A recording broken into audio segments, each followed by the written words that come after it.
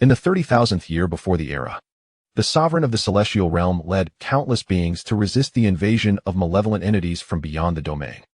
That great war shattered the myriad realms, causing stars to fall and beings to wail in despair. The flames of battle raged for an entire epoch before the foreign demons were finally expelled. However, the sovereign of the celestial realm understood that the threat of these demons was not extinguished. In pursuit of a method to transcend and completely eradicate the root of their existence, he resolutely chose to descend into the cycle of reincarnation, relinquishing his supreme throne to embark upon the journey of life and death. 30,000 years later, a youth quietly emerged within the myriad realms. Chapter 1. Who am I? Pale lightning streaked across the pitch-black sky, illuminating the city below. Dark clouds gathered in the heavens, pouring down an abundance of rain. The raindrops fell to the ground, composing a melodious symphony. The city was ablaze with lights, its vibrant atmosphere undeterred even by the downpour. In the southeastern corner of the city stood a somewhat dilapidated rental house. Inside, the furnishings were exceedingly simple, containing only the essentials. On the wooden bed in the center of the room lay a remarkably handsome young man with short hair. He lay with his eyes closed, breathing faintly, his skin an ashen hue, as if on the brink of death. Soon, his breath ceased, and his body grew increasingly cold. Suddenly, a streak of starlight shot across the sky, piercing directly into his body, merging with him completely. Host nearing death detected. Initiating life extension. Life extension complete. Duration, 3 days. A mechanical voice echoed in his mind, yet the young man showed no reaction. Gradually, his body temperature normalized, and his breath steadied. As the rain outside began to cease and the dawn light streamed through the window, he opened his eyes. Who am I? He sat up, placing a hand upon his forehead, furrowing his brows in contemplation. Suddenly, 2 streams of memories surged into his mind. As they converged, they placed a heavy burden upon his brain, causing him to clutch his head and roll about on the bed, exclaiming in pain. When the memories finally merged, he ceased his turmoil, his body drenched in sweat. I am Xiaomu. Through the memories, he discovered his identity. The original owner of this body was named Xiaomu, and the one who traversed here also bore the same name. Their appearances, heights, and weights were nearly identical, including their parents and backgrounds. The only difference was that the original had succumbed to cancer, while the traveler had perished while saving a drowning girl. At the moment of the original's death, when his soul had not yet dissipated, it fused with that of the newly arrived Xiaomu. Thus, the current Xiaomu was not merely the traveler, but a fusion of both souls. At first, Xiaomu was elated to find himself alive, but soon the thought of his cancer extinguished his joy. Nevertheless, he quickly regained his composure and shouted into the empty room, "System, are you there?" As an avid reader of online literature, Xiaomu understood that a traveler would invariably have a system accompanying them, and this system was his last hope for salvation. I am here, host. System, can you cure my cancer? Hearing the electronic voice in his mind, Xiaomu smiled, his smile embodying a glimmer of hope for life. Yes, host, but treatment requires revival points. Revival points? What are they, and how can I obtain them? Listening to the system's words, Xiaomu felt a sense of relaxation wash over him, yet he still voiced his confusion. Revival points are acquired on the journey to revitalize the essence of Huaxia across various worlds. They can be exchanged in the system shop for advanced technology, cultivation methods, medicinal resources, and more, aiding you in the revitalization of Huaxia. As he absorbed the system's explanation, excitement flickered in his eyes. Revitalizing Huaxia, a magnificent goal that could not fail to inspire exhilaration. However, this thrill soon dissipated. How long do I have left to live? He inquired with rising anxiety.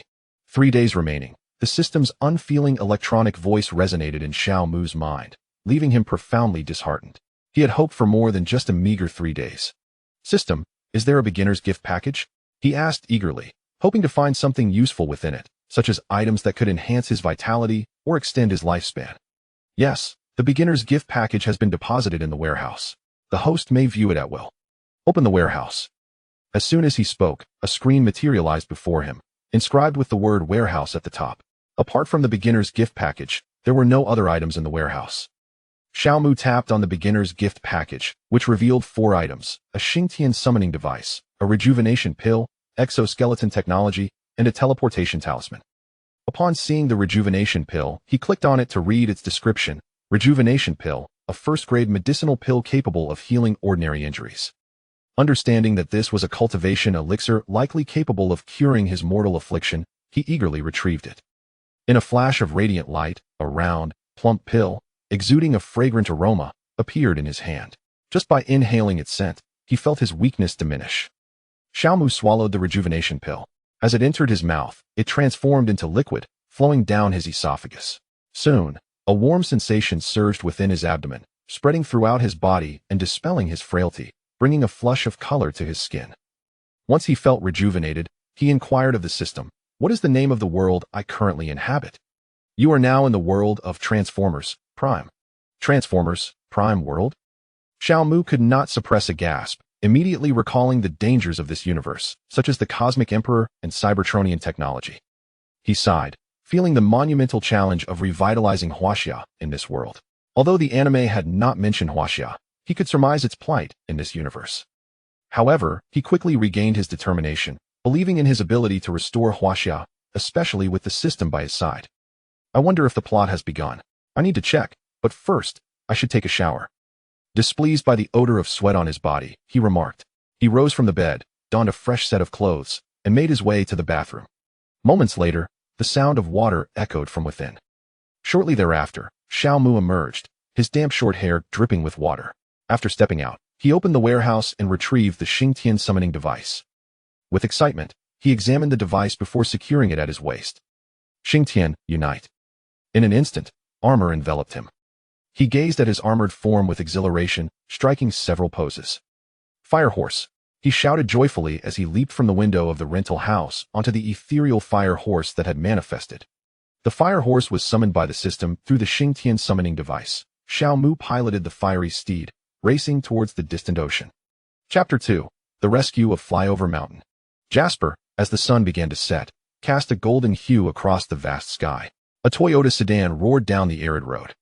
I was on high alert when suddenly a beam of blinding light struck the rearview mirror, and only then did I realize I had parked illegally. A mechanical voice echoed within the unoccupied driver's seat. Meanwhile, a blue motorcycle sped along the highway, carrying a woman clad in black riding gear and a matching helmet. "Another ticket, I presume?" Another mechanical voice responded, as if engaged in a conversation. "Even better, I need my boots. A large metallic tire clamp will prevent you from going anywhere." The Toyota surged forward, kicking up a cloud of dust. True enough, the police are merely doing their duty.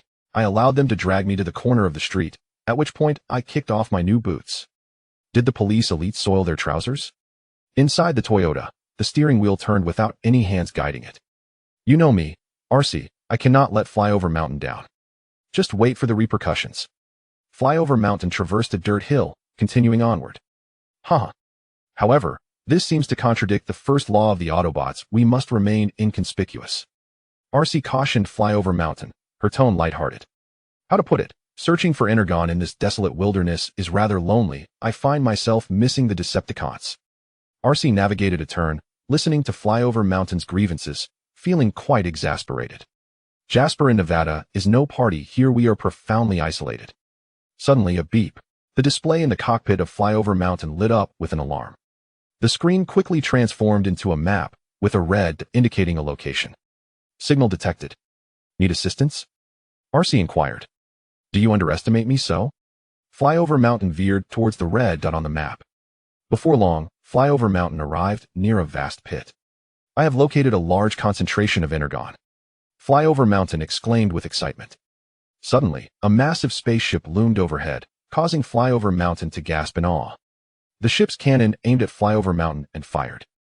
In a flash of fire, Flyover Mountain was blasted into the pit. As Flyover Mountain turned within the pit, he gazed at the spaceship above. From the ship's underside, a hatch opened, and dozens of identical black robots descended. "RC, perhaps we should call for backup." Flyover Mountain's mechanical visage grew serious. "Is this a warning? Watch how I repair you." With that, Flyover Mountain transformed into vehicle mode, revving up the power and soaring into the sky. In midair, Flyover Mountain transformed again, diving down to attack them. One robot was sent flying into the pit by Flyover Mountain's charge. Another robot rushed at Flyover Mountain, only to be struck aside by a powerful punch, while another robot attacked from behind, sending Flyover Mountain sprawling. Subsequently, several smaller soldiers kicked Flyover Mountain around like a ball, igniting sparks in their wake. A small soldier broke Flyover Mountain's horn, sending him crashing into the pit, bouncing several times. As Flyover Mountain regained his footing, he found himself surrounded by small soldiers. Looking for trouble? Bring it on. Flyover Mountain's hands transformed into cannons, launching an assault on the small soldiers, who retaliated in kind. A flash of red streaked across the distant sky. It was the fiery steed. Inside, Xiaomu observed the colossal spaceship and the ensuing battle below. Realizing that the story was just beginning, he recalled that Flyover Mountain would soon meet his demise. Xiaomu piloted the fiery steed, contemplating whether to rescue Flyover Mountain. If he saved Flyover Mountain, he could gain the friendship of the Autobots, facilitating his request for Cybertronian technology, particularly the technology related to space bridges, which would greatly aid future explorations of outer space. Of course, every endeavor comes at a cost in this case. It was the teleportation talisman that could be used without expending energy, for Xiaomu certainly did not believe he could defeat that spaceship. Having resolved his thoughts, Xiaomu retrieved the teleportation talisman from the storage and steered the fiery steed towards Flyover Mountain. Following an explosion, Flyover Mountain was seized by two small soldiers, dragging him towards the entrance beneath the spaceship. Suddenly, bullets flew from the horizon, knocking the two soldiers aside and allowing Flyover Mountain to collapse onto the ground. Nearby soldiers and the spaceship redirected their weapons towards the source of the incoming bullets, launching an attack. Xiaomu maneuvered the fiery steed, skillfully evading their fire while occasionally striking at the soldiers and the spaceship. The spaceship withstood Xiaomu's assaults without significant damage, while the soldiers below were sent flying, sustaining severe injuries. Before long, Xiaomu arrived near Flyover Mountain, as the spaceship dispatched fighter jets and activated heavy weaponry, preparing to eliminate both Xiaomu and Flyover Mountain. However, Xiaomu would not allow that to happen upon reaching Flyover Mountain's side. He activated the teleportation talisman. With a flash of radiant light, both the fiery steed and Flyover Mountain vanished from their location. The nearby soldiers, bewildered by their sudden disappearance, immediately began searching the area, but alas, they found nothing. Subsequently, they all returned to the spaceship, which then departed the scene. Shortly after the spaceship's departure, a vibrant, multicolored portal appeared, from which a Hummer H2 emergency vehicle emerged, transforming into a robot upon landing. Following it were military transport trucks, a blue motorcycle, and various cars, all transforming into robots as they landed, their hands morphing into weapons. They stood vigilantly before the massive, empty pit. Optimus Prime observed the scene and remarked, "All unexploited energon mines have been obliterated." This marks the Decepticons' first activity in 3 years. The ambulance extended a hand, adding, "We all know that if they are searching for energon, it likely indicates preparations for his return." Optimus Prime retracted his visor and approached the edge of the pit. RC and Bumblebee leapt down the embankment. Upon landing, RC noticed a broken horn embedded in the soil. She reached down, picking it up with both hands. No, she presented the horn to the ambulance and Optimus Prime. After inspecting it, Optimus Prime turned to the ambulance and asked, "Can you locate his position?" The ambulance responded by extending its right arm. A compartment opened along its arm, revealing a screen. On the screen, 5 yellow dots appeared for were clustered together, while the 5th glowed red but did not disappear. The signal from Flyover Mountain is located 500 kilometers to the southeast, with a very weak life signal. After a moment of contemplation, Optimus Prime addressed the group, saying, "All Autobots, return to the base and proceed via the land bridge to Flyover Mountain." Following his command, everyone returned to the base and traversed the land bridge to reach Flyover Mountain. Chapter 3. Conversation. Upon being transported to the designated location, Xiaomu dismounted from the fiery steed, intending to assess the condition of Fei Guishan. Fei Guishan gazed at the approaching figure clad in armor, his electronic eyes brimming with astonishment. He was bewildered by the capabilities of this human, and perplexed as to why Xiaomu had chosen to save him. Standing before Fei Guishan, Xiaomu appeared diminutive, yet his aura was undeniably commanding. With a gesture of respect, he bowed and introduced himself. "Greetings, Lord Fei Guishan. I am Xiaomu, hailing from the distant shores of Huagua." Fei Guishan was taken aback upon hearing his name uttered by Xiaomu, given that they had never met before. How could Xiaomu possibly know who he was? Sensing Fei Guishan's astonishment, Xiaomu understood the source of his confusion. However, instead of dwelling on that, he inquired with genuine concern, "Lord Fei Guishan, how is your injury faring?" Recovering from his surprise, Fei Guishan attempted to rise from the ground to respond. Yet, as he stood, he collapsed once more, sending a cloud of dust into the air. Observing this, Xiao Mu realized the severity of his injuries. It appears your wounds are quite grave. Do not force yourself to stand, he advised. Very well, then, why did you choose to save me? What was the method you employed to transport us here? Fei Guoshan, now seated, posed his queries. Xiao Mu smiled softly and replied, my intention in rescuing you was merely to forge an alliance with the Autobots. As for the means I utilized, he paused for emphasis, that is something you need not concern yourself with. Fei Guoshan chuckled awkwardly, realizing he had perhaps overstepped. I almost forgot to express my gratitude. Is it too late for me to thank you now? He said, somewhat bashfully. Not at all, Xiao Mu responded with a smile, unbothered by the timing of Fei Guoshan's gratitude. Then, I thank you sincerely for saving my life. As Fei Guoshan extended his thanks, a vibrant portal materialized nearby, accompanied by a series of rumbling sounds reminiscent of engines revving. Xiao Mu, noticing the emergence of the land bridge, swiftly mounted his fiery steed, aiming his weapon at the bridge, prepared for battle. Despite his injuries, Fei Guoshan managed to transform his hand into a weapon, directing it towards the land bridge as well. It was not surprising that both were ready for combat, as the land bridge was frequented by both Autobots and Decepticons. Soon, a blue motorcycle emerged first, transforming into a robot, followed closely by Optimus Prime and his companions. Upon recognizing the newcomers, Fei Guoshan and Xiao Mu immediately sheathed their weapons. As RC appeared, her gaze fell upon Fei Guoshan, while Xiao Mu was overlooked. With a face full of concern, RC approached Fei Guoshan and asked anxiously, Fei Guoshan, are you all right?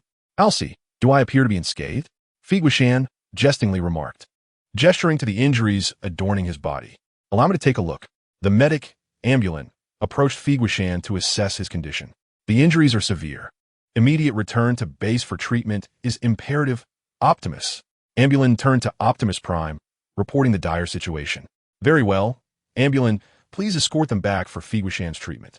I shall converse with this human companion before following. Optimus replied, glancing at Xiao Mu, who was piloting the fiery steed. Optimus, this human is named Xiao Mu, hailing from the eastern nation of Huagua, and he is the savior of my life, Fei Guoshan declared, supported by Elsie and another as they moved towards the land bridge. As they passed by Optimus, Fei Guoshan added, thank you for your understanding. Optimus nodded in acknowledgement. As Ambulin was about to step onto the land bridge, he cast a lingering glance back at Optimus and Xiao Mu before proceeding. Upon crossing the threshold, the land bridge sealed behind him. A sudden gust of wind swept through, stirring up a cloud of dust that obscured the view between Xiao Mu and Optimus, rendering their movements indistinct. Dismounting from the fiery steed, Xiao Mu approached within mere meters of Optimus, scrutinizing the towering figure. Optimus bore a resemblance to Xiao Mu's recollections, radiating an undeniable leadership aura. Likewise, Optimus observed Xiao Mu's armor and the steed he piloted, noting they were not of American origin. As for Huagua, he remained uncertain. Greetings, Optimus. I believe an introduction is unnecessary, Xiao Mu stated, relinquishing his armor to extend a courteous salutation. Optimus, reciprocating the gesture, replied, greetings, Xiao Mu. I'm Optimus Prime, the commander of the Autobots stationed on Earth. I express my heartfelt gratitude for rescuing my comrade, Fei Guoshan. There's no need for thanks. My rescue of Fei Guoshan was purposeful. Xiao Mu responded, yet with a resigned smile, he accepted Optimus's gratitude. Having expressed thanks, it is now time to discuss your intentions, Optimus stated with a tone of seriousness. Xiao Mu, sensing the gravity of the moment, replied earnestly, I seek the friendship of the Autobots. Optimus paused, momentarily taken aback, but quickly regained his composure, furrowing his brow as he suspected Xiao Mu's motives were more complex than they appeared. Surely, your intentions extend beyond this? Indeed, they do. I also desire access to your Cybertronian technology, such as the land bridge. Xiao Mu candidly articulated his ambitions, feeling emboldened in the presence of Optimus. A stark contrast to how he would have approached Megatron. In this matter concerning Cybertron technology, I assure you that mere promises hold no weight. It is only when Ratchet consents that it bears significance. As for the purpose of the Autobots' camaraderie, I trust you have accomplished that. Therefore, I beseech you, Optimus Prime, to convey this matter to Ratchet. Should he agree, I shall impart to you a piece of information vital for the salvation of Cybertron. This information is indeed authentic. Xiao Mu spoke enigmatically. Upon hearing this, Optimus Prime was taken aback, his eagerness to inquire about the means of saving his homeland palpable. However, before he could voice his question, Xiao Mu leapt onto his fiery steed, ascended into the heavens, and left behind a slip of paper as he soared away. Optimus Prime swiftly approached and caught this seemingly insignificant paper. Upon examining it, he discovered a sequence of numbers inscribed upon it. He realized it was Xiao Mu's contact information. Ratchet, activate the ground bridge. With those words, the ground bridge materialized before Optimus Prime. He stepped onto it and returned to the base. Chapter 4. The Gathering. Upon his return to the base, Optimus Prime briefly recounted his conversation with Xiao Mu to Ratchet. Do you believe what Xiao Mu said is genuine? Ratchet inquired with a serious expression. I cannot say for certain, but if there exists even a 1 in 1,000 chance that his words are true, we must acquiesce to his request. Optimus Prime asserted decisively, revealing the minuscule paper in his palm. Then let us contact him and inform him of my agreement, Ratchet said, pinching the paper between his fingers and dialing the number inscribed upon it. Beep, beep, beep. Hello, who is this? Xiao Mu's voice soon resonated through the line. Greetings, Xiao Mu. This is Optimus Prime.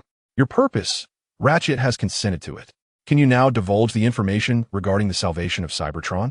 Optimus Prime, since you have acquiesced, I shall reveal to you the whereabouts of the ultimate key.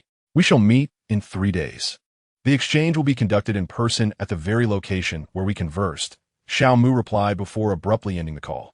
As Optimus Prime and Ratchet processed Xiao Mu's words, excitement shimmered in their optical sensors. A sentiment echoed throughout the base. After hanging up, a smile crept across Xiao Mu's face, concealed beneath his armor. He then piloted his fiery steed homeward. Upon arrival, he sought a secluded spot to land, disembarking and reverting to his original form. Stepping out from his hidden refuge onto the street, he observed the bustling pedestrians and vehicles, allowing his mind and body to unwind. After a moment of contemplation, he made his way toward his rented accommodation, pondering how to adeptly manipulate exoskeletal technology to procure a means of revival for himself.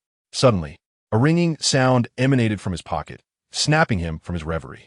He reached into his pocket and retrieved his cell phone. Glancing at the screen that displayed the name Zhou Yi. As Xiao Mu laid eyes on those 2 characters, a flash of inspiration illuminated his mind, and he discerned how to tackle the exoskeleton technology.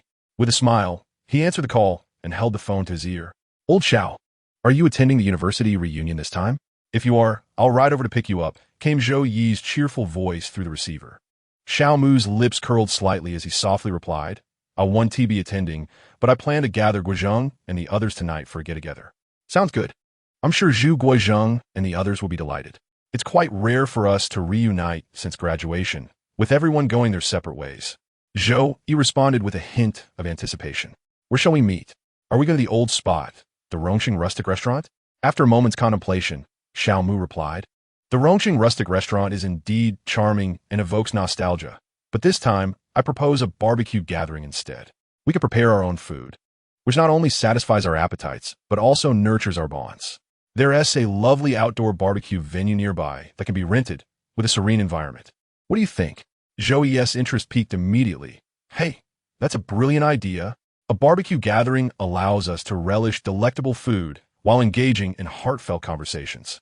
Let us settle on that. I'll notify the others right away, and you take charge of the venue and ingredients. Let us ensure we don't miss each other tonight. After hanging up, a glimmer of determination sparkled in Xiao Mu's eyes. He turned away from his rental apartment and headed towards the outskirts of Rongqing to secure the venue. An hour later, he arrived at the barbecue site. After conversing with the venue manager and finalizing the rental, he also arranged for some ingredients. Subsequently, Xiao Mu remained there, awaiting Zhou Yi and the others' arrival. As the sun gradually sank beneath the horizon, a splendid sunset painted the sky like a tapestry. The barbecue area was illuminated by a series of warm lights, casting a bright and inviting glow over the joyful space. Standing beside the barbecue grill, Xiao Mu's gaze was focused and meticulous as he tended to the charcoal, ensuring the fire was just right, making the final preparations for the forthcoming feast. The flickering flames danced on his face, reflecting his earnest and eager expression. At that moment, the tranquility of the night was shattered by the distant rumble of approaching cars. Old Xiao, we've arrived. Aren't you coming out to greet us? Boisterous laughter echoed from outside the venue. Upon hearing this, a smile graced Xiao Mu's face. He swiftly set down the charcoal tongs, brushed off the ash from his hands, and strode towards the entrance. "Haha, you're finally here. I've been waiting for you," he exclaimed with delight as he approached the vehicle, watching the figures disembarking from the SUV. The first to emerge from the driver's seat was a strikingly charismatic young man, followed by three others, a square-faced youth, a portly fellow, and a bespectacled scholar. Zhuge-chun, Lu Pizzi, it's been a while. Xiaomu greeted them with a broad smile. The four individuals responded in unison, their faces beaming with the joy of long-awaited reunion. Zhou, he stepped forward, patting Xiaomu on the shoulder. "Old Xiao, you have chosen a splendid barbecue spot. The serene environment is perfect for us brothers to reminisce. Of course, I specifically selected this place." Xiaomu replied with a proud lift of his eyebrows. "Can we not discuss this here? My stomach is about to collapse from hunger," Lu Yun grumbled, rubbing his ample belly. At his words, laughter erupted among the group, instantly lightening the atmosphere. Xiaomu shook his head and turned to lead everyone toward the site. "All right, let's start the barbecue. I promise to fill Lu Yun's belly to the brim." Following Xiaomu's lead, the group strolled toward the barbecue area, chatting and laughing. "Come, everyone take a seat. Let me assign some tasks." As he spoke, Xiaomu brought over a few folding chairs and a large table. "Zhou, Yiguizheng, you two will handle the skewering of meat and vegetables. Zhuge-chun, you are in charge of the seasonings and beverages. And Lu Fatty, you shall temporarily serve as our taste tester." Ha! The others chuckled at his words, each taking on their respective roles with enthusiasm. Zhou Yi and Zhuge-chun skillfully grabbed bamboo skewers, threading the prepared slices of meat, fish, and various vegetables. Zhuge-chun meticulously blended an array of sauces, not forgetting to place a few chilled beers on the table, while Lu Yun, though dubbed the taste tester, wore a contented smile, occasionally sneaking bites of the freshly grilled food, provoking peals of laughter from everyone. Xiaomu was also busy, standing before the grill, expertly flipping the ingredients on a rack. As the charcoal crackled, enticing aromas wafted through the air, tantalizing the senses. He occasionally sprinkled some special seasoning, enhancing the flavors of the food, making it a delightful experience. As time passed and night deepened, the atmosphere in the area became increasingly vibrant. Everyone sat together, enjoying the barbecue, drinking beer, and engaging in lively conversation. Noticing the opportune moment, Xiaomu cleared his throat twice, preparing to address the group. Chapter 5. Washing Industry. Upon hearing Xiaomu's cough, Zhou Yi and the others turned their attention to him. Seeing their gaze fixed upon him, Xiaomu spoke earnestly. "I wish to establish a company and would like to invite you all to join me in this endeavor." Zhou Yi and the others exchanged glances, their eyes reflecting shock, as if they had not anticipated Xiaomu harboring such aspirations. "You want to start a company? If I recall correctly, you do not have any capital, do you?" Zhou Yi was the first to voice his thoughts, revealing Xiaomu's circumstances. "Indeed, I lack capital, but I have you. If you could invest a little, then I would have what I need," Xiaomu replied earnestly to Zhou Yi. Hearing this, Zhou Yi's mouth twitched slightly, clearly exasperated by Xiaomu's assumption. "While this sum is insignificant to me, you must clarify what kind of company you intend to establish." As Zhou Yi's words faded, the crowd drew closer, eager to discern the nature of Xiaomu's envisioned company. "I aspire to establish a large-scale technology firm." Xiaomu paused, surveying the gathering before continuing. "This enterprise will produce groundbreaking technologies that are currently absent from the market, with the ultimate objective of serving our nation by developing military technologies. Your concept is admirable, yet impractical," Zhuge-chun interjected, adjusting his glasses as he analyzed the situation. "The development of technology necessitates both talent and time, both of which demand considerable financial resources. Additionally, expenses for facilities, electricity, and construction must also be accounted for. In the initial stages, a company typically operates at a loss, while Zhou Yi possesses wealth. Such funds should not be squandered." The others nodded in agreement, acknowledging his perspective. Xiaomu chuckled softly. "I already have finished products ready for development. All that remains is execution, thus eliminating the need for lengthy research periods." Upon hearing this, the crowd's eyes sparkled with intrigue, though they soon lapsed into confusion. "If I recall correctly, old Xiao, you're not a research talent. How did you acquire these finished products?" Zhou Yi was the first to voice the collective curiosity. "This will be revealed in due course. For now, allow me to keep some secrets," Xiaomu replied with a smile, teasing their inquisitiveness. Despite their burning curiosity, the group restrained their eagerness, their long-standing camaraderie instilling a deep respect for one another's boundaries. Have you selected or prepared the other necessities, such as the location? Zhou Yi inquired, stroking his chin thoughtfully. Those matters can be entrusted to you all. I shall solely provide the technology, Xiao Mu declared. As his words settled, the group exchanged bemused glances, realizing he intended to be a hands-off manager. Zhou Yi shook his head with a wry smile. Very well, we shall handle these affairs, and you will supply the technology. Also, Guizheng, you should resign from your current position and join us. Zhu Guizheng wore a hearty smile, nodding slightly, a sentiment echoed by the others. What shall we name the company? Lu Yun queried, munching on a skewer of grilled meat. The name shall be Huaxing Industrial, symbolizing the rejuvenation of Chinese industry, Xiao Mu proclaimed, revealing the name he had long contemplated. Upon reflection, Zhou Yi and the others unanimously exclaimed, "What a splendid name! Let's toast to the establishment of Huaxing Industrial. Cheers! Cheers! Cheers!" As the crisp sound of clinking beer bottles echoed through the air, accompanied by the exhilaration of hearty gulps, an indescribable fervor and resolve enveloped the atmosphere. The barbecue gathering continued for a considerable time, until the moon hung low in the western sky and the night deepened, gently drawing the curtain on the evening's festivities. As the 5 individuals had indulged in libations and succumbed to inebriation, they were left to spend the night in Zhou Yi's rugged vehicle. The following morning, a beam of radiant sunlight gently penetrated the car windows, casting a warm glow within the confines of the vehicle and dispelling the lingering chill of the night, bringing a sense of comfort and warmth to the 5 occupants. Xiao Mu slowly opened his eyes, the throbbing headache from the hangover causing him to involuntarily furrow his brow. With a bleary gaze, he surveyed the sleeping figures around him, and memories of the previous night began to resurface in his mind. As his thoughts gradually sharpened, he carefully sat up, striving not to awaken his companions still lost in the realm of dreams. Rubbing his temples, he attempted to alleviate the discomfort brought on by the hangover. Outside the vehicle, the melodious chirping of birds harmonized into a delightful morning symphony. Dewdrops, glistening like pearls, cascaded from the tips of verdant leaves, delicately gracing the ground and producing a pleasant patter, infusing the tranquil and refreshing morning with a touch of vibrancy and poetry. Noticing the air inside the car was somewhat stale, he quietly opened the window, allowing a rush of fresh air to sweep in and instantly dissipate the remnants of alcohol. Taking a deep breath of the morning's crispness, he felt a wave of clarity wash over him. "Everyone, rise and shine. The sun is already warming our backs," Xiao Mu called out loudly, attempting to rouse them from their slumber. He succeeded, albeit partially, as only Zhou Yi, Zhu Guizheng, and Zhu Guichen stirred awake, while Lu Yun remained blissfully asleep, occasionally drooling, as if lost in a delightful dream. "Old Xiao, why are you waking us so early?"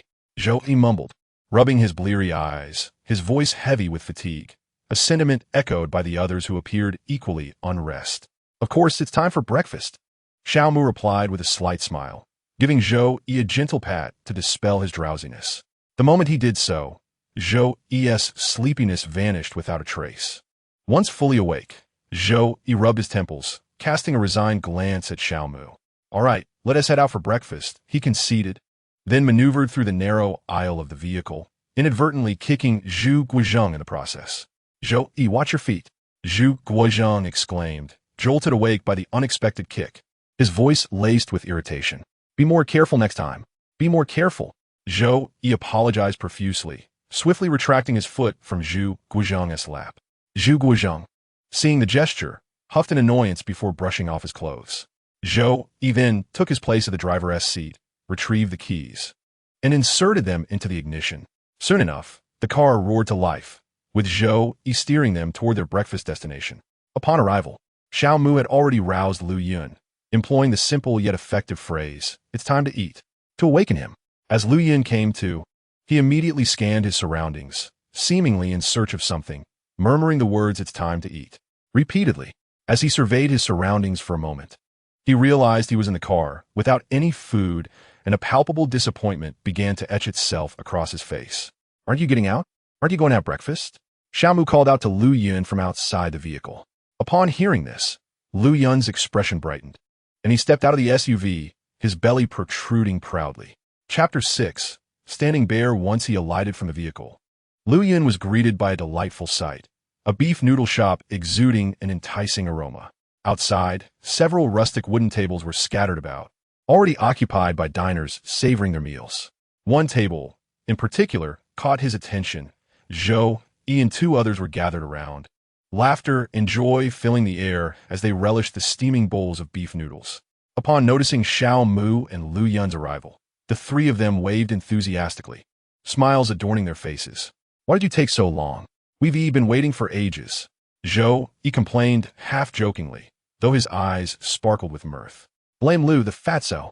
He was sleeping like a pig, and I had a hard time dragging him out of his dreams," Xiao Mu replied, taking a seat and grabbing chopsticks, eager to indulge. Lu Yun merely chuckled, unfazed, and joined the culinary feast, letting his actions speak louder than words. Before long, the four of them concluded their meal with satisfaction, the bill generously covered by Xiao Mu. After dining, they returned to the car, with Zhou Yi at the wheel, driving them back to their respective homes for a wash-up. As he dropped Xiao Mu off, Xiao Mu exchanged a few words with him before heading towards his rental apartment without a backward glance, leaving Zhou Yi deep in thought. Upon entering his home, Xiao Mu made a beeline for the wardrobe, selecting a comfortable outfit before eagerly stepping into the bathroom. The warm water cascaded like gentle rain, washing away his fatigue and dust, enveloping him in an unprecedented sense of relaxation. A few minutes later, he emerged from the bathroom, enveloped in steam, as if reborn. Finding a chair in the corner of the room, he sat quietly, gazing ahead, his thoughts drifting far away as he earnestly began to devise a blueprint for his forthcoming endeavors. Just as his thoughts surged like a tidal wave, a sudden, melodious ringtone interrupted his reverie. He picked up his phone, and the screen displayed the word "Dad." The moment he saw those two characters, memories of his father flashed through his mind. Xiao Mu's father, named Xiao Sheng, was a simple and honest farmer, now 55 years old. Recalling information about Xiao Sheng, he answered the call and held the phone to his ear.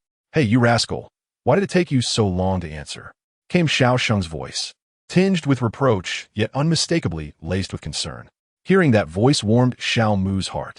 "I was lost in thought and forgot to pick up, Dad," Xiao Mu explained to Xiao Sheng. "Oh, I see. In that case, I won't hold it against you. I called to ask if you remember what tomorrow is." Upon hearing the words, Xiao Mu's eyes sparkled with contemplation, as if he were attempting to recall the significance of the morrow. Regrettably, the memory eluded him, prompting him to inquire, "Dad, what day is tomorrow? I seem to have forgotten." "I knew this rascal would forget such an important occasion. Tomorrow marks your mother's birthday." Xiao Sheng's tone bore a hint of exasperation, yet it was imbued with affectionate indulgence towards his son. On the other end of the line, Xiao Mu experienced a sudden epiphany, a wave of guilt and self-reproach washing over him. "Oh dear, Dad. Thank you for the reminder, otherwise I would have indeed forgotten my mother's birthday," he lamented, ruffling his damp hair in frustration. "Never mind, you little scamp. It's not too late for you to remember. If you have a time tomorrow, make sure to come home. Your mother is always mentioning you." Xiao Sheng's words hinted at an expectation, as if he hoped his son would acquiesce. "Rest assured, Dad, I will definitely return tomorrow, and I shall prepare a birthday gift for Mom." Xiao Mu's resolute voice resonated through the phone, filling Xiao Sheng with genuine delight. "Excellent. This news will surely bring your mother immense joy. When you arrive tomorrow, remember to notify me, so I can come to fetch you." "Yes, Dad, I understand, but there's no need for you to pick me up. Just stay with Mom," Xiao Mu replied over the phone. "Very well. I shall keep your mother company," Xiao Sheng conceded. "Then I shall hang up now, Dad." "All right, go ahead," came a response. Upon ending the call, Xiao Mu placed his phone aside, his brow furrowed, and his gaze revealing profound contemplation as he pondered what gift to bestow upon his mother. After a moment, inspiration struck him, and his brow unfurled. "System, may I borrow some revival points?" "Certainly, host. How many would you like to borrow?" "The system's cold." Mechanical voice echoed within Xiao Mu's mind. A flicker of joy crossed his eyes at the response, and he took a deep breath before articulating. "I would like to borrow 100 revival points." "Understood, host. The points have been borrowed. Please repay within 10 days, or this system shall impose a penalty." "A penalty? What kind of penalty?" Xiao Mu inquired with curiosity. The system coldly articulated two words in response. naked on Tiananmen Square. Upon hearing this, Xiao Mu's heart clenched tightly, as though gripped by an invisible hand. He inhaled deeply, striving to calm the tumult within. The prospect of standing naked on Tiananmen Square loomed like a chilling blade above him, instilling an urgency to avoid any semblance of negligence. After all, he had no desire for social demise. However, he soon relaxed, having recalled the transaction made with Optimus Prime. The fruits of that exchange, beneficial to the revival of Huaxia, should yield revival points. He was merely uncertain of the amount, though it was likely sufficient. Having come to this realization, he spoke in a more relaxed tone. Understood, system. I will repay. Now, please open the system store. As soon as the words fell, a futuristic screen suddenly appeared before his eyes. At the top of the screen, two prominent characters, Mall, shone brilliantly, while below, the interface was ingeniously divided into two main sections, technology and cultivation, each elegantly encased in exquisite frames that exuded both sophistication and an air of mystery. He gazed intently at the screen, contemplating for a moment before selecting the cultivation section. The screen then transformed, revealing a series of products within the cultivation category. The Qingyuan Sutra, a first-tier technique, could elevate one to the pinnacle of qi refinement, requiring 50 revival points. The Tianshan Sutra, a 9th-tier technique, could advance one to the peak of tribulation crossing, demanding 10,000 revival points. The Gathering Qi Pill, a first-tier elixir, required 10 revival points. The Cleansing Marrow Pill, also a first-tier elixir, necessitated 20 revival points. A low-grade spiritual herb garden was priced at 1,000 revival points, while a low-grade spiritual stone cost 1 revival point each. The low-grade spiritual vein required 10,000 revival points, and the Dimension Gate, an unparalleled artifact capable of traversing other worlds and manifesting subgates, was priced at a staggering 1,000 revival points. Xiao Mu gazed longingly at the items displayed on the screen, yet disheartened when he considered his own meager revival points. However, he quickly rallied, convinced that he would surely acquire more revival points in the future to exchange for these treasures. Chapter 7. Returning home, Xiao Mu's gaze deepened as he looked at the screen, slowly extending his hand to click and redeem the Qingyuan Sutra, Cleansing Marrow Pill, and 30 low-grade spiritual stones. Upon completion of the exchange, the system deposited these items into his warehouse. Observing this, Xiao Mu calmly stated, "Open the warehouse." No sooner had he spoken than the screen transformed from the mall interface to that of the warehouse. Inside, alongside the existing exoskeleton technology, 3 new items had appeared. Eagerly, Xiao Mu retrieved the Cleansing Marrow Pill from the warehouse. A dazzling radiance suddenly pierced the air, and in his hand materialized a smooth, round pill, gleaming with a pure white hue. He examined the Cleansing Marrow Pill closely, his eyes filled with anticipation and curiosity. Gently bringing the pill to his nose, he was enveloped by a fresh and potent herbal fragrance that instantly permeated his every cell, bestowing upon him an unprecedented sense of comfort and tranquility. Without a hint of hesitation, Xiao Mu resolutely placed the Cleansing Marrow Pill into his mouth. The pill dissolved upon contact, transforming into a warm and pure stream of energy that surged through his body, sweeping away impurities as if an invisible hand meticulously stripped them away, leaving no trace behind. As time passed, a layer of black sludge began to surface on Xiao Mu's skin, emanating an unpleasant odor. This sludge represented the impurities and toxins accumulated within him since birth, now being expelled from his body in their entirety. With the continuous release of this black muck, Xiao Mu felt an unparalleled lightness and liberation, as if the shackles that had long bound him were finally shattered, and his body became extraordinarily buoyant, akin to a rebirth. Half an hour later, the miraculous effects of the cleansing elixir, the Wash Marrow Pill, came to an end. All the impurities and toxins within him had been thoroughly eradicated. At that moment, he was shrouded in a layer of black sludge. Although his exterior appeared utterly disheveled, his inner self had undergone a remarkable transformation, brimming with vitality and energy.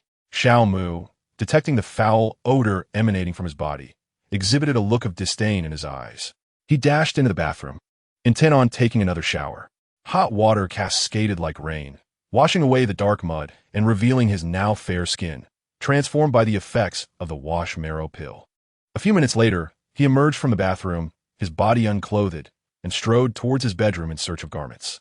Once dressed, he settled into the room and retrieved the Qingyuan Sutra along with a low-grade spirit stone from his storage, preparing to cultivate. He gently opened the Qingyuan Sutra and began to read, setting the spirit stone aside. After a while, he grasped the method of cultivating the Qingyuan Sutra. In this realm, devoid of natural spiritual energy, he could only harness the energy contained within the low-grade spirit stone for his practice. He held the spirit stone in his hand, assuming the cultivation posture known as 5 hearts to heaven. With the posture firmly established, he took a deep breath, closed his eyes, and began to cultivate. He guided the spiritual energy from the stone into his body, allowing it to flow slowly along the meridian pathways outlined in the Qingyuan Sutra. As the energy coursed through him, his meridians gradually became more resilient, as if nourished by the spiritual essence. After the energy had circulated through his body for a complete cycle, a faint wisp of spiritual energy materialized in his dantian. He slowly opened his eyes, a glimmer of brilliance flashing within them.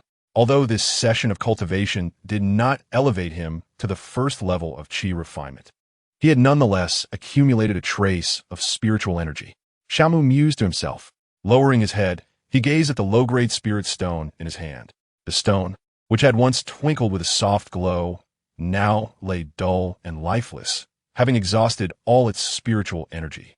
With a gentle exertion, he felt a subtle crackling beneath his fingertips, and the stone crumbled into fine ashes, slipping through his fingers and finally settling on the ground. He rose leisurely and approached the window, his gaze penetrating the panes as he beheld the sun gradually sinking beneath the horizon, casting a resplendent tapestry of dusk. He reflected with a sigh, noting how the fleeting hours of cultivation had slipped away like water through his fingers. In the time that followed, Xiao Mu had no intention of further cultivation. Instead, he resolved to delve deeply into the Qingyuan Sutra until dawn.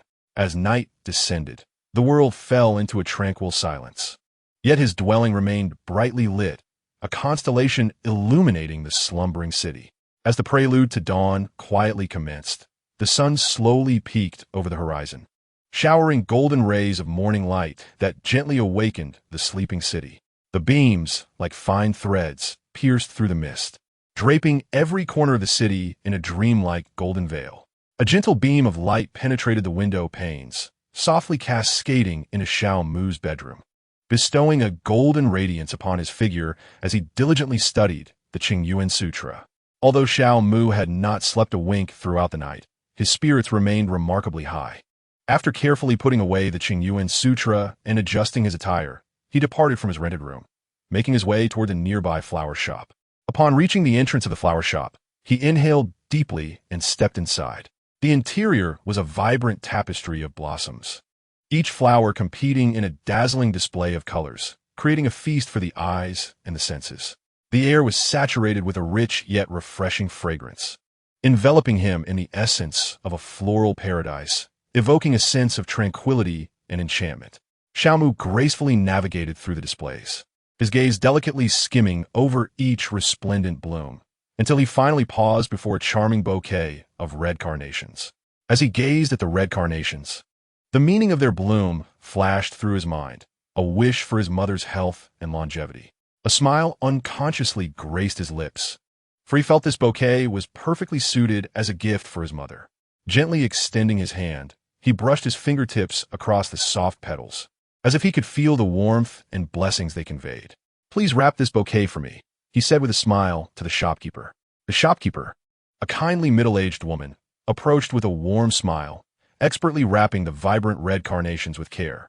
She then attentively tied a soft pink ribbon around the bouquet, adding a touch of warmth and elegance to the gift. "All done, young man. Here you go. The price is." After completing the wrapping, the middle-aged woman handed the bouquet to Xiao Mu, stating the price. He accepted it, took out his phone to make the payment, and then left the flower shop.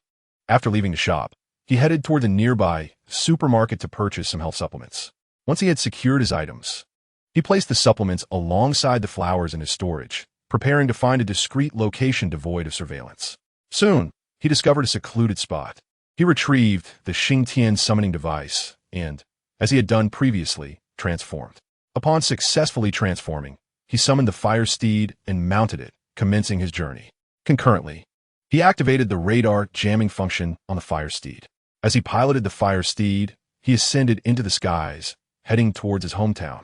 Chapter 8.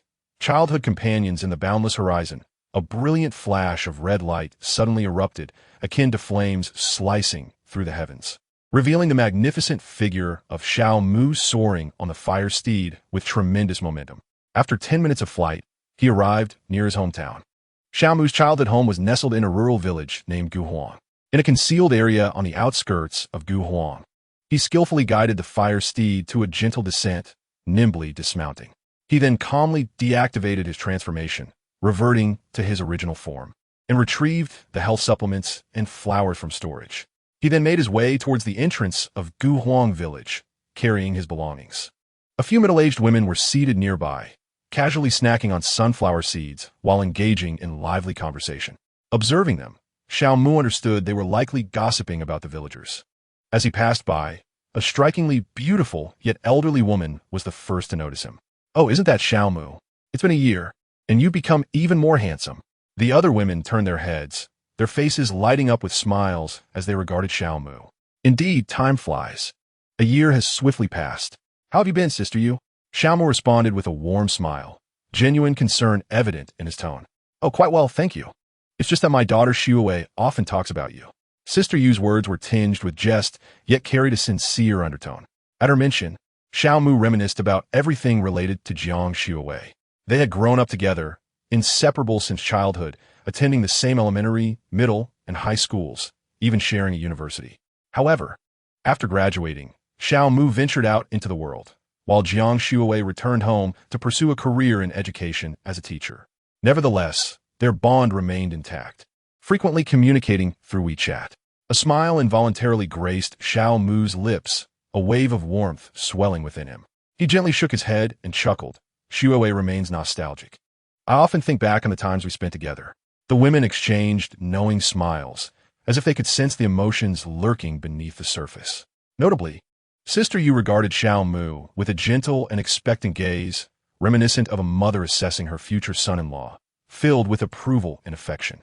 After bidding farewell to Sister Yu and the others, Xiao Mu strolled into the village, navigating the familiar winding dirt path.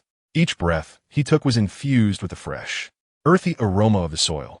As he passed by cozy homes, the innocent laughter of children floated to his ears like celestial music, enlivening the tranquil countryside path. Eventually, a 2-story concrete house came into view. It was his home. Excitedly, Xiao Mu approached the iron gate, peering inside and noticing the absence of any figures in the hall. Surmising that his parents were likely in the television room, he inhaled deeply, his chest swelling with warmth and excitement. And then, with heartfelt sincerity, he called out, "Dad, Mom, I'm back." His voice resonated like a warm spring breeze, filling the spacious hall and echoing into every corner, tenderly conveying the joy of returning home to the 4 surrounding rooms. In an instant, a middle-aged couple emerged from the room on the far left of the hall. The man had a simple appearance with sun-kissed skin, while the woman was strikingly beautiful, exuding grace and elegance.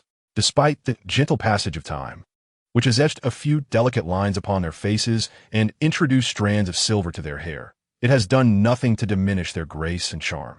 This middle-aged couple is none other than Xiao Mu's parents, Xiao Sheng and Lin Yajun. "Mu, you're back. Why didn't you let me know?"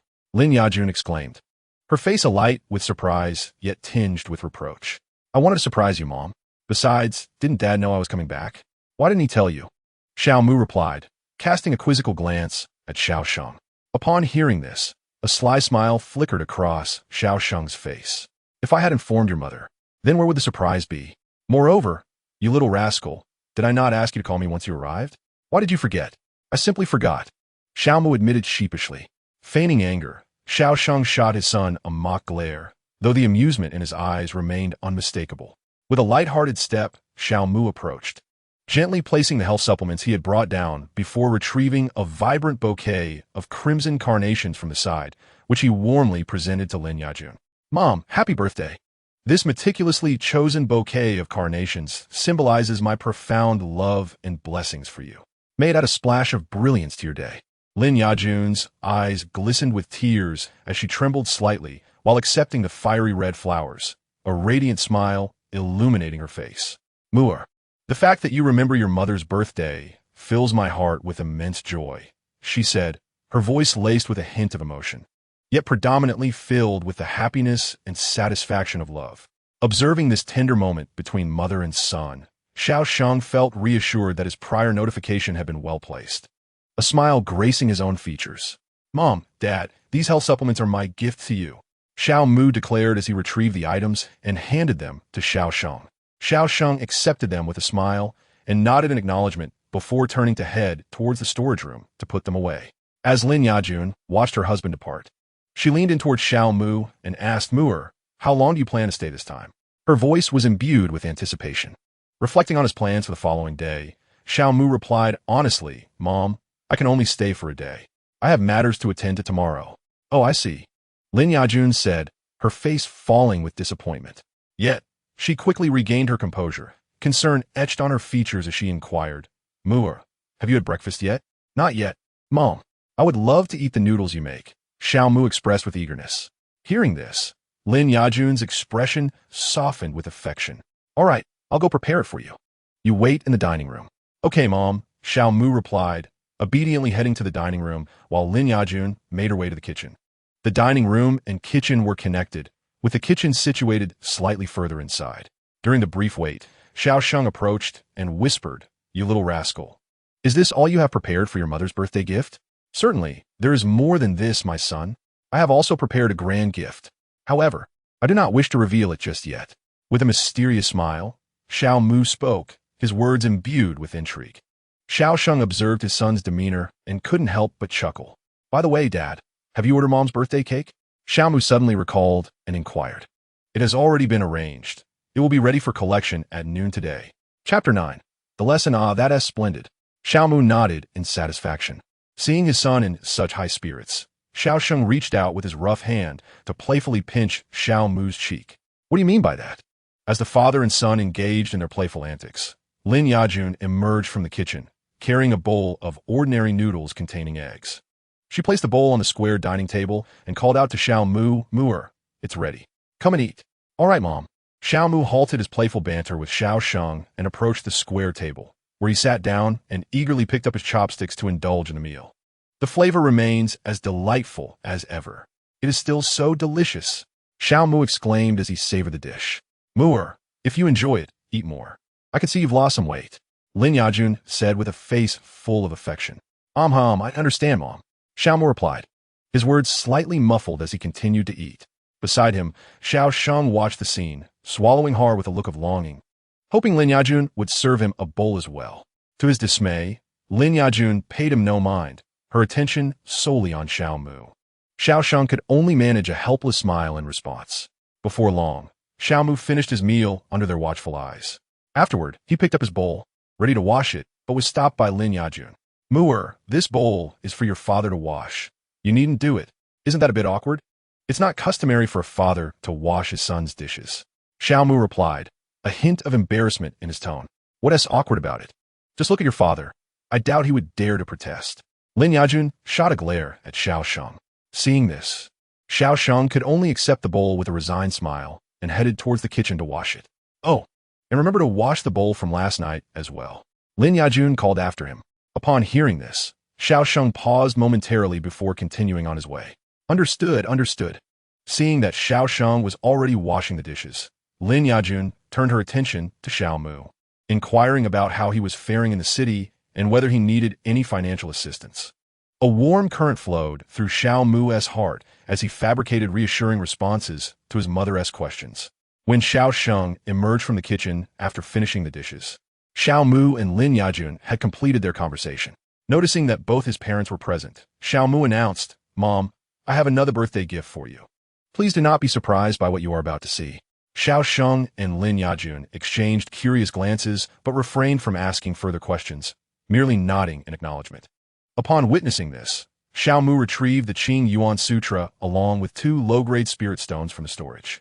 Xiao Sheng and Lin Yajun, upon seeing this scene, felt their pupils contract and their hands instinctively clench as they were enveloped in a state of shock. Xiao Mu, however, chose not to break their silence, but instead patiently awaited their comprehension, for the recent revelation had shattered their worldview. How could they not be astonished? Several minutes passed before they emerged from their stupor, yet traces of disbelief lingered upon their faces. Mu'er, did you just conjure these 3 items out of thin air? Lin Yajun stammered, pointing at the objects in Xiao Mu's hands, seemingly seeking confirmation that the extraordinary event had indeed transpired. Xiao Sheng mirrored her astonishment, though remained silent. Father, mother, did you not witness it? What more is there to question? Xiao Mu placed the 3 items upon the table, spreading his hands in a gesture of openness. Hearing his words, the couple exchanged glances. Their eyes filled with incredulity. They cautiously approached the dining table, gradually discerning the true nature of the 3 objects. Father, mother, this book is titled the Qing Yuan Sutra, a cultivation technique akin to the martial arts manuals depicted in television dramas. While these 2 stones are essential for practicing the Qing Yuan Sutra, known as spirit stones, Xiao Mu explained as he picked up the items. Although Xiao Sheng and Lin Yajun were still astonished, their reactions were tempered, for the mere act of summoning objects from nothingness was far more surreal. Mu'er, what did you acquire these items and abilities? Is there any danger involved? Lin Yajun, after her initial shock, shifted her focus toward Xiao Mu, her face etched with concern. Indeed. Xiao Sheng nodded in agreement, eager to understand. You need not concern yourselves with their origins at present. When the time is right, I shall reveal all. Furthermore, I assure you, there is no danger. Xiao Mu responded without hesitation, having already prepared his reassurances. Upon hearing this, their hearts began to settle. Reflecting on their son's character, they understood that if Xiao Mu chose not to divulge something, he would not be inclined to do so. Noticing their lack of further inquiries, Xiao Mu took the 2 spirit stones and placed one in each of their hands. Father, mother, please keep these spirit stones safe. Mother, study the Qing Yuan Sutra, and kindly close the door. As for you, father, sit cross-legged on the ground. I will help you clear your meridians to prepare for the cultivation of the Qing Yuan Sutra. Both parents complied, following Xiao Mu's instructions. Once Xiao Sheng was seated cross-legged, Xiao Mu positioned himself behind him, also adopting a cross-legged posture, placing his palms on Xiao Sheng's back. Xiao Mu assisted in unblocking Xiao Sheng's meridians, for his body was congested with impurities that hindered the flow of spiritual energy, significantly impeding his cultivation speed and necessitating a substantial amount of spirit energy to reach the first level of qi refinement. Xiao Mu, wishing to spare his parents from expending excessive time and effort, resolved to assist in unblocking their meridians. The reason he did not utilize this method during his own cultivation was straightforward. He had consumed a cleansing elixir, channeling a strand of spiritual energy from his dantian. Xiao Mu directed it through his hands into Xiao Sheng's body, meticulously controlling it to flow according to the principles outlined in the Qing Yuan scripture, thereby purging the impurities within the meridians. As time passed, more and more of Xiao Sheng's meridians became unblocked, while Xiao Mu's supply of spiritual energy gradually diminished. However, whenever it approached depletion, he would draw upon spirit stones to absorb more energy, a method akin to simultaneously cultivating while applying his skills, which further refined his control over spiritual energy and steadily advanced his cultivation level. Lin Yajun, seated nearby, diligently studied the Qing Yuan scripture, occasionally casting glances at Xiao Mu. Upon successfully unblocking all of Xiao Sheng's meridians, Xiao Mu's cultivation level ascended to the first stage of qi refinement. Beside him lay 3 dull spirit stones. Withdrawing his hands, he took a moment to steady his breath and, exuding an ethereal aura, spoke. Father, your meridians are now fully unblocked. You may rise and retrieve the Qing Yuan scripture from Mother for cultivation. Mother, come here, and I shall assist you in unblocking your meridians. All right, Mu'er, I shall rise. Lin Yajun replied affectionately, playfully nudging the slowly rising Xiao Sheng with her foot and tossing him the Qing Yuan scripture. Chapter 10. Xiao Mu. When do you plan to take me to register our marriage? Xiao Sheng, unfazed by the gentle kick, merely chuckled as he accepted the Qing Yuan scripture and moved aside to examine it. Imitating Xiao Mu, Lin Yajun sat cross-legged and softly declared, Mu'er, I am ready. Hearing this, Xiao Mu placed his hand on Lin Yajun's back, channeling spiritual energy from his dantian to assist her in unblocking her meridians. Meanwhile, Xiao Sheng sat nearby, studying the Qing Yuan scripture for a while before embarking on his own cultivation. Suddenly, a series of knocks echoed from outside, interrupting Xiao Sheng's nascent practice. Listening intently, he furrowed his brow, contemplating whether to answer the door. "Uncle Xiao, Aunt Lin, are you home?" "It's Shuiwei." A melodious voice reached Xiao Sheng's ears, prompting him to decide to open the door. However, before doing so, he closed the dining room door to prevent Jiang Shuiwei from seeing inside. Yes, yes. I'm coming to open the door," he called out, making his way to the main entrance. He swung open the door to reveal a strikingly beautiful woman standing outside. She donned a flowing light blue gown, its hem swaying gently with the breeze, reminiscent of a freshly bloomed lotus in spring, exuding an aura of elegance. Her long hair cascaded down her shoulders in silky strands, intertwining with the soft glow of the setting sun, enhancing her beauty with an enchanting dreamlike quality. Her visage was exquisite, akin to a finely crafted masterpiece, with each contour perfectly delineating an endless allure and charm. In her clear and luminous eyes seemed to reside the vastness of the stars and the ocean, captivating all who beheld them. Her figure was gracefully proportioned, with curves that conveyed an ineffable charm and elegance. Most unforgettable was the subtle aura of scholarly grace that enveloped her.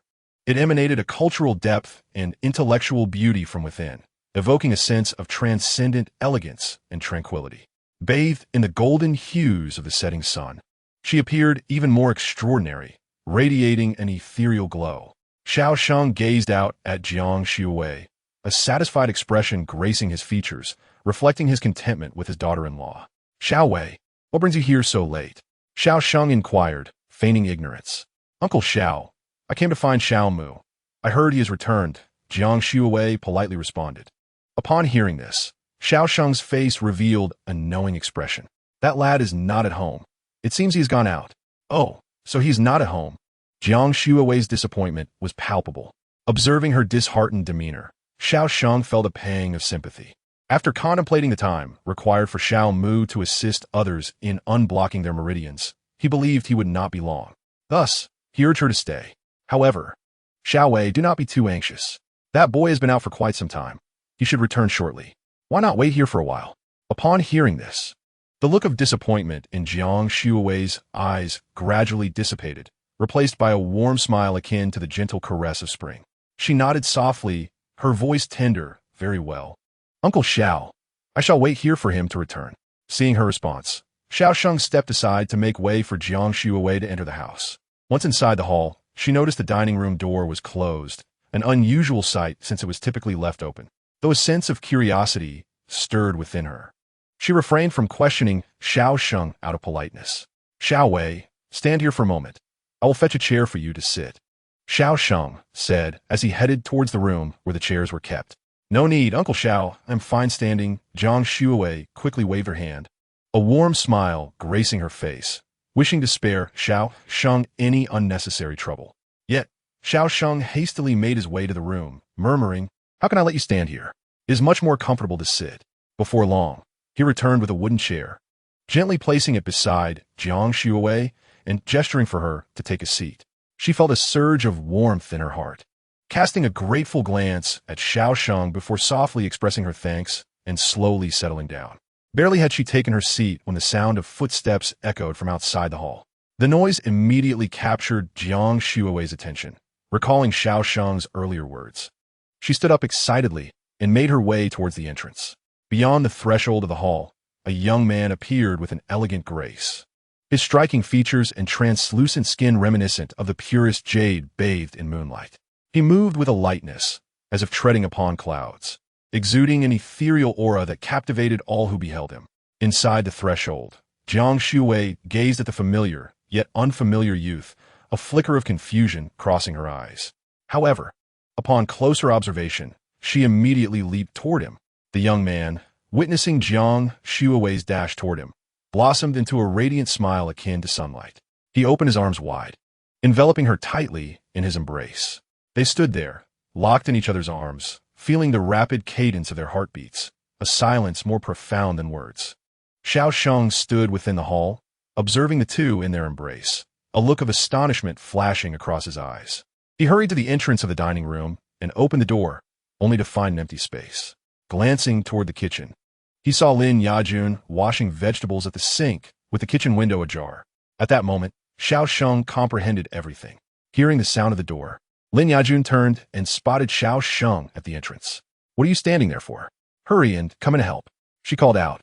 "All right, my dear wife," Xiao Sheng replied, grinning as he rushed inside to assist. Outside in the hall, the two continued their warm embrace. "Xiao Mu, when you plan to take me to get the marriage certificate?" Jiang Shuowei lifted her head to meet his gaze. Xiao Mu was momentarily taken aback, seemingly unprepared for her question upon their first meeting. However, he quickly regained his composure, looking at her with deep affection. "Shuowei, let us go tomorrow afternoon to get the certificate. How does that sound?" A glimmer of surprise flickered in Jiang Shuowei's eyes, soon replaced by overwhelming happiness. She gently nodded, a blush adorning her cheeks like the most exquisite blossoms of spring. "Yes, tomorrow afternoon, we shall go together. After obtaining the certificate, we will begin planning the wedding. Shuowei, I promise to create an exceptionally grand celebration for you." Xiao Mu tenderly caressed Jiang Shuowei's hair, solemnly making his vow. Upon hearing his words, her eyes sparkled with anticipation and joy. "Why are you two lingering outside? Come in and eat." Lin Yajun's voice echoed from the dining room, beckoning them to join the meal. The two exchanged radiant smiles before walking together toward the dining room. Chapter 11. Did you pull me in here just to discuss this? As they entered the dining room side by side, they found Xiao Sheng and Lin Yajun already seated, quietly awaiting their arrival. Observing the couple holding hands, Xiao Sheng and Lin Yajun could not help but smile warmly. They enjoyed their meal together, engaging in delightful conversation, the atmosphere vibrant and lively. After finishing their meal, Xiao Mu called out to Jiang Shuowei, who was about to leave. "Shuowei, why not stay here tonight?" Upon hearing this, Jiang Shuowei's cheeks flushed a deep crimson. Shyly, she nodded gently, her hands tightly gripping her skirt. Xiao Sheng and Lin Yajun exchanged knowing glances, their eyes laden with significance as they observed Xiao Mu. Sensing their gaze, Xiao Mu felt a wave of confusion wash over him. With an air of calmness, he approached Xiao Sheng and extended his hand. "Father, may I have the Qingyuan Ju back?" "Oh, certainly," Xiao Sheng replied, momentarily taken aback by the request, unsure of its intent. Nevertheless, he retrieved the Qingyuan Ju and handed it to Xiao Mu, who accepted it and tucked it away. He then returned to Jiang Shuowei's side, taking her hand as they walked toward his room. This room had been prepared by Lin Yajun for Xiao Mu's father during a time when he was clearing his meridians. Once inside, Xiao Mu closed the door behind them. Xiao Sheng and Lin Yajun exchanged a glance, each thinking that they might soon be grandparents. Within the room, Jiang Shuowei watched as Xiao Mu shut the door, her heart racing at the thought of what might unfold next.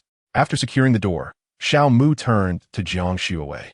"Shuowei, I want you to have this Qingyuan Ju. It is a cultivation technique."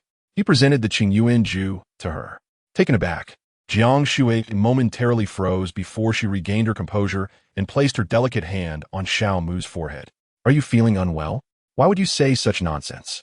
Xiao Mu brushed her hand away, responding nonchalantly, "I'm not unwell. I speak the truth. Just take a look." As he said this, he flicked her hand aside, revealing a wisp of spiritual light that emanated from his body, the very essence of his internal energy.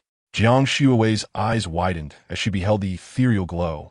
Her entire worldview shattered in an instant. After a moment, she regained her composure but did not immediately reach for the Qingyuan Ju. Instead, she inquired, "Did you bring me in here just to discuss this?" "Of course not," Xiao Mu replied, shaking his head slightly. Jiang Shuowei, her anticipation palpable, pressed on. "What else is there? There's also the matter of helping you clear your internal meridians to facilitate your cultivation of the Qingyuan Ju." Upon hearing this, the sparkle of expectation faded from Jiang Shuowei's eyes. With a soft sigh, she accepted the Qingyuan Ju, her demeanor tinged with disappointment. Following this, Xiao Mu instructed her to sit cross-legged, facing away from him. Obeying his command, she complied, and Xiao Mu seated himself behind her, placing his hands on her back to begin the process of clearing her meridians.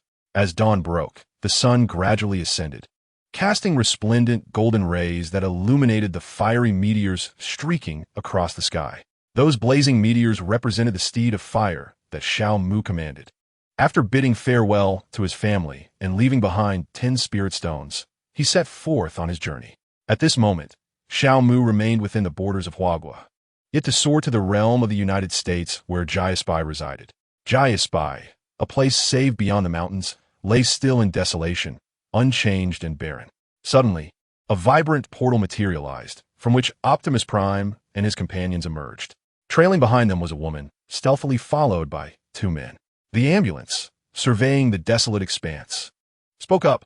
It seems Xiao Mu has yet to arrive. No, he is here, replied Optimus, gazing towards the sky where the fiery steed descended.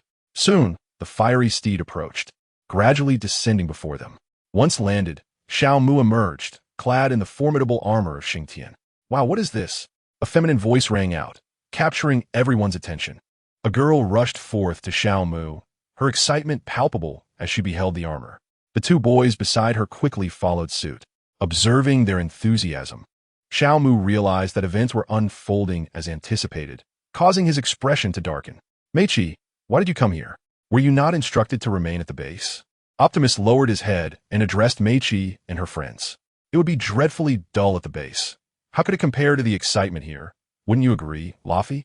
Meichi turned back to Laffy. Hearing this, Laffy hastily interjected, Meichi, let's not discuss it further. Meichi stuck out her tongue, seemingly aware of her own exuberance. Yet the spark of curiosity and adventure in her eyes remained undiminished. Optimus, are the preparations complete? Xiao Mu chose to overlook the interlude and continued with his tasks. We cannot directly provide you with Cybertronian technology. However, I can arrange for the ambulance to instruct your team or assist in your construction, Optimus conveyed to Xiao Mu. Upon hearing this, Xiao Mu confirmed his suspicions. Very well. The 3 locations of the ultimate divine keys are the pyramids. He mused briefly before revealing the locations of the 3 ultimate divine keys.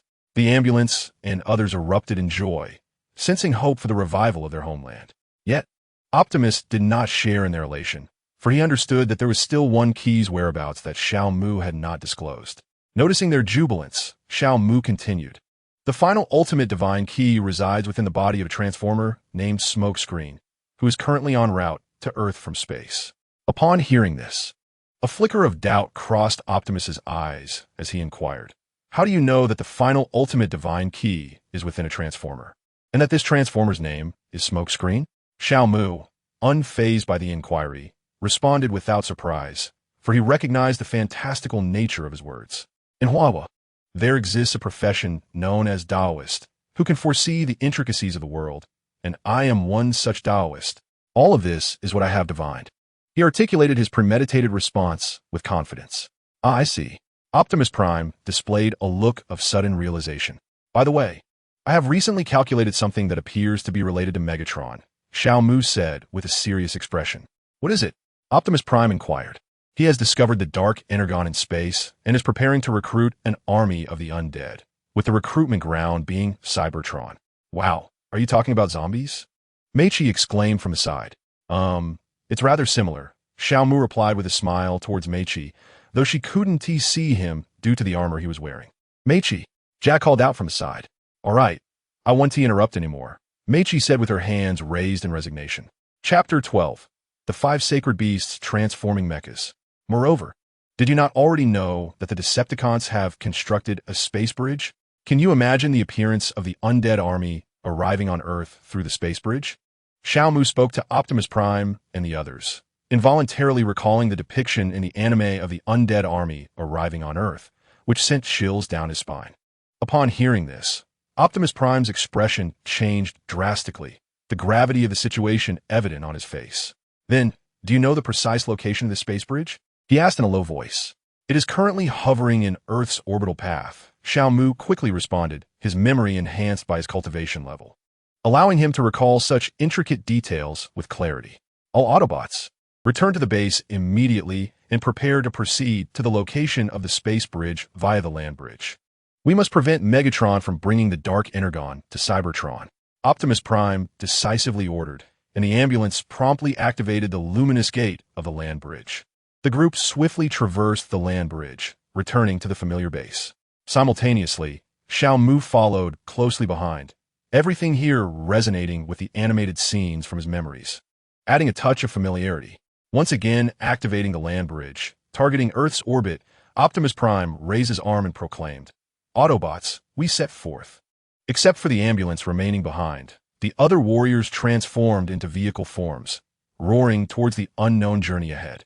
Just as Xiao Mu watched them depart, the system's notification chimed. In recognition of the host's contributions to the rejuvenation of Huaxia, a reward of 5,000 revival points has been granted, with a balance of 4,900 revival points after deducting the previously borrowed amount. This news stirred an indescribable excitement within Xiao Mu. System, please open the marketplace interface. Following his command, a virtual screen gradually unfolded before him. Eagerly, he clicked on the technology category, yearning to discover powerful tools that could assist him. Though he was well aware that the Autobots could turn the tide, he still wished to personally partake in this defense battle. The screen before him shifted, displaying the items within the technology section one by one. Lithography technology, requiring 1 revival point. Armor manufacturing technology, requiring 10 revival points. Energon generation technology, requiring 50 revival points. The technology of the space elevator requires 100 revival points. The mech manufacturing technology demands 500 revival points. The 5 sacred beasts transformable mech necessitates 900 revival points. The interstellar battleship technology calls for 100,000 revival points. The plasma spark tower requires a staggering 1,000,000 revival points. Xiao Mu surveyed the items above, seeking something that could assist him. Soon, his gaze fell upon the 5 sacred beasts transformable mech, which captivated him instantly. After all, the rest were merely technologies that could not be utilized directly. After contemplating for a moment, he exchanged for it without hesitation. Upon completion of the exchange, he immediately opened his storage to inspect his newly acquired treasure. The nearby ambulance watched Xiao Mu tapping aimlessly in the air, feeling perplexed by his behavior. As he entered the storage to examine his newfound marvel, 5 sets of mechs, each representing the white tiger, azure dragon, vermilion bird, black tortoise, and Shilin, came into view. Xiao Mu's heartbeat quickened, and he ultimately chose the azure dragon mech. In an instant, a dazzling light pierced through space, revealing a majestic azure dragon standing in the center of the base, its colossal form nearly filling the entire area. Witnessing this sudden spectacle, the ambulance and Mei Qi stared in disbelief, their faces etched with astonishment. What an astounding device. Ambulance, do you understand? How did it appear out of thin air? Mei Qi broke the silence first, directing her inquiry towards the ambulance. However, even the seasoned ambulance could only shake his head in confusion, observing their reactions. Xiao Mu chose not to explain that he was the one responsible for this marvel. He deactivated his transformation state and slowly approached the imposing azure dragon mech, his heart brimming with anticipation and determination for the forthcoming battle. As the ambulance and Mei Qi watched him revert from his transformation and gradually approach the azure dragon mech, a flicker of doubt crossed Xiao Mu's tranquil gaze. Xiao Mu halted before the azure dragon mech and tapped the top of its dragon head. A mechanical voice resonated, and the top of the dragon's head split open, revealing a cockpit. "Ambulance, please activate the land bridge. I am going to assist Optimus Prime," he said as he stepped into the cockpit. "Oh, all right. Wait, did you create this thing?" The ambulance, taken aback, quickly regained composure and asked. Xiao Mu did not respond. As he settled into the cockpit, the top of the dragon's head closed above him. After performing a series of operations within the cockpit, the azure dragon mech roared to life. The dragon's eyes illuminated, and its body began to levitate. Noticing this, the ambulance, though still curious, activated the land bridge. Xiao Mu piloted the azure dragon mech toward the land bridge. In the vastness of space, a cerulean planet existed, Earth. Surrounding the Earth's orbit was a circular object, the space bridge constructed by the Decepticons. On the inner ring of the space bridge stood 4 Autobots, facing a spacecraft. From the spaceship emerged several fighter jets, launching an assault against Optimus Prime and his companions. Suddenly, not far from their position, a passageway appeared from which an azure dragon soared forth. As soon as the dragon manifested, it darted towards the fighter jets with remarkable speed. It extended its claws and seized one of the jets, swiftly tearing it asunder and splattering a copious amount of blue liquid. Observing the unfamiliar machine ahead, Optimus Prime recalled what the ambulance had just informed him, realizing that it was Xiaomu. In an instant, the deck of the Decepticon ship split open, and a menacing robot, brandishing a purple crystal, began to rise slowly. Upon its emergence, it hurled the purple crystal towards the space bridge. Noticing this, Xiaomu promptly piloted the Azure Dragon mech in an attempt to intercept the dark energy entity.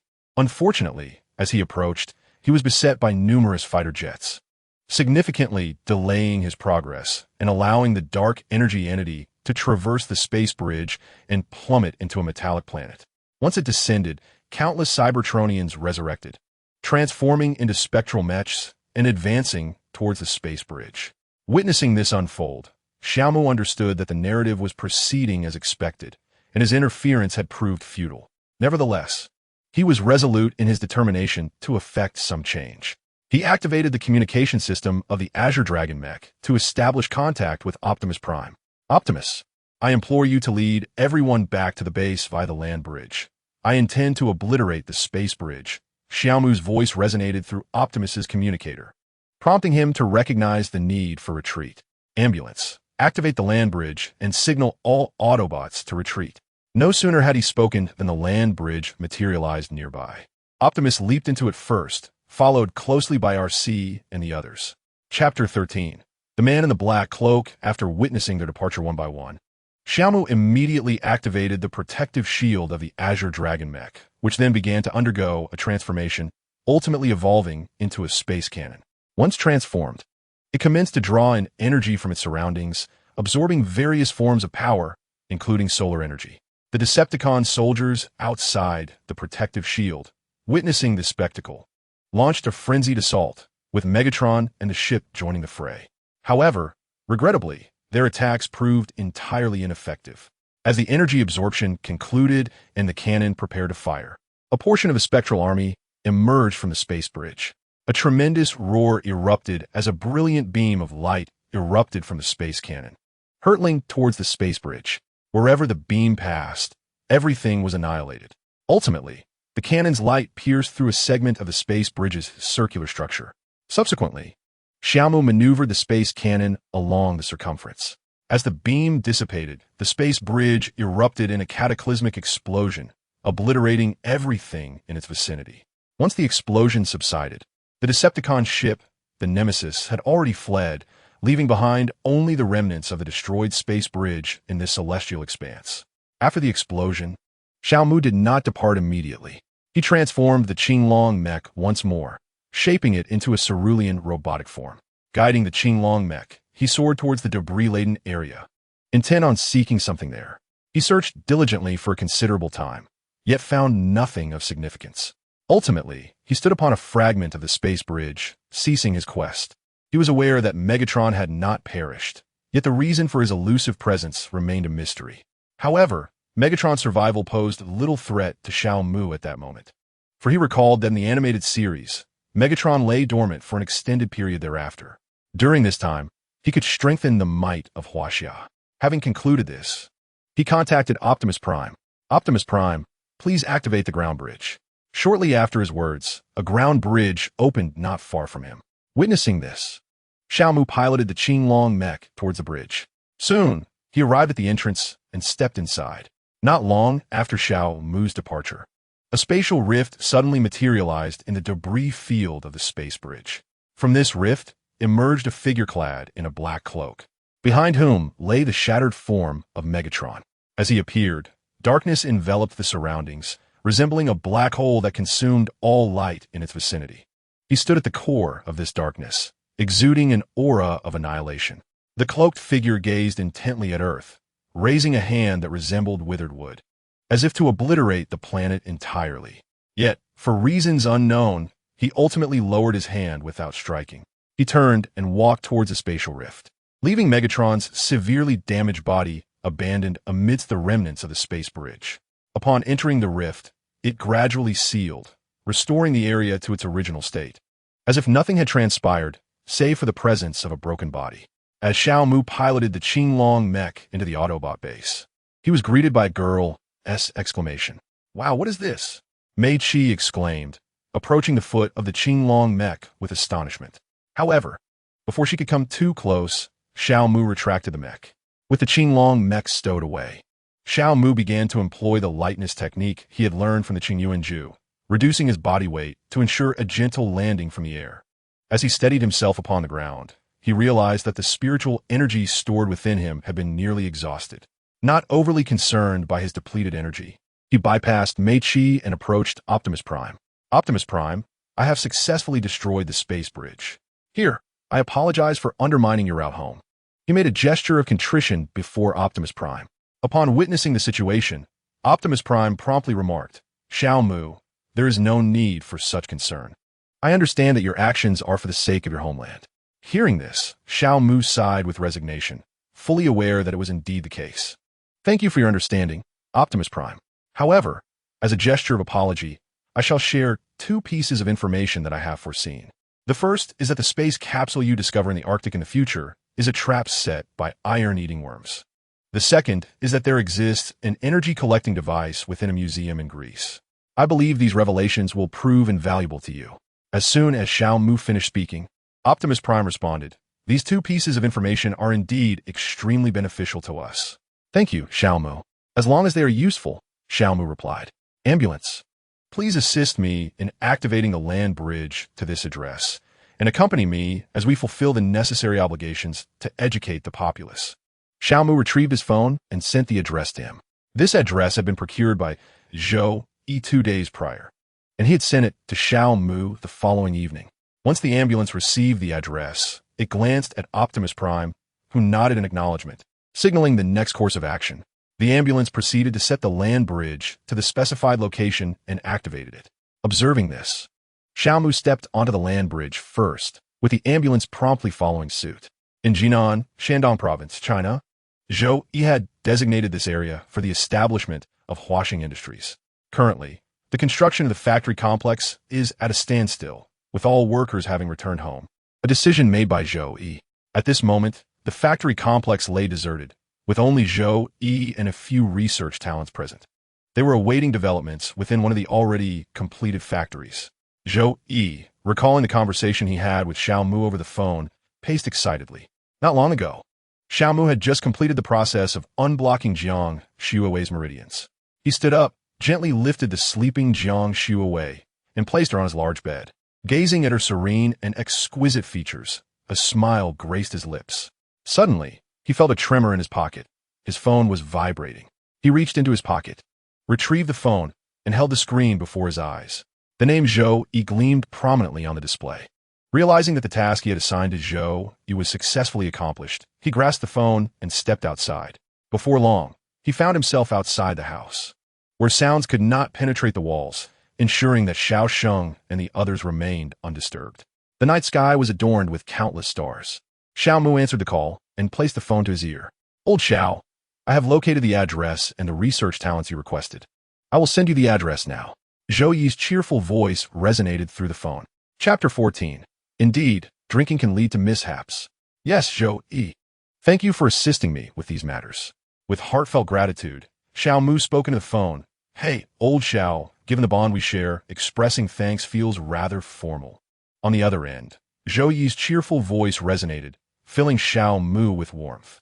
Indeed, Zhou Yi, tomorrow, lead the research talents to the designated location, and I shall bring you a delightful surprise, Xiao Mu said with an air of mystery. Upon hearing this, Zhou Yi's lips curled into a smile. Oh, what kind of surprise?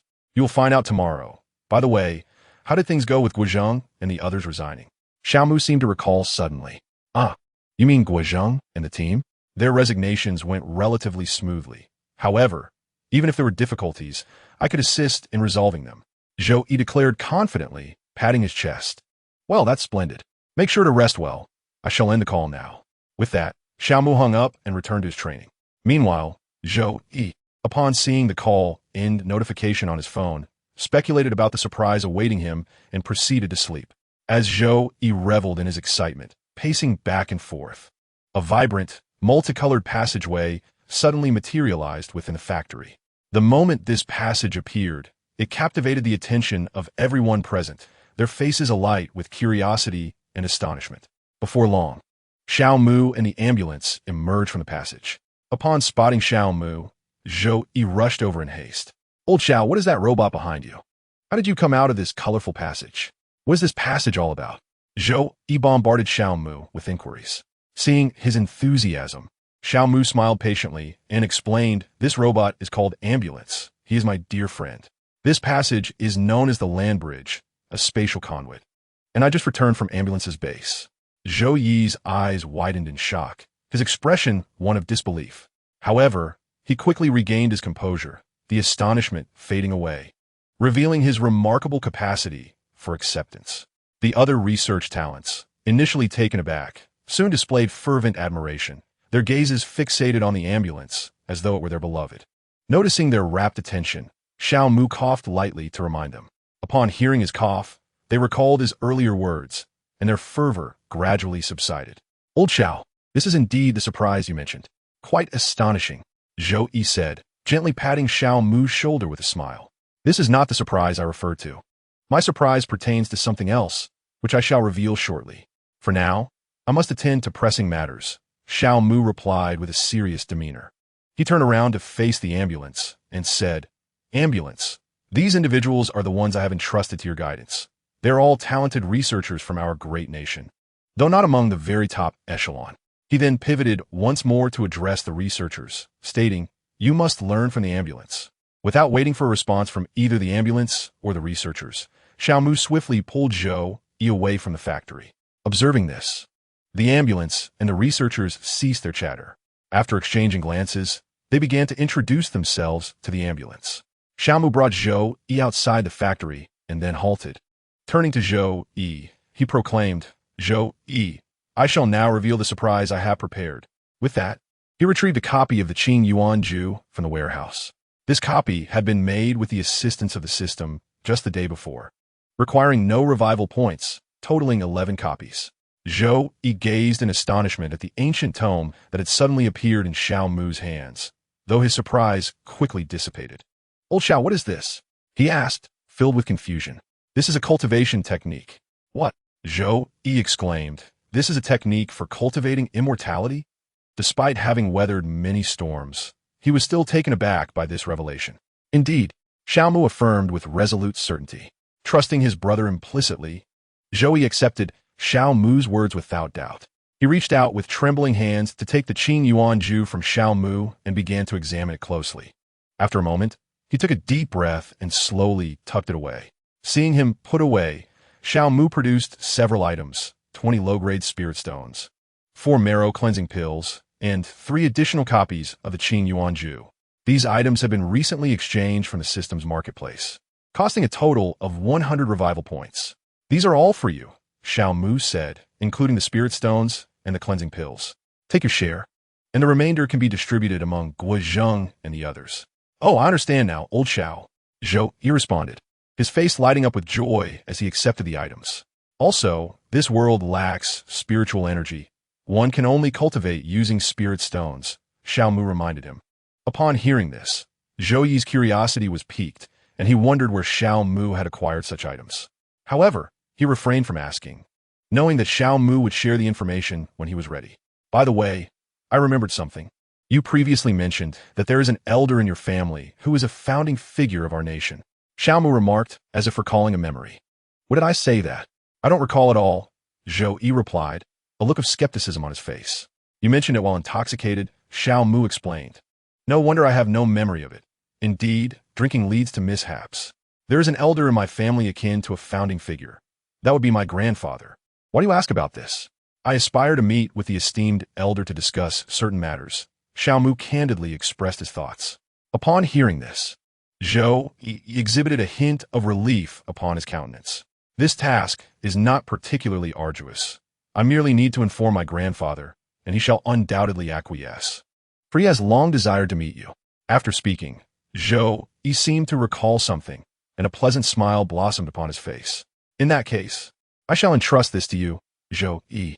Once the time and place are finalized, do not forget to inform me, Xiao Mu remarked. Understood, old Xiao.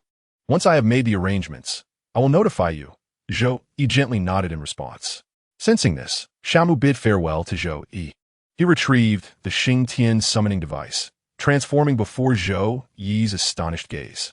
He summoned the fire and soared away, leaving Zhou Yi in a state of bewilderment. Chapter 15. Acquiring the certificate, Xiao Mu navigated the fire, racing towards his hometown, the ancient Huang village, like a bolt of lightning. In a desolate area devoid of human presence, he gradually brought the fire to a descent, subsequently dismounting and reverting to his original form. Upon stepping down, he checked the time on his mobile device, discovering it was 3:30 in the afternoon. After enduring the preceding events, he had anticipated a lengthy duration. To his surprise, it had only taken 10 hours, slightly less than expected. Although the time spent was shorter than he had envisioned, it aligned perfectly with his intentions, as he could utilize this surplus time to fetch Jiang Shuowei. With this thought in mind, he immediately set off for the location where Jiang Shuowei worked, the ancient Huang Primary School. This institution was not situated within the village itself, but rather constructed on a flat expanse adjacent to it. Before long, he arrived at the entrance of the ancient Huang Primary School. He gazed at the school in trance, feeling a sense of unfamiliarity wash over him. Once, the entrance had been wooden and modest, accommodating no more than a dozen primary school students. Now it stood as an iron gate, significantly expanded to allow the passage of 50 to 60 students, indicative of increased government funding. Beside the gate was a security booth, manned by a gentleman in his 60s, whose tenure remained a mystery. He had been the guardian during Xiao Mu's own school days. Xiao Mu lingered at the entrance for a moment before producing his phone and dialing a number. Shortly thereafter, the call connected, and a melodious voice resonated through the receiver. Xiao Mu, have you resolved your matters? Yes, I have, Shuowei. I am currently at the school gate. Once you come out, we shall proceed together to fulfill our promise. Xiao Mu softly replied upon hearing her voice. After a brief silence on the other end, an excited voice finally responded, All right, I will be there momentarily. The call was promptly terminated, and Xiao Mu awaited Jiang Shuowei's arrival.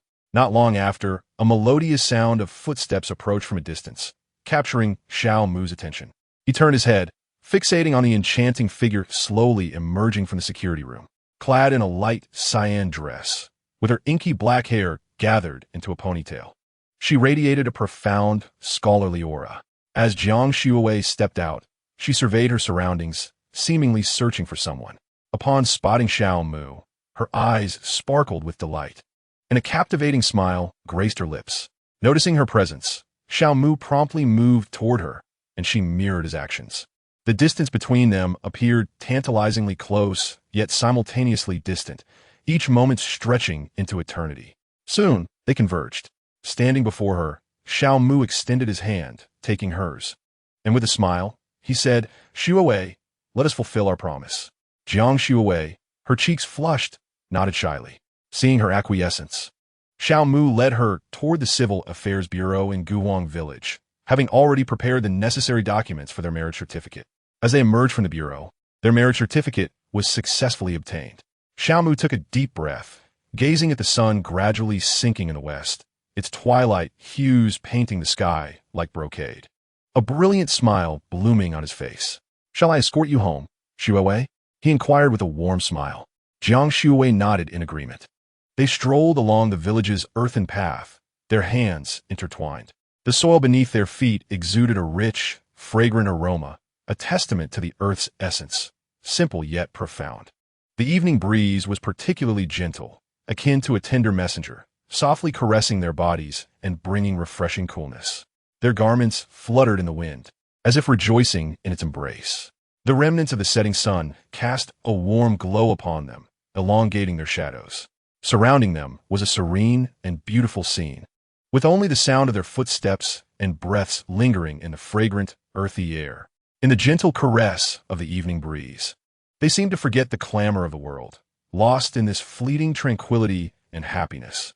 The earthy aroma and the warm evening wind transformed into cherished memories in their hearts. Before long, they arrived at Jiang Shuowei's home. Her residence, akin to Xiao Mu's, was a 2-story concrete building. They stood quietly before her door, the fading sunlight painting their figures in resplendent golden hues, as if a dreamlike brush had adorned them. Xiao Mu gazed at Jiang Shuowei with deep affection, his eyes exuding a tenderness akin to a gently flowing spring, capable of melting the soul. We are home now, Shuowei. These items are for you and Aunt you, Uncle Jiang, Xiao Mu said, his face radiating warmth, his voice a gentle spring breeze, softly enveloping Jiang Shui's ears. He skillfully retrieved 3 cleansing elixirs, 3 volumes of the Qingyuan Sutra, and 15 low-grade spirit stones from the warehouse. A smile graced Jiang Shui's lips, her eyes brimming with joy as she accepted the items from Xiao Mu's hands. "Xiao Mu, why not come over for dinner? I shall cook for you," she suggested softly. Xiao Mu's expression turned apologetic as he gently replied, "Shuiwei, I truly appreciate your kindness, but I have some matters to attend to this evening, and I fear I cannot make it." Jiang Shui nodded in understanding, her concern evident as she said, "Please take care of yourself and don't overexert." Xiao Mu smiled in response, assuring her, "I will, rest assured." He gazed at Jiang Shui with affection before saying, "I must take my leave now, my dear. Farewell." The words hung in the air like a sweet incantation, causing a blush to bloom on Jiang Shui's cheeks. She appeared shy, yet unable to conceal her happiness. Quietly watching Xiao Mu's figure gradually fade into the warm, golden hues of the setting sun. As Xiao Mu strolled along the path home, the surroundings were enveloped in tranquility. Suddenly, the abrupt ringing of a phone shattered the silence. He halted, retrieving his phone from his pocket. Upon seeing the name Zhou Yi flash on the screen, a ripple of emotions surged within him, akin to a stone disturbing the still surface of a lake. He inhaled deeply, seeking to calm the tumult within. The earthy scent of the air filled his lungs, gradually soothing his spirit. He then pressed the answer button, bringing the phone to his ear, silently awaiting the familiar voice on the other end. "Old Xiao, my grandfather has agreed to meet with you at my place. You can come anytime tomorrow." Zhou Yi's resonant voice echoed through the line. "I understand. I shall come by tomorrow.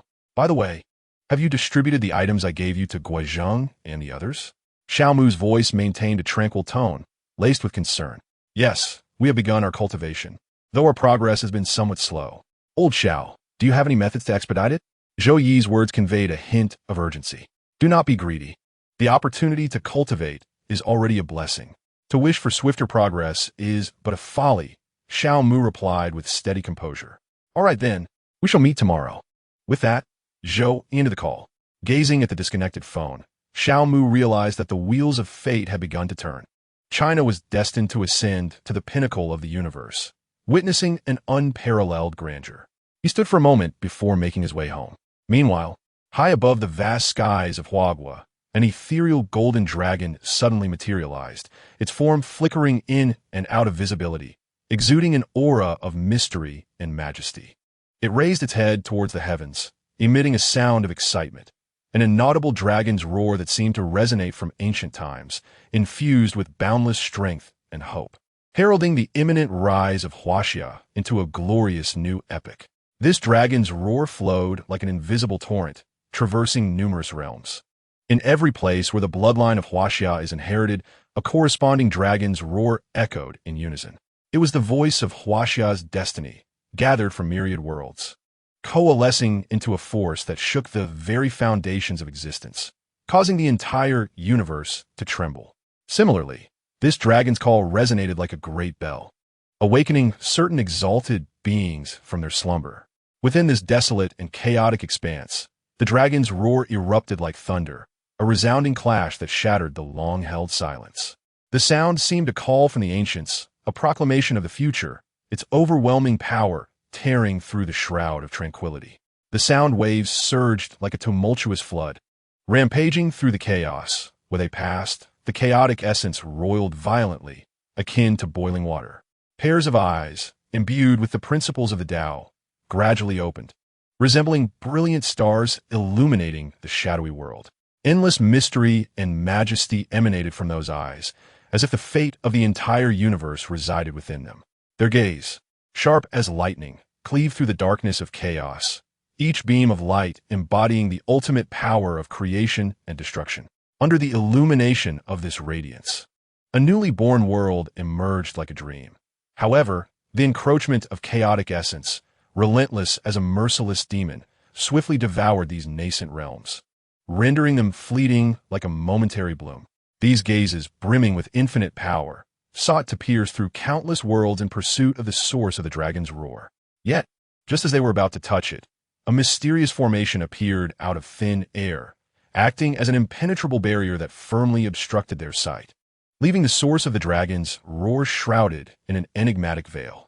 This rare occurrence stirred ripples within the hearts of those exalted beings, akin to a boulder cast into a tranquil lake. Their previously calm eyes now stirred with subtle undulations. Among them, one exalted being, resembling a colossal deity amidst chaos, radiated an overwhelming aura of chaotic energy. Standing at a height surpassing 10,000 zhong, he seemed capable of supporting the entirety of the universe. Across the vastness of time and space, he slowly raised his arm, seemingly nonchalantly throwing a punch. This punch contained the power to annihilate worlds, as if the wrath of the cosmos erupted in an instant. Wherever the force of the punch passed, all worlds were instantaneously reduced to ashes, vanishing like fragile bubbles within the chaos, leaving nothing but void. When this fist, laden with the essence of destruction, collided with the mysterious formation, a dazzling brilliance erupted, reminiscent of the primordial light at the dawn of the universe. A powerful wave of energy radiated from the point of impact, expanding wildly outward where it passed. The chaotic essence churned violently like boiling water, giving birth to and consuming countless worlds in an eternal cycle. However, that enigmatic formation stood resolute, akin to an ancient fortress. Despite trembling slightly under the weight of a terrifying impact, it unwaveringly held its ground, repelling a fist imbued with boundless power. As the force waned, a diminutive figure gradually emerged from within the formation. Lacking any imposing aura, he appeared as an ordinary mortal, his visage remarkably unremarkable, save for his pair of dual pupils, profound and enigmatic, as if they harbored the weight of countless ages. His gaze pierced through the vast expanse of time and space, honing in with precision upon the supreme entity that had instigated the assault. At that moment, he slowly uttered a single word: annihilate. This utterance resonated like the ultimate decree of the cosmos, imbued with an indomitable force. The towering figure, shrouded in chaotic energy and radiating unparalleled majesty, began to crumble and dissipate under the tremors of that word, as if it were a sandcastle succumbing to the tide. In an instant, the air of authority and confidence in his eyes was eclipsed by sheer terror, as if he had only now grasped the dread of obliteration. Yet it was too late. Before he could emit a cry of fear, he was entirely obliterated, vanishing as if he had never existed, lost to the relentless currents of time. Only the haunting word annihilate lingered in the void, echoing endlessly. After dispatching the supreme entity, the figure's gaze, cold and indifferent, swept across the chaotic realm, scrutinizing the aged individuals and those lurking in the shadows. That mere glance plunged them into a chilling abyss, their hearts flooded with fear that spread like rampant weeds. He then turned and stepped back into the formation, his silhouette gradually fading within the mysterious luminescence, leaving behind a silent chaos and those shrouded in profound dread. Unbeknownst to Xiao Mu and the entirety of Huafu, this cataclysmic battle had erupted, and even if they were aware, they would have felt utterly helpless. Upon returning home, Xiao Mu presented the cleansing elixir to Lin Yajun and Xiao Sheng, meticulously explaining its effects. Understanding the elixir's purpose, Lin Yajun and Xiao Sheng consumed it without hesitation. In an instant, a mysterious energy surged within them, prompting their bodies to involuntarily expel toxins and impurities.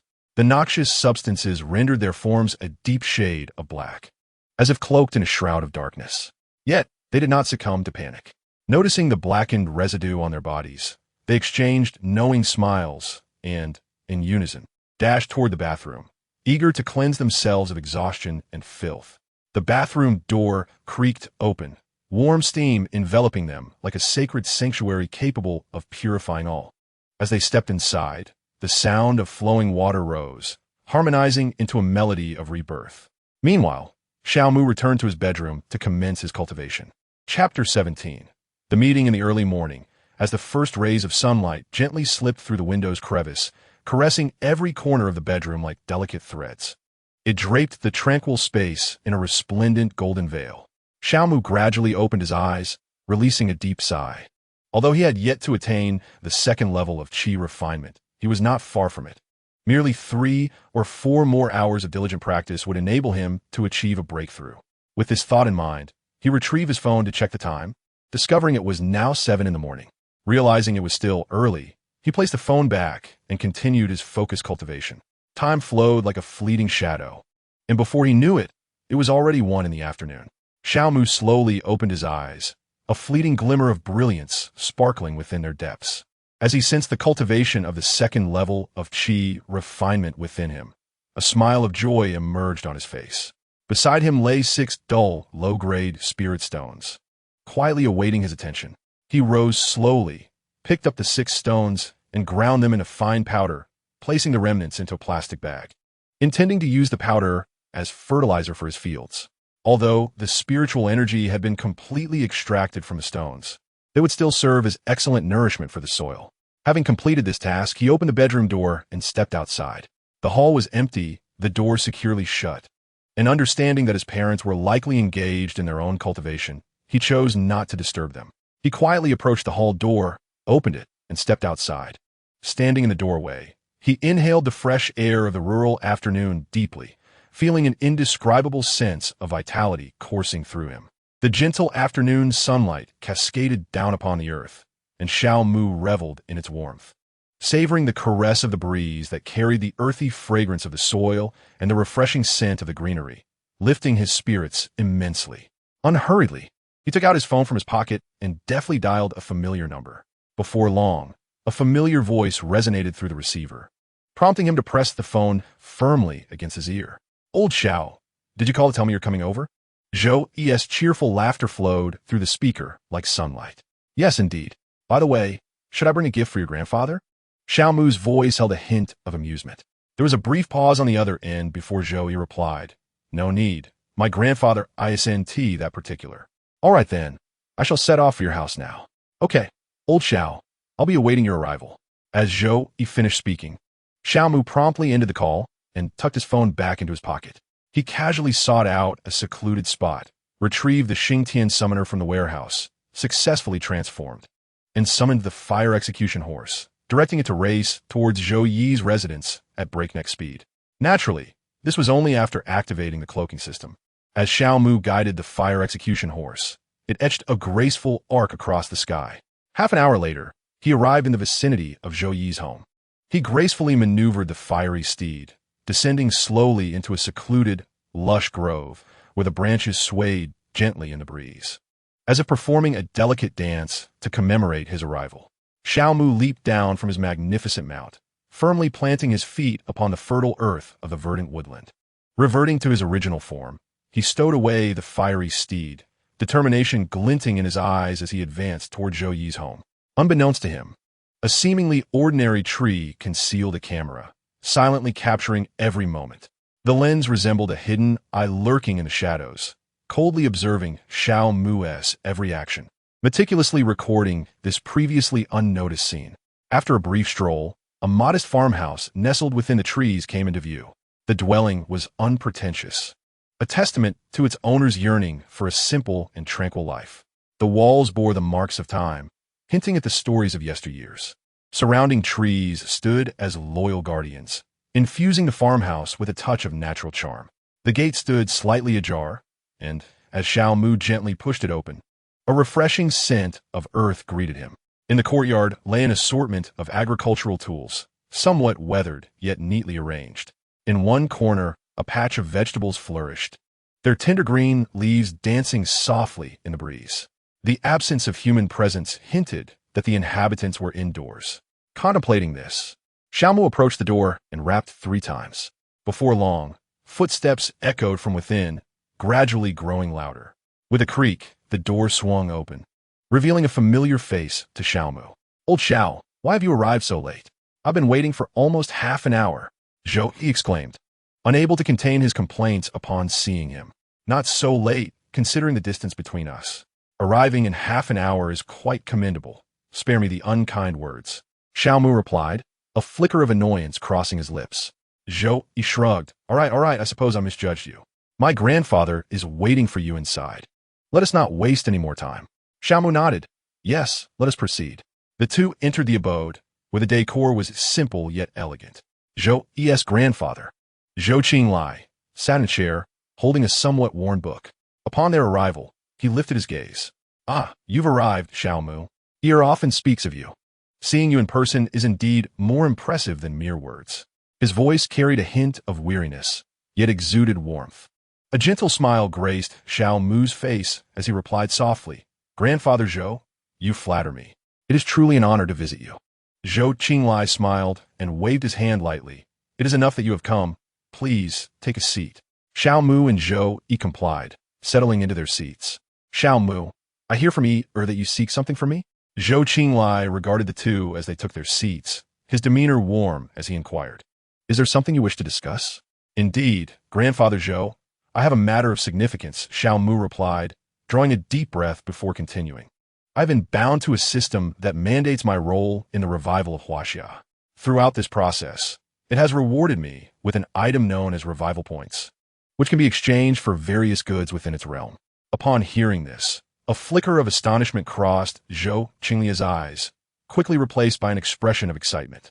"Xiao, are you truly speaking of facts?"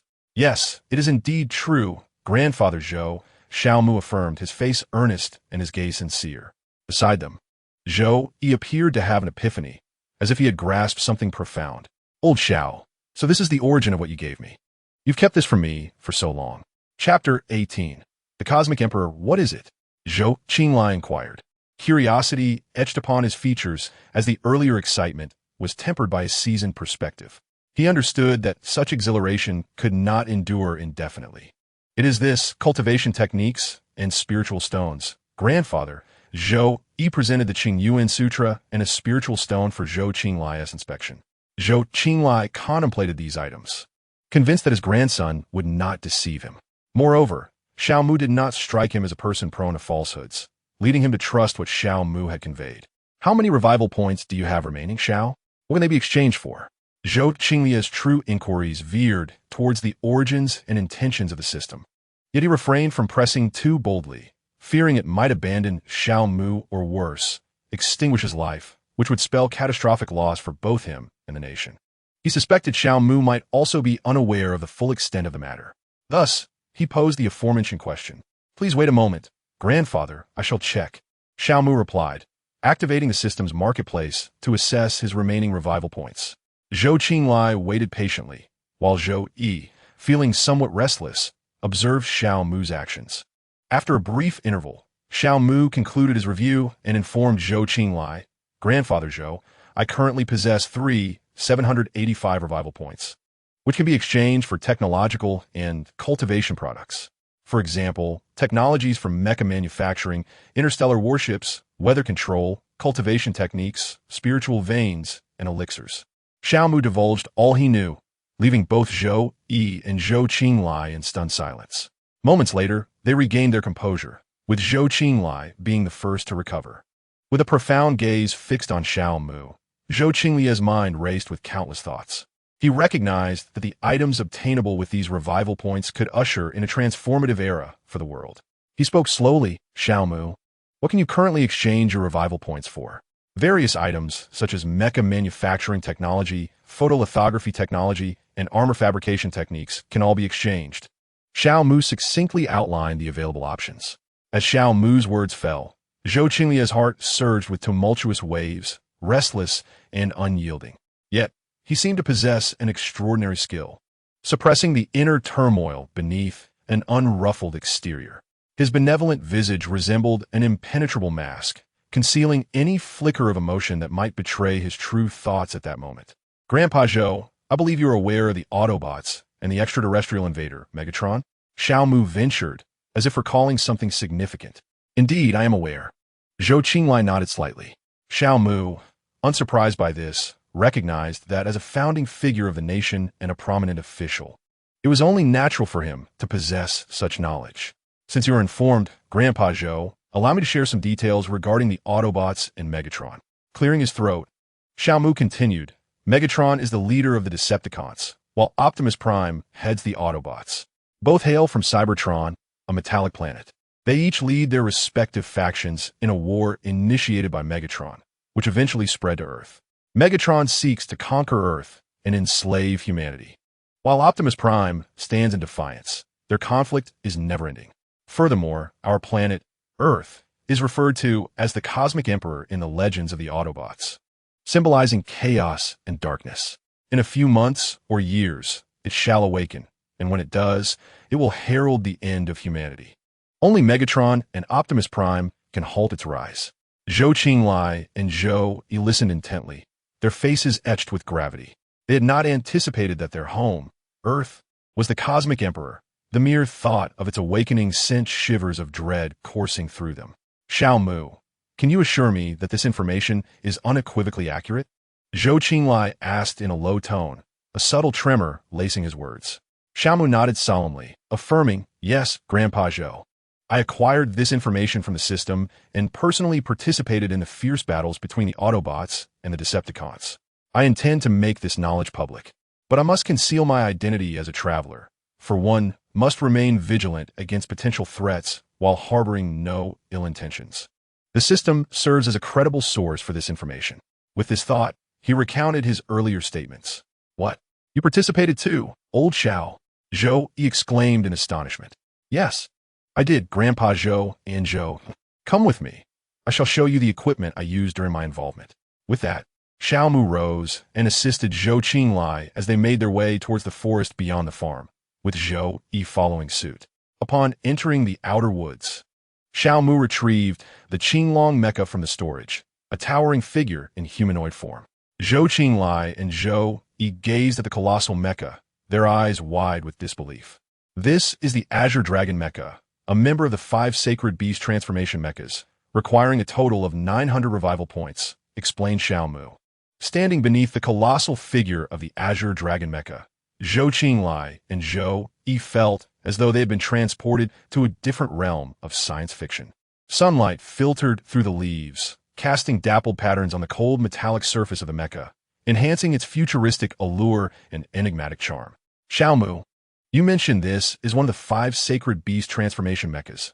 What about the other 4? Zhou Qinglai inquired, leaning closer to the foot of the Azure Dragon mecha and tapping curiously. In the system's warehouse, should I retrieve it, Grandpa Zhou? No need, let it remain inside. Zhou Qinglai waved dismissively. You mentioned that the cosmic emperor of Earth is on the verge of awakening. Xiao Mu? Zhou Qinglia's expression suddenly darkened, as though he had recalled something unsettling. Indeed, Grandpa Zhou, but there is no need for excessive concern. Once the cosmic emperor awakens, Optimus Prime will ensure he returns to slumber. We merely need to be vigilant about potential earthquakes and extreme weather that could endanger our citizens. Xiao Mu articulated his thoughts methodically. Zhou Qinglia's brow furrowed deeply, his eyes reflecting profound anxiety. Xiao Mu, if what you say is true, the cosmic emperor is indeed formidable. Can Optimus Prime truly put him back to sleep? Yes, Grandpa Zhou. The system has indicated that Optimus Prime's predecessor succeeded in doing so, Xiao Mu reassured him. Chapter 19. Soul Seal Zhou Qinglai stood quietly, the initial anxiety in his gaze gradually dissipating. He murmured softly, so, what has been accomplished before? That brings me solace. As he uttered these words, his brow relaxed, and his countenance returned to its natural state, as though a heavy burden had been lifted from his heart. Oh, by the way, Grandpa Zhou, I have some items to present to you, or perhaps to the nation. With that, Xiao Mu retrieved the exoskeleton technology from the warehouse. This technology was encased within a rather large black briefcase. This is the exoskeleton technology, which I believe will greatly benefit our motherland, Xiao Mu explained. Upon hearing this, Zhou Qinglai hurried forward to take the briefcase. Xiao Mu, I will pass this on to the Academy of Sciences, urging them to expedite production for our use. Grandpa Zhou, I have a suggestion, Xiao Mu said. Oh, what kind of suggestion? Zhou Qinglai inquired, his curiosity piqued. I hope to apply the battery technology from the exoskeleton to civilian electric vehicles, thereby reversing the current dominance of foreign automobiles in our automotive market. Xiao Mu articulated his vision with fervor. Zhou Qinglai listened intently, deep in thought, occasionally nodding in agreement. This is a commendable proposal, Xiao Mu. Do you have any thoughts on which state-owned enterprise should receive this battery technology? I intend to entrust this technology to Huaxing Industrial. Xiao Mu replied with unwavering composure, though his hands unconsciously clenched tightly. Zhou Qinglai, upon hearing these words, revealed an expression that was neither a smile nor a frown, his weathered face fixated on Xiao Mu, causing Xiao Mu to unconsciously tighten his grip. Meanwhile, Zhou Yi, standing by, cast his gaze downwards, exhibiting no inclination to engage in the unfolding situation. After a brief moment, Zhou Qinglia's countenance returned to a serene and composed state. Very well, Xiao Mu, let us proceed according to your wishes. At these words, Xiao Mu felt a wave of relief wash over him, his hands loosening their grip. Grandfather Zhou, should I utilize the revival points to exchange for certain items to present to you, such as lithography technology? Indeed, that would be fortuitous, as it may help us overcome the constraints imposed by the United States, he replied, contemplating for a moment before nodding in agreement.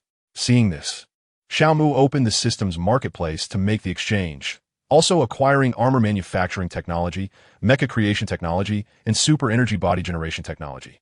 Upon completion, he retrieved the lithography technology from the repository, which, like the others, was contained in a black briefcase.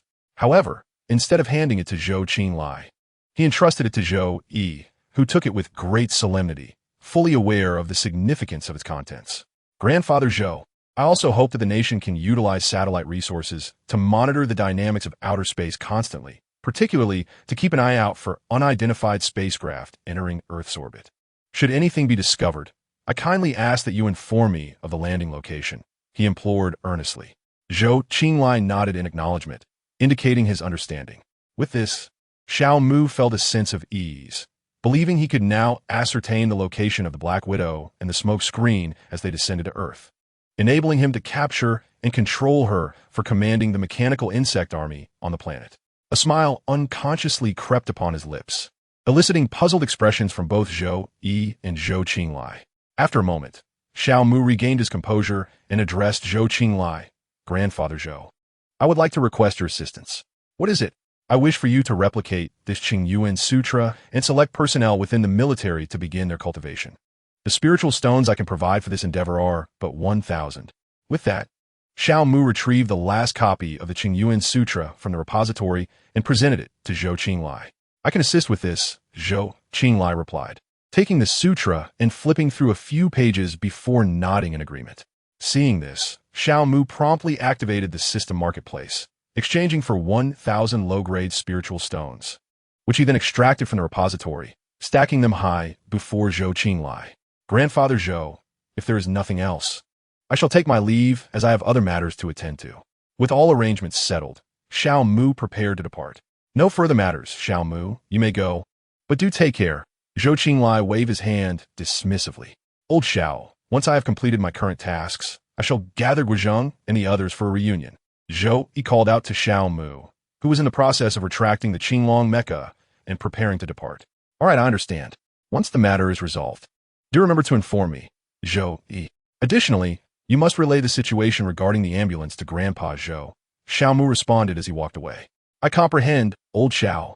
Zhou Yi shouted back. Nearby, Zhou Qinglai, listening to their exchange, displayed a hint of curiosity on his aged face. What is this matter concerning the ambulance, Ira? Zhou Yi, upon hearing this, proceeded to recount his experiences from the previous day to his grandfather. After listening, Zhou Qinglia's expression shifted to one of realization, and he gazed deeply at the departing Xiao Mu, occasionally murmuring words like delete the video, confidentiality, and personal safety. After Xiao Mu left the vicinity of the farm, he paused momentarily and conveyed to the system in his mind, System, open the system mall. As soon as he finished speaking, the system unveiled the mall for him. At that moment, a screen visible only to Xiao Mu appeared before him. He then lightly tapped on the cultivation section and began to search within it. Before long, he found his target, the soul seal, a secret technique related to the soul. This imprint could be implanted into the souls of living beings, allowing the one who performed the implantation to control the life and death of the recipient and subtly influence their thoughts, ensuring absolute loyalty to the one who imposed it. The cost was 200 revival points. After reading the description, Xiao Mu did not hesitate to exchange for the soul seal. This seal was specifically designed for Cybertronians such as Black Widow and Deathfire. Having reviewed the details, Xiao Mu promptly acquired the soul seal. All living beings possess souls, and as a type of living entity, Cybertronians are no exception. They, too, have souls. Upon completing the exchange, Xiao Mu glanced at his remaining revival points, 2,025 points. While the amount was not insignificant, it was also not abundant, sufficient for his current needs. Subsequently, Xiao Mu took out the Xing Tian summoning device, transformed, and summoned the Fire Punisher, then soared homeward upon its back. Chapter 20. Interrogation. Not long after Xiao Mu returned home, Zhou Yi's call came through. Old Xiao, the items have already been handed over to the state, and the matters you anticipated are being addressed. Now, let us fulfill our earlier agreement. Zhou Yi's resonant voice echoed from the other end of the line, leaving Xiao Mu quite surprised at how swiftly things had been arranged. All right, I understand, Zhou Yi. Please summon Guizhong and the others. We shall meet in my old home. I will have my mother prepare some delightful dishes to warmly welcome you all. Xiao Mu replied with a smile. Excellent. I can already recall the taste of the dishes your mother makes. They're truly exquisite, Zhou Yi exclaimed with joy, his words imbued with nostalgia and admiration. Very well, I shall await your arrival. With that, Xiao Mu ended the call. As he slowly put his phone away, a complex array of emotions flickered across his gaze.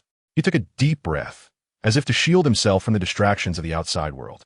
Subsequently, he stepped through the familiar threshold of his home. Everything within the dwelling mirrored his memories, familiar and tranquil. Xiao Mu's gaze swept across every corner, a wave of serene calmness washing over his heart. He extended his spiritual senses to probe the room's atmosphere, discovering that Lin Yajun and Xiao Sheng had already concluded their training, quietly meditating within the confines of the room. Their breaths were steady and prolonged, as if they were one with their surroundings. Observing this, Xiao Mu approached the doorway and gently tapped on it. Father, Mother, have you finished your training? Upon hearing the knock and Xiao Mu's words, the two within the room slowly opened their eyes, their gazes reminiscent of a profound and vast starry sky, concealing untold mysteries. Yet, in an instant, their eyes reverted to normalcy. They did not hastily respond. Instead, they rose from the bed and approached the door to open it. Mu'er, we have completed our training. What brings you here? Lin Yajun spoke first. Mother, I have invited a few friends over for a gathering, and I hope you can prepare a dinner. Xiao Mu replied, a hint of shyness in his voice. Are those friends of yours Zhou Yi and the others? Xiao Sheng inquired from the side. Yes, father, Xiao Mu affirmed with a vigorous nod toward Xiao Sheng. If it's those few, we should indeed prepare well. Shengzi, come with me to gather some vegetables. Lin Yajun instructed Xiao Sheng. Certainly, my dear, Xiao Sheng replied, beaming with joy. Thereafter, Xiao Sheng took a basket and followed Lin Yajun outside to harvest vegetables, while Xiao Mu remained at home, tasked with watching over the household and awaiting the arrival of Zhou Yi and the others. As time slipped by like a fleeting shadow, half an hour passed unnoticed. At the end of the long road, a woman gradually approached. Clad in a light red dress, her flowing hair was fashioned into a ponytail, exuding elegance and beauty. The remnants of the setting sun bathed her in a captivating glow. Had Xiao Mu been present, he would surely recognize her as his wife, Jiang Xiuwei. Suddenly, from behind Jiang Xiuwei, the roar of an engine echoed. She turned to see an off-road vehicle speeding down the rural path, rapidly approaching her direction. Swiftly, she stepped aside to clear the way. The vehicle zipped past like a streak of lightning, creating a gust of wind that made her dress flutter like blossoms in the breeze. Jiang Xiuwei's gaze followed the vehicle as it sped away, a fleeting flicker of curiosity blooming in her heart. Yet, this curiosity vanished like a shooting star in the night sky, and she resumed her journey. Xiao Mu stood patiently outside the hall, awaiting the arrival of Zhou Yi and the others. Lin Yajun and Xiao Sheng had completed their vegetable gathering and returned, now bustling with activity in the kitchen. As Xiao Mu awaited, a distant roar of an automobile echoed through the air and under the fading glow of the setting sun. An off-road vehicle sped towards him like a bolt of lightning. The vehicle came to a halt in an open space beside Xiao Mu's residence, and four figures emerged from it. Indeed, it was Zhou Yi and his companions. As they disembarked, they gathered around Xiao Mu. Xiao Mu, we've arrived. Have uncle and aunt prepare dinner? Lu Yun exclaimed eagerly, his hands rubbing his stomach, as if to indicate his ravenous hunger. Do not fret, Fat Lu. Preparations are underway. Let us head inside first. Xiao Mu replied with a hearty smile, which was mirrored by the others. Xiao Mu led Zhou Yi and the others into the grand hall and gestured for them to take their seats on the wooden chairs that had been arranged in advance. Once seated, they began to converse. Xiao Mu, We have already commenced our training with the items Zhou Yi distributed to us. We are truly grateful, Zhu Gechun expressed sincerely. Lu Yun and Zhu Guozheng echoed his sentiments, saying, "Thank you so much." Meanwhile, Zhou Yi watched the exchange with a smile, remaining silent. "Oh, you needn't be so formal. Given our bond, such gratitude is unnecessary. It is merely my duty," he said, waving his hand dismissively, his earnest gaze seemingly capable of melting hearts. "Haha, true enough. But we must still express our appreciation," Zhu Gechun replied with a smile. As Lu Yun and Zhu Guozheng nodded in agreement, their faces radiant with warmth. At that moment, their camaraderie deepened, solidifying like an impenetrable fortress, undaunted by any tempest. Just as their conversation grew animated, the sound of light footsteps graced the air. In walked Jiang Xuewei, her movements elegant and poised. Upon seeing her, Xiaomu quickly rose and approached her. The others gazed at Jiang Xuewei with a hint of awe.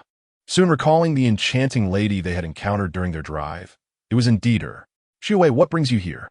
Xiaomu inquired, a tinge of guilt creeping into his voice. For he had not extended an invitation to her for this gathering, and thus felt somewhat sheepish.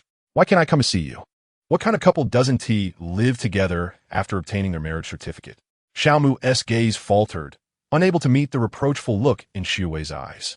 The atmosphere around them seemed to shift subtly with her presence. "Isn't there a reason behind this?" Xiaomu attempted to defend himself, though his tone lacked conviction. Jiang Xuewei raised an eyebrow, a hint of displeasure evident in her expression. "A reason? Pray tell, Xiaomu, what could that possibly be?" Her words carried an undertone of inquiry. Xiaomu scratched his head, appearing somewhat flustered. "This gathering is merely a small get-together among brothers. I thought it would only be men, and I feared you might find it dull, hence I didn't invite you." Jiang Xuewei scoffed lightly. "A gathering of men? Does that mean I, as your wife, am not welcome?" "Xiaomu, your excuse is rather flimsy." Xiaomu hurriedly smiled, saying, yes, it's my fault." "Xuewei, you are magnanimous. Please do not be angry." Jiang Xuewei cast him a glance, retorting, "Then let us not delay. Introduce your friends." Xiaomu promptly nodded and turned to the group, proclaiming, "This is my wife, Jiang Xuewei. Please give her a warm welcome." Zhou Yi and the others could not help but stifle their laughter at Xiaomu's demeanor, while curiosity sparkled in their eyes, wondering when he had acquired such a wife. Yet, as Xiaomu's brothers, they decided to inquire later, prioritizing their respect for him in the moment. "Hello, sister-in-law." Jiang Xuewei's cheeks flushed as she lowered her head, responding, "Hello, everyone. It is a pleasure to meet you. I look forward to your guidance in the future." The atmosphere in the hall instantly lightened, and the guests resumed their cheerful conversations. Before long, dinner was prepared, and Lin Yajun and Xiao Sheng stepped out of the dining room. Chapter 21. Inspiration. As Xiao Sheng and Lin Yajun emerged from the room, they immediately spotted Zhou Yi and Jiang Xuewei, among others. "Please come in and enjoy dinner," Lin Yajun called out, unable to contain her excitement. Upon hearing this, Zhou Yi and the others greeted Lin Yajun and Xiao Sheng before entering. When it came to Jiang Xuewei, Lin Yajun's expression became particularly animated.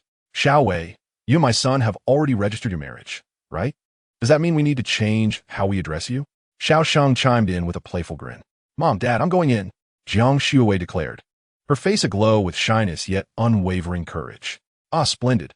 Now I can boast of that fellow Jiangwan," Xiao Sheng exclaimed, his delight palpable. Lin Yajun could not help but smile at his antics, and together with Jiang Xuewei, they entered the dining room. Xiaomu observed his father's foolish grin and reminded him, "Dad, it's time to eat. Stop grinning like that. You cheeky little rascal. How dare you speak to your father like that?" Xiao Sheng shot an admonishing glare at his son before turning to enter the dining room. As Xiaomu watched his father walk in, he quickly followed suit. The wooden table in the dining room was adorned with an array of dishes, such as the vibrant mapo tofu, its red oil glistening, the tofu tender, and the spicy flavor tantalizing the palate. There was also a fragrant pot of chicken stewed with mushrooms, the chicken juicy and tender, with mushrooms soaking up the rich broth, creating a delightful taste. Nearby, the stir-fried seasonal vegetables gleamed in a fresh green hue, adding a refreshing touch to the table. Alongside the exquisite Kung Pao chicken, where the chicken pieces were crispy on the outside, yet tender within, and the peanuts provided a delightful crunch. the sweet and spicy flavor leaving a lasting impression. These 4 dishes were merely a glimpse of the feast. There were many more varieties, which I shall not elaborate on further. Xiaomu seated himself beside Jiang Shuwei, with Zhou Yi next to him, followed by Zhu Guizheng, Zhu Guchun, and Lu Yun, while Xiao Sheng and Lin Yajun took their places on the opposite side of Jiang Shuwei. Soft light cascaded down, enveloping the table of individuals, as if illuminating the bonds of kinship, friendship, and love, 3 of the most significant emotions in life. Stop staring. Let us dig in, Xiaomu proclaimed as he took a seat. Oh, right, I've been eager to start, Lu Yun exclaimed, hurriedly grasping his chopsticks in anticipation of a hearty feast. The others, witnessing this scene, shared knowing smiles before also picking up their chopsticks. As the night deepened and the moon hung high in the sky, casting silver rays that illuminated this warm tableau, time seemed to freeze in that moment. While they were engrossed in savoring their dinner, an ethereal figure quietly emerged. Clad in a black robe that appeared to condense the essence of myriad paths, the deep black emanated an indescribable majesty. His hair cascaded like a galaxy of stars down his shoulders, twinkling with a mysterious glow, as if harboring the infinite secrets of the universe. He stood there silently, as though separated from them by an expansive river of time. His gaze revealed profound emotions, silently observing them. Tears, like stars streaking across the night sky, involuntarily flowed from his eyes, descending to the mortal realm. Within those tears lay countless stories and sentiments, evoking an irresistible desire to uncover their origins. Lin Yajun and Xiao Sheng seemed to sense something amiss, their gazes suddenly sharpening as they looked in the direction of that figure. However, their eyes met only emptiness. This sparked a flicker of doubt, leading them to believe it might be an illusion, and so they resumed their dinner, affectionately watching Xiao Mu and the others. The figure gazed for a moment before raising his hand to cast a wisp of spiritual light toward Xiao Mu, which seamlessly melded into Xiao Mu's being, unnoticed by him. As the light integrated, it sank deep into the recesses of Xiao Mu's consciousness, while the system above remained oblivious to it. Suddenly, a thunderclap echoed through the heavens, as if issuing a warning to that figure. He displayed little reaction, maintaining an expressionless demeanor for a moment before vanishing without a trace, uttering, "I hope this reincarnation will be different." After dinner, time slipped away unnoticed until it reached midnight. Xiao Mu grasped Jiang Shuwei's hand tightly, speaking tenderly, "Shuwei, there is no need for you to return tonight. Stay here to cultivate. If you have any questions while practicing, feel free to ask me." "All right, I understand. You should go to your brothers. They seem to be looking for you," Jiang Shuwei indicated towards Zhou Yi and the others nearby. Following her gaze, Xiao Mu saw them waving. "All right, I'm on my way. Focus on your cultivation, Shuwei." Releasing her hand, Xiao Mu strode towards Zhou Yi. "What do you need?"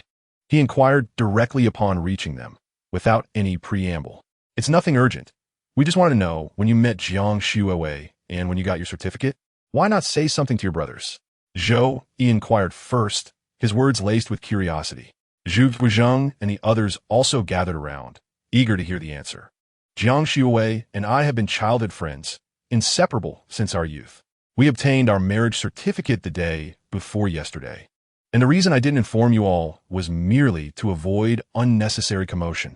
He spoke with a smile, yet his eyes radiated a glow of happiness. Zhou raised an eyebrow and remarked, "Ah, childhood sweethearts, how profound that bond must be." Zhu Guizheng joined in, with a teasing tone, "Indeed. You've kept this under wraps quite well. Such a significant matter, and you didn't mention it sooner." All right, I just told you, didn't I?" He waved his hand with a laugh and continued, "Shuwei and I grew up together, so we know each other intimately. Reaching this point was simply a natural progression. Hey, you lot should also contemplate your own lifelong commitments." Xiao Mu suddenly shifted the conversation, casting a playful glance at Zhou Yi and Zhu Guizheng. Upon hearing this, Zhou Yi exaggeratedly patted his chest. "Oh, how swiftly the topic has changed. I nearly didn't catch up. We're merely waiting for fate to intervene, unlike you, who has brought your childhood sweetheart home directly." Zhu Guizheng interjected with a smile. "Indeed, one cannot rush fate. But speaking of which, Xiao Mu, since you've already settled down, you must share some wisdom with us to prevent our future bewilderment." "Well, I truly am a loss. I lack experience," Xiao Mu replied, spreading his hands. "Let us set that aside for now. Come with me." Xiaomu's expression suddenly turned serious. Chapter 22. Cultivating soul imprints. The others observed his demeanor and wiped the playful expressions from their faces, following Xiao Mu closely. He led them to a vast and unoccupied area, where the cool moonlight fell like a gentle veil upon the ground. He cleared his throat slightly and said with gravity, "I have an item to present to each of you." Zhou Yi, now serious, asked, "What item, old Xiao, that warrants such solemnity?" "Behold, this is what I intend to offer." With that, he retrieved 4 sets of mechs, aside from the Qinglong mech, from the warehouse and placed them on the open ground. This expanse was quite spacious, spanning 1,000 meters, ample enough to accommodate the 4 mechs. The mechs manifested in the form of sacred beasts, not yet transforming into human shape. Zhu Zheng and the others gazed at the 4 mechs, their faces filled with astonishment, though Zhou Yi remained unfazed, having previously witnessed the Qinglong mech. "What is this, Xiaomu?" Zhu Guozheng asked, his voice trembling. "This is a mech, a transforming mech. Currently, they are in the form of sacred beasts, and their names are a combination of their sacred beast titles and mech designations. At this moment, you may choose one mech for yourselves," Xiao Mu explained with a smile. Upon hearing this, Zhu Guozheng and the others excitedly rushed to the feet of the mechs to begin their selection. Not long after, they completed their selections. Zhou Yi chose the white tiger mech, Luyan opted for the black tortoise mech, Zhu Guchun selected the vermilion bird mech, and Zhu Guozheng picked the Qila mech. "Now that you have made your choices, I shall explain how to operate them." Xiao Mu paused briefly before continuing. These 4 mechs are equipped with a brainwave sensing device. With this device, the mechs can respond with remarkable sensitivity to the driver's thoughts and commands. This means that every notion and intention of yours can be conveyed to the mech in the swiftest manner, allowing for more precise and agile control. Thus, upon entering the cockpit, you will be able to maneuver them without any training required. As Zhou Yi and the others listened to the first part of the explanation, they were somewhat puzzled, but upon hearing the latter part, their understanding became clear. After finishing, they were filled with exhilaration, eager to enter the cockpit and begin their operations. However, Xiaomu halted them. "You will drive, but not at this moment. The mechs belong to you, and you can pilot them whenever you wish. Additionally, this is for you. It is used to store the mechs and can be controlled with your consciousness." Xiaomu tossed them a storage ring he had previously exchanged for, while elucidating its usage. Upon their initial encounter, Xiaomu had sensed their cultivation levels and was astonished to discover they had all entered the first level of qi refinement and possessed spiritual consciousness, prompting his decision to exchange for the storage rings. Each ring required 300 rejuvenation points for exchange, and while he felt a pang of regret at the cost, he quickly reassured himself that it was for the sake of his brothers, thus enduring the pain to acquire them. After Zhou Yi and the others received the storage rings, they followed Xiao Mu's instructions and properly stored the 4 sets of mechs. Seeing they had finished, Xiao Mu declared, "Let us return to our cultivation." "Indeed, very well." Everyone responded in unison, and together they followed Xiao Mu back. Upon their return home, they found Jiang Xiuwei and Xiao Mu's parents already engaged in their respective cultivation in their rooms. Xiao Mu led Zhou Yi and the others to a room that his mother had long since prepared for them to cultivate in, while he returned to his own bedroom. As he opened the door, he was greeted by the sight of Jiang Xiuwei seated cross-legged on his bed in meditation, her expression revealing an air of assurance. A serene atmosphere enveloped the room, and his movements were light and cautious, as if he feared disturbing this tranquility. The door closed slowly with a subtle sound, akin to a gentle note that faded quietly into the air. He knelt on the floor opposite her, his gaze softly resting on Jiang Xiuwei, eyes filled with tenderness and deep affection. Time seemed to suspend in that moment, with only his gaze delicately traversing her features. After a brief pause, he withdrew his gaze and retrieved the soul seal jade slip from his bosom. The slip radiated a faint glow in his hand, illuminating his focused demeanor. He took a deep breath, adjusting his state of being, preparing to commence his cultivation. The method of cultivating the soul seal involves using one's own consciousness as a guide to condense a unique seed, known as the soul seed. During this process, the cultivator must immerse their mind in a profoundly deep state, mobilizing the power of their consciousness to converge in one place, akin to a radiant star emerging from the chaos. When the soul seed begins to take form, the cultivator's journey is just unfolding. They must employ extraordinary patience and focus, gently nurturing this seed with their consciousness. After 3 months of diligent care, the soul seed can transform into a soul seal imprint. Only then is the cultivation deemed complete, allowing it to be implanted within a living being's soul. As dawn broke, the sun ascended slowly from the east, its light piercing through the shroud of night like a gleaming sword, radiating brilliance. The entire world seemed to illuminate in an instant, with all things basking in this warm, resplendent glow. The inhabitants of Xiao Mu's family were deeply engrossed in their cultivation, showing no signs of awakening. By around 8 o'clock in the morning, Xiao Mu gradually opened his eyes, a glimmer of joy flickering in his gaze. To his astonishment, he had successfully condensed his soul seed on the first attempt. A delightful surprise, and now all that remained was to nurture it with his consciousness. With that thought, he closed his eyes once more and resumed his focused cultivation. Not long after he shut his eyes, Jiang Shuwei slowly opened hers, her gaze resembling 2 serene lakes, shimmering with light as she exhaled a breath of turbid air. As her eyes met Xiao Mu's, she found herself unable to look away.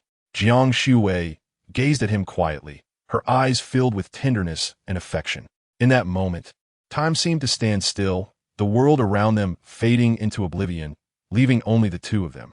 As she continued to gaze, a radiant smile blossomed on her face, akin to the warm sun of spring, dazzling enough to make the flowers pale in comparison. After a brief moment of admiration, she seemed to recall something, hastily and carefully getting out of bed, making her way out of the bedroom, intending to return home for a wash before heading to work. After she departed, the surroundings remained unchanged, with everyone still immersed in their cultivation. Chapter 23.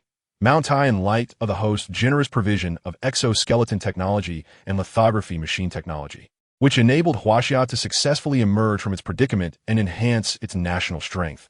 A reward of 90,000 revival points was granted. The system's emotionless announcement echoed suddenly within Xiao Mu's mind, pulling him from his state of cultivation. He listened intently to the system's report, understanding that after Zhou Qinglai submitted the relevant items, the nation had already commenced production. This truly filled him with joy. For how could a citizen not feel elated at the flourishing prosperity of their homeland? He accessed the system's marketplace, his gaze fixed upon the 90,825 revival points, pondering how best to utilize them. Soon, he contemplated a method of utilization. He activated the cultivation section in exchange for a low-grade spiritual vein, a medicinal herb garden, a marrow cleansing pool, a heart discernment hall, a myriad transformation model, and a scripture repository, which collectively cost him 35,000 revival points. Among these, the heart discernment hall required 5,000 revival points. The myriad transformation model and the marrow cleansing pool also demanded 5,000 revival points each, while the scripture repository necessitated 9,000 revival points. Once all exchanges were completed, he realized with a pang of disappointment that Jiang Shuwei had already departed. However, thinking of her commitments, he felt a sense of understanding and reconciled himself to her early departure. He slowly rose, exited the bedroom, and made his way to the door of the room where Zhou Yi and the others were located. Inside, Zhou Yi and the others had completed their training and were currently practicing sword control, also known as object manipulation. Xiao Mu gently knocked on the door, saying, "Zhou, if your training is concluded, I would appreciate a response."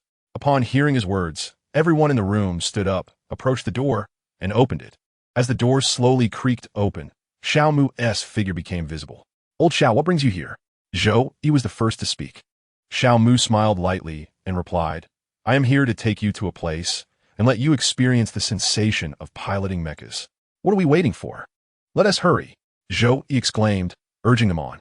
Observing this enthusiasm, Xiao Mu couldn't help but chuckle, and then led them to a secluded and spacious area. Upon reaching their destination, Xiao Mu instructed them to retrieve their mechas. Hearing this, they promptly took out their respective mechas from their storage rings. "Zhou Yi, if you wish to fly, then transform the white tiger mecha into human form. The others should do likewise," Xiao Mu called out to them. They all waved their hands to indicate their understanding and then entered the cockpits. Upon seeing this, Xiao Mu took out the Azure Dragon mecha, stepped into the cockpit, and began operating it. Zhou Yi and the others, once inside their cockpits, eagerly commenced their maneuvers. The white tiger, black tortoise, and Qilin all transformed into humanoid forms, bouncing around energetically, causing the ground to tremble. Zhuge Chun maneuvered the vermilion bird mecha, soaring through the sky in its sacred beast form. Fortunately, there was no one nearby. Otherwise, tomorrow's headlines would surely feature something about the vermilion bird and robots. Watching this scene, Xiao Mu found himself both amused and bewildered, truly not expecting such exuberance from them. He utilized the communication system to convey his voice into the four mechas. Settle down, follow me, and I will guide you to our destination. Listening to Xiao Mu's words, everyone in the cockpits gradually calmed their mechas. Seeing this, Xiao Mu piloted the Azure Dragon mecha into the sky, with the others closely trailing behind. Xiao Mu directed the Azure Dragon mecha towards his destination, Mount Tai. Mount Tai, the preeminent of the 5 great mountains, is a place of exquisite beauty and was historically the site where emperors conducted grand ceremonies of anointment. In the blink of an eye, they arrived above Mount Tai. At this moment, numerous tourists were diligently climbing the mountain. Some had already reached the summit, while others were midway, and a few, weary from their exertions, were taking a rest. These visitors noticed the sky gradually darkening, and they all looked up, witnessing a sight that would be etched in their memories for a lifetime.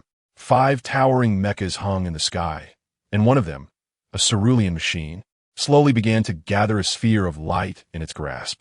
With all its might, the cerulean mecha hurled the luminous orb into the air above Mount Tai, which instantly transformed into a magnificent structure. This edifice was of such colossal dimensions that it completely overshadowed a 10-mile radius. It hovered ethereally above Mount Tai, showing no signs of descending.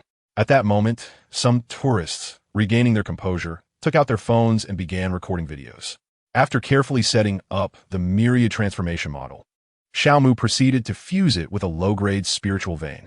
In an instant, the interior of the myriad transformation model became suffused with spiritual energy, occasionally releasing wisps of ethereal light, resembling a mystical celestial palace from a distance. Once all was prepared, Xiao Mu piloted the Azure Dragon mecha, ushering Zhou, Yi, and the others into the structure. Meanwhile, the videos captured by the tourists were uploaded online, triggering an overwhelmingly strong reaction. This response garnered the utmost attention from the authorities, who swiftly took down the videos and dispatched personnel to have the tourists at Mount Tai sign confidentiality agreements. Despite the prompt action taken by the officials, some videos still circulated on foreign networks, disseminated by those who betrayed their country.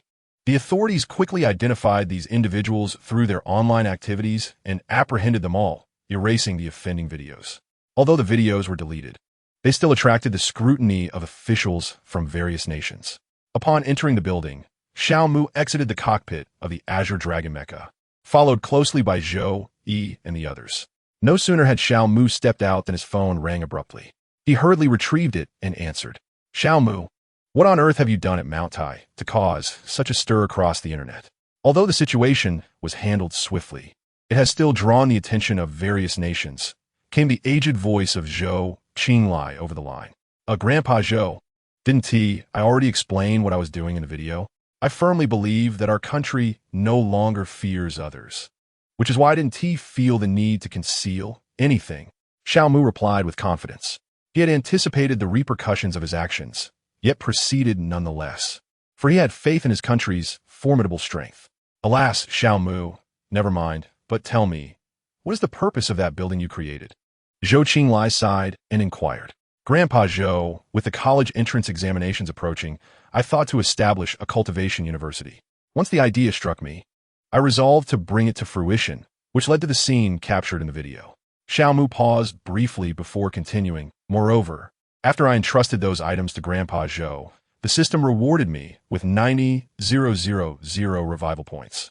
I utilized a portion of these points to exchange for various items, one of which is depicted in the video, a structure known as the 10,000 transformations model, capable of transforming into anything. Chapter 24. Huaxian Academy. Xiao Xiao. Your idea is splendid. The nation will fully support you. By the way, what is the name of your university? This will allow the country to include it on the enrollment application, Zhou Qinglai remarked after a moment of silence following Xiao Mu's words. Contemplating for a moment, Xiao Mu replied, It shall be called Huaxian Academy. It embodies the essence of the immortals of Huaxia. What do you think, Grandpa Zhou? There was a brief silence on the other end, as if Zhou Qinglai were savoring the name. After a while, he responded, Huaxian Academy is indeed a fine name. Additionally, was the admission score threshold? There is no fixed admission score. As long as one registers, they may participate in the trials, and upon passing, they will be admitted. Furthermore, Grandpa Zhou, you may bring along those soldiers skilled in cultivation whom you have selected. I have need of their assistance, and it will allow them to cultivate here as well, Xiao Mu explained after a moment of thought. Very well, I shall bring a group over shortly. Xiao Xiao. Zhou Qinglai replied before ending the call. Xiao Mu put away his phone and retrieved the scripture pavilion, the cleansing pool, and the heart appraisal hall from the warehouse, placing them within Huaxian Academy. He then employed the 10,000 transformations model to construct a training plaza, lecture halls, student dormitories, and a dining hall among other buildings. After completing the series of tasks, Xiao Mu turned to Zhou Yi and the others, saying, Come, let me take you to select your own unique cultivation methods. Upon hearing this, they all nodded in agreement and followed Xiao Mu to the scripture pavilion. The scripture pavilion is a cultivable mystical artifact, housing a spirit of the artifact within, and it treasures millions of cultivation manuals of grade 6 and below. Artifact grades: mundane, spiritual, mystical, earthly, celestial. The 10,000 transformations model, heart appraisal hall, cleansing pool, and spirit her garden are all cultivable mystical artifacts as well. As they arrived before the scripture pavilion, a 6-story wooden structure loomed before them, exuding an aura of antiquity and solemnity, reminiscent of a venerable elder quietly recounting the tales of time. Xiao Mu gazed at the scripture pavilion with satisfaction, then pushed open the grand door and stepped inside with poise, closely followed by Zhou Yi and the others. Upon entry, an elder adorned in azure mystical robes, radiating an ethereal presence, appeared. Greetings, Master. I am the spirit of the scripture pavilion, known as Book Immortal. Upon materializing, the Book Immortal promptly introduced itself to Xiao Mu. Hearing this, Xiao Mu nodded slightly, indicating his acknowledgement. However, Zhou Yi and the others behind him displayed expressions of astonishment, for it was their first encounter with such a spirit, while Xiao Mu remained unfazed, already aware of the existence of artifact spirits. Book Immortal, there is no need to address me as Master. Simply call me Xiao Xiao, said Xiao Mu, his expression calm. That may not be appropriate, is it? It is uncommon for a spirit of a tool to refer to its master in such a manner. Book Immortal did not explicitly state this, yet the implication was clear to all present. There is nothing improper about it. I genuinely dislike the term master. Furthermore, I surmise that you are older than I am. Thus it is not a matter of concern for you to address me as Xiao Xiao, Xiao Mu replied, his demeanor serious and his words sincere. Book Immortal, sensing the gravity in Xiao Mu's tone, refrained from further argument and acquiesced. Then I shall refer to you as Xiao Xiao. Indeed, Book Immortal, could you kindly introduce me to the scripture repository? Xiao Mu gently nodded as he spoke. Upon hearing this, Book Immortal began to lead them deeper inside, while explaining. The scripture repository is divided into 6 levels, each corresponding to a different tier of cultivation techniques. For instance, the first level corresponds to first-tier techniques, the second to second-tier techniques, and so forth. Moreover, to access a particular level and select techniques, one must possess the requisite cultivation realm. For example, to enter the second level, one must have foundational cultivation, and to access the third level, one must have formed the golden core. Xiao Mu and the others listened intently to Book Immortal's elucidation, gaining a foundational understanding of the scripture repository. By the time Book Immortal concluded his explanation, they had already stepped into the first level of the repository. The first level of the scripture repository featured rows of neatly arranged bookshelves extending endlessly, adorned with a variety of ancient texts. Xiao Xiao, if there is nothing else, I shall take my leave, Book Immortal stated, feeling that his task was complete, and requested to depart. Xiao Mu nodded gently in acquiescence. Seeing this, Book Immortal's form gradually began to dissipate, vanishing from sight as he returned to his essence. Once Xiao Mu observed his departure, he promptly turned to Zhou Yi and the others, saying, All right, let us go choose our respective techniques. Upon hearing this, Zhou Yi and the others nodded in agreement and proceeded towards the bookshelves, as did Xiao Mu. Xiao Mu strolled leisurely between the shelves, perusing the myriad of cultivation techniques at his disposal. Before long, he stumbled upon a technique that piqued his interest. He slowly retrieved it from the shelf, caressing its cover, and soon discovered the title, Primal Qi Refinement Method. The sight of this title elevated Xiao Mu's initial intrigue to new heights. He gently opened the first page, where he found written in a robust and powerful hand, "The human body, like the unawakened cosmos, is shrouded in chaos. Draw in spiritual energy to cultivate the dantian, akin to the creation of heaven, as you absorb spiritual energy within." The deeper Xiao Mu delved into the reading, the more he recognized the extraordinary nature of this technique, ultimately deciding to adopt it as his primary cultivation method during the Qi refinement stage. Upon selecting this martial art, Xiao Mu carefully stored it away and then departed from the scripture pavilion, while Zhou Yi and his companions continued their selection of techniques within. After leaving the pavilion, the distant roar of helicopters filled his ears, signaling the arrival of Zhou Qinglai. He hurried to the training square, watching as the helicopter descended gracefully from the sky. As it landed smoothly, 10 resolute soldiers disembarked in succession. Once all the soldiers were on the ground, Zhou Qinglai finally emerged from the helicopter. Seeing Zhou Qinglai, Xiao Mu rushed forward to assist him. "Grandfather Zhou, you've arrived. Were these soldiers chosen by you?" Zhou Qinglai coughed lightly before responding. "Indeed. These 10 soldiers are exemplary in character, physical condition, and intellect." "That's splendid. Grandfather Zhou, I shall now take you to a special place." "Very well. Lead the way." With that, Xiao Mu supported Zhou Qinglai as they made their way towards the cleansing pool, followed closely by the 10 soldiers. After traversing a distance, they arrived at the vicinity of the cleansing pool. The cleansing pool is a remarkable artifact capable of advancement, containing a spirit that produces cleansing elixirs. Should this artifact evolve into a terrestrial grade, it could generate even more refined earth elixirs. The earth elixir not only enables a rebirth, cleansing impurities from within, but also enhances the talents of cultivators, making an exceedingly precious essence of heaven and earth. Standing beside the cleansing pool, its entirety was clearly visible. A pool embedded in the earth brimmed with a pure white liquid radiating strands of spiritual energy, intermittently glimmering with golden light. These were the golden patterns within the pool, which encapsulated the principles of heaven and earth. "Grandfather Zhou, please remove your clothing and enter the cleansing pool for a brief respite, which will aid in your purification and enhancement." Xiao Mu gestured towards the pool, a smile gracing his face as he spoke to Zhou Qinglai. "Very well. We shall promptly do as you suggest, Xiao Mu," Zhou Qinglai replied, smiling and nodding slowly. Subsequently, Zhou Qinglai and the 10 soldiers shed their garments, revealing bodies marked with scars, and stepped into the cleansing pool to commence their purification.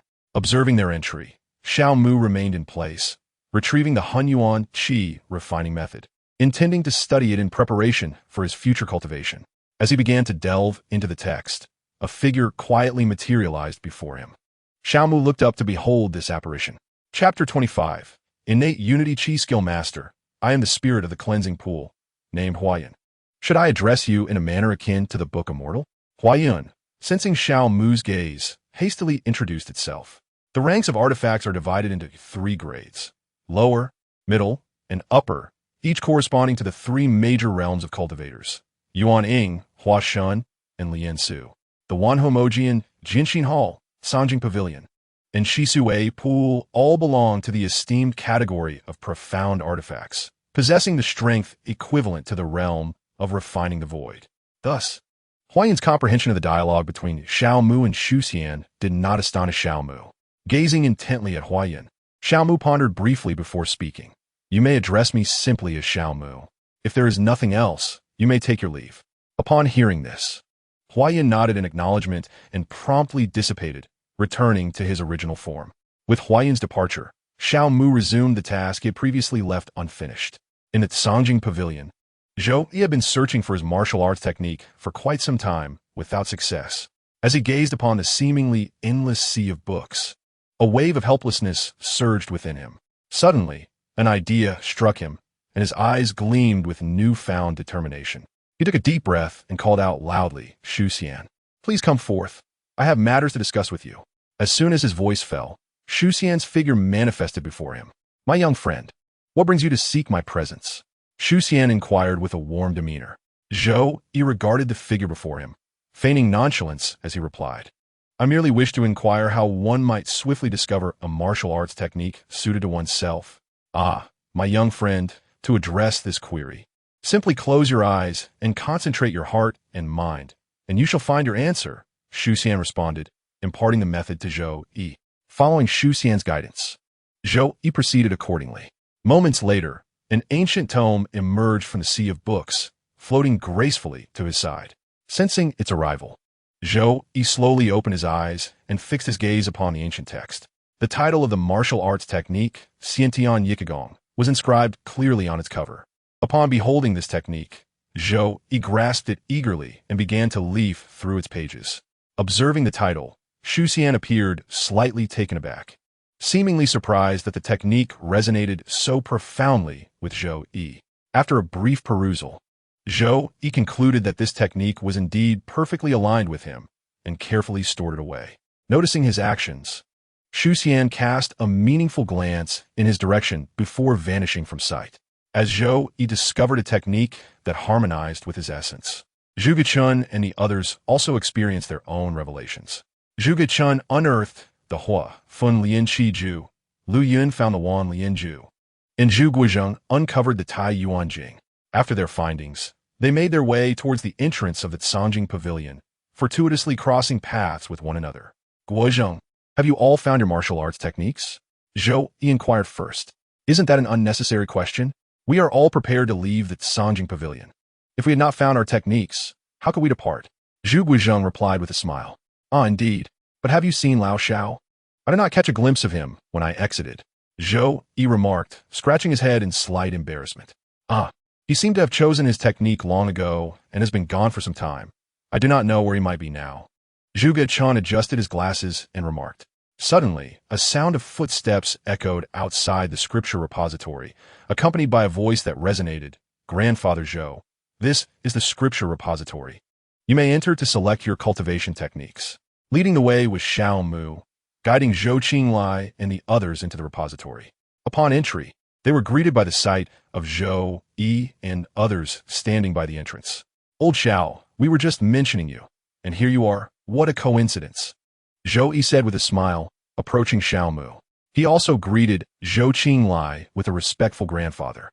Oh, Zhou Yi, why do you mention me? Is there something amiss? Xiao Mu inquired, a look of confusion adorning his face. Nothing serious, just a casual mention. Moreover, you brought my grandfather and the soldiers here to select techniques, right? Zhou Yi replied candidly. Did you not hear earlier? Why ask again? Xiao Mu retorted. Spirit of the repository, come forth and guide my grandfather Zhou and the others to select their techniques. As his words fell, the spirit of the repository appeared before them, leaving Zhou Qinglai and the others in awe. Xiao, who is this? Zhou Qinglai asked, astonishment etched on his face. A spirit tool. He is the spirit of the scripture repository, akin to a guide, Xiao Mu explained thoughtfully. How fascinating, Zhou Qinglai exclaimed. Then, dear spirit, I shall rely on you to lead the way. No need for formalities. It is my duty, the spirit replied with a gentle smile and a slight bow, before turning to lead Zhou Qinglai and his group deeper into the repository. Xiao Mu and Zhou Yi watched as the 10 soldiers and Zhou Qinglai gradually vanished from their sight, falling into a contemplative silence. After a brief pause, Xiao Mu broke the tranquility. Let us proceed to the training square. It is equipped with a spirit gathering array that will enhance our cultivation efficiency. The spirit gathering array, devised by the spirit of all existence, has the power to concentrate the essence of low-grade spirit veins, Xiao Mu elaborated. Upon hearing this, Zhou Yi and the others' eyes sparkled with excitement, eager to experiment with their newly acquired techniques. They followed Xiao Mu towards the training square. Before long, they arrived at their destination. As they stepped onto the training square, Xiao Mu immediately sensed an increase in the concentration of spiritual energy, estimating it to be at least threefold, a testament to the potency of the spirit gathering array.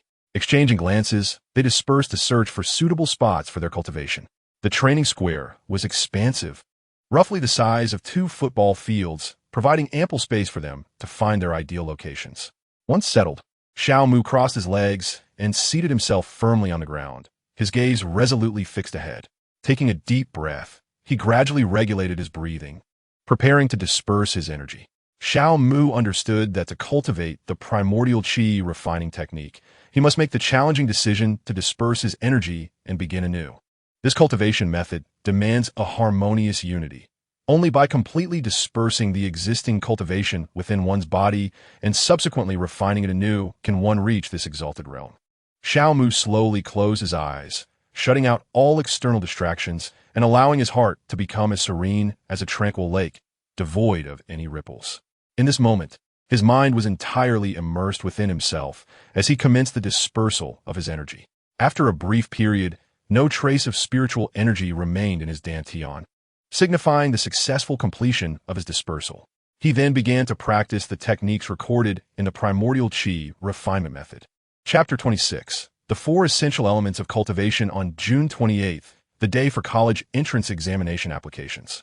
Following a wave of national promotion, almost the entire populace of Huagua became aware of the existence of the Huaxian Academy, a prestigious institution dedicated to the art of cultivation.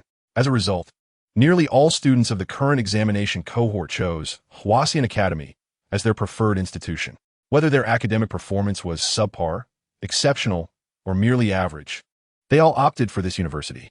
This unprecedented phenomenon marks a significant milestone in the history of Huagua's open college entrance examinations, a groundbreaking initiative without precedent.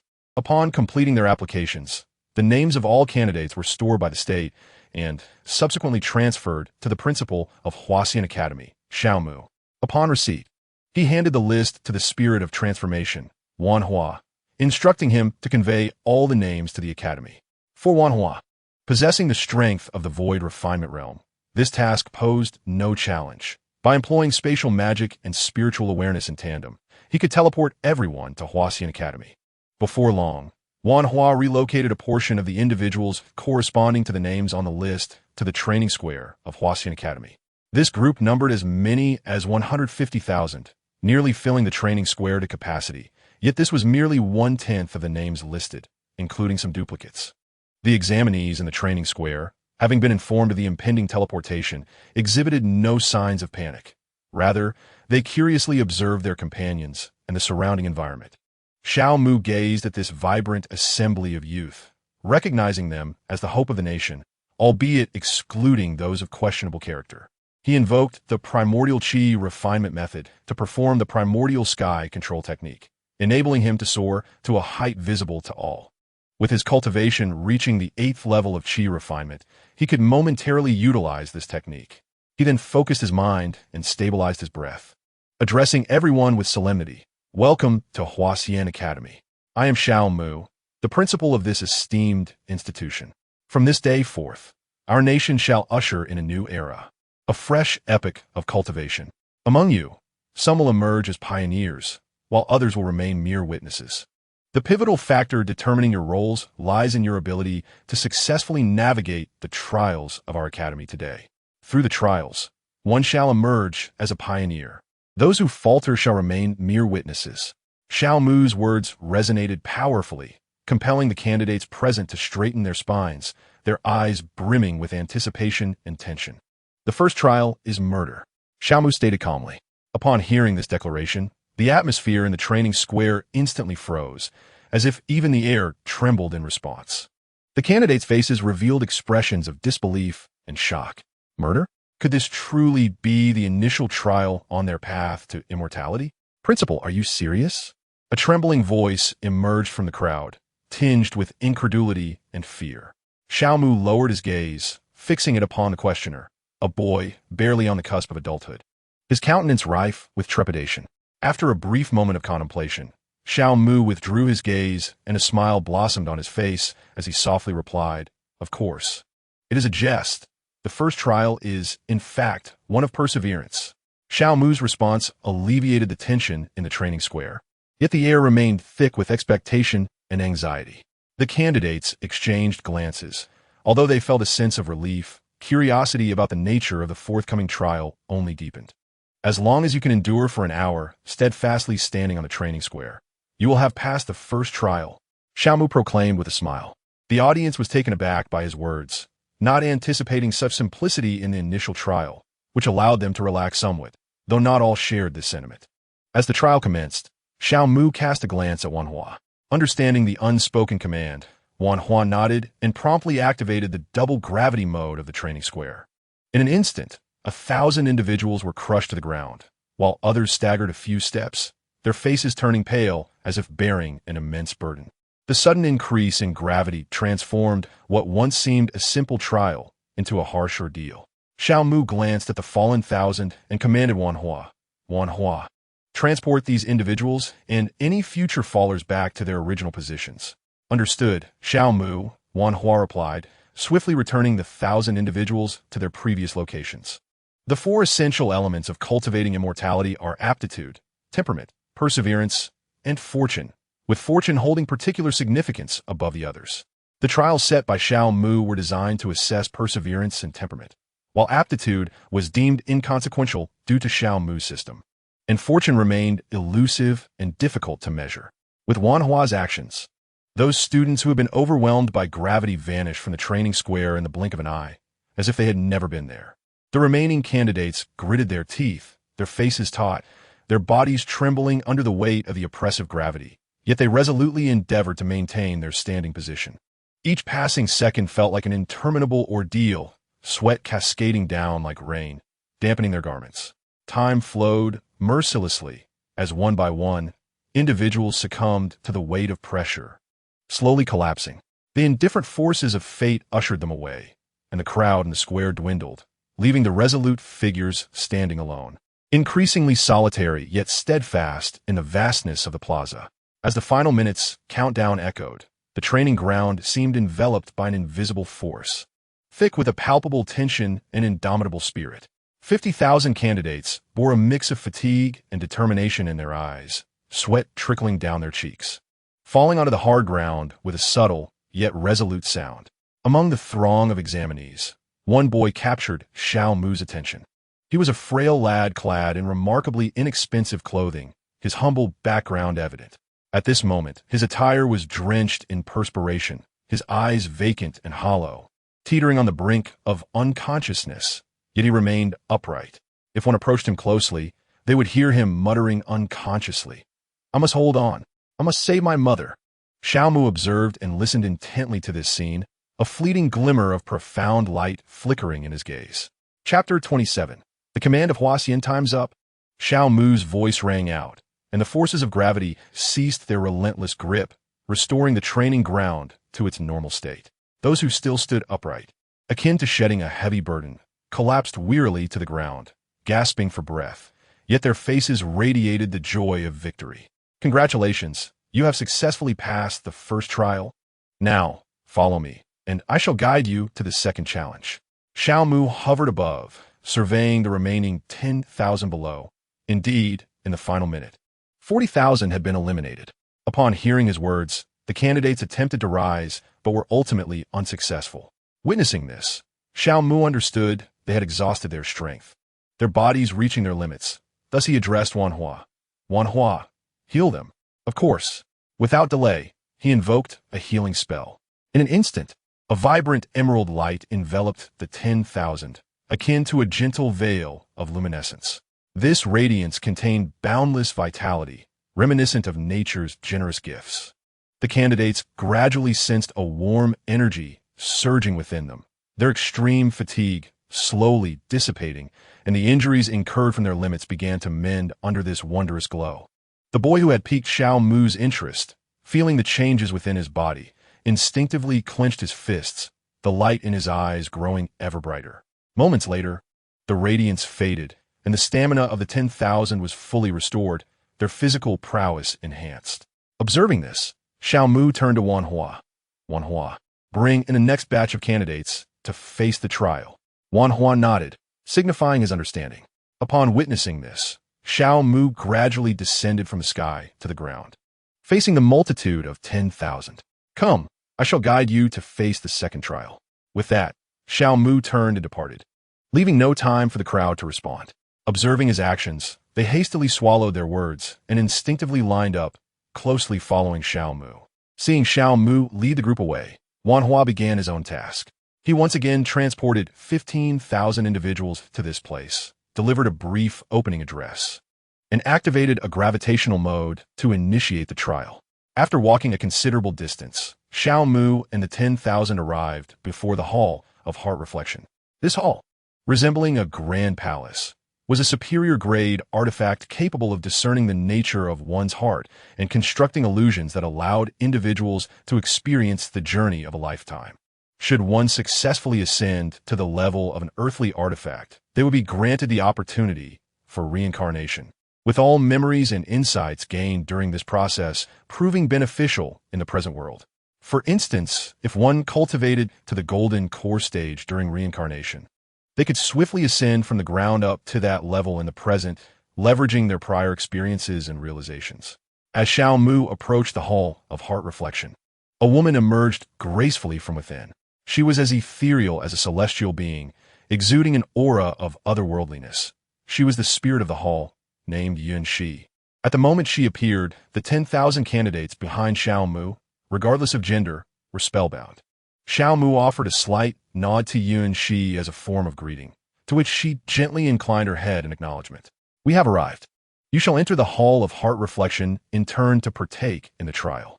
Those who succeed will become students of this academy." Xiao Mu spoke softly while facing away from them. His words pulled the crowd from their stupor, redirecting their attention. They stood in place, exchanging glances without any movement. The first to step forward was the boy who had caught Xiao Mu's attention. He took a deep breath, advancing with a stride that bore his hopes, his determination, and his entirety, each step drawing him closer to the grand doors of the hall. Following his departure, others began to approach the hall in a similar manner, until ultimately, Xiao Mu stood alone as they all entered the Hall of Heart Reflection. He observed them enter without leaving, remaining in place, awaiting their return. Yun Shi stood beside him, making no further movements. Inside the hall, all who entered lay upon the ground, enraptured in dreams. Their faces alternated between tears and laughter, various expressions unfolding upon them. It is said that dreams are manifestations of one's inner desires, wishes, and subconscious. Within dreams, a person's true nature is laid bare. The Hall of Heart Reflection possesses the ability to glimpse into the dreams of beings, and even to manipulate those dreams, leading to the demise of souls within their slumber. Certainly, at present, the Hall of Heart's Reflection has merely enabled the function of peering into dreams through Yunshi, which does not result in any loss of life. Everything observed in dreams within the hall will manifest in Yunshi's sea of consciousness, from which she will discern and eliminate those of inherently flawed character. Time passes swiftly, and as they gradually awaken from the dream realm, their eyes still bear traces of confusion and drowsiness. They remain oblivious to the experiences they just traversed in their dreams, as if their memories are shrouded in a veil of mist, retaining only fragments from before they succumb to slumber. They scan their surroundings, as if recalling that they are amid a trial, and suddenly spring to their feet, the remnants of weariness and bewilderment vanishing entirely. Xiao Mu listens intently to the sounds emanating from within the hall, aware that the trial has concluded, and thus turns his gaze towards Yunshi beside him. Sensing his look, Yunshi comprehends his intent and responds. All 10,000 have successfully passed, though there are a few with questionable morals. However, they are all amendable. Very well. You shall wait here for the next group of candidates, while I proceed to guide them through the enrollment process, Xiao Mu states, making his way toward the Hall of Heart's Reflection to summon that batch of individuals. Yunshi nods in understanding at Xiao Mu's words. Shortly after Xiao Mu enters, he re-emerges, followed by a group of enthusiastic youths. He leads them to the edge of the cleansing pool and halts, slowly turning to face them. He retrieves a black token from the system's repository, upon which is engraved the character for immortal. This character embodies the essence of the Tao, and even if one cannot comprehend its meaning, its significance resonates within. Initially named the Immortal Token, Xiao Mu later rechristened it as the Splendid Immortal Token. This token, acquired by Xiao Mu at the cost of 5,000 revival points, is classified as a superior-grade mysterious artifact. It possesses the capability to generate subtokens, which can communicate with one another and have the functions of storage and teleportation. Should this token be elevated to the rank of a terrestrial artifact, it would gain a formidable ability to stabilize fate, thereby controlling the flow of fortune.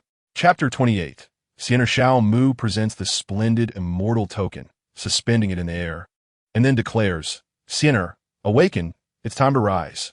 No sooner had he spoken than the token erupted in a dazzling brilliance. As the radiance gradually faded, a girl, her skin as delicate as pink jade and exquisitely sculpted, materialized. A character for immortal is inscribed upon her forehead. She is the spirit of the splendid immortal token, Sinner. As a newly born spirit, Sinner possesses the age and mental capacity akin to that of a 10-year-old child. She rubs her sleepy eyes with her small hands. Yawning as she inquires, "Brother, why did you wake me? I was sleeping so soundly." The term brother was bestowed upon Xiao Mu when he first encountered her, simply because he found her adorable and wished for a younger sister of his own.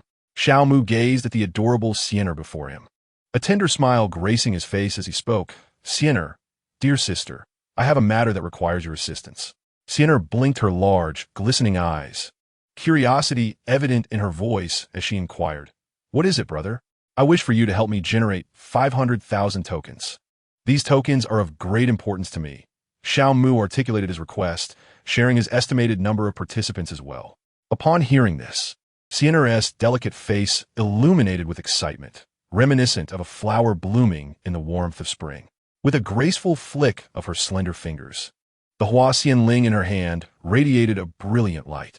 Within that luminescence, countless phantoms emerged, dancing like a dream, perfectly replicating the Hua Xianling in orderly formation. "Here you go, brother." Sinner beamed sweetly, her charming demeanor melting Xiao Mu's heart, a sentiment echoed by the crowd of 10,000. "Thank you, Sinner," Xiao Mu replied as he stored 490,000 tokens, casually distributing the remaining 10,000 among the throng, one for each person. "No need for thanks, brother. This is merely my duty." Despite her humble words, a smile of pride danced at the corners of her mouth. Observing this, Xiao Mu affectionately ruffled her hair, and Sinner basked in the moment's warmth. "I bestow upon you the Hua Xianling, a token that grants communication, storage, and teleportation capabilities. Furthermore, it serves as your credential for entry into the Hua Xian Academy. I shall now return you all in 2 months. I will summon those who possess the Hua Xianling to the Academy, at which point your formal education shall commence." After gently patting Sinner's head for a moment, he addressed the crowd of 10,000. "Sinner, would you assist me with one more task?" Xiao Mu asked with affectionate intent. Sinner confidently patted her chest, declaring, "Brother, what is it? I will surely help. Please send all these individuals back except for one." Xiao Mu whispered in a tone so soft it escaped the notice of the others, simultaneously gesturing toward a slender boy. Sinner nodded slightly, indicating her understanding, and with a casual wave of her hand, she transported the remaining 9,999 individuals back to their original locations, leaving only the frail boy behind. As Xiao Mu observed the others vanish from sight, he took Sinner's delicate hand and approached the solitary boy. "What's your name?" he inquired. "I am Luo Tianxing, principal. I implore you to save my mother." The boy's words were tinged with a hint of sobbing. "I understand. I have kept you here precisely to save your mother," Xiao Mu replied gently. Upon hearing this, a glimmer of hope sparkled in Luo Tianxing's eyes as he looked up at Xiao Mu, as though he had found a savior in his life. His eyes, tinged with worry, now brimmed with gratitude and anticipation. "Principal, I truly do not know what to do. My mother has been diagnosed with late-stage cancer." His voice choked in his throat, rendering him unable to continue, followed by a heart-wrenching wail. Tears flowed freely, each droplet a poignant manifestation of the anguish within. Every tear bore witness to his profound love for his mother, as well as his helplessness in the face of this cruel reality.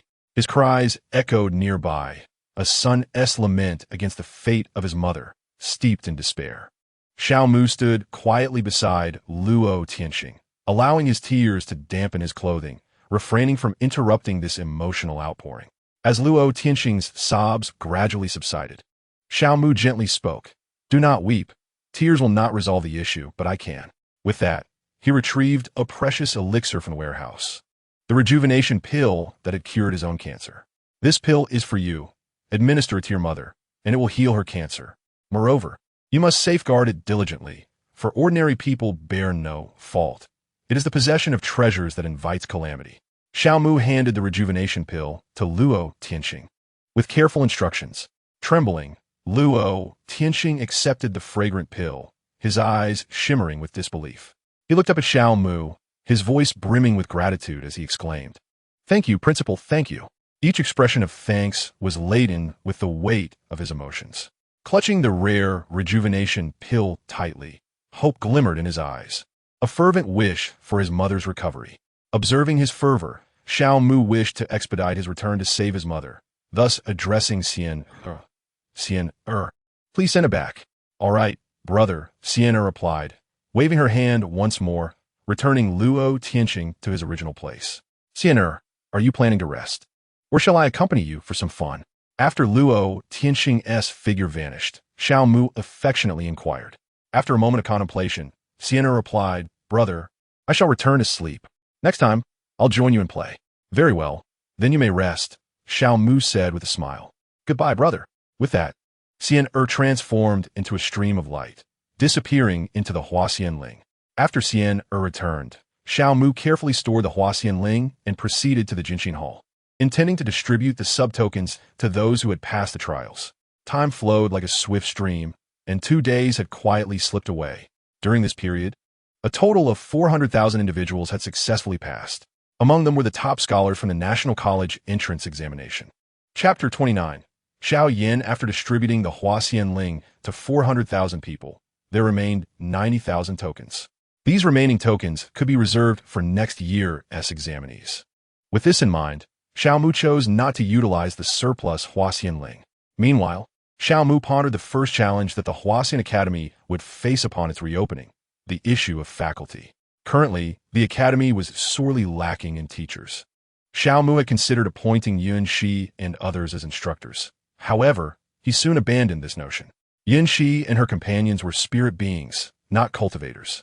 They had existed since birth with at least the cultivation level of a nascent soul, yet they had never undergone any form of training and possessed no teaching experience, rendering them incapable of guiding others in cultivation. After much deliberation, the only solution that Xiao Mu could conceive was to seek a system. He took a moment to collect his thoughts, and then softly inquired, "System, can you exchange for 10 individuals of different cultivation professions, each possessing the golden core level?" "No," came the cold, emotionless reply of the system. "However, this system can retrieve them from other worlds." Xiao Mu was momentarily taken aback by the unexpected response. Yet soon after, he realized a pressing concern. "You mentioned retrieving them? Will they obey my commands?" "They will not. They will only comply once you have subdued them," the system stated without a hint of empathy. Hearing this, Xiao Mu's brow furrowed slightly as he contemplated the implications. Before long, he devised a method of subjugation, and his expression gradually relaxed. "System, how many revival points are required to capture 10 individuals?" he inquired. 2,000 revival points are necessary," the system replied coldly. "That is not excessive. I can accept it.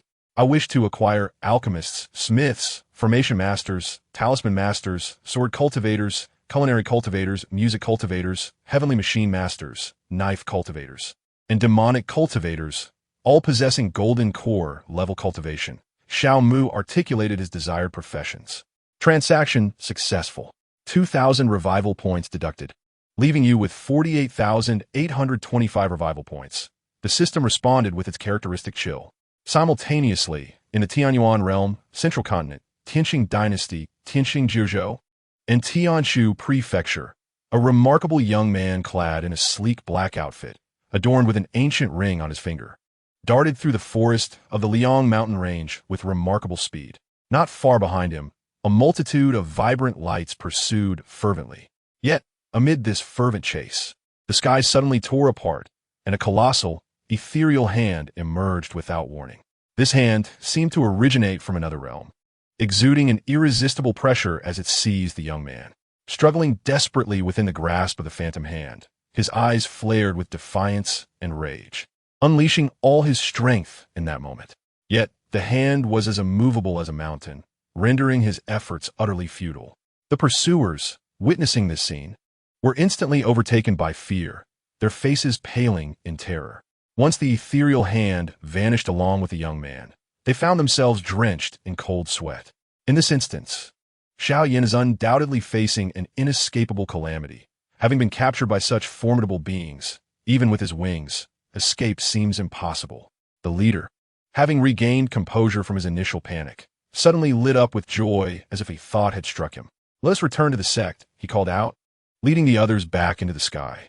In the Tianqing 9 provinces, within Xian Prefecture, a youth of seemingly simple demeanor was scouring the desolate land in search of something. Suddenly, it appeared as though the sky had been rent asunder, and a phantom hand emerged from the fissure, unhesitatingly seizing the youth. On the central continent, atop the highest level of the Tianji Pavilion, a young man clad in a Taoist robe stood motionless at the Tianji platform, as if awaiting the arrival of a significant event. Beside him stood an elder whose hair and beard had turned white as snow. Without warning, the heavens split open, and an ethereal hand reached out toward the young man. At long last, the opportunity one have long awaited has arrived. These 10 years of restrained cultivation have not been in vain, he thought, a smile flickering across his face as he beheld the hand.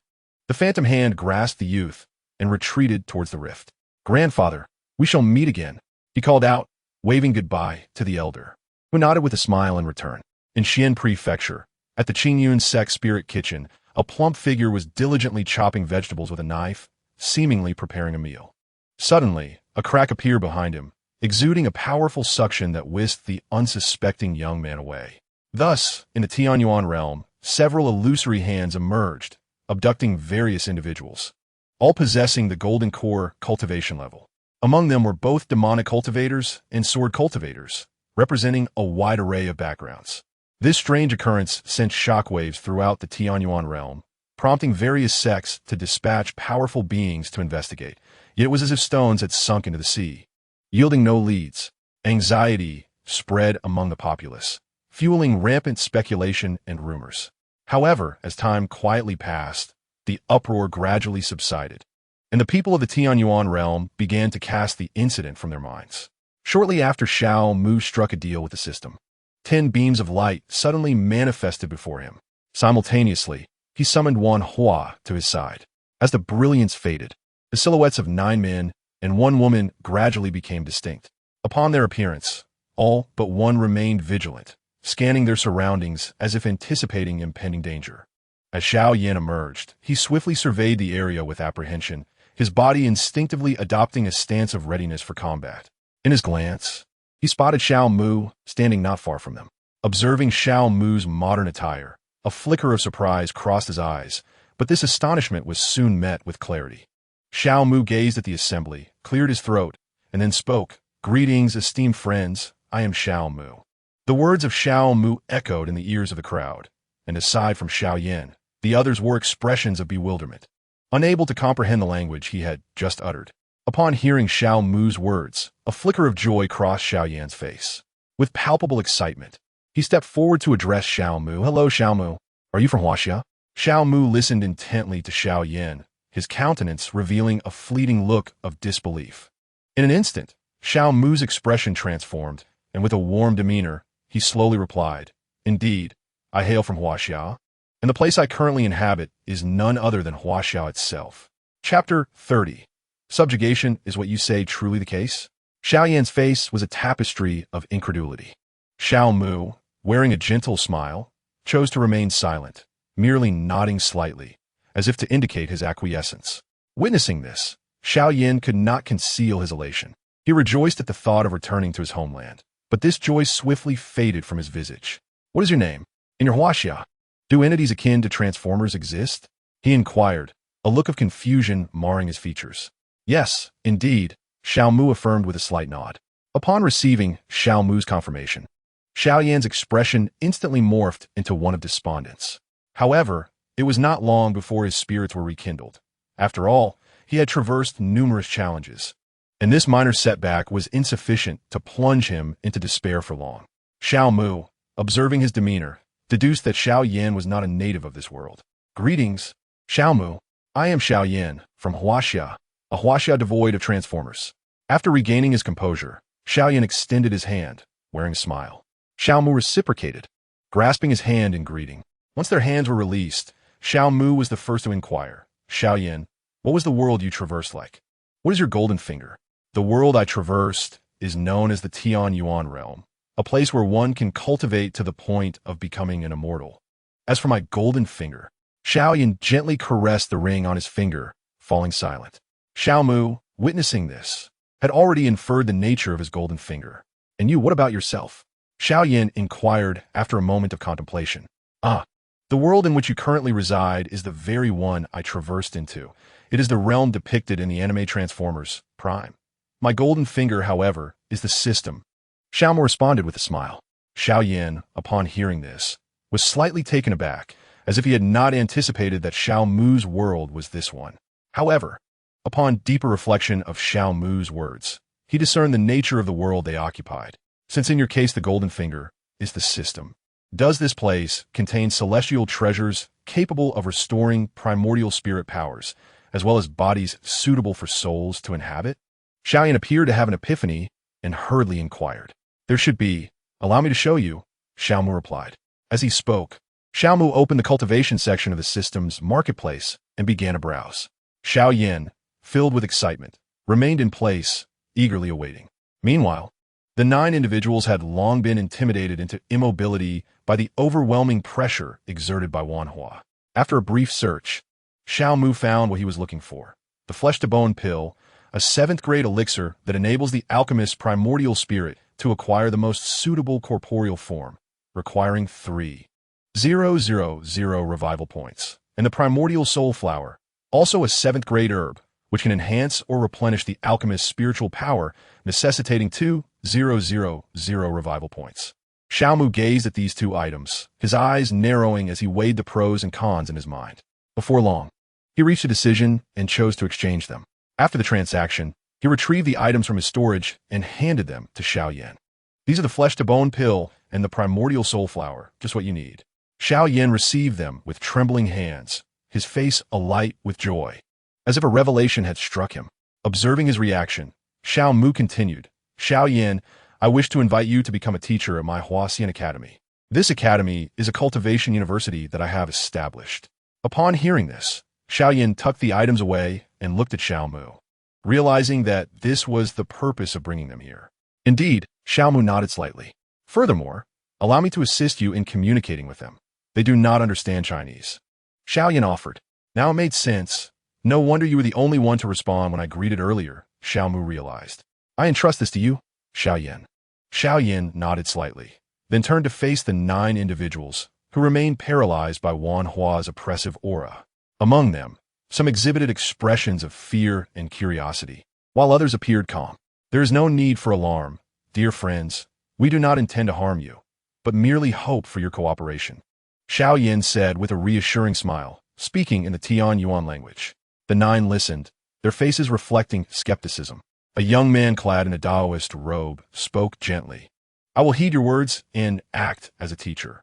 By the way, I am a celestial calculator from the Tianji Pavilion of the Tian Yuan realm. What? Xiao Yin and the other 8 exclaimed in unison, shocked. Xiao Yin was astonished by how the celestial calculator knew their intentions, while the others were bewildered by how he had been captured. In their memories, the celestial calculator was the holy son of the Tianji Pavilion, a super sect boasting powerful beings capable of transcending tribulations, a status they believed unattainable in their lifetime. This realization dawned on them, revealing the formidable nature of those who had brought them here. Once the shock subsided, Xiao Yin once again devoted himself to the art of persuasion. Xiao Mu stood at a distance, watching as Xiao Yin eloquently communicated in a language he found difficult to comprehend, lost in contemplation. He pondered how such a language could be employed to instruct those university students. Not long after, he devised a plan. He decided that they should first master the Chinese language before proceeding with their instruction, believing that the time required to learn it would not be too lengthy. Given that they were cultivators in the golden core stage, capable of rapid cognitive processing. Soon, Xiao Yin ceased his speech and approached Xiao Mu. Xiao Mu, they have agreed. Good. That saves me from resorting to coercive measures. Also, Xiao Yin, would you be able to teach them Chinese? Otherwise, instruction would be quite challenging. Xiao Mu inquired with a slight nod. No problem. It is not a difficult task, Xiao Yin replied with a wave of his hand. Thank you then. And once they have completed their studies, let them introduce themselves in Chinese, Xiao Mu said with a smile. Xiao Yin nodded in acknowledgement. Subsequently, Xiao Mu returned to the training square to cultivate, while Xiao Yin began to instruct the 9 individuals in the language. A day later, the 9 had successfully learned Chinese and approached Xiao Mu to present their self-introductions. After listening to their introductions, Xiao Mu became acquainted with their respective professions. Xiao Yin was an alchemist, while Tian Xuanzi was a master of divination. The only woman among the 10 was a sound cultivator named Yu Zhu, hailing from the Tianyin Pavilion. The portly fellow was a culinary cultivator named Zhang Tan. The honest man, an artifact forger, was called Chen Shi. The formation master was known as Fa Jing, while the demonic cultivator was named Hong Tian. The sword cultivator was Nan Gong Jun, the saber cultivator was Quang Tu Yi, and the talisman master was Dong Fong Tai. Chapter 31. Invitation in the vast and boundless universe. Darkness resembles an immense, unending curtain enveloping all existence. It is a profound and enigmatic darkness, akin to an eternal melody, quietly narrating the ancient and desolate tale of the cosmos. Countless stars shimmer within this darkness, resembling treasures embedded in black satin. However, their brilliance fails to dispel the infinite shadows completely. This darkness consumes all, leaving light and hope untouched, imparting a sense of boundless solitude and insignificance. Within this pitch-black universe, time appears to lose its meaning, while space becomes distorted and ethereal. The darkness acts as a silent sovereign, quietly observing the rise and fall of all things in the cosmos. It serves as the backdrop of the universe, the foundation of all existence, and the origin of all that is unknown. Suddenly, a crimson meteor streaked through the cosmos, racing toward a blue star, Earth. It pierced the planet's atmosphere, trailing a crimson glow, and ultimately fell into an ancient forest. At the Huaxian Academy, in the training square, Xiao Mu sat cross-legged, maintaining a posture of cultivation. The surrounding spiritual energy continuously flowed into his body, transforming into his own cultivation. Wan Hua stood outside the training square, refraining from entering to avoid disturbance, even though his spiritual sense had already detected the events that had transpired above Earth. After a brief moment, Xiao Mu slowly opened his eyes, a glimmer of brilliance shining forth. He realized that he had reached the 10th level of qi refinement, and a wave of elation surged within him. Upon sensing that Xiao Mu had concluded his meditative state, Wan Hua promptly approached him. Xiao Mu, the spaceship you asked me to observe has finally appeared, and it has landed at. Listening to Wan Hua's words, Xiao Mu could not help but feel a rush of joy. Yes, I understand. Rising to his feet, Xiao Mu headed towards the location where Xiao Yan was situated. At that moment, Xiao Yan was practicing in the cultivation square, and it wasn't long before Xiao Mu arrived before him. As Xiao Yan emerged from his state of cultivation, he noticed Xiao Mu approaching him slowly. Xiao Yan, are you interested in joining me to capture a Decepticon? Xiao Mu said with a smile. Oh, capturing a Decepticon sounds intriguing, Xiao Yan replied, a look of interest crossing his face. All right, I'll gather a few people before we set off. With that, Xiao Mu went to summon Zhou, Yi, and the others, and soon they departed together. In the ancient jungle, Alcy and Jack were executing their mission. I should have brought some insect repellent. The mosquitoes we encountered during this reconnaissance are as large as blood-sucking bats, draining as much blood as they please, Jack complained, swatting at the mosquitoes. Alcy, walking ahead, paused to respond to Jack's grievances. You seem quite adept at outdoor activities, Jack. Are you mocking my survival kit? Jack retorted. Perhaps.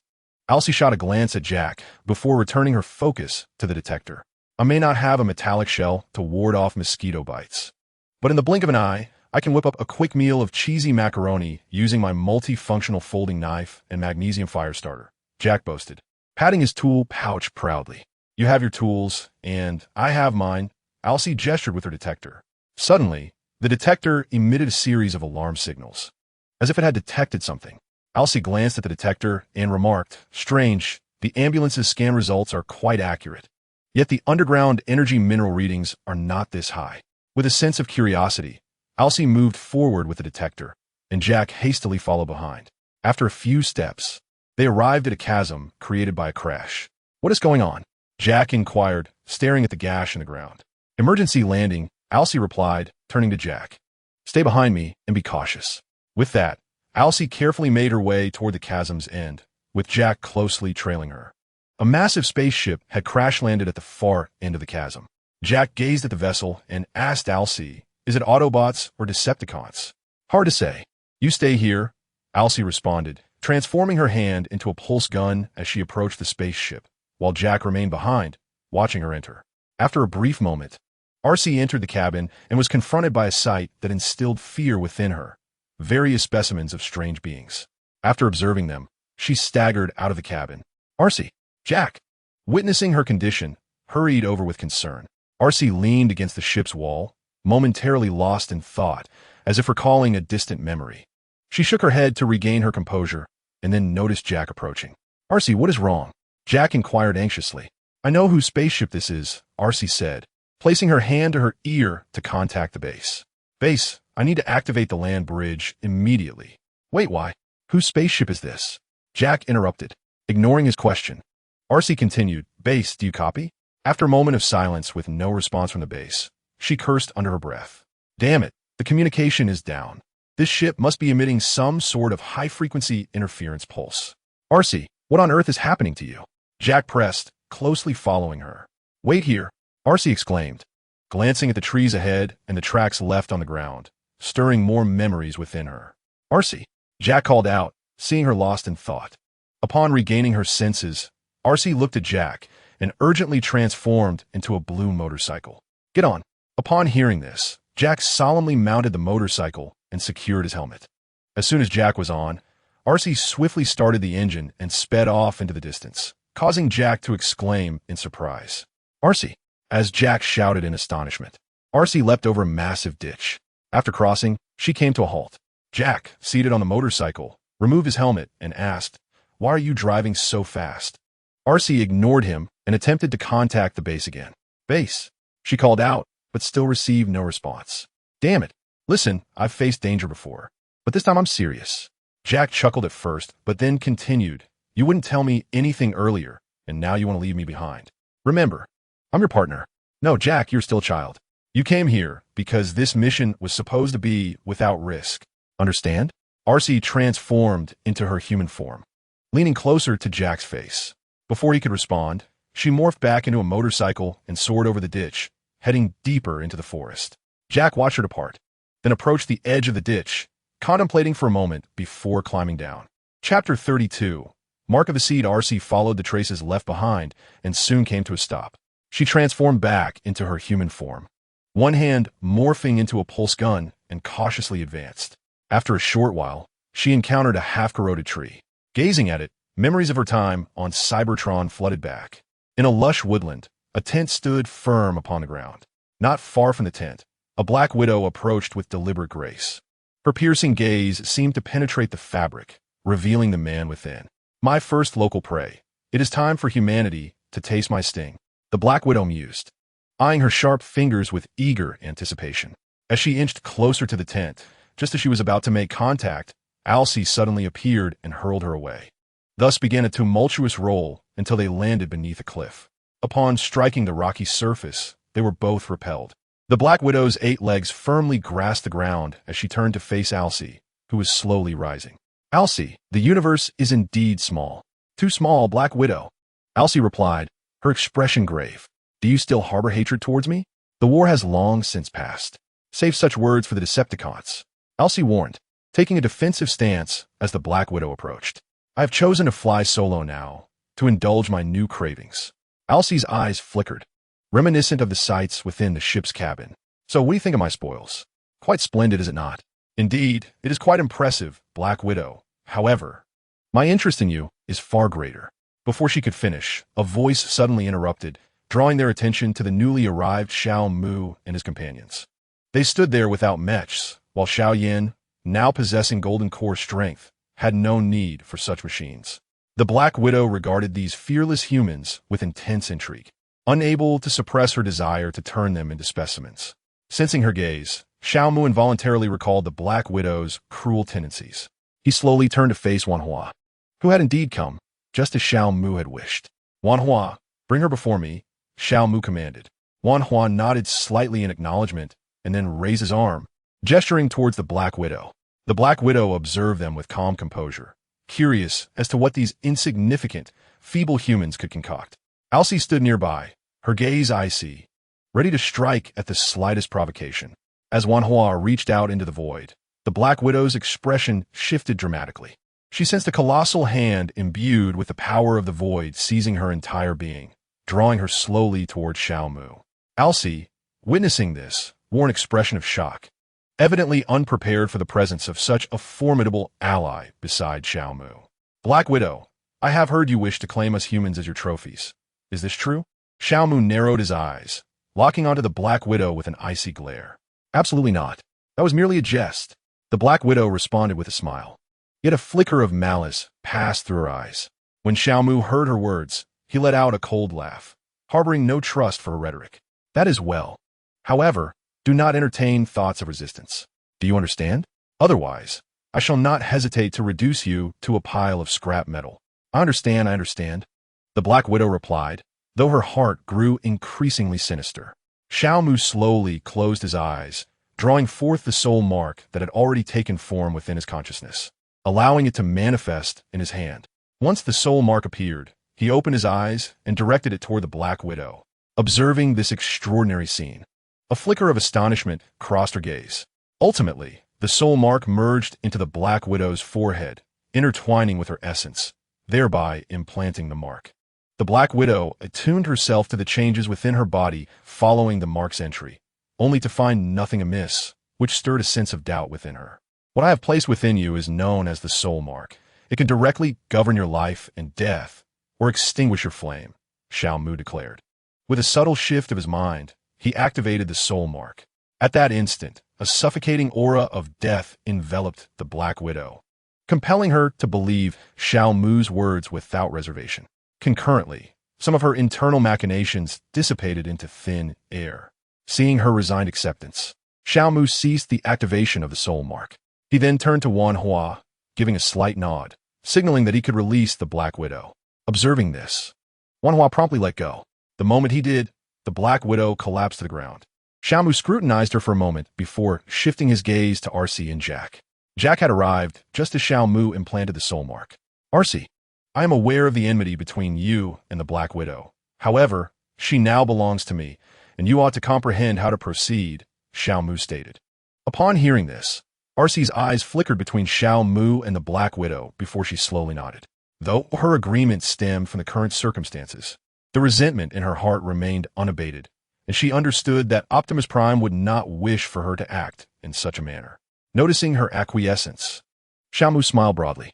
He then turned his attention back to the Black Widow, softly saying, Black Widow, come here, I shall take you to a certain place. Following his words, the Black Widow retracted her 8 legs and gradually approached Xiao Mu. Wan Hua, lead us to the location I commanded you to seek out, he instructed, glancing back at Wan Hua. Understood, Wan Hua replied, casually waving his arm, and they were promptly transported away. Jack and Arcee watched this unfold, their eyes filled with surprise. Arcee, do you understand how they just departed? Jack asked, gazing intently at Arcee. I'm not entirely certain, but it seems it is not the land bridge. Alcee shook her head, indicating her lack of knowledge. Upon hearing this, a flicker of disappointment crossed Jack's eyes. However, his underlying curiosity remained undiminished, merely concealed within his heart. He then inquired about the reason behind Alcee's earlier urgency. After a moment's hesitation, Alcee candidly shared her thoughts. Jack listened in silence for a moment, then began to contemplate how to contact the base, while also informing Optimus Prime of the recent events. Chapter 33. Arise, my army. Xiao Mu, Xiao Yin, and others, accompanied by the Black Widow, found themselves transported to a vast underground cavern. This cavern was enormous, seemingly boundless, with no end in sight. Along the cavern's walls hung thousands of luminous, slumbering mechanical insect pods. Xiao Mu stood serenely at the point of arrival, observing the myriad sights within the cavern, a glimmer of brightness flashing in the depths of his gaze. Could the Black Widow control the mechanical insects here? No problem, the Black Widow replied, her initial shock at the sight gradually dissipating upon hearing Xiao Mu's inquiry. Xiao Mu nodded gently. Then let us awaken them all. Awaken them all? Are you truly intent on rousing every single one? Do you possess sufficient energy bodies for them to absorb? The Black Widow's fierce visage was clouded with doubt as she turned her gaze to Xiao Mu. Naturally, I have prepared well, Xiao Mu responded with a smile. 2 months prior, he had entrusted Zhou Qinglai with the technology for generating energy bodies, manufacturing armor, and constructing mechs. earnestly requesting him to prioritize the application of the energy body generation technology to create energy bodies. Zhou Qinglai agreed to Xiao Mu's request, and over the past 2 months, the National Academy of Sciences dedicated itself to applying this technology, successfully producing numerous energy bodies. Although this endeavor caused delays in the research and development of mechs and armor, Xiao Mu deemed it a worthwhile sacrifice. Upon hearing this, the Black Widow's pupils suddenly constricted, and a tumult of revelations surged within her. She began to grasp certain astonishing truths. Striving to calm the tumult within, she complied with Xiao Mu's command. "Arise, my army." With the Black Widow's command, all the sleeping pods gradually opened, and the dormant mechanical insects began to awaken. As the mechanical insects stirred, the entire cavern seemed infused with vitality. Thousands of luminous points shimmering in the air as they slowly unfurled their mechanical wings, emitting a soft, buzzing sound, a harmonious symphony of energy activation and self-diagnostic checks. Each mechanical insect radiated a faint blue light, signifying the flow of energy bodies within, bestowing upon these steel beings an unprecedented vigor and strength. "Well done, Black Widow," Xiao Mu extolled, his gaze sweeping over the machines resembling insects that ascended slowly, arranged in a disciplined formation, a surge of lofty ambition swelling within him. "Wanhua, at this moment, transport us and these mechanical insects to the refining square." Xiao Mu turned his head to glance at Wanhua, who, upon hearing this, nodded slightly and nonchalantly waved his hand. They were immediately transported away, leaving behind thousands of opened hibernation pods, as if narrating the events that had just transpired.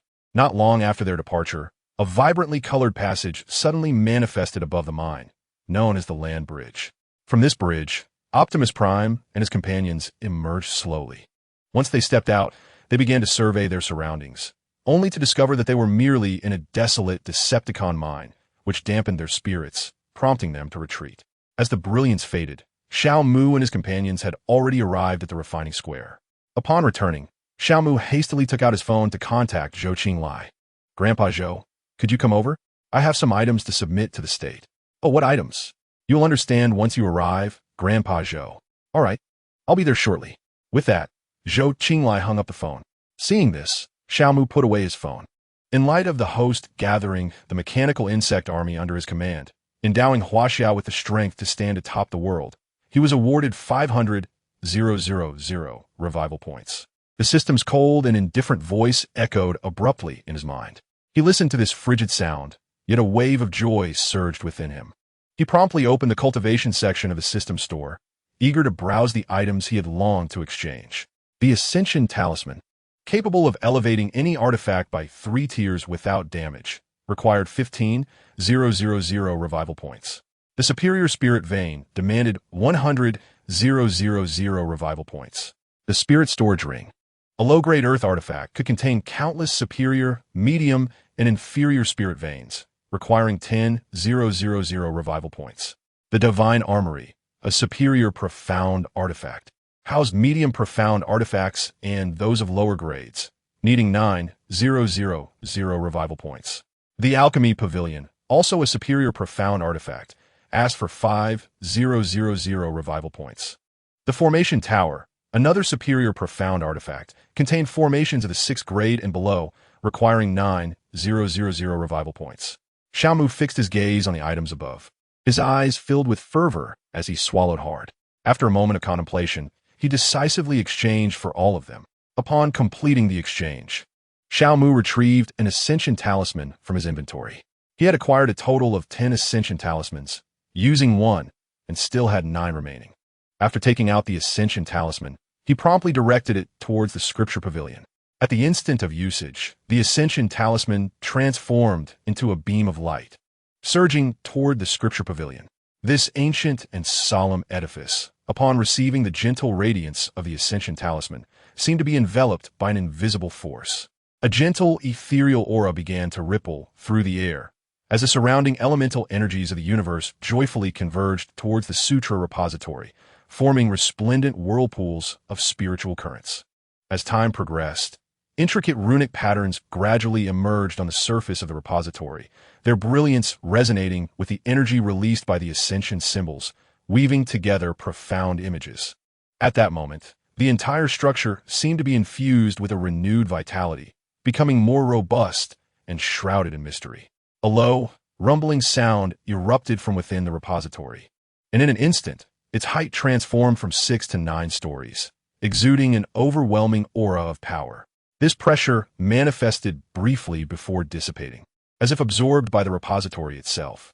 Moments later, the figure of the book Immortal suddenly appeared before Xiao Mu. "Thank you, Xiao Xiao, for assisting me in my ascension. I am deeply grateful.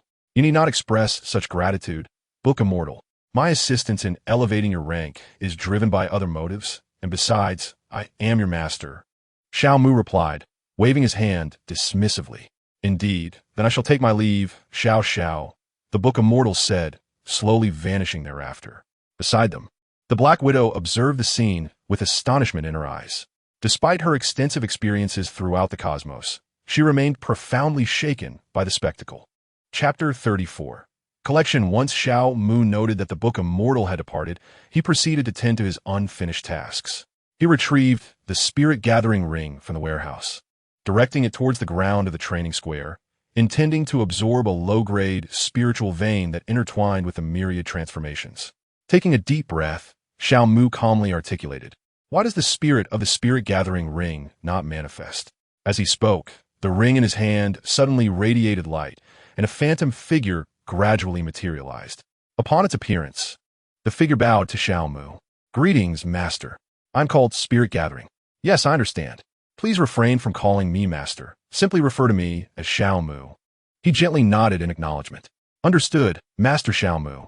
Spirit Gathering, proceed to collect this low-grade spiritual vein, Xiao Mu commanded.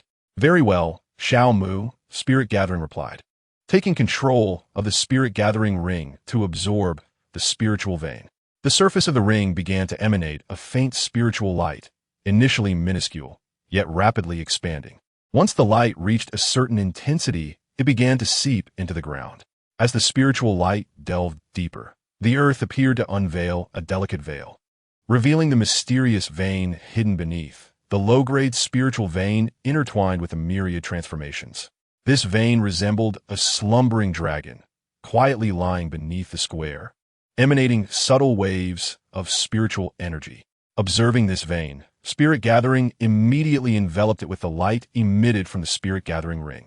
Subsequently, Spirit Gathering retracted the light, and the low-grade spiritual vein, once shrouded in luminescence, transformed into light and was absorbed into the ring. After retracting the inferior spiritual vein, the concentration of spiritual energy within the Xian Academy began to gradually diminish, merely due to the presence of individuals engaged in cultivation. Xiao Mu, sensing the decline in spiritual energy, promptly retrieved the superior spiritual vein from the storeroom. A radiant light suddenly manifested, and a luminous orb abruptly appeared in Xiao Mu's hand. Within this orb, flickering lights danced intermittently, accompanied by echoes of dragon roars. Gazing at the orb, Xiao Mu pondered for a moment before decisively casting it towards the ground. Upon contact, the orb seamlessly integrated into the earth. In that instant, the concentration of spiritual energy at Xian Academy surged dramatically. As the superior spiritual vein melded, the sky above the academy seemed to be reimagined, transforming from a dim glow into a resplendent brilliance. The air was suffused with an exceedingly rich essence of spiritual energy, each breath akin to savoring the sweetness of a pure spiritual spring, invigorating the spirit immensely. Sensing all of this, Xiao Mu felt a profound sense of satisfaction. He then extracted the armory, alchemy hall, array building, and spiritual herb garden from the storeroom and subsequently arranged them within the academy. Once everything was in place, a thunderous sound of rotor blades resonated above Xian Academy. Xiao Mu and the others looked up to see a helicopter gradually descending from the sky. Fixating on the helicopter, Xiao Mu appeared contemplative, then turned his gaze towards Black Widow. "Black Widow, perform a scan of the helicopter. It may serve as your vehicle form. However, scanning can only commence once the occupants disembark." "Understood," Black Widow nodded in acknowledgement. Witnessing this, Xiao Mu promptly followed closely behind Zhou Yi to greet Zhou Qingli's arrival. "Xiao, I have arrived. What items did you wish to submit to the state? Moreover, what is the situation with those robots over there?" Zhou Qingli inquired as he descended from the helicopter, spotting Zhou, Yi, and Xiao Mu approaching. Grandfather Zhou, the items I intend to present to you are those robots and a ring. Furthermore, these robots are referred to as mechanical insects, originally under the command of the Decepticons. However, their leader, Black Widow, has now been successfully subdued by me, Xiao Mu explained with a gentle demeanor. Upon hearing this, a flicker of astonishment crossed Zhou Qinglia's eyes. He had not anticipated that Xiao Mu could recruit individuals from the Decepticons. Xiao, you have done remarkably well. With the formation of a legion comprising these mechanical insects, our nation's military strength has significantly enhanced, eliminating the need for. Zhou Qinglai remarked approvingly after a moment of contemplation. Grandpa Zhou, this is merely my duty as a citizen of the Huan nation. Furthermore, I present to you this spirit ring, Grandpa Zhou. Within this ring resides a lower-grade spiritual vein, which you may extract and integrate into the military base, enabling our brave soldiers to cultivate their spiritual prowess. As for its application, you need only issue commands to the spirit. Xiao Mu gestured toward the spirit as he handed the ring to Zhou Qinglai. Zhou Qinglai accepted it with a nod, indicating his understanding. In the following period, Xiao Mu elucidated the situation regarding the Black Widow and instructed her to heed Zhou Qinglia's directives. Without hesitation, she acquiesced, as she had no desire to forfeit her life. Simultaneously, she scanned the helicopter, configuring it into her vehicle form. Upon receiving the items from Xiao Mu, Zhou Qinglai departed with the Black Widow and her mechanical insect army. Meanwhile, Xiao Mu and his companions commenced their respective training in the cultivation plaza. On August 16th, in the eastern part of the White Bear Nation, the Kamchatka Peninsula, in the desolate expanse of ruins, the barrier and the Deadfire were engaged in combat. With a thunderous explosion, the barrier collided violently with the wall of a building, causing numerous cracks to appear instantaneously. Barrier. It seems fate has brought us together across great distances, driven by the signal of that super energy body, Deadfire remarked, transforming his hammer into a hand and smiling at the barrier. Indeed, Deadfire, it appears fortune smiles upon you today. The barrier detached from the wall, rising to confront Deadfire with remarkable speed. As the barrier rushed forward, Deadfire extended his hands to firmly grasp its limbs. In that moment, the two began a contest of strength. Where is your human lackey? Shall I pay her a visit once I have dealt with you? The barrier, incensed by Deadfire's taunt, exerted its force, causing Deadfire to tumble to the ground unexpectedly. The big fellow has quite a delicate side, Deadfire jested. Hearing this, the barrier transformed one hand into a flail, aiming a strike at Deadfire's head. Deadfire swiftly sidestepped, narrowly evading the blow. Immediately, he transformed one hand back into a hammer, executing a spinning attack aimed squarely at the barrier. The barrier, unable to evade, braced itself for the impact, igniting sparks upon collision. With a resounding crash, the barrier collapsed, stirring a cloud of dust into the air. Chapter 35. Mecha Special Operations Team Deadfire approached the fallen barrier, tapping its head with the hammer. It seems this is our final gathering. Farewell. With that, Deadfire raised his hammer high, intending to obliterate the barrier's head. The barrier, feeling dazed and staring blankly at the unfolding scene, was rendered utterly unresponsive. Suddenly, from a distance, an electric projectile struck Deadfire. As the electric projectile made contact with the figure known as Deadfire, it unleashed a surge of electricity, rendering him unconscious and causing him to collapse to the ground, stirring up a cloud of dust. The thunderous roar of helicopter blades echoed across the horizon, and the silhouette of a helicopter became visible to the onlookers. Shortly thereafter, the observer succumbed to a deep state of unconsciousness. At that moment, four helicopters descended gradually to the surface. From one of these aircraft emerged a man with a fearsome visage, bearing a scar upon his forehead. Upon his descent, several others, masked and armed, also disembarked from the remaining helicopters. They swiftly gathered around the incapacitated Deadfire and the observer. Commander, our equipment can only transport one of them, one of the masked individuals stated, standing beside the man. After a moment of contemplation, the commander replied, "The one who wins." Understood, Commander, came the response, and the group commenced their operation, transporting Deadfire to a nearby tunnel. Not long after their departure, a sound resonated near the observer's ear. "Marco! Marco! Marco!" This chorus roused the observer from his stupor. With disoriented murmurs, he uttered, "Mickey, Yes, you should respond, pineapple. Suddenly, the observer sat upright, the confusion in his eyes replaced by alertness. Cautiously, he surveyed his surroundings, finding only the ruins of a desolate landscape. Rubbing his temples to alleviate the dizziness, he declared, "Mickey, have the ambulance take me back." There was no response from Mickey, yet the land bridge beside the observer activated. He gradually rose and stepped onto the bridge. As he returned, the ambulance swiftly whisked him away for medical attention.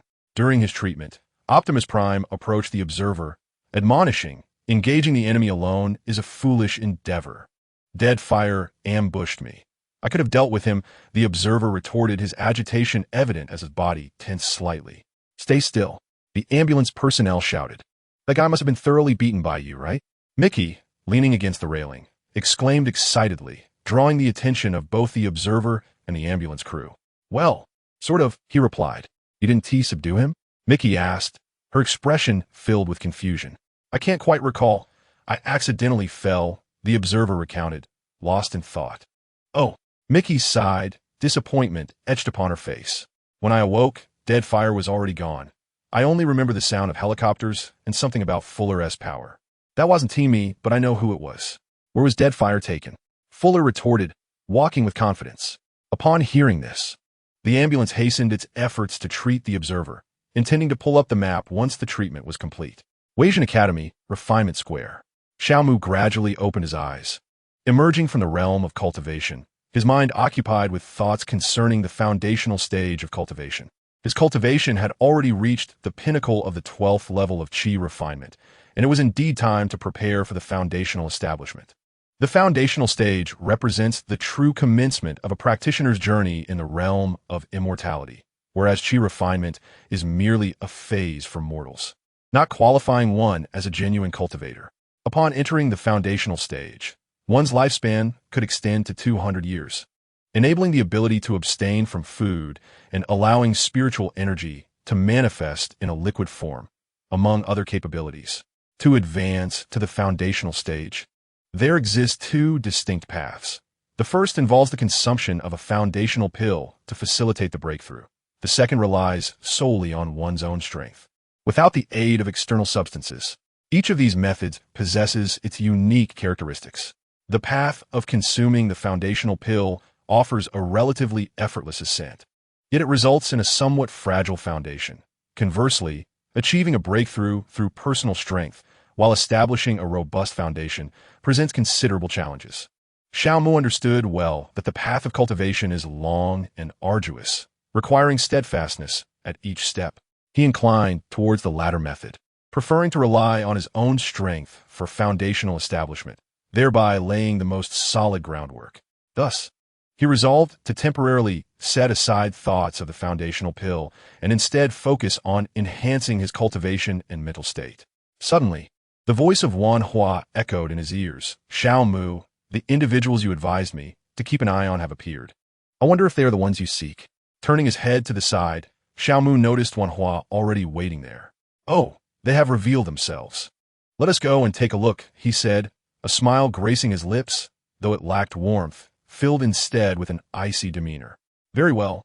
I shall take you there immediately," Wan Hua replied with a nod, casually waving his hand, transporting both himself and Xiaomu away.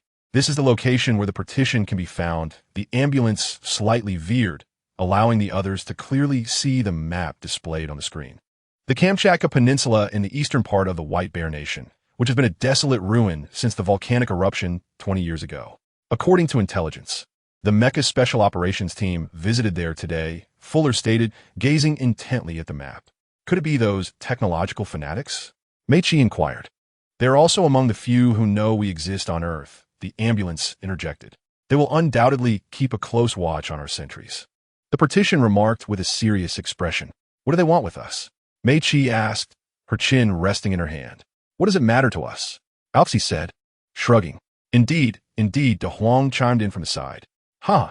The partition couldn't help but laugh, one hand clenched into a fist while the other remained open, colliding them together as he remarked, "How amusing to be captured by humans. I must have truly battered him. Who can say?" Meichi shook her head while looking at the partition. "Ambulance, restart the previous coordinates of the land bridge. We must go rescue the Deadfire." Optimus Prime said with a solemn expression. What? The ambulance, upon hearing the words, displayed a look of astonishment. Optimus, you must be jesting. His fate is of no concern to us. Let the Decepticons rescue him. RC, Bumblebee, and Sideswipe sequentially voiced their opinions. Chapter 36. Silas Megatron does not strike me as one who would expend effort to save Comrade. His voice was deep and powerful, revealing an understanding of Megatron's character. RC furrowed her brow, releasing her hand from her chin, and remarked, very well, but after all, Deadlock is our adversary. A hint of resignation tinged her tone. Optimus's expression was grave, his gaze unwavering and profound. At times, it is essential to set aside personal grievances for the sake of a greater good. His voice resonated with steadiness, akin to an immovable mountain. Sideswipe spread his arms, confusion etched across his face. What do you mean by that? Do you expect him to feel gratitude and have a change of heart? Optimus's gaze remained resolute. The likelihood of the Decepticons experiencing a moral awakening and mending their ways is minimal. Nonetheless, we can still endeavor to try. His words brimmed with hope. That hope like a flickering candle in the darkness, fragile yet fiercely persistent. Sideswipe scoffed, clearly expressing his discontent. This is utterly pointless. My intention is to safeguard humanity. The mech special ops team poses a substantial threat, Optimus asserted. Indeed, he was correct. The mech special ops team would stop at nothing for the sake of advanced technology. Ratchet concurred from the side, his expression serious and earnest. This means we cannot allow the biotechnology of Cybertron to fall into their hands. This statement reverberated in the air, akin to an insurmountable boundary, imbuing all present with a weighty sense of responsibility. Seeing the situation unfold, the ambulance reluctantly activated the ground bridge. Meanwhile, Sideswipe crossed his arms defiantly, standing aside in frustration. Enough, Sideswipe. You must go as well. Mika urged, noticing his demeanor. I refuse. Sideswipe's face was a portrait of unwillingness. I'm truly sorry, Optimus. I cannot go save him. I support your decision. Optimus nodded gently in agreement. What? Sideswipe and Mika exclaimed simultaneously. Your personal feud with Deadlock will cloud your judgment, jeopardizing the entire mission. In this operation, we require a medic, not a warrior. Optimus's expression was solemn. Everything is ready. The ambulance interjected. Upon hearing this, Optimus commanded, Autobots, roll out. With that, he turned and sprinted toward the ground bridge, transforming seamlessly into a large truck. Bumblebee and the others followed suit. Sideswipe watched as Optimus and the others gradually receded from view until the ground bridge was completely closed. Very well, safe travels. Ugh. Mika's voice, filled with indignation, suddenly pierced the air, capturing Sideswipe's attention. The partition glanced at Meichi and quickly shifted the focus. What about you, Meichi? Are you interested in watching the monster battle? All right. Meichi responded with a sigh. Yes, I want to watch too. Fuller's voice, filled with laughter, chimed in. In a dimly lit, oppressive tunnel, a figure known as Sherwa was firmly secured to a steel bed, surrounded by mechanical arms and drill bits. As Sherwa groggily regained consciousness and surveyed his surroundings, astonishment washed over his face. What? He struggled desperately with his hands, attempting to break free from his restraints. Regrettably, the bindings were forged from an alloy, rendering his efforts futile. While Sherwa fought against his bonds, a scarred man emerged from an elevated platform across from him, accompanied by several armed individuals. Behind this man loomed a vast control panel, its screens showcasing Sherwa's image. Sherwa lifted his head to regard the intruders and, with a contemptuous tone, demanded, Who are you filthy lumps of flesh? We are the Mecha Special Operations Team, Solaris declared, hands on his hips, his expression fierce. Greetings. I am Solaris. Release me, and I shall spare your life. Sherwa threatened. To us, you are an invaluable asset, Solaris replied. Ha, you must be jesting. Sherwa laughed heartily. Megatron would never pay a ransom. Oh, it seems you have misunderstood. We do not seek a ransom. Rather, we desire every bolt and rivet of yours. Solaris explained with a smile. Upon hearing this, Sherwa's face twisted in fear, and his struggles intensified, yet they remained in vain. Observing Sherwa's distress, Solaris continued to be blunt. We intend to dismember you, transforming you into the true Sherwa, and then I will harness the technology gleaned from your remains to develop new weaponry. With this pronouncement, he snapped his fingers sharply, signaling one of his subordinates to prepare the drill for Sherhua's dismantling. I fear you may not survive the process. We are ever grateful for the sacrifice you are about to make. The Mecha Special Operations Team holds you in high regard, Solaris said, drawing near to Sherhua's head. Foolish humans, you are playing with fire. Once I am reduced to fragments, I shall feed you to the dogs. Sherhua retorted defiantly. You would do well to concern yourself with your own fate, rather than mine, Solaris warned, but before he could finish, a cold and indifferent voice interrupted him. At the sound of this voice, Solaris's expression changed dramatically as he turned toward its source. The other members of the Mecha Special Operations Team reacted similarly, while Sherhua, though eager to see, remained helplessly bound. There stood Xiao Mu and Wan Hua, poised on a nearby track, their expressions icy as they fixed their gaze upon Solaris and his team. Who are you, and how did you gain entry? Solaris barked at them. Xiao Mu's gaze was as piercing as a blade of cold ice, a chilling smile curving his lips as he spoke slowly. There is no need for you to comprehend. You merely need to understand that I am here to usher you onto the path of demise. With this declaration, memories of the ambition and temperament of Sellers from an anime resurfaced in his mind, compelling him to eradicate such a threat. This, too, served as a means of honing his skills for future acts of murder, ensuring he would not falter at the thought of taking a life. Wan Hua remained silent, enveloped in an indescribable aura that suggested he could unleash terrifying power at any moment. His gaze swept over the members of the Mech Special Operations Team, and each individual caught in his stare felt an oppressive weight bearing down upon them, instinctively retreating a step. Such arrogance, Sella scoffed, gesturing for his subordinates to prepare for battle. Yet, beneath his bravado, he remained acutely aware that these two mysterious individuals were far from ordinary. Chapter 37. Murder. Xiao Mu observed their condition with keen interest and then pointed at Sellas, addressing Wan Hua.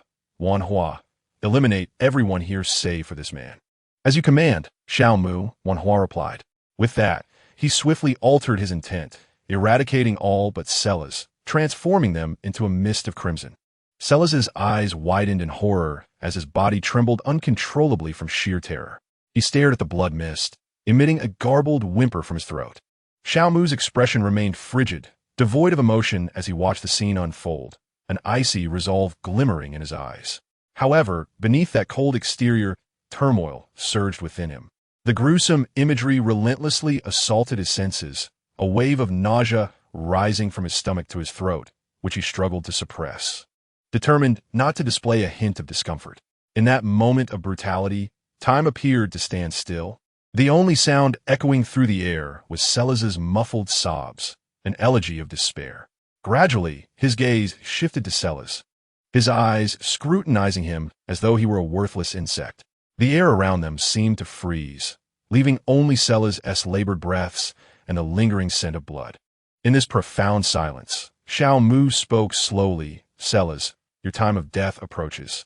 His voice was chilling, like a verdict from the depths of hell. Fireball technique. Xiao Mu raised his left hand slowly, the air around him quivering slightly as he summoned his energy. The spiritual force from his dantian surged toward his palm, gradually forming a blazing fireball. The sphere expanded, radiating a heart-stopping light and searing heat. Fear enveloped Sellas, yet he gritted his teeth, refusing to plead for mercy. He understood well that Xiao Mu would not spare him. Begging for mercy would be futile, so he chose to confront death with his final dignity. Xiao Mu's gaze remained icy, devoid of compassion, as he hurled the fireball towards Sellas. The fireball shot forth like a falling star, carrying with it the essence of annihilation. Hurtling towards Sellas, the fireball struck Silas with unerring accuracy, instantly engulfing his form in flames. The searing fire ruthlessly consumed his body, yet Silas clenched his fists, enduring the excruciating pain without uttering a sound. A resolute determination shone in his eyes, as if he were expressing his final act of defiance in this manner. The flames raged upon Silas, filling the air with the acrid scent of charred flesh. Nearby, the figure of Deathfire bore witness to this scene, devoid of any compassion, only relishing in the fact that Silas met his end in such a manner. Xiao Mu observed the unfolding events with an impassive expression. As Silas's life gradually slipped away from his grasp, his heart as frozen as a lake in winter, the fleeting sense of nausea dissipating swiftly, for he had become accustomed to such sights. As the flames gradually extinguished, Silas was reduced to a pile of ashes, which the wind carried away into the ether. Xiaomu walked with measured steps to the side of Deathfire's head, gently closing his eyes, his consciousness immersed in the sea of knowledge. After a moment, a soul imprint, glowing with mysterious light, slowly materialized. This soul imprint came to be due to the enhancement of Xiaomu's spiritual awareness, which was a result of his cultivation advancement. After extracting the soul imprint, Xiaomu immediately infused it into Deathfire's iron-like forehead, subsequently merging it with his own soul. Deathfire fixed his gaze on Xiaomu's series of actions and inquired, "Human, what means have you employed against me?" "Nothing but the mere planting of an object within you. An object that can govern your life and death," Xiaomu replied with a smile. Upon hearing this, Deathfire's expression darkened to the color of earth. He understood the truth of Xiaomu's words. His very existence was entirely under Xiaomu's control, a realization that permeated his heart with clarity. Seeing that Deathfire had resigned to his fate, Xiaomu turned his attention to Wanhua, signaling for him to release Deathfire's restrained hands and feet. Wanhua nodded slightly, and with a shift of his mind, the metallic bindings confining Deathfire were promptly dismantled. Realizing the restraints had vanished, Deathfire gradually straightened his posture. Xiaomu gazed at him, contemplating for a moment before a brilliant idea struck him. "Deathfire, remain beside Megatron for the time being, and keep an eye on the construction of the space bridge. Once it is completed, relay the information to me. As for the method of notification, you need only silently ponder it in your heart." "Understood," Deathfire replied with a gentle nod, indicating his comprehension. Xiaomu, upon hearing this, allowed a faint smile to grace his lips. "Wanhua, let us depart and return to the academy." "Indeed." Wanhua waved his hand casually, and in an instant, Xiaomu and he vanished from the spot. Witnessing this, Deathfire, despite having experienced much, still bore a fleeting expression of astonishment. As the shock gradually faded, he surveyed his surroundings once more before taking his leave. Amidst the ruins permeated with the remnants of war, the scars of fierce battles lingered between the barriers and the lifeless embers. In an unexpected turn, the terrestrial bridge activated, shattering the silence that enveloped the area. The roar of engines thundered through the air like a tempest, as 4 vehicles surged forth from the bridge with remarkable speed. In an instant, they underwent a magnificent transformation, taking on humanoid forms. Their hands morphed into pulse guns, and their gazes, sharp and alert, scanned every corner with the precision of a hawk. No signs of humanity or Cybertronian life were evident.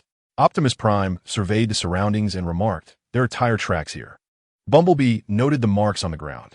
"Optimus, Hot Rod has been rescued by me. You may return now." Suddenly, a voice echoed through Optimus Prime's communication system. Upon hearing this, Optimus placed a hand to his ear and inquired, "Shomu, Hot Rod has been saved by you? Where are you currently? And where is Hot Rod?" The ambulance and RC, observing the situation, understood that someone was communicating with Optimus and refrained from interrupting. "Well, Hot Rod is likely on his way back to the Decepticon warship, while I find myself in Huagua. Also, you must return quickly, if my calculations are correct. Starscream is likely on his way with reinforcements." "Understood. I will lead them back immediately," Optimus replied, concluding the communication. "Optimus, shall we return to the base now?" the ambulance inquired.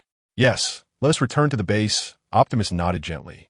With Optimus's directive, RC and the others transformed their pulse guns back into hands and contacted the personnel at the base to activate the terrestrial bridge. The bridge swiftly unfolded before them once again, and one by one, they stepped into it, advancing towards the base. Chapter 38. Breaking ground upon his return. Shomu immediately began to cultivate in the training square, striving to elevate his state to its zenith in preparation for breaking through to the foundational realm. In the training square, Shomu sat cross-legged like a serene statue, his breathing steady and profound, each inhalation and exhalation seemingly communicating with the ethereal energies of the universe. Sunlight cascaded upon him, casting a gentle halo that added an air of mystery to his presence. Time flowed gently, and in the blink of an eye, a day had elapsed. Shomu slowly opened his eyes, a sharp glint flashing within them. After a day of cultivation, he felt his body and spirit had reached an unparalleled state of perfection. His gaze swept across the sparsely populated training square, and he inhaled a deep breath of refined, spiritual energy, which nourished his body and mind like celestial nectar. Closing his eyes once more, he immersed himself in the inner world, beginning to practice the primordial chi refinement technique. As the technique gradually unfolded, the spiritual energy within Shou Mu's dantian began to condense. Initially, the ethereal energy that seemed to drift like mist gradually coalesced into a dense liquid under the influence of the cultivation technique. Around Xiaomu, a vortex of spiritual energy began to form, continuously drawing an energy that would subsequently merge into his being.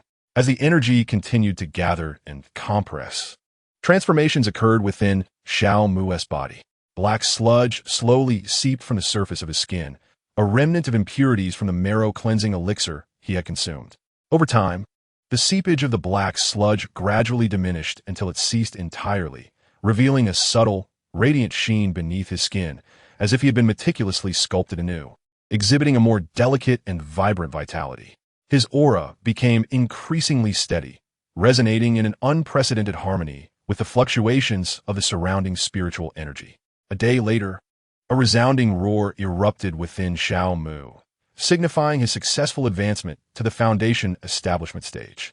He abruptly opened his eyes, two luminous beams akin to stars piercing through the tranquility around him, as if they could penetrate the essence of all things in the world. As the thunderous sound faded, the vortex of spiritual energy enveloping Xiaomu gradually settled, ultimately dissolving into nothingness. He rose slowly, acutely aware of the latent power coursing through him, a satisfied smile blossoming on his face. Having successfully broken through to the foundation establishment stage, it was time to select a few techniques for cultivation. He murmured softly, the smile on his countenance unwavering. Suddenly, a foul stench assaulted his nostrils, prompting him to furrow his brow. Observing the black sludge clinging to his body, he swiftly formed a hand seal and invoked the cleansing technique, eradicating all traces of the black mud and dust. Once cleansed, he proceeded towards the scripture repository. Simultaneously, he exchanged 2 items in the system shop. Before long, he arrived at the entrance of the repository. He took a moment to scrutinize the 9-story building from the outside before stepping inside. Upon entering, he did not linger on the first floor, but ascended directly to the 9th. Although each level of the repository was protected by restrictions that could only be bypassed with the requisite cultivation level, for Xiaomu, the master of the repository, these barriers posed no substantial hindrance. His gaze was captivated by the countless jade slips sparkling like stars, and he stood at the entrance to the 9th floor, his eyes filled with wonder and curiosity. The jade slips appeared as brilliant stars in the cosmos, emanating a mysterious and enchanting glow, suspended from the ceiling like a dream. From the 2nd floor of the repository onward, the stored techniques were encapsulated within jade slips. He stepped slowly into the 9th level, marveling at the vast starry sky formed by the jade slips above him. After a moment, Xiaomu gently closed his eyes, his breathing becoming steady and profound. As he immersed himself in a state of ethereal tranquility, he immersed himself in the vastness of the starry sky, endeavoring to discover a cultivation method that belonged to him within the boundless expanse. Soon, 3 jade slips emerged from the celestial abyss, gracefully floating towards Xiaomu. Sensing something profound, he abruptly opened his eyes and beheld the 3 jade slips suspended before him. Each slip emanated distinct hues. One radiated a chaotic color. Another exuded a vibrant essence of vitality, while the last shone with purest white. Xiaomu extended his left hand and gently grasped the jade slip imbued with the chaotic color.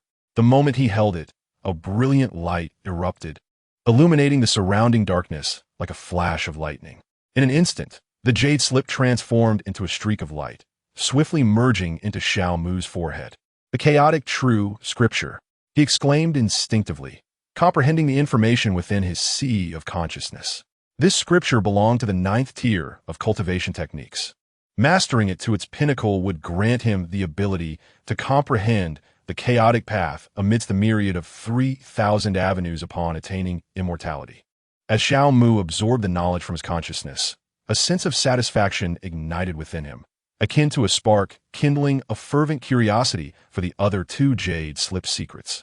This curiosity blazed fiercely, prompting him to eagerly extend his hands in pursuit of the unknown mysteries.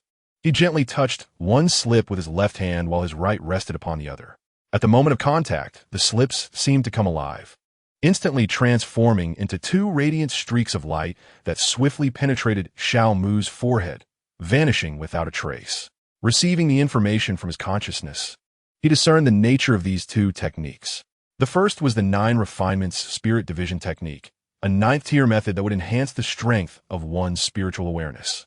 Moreover, it would imbue this awareness with offensive capabilities, allow the concealment of one's aura, expand the range of perception, and even enable the creation of spiritual avatars, offering myriad wondrous functions. The other was body concealment, also a 9th-tier method, capable of unlocking the mysterious treasures within the human body.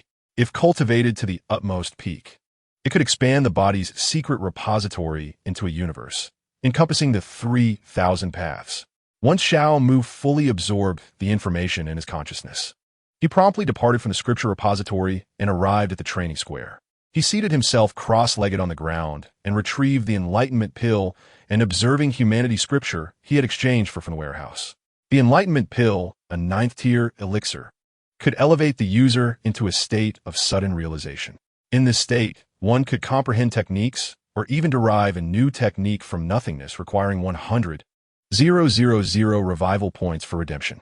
Fortunately, a discount enabled him to acquire it for merely 10,000 revival points. Chapter 39, Chaotic Divine Universe Scripture, Observing Humanity Scripture. Unlike conventional cultivation techniques, was, in fact, an extraordinary treasure. The extraordinary treasures, birthed from the profound essence of the cosmos, possess myriad wondrous effects and are exceedingly rare within this realm. The Observing Humanity Scripture, being classified among these treasures, naturally harbors its unique utility. It grants the reader the ability to perceive the forces of humanity, thereby allowing one to delve into and comprehend a personal method of cultivation that is utterly unparalleled in the world, entirely exclusive to the individual. The Observing Humanity Scripture can be utilized 9 times, after which one must await a staggering 100,000 years for its usage to replenish, necessitating 150,000 revival points. Upon retrieving the Observing Humanity Scripture and the Enlightenment Elixir, Xiao Mu promptly ingested the latter, which exuded a rich medicinal fragrance. Soon thereafter, a profound sensation surged within him like a tidal wave, and he distinctly felt the formidable effects of the elixir taking hold within his being. In a hurried manner, he expelled a drop of his blood, a singular droplet imbued with his life force and vitality, shimmering faintly in the air. With meticulous care, Xiao Mu guided this drop to precisely fall upon the ancient scripture, the Observing Humanity Scripture. At the moment of contact, a faint light suddenly illuminated, and an intricate tableau known as the All-Being's manifestation unfurled before him. Within this grand depiction, the figures of humanity sparkled like stars. The astute calculations of merchants, the contemplative musings of scholars, the steadfast resolve of fishermen, and the solemn dignity of emperors intertwined to create a vibrant tapestry. Xiao Mu found himself immersed in this scene, akin to a droplet merging into the vast ocean, harmonizing with countless souls of humanity. He gleaned insights from the merchant's acumen to navigate the capricious market, drew wisdom from the scholars to unravel profound knowledge, and embraced the fisherman's diligence to understand the ocean's immense power. These diverse identities endowed him with varied perspectives, enriching his understanding of the world in a multifaceted and profound manner. The elixir's effects subtly permeated his being, akin to a clear spring nourishing his spirit. Under this impetus, he gradually began to comprehend the 3 methods of cultivation residing within his sea of consciousness. As time silently slipped away, he wholly grasped these methods, including others such as the innate chi technique, 5 spirits divine art, imperial supreme technique, heavenly demon art, 5 strings musical canon, and blood fiend battle body, all of which he had perused during his leisure in the scripture repository. The various principles he had assimilated began to converge within his mind, continuously merging and clashing with one another. Ultimately, a brand new scripture emerged into existence. At the moment of its birth, he withdrew from the state of enlightenment, and the All-Being's manifestation faded away, returning to the observing humanity scripture. Xiaomu slowly opened his eyes, a fleeting glimmer of chaos shimmering within his gaze. He softly uttered a few words. The Chaos Divine Codex is primarily composed of 3 grand techniques: the true scripture of chaos, the 9 refinements separation method, and body concealment, with the observation of humanity scripture serving as an auxiliary. It is a masterwork of celestial caliber, embodying numerous other techniques into its essence. He carefully stored the observation of humanity scripture, then resumed his cultivation to regulate his breath. Suddenly, a voice from the system echoed in his ears. In recognition of the host establishing a terrestrial bridge for Huaxia and enabling armor production, thus bolstering the nation's strength, a reward of 500,000 revival points was granted. He listened intently, realizing that certain plans could now be set in motion. He accessed the system marketplace and entered the realm of cultivation. Before long, he discovered a divine beast egg, containing one of the legendary creatures such as a dragon, phoenix, qilin, or black tortoise, requiring 50,000 revival points for exchange. After contemplating for a moment, he redeemed a divine beast egg and noted that he still possessed 559,825 revival points. Upon completing the transaction, he rose and proceeded to the cleansing pool. With a grave expression, he stood before the cleansing pool, firmly grasping the ascension talisman he had retrieved from the repository. As he directed the talisman towards the cleansing pool, a brilliant stream of light erupted, akin to a shooting star streaking across the sky, precisely merging into the cleansing pool. At the moment of convergence, the pool seemed to awaken, intricate and mysterious runic patterns gradually revealing themselves, as if an ancient cipher was narrating an unknown legend. Soon after, a powerful vortex of spiritual energy began to form around the cleansing pool. This vortex resembled a gluttonous beast fervently devouring the spiritual essence of the Huaxian Academy, while simultaneously drawing in the primordial energy from the vast expanse of the world. In that instant, time appeared to stretch infinitely. The runic patterns above the pool grew increasingly complex, as if a profound celestial script was inscribing new chapters. The vortex of spiritual energy continued to expand, its burgeoning power causing the surrounding air to tremble subtly, as if the entire universe was quaking in reverence to this enigmatic force. As the vortex intensified, the liquid within the cleansing pool began to boil and churn, emitting deep and resonant rumbles. The once clear waters seemed to be imbued with a vibrant life, radiating a kaleidoscope of colors, reminiscent of the most dazzling stars descending upon the earthly realm. Ultimately, the cleansing pool returned to tranquility, the vortex of spiritual energy dissipating without a trace, and the runic patterns reverting to their original state. At that moment, the cleansing pool had ascended to the tier of a superior earth-grade artifact, capable of producing not only the cleansing spiritual liquid and earth spiritual liquid, but also another type of spiritual liquid, the life spiritual liquid. The life essence not only enhances the fundamental vitality of cultivators, but also serves to heal wounds, providing them with a rare opportunity to grasp the profound truths of the path of life within the vast expanse of the 3,000 avenues. Upon witnessing the completion of his ascension, Xiaomu retrieved the divine beast egg from the warehouse, and at that moment, Huayin appeared before him. As Huayin materialized, he intended to express his gratitude.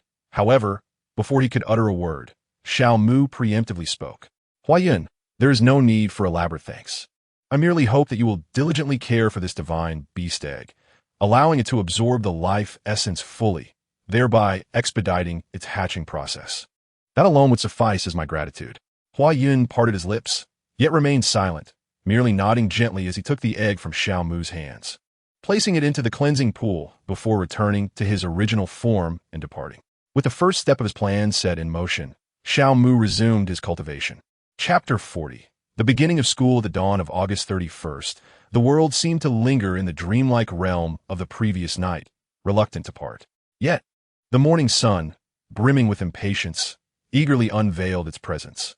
The resplendent orb, akin to a newborn babe, radiated boundless vitality and hope, striving to break free from the shackles of night, generously casting its warm light upon the earth.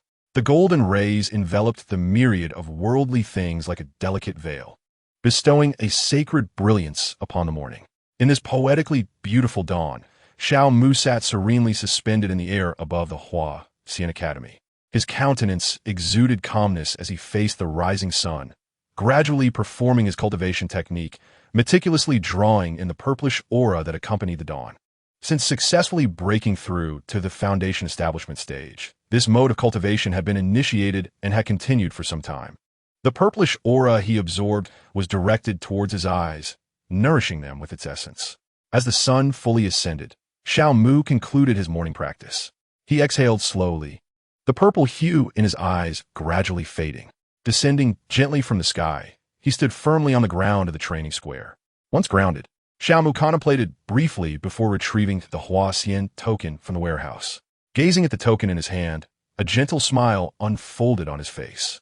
He did not disturb the resting fairy within the token, but instead manipulated it to summon all those holding the sub-token to this location. In the outskirts of Sioux City, a quaint two-story house stood quietly, as if bearing the marks of time. This was the home of the Luo Tianxing family, where every brick and tile bore witness to the minutiae of their lives.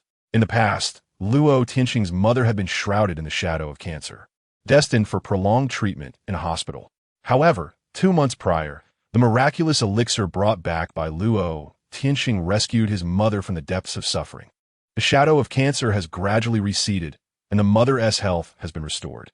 In an effort to reduce hospital expenses, the family has decided to return home, cherishing this invaluable moment of reunion.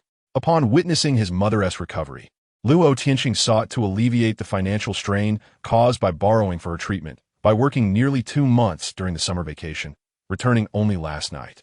Embracing the tranquility of the morning, he rubbed his sleepy eyes. The chime of the clock at 6 seemed to herald the dawn of a new day. His experience working during the summer had made early rising a part of his routine, a seemingly simple habit that encapsulated his resilience and diligence.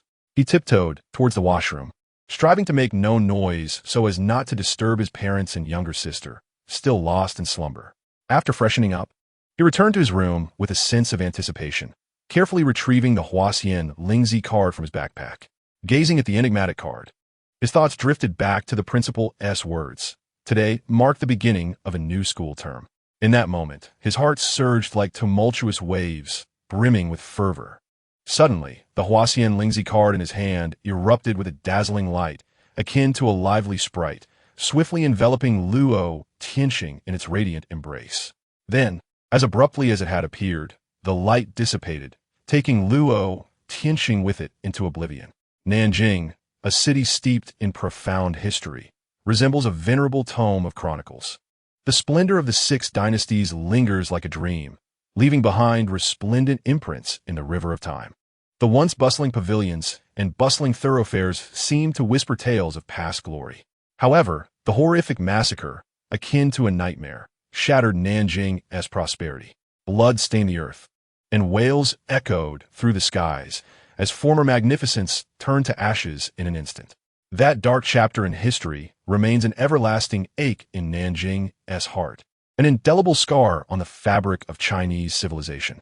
Although today's Nanjing has once again flourished, with skyscrapers rising and streets bustling with life, the wounds of yesteryears are eternally etched in the city's collective memory. The Yi family is a well-known lineage in Nanjing, possessing substantial financial prowess. They are also a family of loyalty and valor, with many members dedicating themselves to battles such as the War of Resistance against Japan and the Korean War, where numerous clan members heroically sacrificed their lives, while the surviving kin constitute the present Yi family. Several young individuals from the Yi family have successfully passed the trials of the Huaxian Academy, with the most renowned being Yi Chun, the son of the family head Yi Wu, who achieved remarkable success in the National College entrance examination. At dawn today, Yi Chun and other young members of the Yi family who had also triumphed in their trials were transported from their respective rooms by the radiance emanating from the Huaxian Lingzi cards they held. In the Lin family estate of the capital, tranquility and solemnity prevail. In the expansive chamber, Lin Feng, the top scorer of the National College entrance examination, is lost in sweet dreams, reclining comfortably on a plush bed, seemingly untouched by the clamor of the world. On either side of the bed, elegant cabinets stand steadfastly, atop which rests the illustrious Huaxian token. This medallion emanates an air of mystery, and in the dim light, One can faintly discern the Taoist characters inscribed at its center. Just at this tranquil moment, the Huaxian token suddenly bursts forth with resplendent radiance. The brilliance flows like a lively brook, unhesitatingly surging towards Lin Feng, who lies upon the bed. In an instant, Lin Feng is enveloped by this luminous glow, his form flickering in and out of visibility, as though he is on the verge of merging into another dimension. The light dazzles for a brief moment, its intensity almost blinding. As the brilliance fades, Lin Feng, who once lay on the bed, has vanished without a trace, leaving behind only the still soft bedding, seemingly retaining the warmth of his presence. Such a scene unfolds this morning across the vast expanse of Huaxia. However, the people and official organizations in various locales remain unperturbed, as if they are already aware of the whereabouts of these 400,000 individuals. In the cultivation square of the Huaxian Academy, a dazzling light suddenly flares forth, resembling a mysterious celestial veil descending abruptly. Within this radiant glow, silhouettes flicker, creating a surreal, dreamlike sensation. Upon closer inspection, the layered figures can be roughly estimated to number exactly 400,000.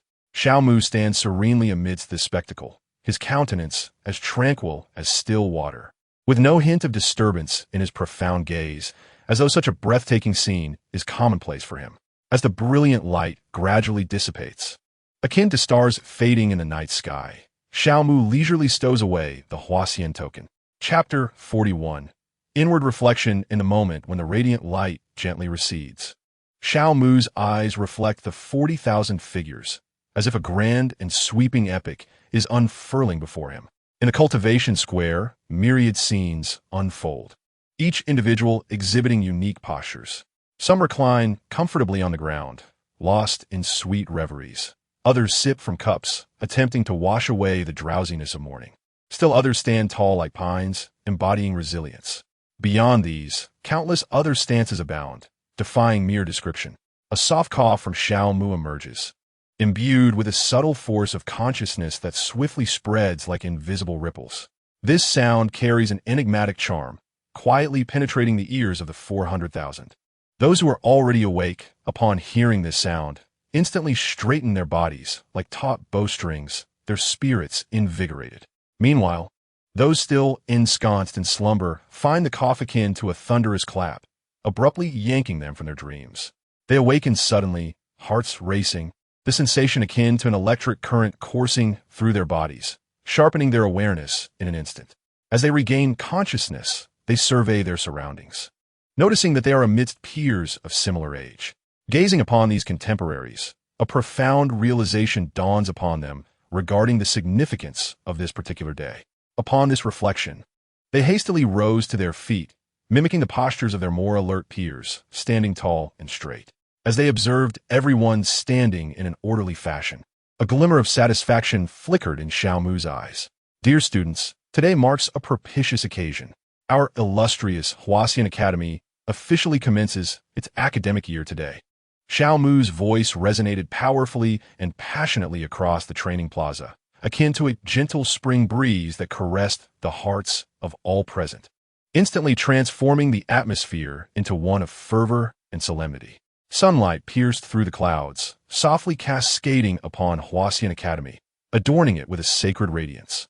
It seemed as though nature itself rejoiced at the inception of this academy, offering blessings to this hopeful assembly of youth. You are the inaugural cohort of students at Huaxian Academy. Xiao Mu's voice brimmed with earnest anticipation and fervent encouragement. Here, you shall embark on the journey of cultivation, seeking the path to immortality. Here, you shall become the heralds of our nation's dawning era of cultivation. His words echoed like a resounding bell, stirring ripples within each student's heart. The sunlight illuminated their faces, filled with dreams, and also illuminated the unknown and challenging path of cultivation that lay ahead. Now, allow me to pose a question to you, one that requires no answer from you, but should resonate within your heart. Why do you seek to cultivate? Seeing that he had successfully stirred the atmosphere, Xiao Mu continued. The question he posed was profound, essentially inquiring into their true intentions, or in other terms, their Tao heart. The Tao heart serves as a steadfast lighthouse, guiding one through the vast ocean of life.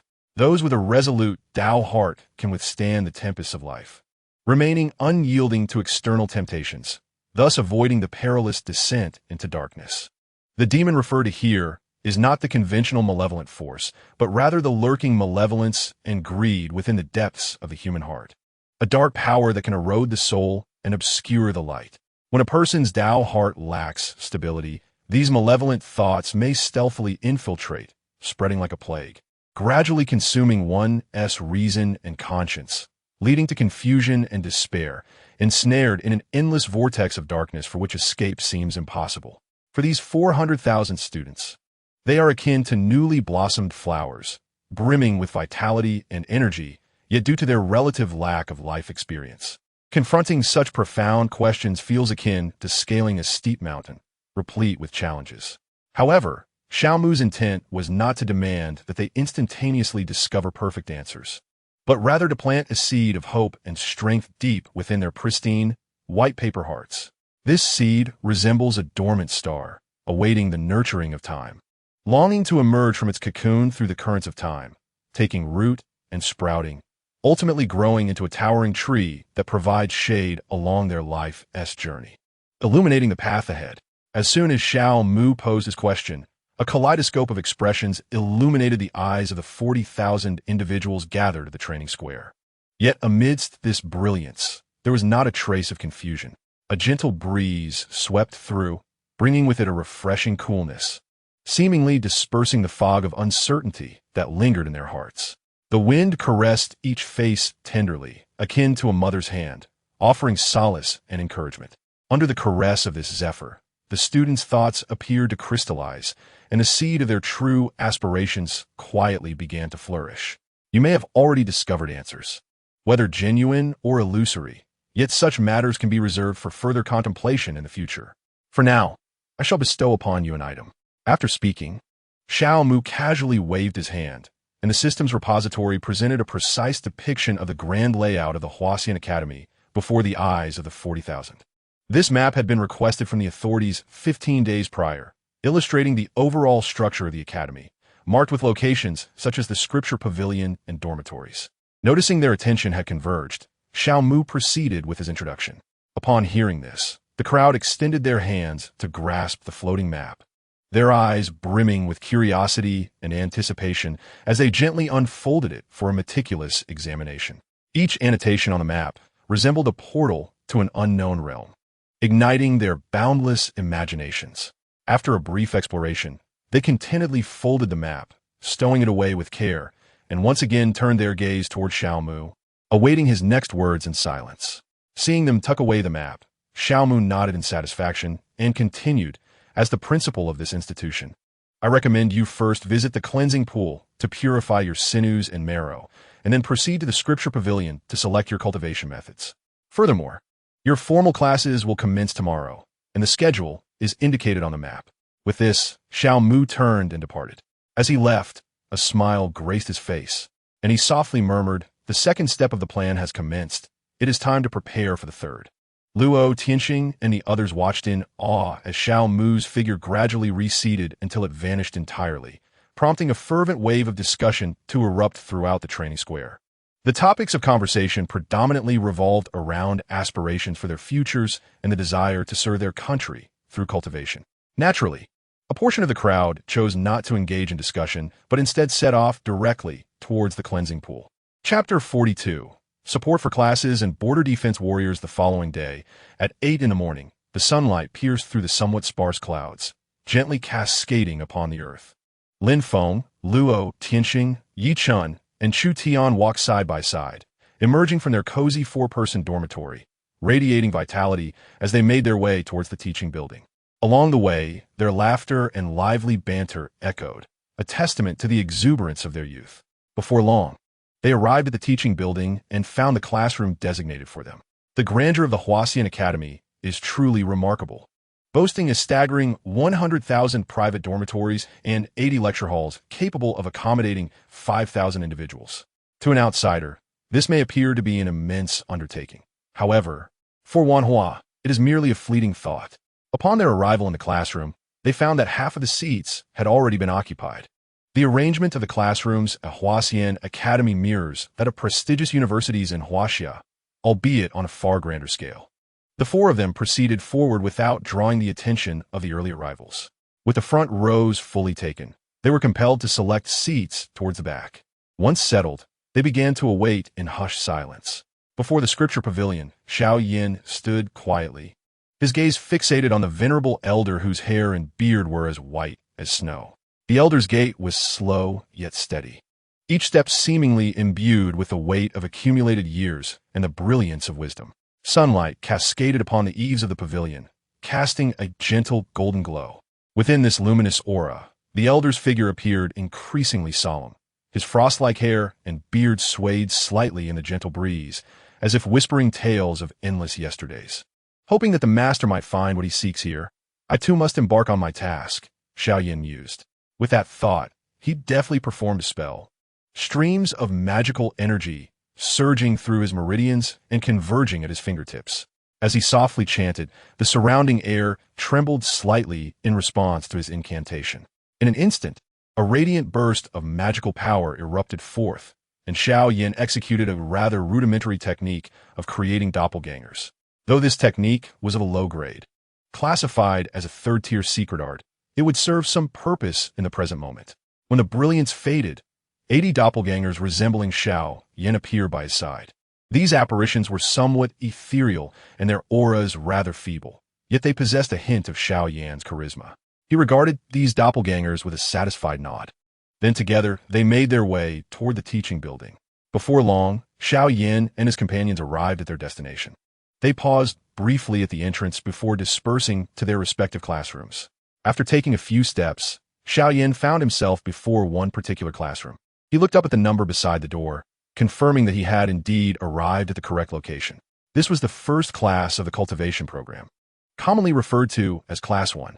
Xiao Yin stood outside the door, took a deep breath, and slowly pushed it open. The once boisterous classroom gradually fell into a tranquil hush as the door creaked open.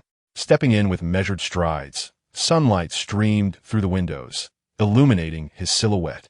The students within the classroom gazed at him with curiosity, their eyes brimming with anticipation for the unknown.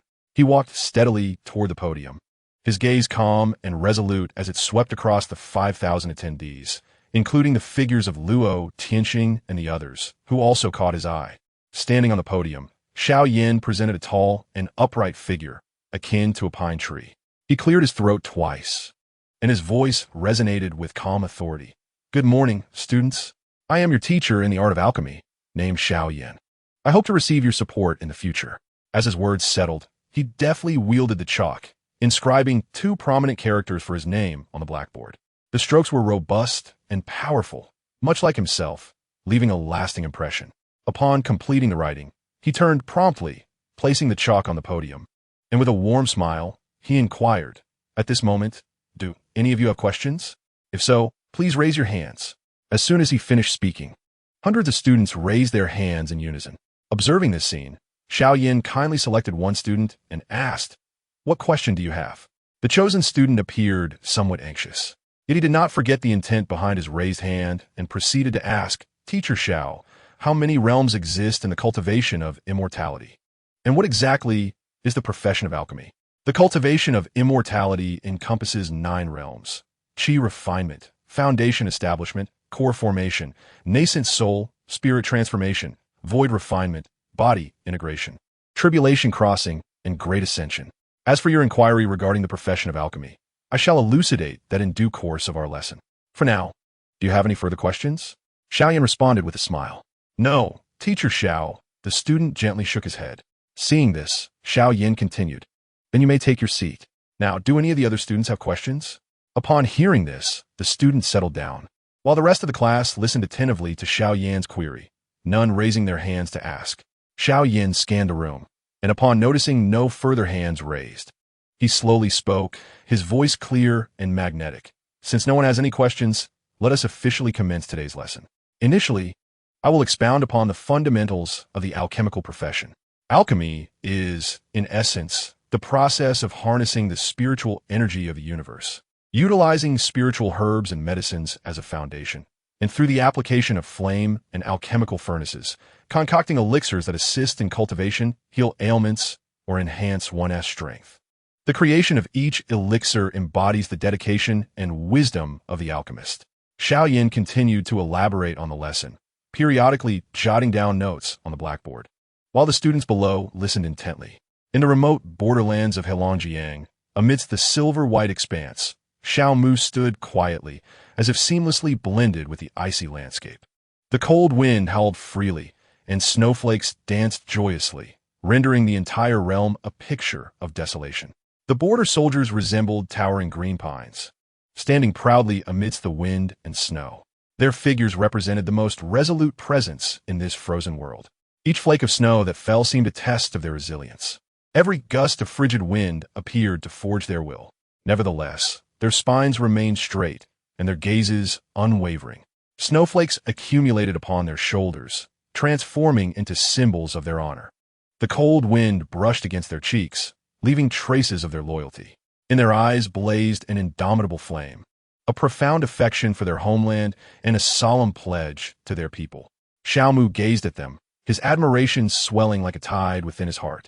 In this frigid world, they warmed the borderlands with their fervent blood and safeguarded the tranquility of their nation with their youth. Their deeds were akin to the snowflakes dancing in the air, pure and grand, destined to be eternally celebrated on this land. This snow-clad frontier, rendered more sacred by their vigilant watch, bore witness to their unwavering love for the motherland, forging an unbreakable line of defense. Amidst the icy wilderness, their figures stood as the most resplendent scenery, the most steadfast support for their nation. Xiao Mu remained still for a moment, refraining from disturbing them, and instead began to execute the third step of his unfinished plan.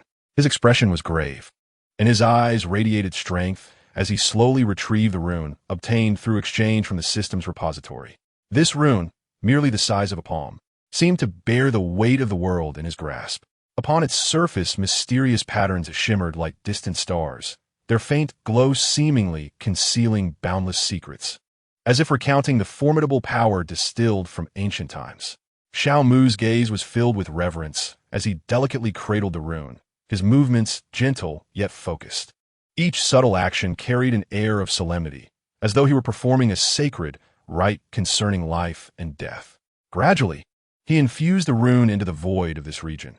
In that moment, the rune expanded rapidly, only to vanish without a trace before his eyes. This rune was a fragment of the 9-rank formation, the Mountain and River State Array, imbued with earth-shattering power. The Mountain and River State Array, a legendary existence, comprised 3,651 colossal runes. This formation possessed extraordinary efficacy, capable of severing all external disturbances, erecting a barrier as unyielding as granite. Furthermore, it harbored formidable defensive capabilities, able to withstand fierce assaults from all directions. Most terrifying of all, once activated, this array had the potential to vanquish foes, plunging them into an abyss of fear and despair. However, this formation was not immutable. It still held the possibility of advancement, albeit under stringent conditions requiring the nourishment of a nation's fortune and the expenditure of considerable time. Such a powerful array necessitated a vast number of revival points for its resurrection, totaling over 100,000. Observing the Mountain and River State Array runes already laid out across the terrain, Xiao Mu proceeded to arrange the next rune along the border.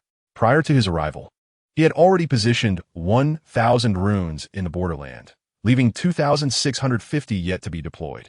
Night fell silently, cloaking the earth beneath a vast black veil. At present, he has arrived at the border between Mongolia and Inner Mongolia. For an entire day, he tirelessly arranged intricate formations, numbering over 500. Thus far, he has successfully completed the setup of 1,501 formations, making significant progress toward his goal.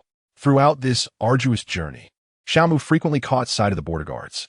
Their postures were erect, resembling steadfast mountains, valiantly safeguarding the nation's frontiers. Gazing at these resolute warriors standing guard along the border, a sense of solace washed over his inner exhaustion. In the vast expanse of the grassland, he gradually knelt down. A gentle breeze swept through, causing the green grass to sway like rolling waves, producing a soft, rustling sound. He lifted his gaze, and the boundless grassland appeared to connect with the starry sky of the night, majestic and grand. Taking a deep breath, the refreshing scent of the prairie filled his lungs. Then he slowly closed his eyes as the world before him gradually dimmed, and the cacophony within his heart began to quiet. At this moment, he stepped into the realm of his own spirit, embarking on a meditative journey. Time seemed to halt, leaving only the sound of his breath and heartbeat, harmonizing with the rhythm of nature, merging with the grassland. He hoped to alleviate the fatigue of both body and mind. An hour passed like a fleeting moment, and Xiaomu awoke as if summoned by a preset alarm, opening his eyes on cue, yet weariness lingered in his gaze. He looked up at the sky, where the stars sparkled like diamonds scattered across the night, while the moon had tilted westward, as if narrating the passage of time. After a brief moment of contemplation, he rose slowly to complete the tasks that remained unfinished. The night was deep, and the cold wind continued to howl across the grassland, carrying a biting chill. Xiaomu invoked the chaos divine scripture, absorbing the cold wind to temper his physique. Thus, he trekked onward, taking nearly 2 days to finalize the arrangement of all formations. His footsteps touched every border region of Huagua, leaving traces by the ocean, across the grasslands, in the snowy terrains, within the deserts, atop the plateaus, and between the mountains. The mountain and river state formation was fully arranged, yet remained dormant, akin to a colossal and enigmatic edifice resting peacefully upon the earth. Xiaomu understood that the components still not entirely set up within the confines of Huaxia were pivotal to the successful conclusion of this plan. They resembled a few scattered gems in the resplendent starry sky, unassuming yet profoundly significant. Having completed the arrangement of the formations, Xiaomu hurried back to the Huaxian Academy without pause. There was to be the next stage of his plan, as the 4th step was about to unfold. After some time, he re-entered the Huaxian Academy. Presently, apart from the area housing the teaching buildings, the rest of the academy appeared sparsely populated. Xiaomu walked along the somewhat tranquil path and soon arrived before the teaching building. He paused for a moment, his gaze fixed upon the window of the first classroom on the ground floor. Through that window, he beheld a figure at the lectern and recognized that it was Hong Tian, the demonic cultivator, who was currently delivering a lecture. After a brief observation, Xiaomu intended to depart, setting forth towards his objective to execute the 4th step of his plan. Suddenly, ominous clouds gathered above the Huaxian Academy, swirling like a tumultuous sea of ink, as if a scene of apocalypse was gradually unfolding. A profound sense of oppression spread like a tide, ensnaring one in an invisible cage, while a heavy weight seemed to press upon the chest, rendering breaths laborious. Occasionally, lightning, akin to agile silver serpents, danced between the clouds, twisting their resplendent forms to illuminate the previously dim sky, much like sharp swords attempting to slice through the pervasive darkness. Observing this phenomenon, Xiaomu merely glanced upwards before continuing on his way, deeming it a commonplace weather condition unworthy of concern. However, his perception soon shifted dramatically. Chapter 43. Heavenly Tribulation. He spotted a figure darting forth from a corner of the Huaxian Academy, hurtling directly towards the ominous clouds. As if sensing the disturbance, the lightning within the cloud surged forth with increasing frequency. A pang of alarm gripped Xiaomu's heart as he comprehended that this spectacle was far from ordinary. This was a heavenly tribulation, a severe trial for cultivators, and a treacherous obstacle on the path to higher realms. Simultaneously, Xiaomu recognized the peril that would ensue should this individual attempt to transcend the tribulation at the Huaxian Academy. Upon discerning the identity of the figure, he hastily soared into the air, approaching them while exclaiming, "Tian Xuanzi, it is unwise to undergo the nascent soul tribulation here, for it may ensnare us in calamity as well." Upon hearing this, Tian Xuanzi abruptly halted, a look of resignation crossing his face. He turned to Xiaomu, sighed softly, and replied, "Xiaomu, I am indeed aware of the risks associated with transcending the tribulation here, yet can such a heavenly tribulation be controlled by my will? Moreover, I have little time to seek another location. The tribulation is already upon us." No sooner had he spoken than the lightning of the tribulation intensified. Witnessing this, Xiaomu swiftly positioned himself before Tian Xuanzi and activated the cultivation section of the system's marketplace, exchanging for a 4th-grade teleportation talisman. Tian Xuanzi watched in bewilderment as Xiao Mu fervently tapped at the void before him. Before he could voice his inquiry, a fourth-grade teleportation talisman materialized in Xiao Mu's hand, which he extended towards Tian Xuanzi. Quickly grasp my left hand. I shall take you away from this place to transcend the tribulation elsewhere. Upon hearing this, Tian Xuanzi hesitated for a brief moment, but quickly regained his composure and firmly seized Xiao Mu's outstretched hand. With unwavering determination in his eyes, Xiao Mu clasped Tian Xuanzi tightly and unhesitatingly infused his own spiritual energy into the talisman. In an instant, the teleportation symbol erupted with resplendent brilliance, dispersing the surrounding darkness in a heartbeat.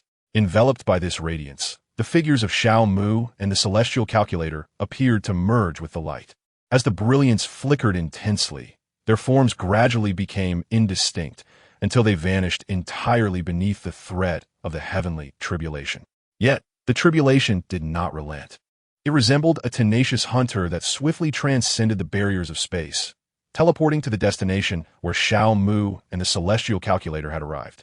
Once Xiao Mu, the celestial calculator, and the Yuaning tribulation had dissipated, the Huaxian Academy returned to its tranquil state as if nothing had ever transpired. The natural grasslands of Inner Mongolia unfolded like an endless green tapestry, stretching joyfully towards the horizon. Herds of cattle and sheep danced like lively notes upon this vast expanse, weaving a symphony brimming with vitality. Suddenly, a dazzling light illuminated the sky without warning, akin to a falling star, radiant and captivating, exuding a unique spatial allure. Almost simultaneously, a tempestuous thundercloud surged forth, heralding the approach of celestial beings, enveloping the entire grassland in a solemn and majestic atmosphere. As the light gradually dimmed, the figures of Xiao Mu and the celestial calculator slowly manifested, as if conjured from a dream. Upon being teleported to the designated location, Xiao Mu hastily surveyed his surroundings. Soon noticing the grassland beneath his feet, it became clear to him that he and the celestial calculator had been transported to an uninhabited meadow. This realization calmed his restless heart. He turned to the celestial calculator and said, "You may undergo your tribulation here. This place holds no danger, and no one will be harmed due to your trial." The celestial calculator nodded gently and replied, "Understood. You should also swiftly distance yourself from the realm of the tribulation. I must begin my trial." Xiao Mu nodded slightly, his eyes reflecting a sense of understanding. He then shot forth like an arrow, hastening away from the area shrouded in tribulation. His form left a fleeting shadow in the air, his garments billowing, stirring a vigorous wind. However, just as he was on the brink of escape, calamity struck. Before he could fully leave the perilous domain of the heavenly tribulation, a brilliant bolt of tribulation lightning cleaved the heavens, hurtling towards him with the force of a tempest. The lightning radiated a blinding glow, as if intent on consuming the entire world, causing the surrounding air to grow tense and uneasy. Xiao Mu fixated on the imminent bolt, feeling the oppressive weight of its terror. Though his heart trembled slightly, his gaze conveyed determination and fearlessness. He understood that in this life-and-death moment, panic would only lead to his demise. Only by maintaining composure could he find a glimmer of hope.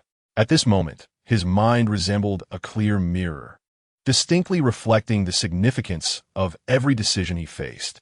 Xiao Mu inhaled deeply, without a trace of hesitation, gathering all his strength. The chaotic divine universe sutra surged within him, his foundational cultivation resembling an unyielding fortress, while the physical prowess he had honed recently flowed like a torrential tide, complementing one another as they were fully awakened by the scripture circulation. He straightened his spine, standing like an immovable mountain, prepared to face the impending strike of the calamity thunder with all his might. Beneath the tempest of thunderbolts, Xiao Mu appeared diminutive yet resolute, as if proclaiming his indomitable spirit to the heavens. With a thunderous roar that resonated through the skies, the brilliant and resplendent calamity thunder collided head-on with Xiao Mu. In that instant, the ferocious energy burst forth like a surging tide, tearing the surrounding air asunder, while the grass on the prairie was reduced to dust under the onslaught of this force, creating a scene of utter chaos. Xiao Mu was immediately engulfed by an indescribable agony that swept through his entire being, as if countless blades were mercilessly slicing through his flesh and sinews.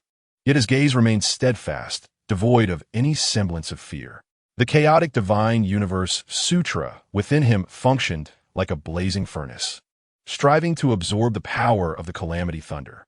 Every fragment of this energy that integrated into him felt like a harsh tempering process, continuously fortifying his physique amid the torment. However, the might of the nascent soul tribulation was not something an ordinary person could withstand. Xiao Mu's rate of transformation of the thunderous energy was alarmingly sluggish, and his body was on the brink of disintegration. Realizing the precarious state of his body, Xiao Mu hastily retrieved a vial of life essence from his storage and drank it without a moment's hesitation. This life essence had been procured from Hua Yin not long ago, originally intended for cultivation, yet now it was essential for healing his injuries. Chapter 44. The Celestial Calculation. As Xiao Mu consumed the life essence, his wounds began to heal at a terrifying pace, and the disintegration of his body gradually abated. Thus, while Xiao Mu resolutely endured the calamity thunder, he also struggled to fly beyond the tribulation zone, intermittently consuming the life essence. Meanwhile, moments earlier with Tian Xuanzi, he watched Xiao Mu's figure recede into the distance, his eyes narrowing as immense magical energy began to flow within him. As a peak cultivator at the Golden Core stage, his aura surged explosively, causing the surrounding air to tremble. A pure white protective spiritual light manifested around his body, akin to radiant stars encircling him, its brilliance both dazzling and enigmatic. This protective spiritual light was one of the prominent characteristics of a Golden Core cultivator. Upon entering the Golden Core stage, a cultivator could cultivate a unique protective spiritual light. This light possessed formidable defensive capabilities, acting as an impenetrable barrier. Any attack that struck this aura, as long as it did not exceed its threshold, would feel as though it had collided with an unyielding iron wall, failing to inflict any substantial harm upon its master. Meanwhile, the protective aura exuded a remarkable sentience, capable of acutely sensing the perils confronting its master. Without the need for deliberate control, it autonomously shielded its bearer. As the protective light manifested around the Tian Xuanzi, he slowly parted his lips, and a resplendent radiance surged forth from his mouth, followed by the gradual emergence of his fated artifact, the Tianji Swanpan. This abacus, infused with ancient elegance, bore beads that seemed to encapsulate boundless mysteries. Its frame was adorned with enigmatic runes, subtly flickering with a ghostly luminescence. He gazed at it for a moment before allowing it to float beside him, while he lifted his gaze towards the sky, where the impending tribulation was amassing energy. Dark clouds loomed like ink, heavily pressing down and instilling an indescribable sense of oppression. Lightning darted between the clouds, resembling silver serpents in a dance, illuminating the pitch-black sky in an instant. The thunderous roars reverberated across the heavens, akin to the wrath of the cosmos, heralding the arrival of this calamity. Boom! The thunderclap resonated like a frenzied beast, howling across the firmament. And in that moment of explosive sound, the entire world seemed to quiver. Subsequently, the tribulation, having amassed sufficient power, finally revealed its terrifying might. The bolts of tribulation descended like a blade tearing through darkness, carrying the destructive force to obliterate all, cleaving straight down from the endless clouds. The blinding lightning instantly illuminated the entire realm, its brilliance so intense that one could scarcely behold. The air appeared to freeze in that fleeting moment, as all beings sank into a state of extreme tension and dread. The thunder of the tribulation echoed in the ears, reminiscent of a celestial judgment. It fell mercilessly upon its target, wielding an irresistible force that seemed poised to reduce all existence to naught. Under this terrifying tribulation, the world appeared to plunge into chaos, with the bolt of lightning reigning as the sovereign of this tumult, dictating the fate of all things. At this critical juncture, the deftly flicked producing a crisp and lingering sound from the beads, reminiscent of the prelude to an ancient symphony, sharply contrasting with the thunderous roars of the heavens. As his movements quickened, the brilliance emanating from he intensified, and streams of profound energy surged forth, forming layers of protective shields that encased the securely. The mechanisms of destiny rotate, the stars shift, and all transformations embrace the spirit, he proclaimed with an undeniable conviction. At that moment, the protective shields, forged from his magical essence, astonishingly transformed the power of the first bolt of tribulation upon contact, redirecting it outward and dispersing much of its might. The residual energy was absorbed entirely by the runes inscribed on the, ensuring that no harm befell the. Yet, the force of the tribulation was undeterred by this initial destruction. Rather, it seemed to ignite an even fiercer wrath, as more bolts of lightning churned within the dark clouds, gathering and brewing for a more ferocious onslaught. The sky appeared to be torn asunder, with mighty bolts of tribulation thunder crashing down in relentless succession, each one more ferocious than the last, exuding an aura of annihilation. The celestial calculator wore a grave expression as the protective shield surrounding him gradually succumbed to the onslaught of the thunderbolts. By the time the sixth bolt descended with a thunderous roar, his protective barrier had been utterly shattered, leaving only the resilient body-protecting light to fend off the impending doom. At that moment, he found himself devoid of any alternative means to withstand the thunder, and thus prepared to endure the final 4 bolts with his corporeal form. As the sixth bolt, imbued with the power to obliterate all, struck, it encountered the protective light surrounding the celestial calculator, which shattered instantaneously like fragile glass. Subsequently, the bolt fell upon him without hindrance. In that fleeting moment, he was engulfed by an overwhelming agony, as if his very flesh were being torn apart. The destructive force surged within him like a frenzied beast, rampaging through every inch of his being. Each layer of skin and every meridian was besieged by an indescribable torment. His internal organs felt as if they were being sliced by countless sharp blades, blood swirling within him, yet restrained by the rampant energy, unable to escape. His meridians ignited like burning fuses, searing and excruciating, the sensation nearly causing him to lose consciousness. Distorted by pain, the celestial calculator's visage was marred, beads of sweat falling from him like rain, yet his gaze remained resolute, reflecting unwavering determination. As the sixth bolt dissipated, he swiftly retrieved the life elixir from his storage ring and consumed it in one gulp. Following this, he hastily invoked his internal techniques to suppress the rampant destructive energy within him. Just as his body began to heal, the 7th, 8th, and 9th bolts of thunder descended in quick succession.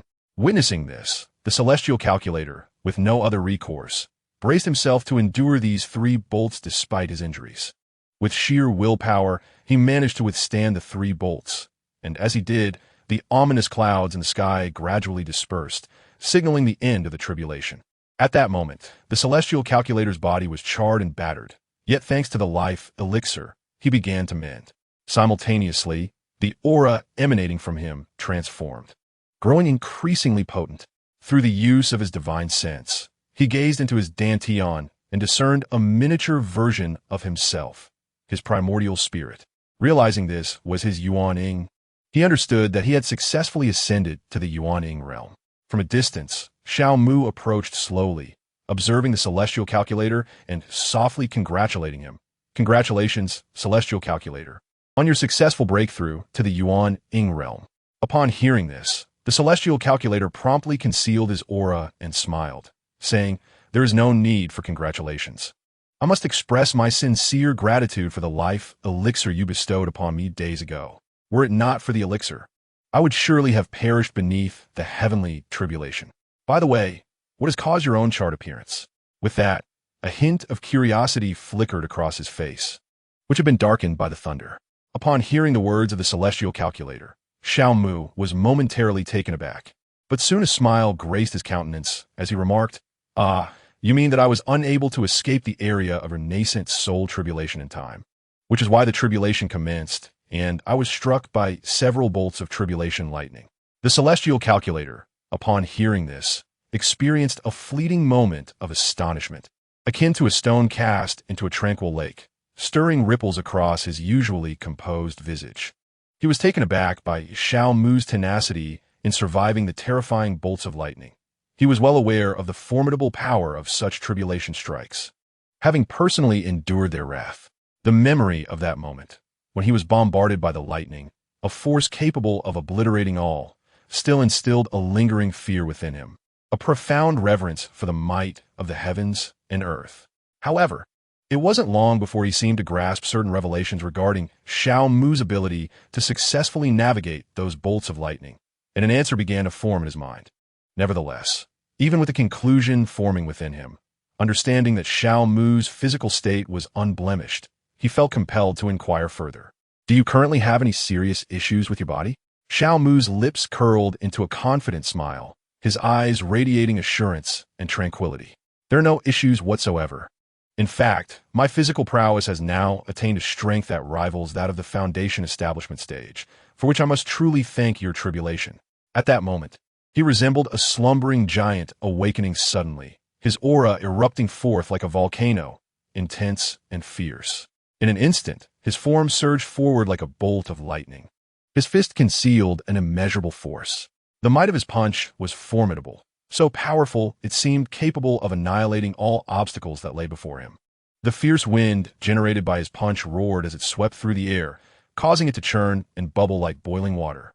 Every muscle in his body tightened to its utmost, showcasing his unparalleled physical strength, drawing the attention of all who beheld him.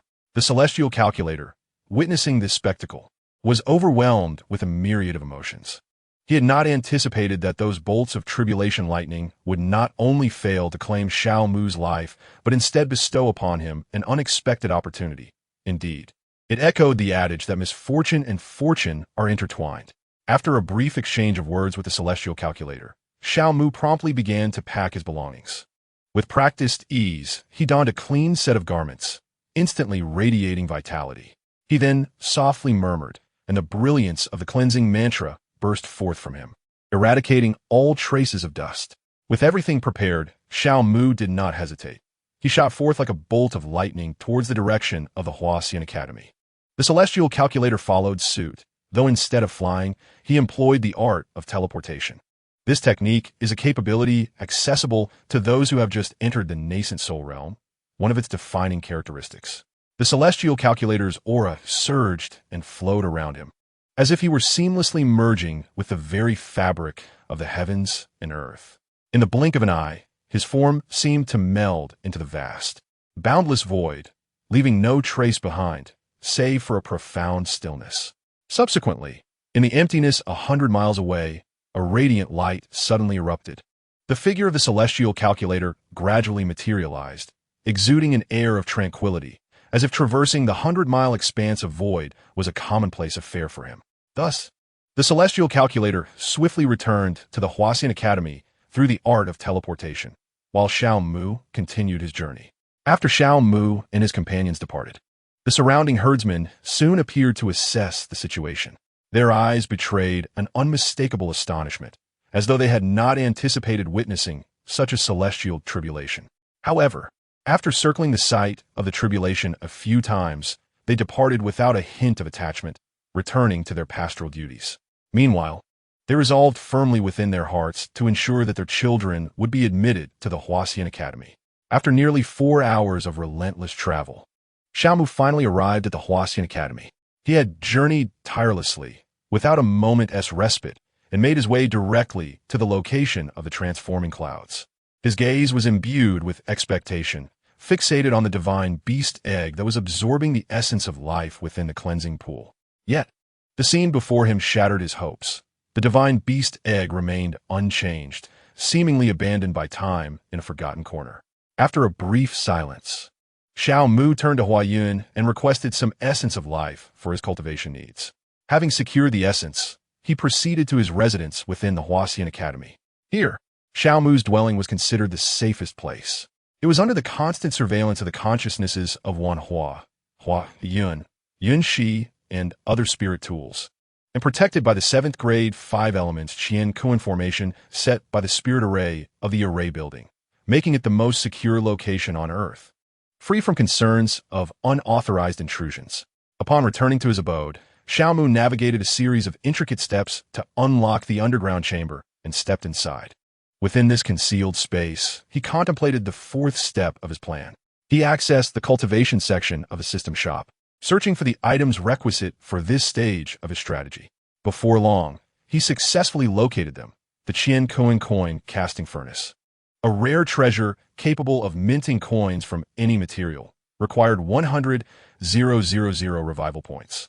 The willpower pearl, formed from the collective will of sentient beings, could bestow the refiner with a year's worth of cultivation upon refinement, costing 1,000 revival points. The purple maternal coin, also known as the mother-child coin, was a low-grade, earthly artifact. It could merge any coin into a maternal coin, while the corresponding coins became child coins. Child coins could be summoned back by the maternal coin, and they could also be disseminated and utilized to gather the will of beings, ultimately coalescing into willpower pearls, requiring 15,000 revival points. He gazed intently at the screen, his eyes ablaze as if fierce flames were raging within. The searing intensity of his gaze seemed capable of melting the very screen before him.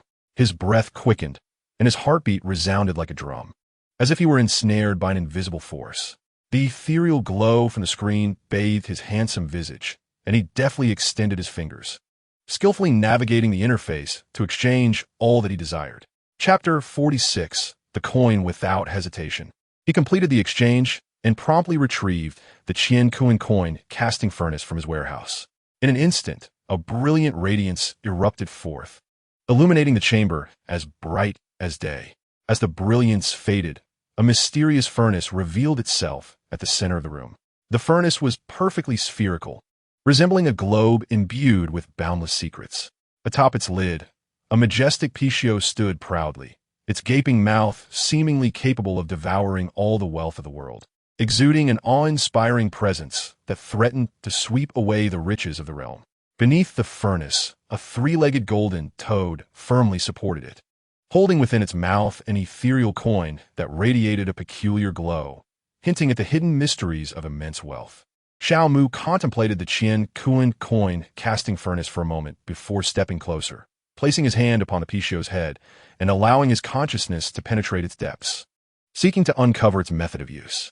After a brief interval, he withdrew his hand, his eyes gleaming with thoughtful insight. He had discerned the means to operate the Qian Kuan coin casting furnace. To utilize the furnace, one need only deposit the materials for coin casting into the mouth of the Piccio, and then envision the shape of the coin within one's mind. Subsequently, the coin would manifest according to the imagined design, emerging from the golden toad's ethereal coin. At that moment, Xiao Mu was deep in thought regarding the appearance of the coin, having already reached a conclusion about the casting materials in his mind. After much contemplation, he finally conceived a design for the coin.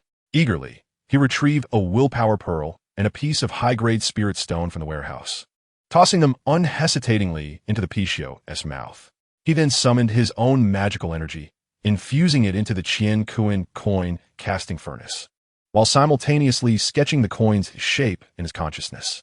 The coin he envisioned was circular on the outside and square on the inside, a design he deduced might be fitting should he acquire the dimensional gate to traverse other worlds, particularly those of the various dynasties of China. This ancient artifact, with its circular exterior and square interior, encapsulated the trials of time and the accumulation of wisdom.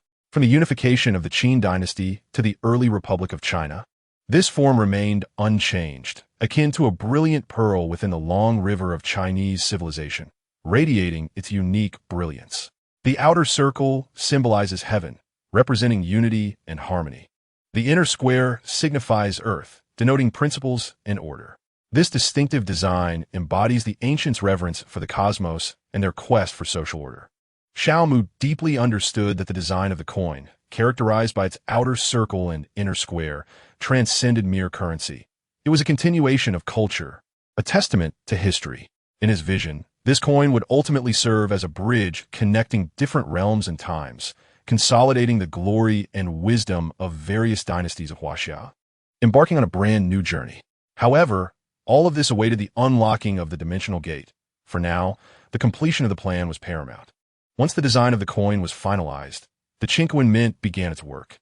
As the top-grade spirit stones and wish power pearls were consumed by the Piccio, they transformed into liquid, akin to ice meeting the blazing sun. The two substances merged, metamorphosing into a dazzling golden liquid, shimmering and flowing, occasionally resonating with the voices of myriad beings. At intervals, the patterns of heaven and earth, like lively threads, gradually integrated into this golden liquid. When all procedures were completed, 20 coins surged forth from the ethereal coin in the mouth of the golden toad. With the coin casting completed, Xiao Mu withdrew his hand and promptly settled down to meditate. His magical energy had been entirely expended during the coin forging process, and seizing this moment for cultivation would significantly benefit his advancement. 2 hours later, Xiao Mu opened his eyes, exhaling a breath of turbid air. Although he had not reached the second level of foundational establishment during his recent meditation, he had indeed made progress, and it was time to examine the coins he had forged. With this thought, he extended his hand to pick up the coin closest to him, scrutinizing it closely. This coin featured an outer circle and inner square, radiating a golden glow. Its front was inscribed with the two flourishing traditional characters, Huaxia. Since the onset of the Zhou dynasty, the term Huaxia had emerged prominently, first appearing in the Book of Documents, Zhou Book Wu Cheng, which recorded Huaxia and the Manchu. None did not follow. The reverse side displayed a picturesque scene, encompassing the mountains and rivers alongside cultural landscapes. In this imagery, the peaks soared into the clouds. Rivers surged tumultuously, and numerous cultural vignettes condensed the essence of Huaxia culture. After contemplating for a moment, Xiao Mu keenly sensed the pure spiritual energy and wish power contained within, a wave of satisfaction swelling in his heart. Taking a deep breath, he retrieved the purple mother gold coin from the repository and proceeded to merge it with the coin inscribed with. In an instant, the originally pure, white, and lackluster purple mother gold coin began to transform, gradually taking on the appearance of the Huaxia coin, albeit in a purplish golden hue. Gazing at this coin, or rather, this mother coin, Xiao Mu fell into contemplation regarding its name. Before long, he arrived at a fitting title for the coin. Huaxia coin. Succinct and straightforward, clearly indicating that this currency belonged to the civilization of Huaxia. After deciding on the name, he gathered the remaining 19 coins together. Once everything was in order, he exited the underground chamber.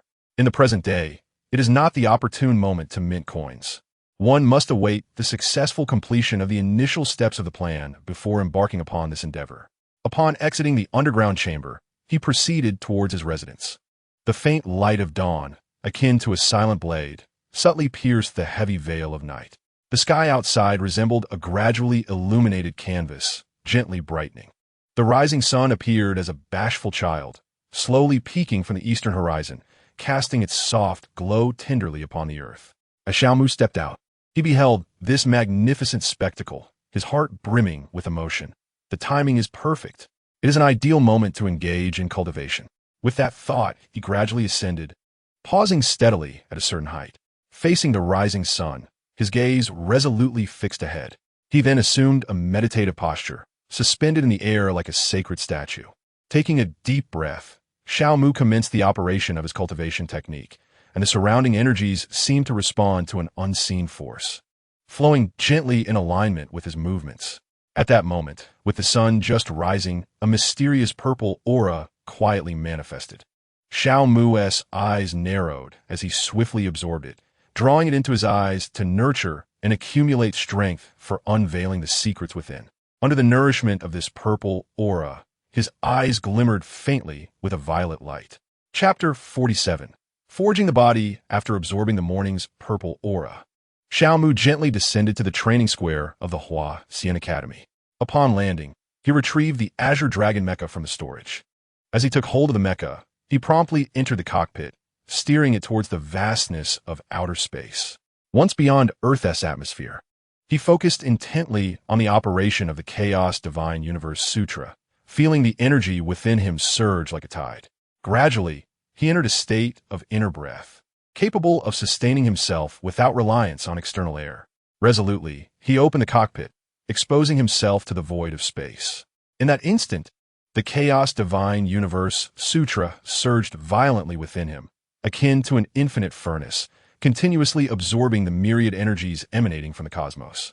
Solar radiation and other energies flowed unceasingly into his being, fortifying his physique under the relentless onslaught of this formidable power. In the vast universe, a minute feels fleeting. Hastily, Xiao Mu closed the cockpit door, allowing the Azure Dragon Mecha to supply oxygen, effectively shielding him from the various radiations of outer space. At that moment, his skin began to deteriorate due to the radiation, Yet his expression bore no trace of fear. Soon, the decaying skin shed like rotten bark, replaced by a stronger layer, as pure and radiant as white jade, exuding an aura of mystery and strength. With the transformation of his skin complete, he inhaled a breath of pure oxygen and reopened the cockpit door, immersing himself once again in his cultivation.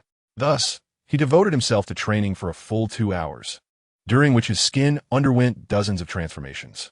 His endurance in outer space extended from the initial 1 minute to an impressive 5 minutes, a testament to the significant enhancement of his physical prowess. After 2 hours of rigorous training, he activated the stealth mode of the Azure Dragon mech. This mode achieved a dual form of invisibility, encompassing both optical and acoustic concealment, rendering it undetectable by radar or the naked eye. With the stealth mode engaged, he navigated the Azure Dragon mech towards a distant island nation. 10 minutes later, he arrived above the renowned and formidable volcano, Mount Fuji.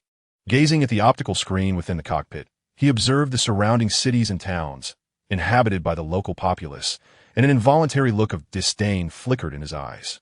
As he contemplated these individuals, memories of the atrocities committed by their ancestors against his own people surged within him. Grievous events like the heinous acts of Unit 731 and the unspeakable massacres. He felt an overwhelming desire to unleash the full fury of the volcano upon them, annihilating all in his vicinity to achieve a sense of catharsis. Yet, he understood that such an act would be too lenient for them, and he realized that personal gratification alone would not suffice. As the saying goes, it is better to share joy than to revel in solitude. After a penetrating gaze at the seemingly content lives of those below, he steered the Azure Dragon mech closer to the smoke billowing from the volcano's mouth. As he approached, he stepped out of the cockpit into the thickening smoke, shedding all his garments and returning them, along with the mech, to the storage bay. Naked, he resembled a fallen star, gradually descending into the unfathomable depths of the volcano. The surrounding air ignited, the temperature soaring, searing his every inch of skin. Sweat poured forth in torrents, cascading down his body in winding rivulets. He continued his descent, as if time itself crawled at this moment. The surrounding darkness retreated before streaks of scorching light, and within a minute, his gaze was met with the heart-stopping sight of the molten, crimson magma. The magma surged like a writhing dragon, roaring and unleashing boundless heat and power. Its scalding breath enveloped him, as though he were engulfed in the fires of hell. The surface of the magma churned continuously, rippling with waves, each undulation seemingly harboring the essence of destruction. He fixated on the blood-red magma, a glint of determination crossing his gaze, for he understood that great power demands an equally monumental sacrifice. First, he retrieved the life elixir he had previously sought from Huayan, taking a small sip, yet refraining from swallowing, merely holding it in his mouth. Then, harnessing the strength of his body, he plunged into the searing magma, simultaneously activating the chaos divine universe scripture. The moment his body made contact with the magma, an overwhelming wave of excruciating pain surged through him like a tempest. He lowered his gaze, observing as his feet gradually dissolved at a visibly alarming pace, a terrifying sight that sent shivers down his spine. Yet, he showed no sign of retreat. Instead, he swiftly swallowed the life essence within his mouth. Upon ingestion, a surge of vibrant vitality erupted from within him. He clenched his lips tightly, his eyes reflecting determination and fearlessness, resolutely immersing his entire being into the flowing lava. At the very moment he submerged, the chaos divine scripture began to operate at full speed, striving to absorb the elemental fire power contained within the molten rock. This fire energy was utilized to nourish the heart, one of the most vital organs in the human body. The Huangdi Neijing states, the heart is the sovereign organ from which the spirit emerges. This implies that the heart acts as the ruler within the grand palace of the body, governing the rhythm of life and serving as the dwelling of the spirit. Its solemnity and strength dictate the overall condition of the body. The Huangdi Neijing contains further references to the heart, such as the heart houses the spirit. Thus, if the sovereign is clear, the subordinates are at peace. If the sovereign is unclear, the 12 organs are in peril, and the heart is the source of life and transformation of the spirit. Such expressions underscore the heart's profound significance, Thus, caring for the heart is essential for maintaining health and achieving longevity. Moreover, in the theory of the 5 elements, the heart is associated with fire, so nurturing it with fire yields optimal results and accumulates power for unlocking the heart's hidden treasures. As time flowed silently like a tranquil stream, Xiao Mu's heart seemed to be infused with an immense and boundless force, beating with increasing vigor. Each pulse resonated like a powerful bell, heralding the resilience and tenacity of life, its steady rhythm a resounding response to destiny. The blood coursing through his veins resembled a fiercely burning flame, increasingly radiant and brilliant, sparkling like precious pearls. Its crimson hue seemed to harbor infinite energy, surging within Xiao Mu like a tumultuous wave, nourishing every cell and propelling his physical strength towards the second level of foundation establishment. Chapter 48. Li Cheng. After a full day of cultivation, Xiao Mu had successfully transcended into the second level of foundation establishment, stabilizing his newfound power. Simultaneously, the few drops of life essence obtained from Xiang Huayuan had been entirely consumed. Faced with the absence of life essence, Xiao Mu reluctantly concluded his training within the volcano. He soared from the scalding lava, swiftly ascending towards the volcano's mouth. Upon emerging from the crater, he retrieved the azure dragon mecha amidst the billowing smoke, along with his clothing. After donning his attire, he piloted the azure dragon mecha towards the Huaxian Academy, naturally activating the cloaking mode. 5 minutes later, he returned to hover above the Huaxian Academy. At that moment, the students were predominantly engaged in classes, ensuring that Xiao Mu's arrival went unnoticed. As for Zhou, Yi, and the others, they must be sequestered in their rooms, diligently training. Xiao Mu dismounted from the Qinglong mecha, standing firmly on the training square. After a brief pause, he proceeded towards the Jinshin Hall, seamlessly storing the Qinglong mecha away. Moments later, he stood before the Jinshin Hall, taking a deep breath, resolutely steeling his resolve. He retrieved a promotion talisman from his repository and pointed it towards the Jinshin Hall to cast it. At the very instant he directed the talisman towards the hall, it suddenly transformed into a dazzling golden light, akin to an arrow released from a bow, swiftly shooting towards the Jinshin Hall. As it traversed through the air, the golden light expanded at an astonishing speed, resembling a continuously inflating golden balloon, halting only when it reached a size sufficient to encompass the entire Jinshin Hall. Subsequently, this immense golden light enveloped the Jinshin Hall like a magnificent cloak, initiating the promotion process. During this transformation, a mysterious vortex gradually manifested around the Jinshin Hall. This vortex resembled a voracious beast, voraciously absorbing the surrounding spiritual energy and the essence of the heavens. Simultaneously, upon the surface of the Jinshin Hall, cloaked in golden light, mysterious symbols of heaven and earth began to faintly emerge. Once these symbols appeared, they seemed to possess a life of their own, slowly evolving towards the complete form of the heavenly and earthly script. Time flowed quietly, and in the blink of an eye, an hour had passed. At that moment, the surrounding vortex and the golden light on the Jinshin Hall had vanished without a trace, clearly indicating that the promotion of the Jinshin Hall had been successfully completed. Xiao Mu gazed contentedly at the unchanged Jinshin Hall and stepped inside. After the promotion, the Jinshin Hall's original appearance had not significantly altered. Just a few steps in, a figure of a woman appeared before him. This woman was Yunxi. As soon as she materialized, she gracefully bowed and softly spoke, "Xiao Mu, thank you for assisting me in my promotion." "No need for thanks. It is my duty," Xiao Mu replied with a smile. Upon hearing this, a radiant smile blossomed on Yunxi's face, one that could captivate nations and dazzle like stars, as if all of creation would pale in comparison. Xiao Mu, momentarily entranced by her enchanting smile, felt as though he had been struck by a spell, his mind lingering on that exquisite visage. However, he quickly regained his composure and said with a smile, "Yunxi, please assist me in activating the reincarnation function of the Jinshin Hall. I wish to utilize it." "Understood." Yunxi gently nodded in acknowledgement. With a flicker of thought, the reincarnation function of the Jinshin Hall was activated. She gestured for him to proceed, saying, "I have enabled it. You may enter to use it." Xiao Mu responded affirmatively and took steps towards the Jinshin Hall. After walking 5 or 6 steps, he had already entered within. Upon entering, he casually selected a room within the Grand Hall. Once inside, he sat cross-legged and closed his eyes. The moment his eyelids descended, His soul was drawn into a realm of reincarnation constructed by the Hall of Heart Reflection. At that instant, his memories were instantly sealed. Presently, he resembled an ordinary spirit who had partaken of the legendary Meng soup. Xiao Mu walked listlessly across the bridge of helplessness, his gaze vacant, as if his very essence had been withdrawn.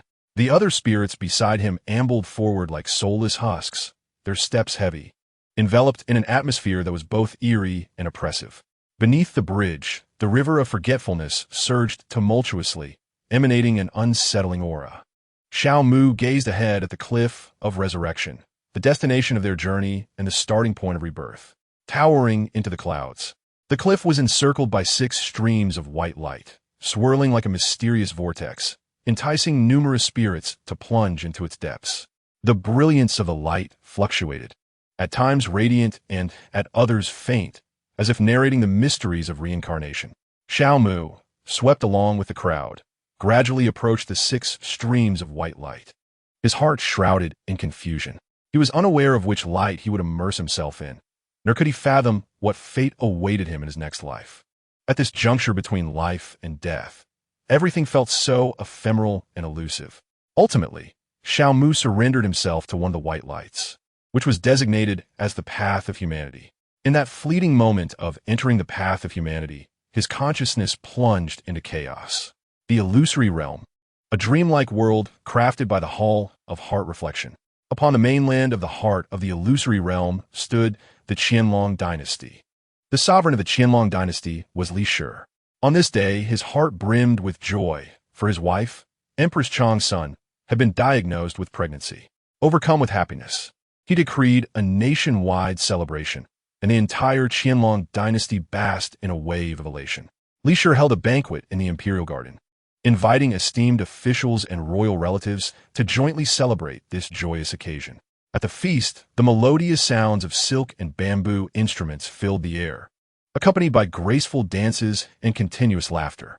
Li Shi raised his cup and proclaimed to all, "My empress carries the dragon offspring. This is a great fortune for the Qianlong dynasty. Upon the birth of a prince or princess, I shall grant amnesty to the realm and rejoice with the people." Upon hearing this, the officials rose in unison to offer their congratulations, creating an atmosphere of extraordinary fervor. Yet behind this celebration lay the tumultuous undercurrents of the court, as various factions discreetly observed, speculating on how the arrival of this new life would reshape the dynamics of the dynasty. Meanwhile, within the chambers of Empress Chang's son, she lay serenely upon her couch, her face aglow with maternal radiance. Attendant maidens served her with utmost care, not daring to exhibit the slightest negligence. Chang's son gently caressed her rounded abdomen, her heart brimming with anticipation and dreams for the future. "Child, you are a gift bestowed upon me by the heavens. Regardless of whether you are a son or a daughter, your mother shall devote herself entirely to your care," she silently prayed. 10 months later, the Longsun family welcomed the birth of a prince. Li Shi named him Li Cheng and immediately designated him as the crown prince. Simultaneously, he issued a general amnesty, celebrating with the people. Chapter 49. A lifetime in the illusory realm, 10 years later. Li Cheng is now 10 years old. He embarked on his studies at the age of 8. His father, Li Shi, placed great emphasis on his education, enlisting the most esteemed scholar of the time as his tutor. This venerable scholar, possessing vast knowledge and high moral standing, generously imparted wisdom to Li Cheng. He not only taught him the 4 books and 5 classics, poetry, and prose, but also frequently recounted historical anecdotes and governance strategies from both ancient and modern times, aiming to cultivate Li Cheng into a wise ruler. Every morning, as the first rays of sunlight pierced through the clouds and illuminated the resplendent palace, Li Cheng would set off to the Chongwen Academy for his lessons, which lasted until noon. After class, he would partake in lunch before practicing archery and honing his martial skills, with Li Shi occasionally checking on his progress. Thus, 2 years passed in this manner, with many more years of such routine ahead. Meanwhile, in the cycle of reincarnation, Xiao Mu endured a lengthy 10 years. Although only half a year had elapsed in the outside world, at this moment, his body remained in the Jinshin Hall. During this half year, his hair grew wildly, cascading down to his waist. Fortunately, there were regular attendants to tend to him, ensuring he remained free of dust. Suddenly, a voice, audible only to Xiao Mu, resonated in the room, due to the establishment of the company Huashing Industrial, which has officially begun producing electric vehicles, heralding the dawn of the electric vehicle era and breaking the monopoly held by other nations in the automotive sector. You are hereby awarded 500,000 points of revival. Xiao Mu remained unresponsive to the echoing system announcement, as his soul was still entangled in the cycle of reincarnation, leaving him unable to react. Outside Jinxin Hall, Yunxi reclined leisurely on a lounge chair, her eyes closed, basking in the sunlight and savoring a life of tranquility. Beside her, the book Immortal and others shared her leisure. Suddenly, light footsteps approached. Jiang Shuawei, clad in a cerulean skirt, walked briskly toward them. She passed by Yunxi and her companions, heading directly into Jinxin Hall. Yunxi and her friends showed no reaction to Jiang Shuawei's presence, as if they had grown accustomed to it. Once Jiang Shuawei entered Jinxin Hall, Yunxi and the book Immortal slowly opened their eyes. Elder Book, do you perceive anything remarkable about that young girl? Yunxi inquired leisurely. I see nothing particularly noteworthy. Elder Book replied. What about you, Yunxi? Like you, I discern nothing special, she responded. You two have seen her multiple times and failed to notice anything. Perhaps she is merely an ordinary cultivator. Moreover, even if she is not an ordinary individual, she poses no threat to Xiao Mu, Huayan remarked, as she gently turned on her lounge chair. Upon hearing this, Yunxi and the book Immortal exchanged glances and simultaneously declared, Indeed. Then, let us not concern ourselves with her. Upon concluding their exchange, they once again closed their eyes, indulging in the moment, while the others, unable to join the conversation, had similarly succumbed to slumber. After entering the Hall of Heart's Reflection, Jiang Shuwei arrived at the chamber where Xiao Mu was seated. She gazed at him, seated in meditation, a smile blossoming on her face, a smile that rendered all blossoms pale in comparison. Xiao Mu, I have returned. Jiang Shuwei's voice was soft and warm, akin to the gentle caress of a spring breeze, lightly brushing against Xiao Mu's slumbering spirit. Despite his soul being ensnared in the cycle of reincarnation, unable to respond to the world beyond, her tender smile and words seemed to transcend the boundaries of time and space, awakening a subtle connection. She approached slowly, her steps so light they made no sound, fearful of disturbing the serenity. Jiang Shuawei's gaze lingered on Xiao Mu, imbued with tenderness.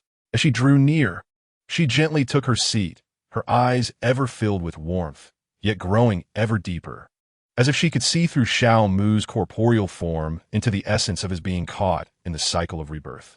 As she observed him, the corners of her mouth gradually turned upwards, as if recalling some delightful thought. In this tranquil and silent atmosphere, time flowed quietly and unhurriedly. An hour later, Jiang Shuawei sighed softly and rose. Xiao Mu, I must return to my duties. I shall come again to keep you company. With that, she turned and departed. To her leaving, Xiao Mu remained as unresponsive as ever. As autumn faded into winter, time slipped away like a fleeting shadow. Within the ethereal realm, Li Cheng had reached the age of 20, standing tall, his gaze imbued with determination and maturity. With Li Shi's consent, Li Cheng began to engage in state affairs. This marked a significant turning point in his life, the commencement of his assumption of responsibility. During his involvement in governance, he began to cultivate his own circle of supporters. Concurrently, he gradually exhibited exceptional statecraft and profound political acumen. During court meetings, when faced with the reports and disputes of ministers, Li Cheng consistently grasped the core of the issues swiftly, proposing practical solutions. His decisions often balanced national interests with the welfare of the populace, earning him unanimous praise from both the court and the public. Observing his son's growing maturity and composure, Li Shi felt a deep sense of satisfaction. He recognized that his years of nurturing had finally borne fruit, as Li Cheng steadily advanced towards becoming a wise ruler. Another decade passed, and Li Cheng had now reached 30, while Li Shi had entered his 60s. Amidst the river of time, Li Shi, once a ruler who had devoted himself tirelessly to governance, now felt the weight of years bearing down upon him. Cognizant of his waning strength in handling state affairs, he made a momentous decision to abdicate. Li Cheng, having been the crown prince for 30 years, finally ascended to the throne. Meanwhile, Li Shi, accompanied by his beloved, the Changsun clan, departed from the palace rife with intrigue and conflict. They arrived at a tranquil abode, embracing a life reminiscent of gathering chrysanthemums beneath the eastern fence, leisurely gazing upon the southern mountains. Under the meticulous governance of Li Cheng, the Qianlong dynasty flourished increasingly, liberating the populace from the pangs of hunger. While the dynasty's territory gradually expanded, a decade has swiftly passed, and Li Cheng has now reached the age of 40. During these 10 years, both his father, Li Shi, and his grandfather, the Zhongsun clan's matriarch, have departed from this world. This loss plunged Li Cheng into profound sorrow, standing before the tombs of his parents. He gazed upon the cold stone tablet, his heart swelling with boundless grief and nostalgia.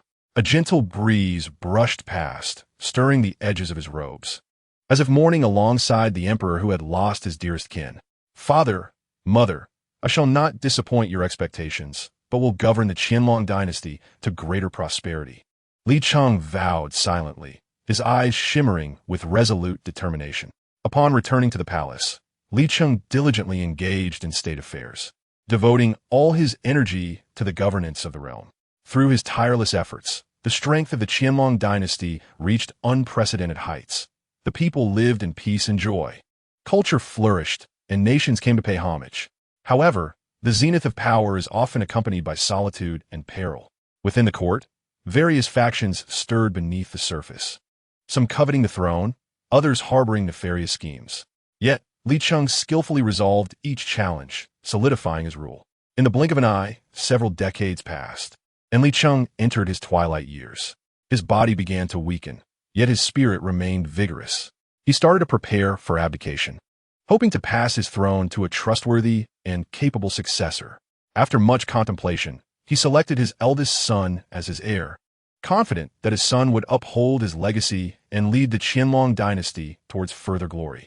During the abdication ceremony, Li Cheng donned a splendid dragon robe. Seated upon a lofty throne, his gaze deep and serene. As a new emperor received the symbols of imperial power, the entire palace erupted in thunderous applause and cheers.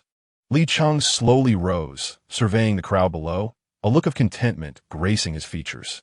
He knew that despite a life filled with trials and tribulations, he had ultimately realized his dream of bequeathing a strong and prosperous Qianlong dynasty to posterity. As the years rolled by, Li Cheng completed his legendary journey. On the day of his passing, the entire nation was enveloped in profound sorrow. People prayed for him, bidding him farewell and expressing gratitude for his countless contributions to the country. Chapter 50, for years September 15th, 2027. The morning sun, like strands of golden silk, gracefully descended from the horizon, draping the Huaxian Academy in a resplendent golden cloak. Xiaomu, within the Jinshin Hall, slowly opened his eyes, an aura of imperial majesty emanating from his gaze, as if capable of penetrating all worldly matters. He stood tall, akin to a majestic peak, exuding an air of unparalleled authority that enveloped the entire hall in his formidable presence. In the stillness of this grand hall, his presence seemed to render the very air dense, as if time itself had come to a standstill. Wherever his gaze fell, it appeared that nothing could evade his scrutiny. Yet, this chilling imperial majesty was but a fleeting illusion. In an instant, the authority in his eyes vanished, and the aura of singular supremacy that enveloped him receded like a tide, reverting to the amiable and unthreatening countenance he once possessed. At this moment, he resembled a figure who had shed a burdensome armor, returning to the approachable man he once was, making it difficult to reconcile the imposing image of moments ago with the gentler persona before him. Though this cycle had not yielded a tangible enhancement in his cultivation, his insight into human nature had undeniably progressed, alongside various other gains.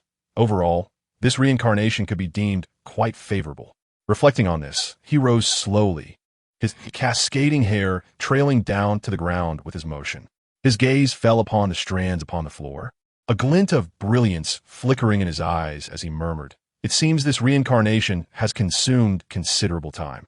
The disheveled locks scattered about the ground prompted a slight furrow in his brow, indicating a hint of annoyance. He then extended his right hand, fingers poised together like a sword. In an instant, a formidable energy surged from his fingertips, unleashing a sharp sword aura that cleaved through the air. With a swift sound, the long hair was severed cleanly in two, the remaining strands cascading down to his waist, obediently resting there. After cutting his hair, Xiao Mu leisurely made his way out of the Jinshin Hall. Upon exiting, he gazed at the rising sun, inhaling the fresh spiritual energy deeply, stretching his body as a wave of immense pleasure washed over him. Once he had completed his stretch, his indifferent gaze fell upon Yunxi and the others lounging in their chairs. After observing them for a moment, he approached and inquired, "Yunxi, how long did my reincarnation take?" "For years." Yunxi did not rise, but merely extended 4 fingers. "For years, is it? Quite a span indeed. I wonder what transpired on Earth during these 4 years, and whether the system has awarded revival points in that time." Xiao Mu halted, a slight frown creasing his brow. After pondering for a moment, he resolved to first check the revival points before seeking out Zhou Yi to inquire about the events of the past 4 years. With that thought, he opened the system marketplace to examine his remaining revival points. He fixated on the number displayed on the luminous screen. 2043, 825 revival points. A ripple of astonishment coursing through him.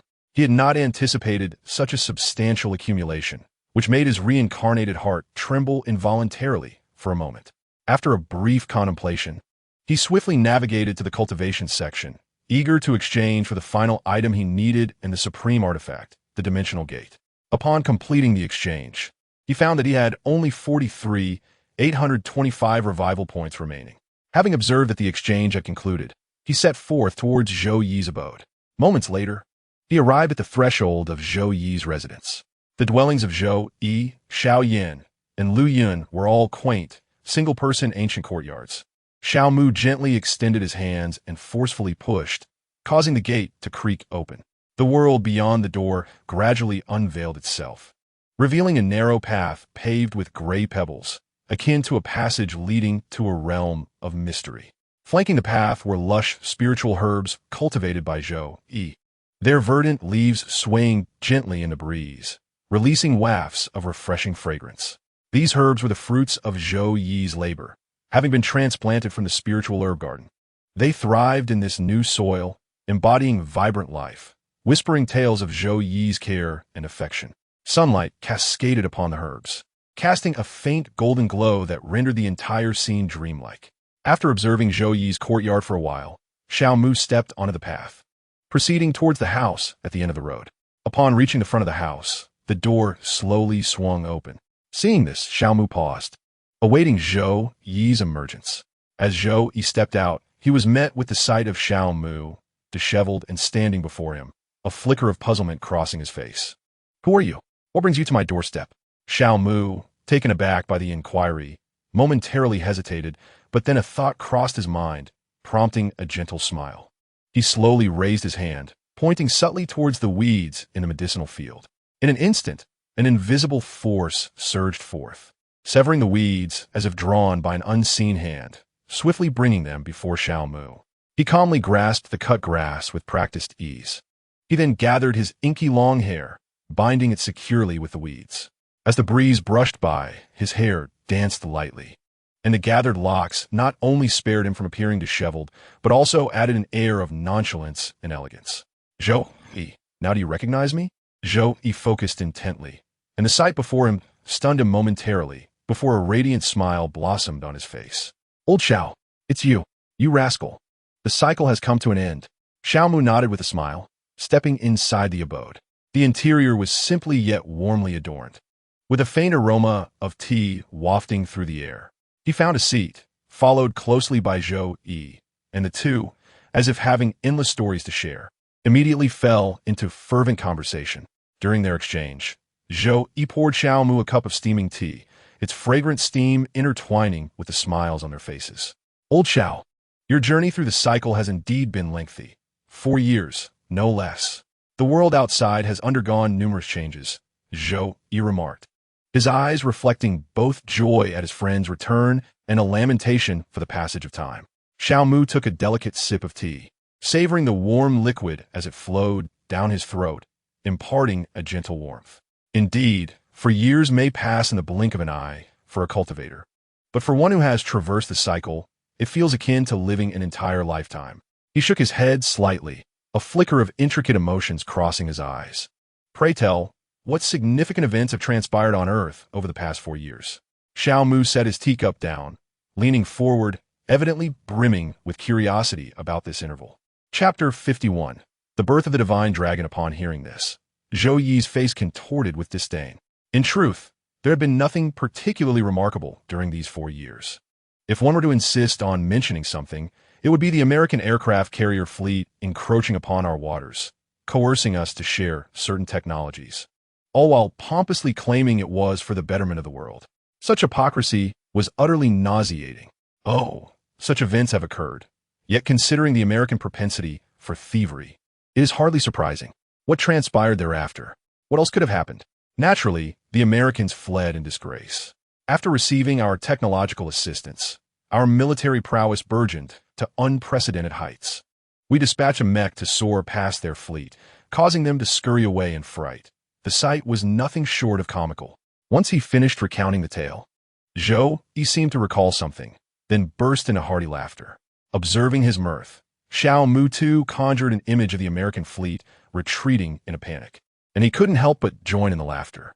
Thus, the tranquil room was suffused with their joyous laughter, each chuckle akin to a vibrant note, weaving into the most harmonious of melodies. As their laughter gradually subsided, they resumed their conversation. Enough of that. From now on, I shall call you Old Zhou. Comparatively, Zhou Yi sounds far too unfamiliar, Xiao Mu remarked, his smile fading. He had experienced the profound loneliness of being an emperor and was unwilling to tread that path once more. The sensation was truly disheartening.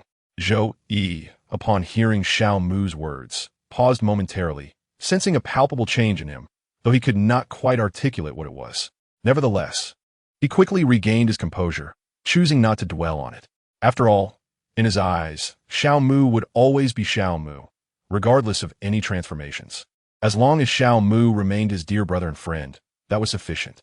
Old Zhou, during these 4 years of my reincarnation, who's been taking care of me? Do you know? Xiao Mu, upon awakening, had noticed the absence of any dust upon him, a clear indication of abnormality after 4 years. How could he possibly remain untouched? Unless someone had been looking after him. I know, old Xiao. The one caring for you is someone familiar. Zhou Yi nodded earnestly. Xiao Mu regarded Zhou Yi with a smirk, his eyes glinting with playful mockery. Isn't that stating the obvious? If they weren't familiar, how could they care for me? Zhou Yi's face momentarily flushed with embarrassment, but soon returned to its usual demeanor as he chuckled. Indeed, my words lacked sophistication. Observing Zhou Yi's expression, Xiao Mu couldn't help but laugh, and the atmosphere in the room became increasingly relaxed. All right, enough jesting, old Zhou. Who, pray tell, has been caring for me? I am genuinely eager to know. Xiao Mu reined in his smile and earnestly inquired.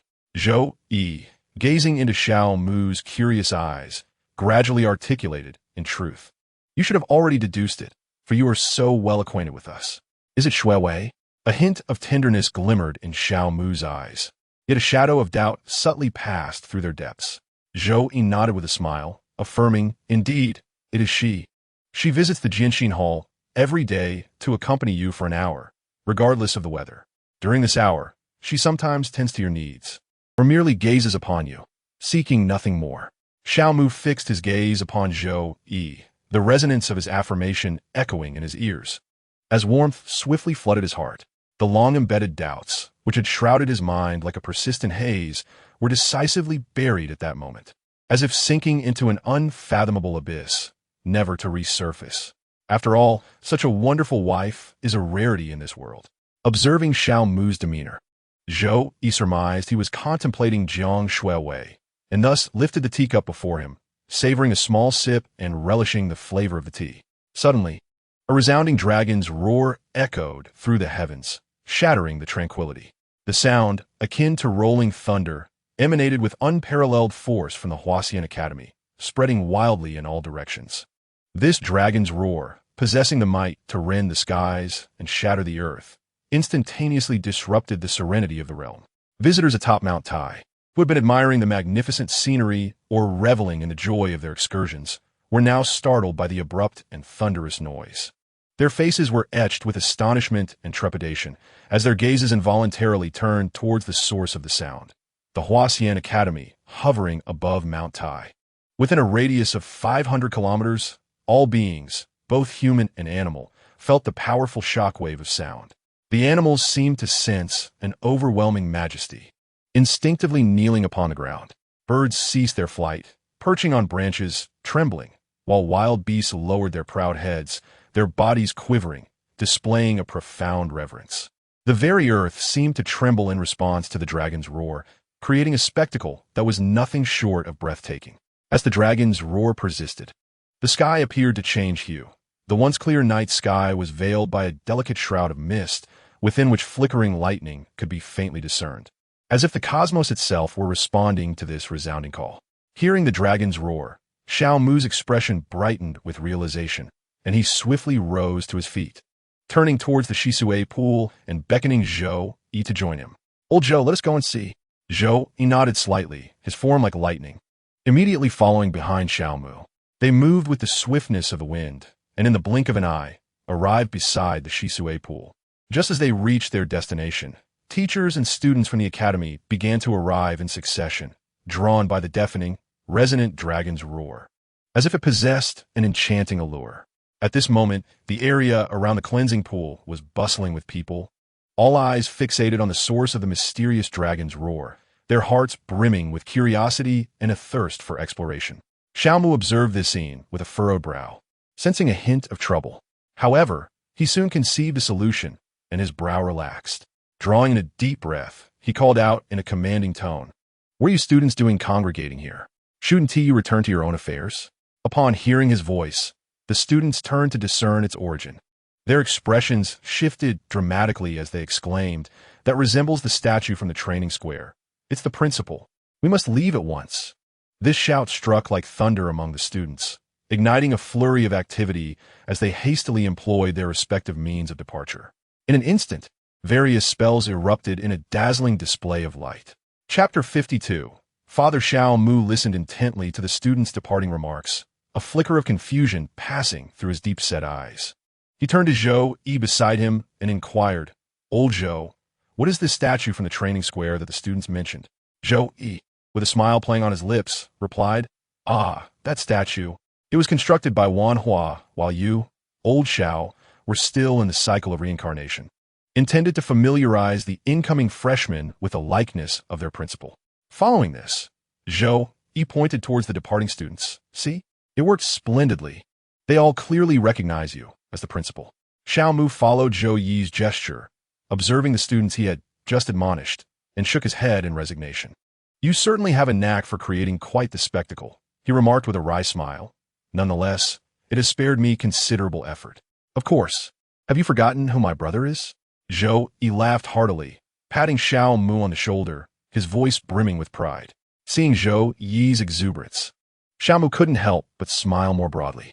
"All right, old Zhou, enough with the laughter. We should proceed inside." Xiao Mu turned his attention to Lu Yun, Xiao Yin, and the others. "Hanzi, you should join us as well." With that, Xiao Mu made his way towards the spot where the divine beast egg would be placed in the cleansing pool, followed closely by the rest. Before long, they arrived at their destination. In the shimmering center of the cleansing pool, a small golden dragon stood out remarkably. Its petite form glimmered with golden radiance, resembling the most precious treasure in existence. At that moment, the little golden dragon was intently consuming its own eggshell. Its eyes were fixed on the shell in its grasp, exuding an air of satisfaction and curiosity. Its tiny mouth opened and closed, producing a faint crunching sound as the once hard shell gradually crumbled into fine powder within its mouth. As the little golden dragon devoured the entire shell, its aura grew increasingly potent.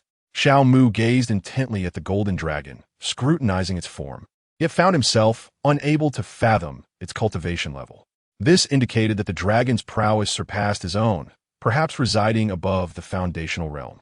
Such a revelation left Xiao Mu profoundly astonished. How could a creature, merely newly born, possess such extraordinary capabilities? However, after a moment's contemplation, his astonishment waned, for it was only natural for a divine beast to exhibit elevated cultivation upon its birth. With this thought, Xiao Mu's heart gradually settled, turning his gaze towards the others. He noticed that, aside from those from the Tianyuan realm, everyone else appeared visibly shocked. After a brief moment of observation, he redirected his attention and stepped forward, his movements akin to a delicate feather, quietly descending upon the water surface. The tranquil waters rippled gently beneath his feet, creating concentric circles that ebbed and flowed like poetry in motion. Remarkably, Xiao Mu did not sink into the water as others had anticipated. Instead, he stood upon its surface with an almost magical grace, as if he were one with the water itself, wielding its very essence. His steps were steady and powerful, each footfall landing firmly on the surface, sending up splashes like playful sprites dancing in delight.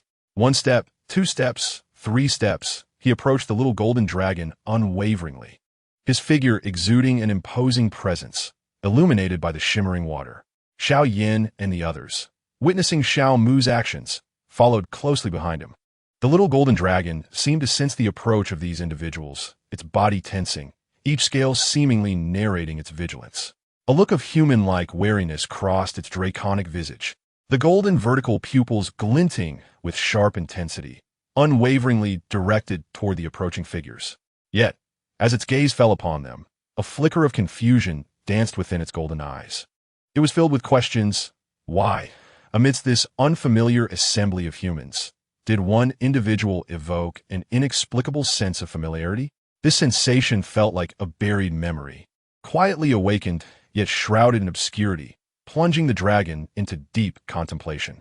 Just as the little golden dragon was lost in thought, Xiao Mu had arrived at its side. He regarded the small dragon with gentle eyes, understanding that once he subdued it, the first step of his plan would be successfully accomplished. With a soft voice, he murmured, "Little one, do not be afraid. We shall not harm you." Listening to this soothing and familiar tone, the little golden dragon recalled the identity of the one who made it feel such warmth. Its entire form relaxed, the previous wariness in its golden eyes gradually dissipating, replaced by a joyful spirit. With a joyful cry, it darted toward Xiao Mu's outstretched hand, its diminutive body swiftly clutching the fabric of his arm. Its small dragon head nestled against his arm, conveying a sense of affection and intimacy. Xiao Mu gazed at the scene before him, a large question mark emerging in his mind. He was utterly perplexed as to how this little golden dragon had transformed in response to his voice. After much contemplation, he could not arrive at a satisfactory explanation and ultimately surmised that the system must be playing tricks on him. Nearby, Zhou, Yi, and the others expressed their astonishment, having not anticipated such a turn of events. "Little one, what is your name?" Xiao Mu inquired gently, his gaze soft as he looked at the small golden dragon perched on his arm. "Awu, oh, you haven't named me yet, Daddy." The little dragon responded exuberantly, its eyes sparkling with excitement.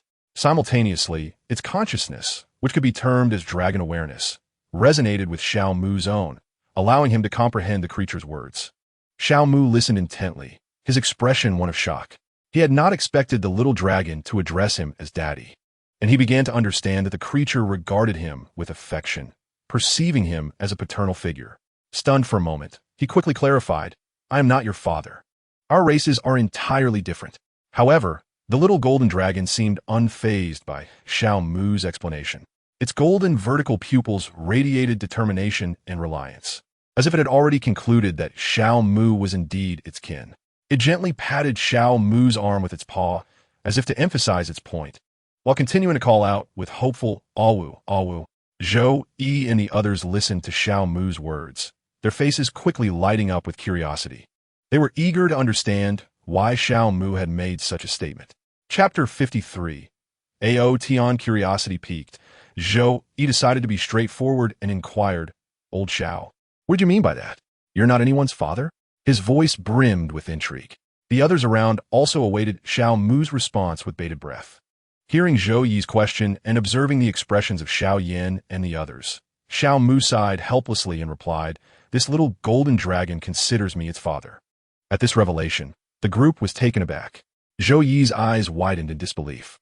How could this little dragon possibly see you as its father? And old Xiao, you can understand what it is saying?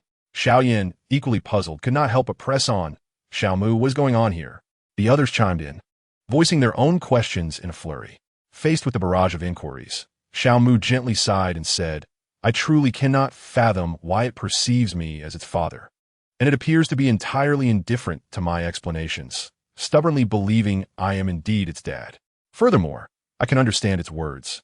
It seems our consciousness frequencies have resonated with one another. So, old Xiao, you two are in the dark regarding this matter? I had thought you had some understanding, came Zhou Yi's reply, revealing his own surprise. Upon concluding his words, Zhou Yi gazed at Xiao Mu with a face full of dejection. He subsequently turned his attention to the little golden dragon, his eyes reflecting both curiosity and confusion. What shall become of this little golden dragon next? It cannot be allowed to persist in this misunderstanding indefinitely, expressed Xiao Yan, raising a practical concern. Xiao Mu shook his head, a hint of helplessness in his demeanor. I too am at a loss. Perhaps, as time flows on, it will gradually come to comprehend the truth. For now, allow me to assume the role of its surrogate father. Upon hearing this, the group fell into contemplative silence. The little golden dragon seemed to grasp the weight of their words. Joy blossomed in its golden eyes, and it excitedly exclaimed, Awu, Awu, Father, you acknowledge me. You acknowledge me. Xiao Mu looked upon the little dragon's jubilant expression, his gaze suffused with boundless tenderness. He slowly extended his other hand, gently caressing the dragon's forehead, as if cradling the most precious treasure in the world. The little golden dragon reveled in Xiao Mu's gentle touch, the warmth enveloping it in an unparalleled comfort. It blissfully closed its eyes, allowing its entire body to relax, wholly immersed in this tender atmosphere. Meanwhile, Zhou Yi and the others observed this heartwarming scene, and though unaware of the little dragon's utterances, smiles crept upon their faces. Little one, may I bestow upon you a name? After a moment of gentle stroking, Xiao Mu withdrew his hand and asked with a soft expression, Awu, Awu. Of course, Father, whatever name you choose, I will cherish, replied the little golden dragon joyfully. Hearing such a jubilant response from the dragon, a smile involuntarily graced Xiao Mu's lips. After a brief contemplation, he slowly pronounced, Then let us call you Out Yin. The character Ao derives from the surname commonly adopted by dragons in Journey to the West, while Tian is taken from the concept of heaven. Awu, Awu, Out Yin. I adore this name. Thank you, Father, cried Out Yin, elated as it soared into the air, joyfully spiraling around Xiao Mu. Zhou Yi and the others, witnessing this scene, were momentarily envious. They were filled with admiration, astounded at how effortlessly Xiao Mu had subdued a divine beast. Xiao Mu fixed his gaze upon the exuberantly flying Out Yin, fully aware that the first step of his plan had been accomplished, with only the third and fourth steps remaining. He felt prepared to embark on the third step of the nationwide cultivation initiative. Thus, reflecting upon this, Xiao Mu summoned Out Yin back, bid farewell to Zhou Yi and the others, and set forth towards 10 designated locations within China. These 10 places have been chosen by Xiao Mu according to the principles of the Tai Chi Bahua diagram. Mo County in Heilongjiang Province, Tianyahaijiao in Sanya, the Zhoushan Islands in Zhejiang, Mount Everest on the Tibetan Plateau, Juzhegu in Sichuan, the ancient city of Lijiang in Yunnan, Tianxi in the Tian Shan Mountains of Xinjiang, Mount Huashan in Shaanxi, Danxia Mountain in Guangdong, and Wui Mountain in Fujian. The first destination Xiao Mu arrived at was Mo County in Heilongjiang Province. He stood alone atop the vast expanse of the snow-covered plain, the biting cold wind slicing through the air like a blade, yet leaving not a trace upon his indifferent visage. Slowly, he retrieved a luminous orb from the warehouse, from which the occasional sound of a dragon's roar emerged. After taking it out, he cast the orb directly towards the ground. The moment it touched the earth, it vanished without a trace. After placing the orb carefully, he proceeded to his next destination. Thus, he methodically positioned each orb in its rightful place. Eventually, he arrived at his final location, Wui Mountain in Fujian. Standing silently upon the mountain, the wind caressed the edges of his garments, and his gaze was filled with determination and anticipation. Before him lay a breathtaking panorama, with undulating peaks and swirling mists, resembling a magnificent painting. However, his thoughts were entirely focused on the orb in his hand, which radiated a mysterious glow, accompanied by intermittent dragon roars. Once he placed this final orb, the formation of the mountains and rivers would activate, ushering in a new era for Huaxia. He murmured softly, his voice echoing through the mountains. Taking a deep breath, he hurled the orb towards the heart of Wui Mountain. After a brief flight, the orb finally descended to the ground. It did not produce a thunderous sound. Rather, it gently touched the earth before vanishing, as if embraced by the forest. In that fleeting moment of integration, spiritual energy began to surge forth from Wui Mountain and its surroundings. Simultaneously, the formation of the mountains and rivers erupted with a resounding force, radiating a captivating power. A shimmering, ethereal barrier, reminiscent of a mysterious veil, swiftly enveloped the entirety of Huagua. This veil appeared insubstantial, yet harbored immense strength. As it descended, the spiritual energy that had been dissipating from Huagua began to coalesce. As if drawn together by an unseen hand, the once abundant spiritual energy in the air gradually thinned, seemingly influenced by some mystical force, slowly flowing back into Huagua. Gradually, the exodus of spiritual energy diminished until it ultimately ceased, surrounding Huagua with an invisible barrier, severing all ties with the outside world. With the complete activation of the formation of mountains and rivers, the spiritual energy within Huagua began to intensify with the passage of time. Chapter 54. The Era of Universal Cultivation dawns. Standing atop Wui Mountain, Xiao Mu felt the manifestation of spiritual energy, its concentration steadily increasing. And a look of satisfaction graced his eyes. He understood the profound significance of this spiritual energy appearing on the land of Huaxia. It signified an enhancement of the physical well-being of the populace, a reduction in the likelihood of illness, and an increased potential for longevity. Should they master the art of cultivation, they could embark upon the path of immortality, pursuing power and eternal life. Xiao Mu's next objective is to ensure that every citizen of Huaxia, regardless of age or ability, be they elderly, children, youth, or those with disabilities, can access the path of cultivation. He withdrew his mobile phone from his pocket and dialed a number. Moments later, the call was answered, and a voice emerged. Xiao, why have you called me? Grandfather Zhou. I'm reaching out to inform you that the Universal Cultivation Initiative has commenced. My responsibilities have been fulfilled, and the remaining tasks will depend on the state. I am already aware of this matter, and I will contact the necessary individuals immediately to initiate the plan, Zhou Qinglai stated solemnly, indicating the significance of the issue at hand. Indeed, it was of utmost importance. After this exchange, Zhou Qinglai ended the call and proceeded to reach out to others. Xiao Mu gazed intently at the call termination notification on his screen, realizing that he would likely find himself in a state of inactivity for the time being. With nothing pressing to attend to, he decided to visit Xu Wei, having not seen her in 4 years. His eyes glimmered with tenderness as he set off towards Jiang Xuewei's location. In the online realm of Huagua, a sensational announcement rippled through the populace like a stone cast upon a tranquil lake, creating waves of intrigue. The authorities were poised to unveil a matter of profound significance during the evening news, a revelation that quickly spread to every corner, igniting fervent discussions among the masses.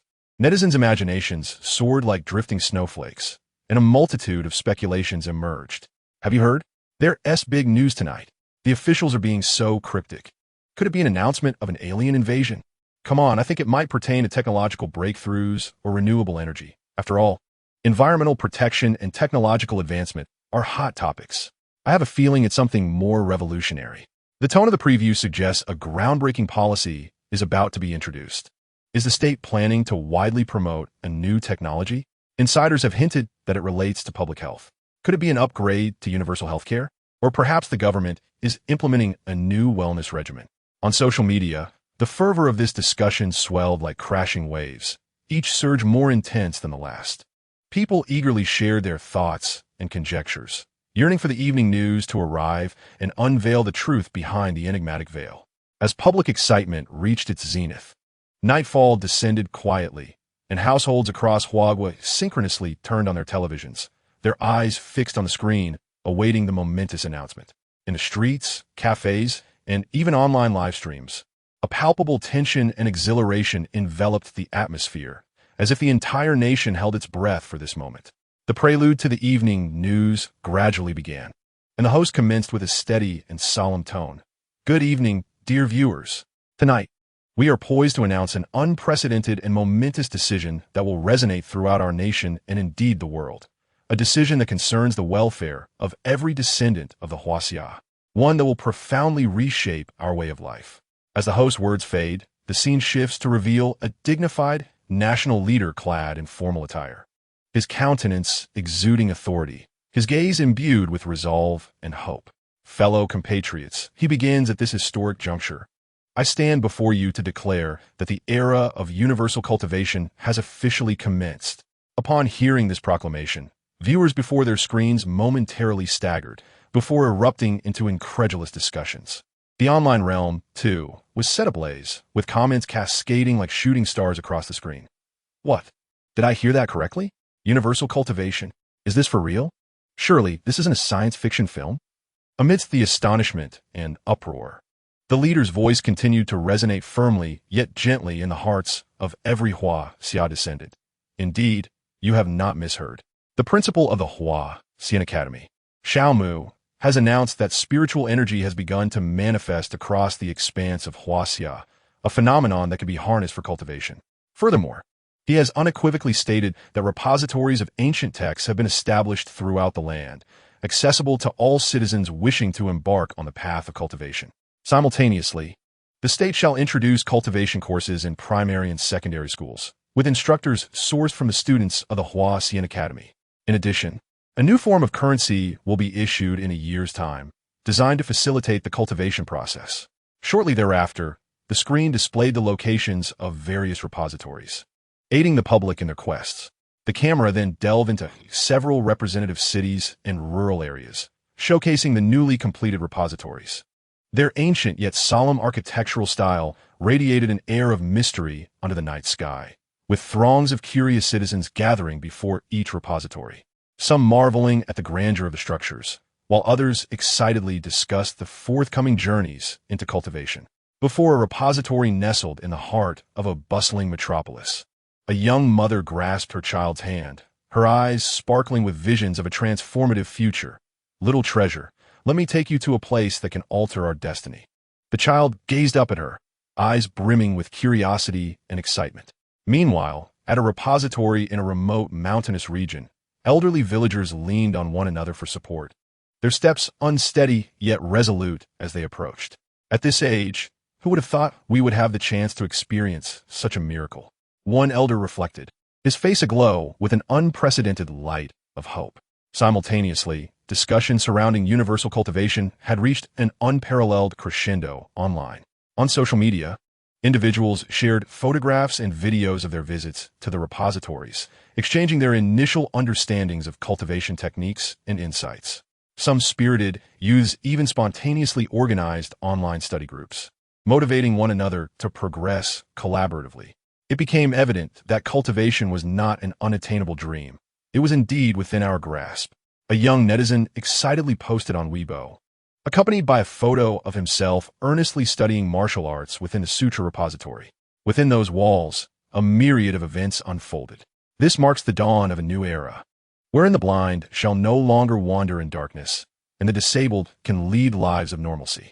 Chapter 55. The Great Battle. As the night's curtain descended silently, it enveloped the world in a tranquil hush. Xiao Mu's figure, illuminated by the moonlight, exuded a hint of solitude as he stood before Jiang Xue's door, his eyes a tapestry of anticipation and trepidation.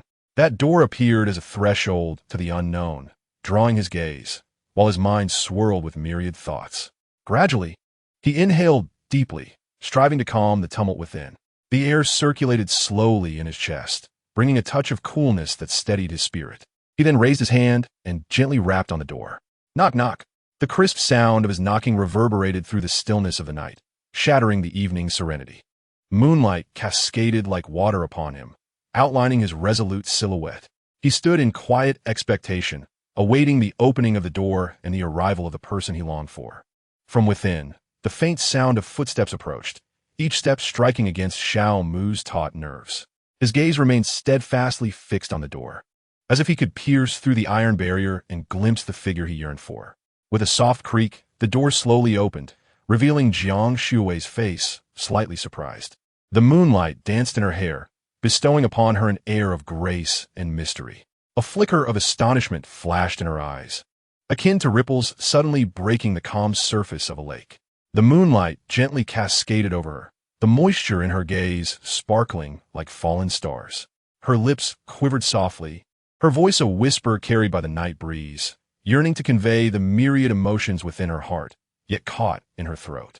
Her expression, A blend of overwhelming joy and sorrow evoked sympathy and deep emotion, as if all her hopes and yearnings had transformed into silent tears cascading forth. Upon witnessing this, the surging emotions within Xiao Mu instantly morphed into a tender strength.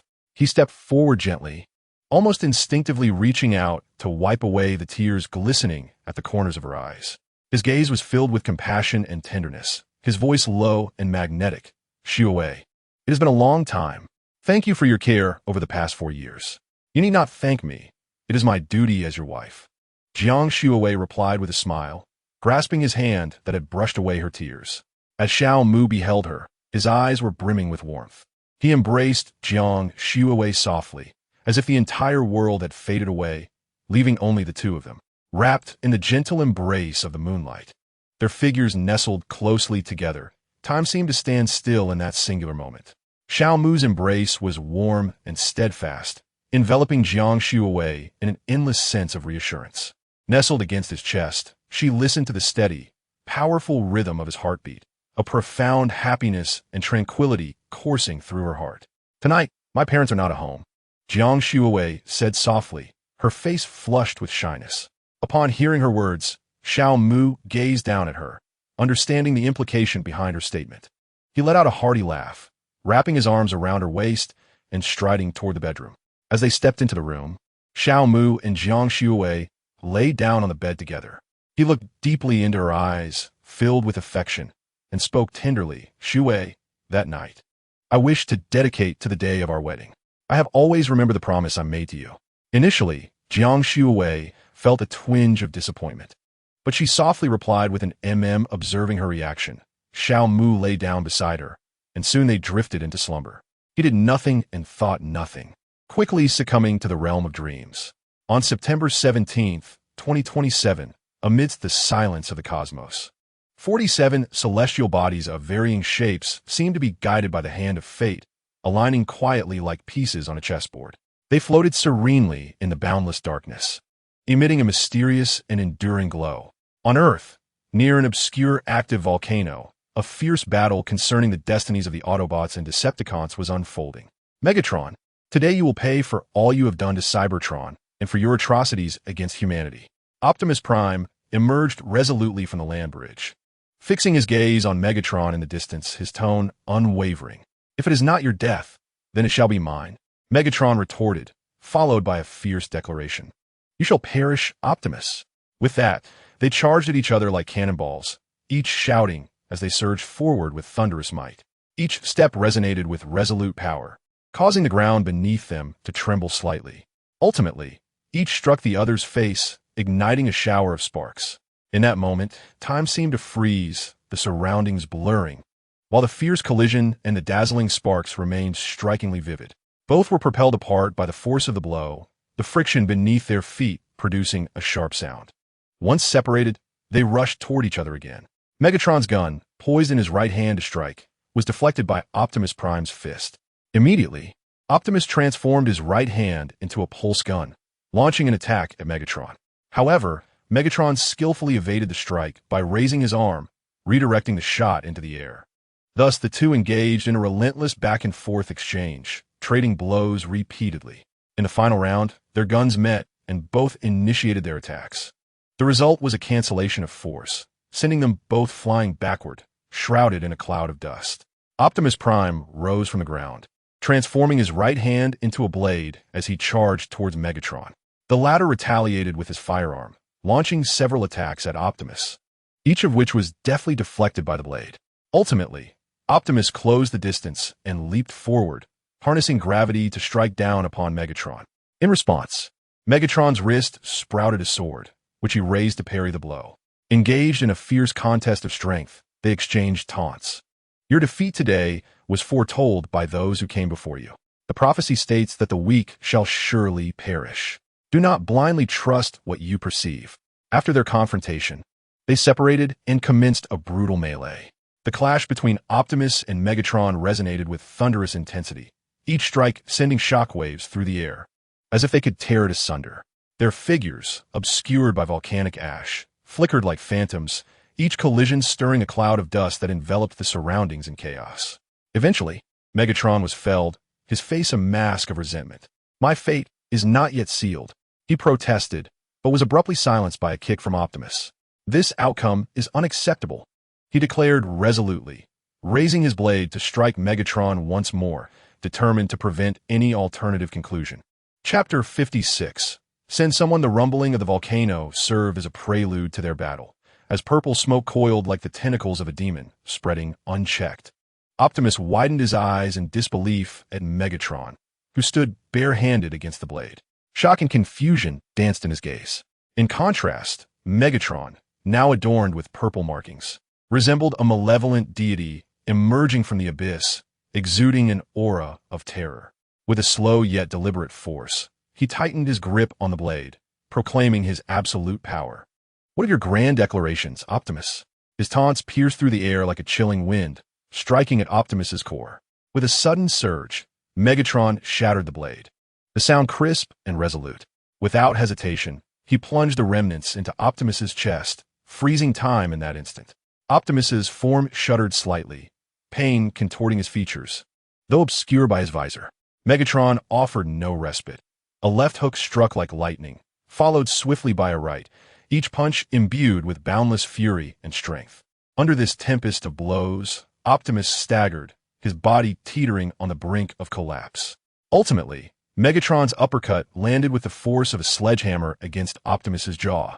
Like a marionette with severed strings, Optimus crashed to the ground, carving a long mark upon the earth. The sound of his body scraping against the surface echoed the lament of their battle, piercing and despairing. Lying on the ground, Optimus gasped for breath, his gaze drawn to the erupting volcano, thick smoke billowing upwards, resembling an omen of apocalyptic proportions. Subsequently, he laboriously lifted his head, gazing at the sun being gradually consumed by the solar eclipse, its once resplendent radiance slowly fading as darkness enveloped the earth. At that moment, he became acutely aware that the 47 stars had aligned, and the prophecy of the Cybertron Covenant was silently unfolding. Megatron loomed like a demonic deity, with purple lightning crackling behind him, steadily advancing towards Optimus Prime. Witnessing this, Optimus reached for the blade embedded in his chest, striving to rise. At that very instant, the volcano erupted like a furious beast, spewing forth a torrent of purple crystals. The brilliant light illuminated the chaotic battlefield, capturing the attention of both Optimus and Megatron. Megatron, witnessing the spectacle, erupted into boisterous laughter, exclaiming, "How delightful! It appears the blood of the cosmic emperor I have long sought does not dwell in the vast cosmos."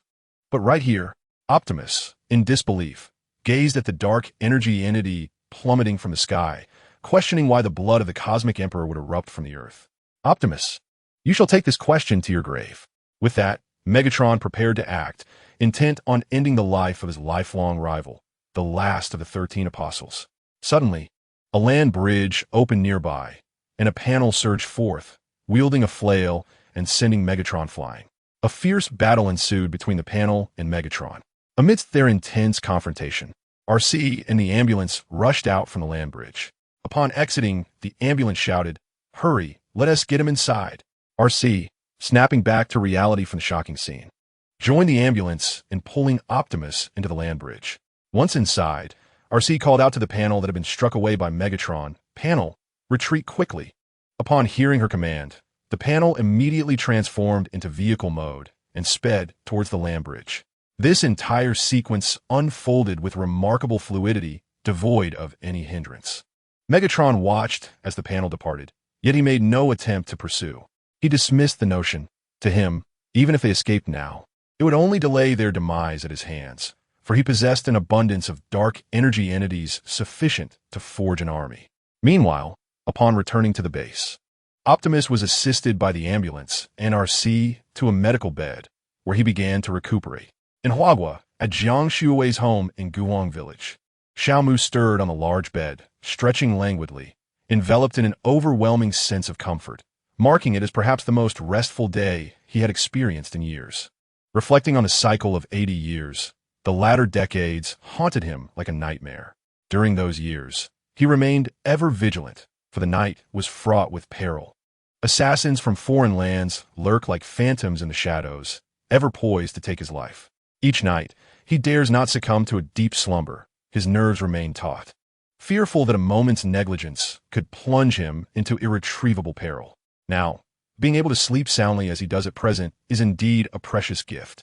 With a roar akin to a dragon soaring to the heavens, his fervent spirit rises, surveying the vast expanse of the land and the mountains, a smile illuminating his countenance. Not long after awakening, the shrill ring of his mobile phone shattered the tranquility. Upon hearing the ringtone, he gradually picked up the device, initiating the call. Xiao, the cosmic emperor you spoke of 4 years ago has awakened. The gray voice of Zhou Qinglai resonated in Xiao Mu's ear. Grandfather Zhou, is this what you meant? This matter holds no bearing on us. We have the protection of the mountains and rivers. Xiao Mu yawned, responding with nonchalance. I am well aware of that. My concern lies with our compatriots traveling abroad, who have yet to return in a timely manner. Zhou Qinglia's voice was laden with anxiety.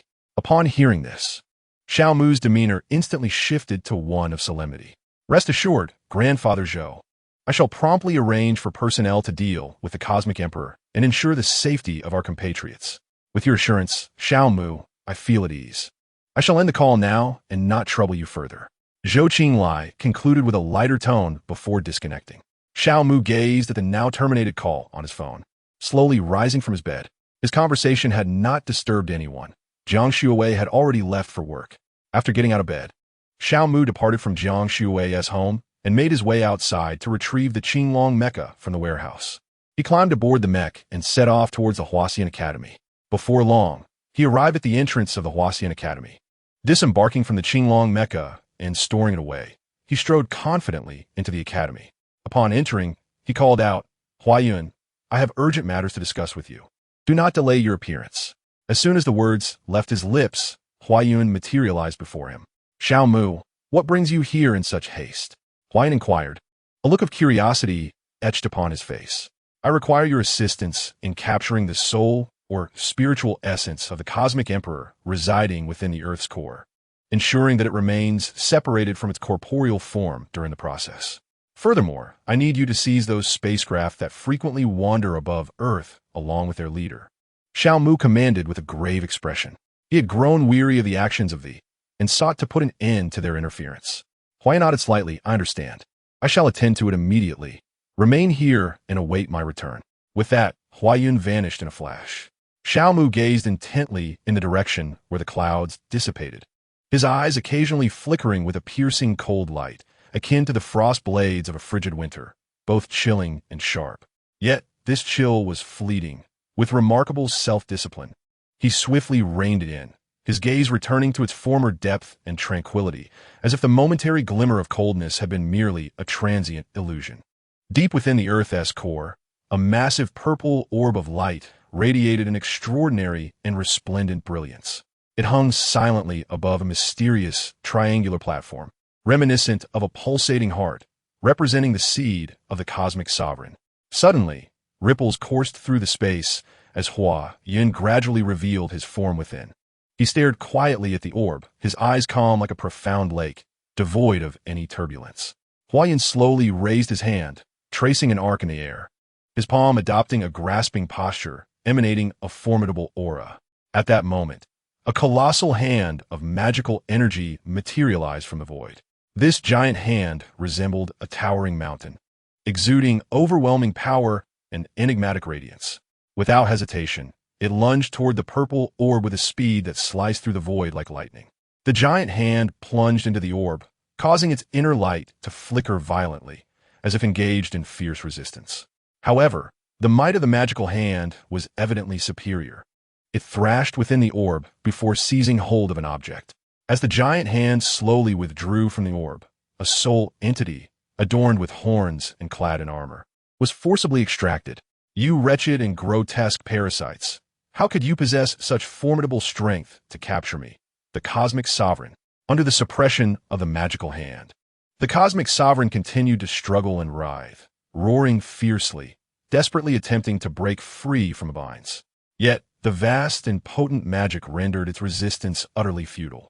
Huayun's expression was grim, his icy gaze fixated on the thrashing cosmic sovereign, a hint of surprise flashing through his eyes.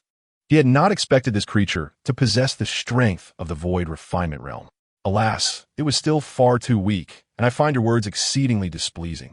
As he spoke, Hua Yun swiftly formed another hand gesture, a strange aura emanating from him. With the execution of the spell, the surrounding air grew heavy. The burning refinement technique, this sinister magical secret, was wielded by Hua Yun with an especially ominous air. A surge of black light emerged from his hand, within which flickered eerie flames. This was the soul fire refined by the burning refinement technique, radiating a heart-stopping aura, as if capable of devouring all.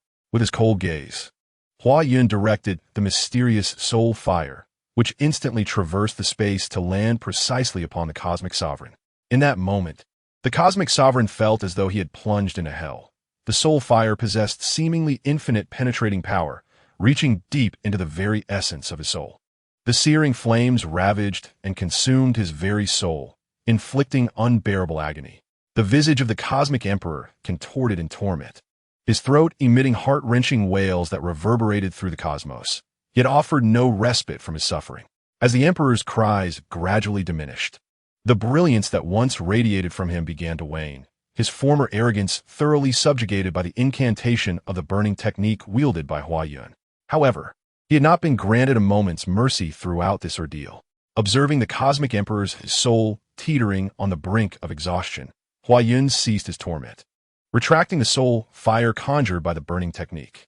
He then performed a series of intricate gestures, casting the soul sealing technique to bind the emperor's essence, severing its connection to his corporeal form, and thereby obliterating any ties to earth.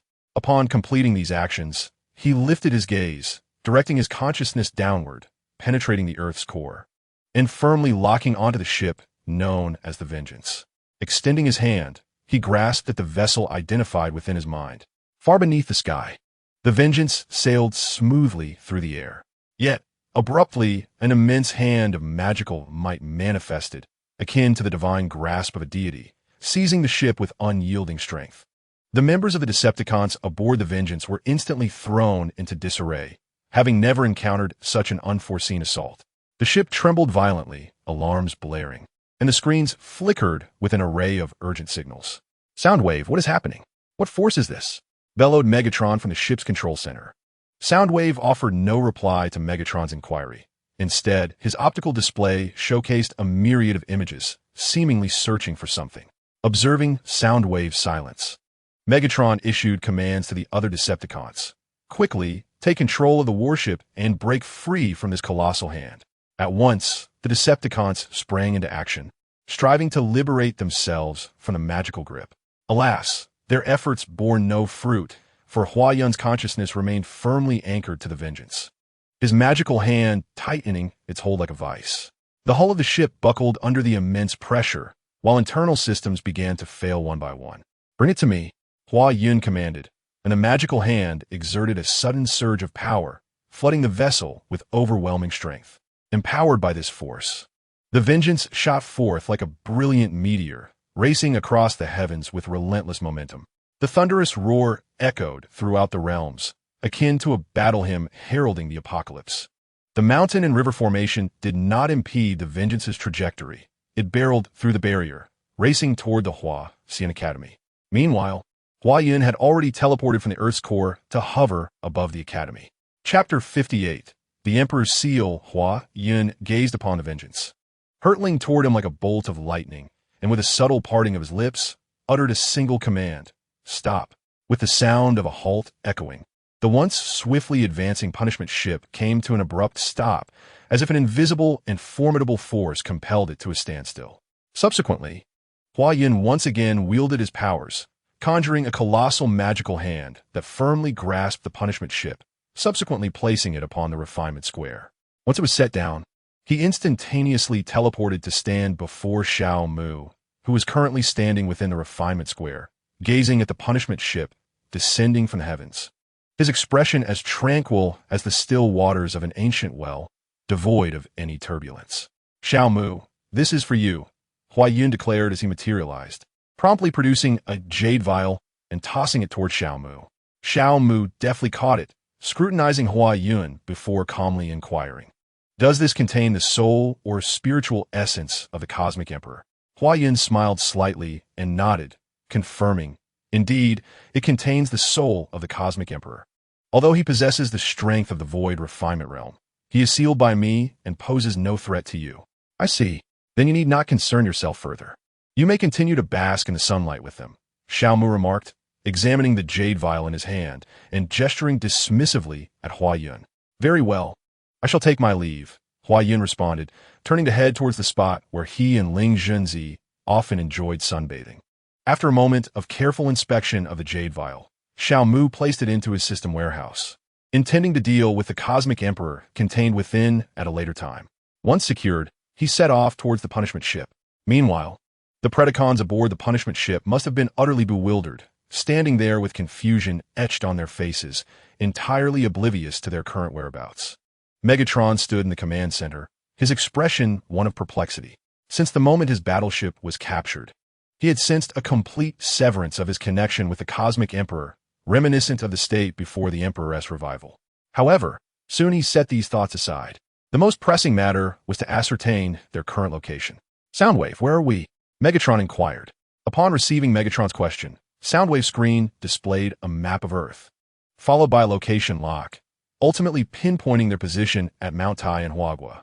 Upon seeing their location, Megatron's visage remained inscrutable. He had always maintained a distance from humanity, viewing them as insignificant and fragile beings. He held no interest in the myriad experiences of humans on Earth, nor did he wish to comprehend them. As for the Huasian Academy, it was a place entirely unknown to him, merely a trivial corner of Earth. After gazing at the map for a moment, Megatron resolved to venture out and uncover the truth behind the colossal hand that had just appeared. Just as he was about to make his move, a diminutive human figure caught his attention. He regarded the human aboard his bridge with intrigue, his optical lenses flashing with confusion, as he pondered how this small being had managed to infiltrate his battleship. Yet soon, he felt that this was no longer of any significance. His mechanical voice rang out, coldly commanding, "Soldiers, crush this insect and discard it like refuse." His words were imbued with disdain and contempt for humanity, as if humans were nothing more than insignificant ants in his eyes. The soldiers, upon hearing this, began to advance toward Xiao Mu, prepared to obey the command of Megatron and crush him to death before casting him aside. Xiao Mu gazed at the soldiers drawing near, a faint cold smile appearing on his lips. "Deathfire, eliminate these Decepticons who dare to lay hands on me." "As you command, Master." Upon uttering those words, Deathfire moved beside him, transforming his hand into a hammer shape, launching an attack against the soldiers. "Deathfire, what are you doing? Cease this at once and confess to Lord Megatron." The nearby Knockout, witnessing Deathfire's state, hurriedly intervened and attempted to dissuade him. However, Deathfire disregarded Knockout's counsel and intended to strike again. Seeing this, Knockout had no choice but to continue blocking and persuading him. With Deathfire obstructed by Knockout, the Decepticon soldiers were free to continue their advance. Xiao Mu, shaking his head in resignation as he observed the encroaching soldiers, realized that inaction was no longer an option. "Out Yin, deal with him for me." As he spoke, his left hand moved slightly, and a golden light suddenly erupted from his right sleeve. The brilliance was dazzling, akin to a shooting star streaking across the night sky, imbued with unparalleled power. The light surged like a tempest, sweeping past the soldiers with blinding speed. Under the illumination of this radiance, time seemed to come to a standstill. The once formidable soldiers now appeared as if frozen in place, as if under a binding spell. When the light reached Xiao Mu, revealing Out Yin's form, the soldiers fell to the ground, their eyes gradually losing their luster. Xiao Mu observed the fallen soldiers for a moment before raising his gaze towards Megatron. "Out Yin, restrain Megatron." "Whoa. Understood, Father." Out Yin cheerfully responded before pointing at Megatron. "Restrain me? You seek death, human." Megatron's face contorted with fury as he raised the gun in his left hand, aiming it at Xiao Mu. Just as he prepared to launch his assault, he found himself unable to move, his attack thwarted. "What did you just call me? What are the rest of you waiting for? Attack him at once." The sound wave echoed as Megatron roared, inciting the others to charge at Xiao Mu. Unfortunately, they were all intercepted by Out Yin. Xiao Mu contemplated for a moment while gazing at Megatron, then retrieved a jade bottle from the warehouse. With a thought, He also summoned 2 imperial seals of emperor's might from his consciousness. The imperial seal was an enhancement of the soul seal that Xiao Mu had received upon emerging from reincarnation. This seal encompassed all the functions of the soul seal and introduced a new characteristic: instant loyalty. Anyone implanted with the imperial seal would immediately become steadfastly loyal to the one who bestowed it. Xiao Mu first implanted an imperial seal into the soul of the cosmic emperor within a jade vessel, and then cast another seal directly towards Megatron. Megatron gazed at the diminutive imperial seal that slowly approached him, a look of struggle gradually emerging in his eyes. He was indeed uncertain of the consequences that would ensue upon the integration of the imperial seal into his being. Yet he was certain of one thing: it would not bode well for him. His consciousness wrestled incessantly, attempting to mobilize his body to evade the soul seal. Unfortunately, his struggles proved futile. He could only watch helplessly as the imperial seal merged with his corporeal form. Later, in Chapter 59, Revival System version 20, upon the imperial seal entering Megatron's body, it began to merge with the soul within his essence. Moments later, a flicker of the imperial seal surfaced within the depths of Megatron's mechanical eye. Observing this, Xiao Mu addressed Ao Tian beside him, said, "Oh, Tian, you may release him now." Upon hearing this, Ao Tian focused his thoughts and withdrew his control over Megatron, realizing that he had regained the ability to move. Megatron promptly gestured for the Decepticon soldiers to cease their assault. The moment he made the gesture, the Decepticon soldiers halted their attacks, standing still and awaiting further commands. However, Megatron issued no commands. Instead, he approached Xiao Mu with a respectful demeanor and spoke. "I pay my respects, Master." Xiao Mu slowly ascended, halting at the height of Megatron's head, maintaining a steady position in the air. With a tranquil expression, he declared, "Megatron, I command you to immediately arrange for the Decepticon members to commence the construction of a space bridge. For the necessary materials, simply dial this individual's contact number." With that, Xiao Mu focused his thoughts, transmitting Zhou Qinglie's phone number to Megatron through the imperial seal. Megatron perceived the addition of a new number in his memory, recognizing it as the contact provided by Xiao Mu, and responded loudly, "As you command, Master." Xiao Mu nodded slightly, and then turned to Sihua, saying, "Sihua, you shall remain by Megatron's side." "As you wish, Master," Sihua replied. "Now, Megatron, you and your team may pilot the punishment to seek out the location for constructing the Earth Bridge." With that, Xiao Mu decisively turned away, bidding a nonchalant farewell to the punishment. Upon stepping outside, sunlight cascaded upon him, outlining a solitary silhouette. In that instant, the punishment roared to life, its powerful engine igniting with a thunderous sound. A vigorous gust of wind emanated from the punishment, creating a tempestuous storm around it. Amidst this whirlwind, Xiao Mu's hair danced with the breeze as he squinted, gazing at the punishment as it gradually ascended. The punishment appeared akin to a colossal beast, exuding an unparalleled aura as it swiftly soared above the Huasien Academy, vanishing into the horizon in the blink of an eye. In light of the host's accomplishments, having successfully subjugated the universe sovereign, Megatron, a reward of 2 million revival points has been granted, considering that the host has amassed over 5 million revival points. The system has initiated an upgrade, which is now complete. Greetings, esteemed host. I'm the sprite of the revival system, version 20, known as Shaoling, and I am wholeheartedly dedicated to serving you. The echoes of the system's announcements resonated in Xiao Mu's ears, stirring a ripple of intrigue within his gaze. "Shaoling, please enlighten me about the new features of the revival system version 20, Xiao Mu silently urged, filled with anticipation for the enhancements following the system's upgrade. "Certainly, esteemed host. The revival system version 20 has introduced 3 new features. Firstly, the panel function enables the host to examine various aspects of any being's cultivation, race, training system, physique, and fortune. Secondly, the task function allows the host to swiftly and purposefully acquire revival points. Thirdly, the deduction function facilitates the host's exploration of techniques and training systems, though utilizing this feature will require the consumption of revival points." Shaoling elaborated on the new functions with great detail, while Xiao Mu listened intently. "These features are indeed invaluable to me. Let us first test the panel function." Xiao Mu contemplated for a moment before continuing, "Shaoling, open my panel." "Understood, esteemed host. It is now open." As the words fell, An ethereal screen materialized before him, shimmering with a ghostly blue light, exuding an air of mystery. Beside the screen, a petite and delicate girl danced gracefully, akin to a sprite. Despite her tender age of 7 or 8, she possessed a beauty that was truly unforgettable. Her eyes sparkled like resplendent stars, bright and lively, as if concealing the mysteries of the universe. Her dainty nose was perfectly sculpted, reminiscent of a finely crafted work of art. Her soft pink lips curled into a warm smile, radiating the gentle warmth of spring sunshine. A cascade of silky black hair floated freely in the air, swaying gently with her movements like black satin dancing in the wind. Her form was as light as a swallow, each gesture imbued with a captivating grace that left one utterly enchanted. Xiaomu gazed at the girl, recognizing her as Xiaoling. After a moment of admiration, he turned his attention to the screen. It displayed his identity information: name, Xiaomu; race, human; cultivation, foundation establishment, level 1, training system; immortal path, talent; peerless prodigy, physique, chaos body sealed; identity, untraceable chi; untraceable technique, immortal grade chaos divine universe scripture. Xiaomu scrutinized the information on the screen, a flicker of confusion crossing his mind.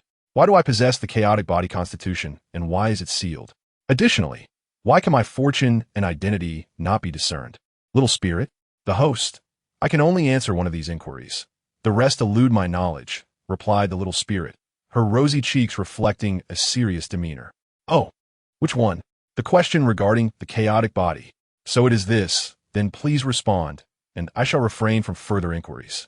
The chaotic body is among the most formidable constitutions across countless realms, alongside others such as the primordial sacred body, the primordial Tao body, the celestial Tao body, and the mortal body, each possessing extraordinary strength and potential, coveted by innumerable cultivators. The emergence of a chaotic body can occur under 2 circumstances. First, it may be birthed by the natural forces of the universe. Second, it may result from a union of the extreme yang sacred body and the extreme yin sacred body. As for the sealing of your chaotic body, there exist 2 explanations. One is a seal imposed by external forces, and the other is a seal bestowed by the heavens. I see, murmured Xiaomu, gently nodding. He gazed intently at the line on the screen indicating the chaotic body sealed, his eyes shimmering with vibrant hues as if contemplating profound truths. Eventually, the light in his eyes dimmed, and with a deep sigh, he said, "Little spirit, open the task panel. I wish to see what tasks await." "Certainly, host." With that, the little spirit extended her delicate, jade-like hand and gracefully swiped the ethereal screen. Transitioning to the task panel. Chapter 60, Tasks. Task 1. In a world set in the era of absolute spirit, yet housing the essence of Huaxia, establish a cultivation system that does not rely on the spiritual energy of heaven and earth, and encourage the emergence of 5 unparalleled powerhouses from Huaxia, with at least one from other nations or civilizations. Completing this task will yield 10 million revival points. Task 2. Construct the Huaxia Federation, which must encompass the strength of Huaxia from at least 5 worlds. Achieving this task will reward 50 million revival points. Task 3. Within the realm of Transformers, Leader's Testament. Propel Huaxia into the interstellar age and enable 100 million citizens to reach the golden elixir stage. Successfully fulfilling this task will grant 5 million revival points. Xiaomu scrutinized the tasks presented, discerning that these objectives were far from achievable in the short term. Rather, they would require decades, centuries, or even millennia to realize. As these tasks were unattainable in the immediate future, he diverted his focus to contemplate the utilization of the 825 revival points. After a brief period of reflection, he formulated some ideas. Turning to the little spirit, he spoke softly. "Little spirit, open the technology section of the marketplace. I wish to exchange for some items." "Of course, host." With that, the little spirit swiped the screen once more, transitioning to the technology section of the marketplace. Upon arrival, Xiaomu began to exchange for various items. Initially, he exchanged for a plasma spark tower, followed by various items such as interstellar battleship technology, expending a total of 110,000 revival points. Upon completing the exchange for technological items, he promptly shifted his focus to the cultivation section, utilizing 900,000 of his remaining 943. 825 revival points to acquire 900 willpower beads. These willpower beads, Xiao Mu intended to use for minting Huaxia coins. However, these beads could only yield 18,000 Huaxia coins. A mere drop in the ocean compared to the one. For billion citizens of Huaxia, insignificant indeed. Yet, Xiao Mu found solace in the fact that the issuance of currency was scheduled for a year later. If he could amass numerous willpower beads within this year for coin minting, the problem would be easily resolved. Regarding the acquisition of willpower beads, Xiao Mu was well aware that it was tied to the usage and circulation of Huaxia coins. During the circulation and application of these coins, the collective will of the populace would coalesce within the Huaxia currency, which could then be drawn and refined into willpower beads by the Zimu gold coin. Should the usage base of Huaxia coins be substantial and their scope of circulation extensive, the accumulation of willpower beads could be expedited. Xiao Mu stood still for a moment, deep in thought, and then his eyes sparkled as if he had conceived a certain plan. With this thought in mind, the corners of his mouth lifted slightly, forming a subtle smile, and he proceeded toward his residence, intending to mint Huaxia coins there. Before long, he arrived at the entrance of his abode. Gazing at the immaculate dwelling, he couldn't help but feel a pang of nostalgia. It had been 4 years since he last returned, yet it remained unchanged. As he pushed the door open, a familiar, slightly antiquated scent rushed forth, and Xiao Mu inhaled deeply, savoring the essence of bygone days. The interior was as simple and orderly as ever, devoid of dust, as if he had never departed. Without further delay, he navigated through a series of intricate operations and descended into the basement. Upon entering, he approached the Qianquan coin minting furnace. Retrieving 900 willpower beads and 900 top-grade spirit stones from the storeroom, placing them into the mouth of the auspicious beast atop the furnace. Once securely positioned, he activated the automatic coin minting function of the Qianquan furnace. At that moment, the furnace awakened like a colossal titan, emitting a formidable suction force. This power resembled a vortex, voraciously drawing in the spiritual energy from the surrounding environment. The air itself seemed to tremble, as the spiritual energy surged toward the minting furnace like a tide. The interior of the furnace sparkled with brilliance, marking the official commencement of the Huaxia coin minting process. Observing that the Qianquan furnace had begun its operation, Xiao Mu made no attempt to leave. Instead, he sat upon the ground, retrieving the 20 Huaxia coins he had minted 4 years prior, and commenced his cultivation. He needed to diligently practice in order to possess sufficient strength for the future activation of the dimensional gate, enabling him to traverse worlds and confront various dangers. Time flows like an arrow, and the sun and moon weave swiftly, with a single day slipping away in the blink of an eye. The cosmic coin furnace continues its relentless operation, perpetually forging the Huaxia coin. Xiao Mu gradually opens his eyes, a glimmer of brilliance igniting within his gaze. He lowers his head, fixating on the Huaxia coin in his hand, now transformed into a milky white due to the absorption of spiritual energy, and softly murmurs, "I never imagined that merely absorbing a Huaxia coin would triple my cultivation speed and enable me to successfully break through to the second layer of foundation establishment." After a moment of contemplation, he retrieves the purple mother coin from the system's repository and activates it to summon the sub-coin back. The milky white Huaxia coin glimmers like a dazzling stream of light, swiftly merging into the embrace of the purple mother coin. It seems as though there exists a remarkable connection between them, with the Huaxia coin precisely stacked upon the purple mother coin, separated by an ethereal void, creating a peculiar scene.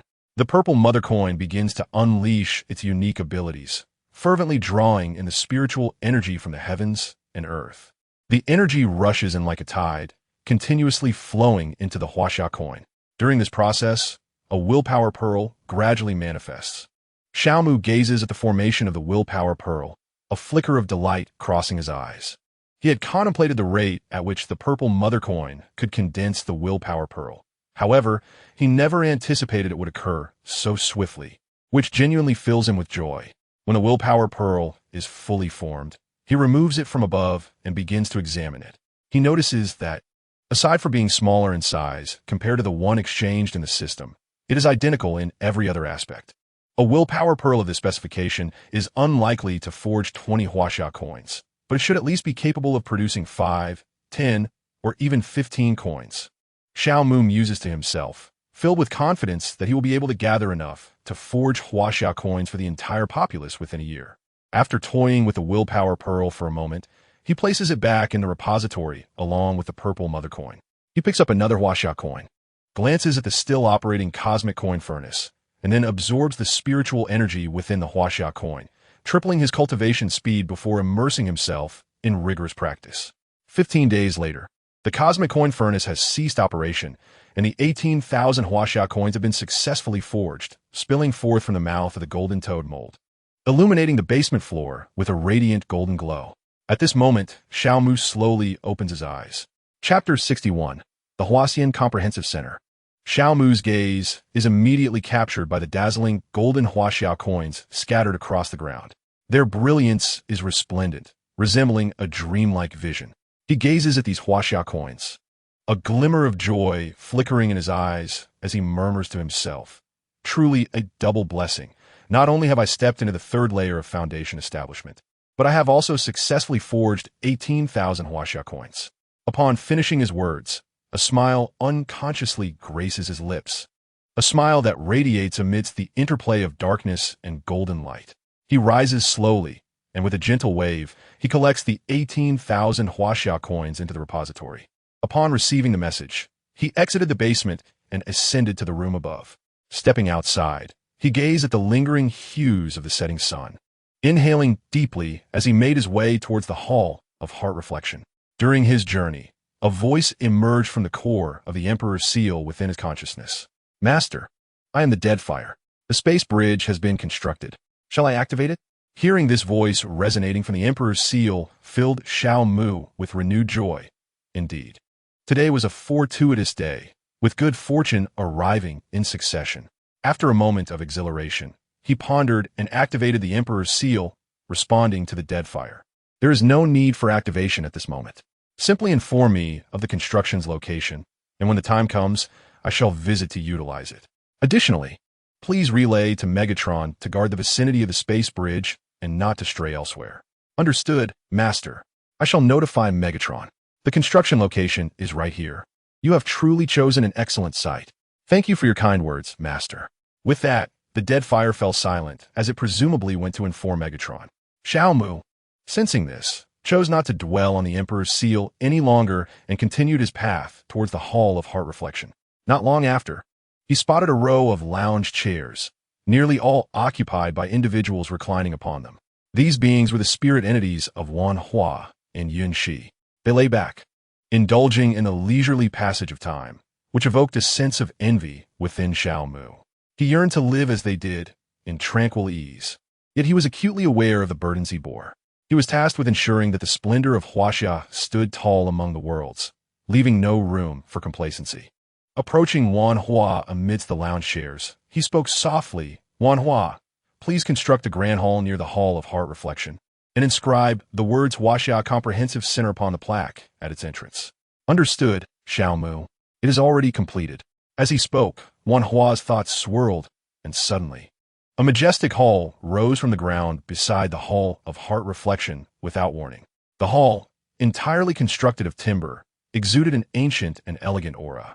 Intricate patterns adorned the wooden walls, unfurling like a mysterious scroll, each embodying wondrous powers.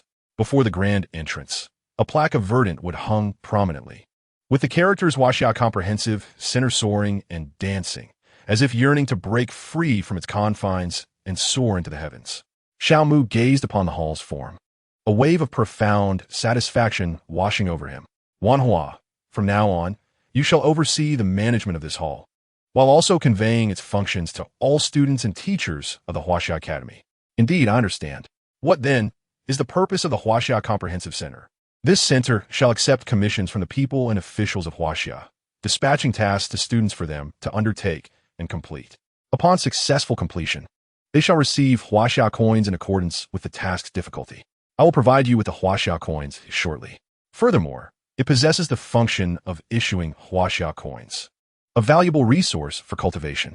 Is there anything else that needs to be communicated?" "That's all." After the conversation concluded, Xiao Mu entrusted the warehouse's 16,000 Huaxia coins to Wan Hua, while he reserved an additional 2,000 for his own cultivation. Upon receiving the coins, Wanhua promptly examined one before storing the remainder in his spatial pouch. After scrutinizing it for a while, he couldn't help but exclaim, "The efficacy of these Huaxia coins is indeed remarkable. They serve as excellent resources for both students and teachers." Wanhua's words were laced with admiration, clearly acknowledging the potential of Huaxia coins as a cultivation asset. Hearing this, Xiao Mu smiled faintly, his thoughts ambiguous. Once Wanhua finished his expressions of awe, he began to relay this information to everyone within the academy. Observing that all matters were settled, Xiao Mu returned to his residence. Upon arriving, he retrieved paper and ink to compose a letter addressed to Jiang Xuewei. After completing the letter, he stepped outside once more to hand it to Zhou Yi, instructing him to deliver it to Jiang Xuewei. Zhou Yi took the letter and confidently assured, "Rest easy, old Xiao. I will surely deliver this to my daughter-in-law safely." "Stop joking. I am your father." Xiao Mu chided with a laugh, to which Zhou Yi responded with a carefree chuckle, patting his chest in assurance. "Don't worry, son. You can trust me with this." With that, Zhou Yi turned and briskly headed in the direction of Jiang Xuewei. Xiao Mu watched his retreating figure, shaking his head. Yet a subtle smile graced his lips. He understood that although Zhou Yi enjoyed jesting at times, he was reliable when it mattered most. Returning to his dwelling, Xiao Mu settled into a meditative position in his bedroom. He retrieved the purple mother gold coin. Gazing intently at it, he instructed Qianhua, "Proceed to the basement alone. As long as you possess the willingness pearl, commence the forging of Huaxia coins immediately. Upon completion, deliver the coins to Wanhua. Do you understand?" "Understood, master," came a delicate voice as a graceful figure emerged from the purple mother gold coin. Upon her appearance, Qianhua bowed respectfully to Xiao Mu and then took the purple mother gold coin, advancing toward the living room outside the bedroom. Upon reaching the living room, Qianhua, mirroring Xiao Mu's intricate actions, opened the entrance to the basement. She moved gracefully, descending into the basement slowly. Noticing that Qianhua had entered the basement, Xiao Mu gently raised his hand, nonchalantly waving it, causing a soft breeze to arise. This gentle breeze seemed to possess its own consciousness, deftly nudging the bedroom door to close gradually, emitting a soft, muffled sound. Simultaneously, Xiao Mu murmured to himself, a surge of magical energy emanating from him, activating the soundproof array within the bedroom. In an instant, the entire room felt as if it had become isolated from the outside world. All sounds effectively barred beyond the confines of the array. Xiao Mu observed that everything was in readiness, and he proceeded to arrange the 2,000 Huaxia coins from the warehouse into a circular formation, with himself seated at the center of this geometric assembly. This time, he resolved to break through the pinnacle of the 9th level of foundation establishment before he emerged from his seclusion. Having made this determination, he closed his eyes and began to activate the secret technique of chaos induction from the Chaos Divine Universe scripture, absorbing the spiritual energy contained within the Huaxia coins, thereby entering a state of cultivation. Chapter 62. Departure. As Xiao Mu entered his meditative state, Zhou Yi had already arrived before Jiang Xuewei. "Sister-in-law, this is a letter that Lao Xiao instructed me to deliver to you." Zhou Yi gazed intently at the enchanting Jiang Xuewei as he produced the letter given to him by Xiao Mu. Jiang Xuewei paused briefly, then, with a gentle smile, accepted the envelope, her fingertips delicately tracing the edges of the letter, seemingly able to perceive the warmth conveyed through Xiao Mu's words. "Zhou Yi, I cannot thank you enough for delivering this letter so late," she expressed, her voice imbued with heartfelt gratitude. "Sister-in-law, please do not mention it. My relationship with Lao Xiao makes this a mere trifling task," Zhou Yi replied, waving his hand with a smile, his words reflecting the ease and value of their friendship. Jiang Xuewei regarded him, her heart overflowing with emotion. She understood well that Xiao Mu's possession of such a friend was a stroke of fortune. Her gaze revealed her contentment, for she recognized that even if she and others departed, Xiao Mu would not find himself ensnared in the abyss of solitude.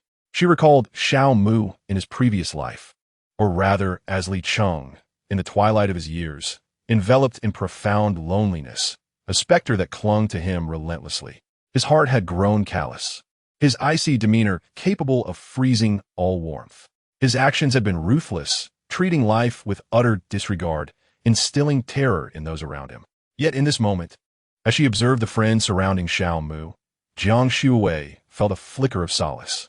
She hoped that this friendship might illuminate Xiao Mu's path, guiding him away from the desolation of his past existence. Zhou Yi studied Jiang Shuwei, a hint of uncertainty flickering in his deep-set eyes. He tilted his head towards the sky, where stars twinkled and the moon hung low, casting a faint trace across the heavens. Bringing his gaze back to Jiang Shuwei, he spoke slowly, "Sister-in-law, it grows late, and I shall not intrude any longer." "Indeed, Zhou Yi, please return safely," Jiang Shuwei replied softly, clutching Xiao Mu's letter tightly in her hand. Zhou Yi nodded with a smile, acknowledging her words, before turning and departing with purposeful strides. He found a chair, opened the letter, and began to read. Jiang Shuwei watched as Zhou Yi's figure vanished around the corner, her expression tranquil and unperturbed. She quietly turned and stepped into her home, her mind adrift as she entered the room, casually selecting a chair to sit upon. The chair's rough material was somewhat uncomfortable, yet she appeared oblivious to it. She gently lifted the letter in her hand, slowly tearing open the envelope, the paper emitting a soft, rustling sound. As she gradually unfolded the letter, her gaze became intensely focused on the words, as if she had entirely forgotten everything around her. "Shuwei, by the time you read this letter, I will have entered seclusion once more. This time, I am uncertain how long it will last, which is why I have written to you. I wish to offer my apologies. First, for the brief time we spent together before my retreat. Second, for not informing you of my previous seclusion 4 years ago. And third, for not yet delivering the grand wedding I promised you." Jiang Shuwei read each word with mounting emotion, her eyes gradually welling with tears, a mist forming within her gaze. The letter continued, "Shuwei, during my time in seclusion, I hope you will take good care of yourself and our parents. When I emerge this time, I will surely arrange a magnificent wedding for you. In conclusion, I find myself a loss for words, so I will simply say this. I love you, Shuwei. This love will not wane with the passage of time." Upon reaching this final line, Jiang Shuwei's eyes brimmed with tears, a single crystalline droplet rolling down her cheek uncontrollably. The tear traced a path down her face, laden with profound sorrow and longing, falling upon the letter. The paper quickly absorbed her tears, rendering the ink blurred, much like the uncertain future they faced. Her body trembled slightly, her throat constricted with suppressed sobs. "Xiao Mu, we will never have that wedding." Each word seemed to emerge laboriously from her shattered heart, steeped in despair and helplessness. "Xiao Mu, I am leaving. Do you understand? We will not see each other for epochs." An epoch spanned 100 billion years, and the sheer expanse of time filled her with dread and anguish. Having uttered this, Jiang Shuwei could no longer contain her emotions, bursting into tears. Her cries echoed in the silent room, resembling a mournful elegy that spoke of their unspeakable love and parting. As she wept, for figures suddenly materialized behind her, 2 men and 2 women. They bore no formidable presence, appearing as mere ordinary individuals, yet their abrupt appearance suggested an extraordinary significance. Among them, 1 man and 1 woman exchanged glances filled with empathy upon witnessing Jiang Shuwei's sorrowful state. "Xiao Sheng, can we not linger here a few more years before departing?" one of the men implored. "No, Jiang Wen, you must understand the consequences of our continued presence here." Xiao Sheng replied firmly, though his clenched hands betrayed his anxiety, the knuckles turning pale. Jiang Wen listened to his words, unable to suppress a weary sigh. How could he be unaware of the consequences of remaining here? Yet, when he beheld his daughter in such a sorrowful state, a flicker of compassion stirred within him. Jiang Shuwei's sobs gradually subsided as she sniffled, delicately wiping her tear-stained face with her sleeve. She cautiously placed the letter into a space containing millions of identical, pristine letters. Once secured, she turned around to face the 4 individuals behind her, her eyes revealing no hint of surprise, as if she had anticipated their arrival. "Mom and Dad, Uncle Xiao, Aunt Lin, let us depart," Jiang Shuwei said, her voice tinged with a hint of tears as she approached Xiao Sheng and the others. "All right, Xiao Wei, we shall go," Xiao Sheng replied, nodding gently, his gaze filled with complex emotions. As the 4 figures stirred slightly, an inexplicable force rippled around them, as if the very fabric of space were subtly warping at that moment. Jiang Shuwei followed closely behind, her expression resolute and unwavering. despite the pangs of longing for Xiao Mu in her heart. Yet she knew this was their fate, a responsibility they must shoulder. With a flash of brilliance, the five figures gradually became indistinct, ultimately vanishing from the room, leaving only a faint trace of lingering fragrance and an unresolved sorrow in the air. Chapter 63. The Money Tree. Half a year later, at the Huaxian Academy, in Xiao Mu's residence. Xiao Mu sat quietly in the center of his bedroom, his form enveloped by a wildly swirling vortex of spiritual energy, resembling a miniature eye of a storm, ravenously devouring the surrounding spiritual essence. The spiritual energy surged forth like a tide, continuously drawn into his being, as his cultivation steadily advanced toward the pinnacle of the foundational stage. Beside him lay 2,000 huaxia coins arranged in a ring, most of which had already been consumed, leaving only a handful remaining.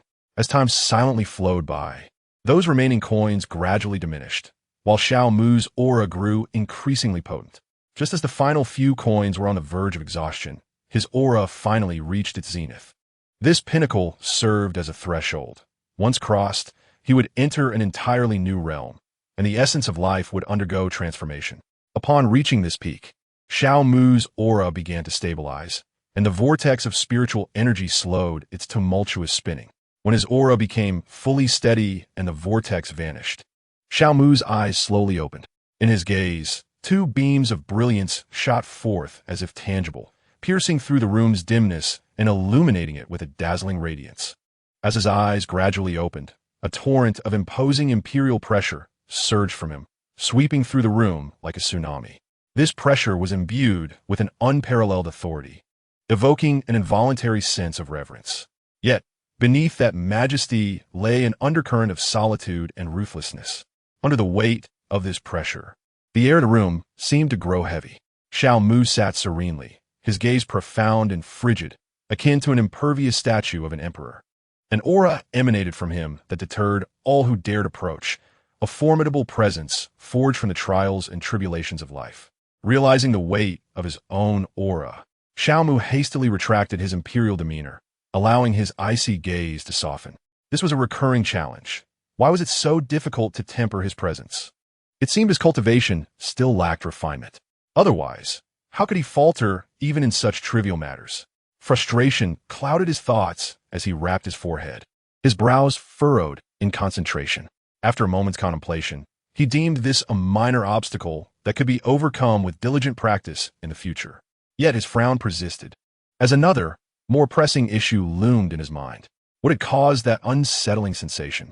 Why, when attempting to break through to the core formation stage, had he inexplicably sensed a peril potent enough to threaten his very life? As Xiao Mu wrestled with these thoughts, a sudden flash of insight illuminated his mind, a fragment of memory regarding the tribulations faced by a celestial. Could it be a heavenly tribulation? No, that was only encountered after breaking through to the core formation stage. He had never heard of such a phenomenon occurring during the transition from foundation establishment to core formation. Xiao Mu murmured softly, the enigma within him swirling like an impenetrable fog. Perhaps it was not a heavenly tribulation, but rather some other unknown peril? He pondered silently, yet he knew this sense of crisis was not without reason. He must remain vigilant and hasten his cultivation to confront it. Resolute, he rose to his feet.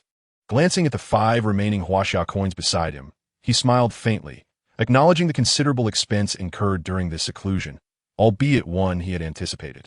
With a casual gesture, he gathered the 5 coins into his possession. After securing his belongings, he took note of the dust covering him and the pervasive filth in his room. Causing his brow to furrow once more, it seemed time for a thorough cleaning. He muttered to himself. No sooner had he spoken than he deftly gestured a spell, his inner energy surging forth like a tidal wave. With a flicker of mysterious light, the dust purification technique was quietly invoked. That light, akin to a gentle spring breeze, swept through, leaving no speck of dust upon him or in the corners of the room, rendering everything immaculate. Satisfied with the pristine state of his chamber, Xiao Mu nodded in approval and exited the room, stepping into the living area. Unlike his bedroom, the living room was not shrouded in dust, clearly frequented by visitors. Upon entering, Xiao Mu executed a series of intricate maneuvers to unlock the entrance to the basement, subsequently descending into its dim depths. He stepped into the shadowy basement, where feeble light struggled against the encroaching darkness. As his gaze swept over the Qiancoin coin furnace and Qianhua, it was drawn to a unique sight, a resplendent money tree. This money tree appeared as a dreamlike vision, composed entirely of gleaming white or half-white, half-golden huaxia coins, emanating a mysterious and alluring glow. The coins were arranged closely together, as if narrating tales of wealth. Even more wondrous were the translucent wish pearls hanging from the branches of the money tree. These pearls resembled the purest gems in existence, seemingly imbued with the voices of myriad endeavors. Xiaomu fixated on the money tree, his heart brimming with confusion. He could hardly fathom how such a tree could manifest in the basement. However, his bewilderment soon dissipated, for he had come to understand the origin of this money tree. In truth, it was formed by the numerous huaxia coins that were currently replenishing spiritual energy. Uncovering the reason behind it was not a daunting task. After casting a glance at the money tree, Xiaomu approached Qianhua. Qianhua, how many huaxia coins have been minted so far? And how many wish pearls remain? Additionally, how long have I been in seclusion? Master, Qianhua replied respectfully after bowing. As of now, 100 million huaxia coins have been minted, and there are no complete wish pearls left. All have been utilized for minting coins. Furthermore, you have been in seclusion for over half a year. Indeed, half a year has yielded such a substantial amount. This surpasses my expectations, Xiaomu remarked with a hint of surprise. Though he had envisioned that the output rate of the wish pearls could generate a significant number of huaxia coins, he had not anticipated it to reach as high as 100 million. Nonetheless, this revelation brought him considerable reassurance, instilling confidence in the issuance of huaxia coins 6 months hence. Qianhua, you have done well. I appreciate your hard work during this time. It is no hardship, master. It is my duty. Well, never mind. Provide me with 10,000 huaxia coins. I have need of them. Certainly, master. Chapter 64. Heavy rain. After acquiring 10,000 huaxia coins, Xiaomu exited the basement and entered the living room. The coins he held were not for personal use, but rather intended for his family and beloved ones. As he stepped into the living room, he made his way directly to the door. Upon standing at the threshold and casting his gaze towards the outside world, he furrowed his brow at the gloomy skies. The heavens appeared shrouded in a veil of mist, the light dimming slightly, imparting a sense of oppressive heaviness. A faint dampness pervaded the air, hinting at an impending storm. Xiaomu silently contemplated the weather outside, internally grumbling, "What a wretched day. Rain at such a time is truly unfortunate, though it poses no significant issue for me." After a moment's reflection, he withdrew his gaze and stepped out the door, heading toward the direction of Huaxian Academy. Alone on the path, Xiaomu walked with only the gentle echo of his footsteps accompanying him. The surroundings were remarkably tranquil, devoid of the usual clamor and chatter of students. The entire world seemed to be enveloped in a serene ambience. He mused to himself that, at this hour, the students were likely engrossed in their studies within their dormitories or attentively engaged in classes, which accounted for the sparse presence of people on this path. Xiaomu's strides were steady and resolute, his pace unyielding. His silhouette appeared somewhat solitary upon this silent road, yet radiated a unique composure. After approximately a quarter of an hour, Xiaomu finally arrived at the entrance of the Huaxian Academy. He stepped forth with a light gait, resembling a swallow, and soon ascended into the air. The wind whistled past his ears, his garments billowing in the breeze, as his determined gaze fixated ahead, towards the residence of Jiang Xiuwei. Before long, he had reached the aerial domain above Jiang Xiuwei's abode. Gradually, he descended from the sky, landing smoothly on the ground. Once grounded, he extended his arm and gently knocked upon the door of Jiang Xiuwei's home. After his soft rap, he stood there quietly, his eyes brimming with anticipation. He fully expected the door to swing open in an instant, revealing Jiang Xiuwei, Jiang Wen, or Yunyanhua, all smiling warmly at him. However, a minute elapsed, and the silence persisted. The door remained unmoved. A flicker of doubt crossed Xiaomu's mind, yet he chose to remain patient. 2 minutes drifted by silently. Still no sign of activity from within. Xiaomu's brow furrowed slightly, as his hopeful anticipation began to be overshadowed by unease. 3 minutes passed, and tranquility continued to shroud the space. A hint of anxiety seeped into his gaze, prompting him to ponder the circumstances inside. Time trickled by, and after 10 minutes had elapsed, The door remained firmly shut, showing no inclination to open. A wave of intense suspicion surged within Xiao Mu. He was at a loss as to what might have transpired inside, and why no one had come to answer. His heart felt as though it were burdened by a colossal weight, an endless tide of questions overwhelming him to the point of near suffocation. Finally, unable to contain himself, he blurted out, "I apologize if I have caused any offense. Please forgive me." As soon as the words left his lips, he unhesitatingly released a wisp of spiritual consciousness, slowly probing into the room. Yet in that very moment, a deafening thunderclap reverberated through the heavens. A flash of white lightning suddenly illuminated the scene, casting an ominous shadow over his features. His silhouette flickered under the brilliance of the lightning, a dark shape subtly manifesting within, as if silently conveying a message. After the thunder, rain poured down like a torrent unleashed, as if intent on engulfing the entire world. The raindrops pounded against the ground with a fierce intensity, producing a cacophony that intertwined with the rumbling thunder, creating a symphony rife with unease and uncertainty. His expression darkened. With a gesture akin to wielding a sword, he unleashed a fierce sword energy, cleaving the door asunder, and then stepped inside. The room was enveloped in an eerie silence, the furniture meticulously arranged. Yet a peculiar stillness permeated the air. There was no trace of human presence, nor any sign of life. Everything felt cold and hollow.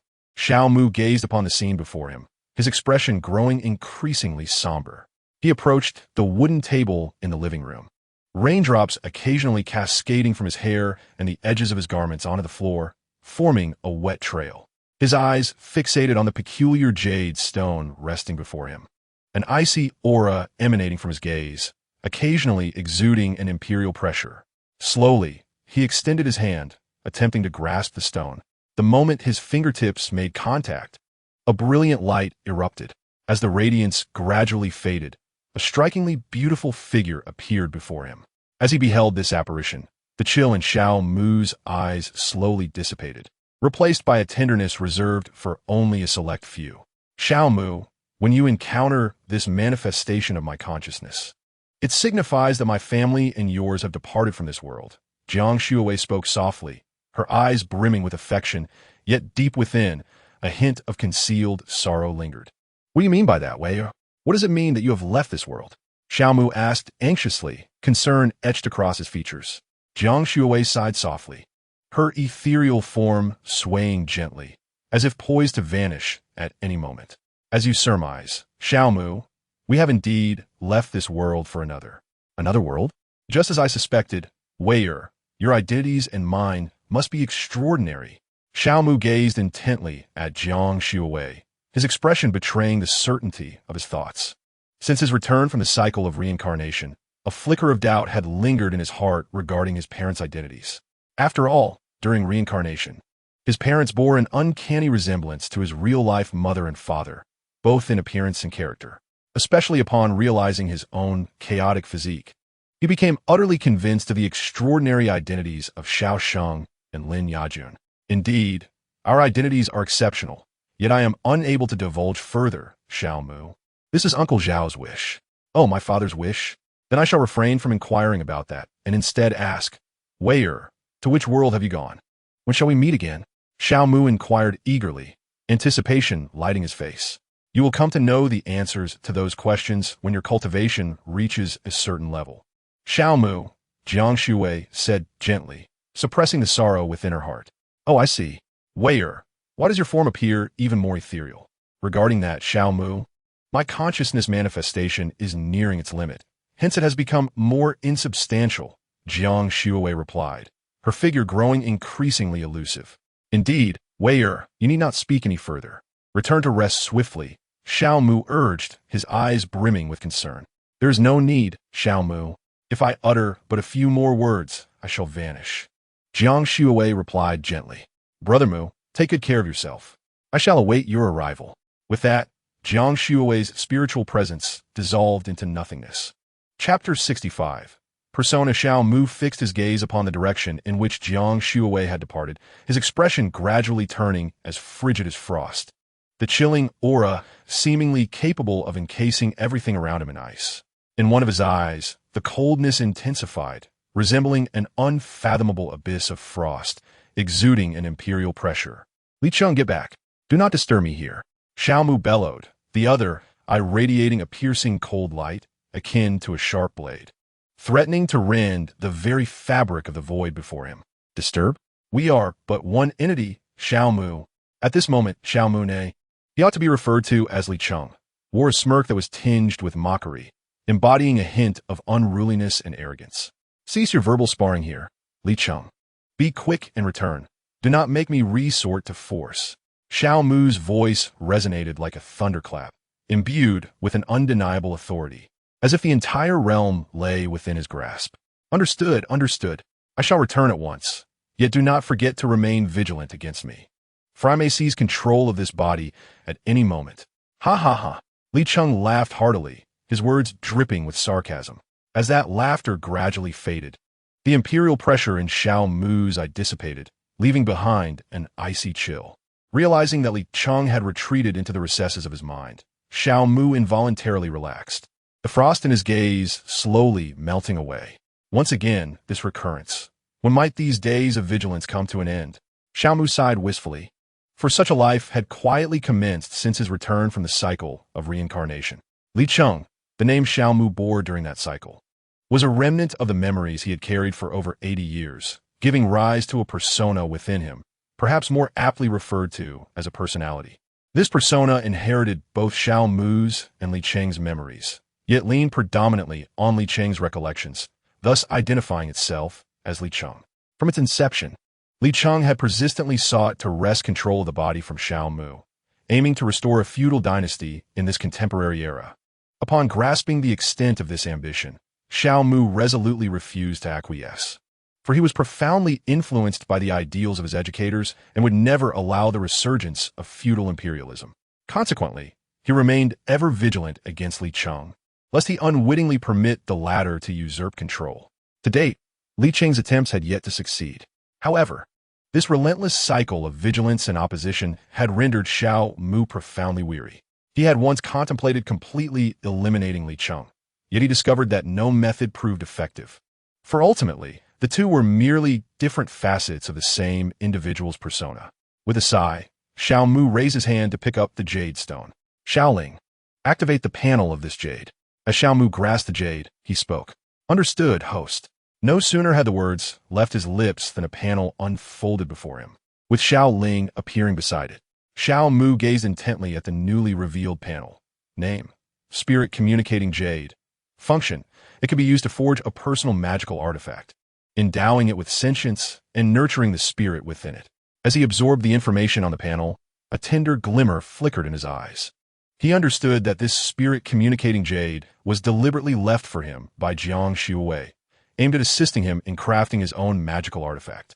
Wayer, I fear I may disappoint you. I shall not employ this spirit-communicating jade to forge my personal artifact, for it is a gift you bestowed upon me. Xiao Mu's fingers caressed the jade gently, his gaze imbued with a profound softness. After a moment of reflection, he carefully placed it into his satchel. Once secured, he surveyed the dust-laden room, his eyes reflecting a deep solitude. Ultimately, Jiang Xuewei had departed, and his parents had also left this world. Xiao Mu was not devoid of emotion. On the contrary, he was deeply sentimental, unable to bear the ache of separation. However, he remained resolute, embodying the strength typical of men. After scanning the room, he stood there like a silent statue, enveloped in solitude as time seemed to freeze around him. Hours stretched interminably, his body motionless, and the air grew heavy with an oppressive silence. Outside, the rain fell steadily, drumming against the window with a dull thud. The raindrops mirrored the endless sorrow within Xiao Mu, cascading like tears without cessation. The curtain of rain wove a delicate net, shrouding the world in its embrace, tightly wrapping his loneliness and anguish. At last, the rain began to subside, leaving only the occasional drip of water from the eaves, producing a crisp yet lonely sound. Gradually, Xiao Mu returned from his silence. He turned his gaze to the post-rain landscape, feeling vitality seep back into his being. He understood that a new day had dawned. With deliberate calm, he performed a hand gesture to invoke the cleansing dust technique, ridding the house of its accumulated dust. Once the task was completed, He departed from the place in silence. Before leaving, he meticulously repaired the iron door he had once breached. As he exited, he soared into the air, heading toward his home. Sunlight cascaded down like a waterfall, enveloping him in a radiant golden glow, as if a deity had descended. Yet, the shadow beneath him remained closely tethered, an inescapable fate he could not elude. Upon returning home, he gazed upon the desolate room, feeling an overwhelming emptiness within, as if something essential was amiss.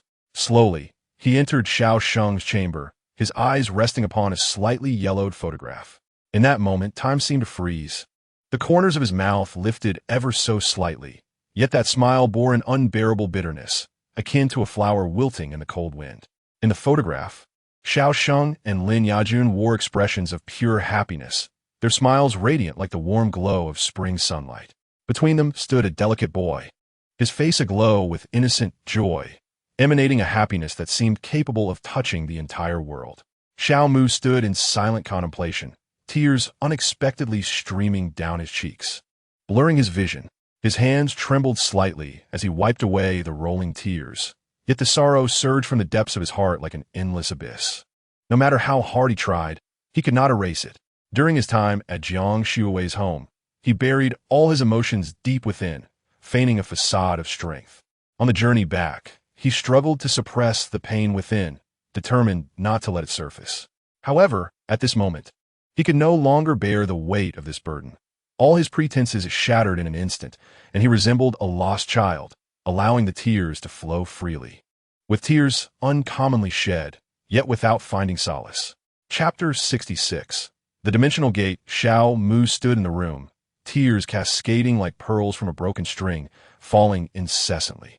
Time slipped away in an indeterminate blur until the torrent of tears finally subsided. He took a deep breath, slowly wiping away the remnants of sorrow from his face.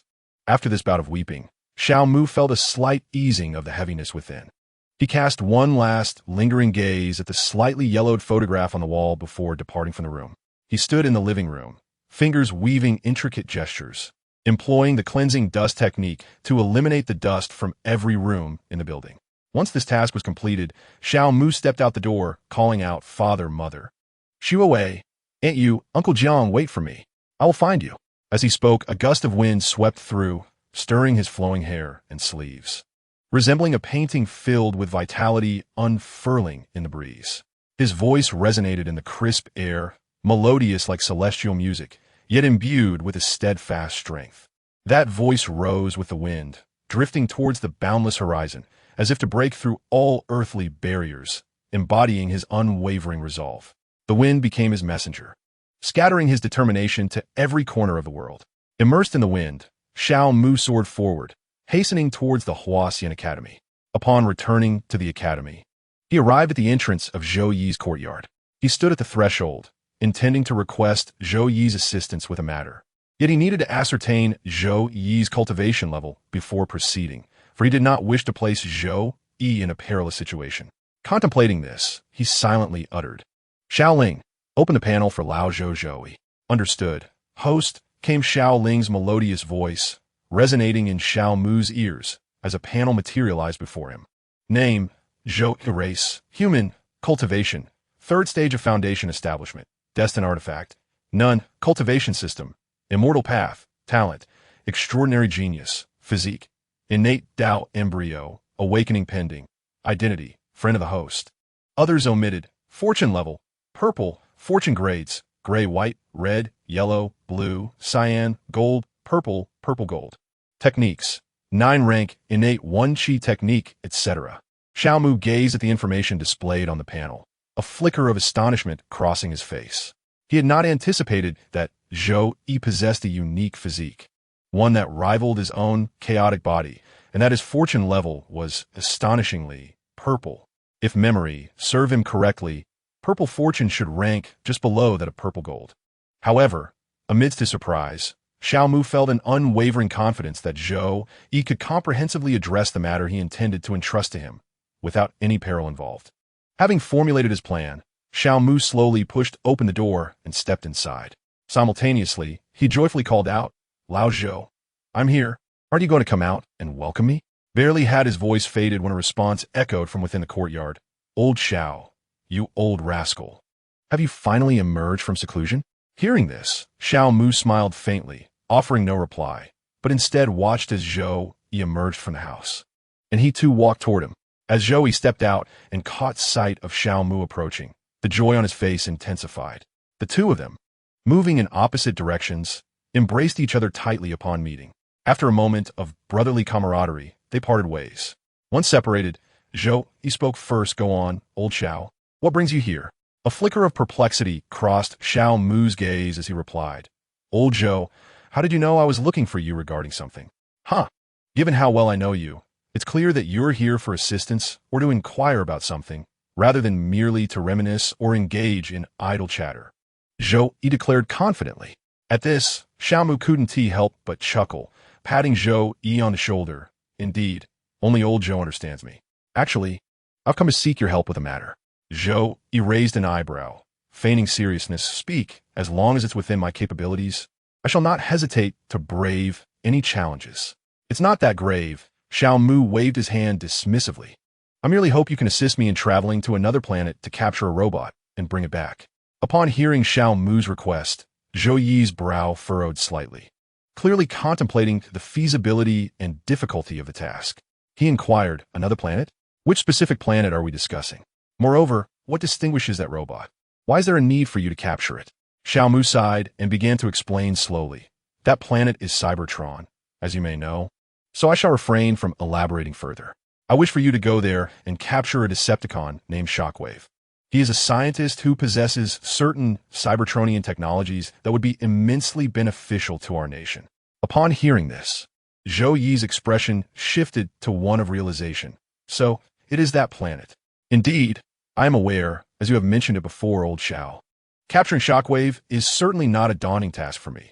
The crux lies in how I am to reach Cybertron, which is located billions of light years away." To this, Xiao Mu replied, "You need only to go to a specific location and find Megatron, who will activate the space bridge, enabling you to arrive at Cybertron in an instant." Xiao Mu smiled as he spoke. "Oh, the space bridge? Is it an upgraded version of the land bridge, old Xiao?" "Quite so. Well then, old Xiao, please tell me the location quickly. I shall set off at once." Excitement gleamed in Zhou Yi's eyes, clearly filled with anticipation for this interstellar mission. The location is at the Qinling Mountains. After revealing the site of the space bridge to Zhou Yi, he departed. Xiao Mu gazed at the traces left in the sky, a faint smile gracing his lips. How eager he seems. After this reflection, he rose from his seat, leaving Zhou Yi's courtyard and making his way back to his own residence. Once back in his abode, Xiao Mu stood in the hall, summoned the warehouse interface, and lightly tapped on the dimensional door to retrieve it. A radiant light streaked across like a meteor, and in Xiao Mu's hand, a small, ancient door of unparalleled majesty quietly appeared. This door was crafted from a mysterious divine wood, its intricate grain exuding an aura of antiquity and profundity. The surface was engraved with enigmatic Tao patterns, which seemed to embody the principles of the universe, containing the essence of the spatial Tao among the myriad paths. If a practitioner were to frequently contemplate these patterns, they might come to grasp the spatial Tao. Chapter 67. Transformation of the Tao. Xiao Mu's gaze fell upon the patterns on the small door, and he was instantly captivated, unwittingly drawn into contemplation. Just as he immersed himself in this intriguing state, the Huaxian order in his pocket suddenly soared forth. The token hovered in the air, emanating a mysterious glow. Following this, a figure gradually materialized from the token. It was a girl of ethereal beauty, her form graceful, her features exquisite, with eyes brimming with vitality and intelligence. She was Siener. As soon as Siener appeared, she rushed toward Xiao Mu, her hands gripping his shoulders tightly as she shook him urgently. "Brother, please wake up. This is very dangerous. Brother, please wake up." Her voice quivered with a hint of tears, and her eyes were filled with fear and unease. Xiao Mu was abruptly pulled back to reality by the fervent shaking and anxious calls of Siener. His gaze, once clouded, gradually regained clarity. Observing the deep concern etched on Siener's face, a sense of perplexity and compassion blossomed within him. Just as he was about to voice his inquiry, Siener suddenly enveloped him tightly, burying her head against his chest, tears streaming forth and soaking his garments. "Brother, you're awake. You're awake." seeing her in such distress. A helpless smile flickered across Xiao Mu's face. He gently caressed her back with tender strokes, murmuring, "I'm awake. It's all right, Sienna. Please do not cry." As he offered her comfort, he pondered the reasons behind her tears.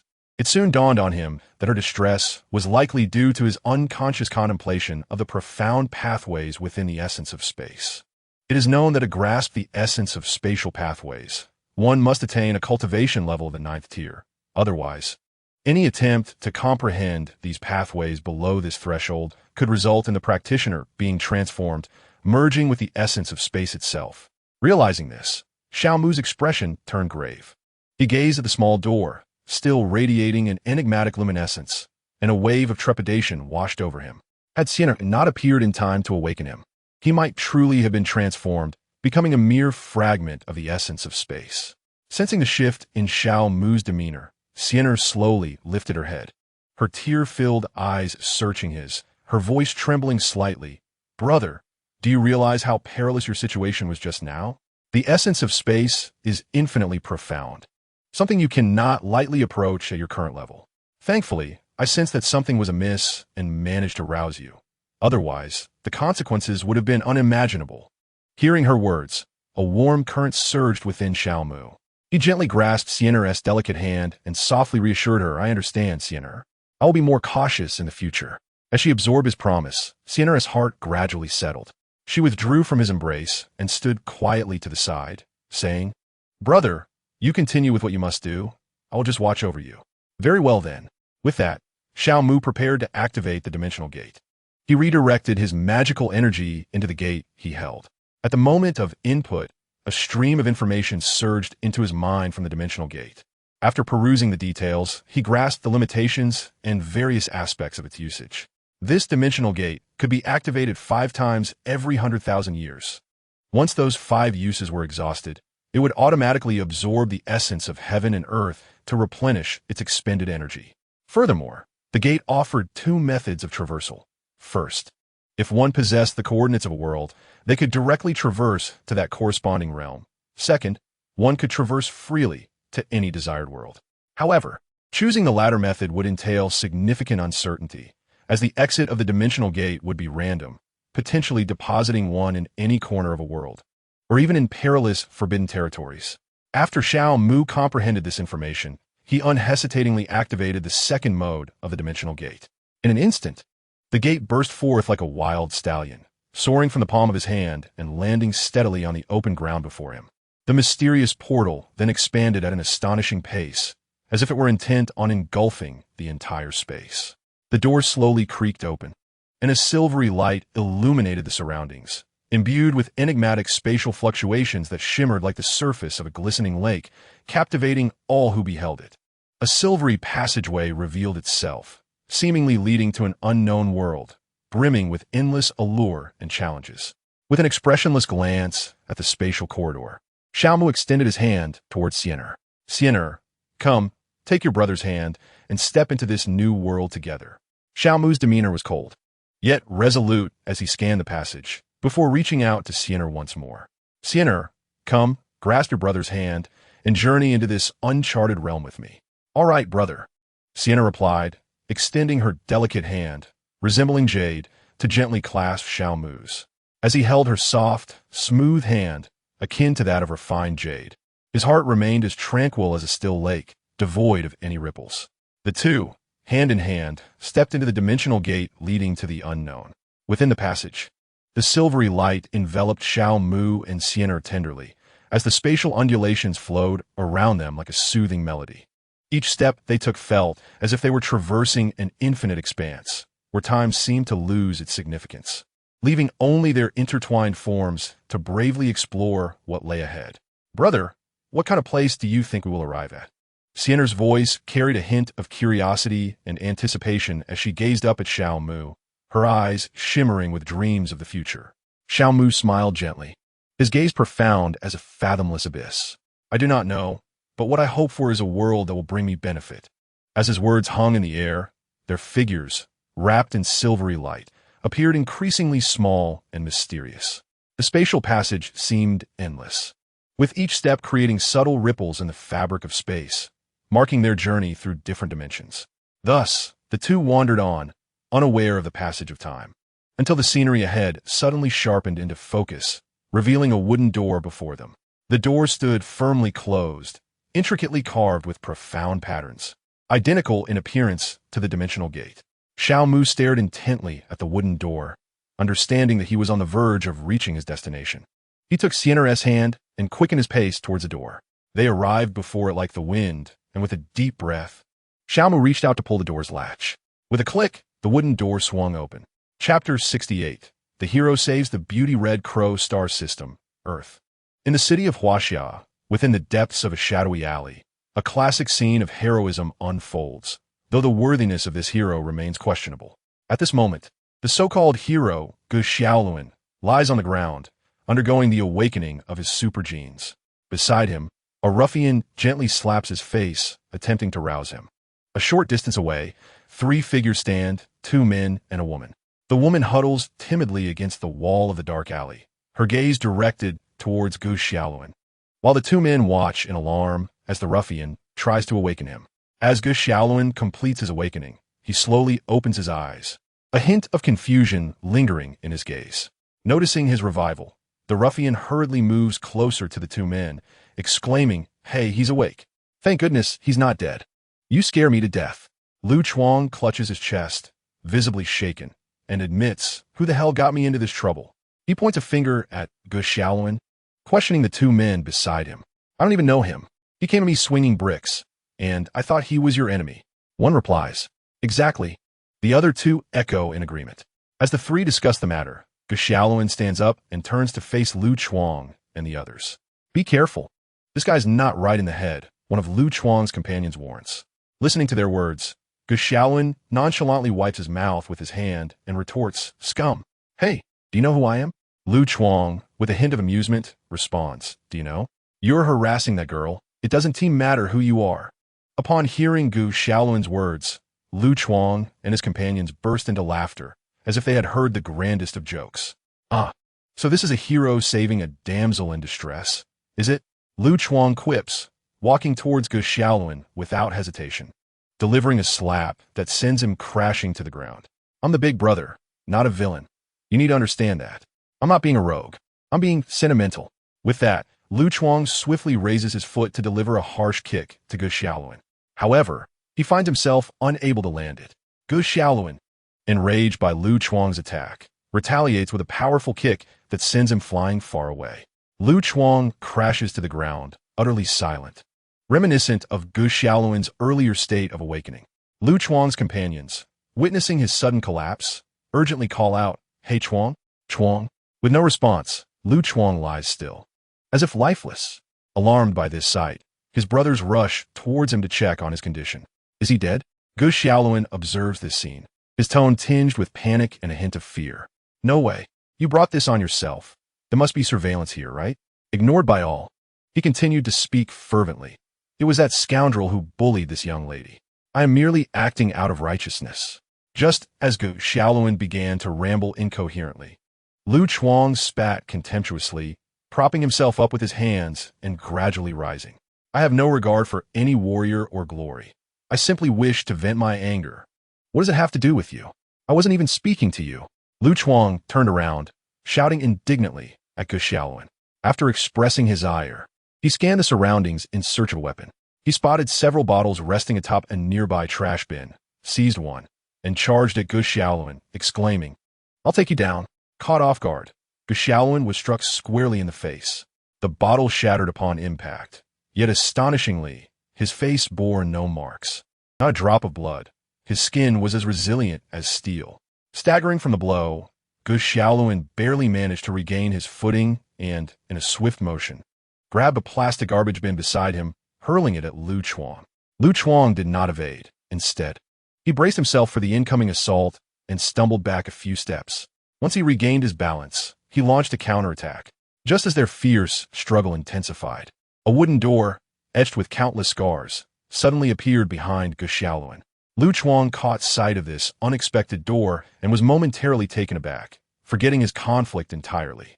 Noticing Lu Chuang's distraction, Gu Xiaoluan, despite feeling puzzled by his opponent's sudden stupor, pressed on with his assault, once again sending Lu Chuang flying. Lu Chuang crashed heavily to the ground, kicking up a cloud of dust. At the moment he fell, the wooden door creaked open slowly. The sound drew Gu Shaolin's attention, prompting him to turn around and witness the door gradually revealing itself. As he gazed at the door that had unexpectedly manifested and was now ajar, a mix of curiosity and trepidation flickered in his eyes. Lu Chuang, along with his two companions and another young woman, shared a similar expression of fear as they beheld this unfolding scene. When the door fully opened, the figures of Xiao Mu and Xian Er emerged, with a silvery expanse of a spatial portal unfolding behind them. As Gu Shaolin and Lu Chuang realized that the figures beyond the door were human, their initial terror began to fade, replaced by curiosity and a hint of intrigue. Upon the door's opening, Xiao Mu spotted the familiar architecture and the attire of the individuals outside, which brought some calm to his racing heart. It appeared that this new world posed no immediate danger. Taking Xian Er's hand, he stepped through the doorway. As soon as they exited, the dimensional door rapidly shrank, ultimately darting into Xiao Mu's grasp. However, the dimensional gate that returned was somewhat different. A delicate, ethereal door spiraled around its periphery. Xiao Mu gazed at this fleeting portal, recognizing it as the subsidiary entrance of the dimensional gate. After a brief observation, he stored the dimensional gate within the system's repository, allowing himself the time to turn his attention to Gu Shaolin and the others. As he scrutinized them, he noticed that 4 men among them were fixated on Xian Er, their attire reflecting a typical, unsophisticated style. Understanding the situation, Xiao Mu realized that these individuals were clearly entranced by Xian Er's celestial beauty. After a moment of contemplation, he intended to inquire about their circumstances and interrupt their gaze upon Xian Er, when suddenly, the sound of a police siren pierced the air.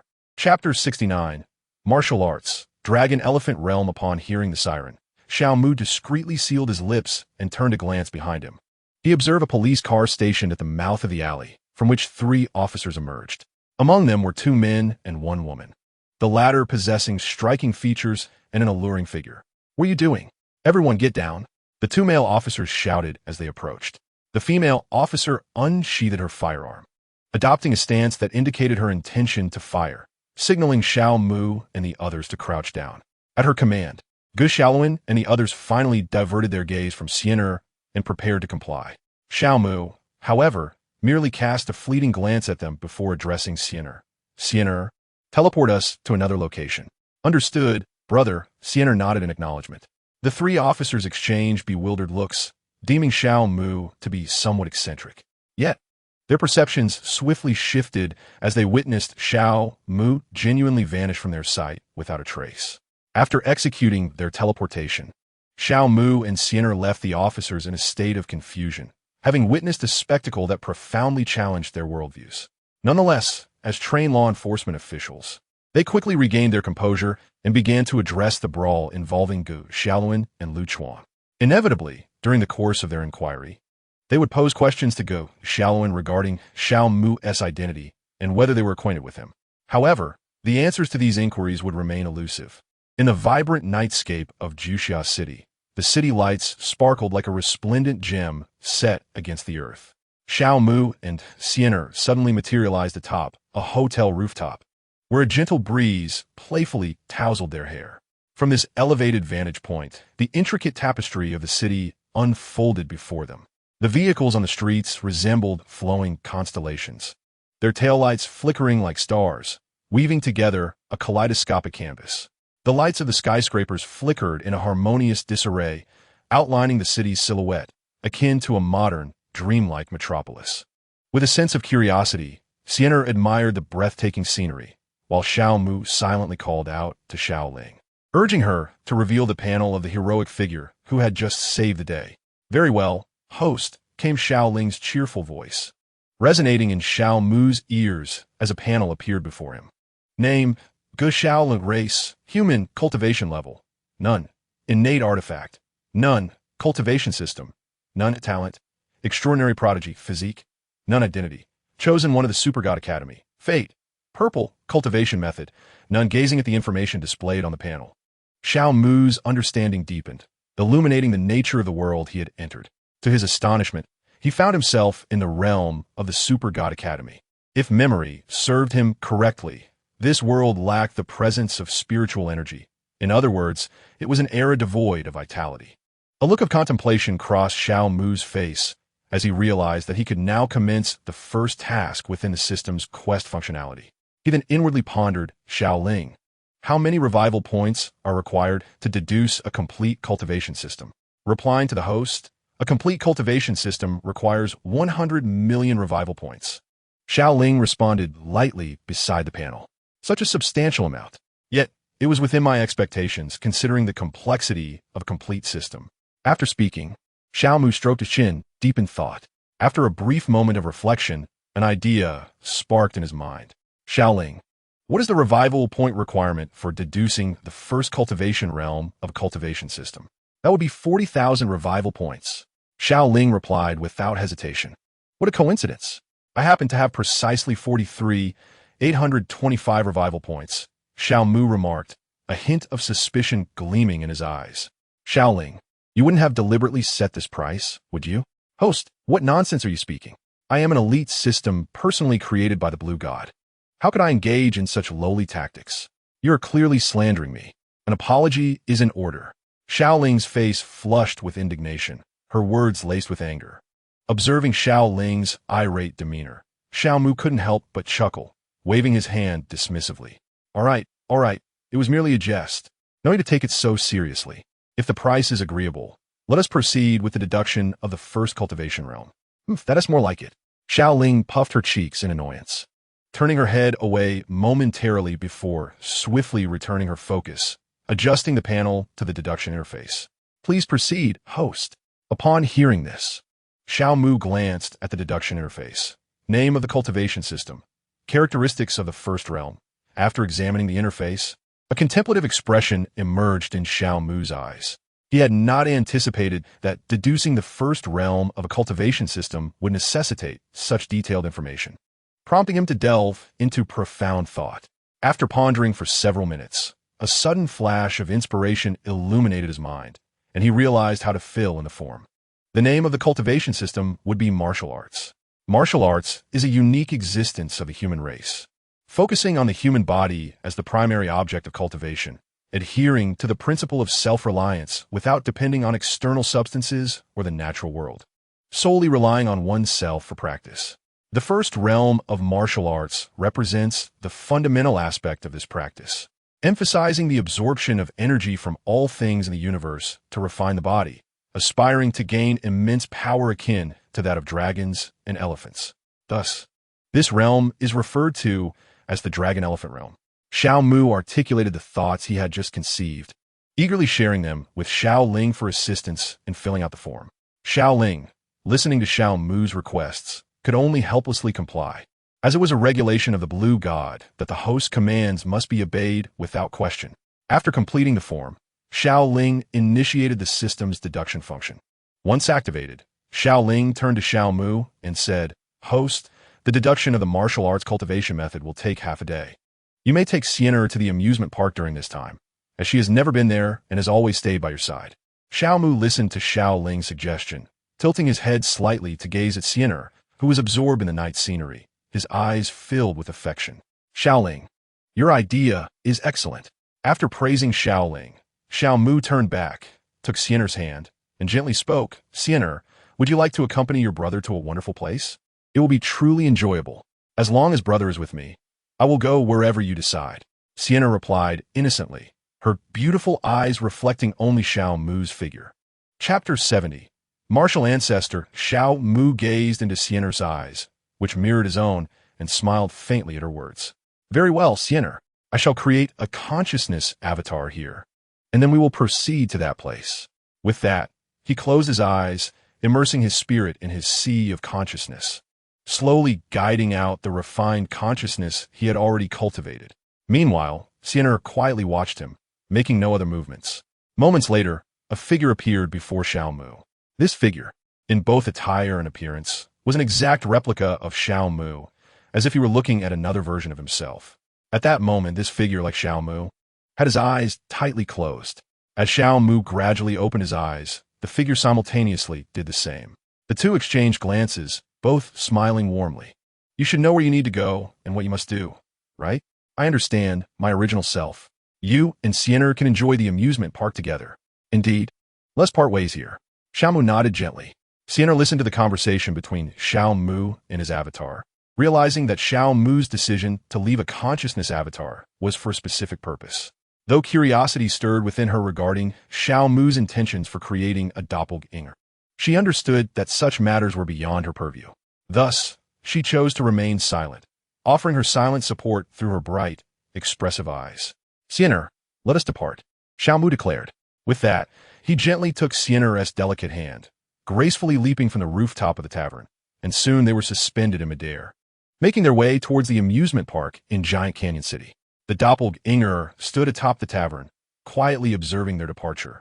Once their figures faded from sight, it ascended into the sky, heading to its designated destination. In Tianhe City, at 8:45 a.m., a meteor, blazing like a crimson flame, streaked across the vast firmament, plummeting into the conference room of the Angel International building, stirring up a massive cloud of dust that abruptly interrupted the meeting. As the dust settled, an angel clad in silver armor, with pristine white wings unfurled behind, leisurely crossed her legs, comfortably seated at the head of the conference table. The president of Angel International gazed incredulously at the Angel Yin, who remained composed in her seat as the dust cleared. Well, let us conclude today's meeting. The president gestured dismissively while soothing the assembled crowd. Everyone, please return home. Upon hearing this, the attendees hastily exited the conference room. Once they had all departed, the president bent slightly, a note of wonder in her voice as she mused, "This is the first time I have encountered a true angel. I recall that 2 millennia ago, your ancestors declared that the faith of angels would reign over the earth." The president of Angel International spoke with a hint of uncertainty. However, with the existence of the Super God Academy, we have altered our approach. On what basis? Is it through monetary means? It is an investment. Investment indeed holds weight, Yin replied with a tone of disdain, struggling to comprehend why the most righteous order of angels in the known universe would resort to such measures to expand their influence in this obscure corner of existence. Do you not realize? A great calamity is about to befall your earth. What? The president of Angel International displayed shock. Darkness is imminent, and you remain oblivious. Still entranced by this illusory matter, Yin abruptly halted her words, summoning a flaming sword that she pointed directly at the shattered floor-to-ceiling window. There a figure floated outside, defying any means of flight, with a cold gaze scrutinizing every movement within the room. Yan's eyes widened with confusion as she regarded the figure, perplexed by how this being, possessing the essence of the divine river, could levitate in midair. In her over 7,000-year memory, she found herself utterly baffled. Holding her flaming sword, she cautiously rose, remaining vigilant and ready to strike at any moment. Who are you? I am a martial ancestor, the progenitor of martial arts. The doppelganger recited the premeditated pretext, gradually stepping into the conference room. Angel Yin furrowed her brow as the tip of the flame sword quivered slightly, radiating a searing light, clearly harboring significant wariness towards the entity claiming to be the martial ancestor. Martial ancestor? I have never encountered this name in any records of the known universe. It is understandable that you are unaware, for this name has not existed in the past. However, from this moment forth, it shall resound deafeningly throughout the entire known universe. The words of the doppelganger were imbued with an undeniable authority. Upon hearing this, Angel Yin curled her lips into a cold smile, the brilliance of her flame sword intensifying, seemingly in disdain for the doppelganger's arrogance. Never existed? Resounding deafeningly? How utterly laughable in the known universe. Every powerful being has its roots and background. Do you think that I would believe your sudden claim to be the martial ancestor? You, along with Queen Kesha behind you, will come to believe it, for in a few months, you shall witness a performance on Earth, a spectacle that will convince you. Once you are convinced, you will personally seek out me, the martial ancestor. The doppelganger spoke with an inexplicable confidence and authority, prompting Angel Yin to regard him with increased scrutiny. Although she harbored doubts, she could not dismiss the unusual aura emanating from him, an aura that commanded her respect. A performance? I am eager to see what you deem to be a performance. Angel Yin scoffed, her tone laced with disdain and provocation. However, before that, should you fail to provide a reasonable explanation for your presence here, do not blame my flame sword for its mercilessness. The doppelganger smiled slightly, seemingly unfazed by Yan's threat. Yan, your threat holds no weight with me. Simply await the unveiling of the performance. With that, the doppelganger burst into laughter, gradually dissipating before Angel Yan. She gazed intently as the self-proclaimed martial ancestor vanished before her eyes, a flicker of astonishment crossing her features. Confusion enveloped her. How had this doppelganger disappeared? In her memory, she would have sensed a departure through a wormhole. Yet, the doppelganger's exit had gone entirely unnoticed, which was inconceivable unless he had not utilized a wormhole for his departure. Meanwhile, in the amusement park of Grand Canyon City, Xiaomu sat on a roller coaster with Xian. Chapter 71. Battle. The roller coaster surged forward like a wild stallion, racing ahead with breathtaking speed. Xiaomu sat calmly in the front row, his expression indifferent, his eyes deep and tranquil, as if the exhilarating velocity and height could not stir even a ripple within him. Beside him, Xian wore a faint smile, radiating a sense of composure and serenity. Her gaze was clear and bright, devoid of fear, as she quietly took in the scenery around them. Behind them, the sounds of children's excited screams echoed continuously, while couples nestled closely together, voicing either exhilarated or anxious cries. However, Xiaomu and Xian seemed to inhabit an entirely different realm, starkly contrasting with the bustling atmosphere around them. Their distinctiveness was particularly striking amidst the cacophony of screams and laughter aboard the roller coaster. At that moment, the ride gradually entered a 360-degree spiral track, the carriage seemingly pulled by an invisible force, ascending at an unimaginable angle.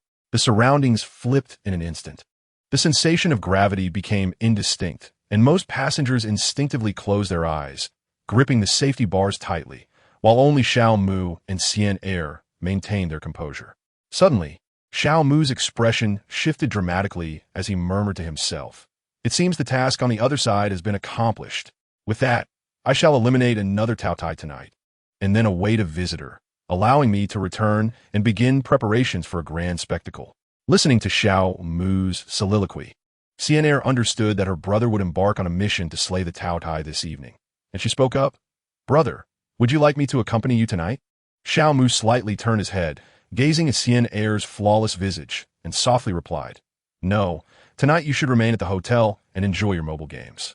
Upon hearing this, Xian gently bit her lower lip, a trace of subtle concern flickering in her eyes, yet she obediently nodded and said, "All right, brother. Do take care of yourself. If you need any assistance, be sure to let me know." Xiaomu smiled gently, reaching out to pat Xian's shoulder in a gesture of reassurance. "Do not worry, Xian. I know my limits." As their conversation concluded, the roller coaster approached its terminus.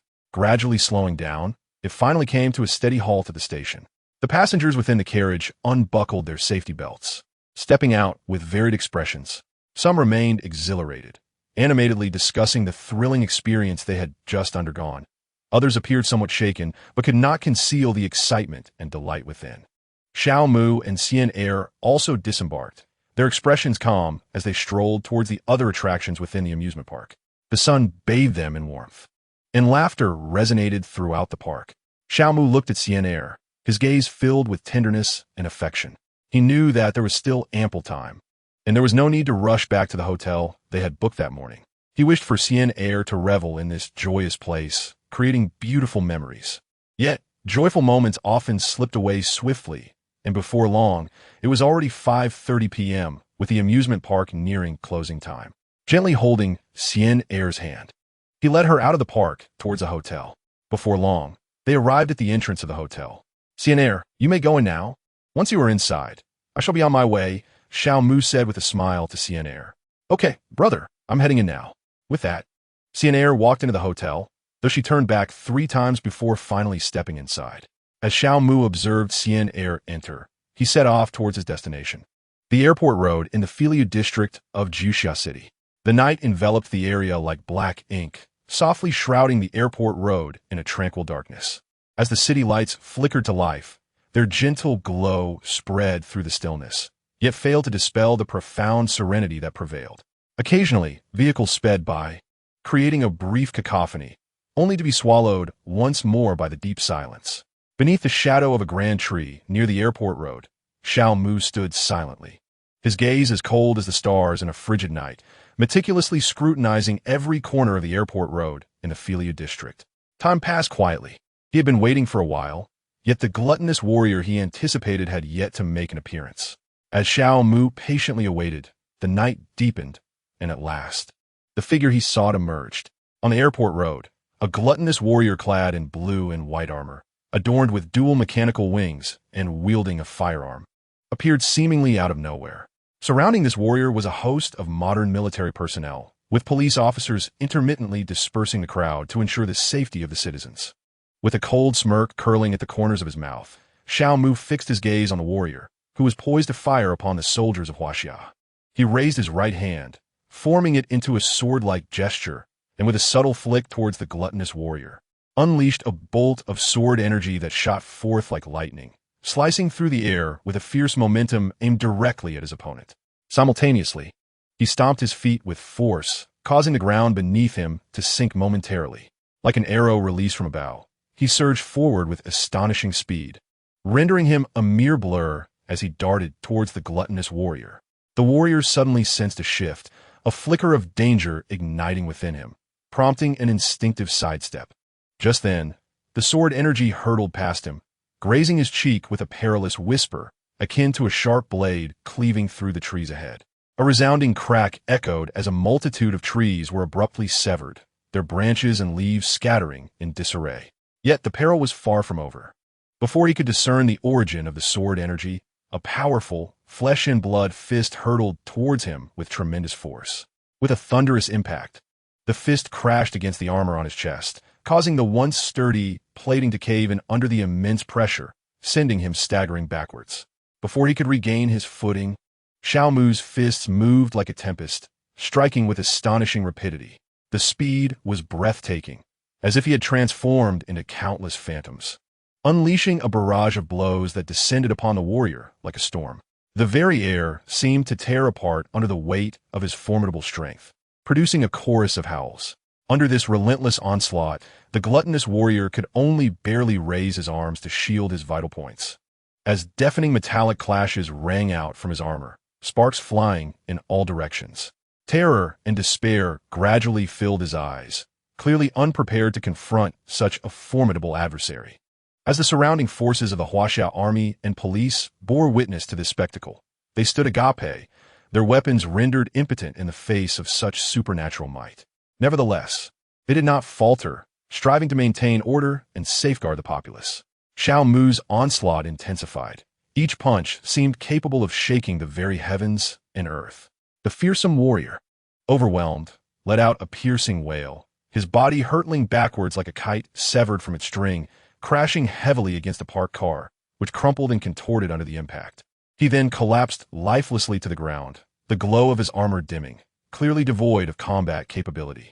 Observing this, Xiao Mu gradually retracted his fist, casting a glance towards Qi Lin, who was amidst the police maintaining order.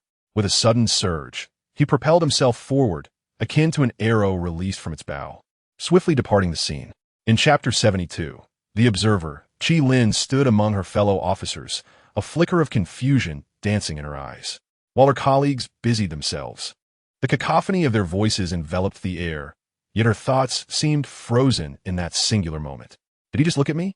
Her voice was barely a whisper, audible only to herself, as questions rippled through her mind. A nearby male officer caught her murmurs, a wry smile appearing on his face as he self-deprecatingly remarked, "What are you thinking, Qi Lin?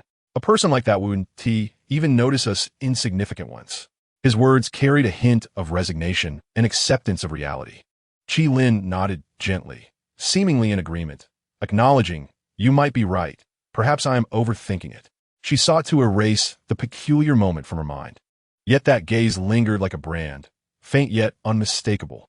Meanwhile, after leaping from the battlefield, Xiao Mu hovered in midair, reflecting on the recent conflict. In that encounter, I had unleashed a physical prowess comparable to that of a second-tier Foundation cultivator. Yet to my surprise, it took a full minute to subdue that adversary. If I were to employ the cultivation of a ninth-tier foundation, I could resolve such battles in mere seconds. Consequently, I estimate my combat prowess at the Super God Academy to be akin to that of a third-generation super soldier. With this assessment, I felt a newfound clarity regarding my intentions upon my return. Suddenly, Xiao Mu's gaze sharpened, as if he sensed something, and he looked skyward towards the vastness of space beyond Earth. In haste, he departed, racing towards the hotel where Xian resided. In just a few fleeting minutes, he completed the entire journey, arriving at the vicinity of the hotel. He landed gracefully in a secluded area, then proceeded towards the hotel. Within moments, he stood before the entrance, observing the constant flow of individuals entering and exiting before stepping inside and making his way to the room where he had previously registered. As he walked, a melodious voice resonated in his ear. "Host, the cultivation method for the first realm of martial arts you requested has been fully deduced. Would you like me to transmit it to you now?" As the conversation concluded, a figure appeared beside Xiao Mu, visible only to him. This figure was none other than Xiao Ling. Listening to her words, Xiao Mu silently contemplated. "No need, Xiao Ling. Simply place this cultivation method into the system repository. I shall retrieve it when I require it." "Understood, host. I will store it in the repository," Xiao Ling responded. Her expression suddenly turned serious. "Moreover, host, I must caution you. The first person to practice this method will inevitably face a heavenly tribulation upon their breakthrough." "Oh, Xiaoling, why is that? Why does the initial practitioner attract such a tribulation?" Xiao Mu inquired, his face reflecting surprise, yet his pace remained unbroken. "This occurs because the first individual to cultivate this technique will be recognized by the heavenly laws as the founder of martial arts. Hence, a tribulation will descend to test the founder. Such trials are inescapable for the initiators of new paths." Upon hearing this, Xiao Mu's steps faltered slightly, a hint of gravity and contemplation flashing across his brow. "I see. It makes sense that the founder of a new path must endure such trials." After a moment, the weight in his expression gradually dissipated, and a fierce flame ignited in his eyes. "However, this is precisely what I require. Heavenly tribulations serve as the finest catalyst for enhancing one's physique." With this thought, a smile crept upon Xiao Mu's lips, and he resumed his stride towards the room where Xian was located. Shortly thereafter, he arrived at the door marked with room number 6320. He retrieved a room card from his pocket and smoothly swiped it at the entrance, which promptly swung open. As the door opened, the exhilarating announcements of a pinnacle from the game Honor of Kings erupted forth. Xiao Mu was momentarily taken aback. He had not anticipated that his sister Xian was engaged in playing Honor of Kings, and even more surprisingly, she was performing exceptionally well. However, after a brief reflection, he realized the reason for her remarkable prowess. Her reflexes and hand speed as a cultivator were far beyond the reach of ordinary individuals. Entering the room, Xiao Mu found Xian intensely focused on her phone screen, her fingers dancing swiftly across the display as she skillfully maneuvered Angela in a spectacular battle. "Brother, have you finished handling everything? Were there any injuries?" she inquired, her attention still on the game. "Why do you even ask? Are you not aware? If I'm not mistaken, your consciousness has likely been monitoring me this entire time." Upon hearing this, Xian fingers hesitated momentarily before she replied with a smile. "Brother, I'm just concerned about you."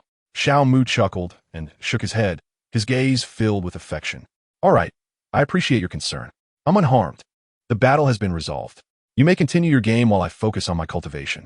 "Okay, brother," Xian replied, returning to her game. Xiao Mu then closed the door and settled onto the cotton bed beside her, sitting cross-legged. Once he was comfortable, he retrieved the martial arts cultivation method from the repository. A flash of brilliance emanated from his hand, and a golden scroll materialized within his grasp. Xiao Mu held the scroll and gradually unfurled it. As he did so, a line of text leaped into his view.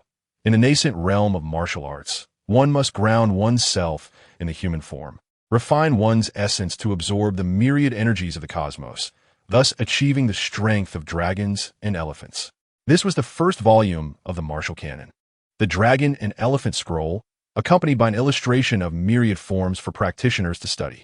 Xiao Mu's gaze was firmly fixed upon the scroll's introduction, and his anticipation surged like a tidal wave.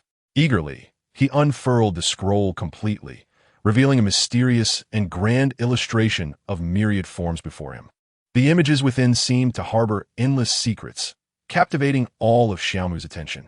His eyes grew focused and fervent, his consciousness soaring uncontrollably like a bird taking flight, irresistibly drawn into the world depicted in the illustration. Upon entering this peculiar space, an enigmatic voice echoed around him, reminiscent of ancient incantations, awakening deep-seated desires within Xiaomu. Observe the myriad forms of the universe, absorb the essence of all things, and temper your being. This voice seemed to possess an intangible magic, guiding Xiaomu to subconsciously envision the myriad forms illustrated. In the external world, Xiaomu's body appeared to transform into a powerful magnetic field. As he began to contemplate the forms, invisible forces, as if summoned, converged upon him with fervor. Solar radiation wove golden threads, intertwining warmth and strength. Nuclear radiation infused him with mysterious energy. The essence of gold sharpened and tempered his sinews. He commenced his cultivation. Chapter 73. Annihilation of stars at dawn the following day. Sunlight cascaded like golden threads from the horizon, enveloping the entire city of Juxia. Xiaomu sat quietly on his soft bed, withdrawing from his meditative state, and slowly opened his eyes.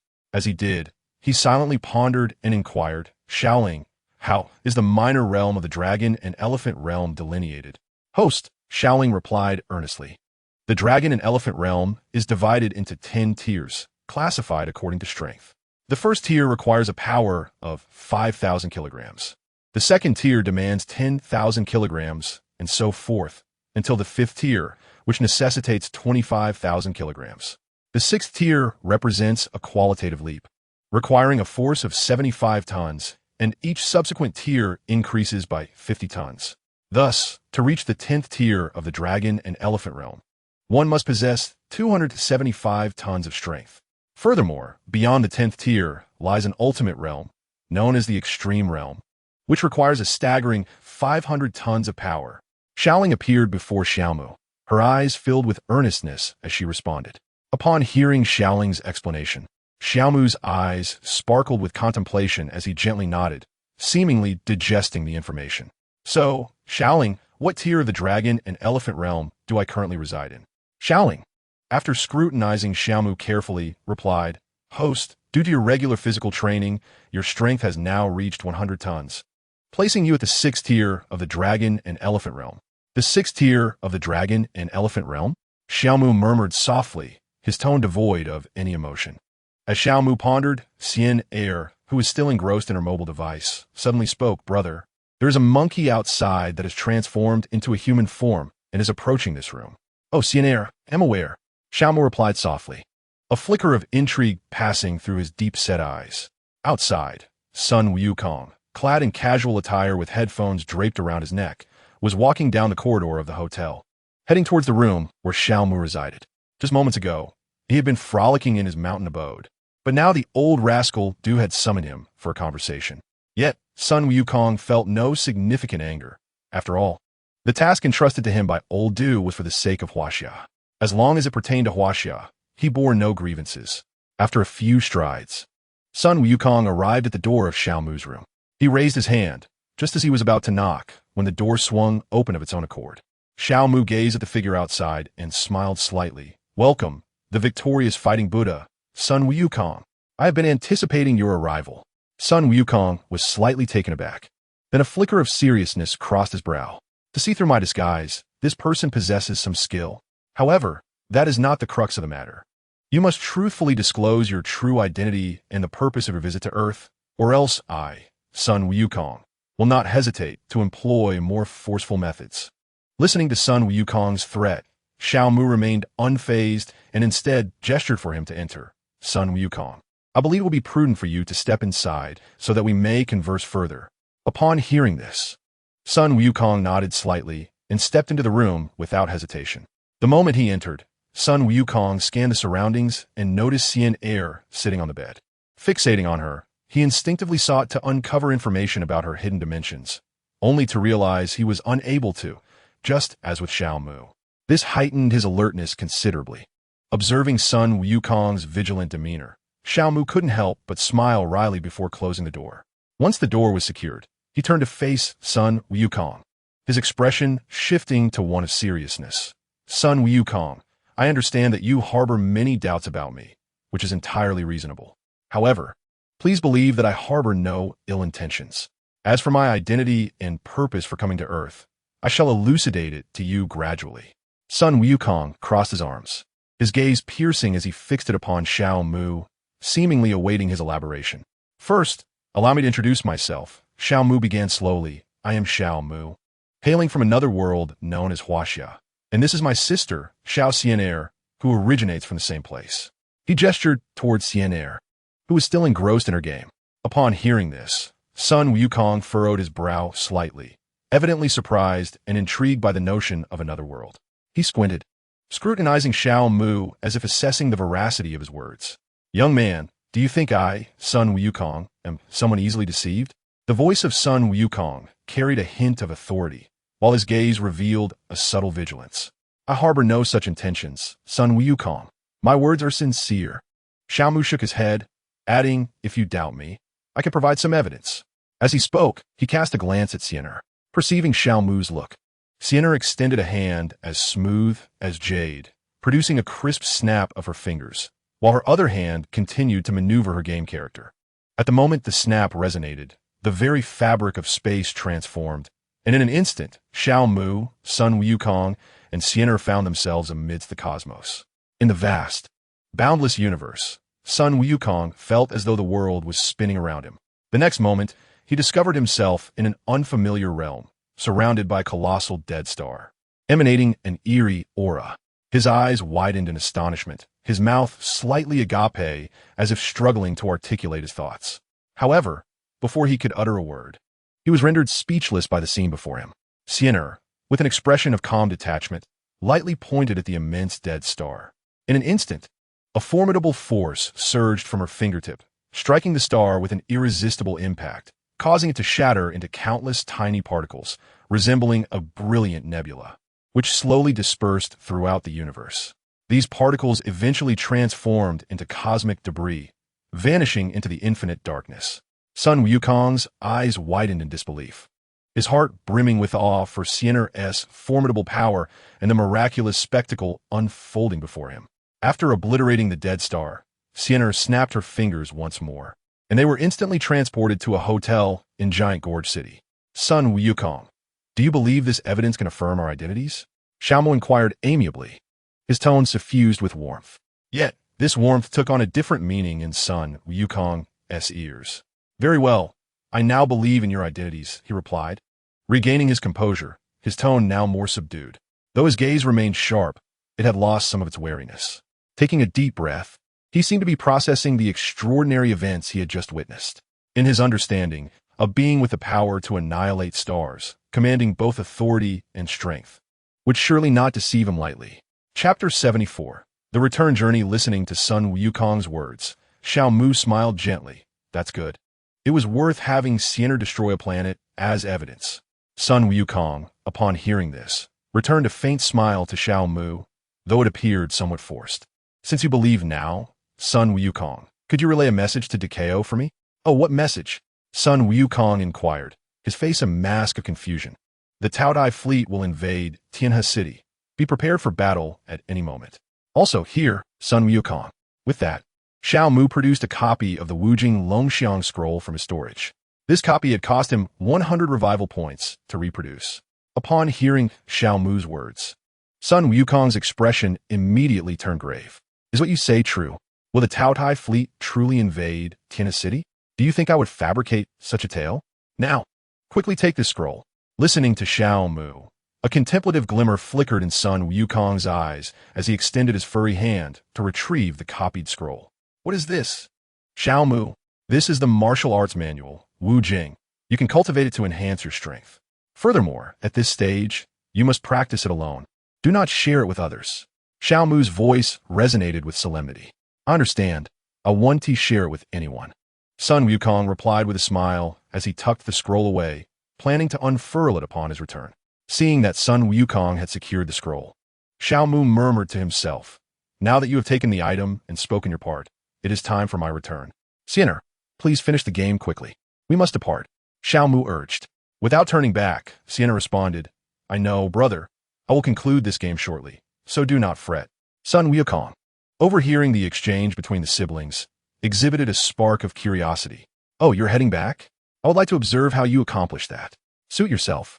Xiao Mu replied nonchalantly, showing no concern for Sun Wukong's observation. Thereafter, the two fell silent, awaiting the conclusion of Sienna's game. 3 minutes later, an exhilarating voice resonated from Sienna. As the sound emerged, she switched off her phone and briskly approached Xiao Mu's side. Noticing Sienna had reached him, Xiao Mu retrieved the dimensional gate from his storage.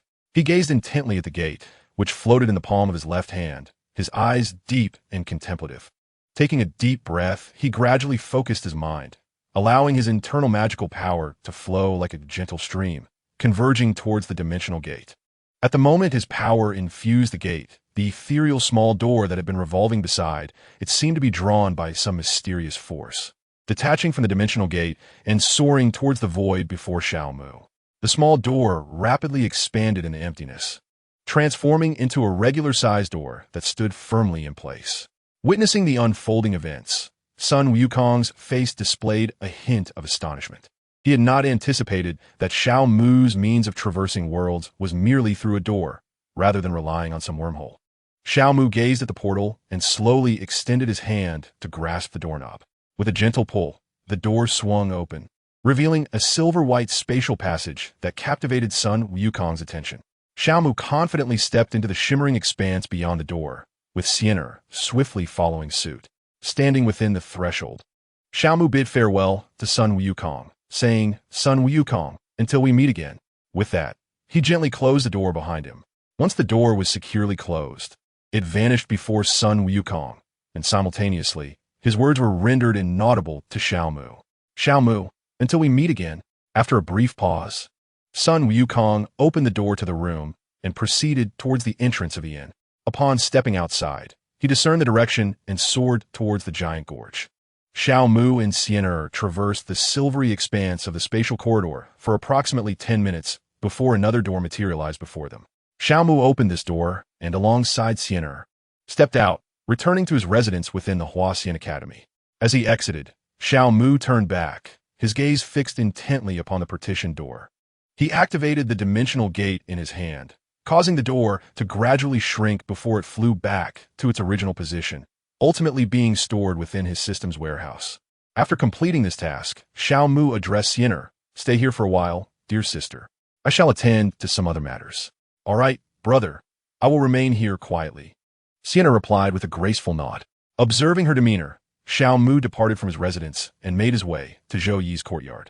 Before long, he arrived at the entrance of Zhou Yi's small courtyard. He stood at the doorway, gazing at the central room illuminated by the light from its window, signaling that Zhou Yi had indeed returned. He opened the gate and stepped inside. As he entered, the door to the house swung open, and a voice called out, Old Xiao, you have finally returned from your adventures in the other world. I have been waiting for you for quite some time.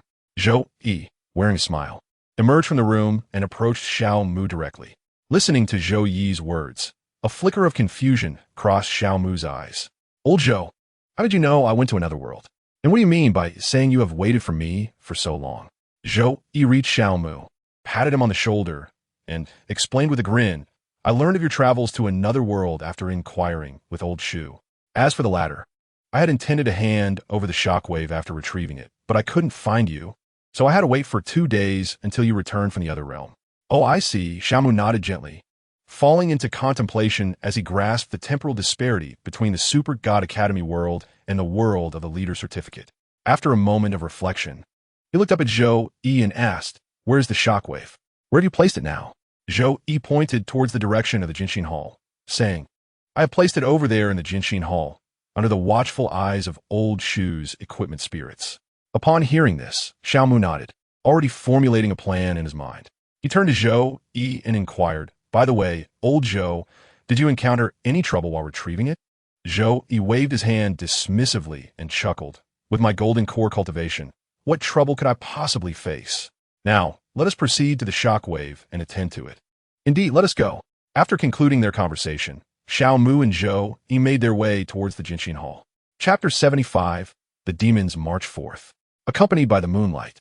Xiao Mu and Zhou Yi walked for approximately 10 minutes before the grand entrance of the Jinshin Hall finally came into view.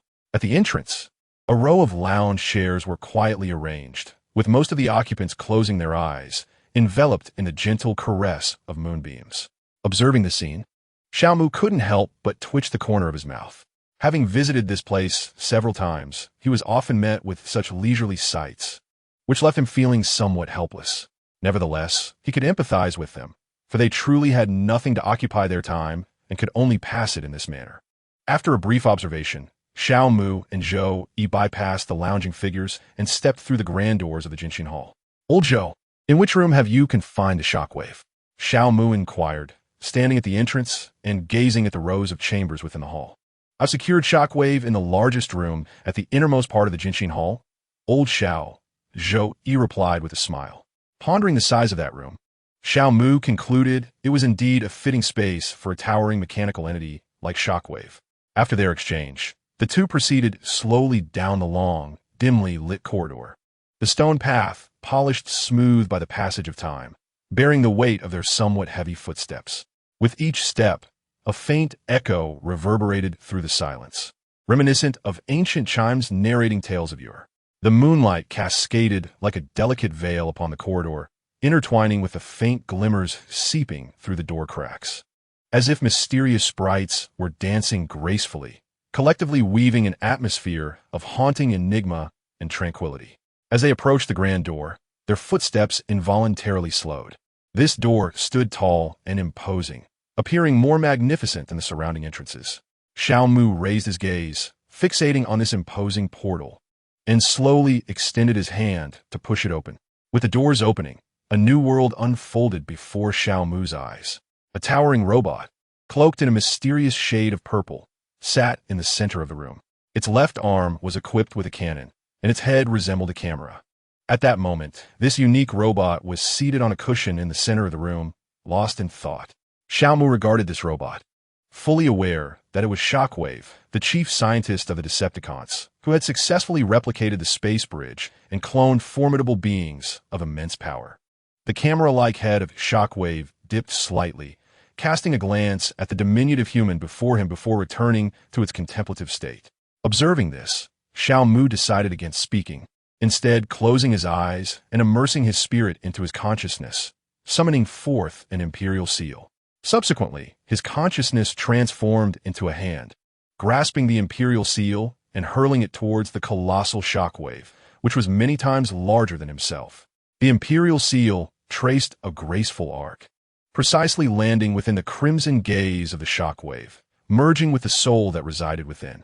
During this process, the shockwave made no attempt at resistance, merely gazing indifferently at the imperial seal, a fleeting, enigmatic light flickering within its red eyes. After this was accomplished, Xiao Mu spoke softly, "Shockwave, proceed to the side of WIZHNTN and continue your research and the cloning of the formidable army. They are awaiting your command, Master." The shockwave responded, its voice cold and devoid of emotion. Having spoken, it rose slowly and departed the room, making its way towards the Jinshin Hall. Xiao Mu and Zhou Yi stood in place, watching as the figure of the shockwave gradually faded from view. "Old Xiao, could you impart the secret technique you just executed to me?" Zhou Yi inquired, his gaze following the vanishing figure, filled with yearning. Upon hearing this, a smile graced Xiao Mu's face. "Of course, old Zhou, I will transmit the imperial seal to you right now." With that, he extended his hand, which settled steadily upon Zhou Yi's forehead, as a wave of imperial aura rippled outward. Zhou Yi immediately felt a warm current emanating from his forehead, spreading throughout his body, as numerous strange images and profound texts flooded his mind. This was the cultivation method of the imperial seal, sparkling like brilliant stars, illuminating the depths of his consciousness. Xiao Mu's presence was as steady as a mountain, continuously imparting the cultivation method to Zhou Yi. With his eyes tightly shut, Zhou Yi immersed himself in this mysterious power, striving to comprehend the intricacies of the imperial seal. Once Xiao Mu had completed the transmission, he slowly withdrew his hand.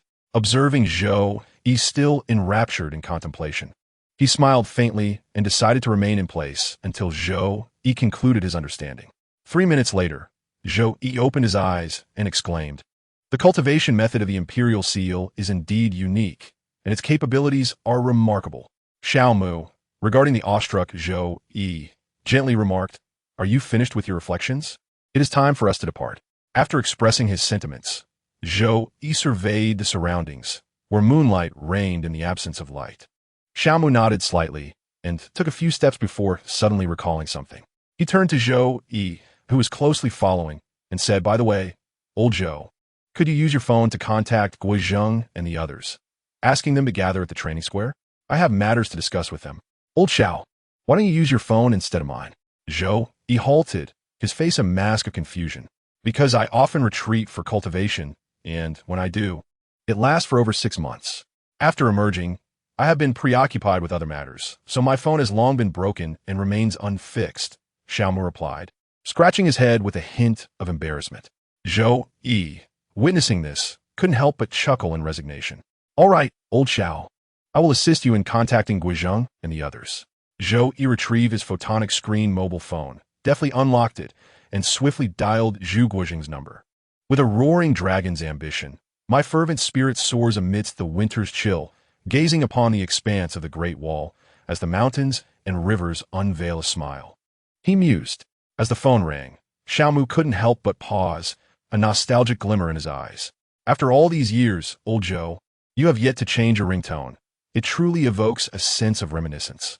Zhou Yi chuckled and shook his head, waiting for the call to connect. "This ringtone has accompanied me for many years. I simply couldn't bear to part with it," he explained. Just as they were conversing, the call connected. "Hello, old Zhou. What brings you to call at such a late hour?" Zhu Guizheng's clear voice resonated from the other end. Zhou Yi glanced at Xiao Mu, gesturing for him to hold on, then replied, "Guizheng, it's me, Xiao, and IR at the Jinshin Pavilion. Xiao has some matters he'd like to discuss with everyone, so let us gather at the training square." "Oh, right now? All right, I'm heading out immediately. Should I contact Liu and the others?" Zhu Guizheng inquired. "Yes, please reach out to Liu, and I will get in touch with that rascal Zhuge Chun," Xiao Mu interjected eagerly. "Oh, Xiao Mu, understood. I will contact Liu," Zhu Guizheng responded, a hint of surprise in his tone. "Then I shall hang up. Guizheng, we will meet at the training square," Zhou Yi concluded before disconnecting the call. Afterward, he dialed Zhuge Chen's number. Once the call was connected, he relayed what he had discussed with Zhu Guizheng. "All right, I understand, old Zhou. We will see each other then," Zhuge Chen replied with a smile before ending the call. Zhou Yi glanced at the screen's disconnection notification and turned to Xiao Mu, saying, "All notifications have been sent. Shall we depart for the training square?" "Yes, let us go." Xiao Mu nodded, then turned and walked out of the Jinshin Pavilion, with Zhou Yi closely following. Upon exiting, Xiao Mu called out to Wan Hua, who was reclining on a lounge chair ahead. "Wan Hua, please inform all students to gather at the training square tomorrow morning at 8 o'clock. "Understood, Xiao Mu," Wan Hua responded leisurely from his chair. Xiao Mu nodded slightly in acknowledgement before proceeding with Zhou Yi toward the training square. After a few minutes of walking, they arrived at the training square, where 3 individuals awaited them. As soon as the trio spotted Zhou Yi and Xiao Mu, they approached with smiles. "Xiao Mu, old Zhou, why did you arrive so late? We've been waiting for nearly 5 minutes." Liu Yin jested, his tone devoid of reproach. Xiao Mu stepped forward with a smile, embracing each of them in turn as he replied, "It's simply that the journey was a bit long and took some time." "All right, Liu, let's dispense with idle chatter and delve directly into the matter at hand. Xiao Mu, what is it that you wish to discuss with us?" Zhuge Chun inquired, adjusting his glasses, a look of perplexity adorning his features. "It is nothing of great consequence. I merely wish for you to accompany me to another world to safeguard the people of Huaxia there." As Xiao Mu's words echoed, the atmosphere around them seemed to freeze momentarily. Liu Yun, Zhu Guizheng, and Zhuge Chun exchanged glances, their eyes reflecting surprise and confusion. Another world? To protect the people of Huaxia? Zhuge Chun was the first to voice his thoughts, the glimmer of contemplation flickering behind his glasses. "It appears, Xiao Mu, that you have procured something remarkable, a treasure capable of transcending worlds. Indeed, I have acquired something extraordinary, and I can present it to you now," Xiao Mu replied with a smile, adding a cautionary note. "However, I must warn you not to become too engrossed while observing this treasure, lest you find yourselves in peril." "Very well, we understand. Please reveal it swiftly," Zhu Guozheng urged. Observing their eagerness, Xiao Mu chuckled wryly before retrieving the dimensional portal from the storage. Under the gaze of Zhu Guozheng and the others, a brilliant light flashed, and a dimensional portal materialized within Xiao Mu's grasp. As they beheld this small gateway, a glimmer of astonishment flickered in their eyes. Zhu Guozheng pointed at the dimensional portal and asked, Xiao Mu, is this the small door that allows you to traverse worlds? Quite so. Furthermore, Zhu Guozheng, it possesses a name. The dimensional portal, Xiao Mu informed him with a smile. Dimensional portal is indeed an intriguing name, Zhu Guozheng mused softly, his eyes brimming with a thirst for exploration. He stepped closer, as if to examine this wondrous portal that could connect disparate worlds more closely. So, through this door, we can reach the other world you speak of? Yes. And do you recollect the warning I imparted? Indeed, to refrain from becoming too engrossed in observation, or we may face dire consequences. Then why persist in scrutinizing it so closely? Xiao Mu remarked, his tone turning serious. At this, Zhu Guozheng halted, a sheepish smile creeping onto his face as he scratched his head. I was merely curious. Fear not. I shall exercise caution. Very well, that is reassuring. We shall convene here tomorrow, bringing along those students to journey to the other world. Additionally, take this, you may divide it among yourselves. As Xiao Mu spoke, he stowed away the dimensional portal and produced 1,000 huaxia coins from the storage. Gazing upon the mountainous pile of coins, a flicker of sorrow crossed Xiao Mu's eyes. Zhu, he stared in astonishment at the golden mound. Are these truly huaxia coins? Indeed, they are huaxia coins. Each of you may take 500 coins to cultivate with. Should you require more, feel free to seek me out in the future. Xiao Mu concealed the sadness within his gaze, offering a smile. Exchanging glances, Zhu Yi and the others stepped forward, each taking their share of 500 huaxia coins. After taking their leave, they did not express their gratitude to Xiao Mu, for their relationship did not necessitate such formalities. Once they had departed, they bid farewell to Xiao Mu and returned to their respective courtyards to prepare for the journey ahead. The following day, around 8 in the morning, the training square was already teeming with people. Luo Tianxing, Yi Chun, Chu Tian, and Lin Feng stood amidst the crowd, gazing up at Xiao Mu, who was perched atop the statue of the principal, with eyes brimming with respect. Xiao Mu surveyed the 1.6 million students below, a flicker of satisfaction crossing his gaze. He cleared his throat and spoke softly. Students, I have gathered you here today to announce an urgent matter. Our compatriots, the people of Huaxia from another world, are about to face an invasion from a hostile civilization. Upon hearing these words, the training square fell into an immediate silence. 1.6 million pairs of eyes turned toward Xiao Mu, shock, confusion, and tension intertwining in the hearts of every individual. Luo Tianxing and his companions exchanged incredulous glances, struggling to comprehend the gravity of the news. You may find this hard to believe. Xiao Mu's voice resonated across the square, imbued with an undeniable conviction. But it is indeed the truth. The Huaxia of another world, sharing our lineage and essence, is confronting an unprecedented crisis.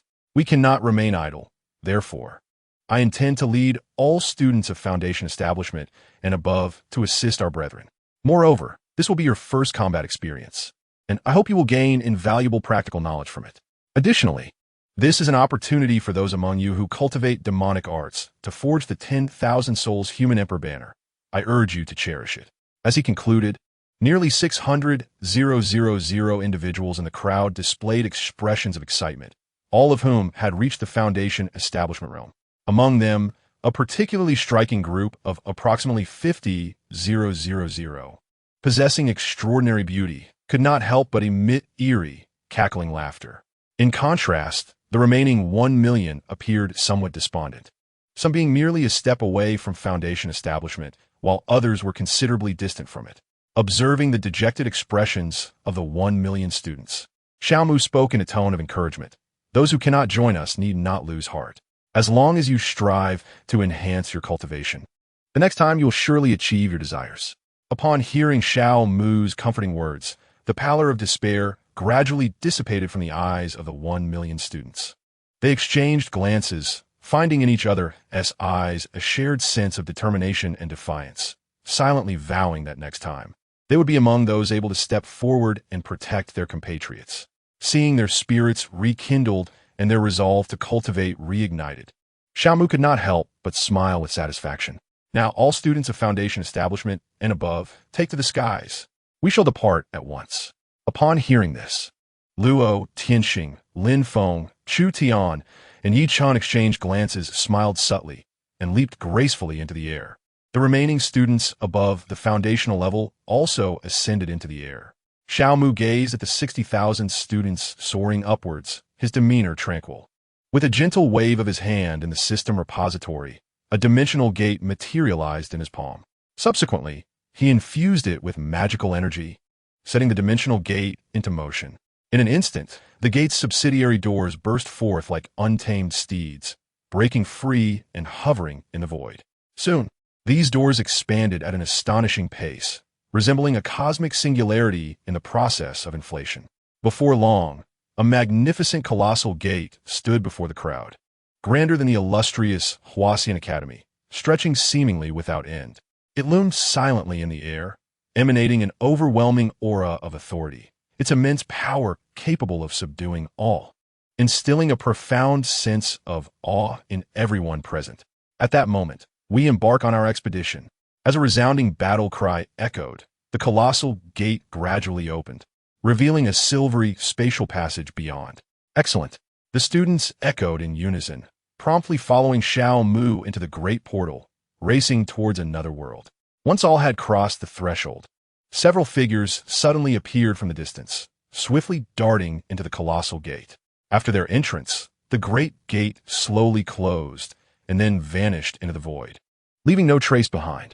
Below, on the training square, the gathering of 1 million witnesses beheld the dissolution of the gate, subsequently dispersing to resume their cultivation, preparing diligently for the future. In the expansive deserts of Egypt within the super-god world, the sun blazed overhead, its scorching rays freely cascading upon the golden sands, reflecting a dazzling brilliance. Snow, the most devoted follower of the grim Reaper Karl, stood resolutely, flanked by 2 equally formidable terrors. The raging wind howled as it surged forth, whipping up waves of sand that rushed towards them, yet they remained unyielding. Their gaze was steadfastly fixed upon the ancient temple, weathered by time, not far away. The passage of ages had etched profound marks upon the temple, its archaic and mysterious allure subtly permeating the air. After a moment of contemplation, Snow lifted his foot and strode towards the temple, with the 2 terrors closely trailing behind. After several minutes of walking, they arrived at the temple's entrance, not pausing to observe, but directly entering within. Inside, they beheld the surrounding crumbling stone columns and the towering statue of a pharaoh directly before them. "Is this the crocodile god, Sobuk?" one of the terrors inquired, gazing at the statue. "I, the god Karl, arrived here after the civilization of the river Styx," Snow replied, his eyes reflecting reverence for Karl. "Here, I forged a 3rd-generation super warrior, a divine masterpiece. However, this warrior was ultimately subdued after a fierce struggle with the angels." As Snow spoke, a fleeting expression of regret crossed his face. The angel and I, God Karl, had reached a reconciliation, while Sutton had become an unfortunate victim. His gaze traversed every corner of the temple. However, I, God Karl, had utilized the ability of the pseudo-void to meticulously record Sutton's genetic data within this sacred space. Snow slowly spread his hands, signifying the temple that harbored countless secrets. "Today I, God Karl, shall assist you in its reconstitution. While he has just awakened, you must subdue him." He turned to the nearby gluttonous warrior, his expression imbued with seriousness. "Yet, take heed, once you engage with the angel, it may lead to the implantation of rigid ideologies. Therefore, can we ascertain his loyalty to me, God Karl? It remains uncertain. You must proceed with caution." Upon concluding his words, Snow once again spread his hands, presenting before them a resplendent Taiji diagram. This diagram shimmered with an eternal brilliance, containing boundless mysteries. Snow's fingers danced like ethereal sprites, swiftly tapping upon the diagram, each touch seemingly invoking subtle transformations. As he manipulated it, the surrounding energies began to converge, a powerful aura gradually spreading forth, signaling the commencement of the reconstitution of the crocodile god, Sutton. When Snow completed his actions and gradually withdrew his hands, a dazzling radiance surged upward before them. Within that blinding light, a humanoid crocodile form began to coalesce. Just as it fully materialized, Sutton propelled himself forward with a fierce kick, darting away like an arrow shot from a bow, vanishing in an instant. Snow watched helplessly as Sutton escaped, his frustration boiling over as he glared at the unmoving, gluttonous warriors beside him, bellowing, "What are you all dawdling for? Hurry and pursue him." The two gluttonous warriors, startled by Snow's roar, quickly sprang into action, contacting the other warriors to command them to immediately pilot their flying vessels in pursuit of Sutton. After leaping across several regions, Sutton, exhausted, plummeted to the ground, landing within the borders of Huaxia. As he fell, the surrounding crowd was greatly alarmed, their eyes filled with fear as they stared at Sutton. Suddenly, in the heavens above, an unimaginably colossal gate, imbued with extraordinary pressure, manifested without warning. Upon its emergence, the gate emitted a resounding crack, slowly creaking open. Chapter 77. The 10 talents of the Academy. The crowd below, upon hearing the crack, gazed upward at the sky, and Sutton was no exception. As he beheld the grand gate above, the once panicked and fearful crowd instinctively held their breath. For Sutton, however, after a brief glance, he dismissed it and instead surveyed those around him with a gluttonous gaze, meticulously selecting the delicacies he intended to indulge in. To him, satiating his hunger was of utmost importance. The position of the crocodile god Sutton had been tracked, and an immediate capture operation was underway. A voice, seemingly emanating from nowhere, suddenly echoed in Thornton's ears, leaving him with a sense of bewilderment. "Who is searching for me?" He surveyed his surroundings, but found nothing. Not far from him stood 3 armored warriors of the Tao Tai, poised to unleash a relentless assault on his position. However, their attention was swiftly diverted by the majestic figures emerging from the Grand Gate, causing them to halt their attack. Leading over 600,000 students from the Huaxian Academy, Xiao Mu surged forth from the colossal wooden structure, hovering in the sky, perfectly still. The 3 Tao Tai warriors gazed in astonishment at the individuals emerging from the grand portal. In their shock, they resolved to abduct Thornton and retreat, fearing that the over 60,000 people under Xiao Mu's command might incite further turmoil. Xiao Mu, observing the situation below and the nearby Tao Tai warriors, realized that the unfolding events were part of a scripted sequence. After a moment of contemplation, he turned to the 10 students standing before the multitude and commanded, "Chu Tian, Yi Chun, Lin Feng, proceed to eliminate those 3 adversarial beings. The rest of you, remain here and observe." With a decisive gesture, he pointed toward the location of the Tao Tai warriors. "Understood, Principal. We vow to handle them decisively." Chu Tian and his companions enthusiastically affirmed, then dashed toward their foes. The 3 Tao Tai warriors, witnessing this turn of events, cursed under their breath, "Damn it," and attempted to flee aboard their airship. However, their escape was already too late. Yi Chun unleashed a shimmering blade, the Qingshan sword, a spirit-grade weapon, and directed a powerful strike at the central Tao Tai warrior. The sword traced a brilliant arc through the air, imbued with a fierce sword intent, bearing down upon the warrior. Reacting swiftly, the Tao Tai warrior activated his laser gun, emitting a searing beam to counter Yi Chen's sword light. The two forces collided in midair, erupting in a dazzling display of brilliance and intense energy fluctuations. Simultaneously, Chu Tian's form flickered as dark energy surged around him, resembling a demon emerging from the abyss. He swiftly formed seals with his hands, causing black runes to swirl around him, before thrusting forward, transforming into a massive black demonic hand that lunged toward the left Tao Tai warrior. The Tao Tai warrior attempted to defend with his laser gun, however, against Chu Tian's formidable magic. The gun's radiance paled in comparison, and the demonic hand easily grasped him tightly. Meanwhile, Lin Feng charged like a gale toward the right Tao Tai warrior, his great blade glinting with icy brilliance, each strike infused with lethal intent. Engaging in close combat, the clash of blades and swords created a cacophony, each encounter causing the surrounding air to shriek. Lin Feng's technique grew increasingly rapid and ferocious, culminating in a decisive strike against the Tao Tai warrior's armor, which shattered, revealing a face filled with terror. Under the combined onslaught of Chu Tian, Yi Chun, and Lin Feng, the 3 Tao Tai warriors soon found themselves in dire straits.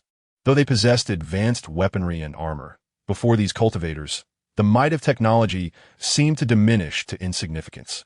Xiao Mu found himself suspended in the sky, observing their fierce battle, and involuntarily recalled the illustrious names of the Academy's top 10 prodigies. These 10 prodigies represented the most exceptional students among the Academy's various cultivation professions. They were the demonic cultivator Chu Tian, the swordsman Yi Chun, the blade master Lin Feng, the alchemist Luo Tianxing, the blacksmith Li Xian, the formation master Shangwan Jingxiang, the strategist Wang Ming, the talisman master Xiao Wuchen, the sound cultivator Ying Yu, and the culinary master Zhang Qianza. Each of these individuals stood at the pinnacle of the 9th level of foundation establishment, mere steps away from entering the realm of golden elixirs, where one's fate is self-determined rather than dictated by heaven. As Xiao Mu pondered the top 10 prodigies, the battlefield began to exhibit subtle shifts. Chu Tian's dark demonic hand gripped the left side Tao Tai warrior tightly, and with a sudden exertion, accompanied by a sharp sound of twisted metal, the warrior's armor was forcibly deformed, and the vital essence within dissipated instantaneously. Simultaneously, he invoked a secret magic technique, the soul binding art, extracting the soul of the Tao Tai warrior, intending to use it for the crafting of the human emperor's sail. Meanwhile, Yi Chun wielded his Qingxian sword, conjuring a series of resplendent sword shadows in the air. Each strike was precise and lethal.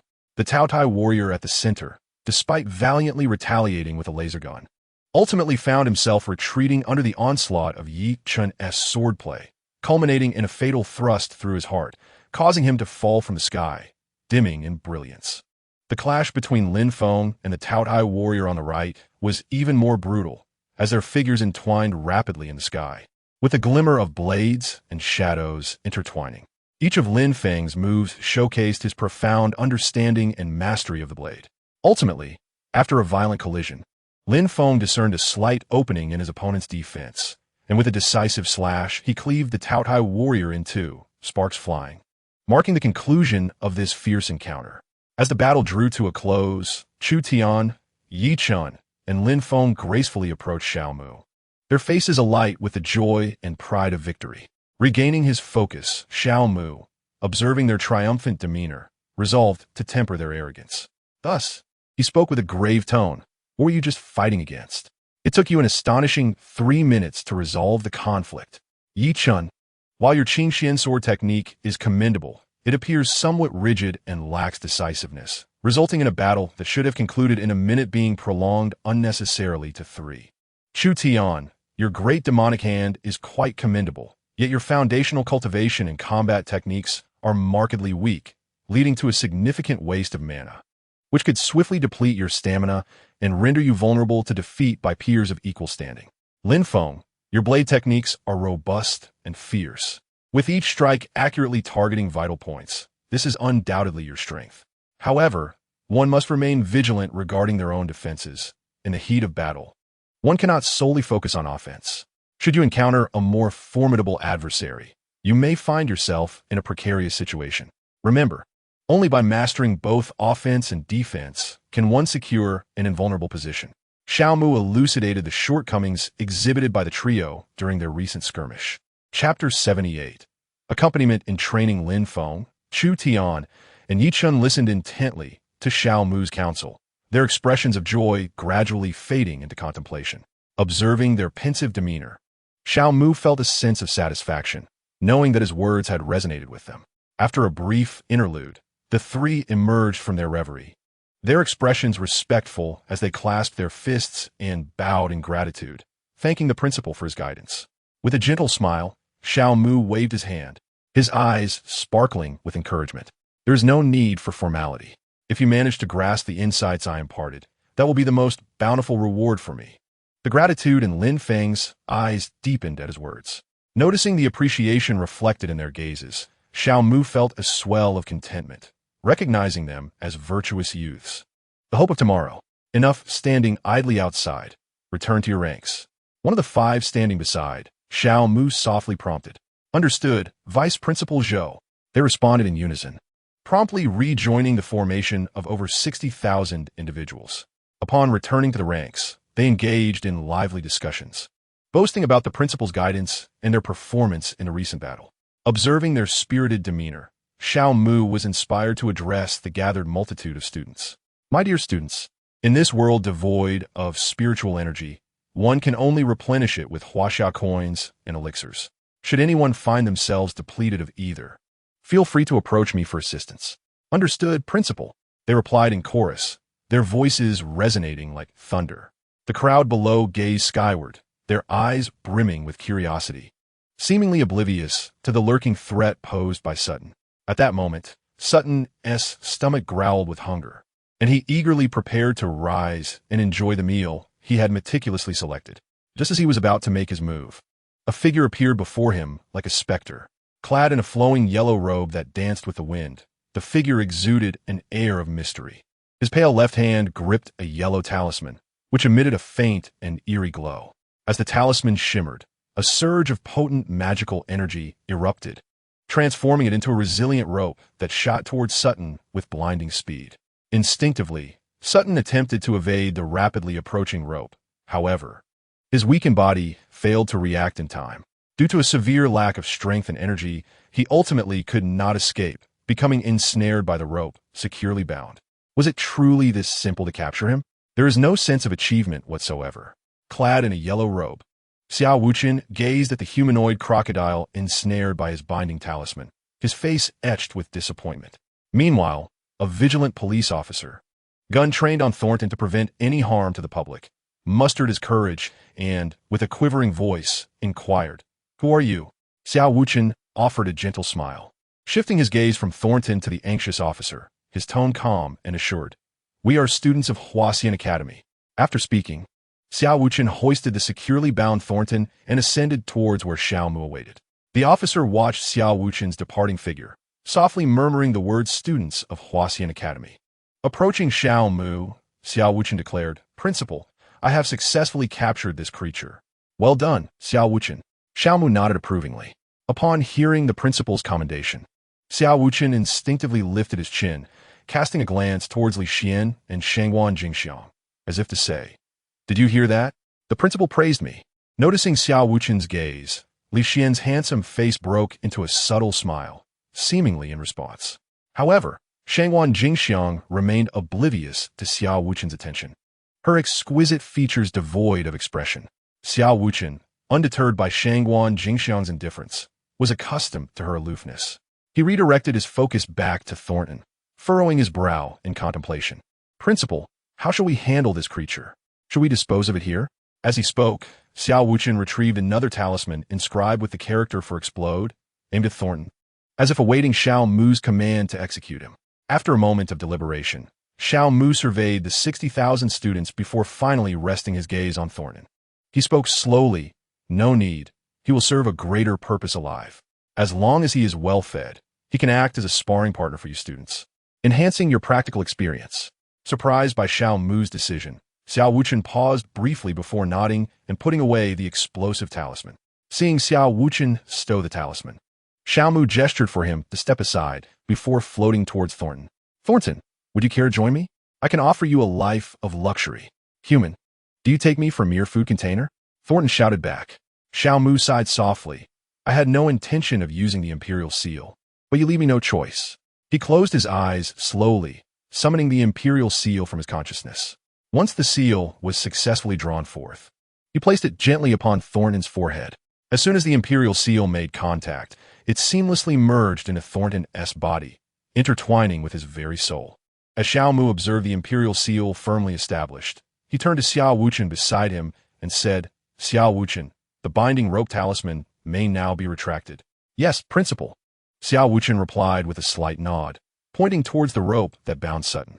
The rope gradually loosened and flew directly before Xiao Wuchen, transforming into the binding rope talisman. Xiao Wuchen extended his hand to receive it and subsequently stored it away. As Sutton was released and on the verge of plummeting, Xiao Mu deftly employed the primordial object manipulation technique, effortlessly controlling Sutton's form in midair. Upon realizing he was soaring through the air, Sutton's crocodilian visage displayed a remarkably human-like expression of astonishment. Having accomplished this, Xiao Mu boldly led an assembly of 600,000 towards the location of the Southern Sea Fleet's mighty vessel, the Giant Gorge. Below, the populace, witnessing the departure of Xiao Mu and his imposing retinue, erupted into fervent discussions. Concurrently, the news media commenced coverage of the incident, ensuring that the rest of Huaxiao was informed of the unfolding events. Chapter 79. The meeting aboard the giant gorge of the Southern Sea Fleet. Du Cao stood in the command center, attentively listening to his subordinates' reports. General, at 5:45 p.m. this afternoon, the Dinner 3 detected the emergence of the crocodile god Sutton in the commercial streets of Giant Gorge City. Simultaneously, a magnificent grand gate appeared, from which surged 60,000 individuals capable of levitating. Before his subordinate could finish, the command center erupted into a cacophony of astonished voices. Du Cao's brow furrowed, his eyes betraying an unmistakable gravity. Bring up the live footage of the 60,000 and Sutton from Dinner 3. Du Cao commanded in a low tone. Yes, General. His subordinate replied promptly, operating the equipment with practiced skill. In an instant, the screen transitioned to display the live images. Sutton's distinctive figure commanded attention. His towering frame sat upon the ground, the human crocodile head swiveling incessantly, as if searching for something, selecting a target of his satisfaction. The surrounding crowd cast curious yet fearful glances toward Sutton, yet none dared to approach, restrained by their trepidation of the unknown. Above the throng, less than a kilometer in height, the grand gate gradually dissipated. Standing at over 1,000 meters tall, it resembled a mysterious portal to another realm. Before this monumental gate, 60,000 figures hovered, clad in modern attire and Taoist robes, forming an extraordinary spectacle. Du Cao fixated on the screen, his gaze heavy with concern. Suddenly, he spotted a familiar silhouette. It was a man adorned in an ancient, dark-hued Taoist robe, with long black hair cascading to his waist, the inky strands gently swaying with his breath. He radiated an ethereal aura, seemingly at odds with the mortal realm. This essence enveloped him, rendering him akin to a deity descending to the earthly plane, shrouded in mystery and reverence. Du Cao's gaze suddenly sharpened as he leaned forward, seemingly poised to burst through the screen and confront the dark-haired man directly. The image zoomed in, focusing intently on the figure clad in an ancient, dark-hued robe. With urgency, he issued commands. His subordinates sprang into action, their fingers dancing swiftly over the control panel, and the screen displayed a closer view, revealing the man's visage with striking clarity. As Du Cao beheld this familiar face, the sharpness in his eyes gradually softened, and the heavy stone in his heart found its peaceful descent. It was he, Xiaomu. Du Cao murmured softly, his tone infused with relief. General, shall we take immediate action? One subordinate, sensing Du Cao's prolonged silence as he gazed at the screen, could not restrain himself from inquiring, his words tinged with tension and caution regarding the unknown. Du Cao gently shook his head, his gaze unwavering from Xiaomu on the screen, and replied nonchalantly, "There is no need for haste. We shall observe the unfolding events." However, a concerned reminder came from one of the subordinates of the crocodile god, Sutton. Though Sutton is formidable, with that person present, no great upheaval can occur, Du Cao asserted with unwavering conviction, confidence radiating from his belief in Xiaomu's prowess. Upon hearing this, the subordinate chose silence, joining Du Cao in their watchful waiting. They then witnessed the fierce battle involving Lin Feng, Chu Tian, and Yi Chan against three formidable Taotai warriors, followed by Sutton's capture and Xiaomu's imposition of the Emperor's seal, rendering him subdued. Ultimately, they beheld the sight of Xiaomu leading 60,000 people towards their vessel, the Giant Gorge. Upon witnessing this final scene, Du Cao turned to address everyone in the command center, declaring, "Let us proceed to the deck to welcome the arrival of these 60,000. With that, he led the way to the deck. The personnel in the command room, though harboring some doubts, recognized their duty as soldiers to obey orders, and they followed suit. The sea breeze howled, carrying the profound essence of the ocean across the deck of the Giant Gorge. Du Cao stood at the forefront, a statue of resolve, his gaze like a blazing torch, fixed upon the approaching throng. His silhouette, resilient against the trials of time, exuded an aura of infinite strength, dispelling any lingering unease. On the horizon, the 60,000-strong procession surged like a tumultuous sea of clouds, grand and enigmatic under the sun's embrace. At the forefront of the crowd stood Xiaomu, a resplendent star captivating all eyes. Clad in his ancient dark robe, his garments billowed gracefully, radiating an ethereal presence as if he were one with the cosmos. Under his guidance, the multitude approached the giant gorge like birds returning to their nest. Prepare to receive them. Du Cao's voice resonated like a thunderclap, shattering the brief tranquility of the deck. The soldiers sprang into action at the command, aligning themselves impeccably, their movements crisp and precise, embodying the esteemed discipline of the South Sea Fleet. Every gaze was filled with determination, and each motion reflected their rigorous training. As Xiao Mu and his companions approached the majestic vessel, the giant gorge, they descended gradually, halting their descent when they aligned with the deck of the ship. Salute, commanded Duke Ao once more, his voice resolute and powerful, imbued with profound respect for Xiao Mu and his team. Upon hearing the command, the soldiers promptly raised their right hands, expressing their utmost reverence towards the members of the Huaxian Academy, who stood suspended in the air before them. Witnessing this scene, Xiao Mu also spoke. Classmates, let us return the salute to our compatriots from another world. As his words echoed, Xiao Mu and his 5 companions, including Zhou, were the first to assume the posture of a salute, followed by the 60,000 individuals behind them, all raising their right hands in unison. This momentous occasion unfolded, witnessed by the gentle sea breeze, the vast ocean, the expansive sky, the lively fish, and the freely soaring birds. With the completion of the salutes from both sides, it felt as though an invisible bond had formed, bridging the gap between them, rendering them no longer strangers. Xiao Mu gradually lowered his right hand, gazing at Duke Ao before softly speaking. General Duke Ao, it is a pleasure to meet you.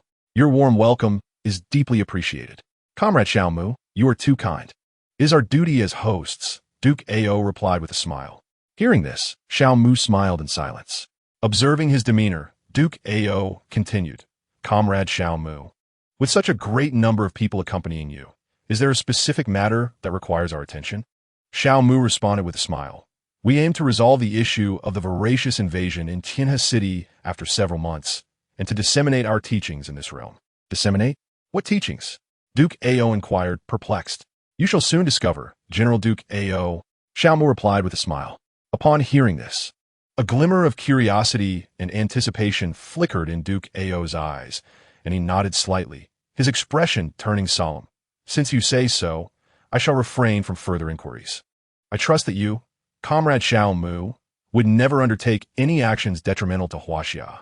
Xiao Mu remained silent, seemingly acquiescing to Duke Ao's words. Noticing this, Duke Ao shifted his gaze to the 60,000 individuals behind Xiao Mu, asking, Comrade Xiao Mu, do you require assistance in arranging accommodations for these 60,000 people? No need, General Duke Ao. I have made prior arrangements, Xiao Mu replied, retrieving a modeling avatar derived from the essence of transformation from his system's repository. In an instant, a radiant orb of light appeared in his left hand. As soon as the orb materialized, Xiao Mu cast it into the sky above the giant gorge, transforming it into a structure indistinguishable from the Huaxian Academy. Duke Ao gazed in astonishment at the extraordinary spectacle before him, his eyes betraying an unmistakable sense of wonder. In the long annals of his memory, he had never witnessed such advanced technology, leaving him profoundly astounded. Comrade Xiao Mu, what is this? Duke Ao asked, his voice trembling with awe.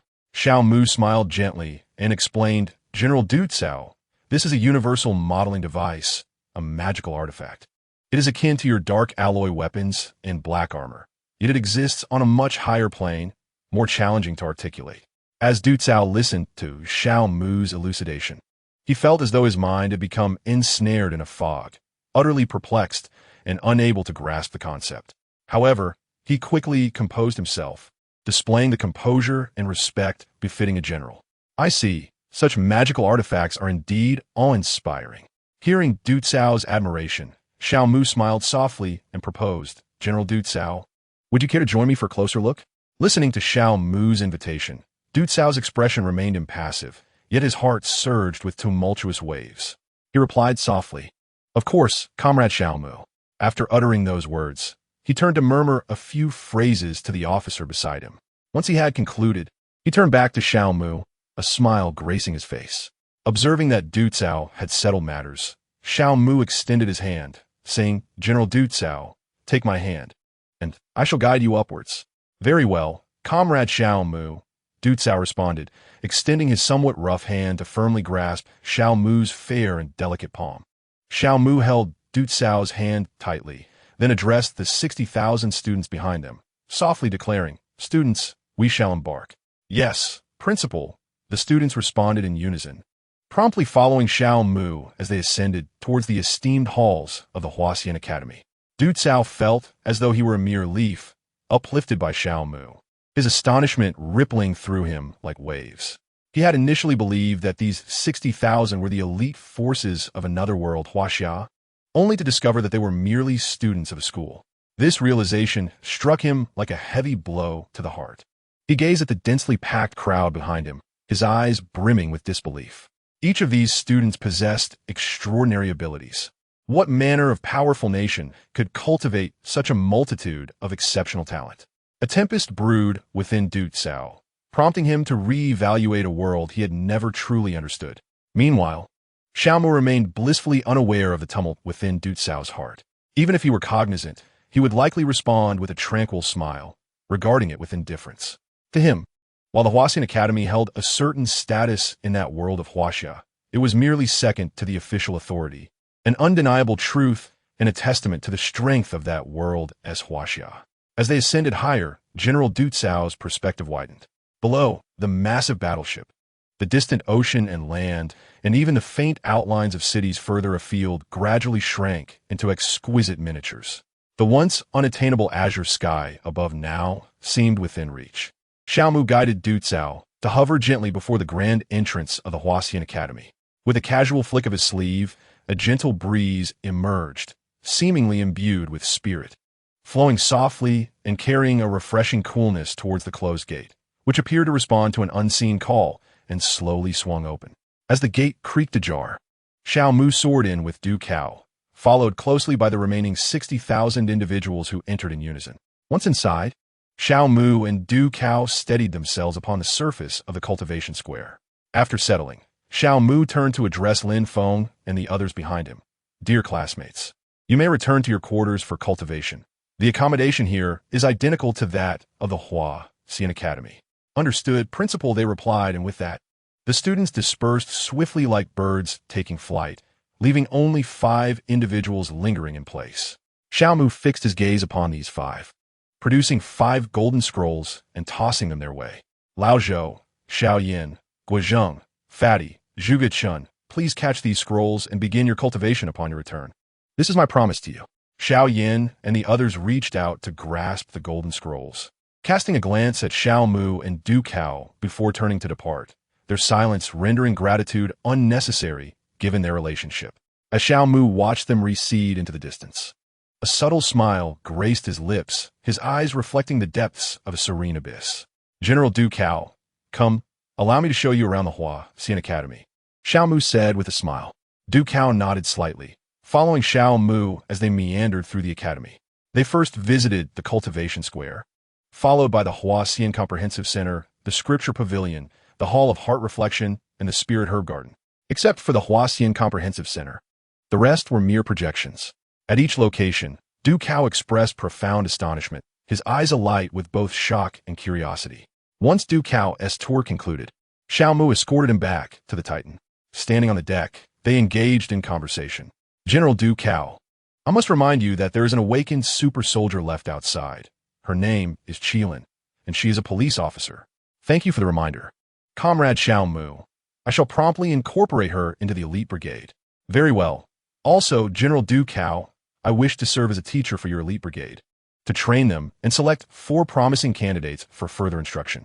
"Comrade Xiao Mu, your proposal is splendid. Please allow me to express gratitude on behalf of the elite brigade." Chapter 81. The beginning of classes at approximately 8 in the evening at the Super God Academy. The first batch of organizational members of the elite brigade sat sparsely in the classroom, their eyes fixated on the news report displayed on the teaching screen. As Guxiao Luan entered the classroom, he immediately noticed the news playing on the screen. His attention was unwavering as he watched the unfolding report, his expression shifting dramatically, particularly upon witnessing the figure and visage of Xiao Mu suspended in the sky, which rendered his countenance exceptionally vivid. Not far behind him, Lu Chuang and Qilin shared the same astonished demeanor, their faces reflecting sheer shock. As for the others, they too exhibited expressions of astonishment, with the exception of a rather formidable individual named Reina. "Hey, have you seen the news? I believe those are aliens and cultivators." Zhao Xin rushed in, his tone brimming with incredulity. "I think it must be true, and I heard from Xiangwei that we ought to confront these extraterrestrials," Gu Xiaolun asserted, though his conviction sounded somewhat lacking. "Are you kidding me? We're really going to fight aliens? What for?" Zhao Xin exclaimed, disbelief etched across his face. "This is your responsibility and duty." Xiao Mu suddenly appeared at the classroom door, speaking in a calm tone. The others turned to see who had spoken. Upon recognizing Xiao Mu, Gu Xiaolun immediately exclaimed, "It's you, the cultivator. Brother, can you teach me the ways of cultivation?" Lu Chuang, upon seeing Xiao Mu, hurriedly approached, his face alight with flattery. "Well, that can be discussed later. For now, allow me to introduce myself." Xiao Mu replied as he bypassed Lu Chuang and ascended to the podium. Noticing that Xiao Mu had not outright declined his request, Lu Chuang's heart leapt with the possibility of learning cultivation, his smile widening. Standing at the podium, Xiao Mu surveyed the curious faces before him and softly said, "I imagine you are all quite curious about my identity, so I shall dispense with further ado and get straight to the point. My name is Xiao Mu, hailing from the land of Huaxia, beyond the known universe. I am the principal of an academy, and I have come here to serve as your teacher and instructor." Xiao Mu succinctly introduced his background, identity, and purpose. The classroom fell silent as everyone absorbed the information he had imparted. Gu Xiaolun's mouth fell open, seemingly at a loss for words. Qilin's eyes sparkled with a mixture of curiosity and reverence.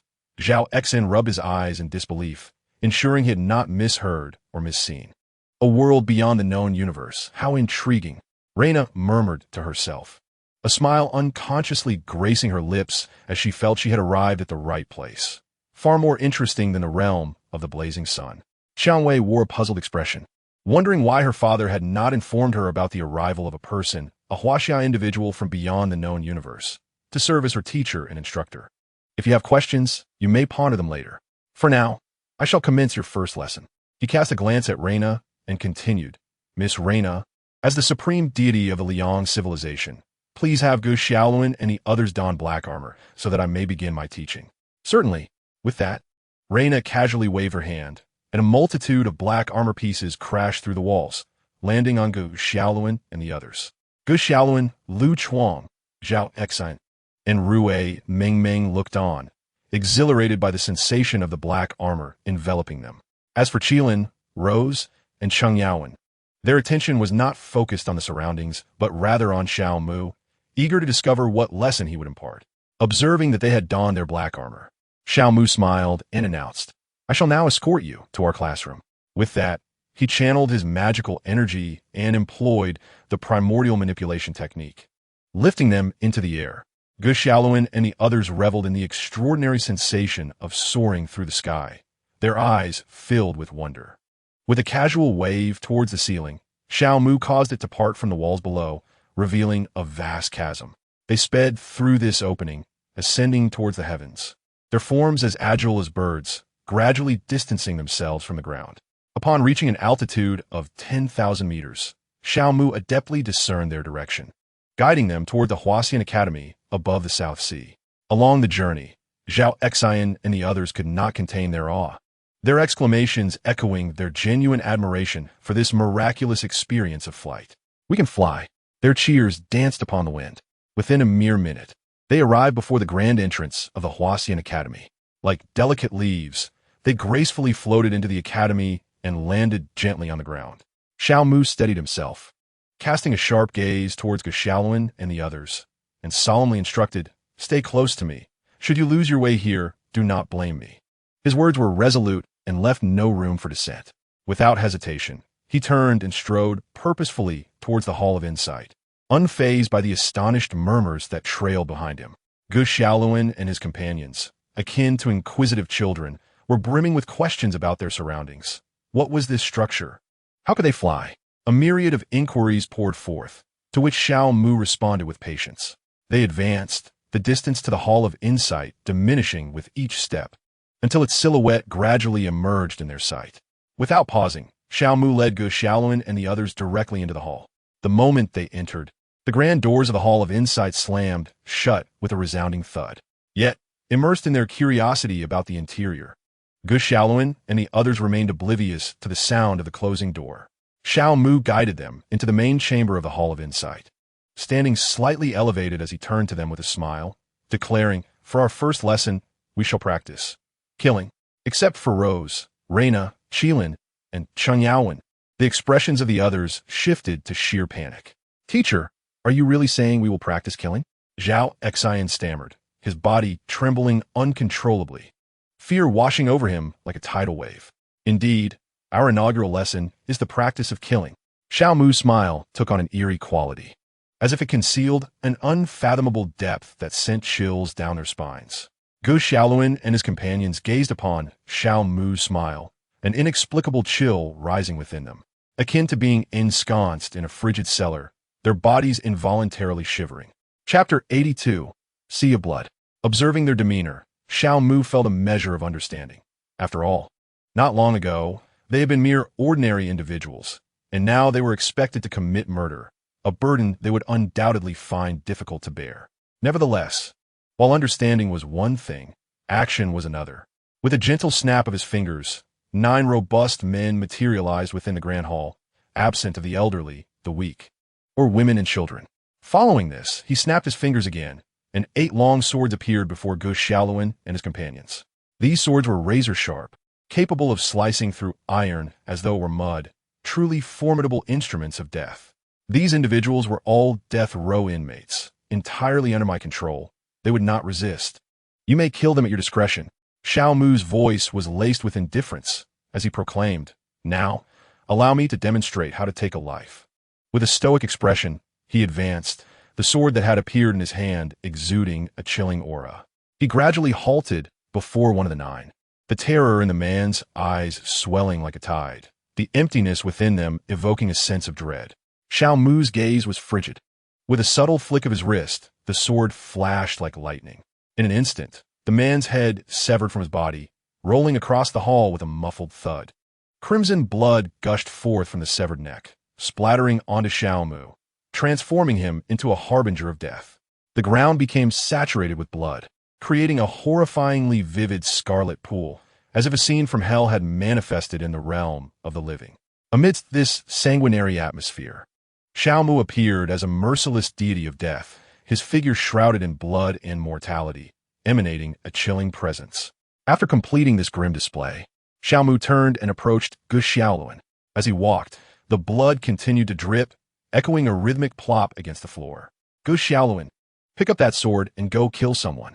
Upon hearing Xiao Mu's command and inhaling the metallic scent of blood that clung to him, Gu Xiaolun could no longer suppress the turmoil within. His stomach churned violently, leading to an uncontrollable bout of retching.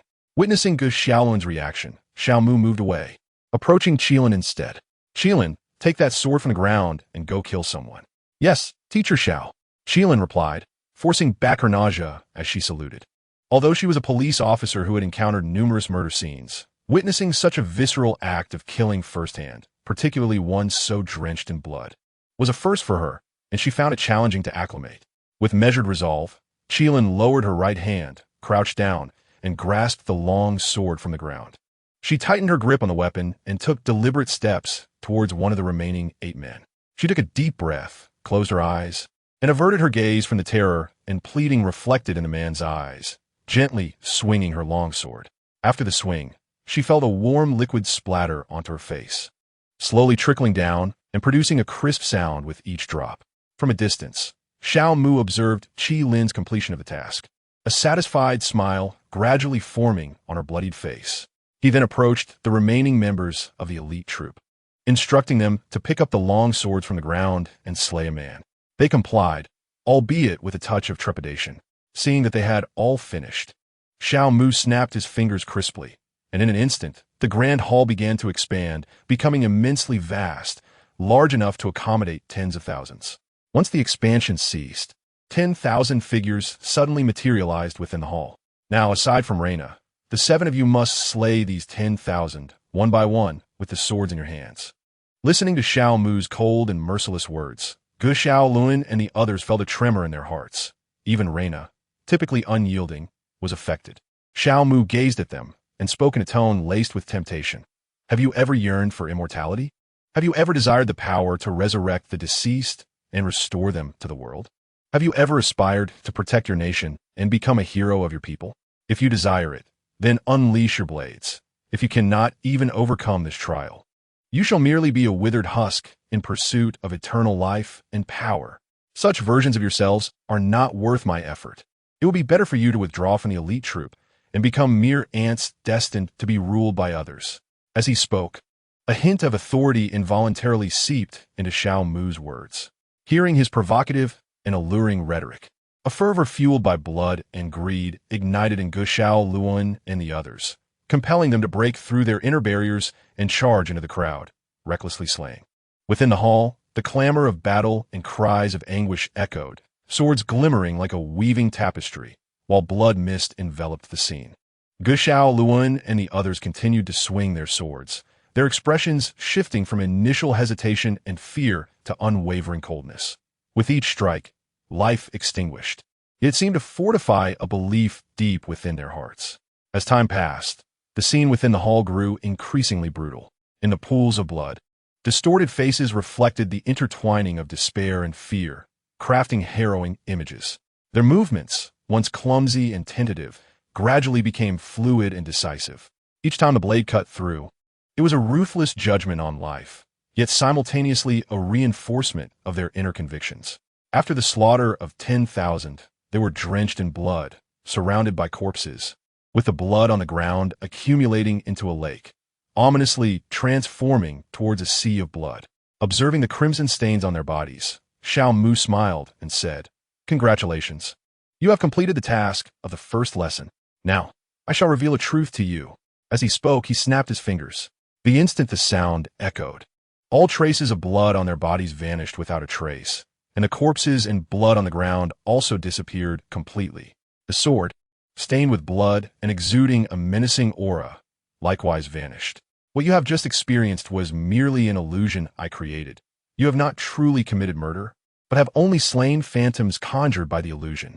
Upon hearing the truth revealed by Xiao Mu, Gu Xiaolun and the others felt an inexplicable sense of relief, as if the meridians throughout their bodies had suddenly cleared and their minds had become more expansive. Reina, listening intently, was filled with curiosity, finding great interest in Xiao Mu's words about the illusion, and increasingly convinced that her decision to come here was indeed the right one, as her time would no longer be as dreary as it had been on the monotonous solar star. Chapter 83. Dragon Blood. Seeing that the pressures and obstacles in their hearts had been lifted, Xiao Mu smiled and asked, "Do you wish to spend the night here or return to the Super God Academy?" "I, Master Xian, intend to stay here." Zhao Xian quickly raised his hand, his voice brimming with excitement. Xiao Mu glanced at Zhao Xian and then at the others, who all nodded gently in agreement, seemingly expressing their desire to stay for the night as well. "Since you all wish to stay here, then follow me. I shall take you to your accommodations for the night." With that, Xiao Mu turned and walked toward the Hall of Perception. Gu Xiaolun and the others promptly followed him outside. A few minutes later, Xiao Mu led them out of the Hall of Perception and towards the accommodation building. Along the way, they encountered no students from the Hua Xian Academy, proceeding unhindered until they arrived before a 4-story building in the lodging area. Standing at the foot of the building, Xiao Mu turned to the 8 individuals behind him and said, "You 8 will reside in this building. Feel free to choose any room you like, understood?" "Understood, teacher." Except for Reina, who merely nodded lightly, the others responded in unison. "Good, very spirited. Now you may enter and select your rooms. Additionally, you are to gather downstairs at 8 o'clock tomorrow morning, as I will take you to your classes." Xiao Mu smiled, though to Gu Xiaolun and the others, that smile appeared rather unsettling. Having concluded this matter, Xiao Mu turned to leave. The 4 young men watched his departing figure and began discussing what topics Xiao Mu might cover the next day and when they would be able to learn the celestial arts. Meanwhile, the 4 young women, including Qi Lin, stepped into the building to select their own rooms. Once Xiao Mu entered his own bedroom, he settled onto the meditation mat, slowly closing his eyes as his internal energy flowed, beginning to draw forth the already consolidated spiritual avatar. Before long, the avatar materialized before him like a wisp of smoke. gradually becoming clearer until it fully manifested. Xiao Mu suddenly opened his eyes, their brilliance akin to a blazing torch, fixating on the avatar before him. With solemnity, he declared, "Tomorrow, the responsibility of guiding them will rest upon your shoulders, my doppelganger." The avatar nodded slightly, responding, "I comprehend, my true self. You may rest assured and immerse yourself in seclusion for this month, focusing entirely on enhancing your martial prowess." Upon concluding their dialogue, the avatar exited the bedroom and entered the living room, where it settled on the floor, legs crossed, eyes closed, beginning to cultivate tranquility in anticipation of morrow. Meanwhile, Xiao Mu did not immediately commence his own training. Instead, he spoke, "Xiao Ling, open the cultivation section of the system's marketplace." "Certainly, host." As Xiao Ling's melodious voice faded, an ethereal screen materialized before Xiao Mu, accompanied by the charming visage of Xiao Ling beside it. Habitually, he glanced at the upper corner of the screen where the revival points were displayed. 103, 825. 103, 825? Wait, 103, 825? Xiao Mu noticed a discrepancy in the revival points compared to his recollection, a hint of perplexity clouding his gaze. "Xiao Ling, where did this additional 100,000 revival points come from?"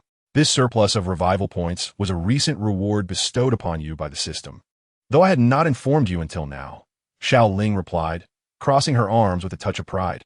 Observing her demeanor, Xiao Mu could only shake his head in resignation.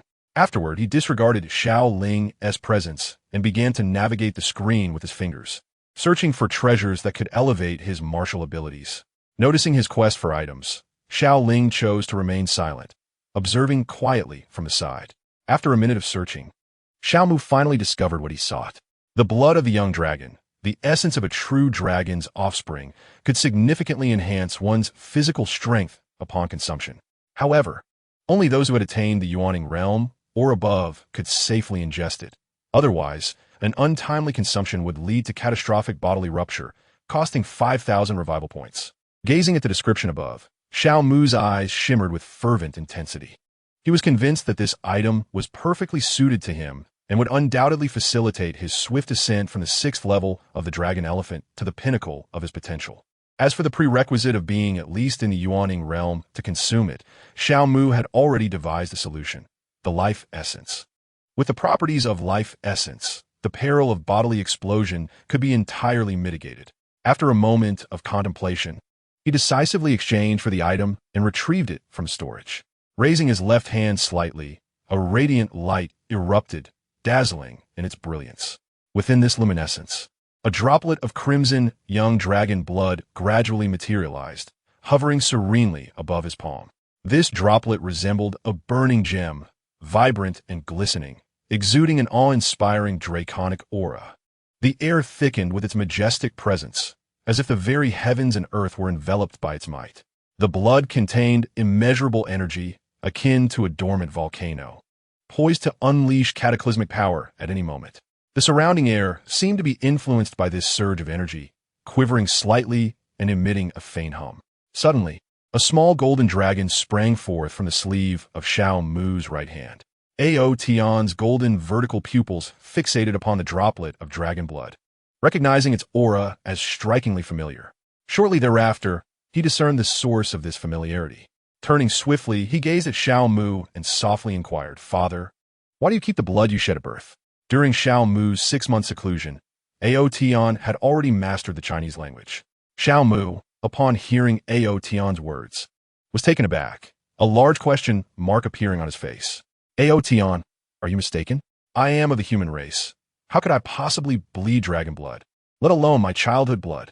After hearing this, a flicker of doubt crossed Ao Tian's golden pupils.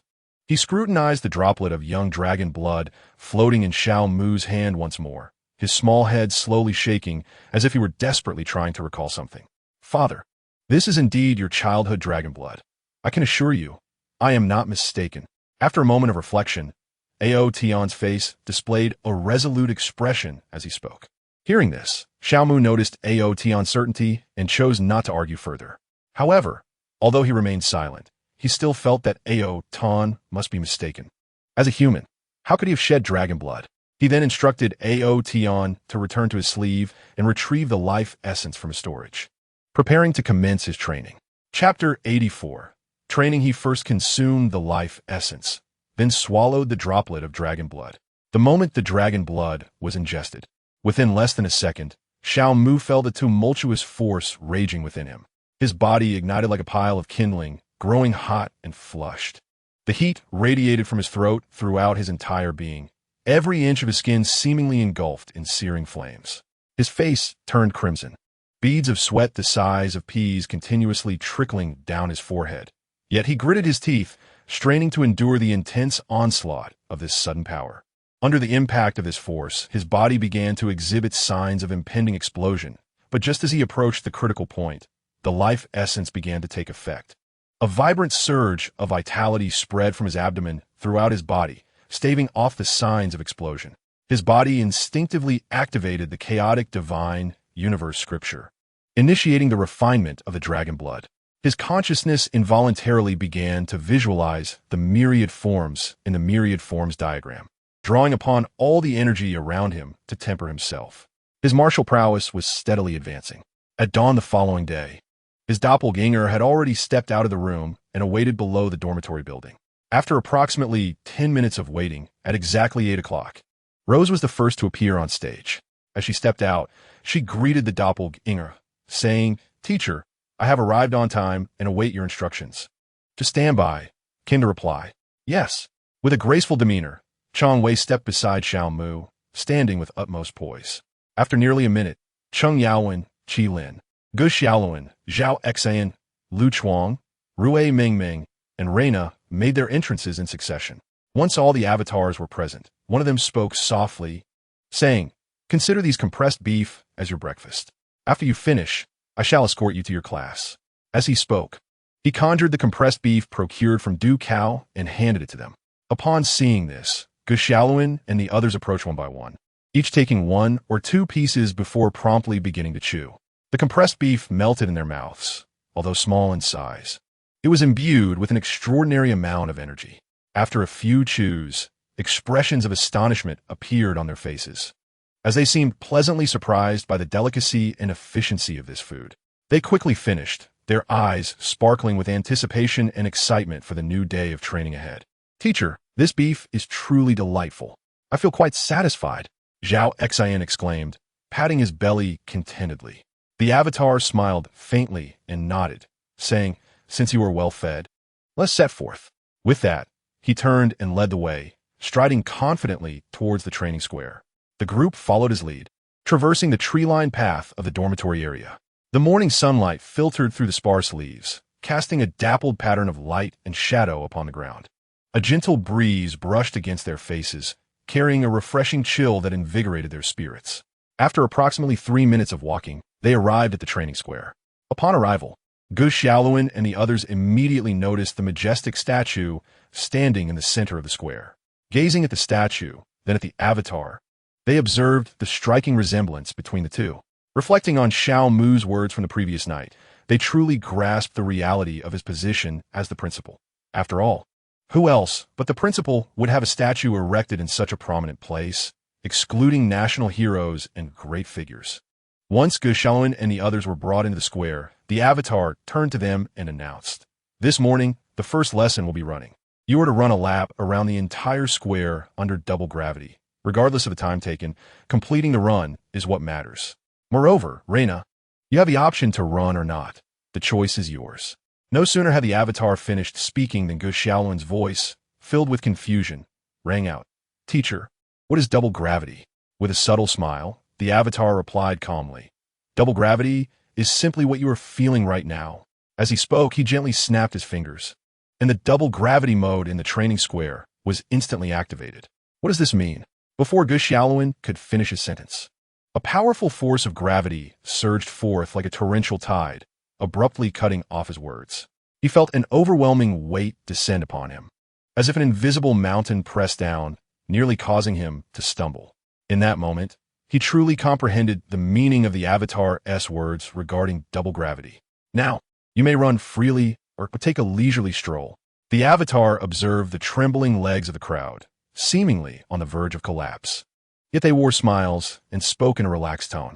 The group exchanged glances, their faces etched with astonishment and struggle. Under the weight of double gravity, even breathing became a laborious task, let alone the high-intensity exertion of running. However, with the instructor's command, they had no choice but to press on. Gu Xiaoluan and his 3 male companions trudged forward, each step making their breaths grow more labored, sweat cascading down like a torrential rain, soaking the ground beneath them. The 3 female companions also strained to lift their feet, attempting to take a step, yet before they could, their breathing became heavy, sweat pouring forth and dampening their attire.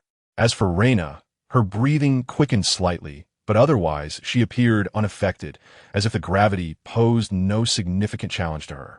After a moment of contemplation, she resolved to experience the sensation of running under double gravity and immediately began to move. Once Reina started running, it became evident that she was no ordinary individual. Although her pace was indeed slowed by the oppressive force, each step remained remarkably steady, as if the gravity was merely a trivial hindrance to her. Her long hair danced in the wind, and not a single bead of sweat graced her smooth forehead. Observing Reina maintain a relatively stable stride under such conditions, Gu Xiaoluan and the others could not help but cast admiring glances in her direction. Inspired by Reina, they mustered their strength, despite their legs feeling as heavy as lead. They clenched their teeth and pressed forward, step by arduous step. The Avatar stood to the side, watching Gu Xiaoluan and his companions advance at a painfully slow pace. A flicker of satisfaction passing through his eyes. Initially, he had anticipated that at least 3 or 4 of them would remain stationary, exhibiting no further action. Yet to his surprise, not a single individual conformed to his expectations, which greatly pleased him. An hour elapsed, and Reina had completed half the distance, while Gu Xiaoluan and his companions had barely traversed a quarter. After 2 hours, Reina had finished the entire course, whereas they had only managed to cover 1/3 of the distance. The Avatar closely observed their sweat-soaked backs, surmising they would need nearly 4 more hours to complete their journey. Reina stood beside him, silently watching Gu Xiaoluan and his group, making no other movements. Thus, after nearly 4 hours of waiting, they finally completed the entire course. The Avatar gazed at them, collapsed on the ground, utterly exhausted and devoid of strength, and smiled gently. He performed a hand gesture, channeling his core energy from afar, casting a healing spell.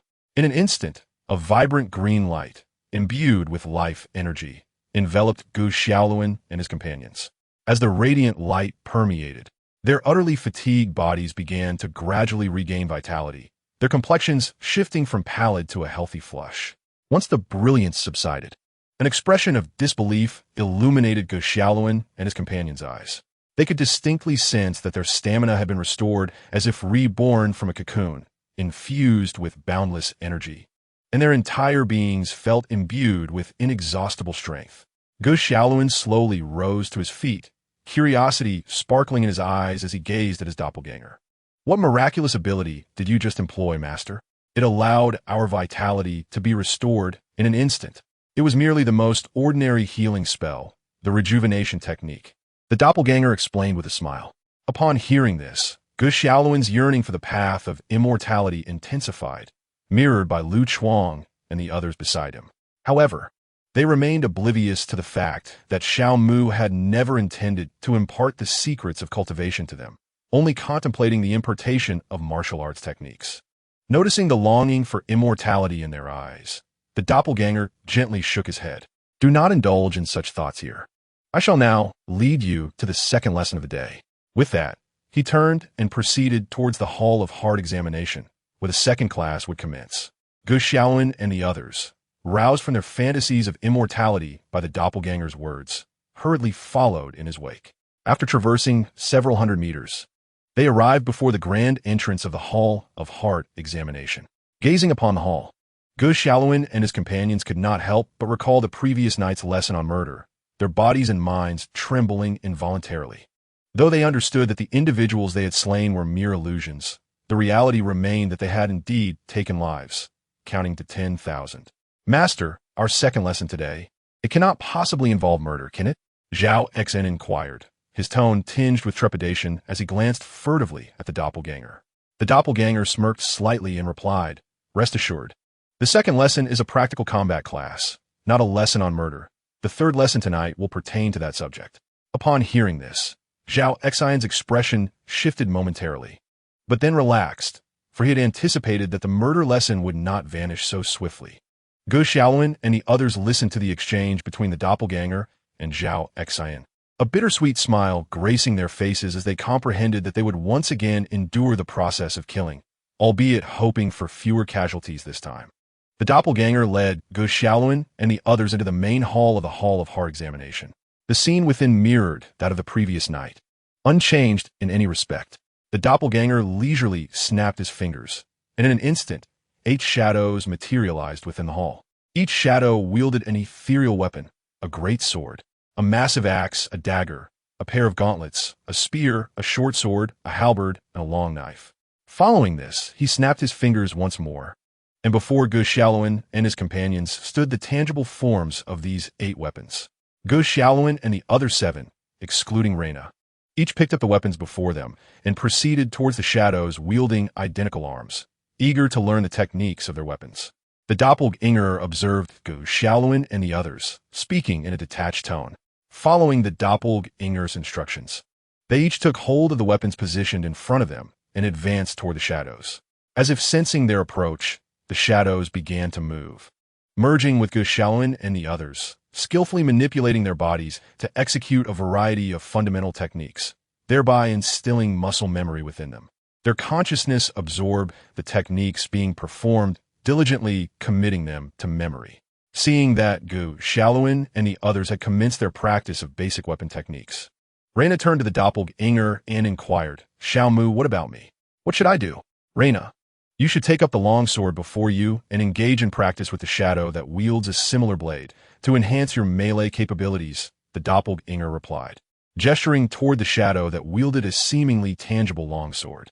Without hesitation, Reina grasped the long sword and approached the shadow. Upon sensing her arrival, the shadow lunged forward, swinging its long sword down upon her with blinding speed, accompanied by a fierce rush of wind. Reina's eyes narrowed. She swiftly sidestepped, narrowly evading the ferocious strike. In response, she arced her long sword upward from below, launching a counterattack against the shadow. Clang! The 2 long swords collided, sparking a cascade of flames. The shadow rotated its wrist, sweeping the long sword horizontally, aiming for Reina's waist. She leaped back, positioning her sword defensively in front of her to block the relentless assault. The 2 exchanged blows, their blades dancing in a flurry of strikes. The shadow's techniques were intricate and unpredictable, each move designed to breach Reina's defenses. Yet she stood resolute, her jaw clenched, her gaze focused and unwavering, wielding her long sword with impeccable precision. Suddenly, the shadow altered its approach, thrusting the blade diagonally toward Reina's ribcage. Reacting with remarkable speed, she sidestepped and countered with a strike aimed at the shadow's shoulder. In that moment, the grand hall echoed with the sharp clang of clashing swords, their figures weaving together like a tempest. Sweat beaded on Reina's forehead, her breath quickening, yet her eyes burned with indomitable spirit. The shadow launched another fierce onslaught, each strike targeting Reina's vital points. She blocked and dodged, waiting for the opportune moment, then executed a sidestep, thrusting her long sword toward the shadow's chest. The shadow leaned back just in time, narrowly avoiding the blow. The fierce duel continued, both combatants fully immersed in the battle, neither willing to concede an inch. The doppelganger observed their intense confrontation, a contemplative glint flickering in his eyes.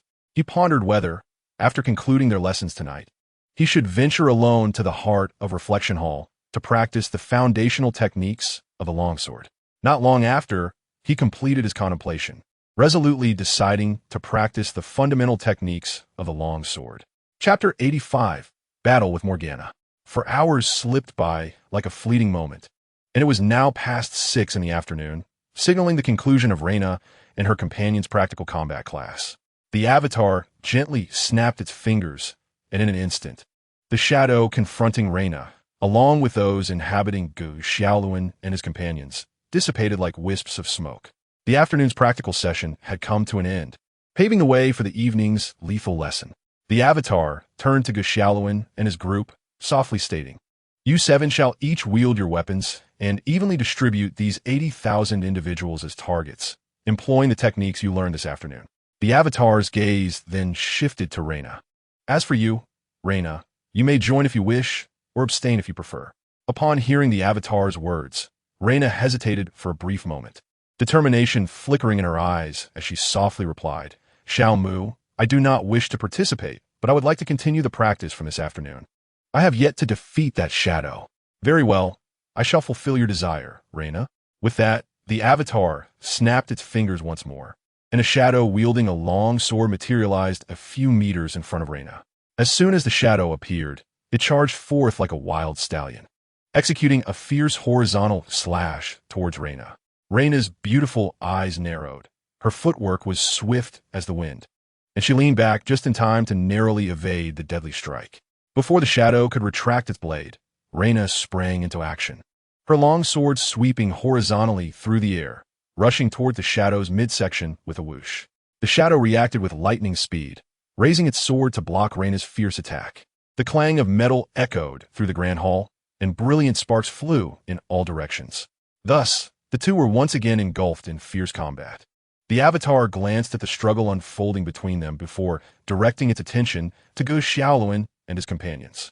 At that moment, Gu Xiaoluan and his friends were intently focused on the battle between Reyna and the shadow, their eyes betraying an unmistakable envy. Akin to the twinkling stars in the night sky, they yearned to engage in a thrilling and exhilarating battle, just as Reyna did amidst the flashes of blades. Observing their envious expressions, the Avatar gently spoke, Do not linger in your admiration. Once you have slain 100,000 and have mastered the foundational techniques of your weapons, you shall be able to engage in sparring sessions like Reyna. Upon hearing the Avatar's words, the expressions on Gu Xiaoluan and his companions shifted from envy to a somber mix of discontent and excitement.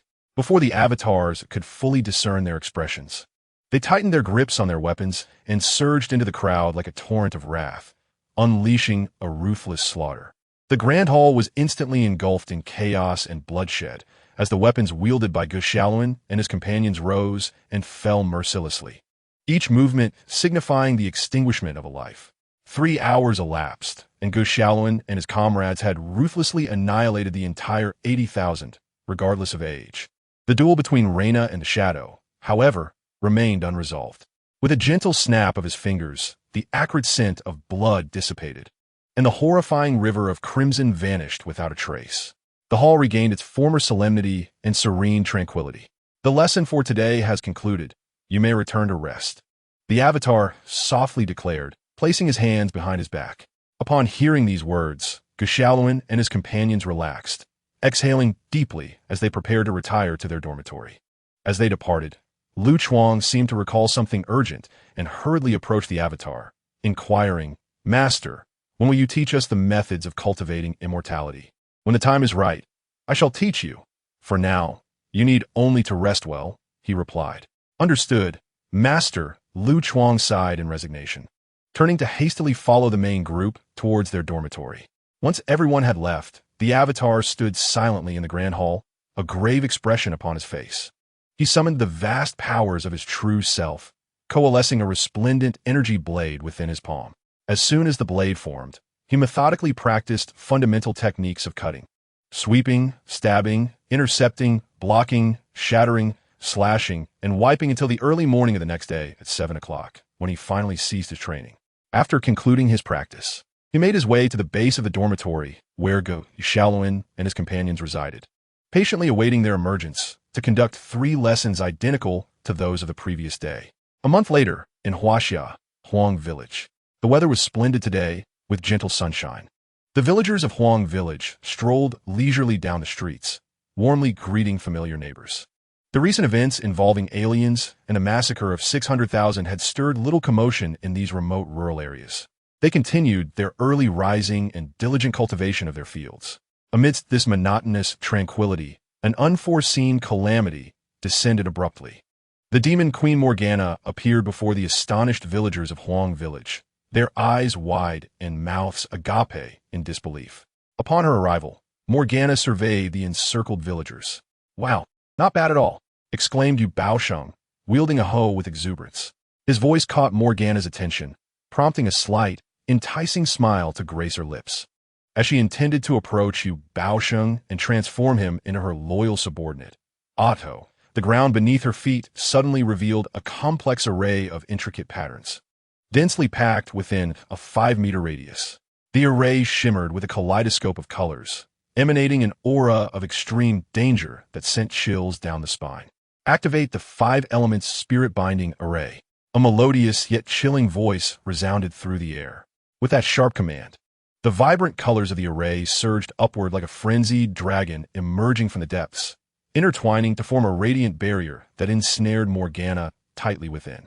Where the light reached, the air seemed to warp and distort, producing a sharp, hissing sound. The runes within the array spun rapidly, their brilliance intensifying, as an ancient and mysterious force radiated outward from Morgana, sending nearby villagers of Huangsuan hurtling away in an instant. The ground trembled violently, fissures spreading like a spider's web, while surrounding buildings shook violently, dust tumbling down in a cascade. Morgana gazed at the resplendent barrier before her, reaching out to touch it, feeling its presence as if it were a shield. In her beguiling eyes, a deep curiosity flickered. What was this strange phenomenon that she had never encountered before? The vibrant barrier shimmered like a dreamlike veil, quivering slightly beneath her fingertips, yet proving unyielding. Dressed in a cerulean training outfit, Shangwan Jingxiang approached with a serene grace, her frosty gaze betraying a glimmer of curiosity. Her figure was elegant, her flowing attire billowing gently with each step, exuding an innate poise and composure. Principal, is our purpose here merely to eliminate this woman? Behind her trailed a stunning figure clad in a palace gown, closely following. This woman had brows like distant mountains and eyes resembling autumn waters. As she spoke, her lips parted slightly, her voice as melodious as a golden oriole. It seemed so. Jingxiang. Her gaze too lingered on Morgana, laced with caution. If that is the case, let us proceed. Ingwe. Shangwan Jingxiang's lips parted, her tone frigid and resolute. Her voice carried the weight of centuries-old frost, instilling an unsettling chill. Ingwe, upon hearing this, offered no response, but instead delved into the celestial token hanging at her waist, retrieving the ancient xianqin from within. The xianqin was a carefully selected mid-grade spiritual instrument from the Divine Weapon Pavilion. Its design was both elegant and distinctive, with smooth, flowing lines and mysterious runes faintly appearing on its surface, exuding a primitive yet powerful aura. The strings glinted under the sunlight, radiating a piercing brilliance akin to cold stars, dazzling yet imbued with an undercurrent of chill. With delicate fingers, Ingwe plucked the strings, her movements as graceful as a dancing sprite, exuding elegance and vitality. The clear notes erupted instantaneously, reminiscent of a golden oriole soaring from the valley, or pearls cascading onto a jade plate, melodious yet concealing an endless threat. In an instant, these musical notes morphed into invisible blades, hurtling towards Morgana with the force of a thunderous storm. With a sharp blade passed, the very fabric of space seemed to be carved with delicate fissures, faintly accompanied by the sounds of wind and thunder, as if it intended to rend and shatter all that exists in this world. Yet, Morgana merely smiled faintly, no other unnecessary movements. As she forcefully received each note of the blade-like sound, her smile bore a hint of disdain and composure, as if these fierce attacks were nothing more than trivial tricks in her eyes. In an instant, her body was severed into several segments, but curiously, these dismembered parts appeared to possess a consciousness of their own, swiftly reassembling to restore her to her original state. The speed of healing was astonishing, as if the prior dissection had never occurred. How astonishing! This sound blade attack can sever my newly upgraded 4th-generation divine body, Morgana exclaimed, her voice tinged with surprise and curiosity, her captivating gaze sparkling with an unusual brilliance. Upon witnessing this, Ingwe's delicate hands moved like phantoms, swiftly plucking the strings of her instrument, and in just a moment, she had struck them thousands of times. Her hands moved with such incredible speed that they appeared as a blur, like an invisible tempest. A torrent of sound blades surged forth once more towards Morgana, each blade imbued with an inexorable intent to kill. The entire space was filled with this fierce assault, light intertwining, the wind howling, and the air strained with a mournful cry under the unbearable pressure. It seemed determined to utterly crush Morgana, leaving no room for escape, reducing her to mere dust amidst this ferocious force. Morgana's expression grew slightly grave, but only slightly. With a flicker of her gaze, she decisively employed her micro-wormhole translocation technique. Instantly, the space shimmered with an eerie ripple, and one of her weapons, the demon claw, materialized before her. The claw emanated a dim, ominous glow, its sharp tips glinting with a chilling light, as if capable of rending anything asunder. Upon its arrival, it formed an indomitable barrier, blocking all the densely packed sound blades. The sound blades, akin to moths drawn to a flame, collided with the claw, only to dissipate into nothingness. Simultaneously, her other claw appeared above Yingyue and Shangguan Jingxiang, clenched into a fist and descended with tremendous force. This claw carried with it a momentum akin to an avalanche, howling as it bore down upon the two, compressing the space to emit a sharp, piercing sound. Shangguan Jingxiang and Yingyue, in that fleeting moment when the demon claw prepared to strike, sensed the impending danger with their acute awareness. They reacted swiftly, darting away like arrows released from a bow. Shangguan Jingxiang floated gracefully, resembling a drifting cloud, instantly soaring several dozen meters away, while Yingyue, with agile footfalls, vanished in the blink of an eye. Just as they had evaded, the demon claw crashed heavily into the ground, producing a deafening roar. Beneath the grasp of the demon's claw, the cement road shattered instantaneously, leaving behind a gaping chasm of several meters in depth, while the surrounding earth and stones erupted like a fountain, enveloping the scene in a cloud of dust that obscured the sky. Yingyue and Shangguan Jingxiang turned to witness this spectacle, a flicker of terror passing through their beautiful eyes. Had they failed to evade that strike, they would have undoubtedly been reduced to mere pulp, facing certain death. Morgana observed their narrow escape, a hint of astonishment flickering in her gaze. She had not anticipated that Yingyue and Shangguan Jingxiang could react so swiftly, evading the assault in a mere 3 seconds. They possessed some skill. Yet this is where it ends. With a cold huff, Morgana gestured, and the demon's claw soared once more, pursuing Shangguan Jingxiang and Yingyue.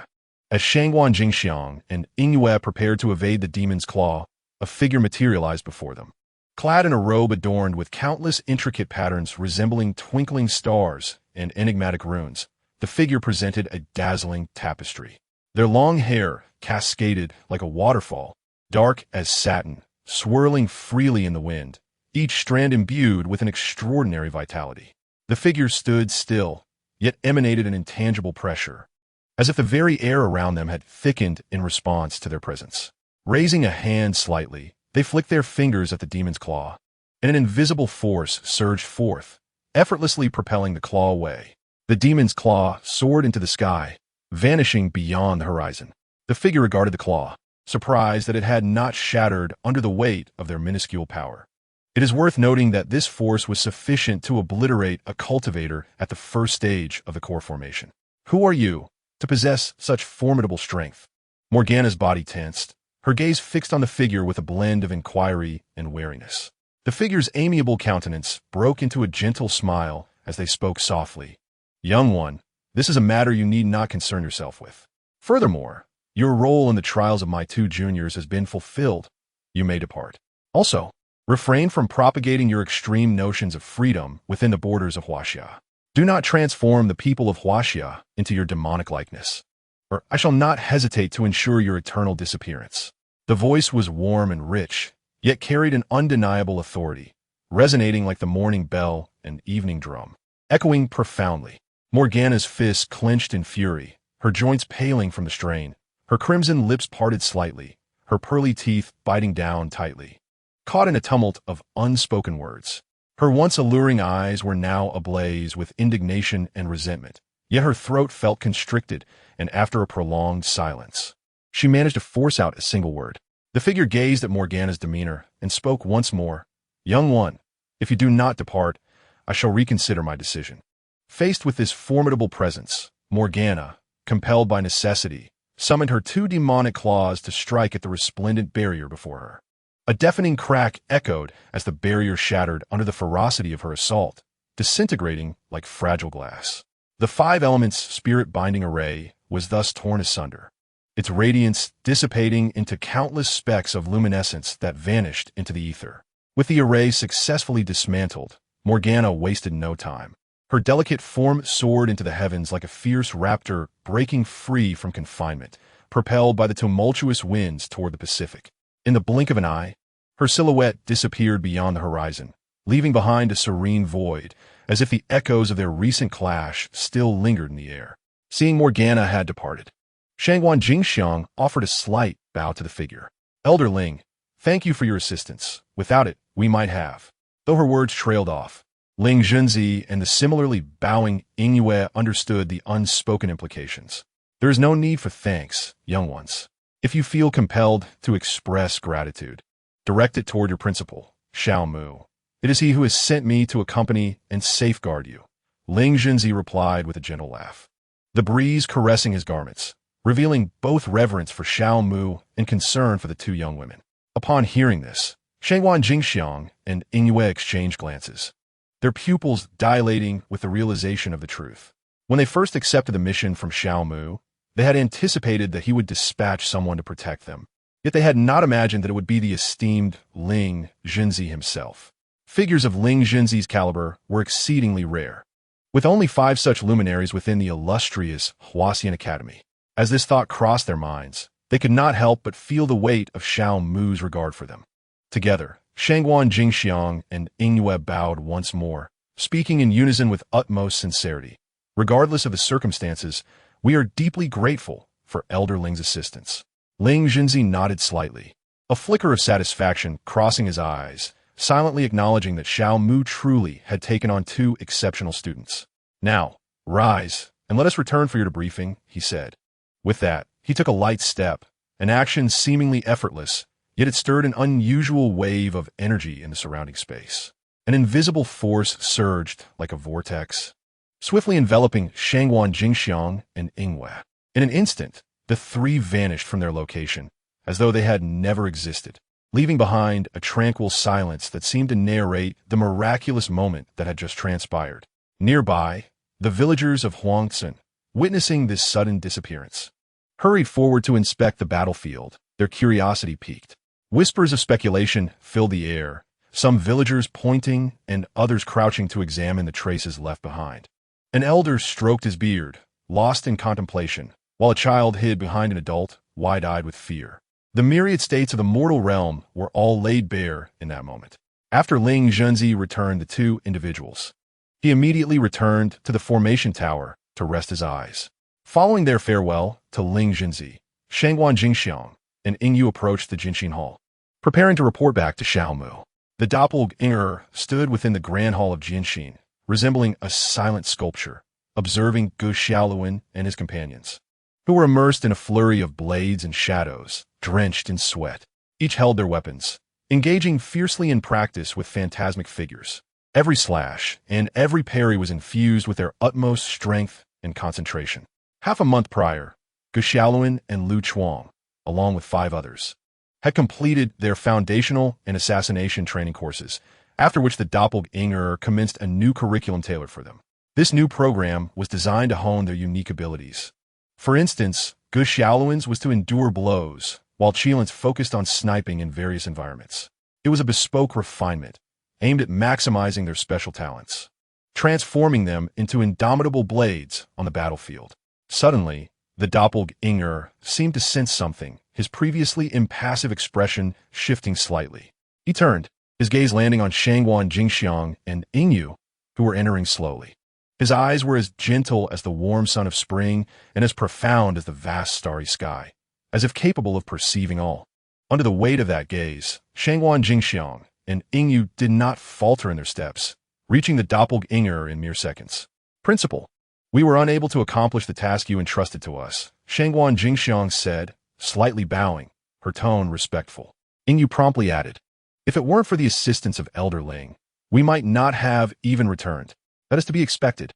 The task I assigned to you was intended for your trial, so your failure was within my anticipation," the doppelganger replied with a slight nod, his voice gentle yet imbued with an undeniable certainty. Shangguan Jingxiang and Ying Yu exchanged a glance, a flicker of understanding passing between them. In that moment, a silent rapport seemed to convey their unspoken thoughts to one another. Upon your return, take the time to reflect on the gains and losses from this mission to enhance your abilities, the doppelganger stated with a serious demeanor. His gaze was like two arrows piercing directly at them, devoid of warmth, filled instead with stern demands and abundant expectations. Startled by his words, Shangguan Jingxiang and Ying Yu straightened, responding in unison. Yes, Principal. We will review our actions upon our return. Very well. You may leave now, the doppelganger concluded, turning back to observe the practical training of Gu Xiaoluan and his group. Shangguan Jingxiang and Ying Yu, recognizing the cue, bid their farewell and departed. Their figures gradually receded, their footsteps fading within the grand hall. Shortly after their exit, Gu Xiaoluan and his companions concluded their practical training session. As the conclusion approached, Reina stepped before her clone and solemnly bowed, softly stating, Xiao Mu, I am about to lead the brave legion on our first mission. I came to inform you that we shall not be attending class this evening. Understood. Please set off promptly. Do not delay, the clone replied gently. Upon hearing these words, Reina did not bid farewell, but strode away decisively. The clone gazed at their receding figures, murmuring to itself, it seems the lesson has come to an end. Suitable candidates have been selected. Suddenly, the clone turned sharply to face the direction of its original self, excitement illuminating its expression. Evidently, the original seclusion had concluded. Xiao Mu sat cross-legged in his bedroom, resembling a meditating Buddha. The redness that had prominently marked his exposed skin was gradually fading, receding like the ebbing tide. The intense heat radiating from him was also steadily diminishing, akin to a blazing fire slowly extinguishing, returning to tranquility. When the temperature stabilized at a normal 37 degrees Celsius and his skin returned to its usual state, Xiao Mu awakened abruptly, akin to a colossal beast rousing from slumber. His eyes flying open, two streams of crimson light erupted from his chaotic gaze, resembling surging rivers of blood, flowing with an unstoppable force. This dazzling crimson radiance instantly filled the dimly lit bedroom, staining every corner of vivid red, as if dragging this realm into a bloody and enigmatic world. Under the illumination of the bloodlight, everything in the room twisted grotesquely, shadows trembling in fear, as if even darkness had nowhere to hide before such overwhelming power. I wonder how many levels of the dragon elephant I have transcended during this seclusion. I suppose I can inquire with Xiao Ling. The moment this thought crossed his mind, Xiao Ling appeared before him, speaking, Host, you have broken through to the ultimate realm of the dragon elephant. The vast amount of life energy spontaneously generated within you is characteristic of this pinnacle. Oh, so the gas that arises within me and cannot be stored is called life energy. Xiao Mu mused, stroking his chin, filled with curiosity. Is this life energy related to the second realm of martial arts? Quite close, host, Xiao Ling replied after a brief contemplation. Then I have an idea regarding the second realm of martial arts. Xiao Ling, please assist me in documenting it. Certainly, host. The second level of martial arts shall be defined by the establishment of a life palace within the Danzhong acupoint, serving to store life energy. This realm, focused on establishing the life palace and accumulating life energy, shall henceforth be known as the life palace realm. The Danzhong acupoint is located between the two nipples of the human body. Upon concluding their dialogue, Xiao Ling summoned the projection interface and began to document. After completing the entry, Xiao Ling looked up at Xiao Mu. Host, do you wish to expend 50,000 revival points to initiate the projection? Yes. Xiao Mu replied with resolute determination. Very well, 50,000 revival points have been expended to commence the projection, which is expected to take half a day. Hearing the estimated duration, Xiao Mu furrowed his brow slightly. Xiao Ling, is there any possibility of expediting this process? The time seems rather excessive. No problem, host. As long as the host consumes 5,000 revival points, the simulation can be completed within a minute. Xiao Ling, listening to Xiao Mu's inquiry, excitedly introduced her services. After weighing the value of the 5,000 revival points in his mind, Xiao Mu said in a deep voice, Consume 5,000 revival points to accelerate this process. Understood. Host, 5,000 revival points have been consumed. The simulation is expected to be completed in 30 seconds. With arms crossed and an intense gaze fixed on the simulation interface. Xiao Mu appeared somewhat tense. 30 seconds passed in the blink of an eye, and Xiao Ling exclaimed excitedly, "Host, the simulation is complete." Her voice rang out crisply, instantly breaking the heavy atmosphere in the room. "All right, Xiao Ling, present me with the cultivation method. I must use it immediately to break through to the dragon elephant realm and summon the heavenly tribulation to refine my physique." Xiao Mu spoke with urgency. "As you wish, host." No sooner had Xiao Ling finished speaking than a golden scroll appeared in Xiao Mu's palm. Moments after the scroll manifested, Xiao Mu slowly unfurled it. As he did so, a line of text caught his eye. Martial arts have two realms, initiated by the primordial energy, referred to as the primordial residence. The essence of the primordial residence is of three types: golden, purple, and azure. This is the primordial residence volume from the second volume of the martial classics, followed by methods for its establishment. Upon reading this, Xiao Mu immediately turned his gaze further back, his eyes eager and focused, and soon found the methods for establishing the primordial residence. The dense text and intricate diagrams raced past his vision, igniting an even more fervent intensity in his gaze, with thoughts racing at high speed. After finishing, Xiao Mu comprehended the methods for establishing the primordial residence thoroughly. It was as if the obscure knowledge had transformed into clear pathways, indelibly imprinted in his mind. He closed his eyes once more, preparing to establish the primordial residence. As heaven and earth begin to separate, primordial energy is born within. The Danzhong is the orifice, guiding the primordial energy back to its source. The heart guards the intent, gathering the primordial energy within. Nourishing the orifices, spiritual light gradually surges. Xiao Mu silently recited the scripture of the guiding primordial technique from the primordial residence scroll, beginning to draw in primordial energy to nourish the Danzhong point, enabling it to support the establishment of the primordial residence. His breathing gradually steadied, akin to a gentle breeze, soft and rhythmic. He entered an ethereal state, seemingly transcending the mundane world, becoming one with everything around him. Under his guidance, primordial energy continuously converged into the Danzhong point, like streams flowing into the ocean. The warmth there intensified, as if a blazing flame was burning ever more brightly. He could feel the Danzhong point growing stronger and more solid. Each infusion of primordial energy was akin to adding bricks to a fortress, making it more robust and unbreakable. After 3 hours, the strength of Xiao Mu's Danzhong point reached its limit, ready to establish the primordial residence. His swift nourishment of the Danzhong point was largely thanks to the massive primordial energy generated from his breakthrough to the peak of the dragon elephant realm.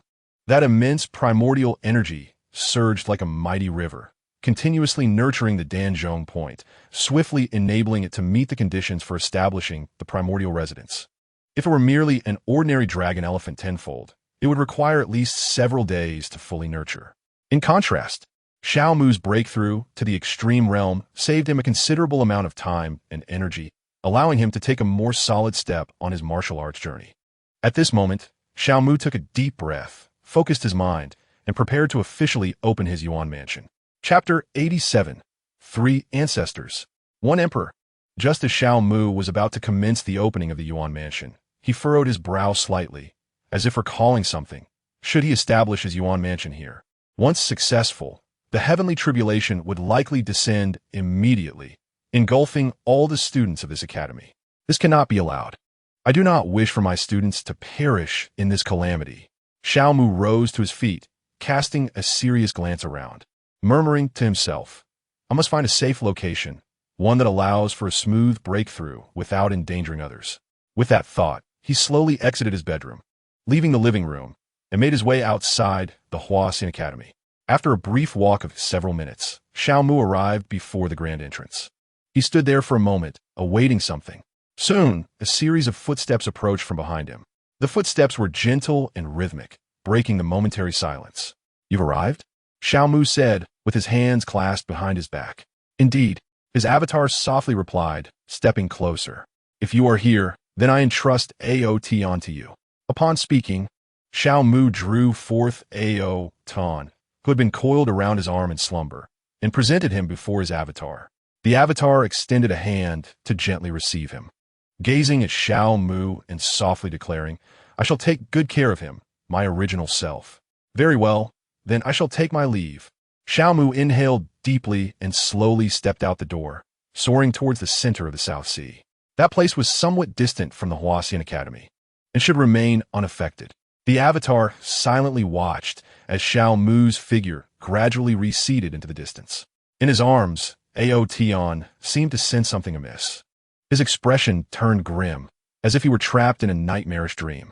His brow furrowed, and his body trembled slightly, as though experiencing unease and fear even in slumber. After departing from the Huaxian Academy, Xiaomu moved like lightning, arriving at his destination within 3 minutes. The moment he landed, he wasted no time and flew directly towards the ocean surface. With a resounding splash, he pierced through the water like a shooting star, instantly creating a tremendous spray and layers of ripples. Without hesitation, he plunged deeper into the sea, his form resolute and unwavering. He intended to open his Yuan mansion at the ocean's depths, a place where few cultivators would venture to disturb him. Xiaomu continued to descend, the surrounding water pressure increasing, yet he remained unperturbed, bolstered by his formidable strength. Eventually, he halted in a tranquil corner of the seabed. Here, darkness enveloped him, illuminated only by the faint glow emanating from Xiaomu himself. He crossed his legs, quietly floating in the profound waters, gently closing his eyes as he adjusted his state to its peak, fully prepared to establish his Yuan mansion. Chaos unfolds, the vital essence concealed, drawing upon the center to summon the primordial energy. As the heart remains steadfast, the essence returns to its origin, the spiritual veins flow, and the path stretches long. Xiaomu, in deep meditation, silently recites the incantation, drawing forth all vital energy towards the center of his chest. Upon sensing the arrival of this energy, the center erupts with a formidable, devouring force, consuming not only the essence, but also engulfing Xiaomu's very consciousness. Once within the center, he transforms into a formless entity of pure will, drifting through a realm of chaos. Observing the turbulent, chaos-colored gas swirling around him, Xiaomu realizes that the second step of the primordial opening has been accomplished. From the blood's origin, ancestral thoughts emerge in tranquility. With sincere invocation, the spirit returns. As Xiaomu's will continues to chant the silent incantation within this chaotic expanse, his lips part involuntarily, fervently echoing the same words.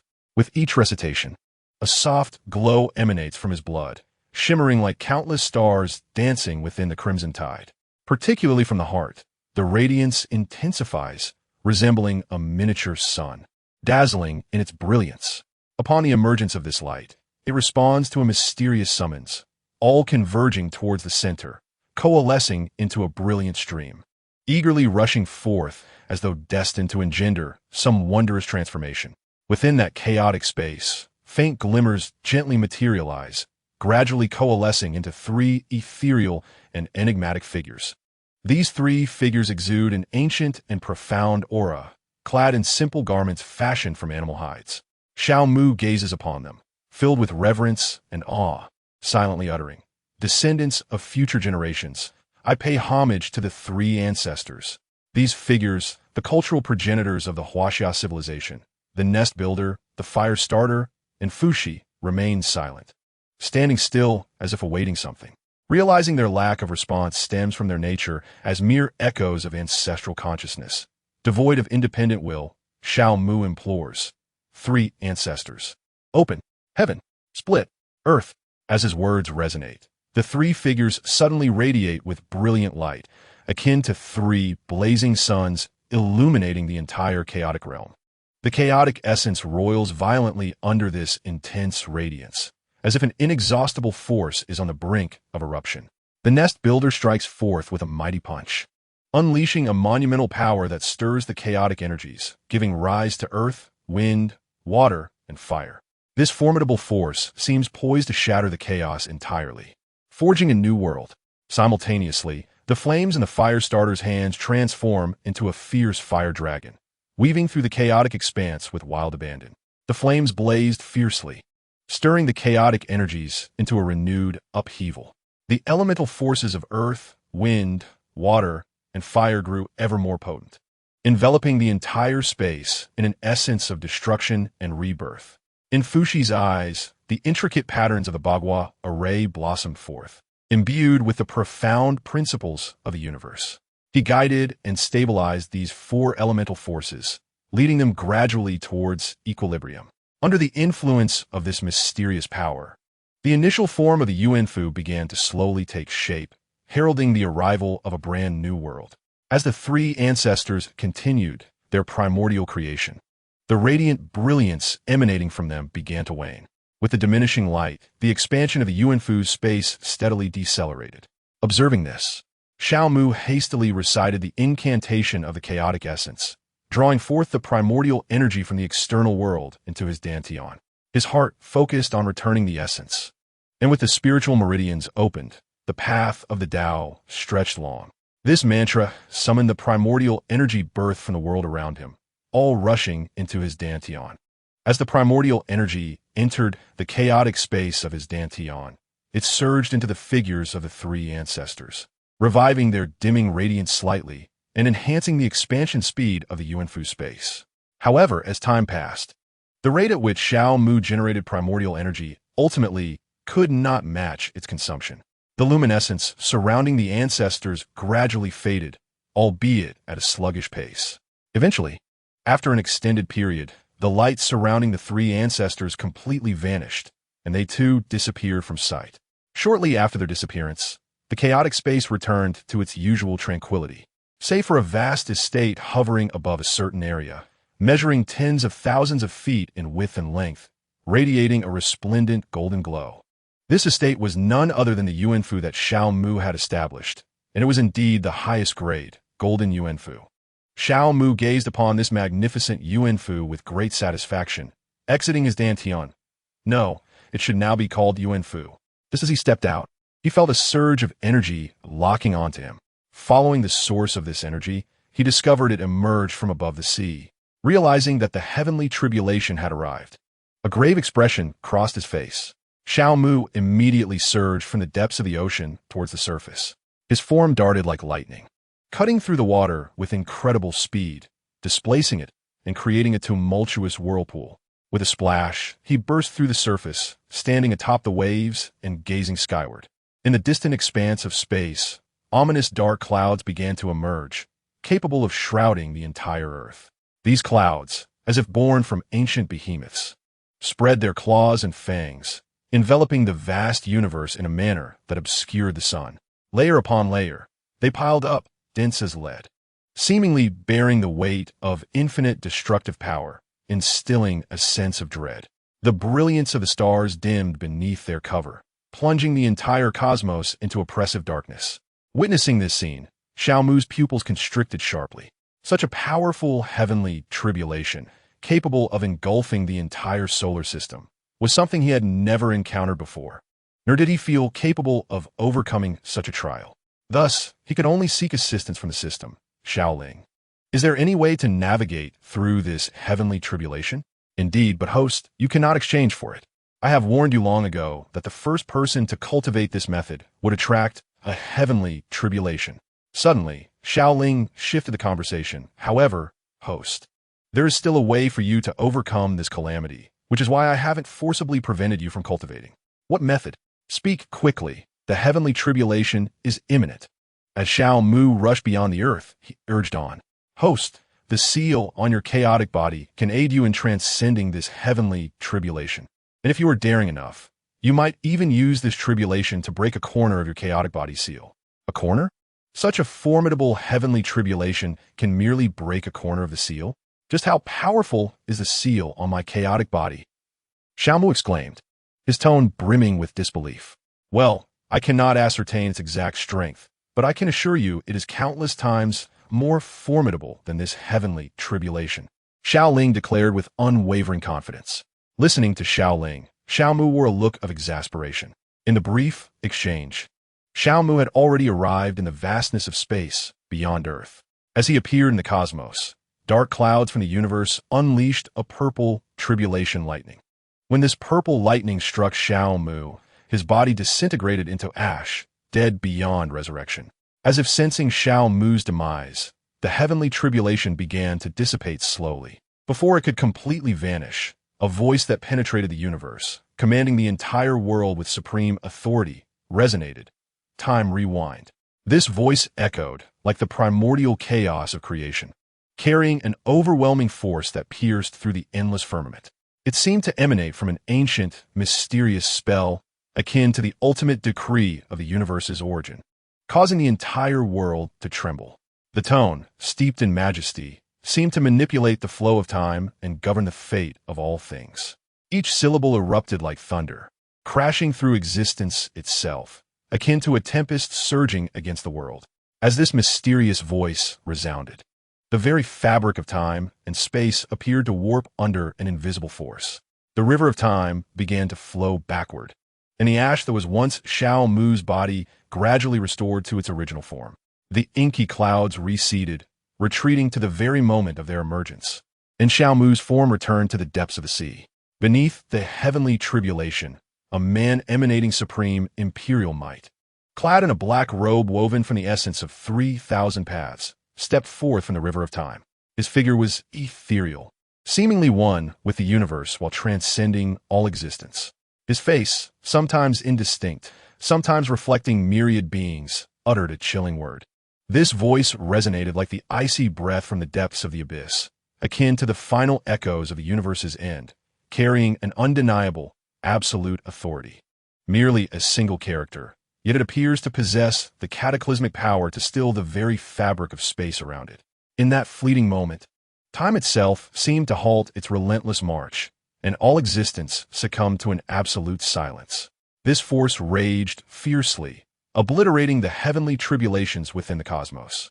What had once loomed ominously, shrouding the skies and blocking out the sun, was instantly rendered to nothingness under the weight of this character's might, vanishing without a trace. It was as though it had never existed, leaving behind a tranquil and desolate universe, bearing witness to this astonishing miracle. After dispelling the heavenly tribulations, he cast a glance at the still figure of Xiao Mu beneath the sea. Then, with a sudden leap into the air, he summoned the river of time and stepped into its flow. His silhouette, akin to an ephemeral bubble, merged into the surging torrents of time, journeying downstream. Once the man departed, the flow of time and space in this universe resumed its normal course. As Xiao Mu returned from his state of suspension, he gasped violently. To be precise, he was inhaling seawater. The frantic motion caused the waters to surge like a tumultuous flood, pouring into his mouth and nose. Yet he paid no heed, desperately yearning for breath, striving to tangibly sense that he still existed in this world. In his eyes, terror reigned, a palpable fear of death. This dread enveloped him like a heavy shroud, obscuring his once brilliant gaze, rendering it dull and lifeless.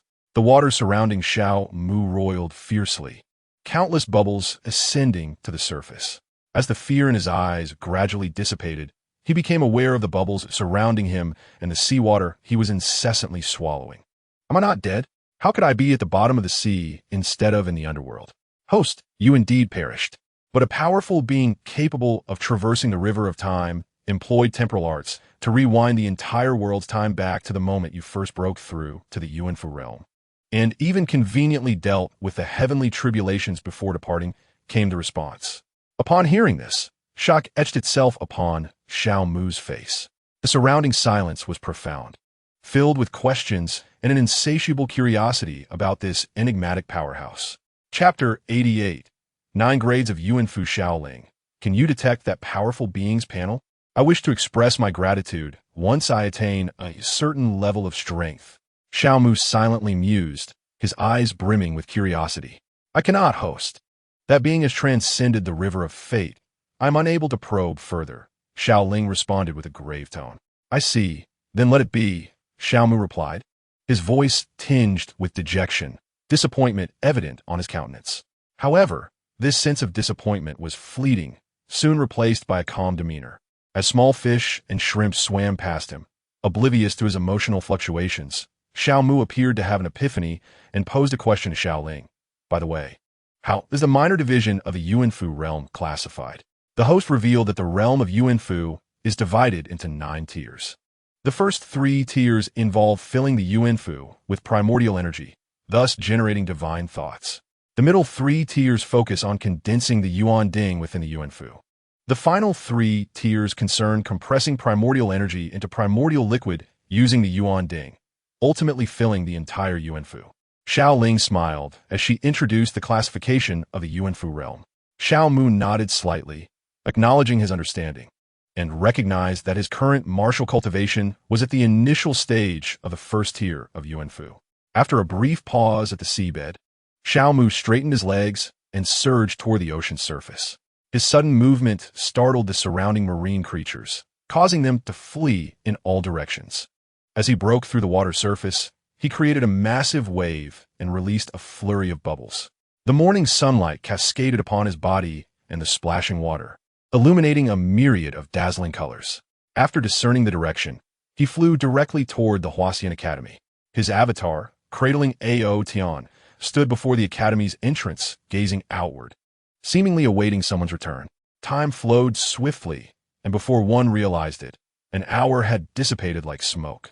However, the person his avatar awaited had yet to appear, though the distant roar of a military transport plane grew louder. He fixed his gaze intently on the approaching aircraft, his eyes narrowing slightly, revealing a hint of contemplation. The avatar understood that Gu Xiaoluan, Sun Wukong, and others had arrived, and Lu Chuang had also returned after his transformation. At that moment, sunlight poured over him, and a gentle breeze caressed the edges of his garments. He could now commence the transmission of teachings and select 5 individuals for personal mentorship, cultivating them into unparalleled powerhouses. The transport plane's door slowly opened, its heavy sound echoing in the air. Lena confidently leaped out from the doorway, landing steadily within the entrance. Sun Wukong, Gu Xiaoluan, and Chong Wei followed suit, all landing inside the door. Sun Wukong stood firmly on the ground and, with a smile, approached the avatar, saying, "Xiao Mu, I'm truly delighted to see you once more. The youngsters you taught have indeed given me quite the challenge. Also, what is this creature you're holding?" Upon hearing Sun Wukong's inquiry, Gu Xiaoluan and the others noticed Ao Tan in the avatar's arms, and a glimmer of curiosity flickered in their eyes. The avatar, momentarily taken aback by Sun Wukong's question, smiled and replied, "You mean Ao Tian? It is a 9-clawed golden dragon, and it is my..." The avatar repeated this, racking his brain to articulate Ao Tian's identity, until a spark of realization illuminated his mind. "It is my companion. Yes, a companion." As Gu Xiaoluan and the others listened to the avatar, astonishment crossed their faces. They had not anticipated that Xiao Mu possessed a 9-clawed golden dragon, a creature that existed only in myth. However, Lena and Sun Wukong displayed little surprise, for they were seasoned individuals who had weathered numerous storms and possessed extensive knowledge, rendering them unshaken by such trivial matters. After the initial shock, Gu Xiaoluan and the others gathered closer, eager to observe Ao Tian up close. Nestled in the embrace of his doppelganger, Ao Tian resembled a slumbering golden statue, exuding a subtle aura of majesty and tranquility. His eyes were tightly shut, long eyelashes delicately resting upon his eyelids, resembling 2 rows of miniature golden fans that quivered gently with the caress of a breeze. The golden scales shimmered under the sunlight, radiating a soft and enigmatic glow. Each scale appeared to be a meticulously crafted masterpiece, intricate and rich in texture. As they beheld Ao Tian, their perception of the myths and legends they had previously regarded as mere figments of imagination began to waver. They had once viewed these tales as an illusory realm, yet the experiences of the present led them to believe that the myths were not mere fabrications, but rather an undeniable reality. While their thoughts swirled like drifting willow fluff, Sun Wukong seemed to sense something amiss. He turned, his eyes narrowing as he focused on a distant dark speck gradually approaching the horizon. As the figure drew nearer, Sun Wukong discerned its true identity. It was none other than Xiao Mu, hurrying back. Xiao Mu arrived at the gate in the blink of an eye, moving with the swiftness of lightning. Sun Wukong gazed at Xiao Mu before glancing at the doppelganger surrounded by Gu Xiaoluan and the others, quickly realizing that it was a manifestation of Xiao Mu's cloning technique. Upon Xiao Mu's return, his doppelganger immediately sensed his presence and promptly dissipated into a formless light, returning to Xiao Mu's consciousness. Just as the doppelganger vanished, Xiao Mu invoked his telekinesis to gently draw Ao Tian from the astonished gazes of Gu Xiaolin and the others, cradling him tenderly. Their eyes followed Ao Tian's movement, and when they turned, they beheld Xiao Mu, who had suddenly appeared, embracing Ao Tian. In unison, a thought flashed through their minds.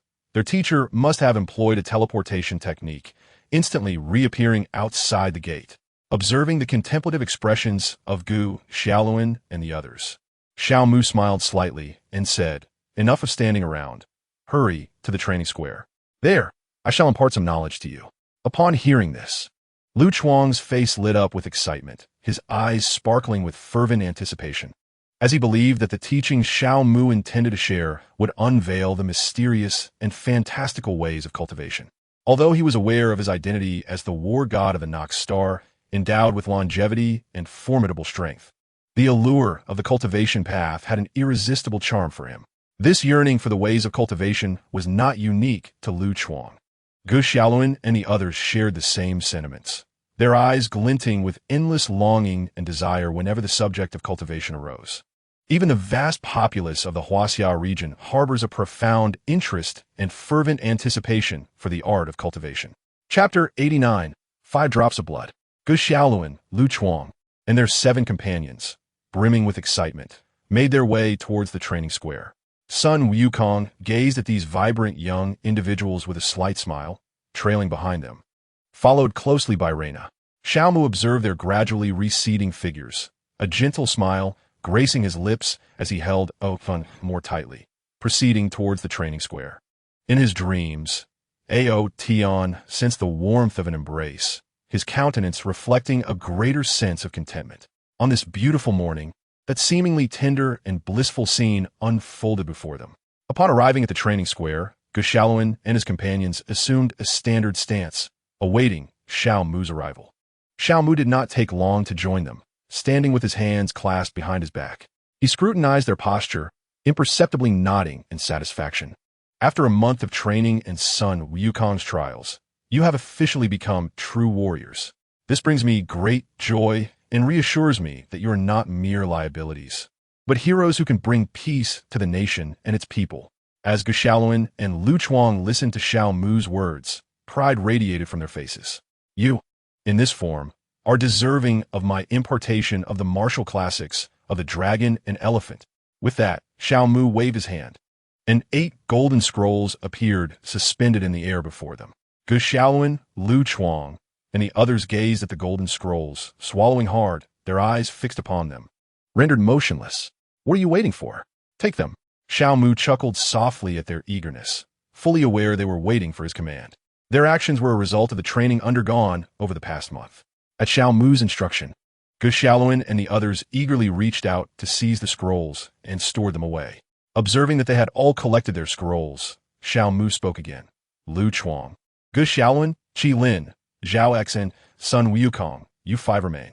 The others may return to explore the martial classics of the dragon and elephant and commence their cultivation. Yes, Master Xiao. Cheng Yaowen and several others replied in unison, swiftly darting away like arrows released from a bow, eager to embark on their journey of cultivation without delay. After their departure, only Xiao Mu and the remaining 6 remained in the training square. Xiao Mu's gaze swept over Sun Wukong and the others, a mysterious smile playing on his lips, as he inquired, "Do you 5 understand why I've chosen to keep you here?" "Not entirely, Master Xiao, but I sense it is not a matter of ill intent." Zhao Exen, standing at the center of the 5, scratched his head and replied. The others remained silent, their expressions calm, seemingly in tacit agreement with Zhao Exen's words. "You are indeed correct, Zhao Exen. My decision to retain your presence is not a misfortune, but rather a fortuitous opportunity." "What opportunity might that be, Xiao Mu?" Sun Wukong replied leisurely, his tone imbued with curiosity. Xiao Mu's expression grew serious, as he stated, "I wish to extend an invitation to you 5, to join my esteemed Huaxian Academy." Upon hearing Xiao Mu's invitation, Gu Xiaolin and the others could hardly conceal their delight, fully aware of the profound significance of such an offer. Joining the Huaxian Academy would grant them the chance to receive Xiao Mu's guidance and access the Academy's extensive resources for cultivation.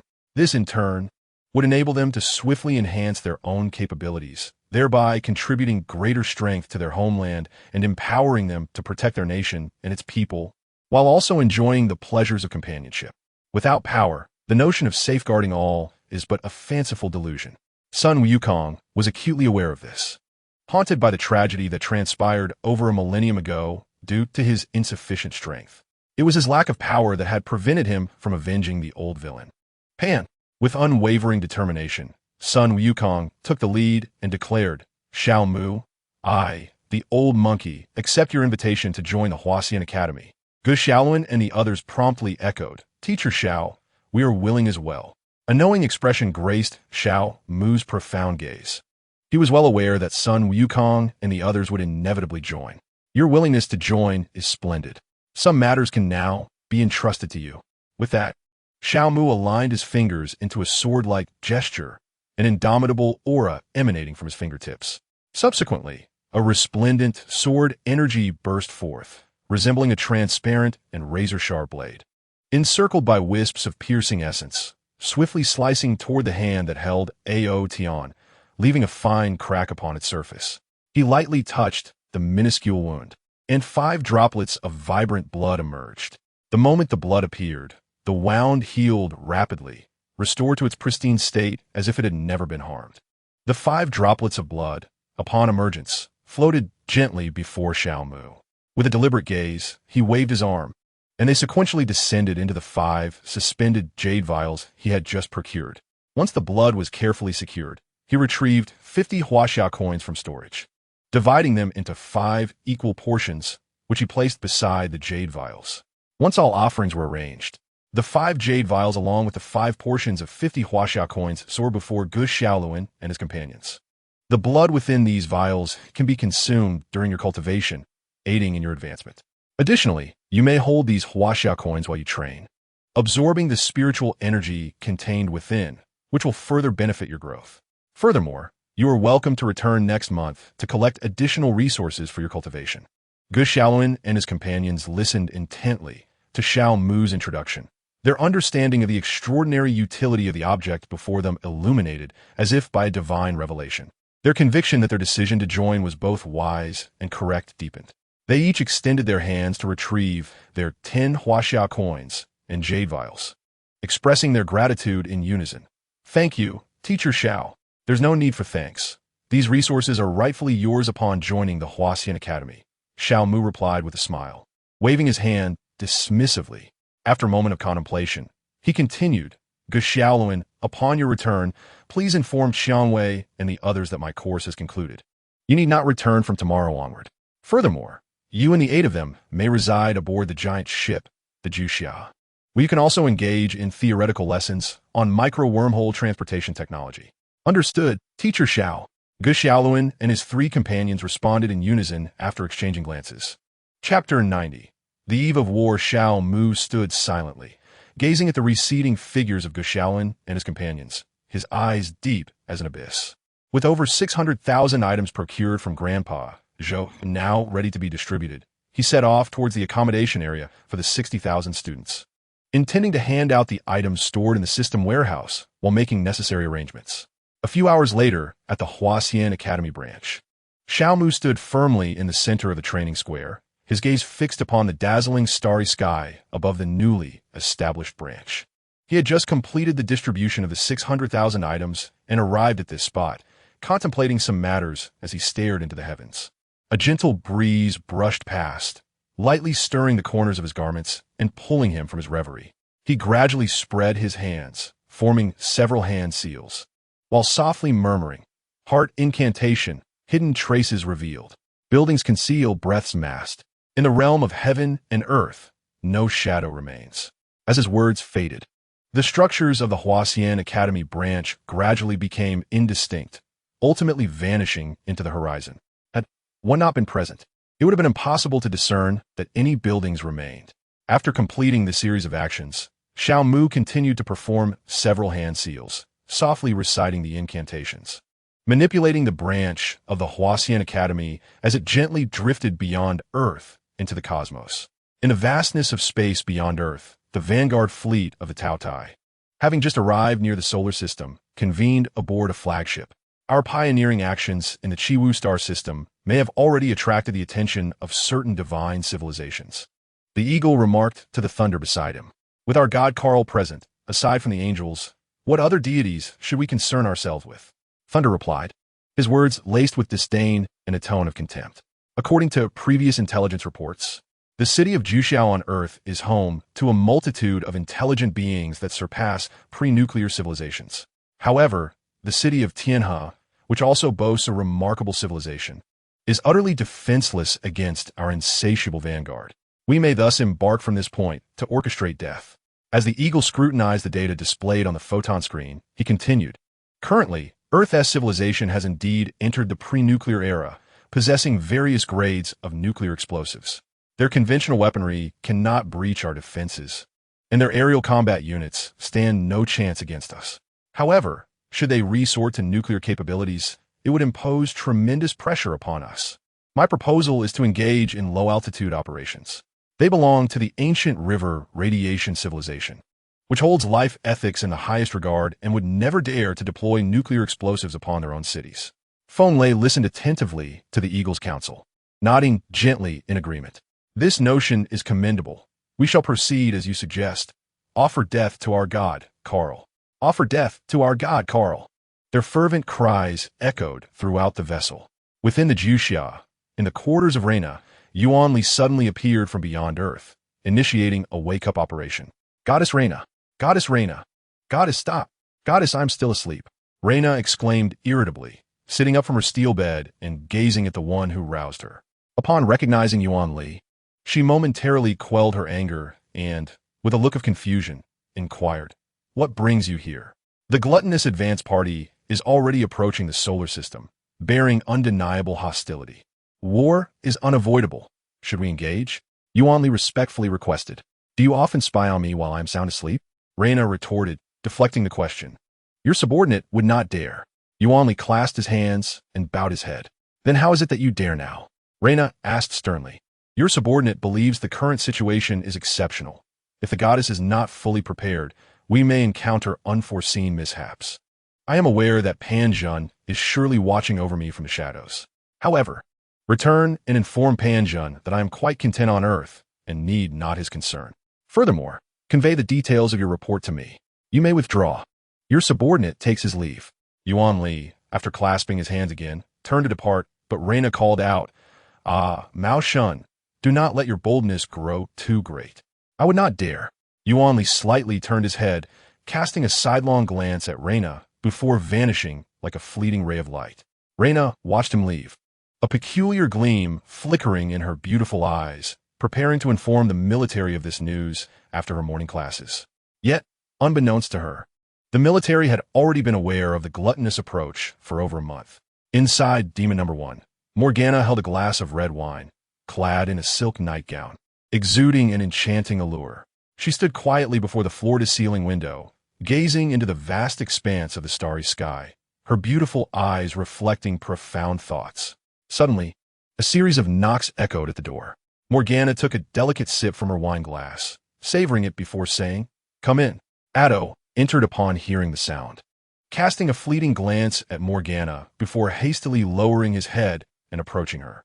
My apologies, Your Majesty, for disturbing you at such a late hour. What has transpired? Speak, for you must retire shortly.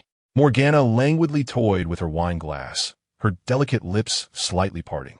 Your Majesty, the building known as Huaxian Academy, which you instructed us to monitor, has just vanished above the Leviathan.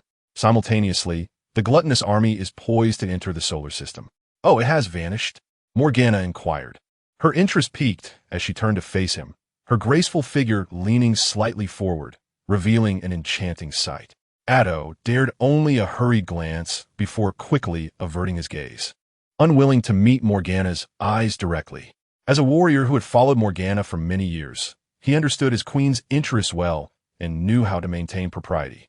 Drawing a deep breath to steady his nerves, Addo explained, Your Majesty, according to our observations, the Huaxian Academy was first enveloped by peculiar radiance, within which faint runes shimmered. Then, the entire structure appeared to be consumed by some immense force, gradually becoming ethereal until it ultimately vanished without a trace. Morgana furrowed her brows, lost in contemplation. It seems that Elder possesses not only a power I cannot dissect, but also methods unknown to me. Addo slightly bowed, asking, "Your Majesty, shall we investigate further?" Morgana leisurely swirled the red liquid in her glass, watching it dance before responding after a moment of silence. "Let us not rush. We shall observe how the situation unfolds. The gluttonous ones are about to act. Let them force those within the Huasian Academy to reveal themselves. Remember, that old man holds great significance for Huaxia." "Understood, Your Majesty," Addo replied. Morgana's gaze sharpened suddenly. "Keep a close watch on all developments, and report to me immediately should anything unusual arise." "As you command, Your Majesty." Addo bowed and slowly exited the room. Morgana turned back to gaze at the starry sky outside, her eyes deep with thought. Chapter 91. A sword. The vast and boundless starry sky has always been dark and silent. However, at this moment, this tranquility was abruptly shattered. The advanced forces of the gluttonous army gradually materialized in the outer space of Earth. Upon their arrival, they divided into 7 groups, each heading toward 7 distinct locations on Earth to execute atmospheric penetration operations. 6 of the massive flagship vanguards successfully traversed the atmosphere, hovering over the capitals or commercial metropolises of 6 nations, unleashing a wave of slaughter in an attempt to offer death to the Grim Reaper, Karl. However, their actions were thwarted by certain forces, such as the Alliance of Hatred in the United States. As for the 7th group, S large flagship, while attempting to penetrate the atmosphere and descend upon the city of Tianhe in Huaxia, it encountered an imperceptible barrier that prevented its successful passage. The unfolding of this scenario immediately alarmed the commander of the ravenous army, Feng Lei. "What has transpired? What is obstructing our advance?" Feng Lei shouted from the command center of the flagship. "According to reconnaissance, an invisible energy shield has intercepted us. However, we are unable to ascertain the nature of this energy," replied the Eagle, gazing at the data on the photon screen. "Regardless of the energy's origin, we shall proceed with a nuclear strike," Feng Lei commanded decisively. "Affirmative." His subordinates responded in unison, swiftly mobilizing to prepare for the nuclear assault. With a thunderous roar, the cannon of the flagship gradually illuminated, its brilliance reminiscent of a nascent supernova, brimming with inexhaustible energy. A beam laden with nuclear radiation erupted forth, striking the invisible shield with unrelenting force. In an instant, light collided violently with the shield, erupting in a splendid display of colors akin to a grand fireworks spectacle in the cosmos. The overwhelming energy shockwave distorted the surrounding space, as if the entire universe trembled in response. The nuclear beam, carrying the weight of annihilation, relentlessly battered the shield, striving to breach this formidable barrier. Each impact resonated like the tolling of doomsday bells, instilling an indescribable sense of oppression. Yet the invisible shield, under the continuous onslaught of the beam, rippled without any signs of breaking. Feng Lei, observing the scene before him, felt his countenance darken further. "Increase the energy output. I refuse to believe we cannot shatter this accursed shield." His voice echoed with unrestrained fury within the chamber. The soldiers acted as commanded, amplifying the energy of the nuclear strike, the radiance growing ever more dazzling. Yet the shield remained resolute. Inside the flagship, instruments emitted piercing alarms due to the escalating energy levels, while indicator lights flickered erratically. Feng Lei clenched his fists, his jaw set tightly beneath his helmet, eyes ablaze with wrath. Minutes later, the nuclear beam gradually dissipated, revealing the unscathed shield and the gradually materializing Weijian Academy. Xiaomu stood at the entrance of the Weijian Academy, his gaze fixed upon the vessels belonging to the ravenous army, a subtle smile gracing his lips. Beside him stood Xiao Yin and several others, while at his feet, a neatly arrayed group clad in various styles of armor awaited. Among them were the Xingtian series, the Nahua series, the Capture General series, and even the Kamen Rider series, alongside numerous other newly developed armors whose names eluded recognition. These armors were fabricated following the official acquisition of armor manufacturing technology, and currently, the official research organization was diligently exploring the development of spiritual energy series armors and mechs capable of enhancing combat prowess across various realms. However, due to the scarcity of resources related to cultivation, the research had yet to yield significant results. In the cabin, amidst the tumult of wind and thunder, Feng lay, gazing intently at the screen displaying the divisions of the Huaxian Academy, and Xiao Mu coldly inquired, "Which power from the known universe is this? Quickly ascertain if it has any ties to the angels." "Yes," the eagle promptly responded, initiating arrangements for his subordinates to sift through information, genetics, and the dark dimensions. As they commenced their search, Xiao Mu took decisive action. He fixed his gaze upon the warships, his smile slowly fading. Within his Yuan palace, the accumulated Yuan qi from recent days surged as if summoned, continuously flowing toward his right hand. In a dazzling display, a long sword of Yuan qi gradually took shape in his grasp, adorned with enigmatic patterns along its blade. Once the sword was fully formed, his expression sharpened, and his internal magical energy surged forth like a rushing river. The magic continuously infused into the Yuan qi sword, intertwining harmoniously, causing the blade to radiate an increasingly brilliant light, as resplendent as the sun, seemingly harboring boundless power capable of severing all darkness in existence. "With one stroke, mountains and rivers shall part," Xiao Mu exclaimed, unleashing the Yuan qi sword in a sudden motion, transforming it into a radiant beam of sword light that tore through the vast expanse, directly targeting the imposing Taotai flagship suspended in the cosmos. As the sword light swept past, the very fabric of space appeared cleaved, revealing a visible rift that attested to the terrifying might of the strike. Feng Lei, fixated on this assault, wore a look of disdain beneath his mask, convinced that his energy barrier would withstand this blow. Indeed, as he anticipated, this strike failed to breach the barrier. However, two combined strikes could achieve that. Once more, Xiao Mu's magical energy surged, akin to numerous rivers converging, pouring into the Yuan qi sword. He swung the sword again, unleashing an incredibly brilliant beam of sword light that surged forth, catching up to the previous one and merging with it. In that moment of fusion, a qualitative change occurred. In the newly formed sword light emanated the aura of a 7th-tier golden core practitioner, unleashing a full-force strike at the peak of that level. A thunderous boom erupted, reminiscent of a mighty explosion, as the energy barrier was cleaved apart, radiant light bursting forth to illuminate the dark void. The sword light, akin to the wrath of a celestial being, persisted in its commanding onslaught, undeterred after breaking through the light barrier. It resembled a furious dragon, imbued with immense strength and authority. Before this formidable sword light, the massive flagship appeared insignificant and feeble. The beam swept effortlessly across the entire vessel, accompanied by violent tremors and the sound of tearing metal, cleaving the flagship in two.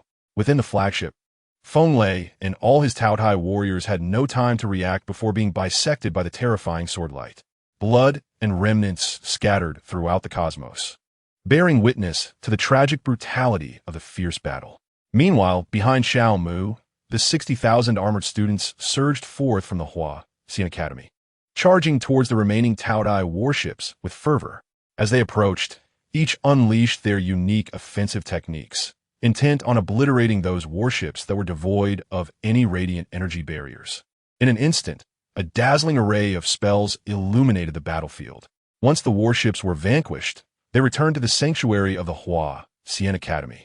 Upon their return, Xiao Mu formed several intricate hand seals and softly intoned. Heart incantation activated, hidden tracks revealed, structures obscure, aura concealed. In this realm, no traces remain. As the incantation was uttered, the Huaxian Academy vanished without a trace.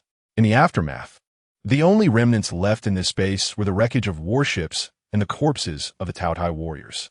Chapter 92. The grand performance unfolds not long after the Huaxian Academy's disappearance. Ling Jinzi manifested upon the battlefield. The appetizer of the spectacle had concluded, and now he cordially invited the esteemed audience to witness the main event. Upon his arrival, Ling Jinzi performed a customary prelude, a ritual that Xiao Mu had requested, claiming it would imbue the event with a sense of ceremonial significance. The true essence of ritual was beyond the old man's comprehension. Yet he understood that it sufficed to merely enact it without needing to grasp its full meaning. With this thought in mind, Ling Jinzi executed the ritual. His display of etiquette and the words he spoke echoed in the desolate battlefield without eliciting any response. However, the circumstances may have differed in other realms. After completing the ritual, Ling Jinzi slowly extended a hand, palm facing upward. In that moment, it seemed as though the brilliance of the surrounding stars was drawn towards his palm, coalescing into a resplendent light screen. With a subtle thought, he summoned a fraction of his magical power, manifesting a diminutive sphere within his hand. This nascent sphere resembled a crystalline gem, radiating a dreamlike array of colors and exuding an aura of profound mystery. As the miniature sphere took form, it rapidly expanded at an astonishing rate, as if being stretched by an invisible giant hand, swiftly attaining the size of a normal planet. Upon its surface, mountains rose and fell, rivers flowed, and mists swirled, as though a complete world had been birthed in an instant. Thus, within the vast expanse of the cosmos, an extraordinarily peculiar sight unfolded. A mere human, as insignificant as a speck of dust, effortlessly cradled an enormous planet in one hand, a spectacle both breathtaking and awe-inspiring. The surrounding asteroids, influenced by this overwhelming force, began to deviate from their orbits. Observing the planet that had been constructed, Ling Jinzi noticed other small celestial bodies gravitating toward him, and he smiled gently. Shatter. The word resounded like thunder, and the oppressive aura of the transformation stage violently radiated from him. The asteroids, in the face of such terrifying power, crumbled as easily as dust. They disintegrated instantaneously, transforming into countless minuscule particles that dispersed into the boundless void. The surrounding debris was not spared either, ruthlessly crushed into dust by this overwhelming force. Their former existence seemed merely an illusory dream, now utterly shattered and rendered into nothingness in the face of this absolute power. The surrounding emptiness emitted a mournful wail, as if trembling in response to this terrifying force. The fabric of space strained under the burden, revealing gaping rifts, akin to monstrous maws eager to consume everything. In the distance, the sun flickered uncertainly, appearing to cower before this formidable might. Observing the complete fragmentation of the asteroid, Ling Jinzi decided it was time to conclude this spectacle. He gazed at the shattered remnants of the asteroid and resolved to draw the curtain on this act. With one hand cradling the celestial body, he stepped forth from the infinite void, arriving in the vicinity of Pluto. Upon reaching near Pluto, he exerted a powerful grip and hurled the celestial body towards it. The asteroid surged forth with tremendous force, tearing through the sky with a deafening roar, hurtling directly towards Pluto. In that instant, the entire solar system seemed to shudder as the power of the stars surged forth, igniting a tempest of cosmic proportions. Pluto, this dwarf planet at the edge of the solar system, faced the sudden onslaught of the colossal object, causing its icy surface to rapidly melt and even triggering minor tectonic activity. At the moment of impact, a brilliant light erupted, resembling a resplendent meteor blooming in the night sky, illuminating this desolate and frigid realm. The immense force of the collision caused a slight deviation in Pluto's orbit, affecting the surrounding Kuiper belt objects, which began to oscillate, akin to a symphony of nature, disrupted by the arrival of this unexpected visitor. As Ling Jinzi watched the cataclysmic collision between the celestial body and Pluto, he smiled and clapped his hands towards the two planets. They began to fracture and merge. After a while, a new Pluto emerged, its surface adorned with land and oceans.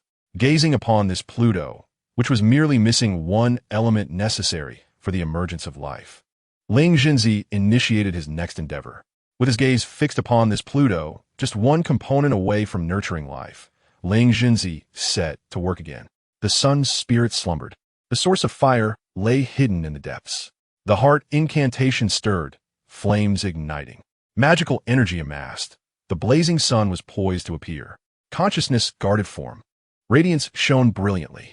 As the incantation resonated, a fraction of his magical power transformed into wisps of solar spirit energy, gradually coalescing in his hands into a miniature star. Once this microstar was formed, Ling Jinzi immediately cast it into Pluto's satellite orbit. After all was accomplished, he cast one last glance at the vicinity of Mars, before melding into the void and vanishing without a trace. Half an hour after the disappearance of the spiritual formation, the venerable Kaisa sat gravely upon her throne, accompanied by a retinue of female angels, as they emerged slowly from the vicinity of Mars' orbit. Her gaze was fixed upon the tumultuous Pluto, her delicate brows furrowed in contemplation. My queen, I surmise this is the spectacle the martial ancestor intended for us to witness. Angel Yin, positioned to Kaisa's left, spoke with deference. Indeed, it is a rather intriguing performance, featuring a flagship being cleaved by a sword. One must ponder whether this display of power aims to assert dominance or to issue a threat. Kaisa shook her head slightly, finding it difficult to ascertain the true intent behind these events. Nevertheless, the emergence of such power disrupted the existing equilibrium, posing a significant threat to the order of justice. Yin, maintain vigilant observation of the developments here. Yes, my queen, Angel Yin replied. Subsequently, Kaisa, leading over 20 elite guardian angels, departed from Mars, their destination unknown. In Demon Number 1, Morgana reclined languidly upon the sofa, swirling a glass of red wine in her hand. Her gaze fixed on the screen, displaying the changes on Pluto and the figures of Kaisa and her entourage. A sly smile crept across her lips. Ah, the bitches have arrived. I truly hope that old man can rid us of this insufferable lot. Morgana murmured as she savored a sip of her wine. At her side, Otto lowered his head and spoke. My queen, should we promptly evacuate Earth? Morgana cast a sidelong glance at Otto, her laughter cold. No need. Those bitches won't dare unleash the fiery judgment on Earth after witnessing that old man's performance. Yes, my queen, Otto replied respectfully. In Chapter 93, within the Death Song Academy of the River Styx Galaxy, the renowned and knowledge-thirsty sage of death, Carl, was currently projecting the image of Xiaomu cleaving a ship and the spiritual formation crafting planets and stars through a grand clock, observing intently. After a thorough viewing, his curiosity intensified rather than waned. Sage Carl was captivated by the power capable of creating planets. Driven by an insatiable desire to uncover its origins to satiate his thirst for knowledge, he hastily activated the grand clock, hoping to utilize its power to trace the whereabouts of the spiritual formation, Xiaomu, and the Academy of Huaxian for future endeavors. However, regrettably, the grand clock proved ineffective, failing to detect their movements. This led Sage Carl to realize that unforeseen circumstances had arisen on Earth, necessitating a revision of his plans to eliminate Kaisa. Xiaomu, having taken command of the Huaxian Academy's branch, arrived above the South Sea Fleet's giant gorge after withdrawing from the battlefield. However, he did not reveal the branch from its concealed state, but instead manipulated it to project a barrier that isolated it from the outside world. This barrier does not impede the ingress of external light. However, it effectively obstructs various internal elements such as light, taste, and aroma. Once all matters were duly addressed, he promptly turned to regard the rows of armored students positioned below the door and declared, "Classmates, you may now remove your armor." "Yes, Principal," they responded in unison. Subsequently, they shed their transformed states, reverting to their original appearances. Observing that they had all returned to their true forms, Xiaomu remarked, "Students, during the recent conflict in which you participated, you showed no mercy to the enemy, annihilating them entirely and leaving no trace. Such actions were truly remarkable, and I am exceedingly pleased." The 600,000 students listened intently to Xiaomu's praise, their faces illuminated with pride and elation. This was the honor of being students of the Huaxian Academy and a joyous acceptance of their accolades. As Xiaomu scanned their expressions, a gentle smile graced his lips, reminiscent of a spring breeze, warm and soothing. With his arms crossed, he continued, "You have performed admirably, and naturally, there shall be rewards. These rewards will liberate you from concerns regarding your lifespans and may even fulfill the childhood dreams of some among you." His voice resonated with steady assurance, instilling a sense of comfort. Upon hearing of the rewards, the students' eyes sparkled with anticipation, their excitement akin to the radiant stars scattered across the night sky, bright and fervent. Their breaths quickened, chests heaving with uncontainable exhilaration. They gazed at Xiaomu with eager longing, their eyes brimming with desire and aspiration, as if the rewards were already beckoning to them, a promising future tantalizingly close and within reach. Sensing the fervor in their gazes, Xiaomu chose silence. Intending to present the rewards directly, he began to weave intricate hand seals, his fingers dancing like agile birds, swiftly transitioning through various postures, emanating an aura of mystique as he unleashed a series of seals. As these seals took effect, the Huasien Academy's branch began to expand rapidly, its height and breadth increasing amidst the roaring winds and swirling clouds. It continued to grow until it reached several hundred meters in height and tens of thousands of square meters in width before ceasing its transformation. To the outside world, it merely appeared as a sudden shift in the winds and cloud patterns, a natural phenomenon, for even satellites could not detect the existence of the Huasien Academy's branch. The 600,000 students, witnessing this remarkable change, were initially perplexed by their principal's actions to expand the academy. However, it was not long before they understood the reasoning behind it. Xiao Mu directed a certain object from the system's repository to manifest upon the statue in the training square, causing it to emerge with a dazzling brilliance. As it materialized, it radiated an extraordinarily resplendent light, akin to a sudden and glorious tempest, enveloping the entire Huasien Academy's branch in mere moments, its intensity seemingly capable of dissolving everything within this boundless luminosity. This light surpassed even the brightness of the sun, imbued with an immensely formidable energy. Beneath the resplendent brilliance, 6 individuals, including Xiao Mu, Xiao Yin, and Zhou Yi, along with 600,000 students, experienced a profound transformation. Their bodies suddenly expanded, their previously unremarkable forms becoming colossal and magnificent. At the center of their chests appeared a radiant timer, pulsating like the heartbeat of the universe, each flicker imbued with boundless energy and mystery.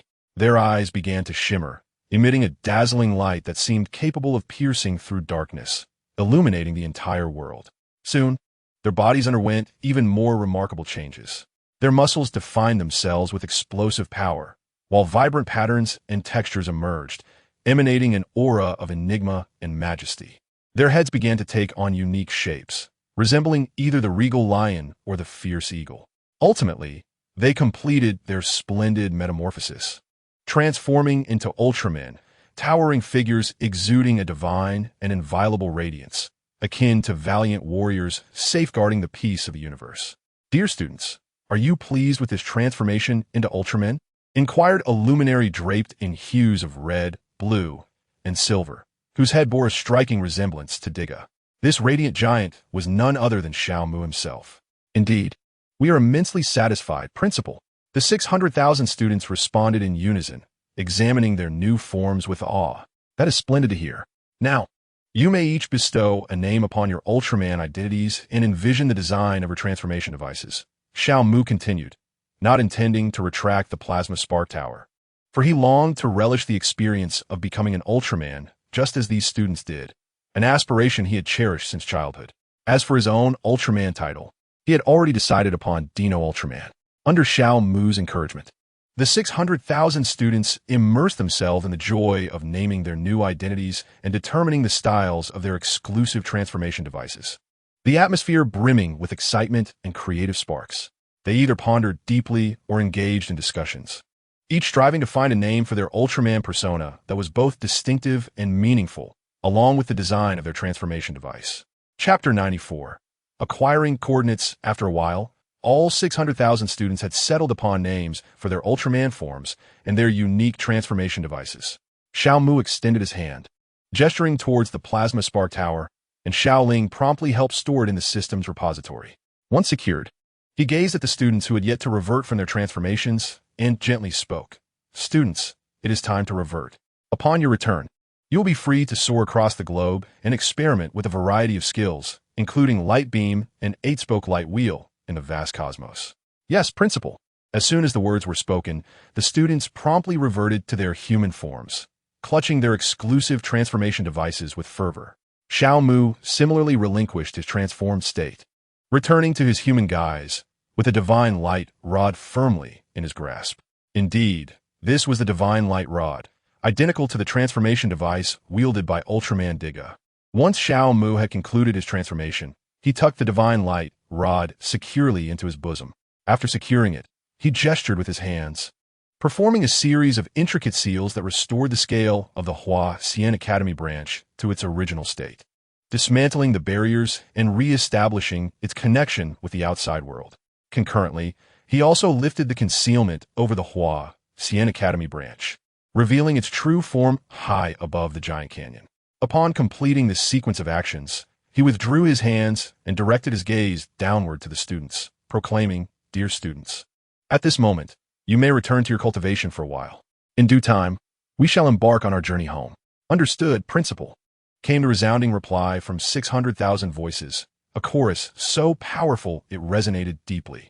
Subsequently, they dispersed to attend to their respective tasks, be it returning to their dormitories for cultivation, seeking out Sutton for practice, or perusing manuals in the library. Once they departed, only Xiao Mu and 5 others remained.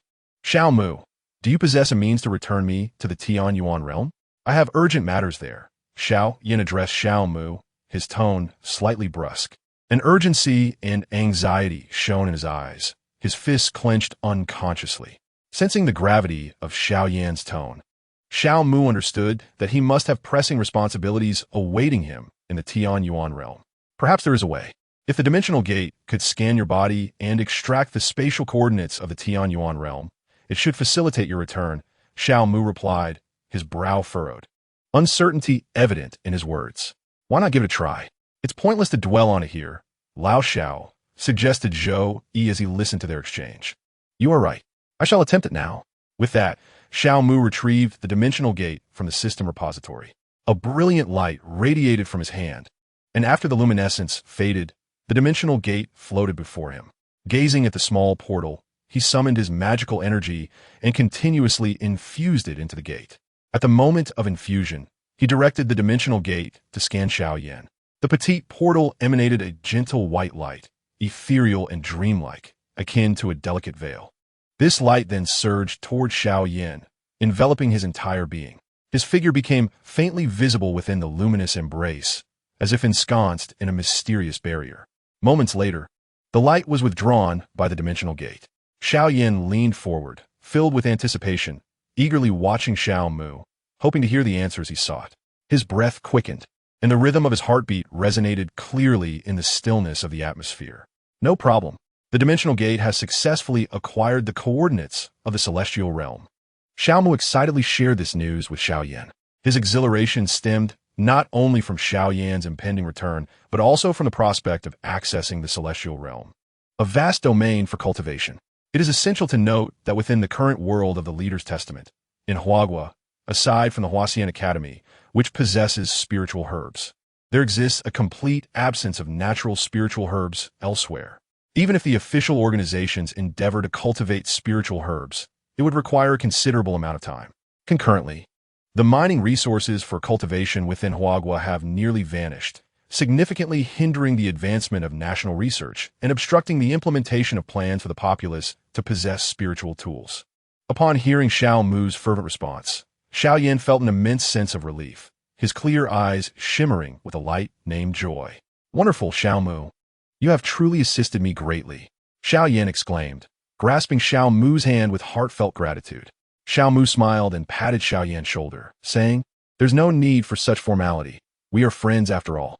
Moreover, I do not intend to let you return alone." "Oh, what do you mean?" Xiao Yan inquired, a hint of confusion fleeting across his eyes, quickly replaced by anticipation. "I plan to inform the authorities upon our return to my world, urging them to dispatch troops to accompany us to the celestial realm for training and to seize cultivation resources." Xiao Mu expressed with a smile, "That's a splendid idea. Xiao Mu, after all, apart from abundant spiritual energy, our nation is indeed lacking in other cultivation resources," remarked Zhuge Chun, stroking his smooth chin in agreement. "I concur, Chinzi. This notion is truly commendable," chimed in Zhu Guozheng from his side. "I share the same sentiment," Lu Yun added, gently caressing her abdomen with a smile.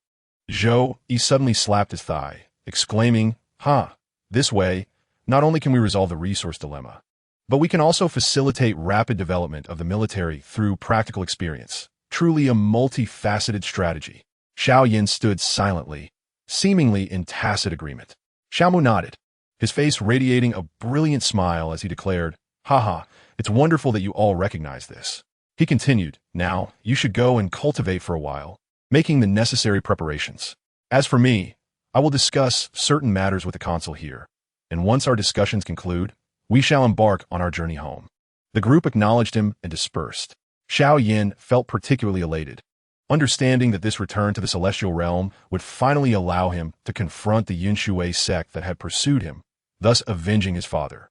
With this thought in mind, he quickened his pace towards his small courtyard, intending to seize every moment for cultivation, striving to accumulate power for a breakthrough to the second level of the nascent soul. Meanwhile, Zhuge Chun, Zhuge, Lu Yun, and Zhou Yi gathered together to deliberate on specific preparatory matters. They resolved to carry some defensive artifacts and prepare certain huaxia coins to enhance their speed.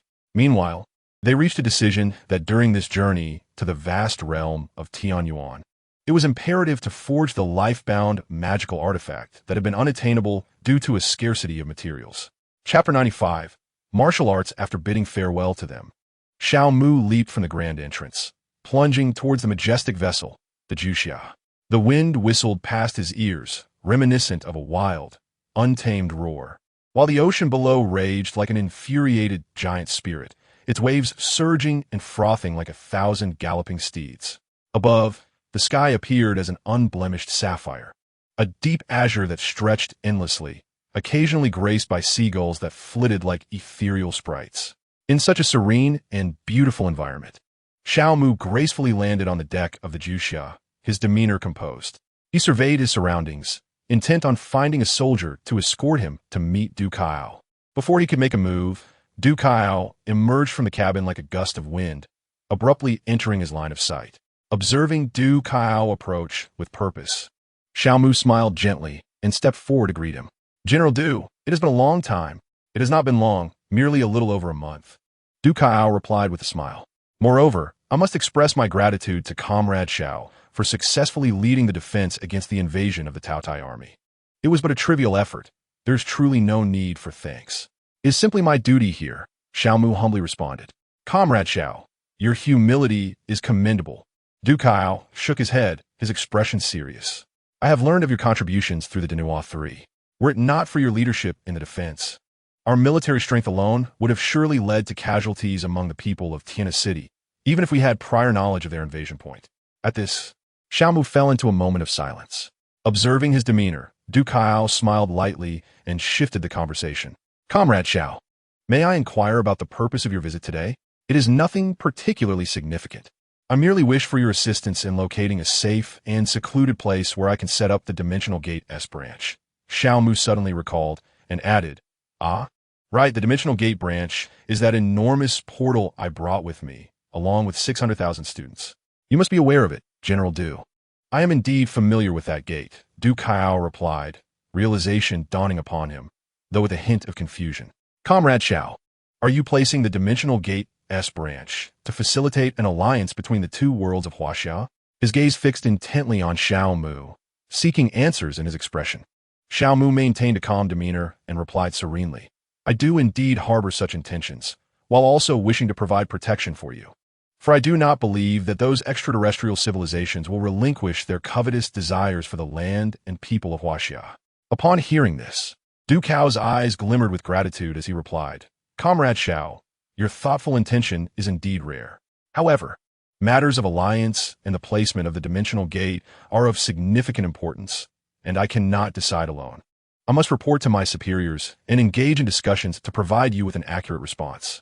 Xiao Mu nodded gently and said, General Du, I understand that this is the proper procedure. I merely hope for a prompt resolution so that we may prepare accordingly.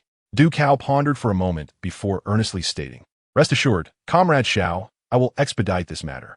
Regarding the location for the Dimensional Gate, I will also conduct some preliminary investigations and preparations to ensure everything is flawless. That would require considerable effort on your part, General Du, Xiao Mu replied, slightly bowing to express his gratitude. He was acutely aware of the significance of this issue, as it pertained to the completion of the system's tasks.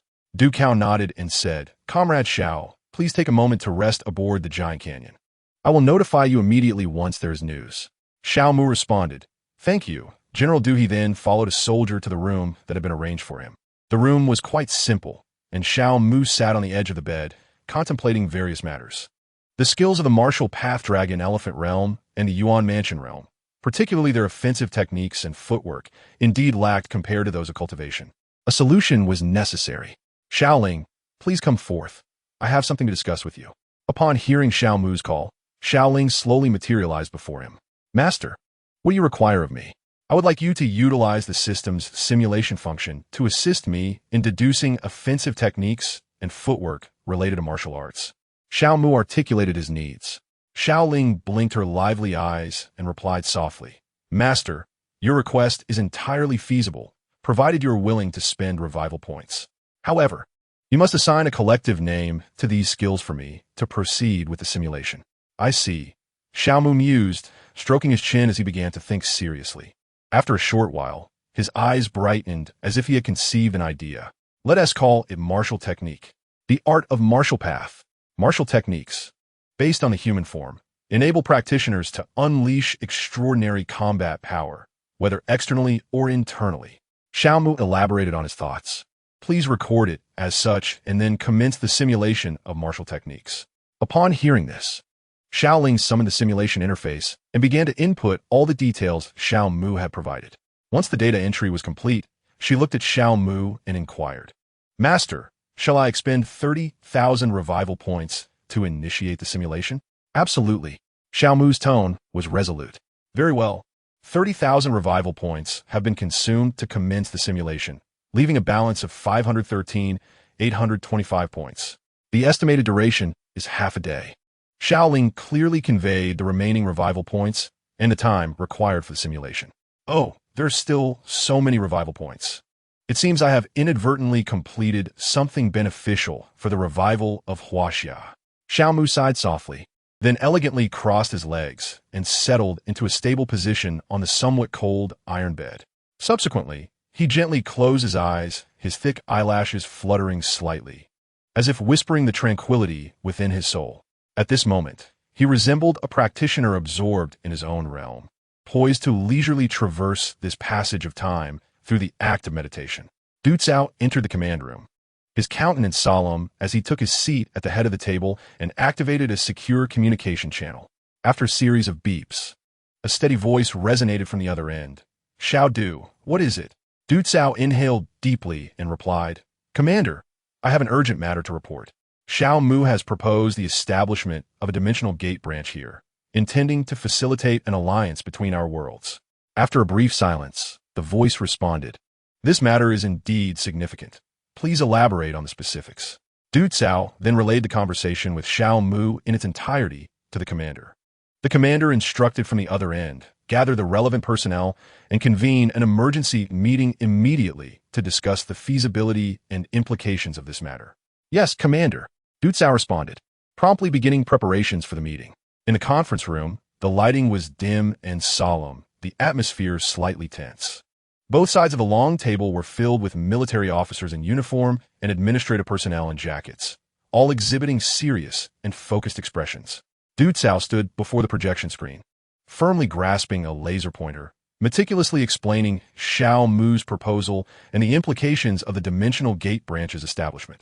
Ladies and gentlemen, as you are aware, we have recently encountered an unprecedented invasion by an extraterrestrial civilization.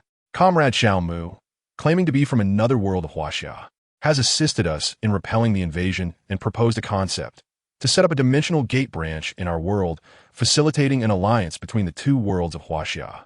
With the Huaxia from his world providing us protection, Du Cao's voice was steady and resolute, each word resonating deeply within the hearts of those present. The screen vividly displayed the astonishing images captured by the Denua 3 of the dimensional gate branch, followed by scenes of Xiao Mu wielding his sword to withstand nuclear strikes. As ships were instantaneously severed, simultaneously, the fantastical images of the star-creating formation unfolded, seemingly unveiling the mysteries of the universe before their eyes. The attendees gazed intently at the screen, their hearts stirred by the overwhelming impact of these visuals. After a moment, an elder general with silver hair, his gaze profound and resolute, broke the silence. Such powerful beings, akin to divine figures from mythology, in my opinion, would not deign to deceive us. Therefore, I firmly propose that we must forge an alliance with them, leveraging their extraordinary might and advanced technology to safeguard our populace. Let us ensure that our people can live free from harm and experience a life of stability. At this moment, a middle-aged man clad in an administrative jacket cleared his throat and spoke in a solemn tone. General Su, your profound concern for the populace is beyond doubt. However, we must not hastily draw conclusions solely based on the formidable strength they have displayed. Forming an alliance is no trivial endeavor. It entails the intricate integration and coordination of various political, economic, and cultural dimensions, which demands our utmost diligence and caution. Su Jianhua, with a piercing gaze fixed on the middle-aged man, replied urgently, I am acutely aware of that. Yet the opportunity for war is fleeting. If we lose it due to excessive caution, regret will come too late. The others present nodded slightly, sensing the validity in both arguments. As the two parties continued their impasse, the person seated at the leftmost position suddenly coughed and declared loudly, Enough. You two need not bicker any longer. The alliance is imperative, and I firmly believe that as compatriots of the Huaxia civilization, we should have much in common in terms of politics, economics, and culture. Our immediate priority should be to discuss the location for the dimensional gate. Upon hearing Huang Lao's words, Su Jianhua and Wang Zhixiang exchanged glances before responding earnestly, Yes, Chief. Huang Lao placed his hands together on the table, surveyed the assembly, and said, Then let each of you express your views in turn, weighing multiple aspects, so we may swiftly determine the most suitable location. One general suggested, I believe we should consider the dense forests of the southwest. The terrain is complex, which would facilitate concealment and defense. Another general countered, while the southwest has its advantages, the transportation issues are significant. I think the vast plains of the northeast are more appropriate, offering ample space for monitoring. At this juncture, an administrative officer interjected, What about selecting a remote island along the coast? It would ensure a degree of concealment and benefit from the ocean as a natural barrier. The room resonated with a fervent yet tense atmosphere as everyone voiced their opinions.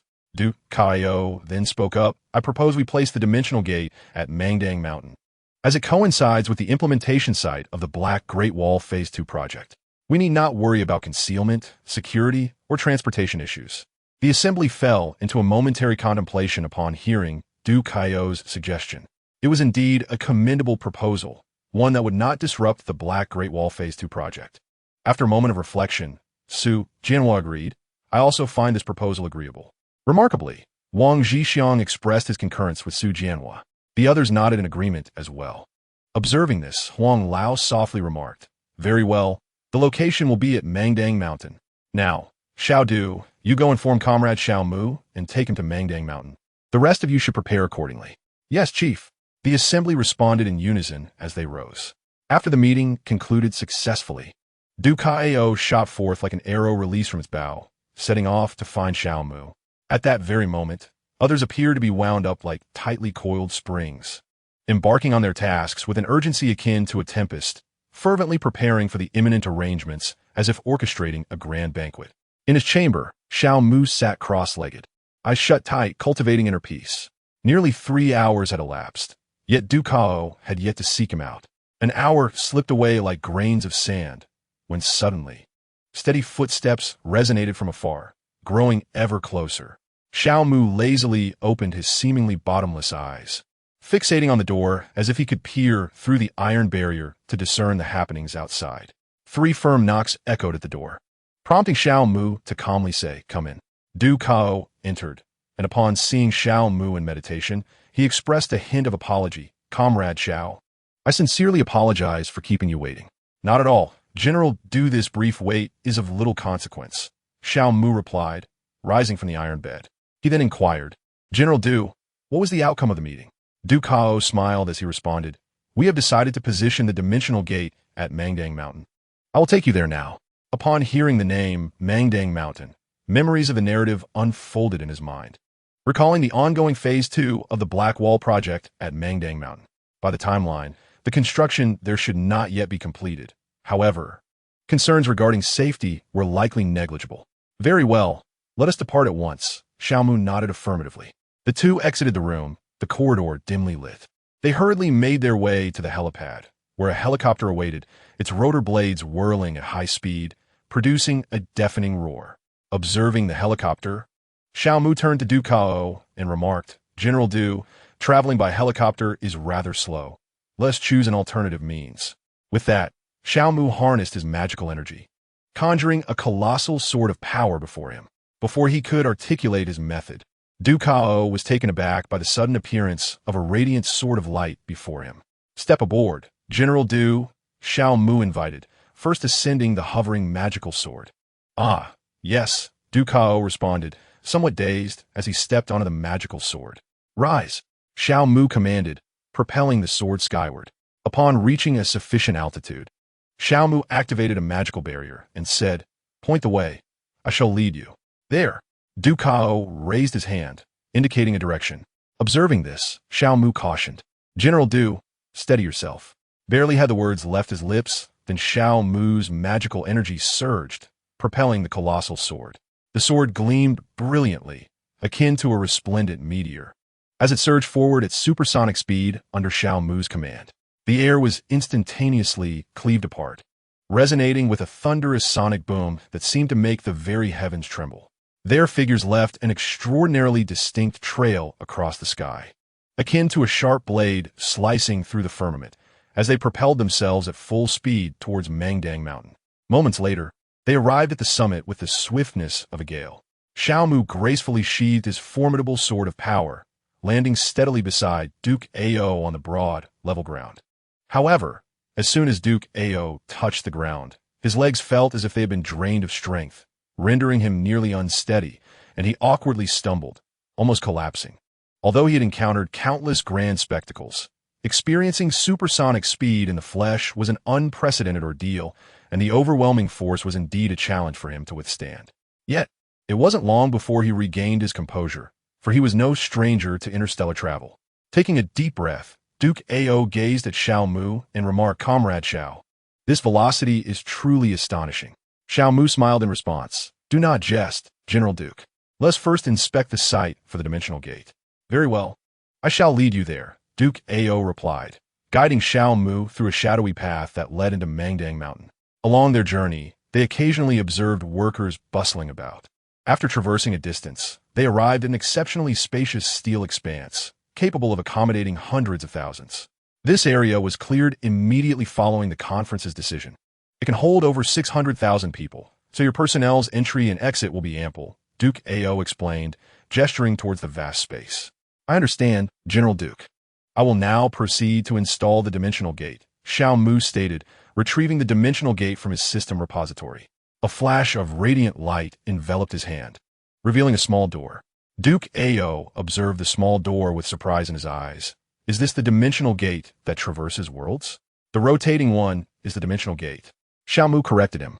"Ah, I see," Duke Ao acknowledged, finally noticing the small door beside the dimensional gate that was indeed rotating. Without further ado, Xiao Mu channeled his power, infusing it into the dimensional gate. At the moment of infusion, the smaller door detached and soared into the expanse, rapidly expanding until it reached a predetermined size, at which point it ceased to grow. Seeing that the smaller door was properly positioned, Xiao Mu retracted the dimensional gate. Once secured, he formed seals with his hands and unleashed several incantations. Upon their casting, the branch of the Huaxian Academy, suspended in the heavens miles away, tore through the void and swiftly vanished into the skies above the Grand Canyon. Duke Ao gazed upon the vast space, and suddenly, the fabric of reality tore open, revealing a magnificent structure emerging from within. This edifice was none other than the branch of the Huaxian Academy. Once it materialized, Xiao Mu deftly maneuvered it toward the smaller door. As he was about to depart, he fixed his gaze upon General Du Kao and softly spoke, "General Du, I am prepared to return. You may, at any time, use the dimensional gate to communicate with our world regarding matters of alliance, or alternatively, we may dispatch personnel to engage in discussions." "I understand, Comrade Xiao. We will send personnel over," Du Kao replied with a smile, gesturing with his hand. Xiao Mu cast a fleeting glance, offering a gentle smile before stepping directly into the dimensional gate. Upon entry, the portal closed yet remained steadfast, not vanishing from sight. Witnessing this, Du Kao hurriedly departed, intending to report to Elder Huang. As he exited, a battalion of troops entered, assuming the duty of guardianship. After stepping into the luminous, silver-hued spatial passage, Xiao Mu promptly took a leap into the air, arriving at the entrance of the Huaxian Academy, his hands maintaining a sealing gesture as he advanced slowly through the passage. When it had nearly traversed halfway, the spatial passage suddenly began to tremble erratically. Sensing this anomaly, Xiaomu quickly called out, "Xiaoling, what is happening? Why does the spatial passage constructed by the dimensional gate exhibit such instability?" Xiaoling manifested before him, immediately discerning the cause. Her expression turned grave. "Host, it is a spatial turbulence. We are encountering a colossal spatial disturbance capable of annihilating an entire world. It is destroying the spatial passage. We must hasten our journey." A wave of urgency gripped Xiaomu's heart. Without further ado, he channeled his full magical power, radiating a brilliant light, as the seal he was forming began to alter. In an instant, the speed of his construct surged to 3 times the speed of sound, propelling him like a tempest toward the passage's end. He had considered employing a method of spatial tearing, but dismissed the idea upon realizing his position within the passage, resorting instead to this accelerated yet rudimentary approach. Within the vast, chaotic sea of the external realm, a spatial turbulence, personified by the essence of spatial pathways, rampaged through the waters. Surrounding worlds had succumbed to this spatial disturbance, leaving only a singular passage, shimmering with silver light, resolutely standing its ground. Regrettably, however, the passage had begun to fracture under the relentless onslaught of the destructive forces within the turbulence. Inside the passage, Xiaomu skillfully maneuvered his construct, nearing the threshold. Just as he was a mere 2 or 3 steps away from the portal, the spatial passage began to collapse rapidly from behind, a powerful suction force surging towards him. Noticing this perilous situation and the swift collapse, Xiaomu understood that, given the speed of his construct, it would be impossible to reach the portal in time unless propelled from behind. With this thought, a glimmer of determination flickered in his eyes. He swiftly moved to the rear of his construct, summoning all his powers, magical energy, vital essence, and physical strength, concentrating them into a single fist. With a mighty swing, he delivered a thunderous blow, infused with his entire essence, upon the construct. In an instant, the speed of the separation surged to 4 times the speed of sound, swiftly traversing the mere distance of 2 or 3 steps before plunging into the portal.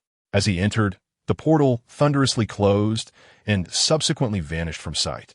Following his strike, Xiaomu felt an overwhelming fatigue engulf him, leading him to collapse onto the ground of the passageway. Gazing at the portal as it gradually sealed, until it was no longer visible, a smile of joy blossomed on his face. He understood that his friends, students, and brothers had successfully evaded peril, filling his heart with genuine delight. Xiaoling observed this scene silently, her captivating beauty devoid of any visible emotion. Just as Xiaomu sought a means of salvation from Xiaoling, the spatial passage collapsed entirely, casting him into the chaotic turbulence of space. The moment his gaze met the thick, ink-like expanse of the chaotic sea, along with the silver currents writhing like dancing serpents, his consciousness plummeted into an abyss, consumed by boundless darkness. Chapter 98. The Seal in the Vast and Boundless Chaotic Sea. One region was mercilessly ravaged by the spatial turbulence, as if ensnared in a catastrophic storm. The ferocious force ruthlessly tore at everything, intertwining endless darkness and chaos, evoking trepidation. Amidst this turbulence, a silvery beam of light gradually disintegrated, from which emerged a figure clad in an ancient, dark-hued robe. His form appeared diminutive and fragile within the chaos, as though he could be devoured by the relentless force of destruction at any moment. At the instant, Xiaomu was expelled from the passage. The rules governing the spatial turbulence and the chaotic energy that constituted the chaotic sea lunged towards him with ferocity. They resembled ravenous beasts, eager to rend this uninvited guest into fragments. Upon contact with Xiaomu's body, he began to transform gradually into the rules of the spatial avenue or the chaotic energy. Inch by inch, in the blink of an eye, his body, save for his head, had metamorphosed into the subtle edges of the spatial rules and the wisps of chaotic energy. Just as his head was on the verge of undergoing transformation, an unexpected turn of events unfolded. A complex and intricate array, brimming with boundless rules of the great Tao, suddenly manifested upon his forehead without warning. This array resembled a mysterious totem, radiating an ancient and enigmatic glow. It was none other than the seal of the chaotic body. The moment the array appeared, It emitted a radiant glow infused with chaotic hues, enveloping Xiao Mu entirely in a shroud of mystery. This light served as an indomitable shield, safeguarding his last vestige of life. Beneath the chaotic luminescence, his body gradually began to reshape. The external chaotic energy was wholly absorbed by this light, transforming into the very sustenance for his body's reconstruction. Simultaneously, the spatial turbulence was repelled, unable to interfere with the process of Xiao Mu's bodily renewal. Within his corporeal form, as the primordial palace and Dantian underwent a metamorphosis, two threads of chaotic essence were assimilated, resulting in a wondrous transformation that culminated in the birth of the chaotic primordial palace and chaotic Dantian. In the blink of an eye, Xiao Mu's body had been entirely reshaped. This newly forged vessel exuded an aura reminiscent of the chaotic sea. However, shortly thereafter, this essence was wholly absorbed by the sealing array inscribed upon his forehead, rendering his physique akin to its former, unremarkable state. Yet, subtle alterations persisted. His primordial palace and Dantian had transmuted into their chaotic counterparts, harboring a vestige of chaotic essence at their core. Upon the completion of this transformation, the sealing array did not recede into his brow, but continued to manifest, radiating a luminous glow imbued with chaotic hues. The light ceased to absorb chaotic essence, instead creating a barrier insulating him from the outside world. Nonetheless, it did not draw in chaotic essence, for other forces were at play. The moment Xiao Mu's body was fully reshaped, a glimmer of spiritual light surged forth from the depths of his consciousness. This light brimmed with an insatiable yearning, as if it had awaited this moment for an eternity. Upon its emergence, the spiritual light unleashed a formidable pull, devouring the chaotic essence above the ocean, even absorbing the fundamental laws that constituted the spatial turbulence. In an instant, a colossal vortex took shape, centered around Xiao Mu. This vortex was not static, it roamed freely, drawing everything within its vicinity into its swirling depths, creating a breathtaking spectacle. Within the vicinity of the approaching vortex, a rather rotund, somewhat unseemly figure, with a cunning glint in his eyes, keenly sensed the sudden emergence of the whirlpool. His elongated eyes sparkled brightly, and a subtle smirk graced his lips, betraying a hint of self-satisfaction. Indeed, the fortune of this celestial being was remarkably fortuitous. Wandering casually, he had stumbled upon the birth of a treasure. How delightful it would be to collect it with a jest. The corpulent figure extended a chubby hand towards the center of the vortex, grasping abruptly. A massive hand, forged from the 5 elemental laws of gold, wood, water, fire, and earth, materialized above the vortex without warning, descending with great force. This colossal hand resembled a towering mountain, imbued with the inexorable weight of the 5 elements, seemingly intent on seizing the entire vortex within its grasp. At that moment, the spiritual light, which had been absorbing chaotic essence, flickered suddenly, its brilliance momentarily blinding, akin to a resplendent star erupting in a blaze. Following this, the gigantic hand composed of the 5 elemental laws disintegrated instantaneously, its elemental power scattering into motes of light that vanished into the void. Simultaneously, a voice resonating with the imperial might of the Tao emerged from the spiritual light. "Begone!" This utterance echoed as though it originated from an ancient sovereign, imbued with an irresistible authority and fury that reverberated throughout the realms. As the 5 elements' hand shattered, a flicker of surprise crossed the face of the corpulent strongman, as if he had not anticipated that his capturing technique would be so effortlessly unraveled.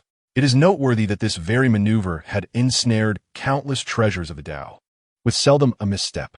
Those innumerable victories had forged his reputation and instilled a sense of confidence within him. However, he now faced an unprecedented defeat. Intriguingly, this treasure proved to be even more formidable than the heavenly monarch had foreseen. The corpulent strongman narrowed his eyes slightly, and an overwhelming aura surged forth from him, a mighty pressure radiating outward. His garments billowed fiercely, while the chaotic energies of the surrounding sea momentarily stilled. Given the circumstances, the heavenly monarch could no longer refrain from taking decisive action.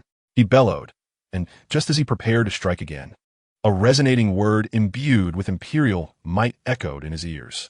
In an instant, Vibrant blood poured from his 7 orifices, his body sustaining grievous injuries, and terror etched itself across his countenance. This fear spread rapidly throughout his entire being, causing him to tremble uncontrollably, as if he had witnessed the most horrifying scene imaginable. This is dire. It is an emperor-level powerhouse. Flee quickly. The corpulent strongman, disregarding both the treasure and his own wounds, turned to escape. However, the luminous force paid him no heed, treating his flight as inconsequential as that of an ant. Time passed, though it was uncertain how long, and the pull of the luminous force gradually diminished, the vortex it created shrinking in tandem. Eventually, the luminous force dissipated entirely, plummeting downward, piercing through Xiao Mu's forehead, and sinking once more into the depths of his consciousness. At the moment the light vanished, the vortex also vanished without a trace.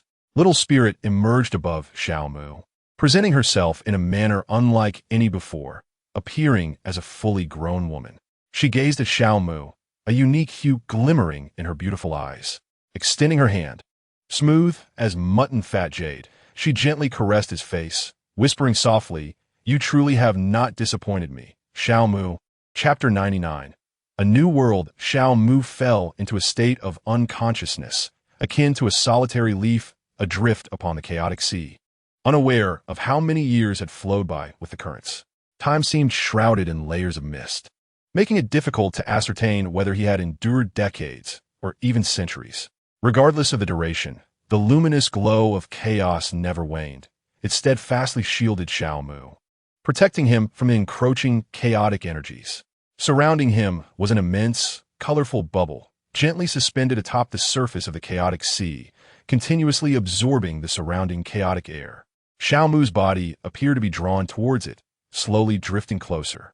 The colorful bubble stood as a beacon amidst the chaotic sea, beckoning Xiao Mu to approach. The moment his body made contact with the bubble, he was enveloped within it, as if Xiao Mu had been quietly consumed by its essence.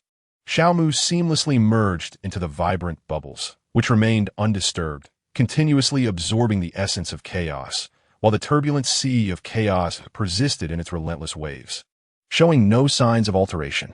Within the dark, frigid, and desolate fringes of the universe, a sudden fluctuation in space erupted, revealing a chaotic luminescence that gradually took form amidst the disturbance. Within this radiance lay a bare youth, quietly ensconced in slumber, seemingly devoid of life. This youth was none other than Xiao Mu, who had entered the bubble. At this moment, the sealing patterns on Xiao Mu's forehead began to shift, as they slowly transformed the chaotic glow enveloping him into a shimmering silver hue. The instant the transformation completed, the silver light flickered, and Xiao Mu vanished at the edge of the universe. In a realm unimaginably distant, billions of light years away, a solitary planet floated silently in the cold, lifeless expanse of space. On this planet, only a region resembling a chicken was vibrant with color, while the rest lay in shades of gray and white. Beside the planet orbited a pockmarked white satellite, quietly revolving around it. Upon this satellite stood a towering sculpture of a 6-winged angel, silently poised in the center of a vast pit, vigilantly watching over the planet. At the delicate periphery of the chicken-shaped region on the planet, a blinding white light suddenly erupted, revealing Xiao Mu, completely unclothed, lying on a clearing within an ancient forest. Once Xiao Mu settled comfortably on the ground, the sealing patterns on his forehead, obscured by his hair, gradually faded from sight, as if they had never existed. His sudden appearance did not stir any ripples among the forces on the planet, nor did it elicit any response from the 6-winged angel on the satellite. A day later, Xiao Mu slowly opened his star-like eyes, reflecting a sense of bewilderment. "I'm not dead. Haha, I'm not dead." The confusion in his eyes gradually dissipated as he extended his hand to caress his own body, as if seeking confirmation, his voice brimming with excitement. After a moment of gentle exploration, the exhilaration in his gaze receded like a tide. Then, he retrieved a set of azure robes and a matching belt from his system repository. The fabric of the robes felt soft to the touch, imbued with a subtle coolness. He adeptly donned the robes, relishing the smooth sensation against his skin. Next, he grasped the belt, its texture a bit coarse, as it rubbed against his palm. Skillfully, he tied his long hair up with the belt, the strands intertwining with it, producing a faint sound of friction. Once properly attired, he swiftly settled into a cross-legged position, gently closing his eyes, his mind becoming introspective as he began to meticulously explore his own body. His consciousness, akin to nimble tendrils, gradually traversed each part of his being, starting from the head and meticulously examining every intricate detail. The skin, muscles, bones, and even every single cell lay within the realm of his exploration. Although he was uncertain as to why he had found himself in this ancient, enigmatic forest, it did not hinder his concern for his physical condition. After a brief moment of examination, he opened his eyes and murmured softly, "My body is largely unharmed. Only my dantian and yuanfu have expanded somewhat, accompanied by an unfamiliar gas. My cultivation has plummeted from the pinnacle of the 9th level of foundation establishment to the 1st level, yet my strength appears unchanged." After assessing his body, Xiao Mu called upon Xiao Ling, eager to inquire about the circumstances surrounding his situation. "Xiao Ling, what transpired after the space passage collapsed? How'd I end up in this forest?" he asked impatiently. Xiao Ling transformed before him into an 18-year-old maiden, delicately covering her lips as she giggled. "Do not be hasty, dear host. I shall unfold everything in due time." Upon witnessing Xiao Ling's new form, a flicker of surprise and admiration crossed Xiao Mu's eyes. He had assumed her previous appearance was fixed, yet it was not so. However, he soon redirected his attention, focusing intently on Xiao Ling as she recounted the events that unfolded from the collapse of the space passage to his arrival in the forest. "At the moment of the space passage's collapse, you fell into the chaotic sea and the tumult of spatial currents, subsequently losing consciousness. After your fainting, the chaos body seal upon you saved your life, and then the seal's colorful bubbles transported." Xiao Ling recounted everything except for the matters concerning Ling Guang and the robust entity. As Xiao Mu listened, he nodded intermittently, a look of understanding dawning upon him. "So that is how it is. It seems the chaos body seal upon me is not a gift from the heavens. Otherwise, it would not have saved me." After a moment of contemplation, he inquired, "Xiao Ling, in which world are we currently situated?" "Dear host, if you venture a few steps deeper into this forest, you shall discern the nature of this world," Xiao Ling replied enigmatically, her beautiful eyes shimmering with mystery. Upon hearing this, a hint of helplessness flickered in Xiao Mu's gaze, and he decided, "Fine, I shall proceed as you suggest." With that, he rose and walked deeper into the forest. Xiao Ling, the spirit of Ling Hua, eagerly followed him, refraining from returning to his body. After traversing several dozen steps, Xiao Mu's consciousness suddenly became ensnared by an inscrutable force, rendering his exploration nearly impossible. The surrounding air grew heavy, imbued with an unsettling aura. This alarming state instantly heightened Xiao Mu's vigilance. His heart raced, and his pace quickened accordingly. Before long, he arrived at a location where his consciousness could not penetrate. Chapter 100, Slaying the Mysterious. Xiao Mu stood before a wall of gray mist, thick as ink and seemingly capable of devouring all, astonishment filling his eyes. As he gazed upon this foggy barrier, countless thoughts flickered through his mind. In contemplation of this world, he harbored certain conjectures, yet their veracity remained uncertain. To validate these notions, he recognized the necessity of action, of stepping into the shrouded mist to explore the enigmatic realm it concealed. Resolute in his intent, he first instructed Xiao Ling to return, then retrieve a Huaxia coin from the system repository, clutching it firmly in his hand. He activated the Chaos Divine Universe Sutra, drawing upon the ethereal energy contained within. Due to the reconstruction of his body, his Chaos Dantian and Chaos Yuan Palace lacked reserves of spiritual liquid and primordial energy. Thus, he resorted to the Huaxia coin to harness spiritual energy, striving to restore a fraction of his strength.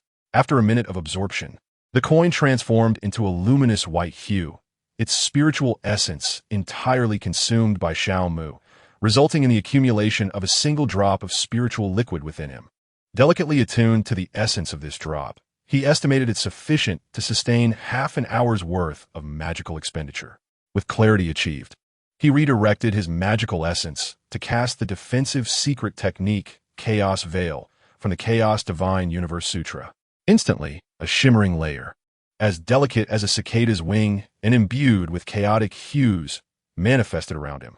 Once enveloped by this ethereal veil, he leapt into the air, propelling himself swiftly into the depths of the mist.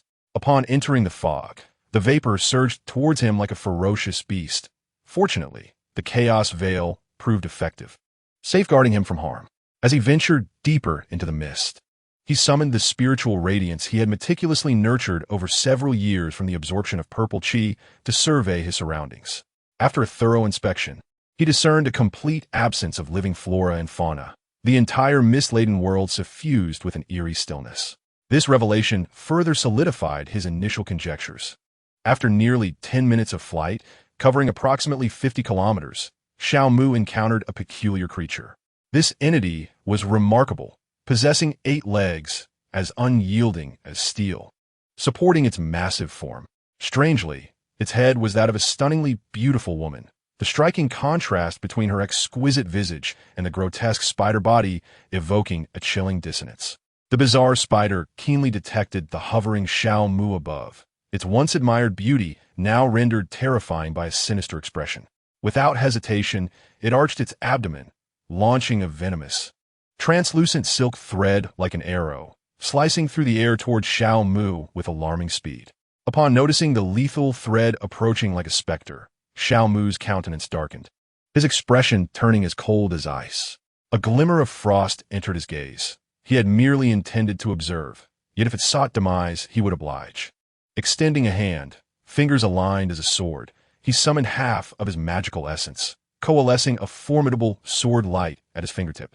As the blade's radiance took shape, he did not hesitate to wave towards the bizarre spider. Instantly, the sword's aura detached from his fingertip, transforming into countless slender beams of light that cascaded down like a torrential rain upon the monstrous creature. The deluge of blades first severed the approaching threads of silk into fragments, and then unleashed a furious assault upon the peculiar spider. Initially, a flicker of panic flashed in the spider's eyes as it instinctively sought to evade this lethal strike. Its form twisted rapidly, desperately searching for sanctuary. Yet the terrifying range of the sword rain, spanning 500 meters, ensnared it like an invisible net, leaving it with no escape and forcing it to endure the impending onslaught. Under the relentless barrage of the fierce sword rain, numerous wounds erupted across the spider's body, dark green blood gushing forth from its injuries. It emitted a tortured screech, attempting to retaliate, but in the next heartbeat, the dense downpour of blades extinguished its life, rendering it incapable of any counterattack. Xiao Mu's expression remained frigid as he stared at the strange spider he had slain, murmuring softly, "Is this the so-called mysterious power of the divine, slaying world? It appears rather unimpressive. I cannot discern whether its realm is that of the lantern or the pool." Having muttered this, he was about to descend for a closer inspection when a cacophony of bizarre and tumultuous roars pierced the air. Upon hearing this sound, Xiao Mu's countenance shifted dramatically, and he swiftly raced toward the borders of Daxia. He held no illusions that with merely a third of his spiritual essence remaining, he could confront these mysteries.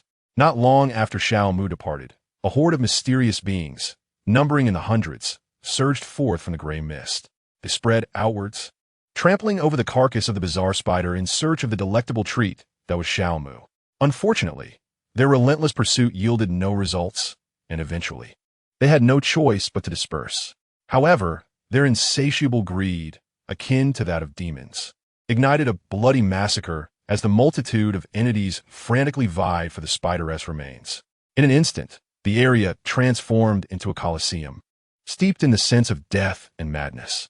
Like lightning, Xiao Mu charged fiercely, and within a harrowing 5 minutes, he returned to the borders of Daxia, desperately escaping the ominous gray mist.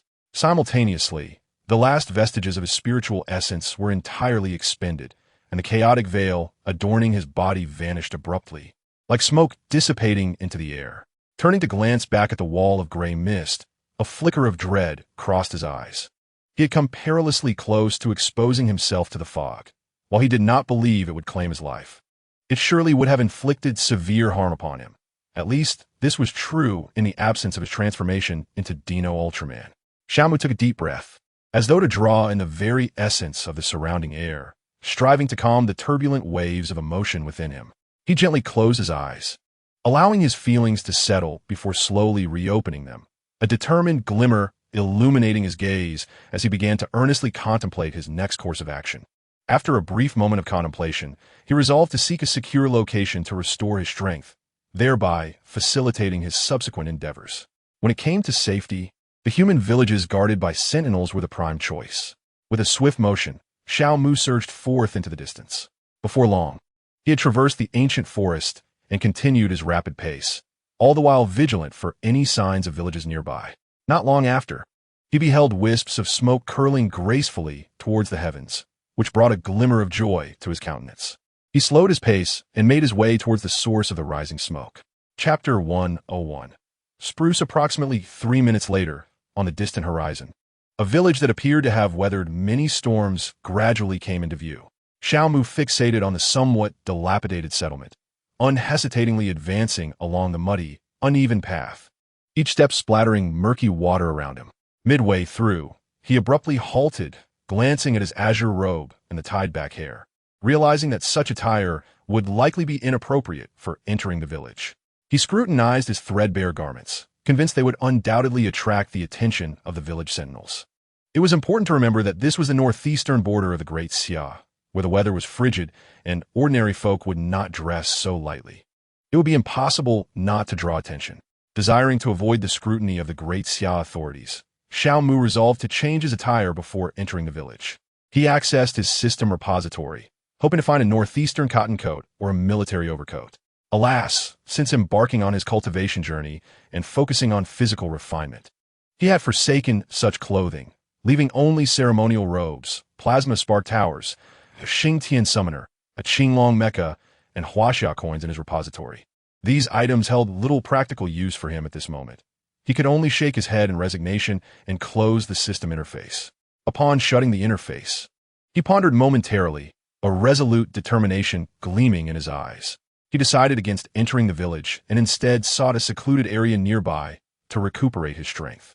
With a swift motion, Xiao Mu departed from the muddy path leading to the village and began to search the vicinity for a suitable spot. After a diligent search, he eventually discovered a rather tranquil spruce tree adjacent to the village, standing like a silent guardian, gazing up at the lush branches of the spruce. A flicker of delight illuminated his eyes. He nodded slightly, appreciating the rarity of such a fine tree. With a powerful push from his legs, he leaped gracefully onto a sturdy branch, moving like a flash of lightning. Surrounded by dense foliage, the leaves interwoven formed a natural green barrier, cleverly concealing him from ordinary onlookers. Settling cross-legged upon the branch, he retrieved 6 Huaxia coins from his system repository, holding 3 in each hand. He closed his eyes, focusing intently as he invoked the secret technique of chaotic induction from the chaotic divine art, swiftly absorbing the spiritual energy contained within the Huaxia coins. Simultaneously, he silently recited the scriptures of the induction formula, guiding the primordial energy that continuously emanated from within himself towards the chaotic Yuan mansion, thus commencing his cultivation. After a minute had elapsed, the 6 Huaxia coins in Xiao Mu's hands had transformed entirely into a luminous white. He opened his eyes, returned the 6 coins to the system repository, and retrieved 10,000 Huaxia coins. A radiant glow erupted, revealing a precarious mound of golden coins before him. Reacting swiftly, Xiao Mu formed several hand seals, mobilizing the modest amount of magical power he had just regained.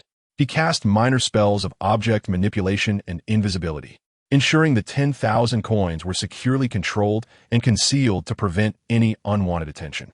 Once all was set, he orchestrated the coins into a suspended circle around himself, closed his eyes once more, and began to absorb the spiritual essence contained within them. Time flowed like fine sand slipping through his fingers and under the deepening night sky. Xiao Mu seemed to merge with the tranquility of the surroundings. As he exercised the chaotic induction, the spiritual energy from the Huaxia coins surged towards him like an inexhaustible spring, continuously streaming into his body. This energy coursed through his meridians, eventually reaching the chaotic dantian, where it was compacted into spiritual liquid, filling the void within. Veiled by the invisibility spell, the myriad coins appeared as tiny points of light, slowly rotating around Xiao Mu. Their golden radiance flickered intermittently in the long night, adding an air of mystique to the serene evening. As day turned to night and stars revolved overhead, half a month slipped away like water, unnoticed. The Huaxia coins beside Xiao Mu had all turned to a luminous white, gently floating as if silently narrating the passage of time. Throughout this fortnight of cultivation, the quantity of spiritual liquid within Xiao Mu's dantian had returned to the pinnacle level of the 9th stage of foundation establishment. However, concerning his newly formed dantian, or more precisely, his dantian C, it occupied merely 1/10 of the total space. His cultivation remained at the 1st stage of foundation establishment, yet to return to the peak of the 9th stage. As for his martial prowess, it was still at the preliminary phase of the 1st-grade Yuan Mansion, far from reaching the mid-phase, rendering it inconsequential. After a meticulous examination of his internal condition, Xiao Mu gradually opened his starry eyes, exhaling a breath of turbid air, and sighed. It seems that if I wish to regain the peak of the 9th stage of foundation establishment, a considerable amount of time will surely be required. The same applies to breaking through to the 9th grade of martial arts.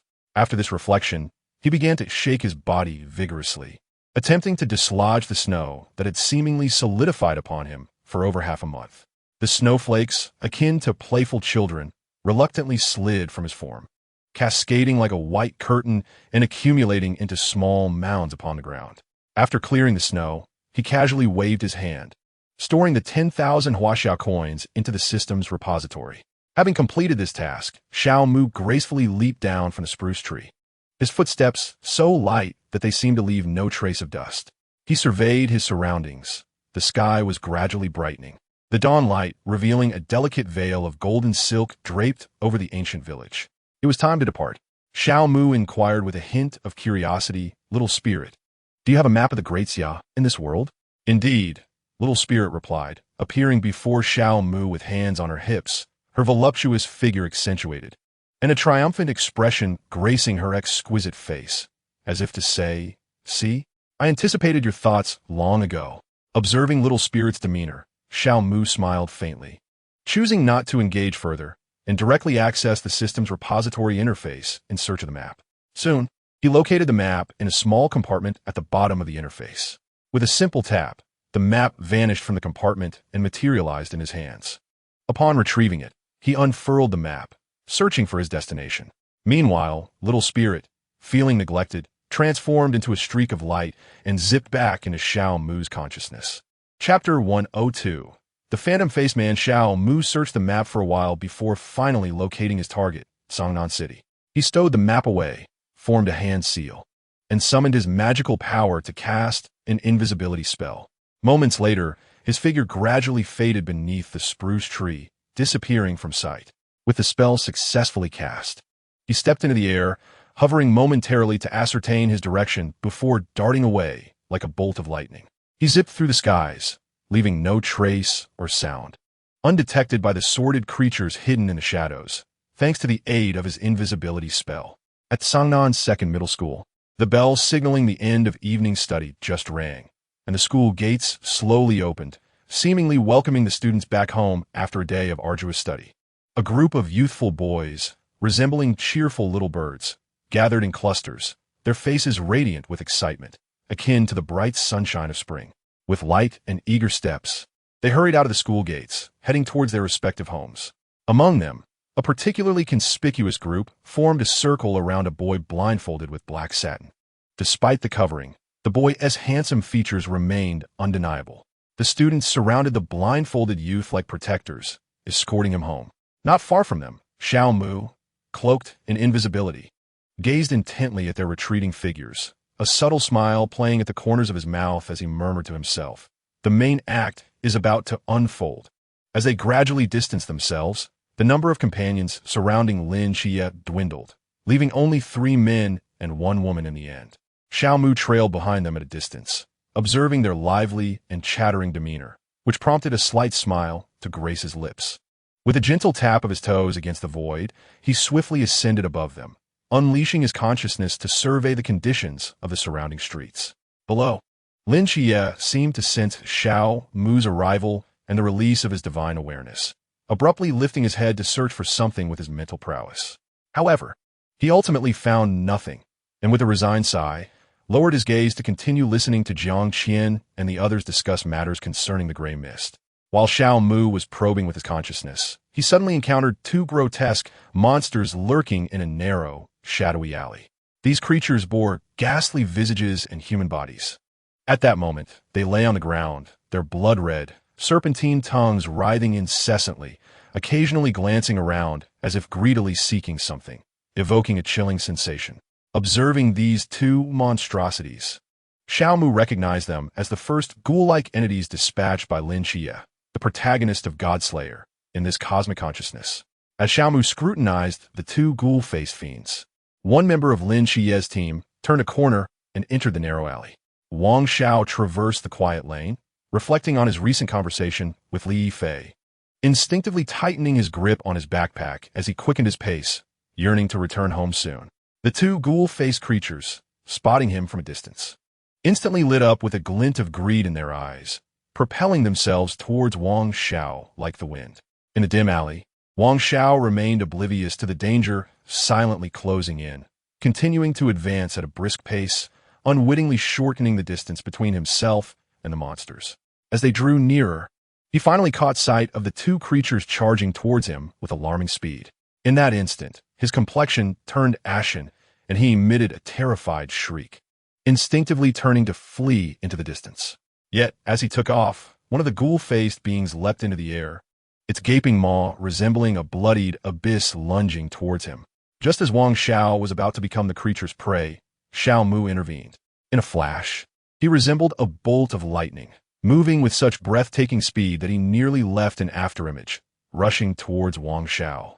Without hesitation, he extended a hand, delivering a swift blow to the ghoul-faced monster akin to the force of thunder. A sharp crack echoed through the stillness of the alley. The creature was sent flying by Xiao Mu's resounding slap, its ghastly visage rendered unrecognizable. It arced through the air before crashing violently against the alley wall, producing a muffled thud that seemed to reverberate through the very structure. Under the immense impact, the wall rapidly developed fissures that spread like intricate patterns, radiating outward. After enduring a powerful blow from Xiao Mu, the faceless specter did not succumb to death. It merely became lodged against the wall for a moment before extricating itself, resolutely seeking out Xiao Mu's whereabouts to exact vengeance for the earlier strike. Regrettably, it failed to locate him. Following the forceful impact, Xiao Mu seized Wang Xiao, rendering him unconscious with a swift chop of his hand, and then hoisted Wang Xiao into the air, quietly surveying the scene below. At that moment, Li Yifeng, Jiang Qian, and Lu Yuan, having heard the piercing scream, rushed into the alley, eager to uncover the cause of Wang Xiao's distress. However, as they dashed forward, they were confronted by two monstrous figures that would haunt their memories for a lifetime. Upon witnessing the horrific sight, their faces drained of color, with Jiang Qian emitting a blood-curdling shriek and collapsing to the ground. Li Yifeng's lips quivered as he shouted, "Run!" and without hesitation took off at full speed, closely followed by Lu Yuan. Yet, in his frantic escape, Lu Yuan inadvertently collided with Lin Xie, causing Lin Xie to stagger. Fortunately, this did not hinder him significantly, though it did slightly impede Lin Xie's flight. The two faceless specters, alerted by Jiang Qian's shrill cries, turned their heads toward Lin Xie and the others. They licked their lips and swiftly advanced toward Jiang Qian and her companions. Faced with the encroaching danger, Jiang Qian summoned an unexpected surge of strength, leaping to her feet and fleeing, with Lin Xie following suit. Observing the rapid pace at which Jiang Qian and Lin Xie were fleeing from his vantage point, Xiao Mu believed they would soon be overtaken and resolved to assist Jiang Qian, deeming Lin Xie, the protagonist, to be in no real peril. Xiao Mu deftly gestured with his hands, casting the wind charm upon Jiang Qian. Instantly, a gentle breeze enveloped her, amplifying her speed several-fold, as she swiftly left Lin Xie and the specters behind.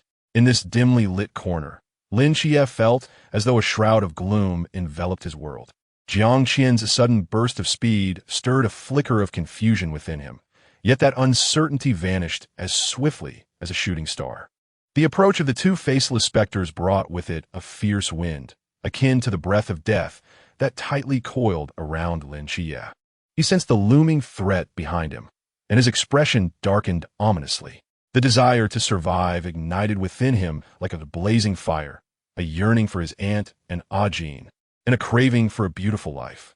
He could not allow his existence to end so easily. That fiery rage erupted from the depths of his soul, compelling him to confront the danger head-on rather than flee. Gripping his cane tightly, he focused his mind intensely, his chest heaving as if a drum. With a swift turn, he deftly sidestepped the specter's lethal claw. In the next instant, he shouted with fury, thrusting his cane like an arrow toward the specter's abdomen. With a crisp crack, the blind cane shattered, and he himself was violently struck away by the ghostly figure's whip-like tail. Lin Chie's body tumbled across the ground, dust swirling in his wake. His senses registered the break of the cane and the looming descent of the ghostly figure above, and his emotions surged like tumultuous waves.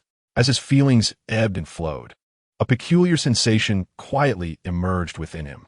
This sensation resembled a gentle breeze, a babbling brook, softly sweeping through the stagnation of his mind. Lin Chie felt a sudden jolt in his brain, as if a door had flung open. He slowly opened his eyes, which had been tightly shut for a decade. In an instant, a blazing beam of light erupted from him, illuminating the surroundings as bright as day. The ghostly figure, ferociously charging at him, was instantly pinned to the ground by the immense pressure of the light. Unable to move, and the other ghostly figure met the same fate. Xiaomu floated gracefully, suspended in midair, intently observing the radiant beam, and slowly advanced towards it, extending his hand into the light.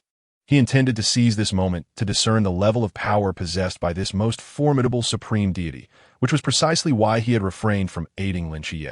The moment Xiao Mu's palm made contact with the beam, a potent yet gentle force gradually seeped into his hand.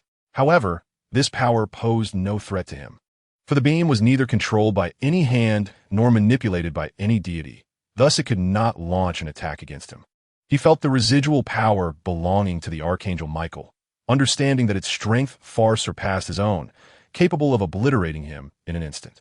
After a moment of reflection, he withdrew his hand and glanced towards a nearby alley, the corners of his mouth curling upward slightly. In the alley, a middle-aged man clad in a dark red cloak, carrying a straight sword sheath, hurriedly approached, his face etched with urgency and shock. Meanwhile, Lin Chie floated within the beam.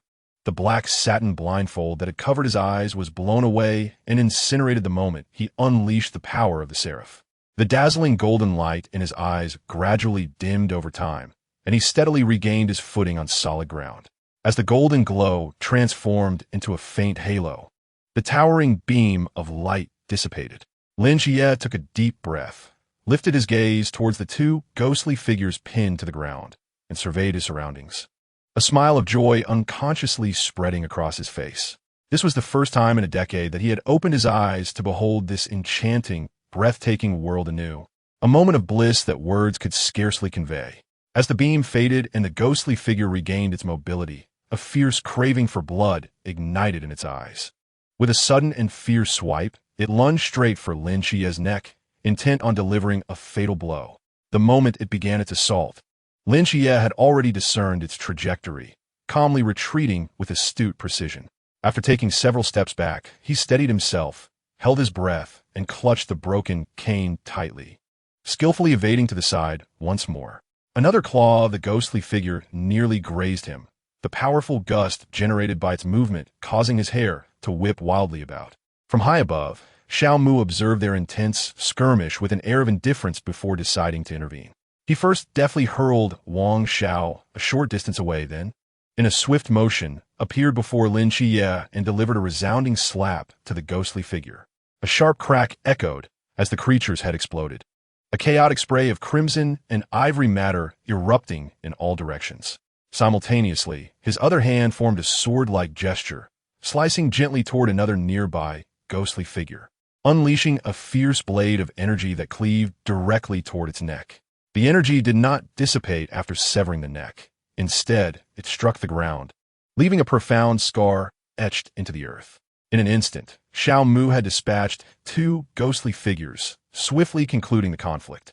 Lin Chie stared intently at the man clad in an ancient azure robe before him, his expression a blend of astonishment and curiosity. He was taken aback by Xiao Mu's formidable power and the astonishing swiftness with which he resolved the battle, while also intrigued by whether Xiao Mu was engaging in some form of role-playing. Just as he was grappling with his astonishment, a man suddenly intruded within his range of spiritual perception.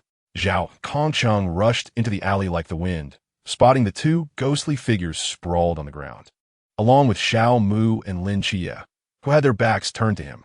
Gripping the straight blade at his back, he cautiously advanced, his eyes brimming with vigilance. "Who are you? Did you take down these two ghostly figures?" Listening to Zhao Kongcheng's inquiry, Xiao Mu slowly turned, replying softly, "Rest assured, I am not a member of the ancient God Church, merely an ordinary person who upholds justice." An ordinary person? Ordinary people are unaware of the existence of the ancient God Church and lack the ability to dispatch these ghostly figures. "Who are you really? Speak honestly," Zhao Kongcheng demanded sharply. Xiao Mu, hearing Zhao Kongcheng's stern inquiry, chuckled helplessly. "I am Xiao Mu, a genuine Huaxiao person, not your enemies among the Night Watchers, and perhaps even a potential ally. Ally, I shall tentatively accept your words, but I hope you are not deceiving me." Despite Zhao Kongcheng's response, the wariness in his eyes did not wane. Chapter 104. Adoption. Seeing his demeanor, Xiao Mu chose not to press further, stating, "Zhao Kongcheng, the awakener of the divine ruins you seek is this child. Now I must take my leave." With that, Xiao Mu's figure flickered and vanished before their eyes. Zhao Kongcheng watched in astonishment as Xiao Mu suddenly disappeared, a glimmer of wonder crossing his gaze. "What kind of forbidden ruins is this? I have never heard of such a thing." His inquiry, of course, went unanswered by Xiao Mu, who could only ponder in solitude. Just as his mind was engulfed in confusion, Lin Chia, noticing his indifference, gently lifted his backpack and stealthily departed. Meanwhile, Zhao Kongcheng remained ensconced in thought, utterly oblivious to Lin Chia's silent escape from his sight. When he finally emerged from his reverie and surveyed his surroundings, a realization struck him, and he irritably exclaimed, "Damn it, that kid slipped away without so much as a word." As Zhao Kongcheng vented his frustrations, above him, Xiao Mu was concealed in invisibility, quietly observing the scene. He had no intention of interfering with the unfolding dynamics between the two, for he knew that any intervention on his part would preclude Lin Chia from joining the Night Watchers. Although he refrained from meddling, he did not wish for Zhao Kongcheng to meet a fatal end as dictated by the narrative. He had left contingencies in place to allow for Zhao Kongcheng's revival after death. After a moment of contemplation, Xiao Mu resolved to bid farewell to this world. He yearned to return and witness the circumstances surrounding Zhou Yi and the others upon their return, as well as to discern how much time had elapsed in his absence. Adrift in the chaotic sea, with a flicker of movement, he hastened toward the borders of the Great Xia, preparing to utilize the dimensional gate to return home. His speed was remarkable, and it wasn't long before he reached the northeastern frontier of Great Xia. Upon arrival, he immediately produced the dimensional gate in midair. Gazing at the ethereal door that materialized in his hand, a fleeting sense of nostalgia flickered in his eyes. However, he did not linger in reminiscence for long. Instead, he summoned his magical energy and infused it into the dimensional gate. In that moment of infusion, he directed the gate to scan his being. A beam of pure, white light shot forth from the gate, enveloping Xiao Mu and scanning his coordinates. The scanning process was swiftly completed, and the light retracted back into the gate. Sensing that his coordinates had been successfully acquired, Xiao Mu deftly activated the dimensional gate. In an instant, the gate detached from his grasp, expanding rapidly to a size akin to a conventional portal, its doors swinging open to reveal a silvery passage beyond. Xiao Mu inhaled deeply, casting a lingering glance at the land of Great Xia behind him, softly murmuring, "I shall return, no doubt, amidst the divine conflict of Songnan." With that, he stepped forward without hesitation into the portal. As he crossed the threshold, the dimensional gate sealed shut, transforming into a fleeting streak of light that vanished into the heavens. Once within the spatial corridor, Xiao Mu immediately exerted his full strength, propelling himself forward at the utmost speed. Having once suffered the perils of spatial turbulence, he understood the necessity of maintaining maximum velocity within the corridor to avert the risk of being ensnared by chaotic currents. In the spatial passage, he transformed into a silver lightning bolt, racing forward with astonishing swiftness. Mere minutes later, he arrived at the exit of the corridor. Standing before the portal, he slowly extended his hand and gently pushed open the door. With a crisp sound, the door swung open, and an overwhelming aura of spiritual energy rushed forth. Xiao Mu closed his eyes, savoring the familiar essence that enveloped him, a surge of indescribable emotion welling up within his heart. Slowly, he extended his arms, inhaling deeply, whispering to himself, "Ah, this is the scent of home."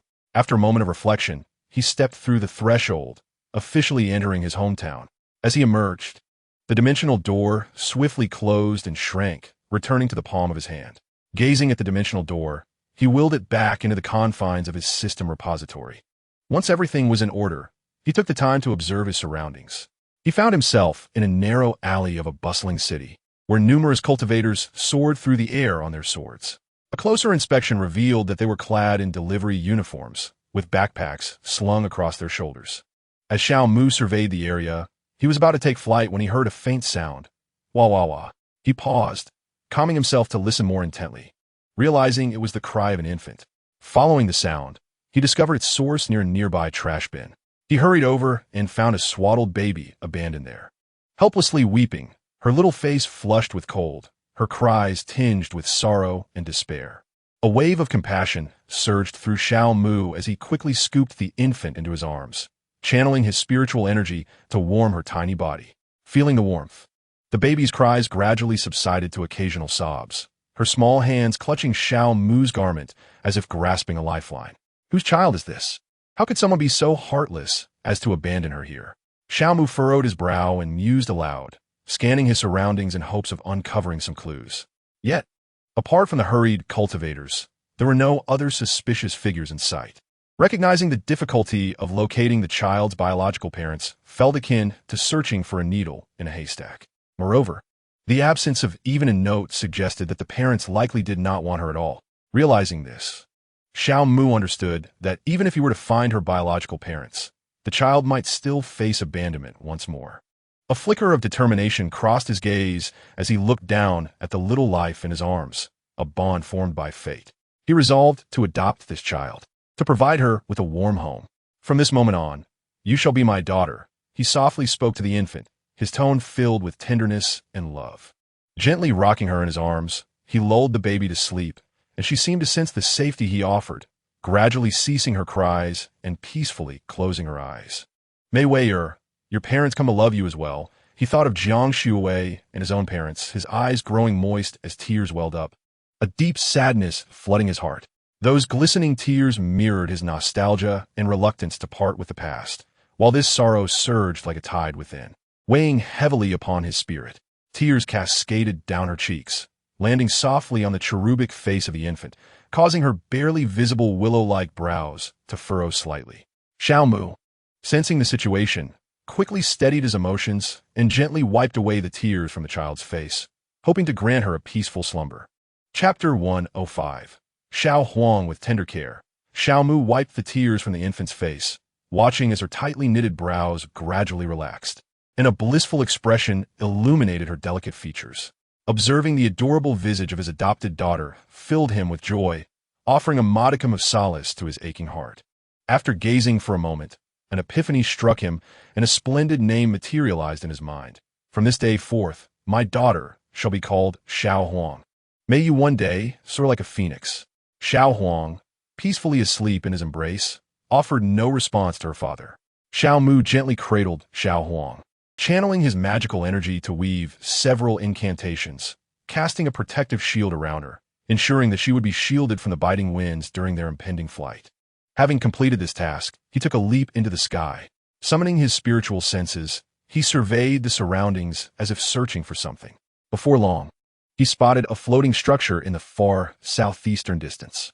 Upon sighting the edifice, a smile of delight graced his features. Xiao Mu's figure flickered, and he swiftly darted towards the building.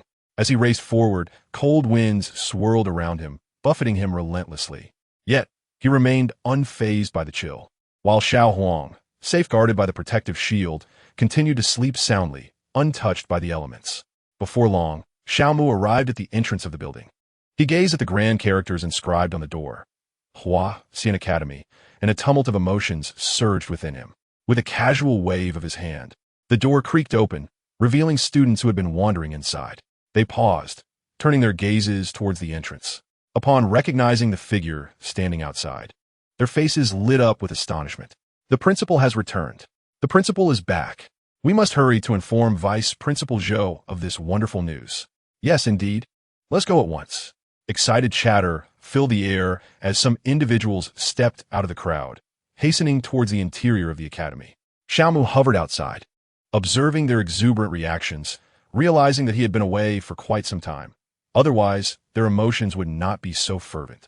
The students continued their discussions. Yet due to their unfamiliarity with Xiao Mu and their reverence for the principal's status, none dared to approach him. Taking a deep breath, Xiao Mu stepped through the doorway, his expression radiating warmth. Students, please disperse and attend to your own affairs. Do not let my unexpected return disrupt your activities. Upon hearing the words, the students exchanged glances before responding in unison, "Yes, principal." Subsequently, they dispersed in small groups, each attending to their respective tasks, such as cultivation, alchemy, and forging. Observing the crowd scatter, Xiao Mu sighed softly and made his way back to his small courtyard.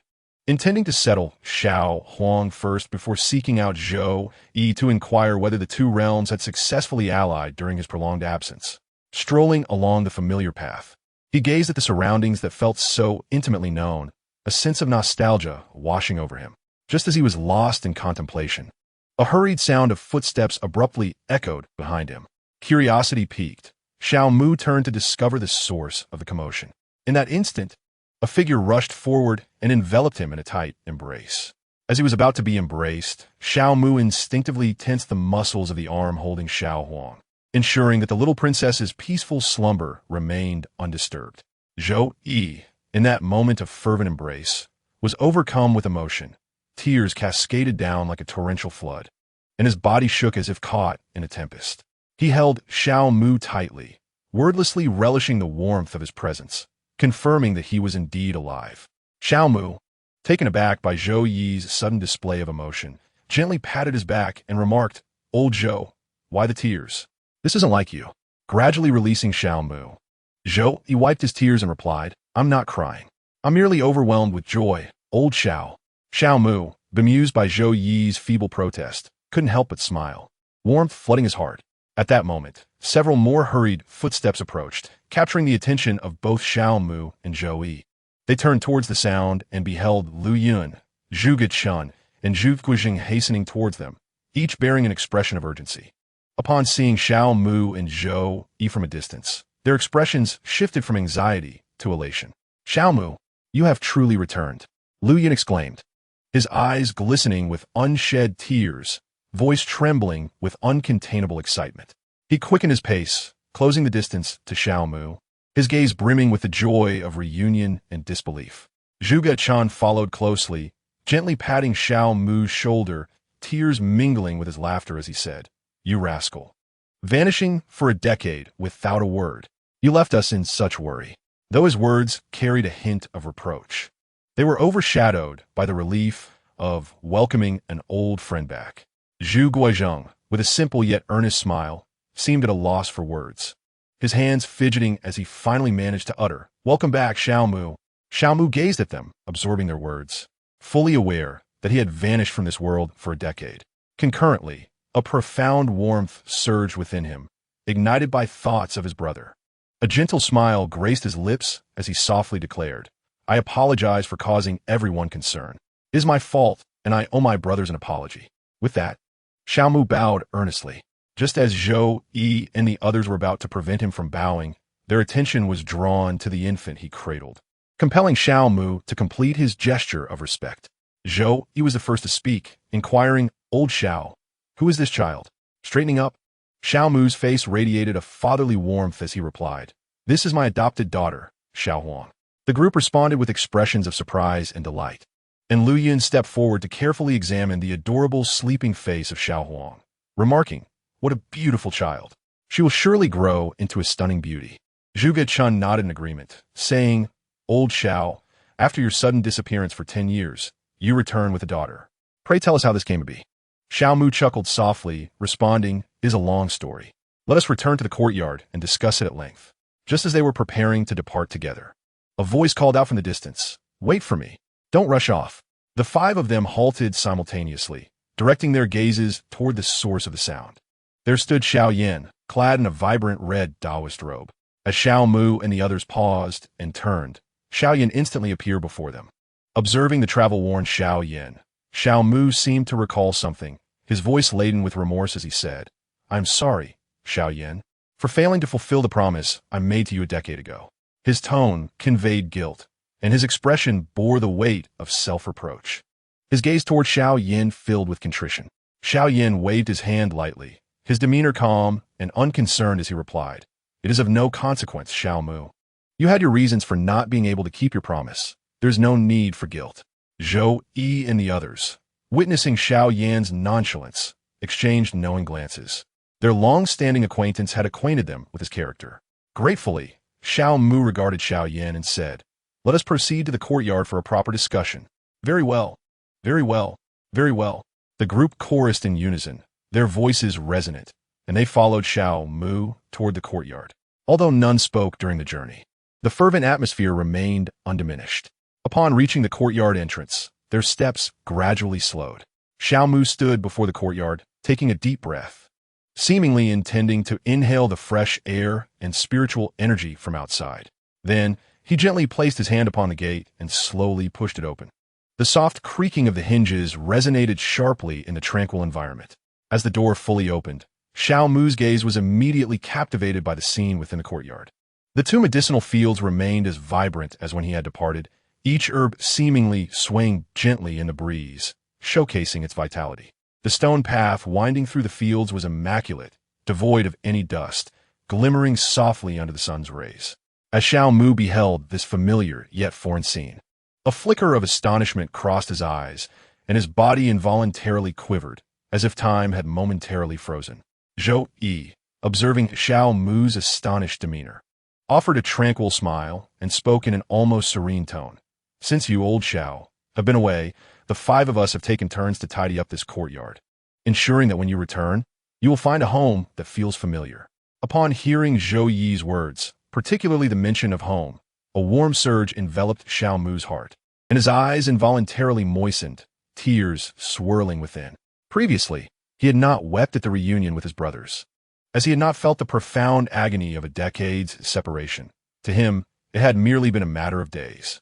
Yet now, tears flowed solely due to the resonance of the word home, as his brothers, those bound by life and death, had rekindled within him the warmth of belonging.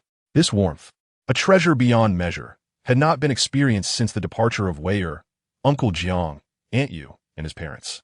Slowly inhaling, Xiao Mu endeavored to quell the tumult of his emotions. His voice slightly choked as he expressed, "Brothers, thank you for cleaning the courtyard. I will forever cherish your kindness. Never to forget.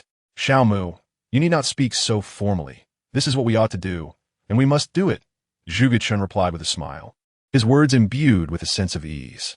"Chenzi is right. There is no need for thanks, Xiao Mu," echoed Zhuge from nearby, affirming the sentiment. Observing this exchange, Xiao Mu swallowed the words of gratitude he had been about to utter.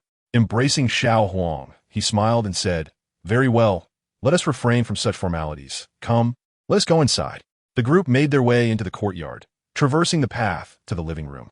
"Please sit here for a moment. I will place Huang down," Xiao Mu said with a smile, carrying Xiao Huang toward the adjacent bedroom. Xiao Yan, watching Xiao Mu's retreating figure, quietly inquired of Zhou Yi, "Old Zhou, what is the situation with the baby Xiao Mu is holding?" "I'm not entirely sure. I know only that this is a child adopted by old Xiao," Zhou Yi replied softly. "Adopted?" Xiao Yan's tone brimmed with uncertainty. Meanwhile, Xiao Mu entered the bedroom, approached the bed, and lifted the covers, preparing to lay Xiao Huang down.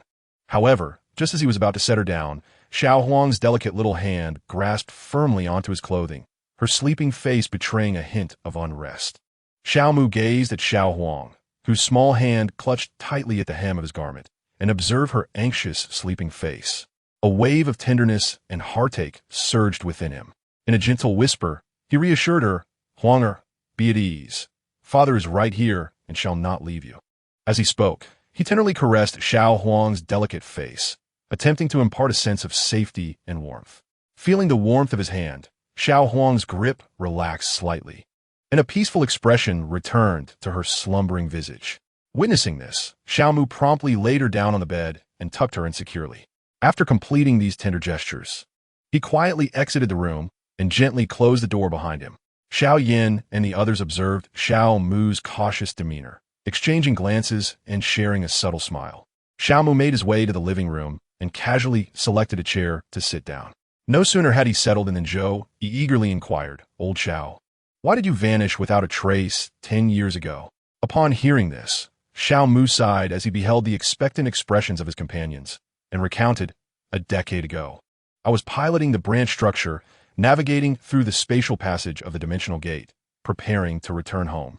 However, midway through the journey, I was suddenly beset by spatial turbulence, causing the passage to tremble with signs of imminent collapse.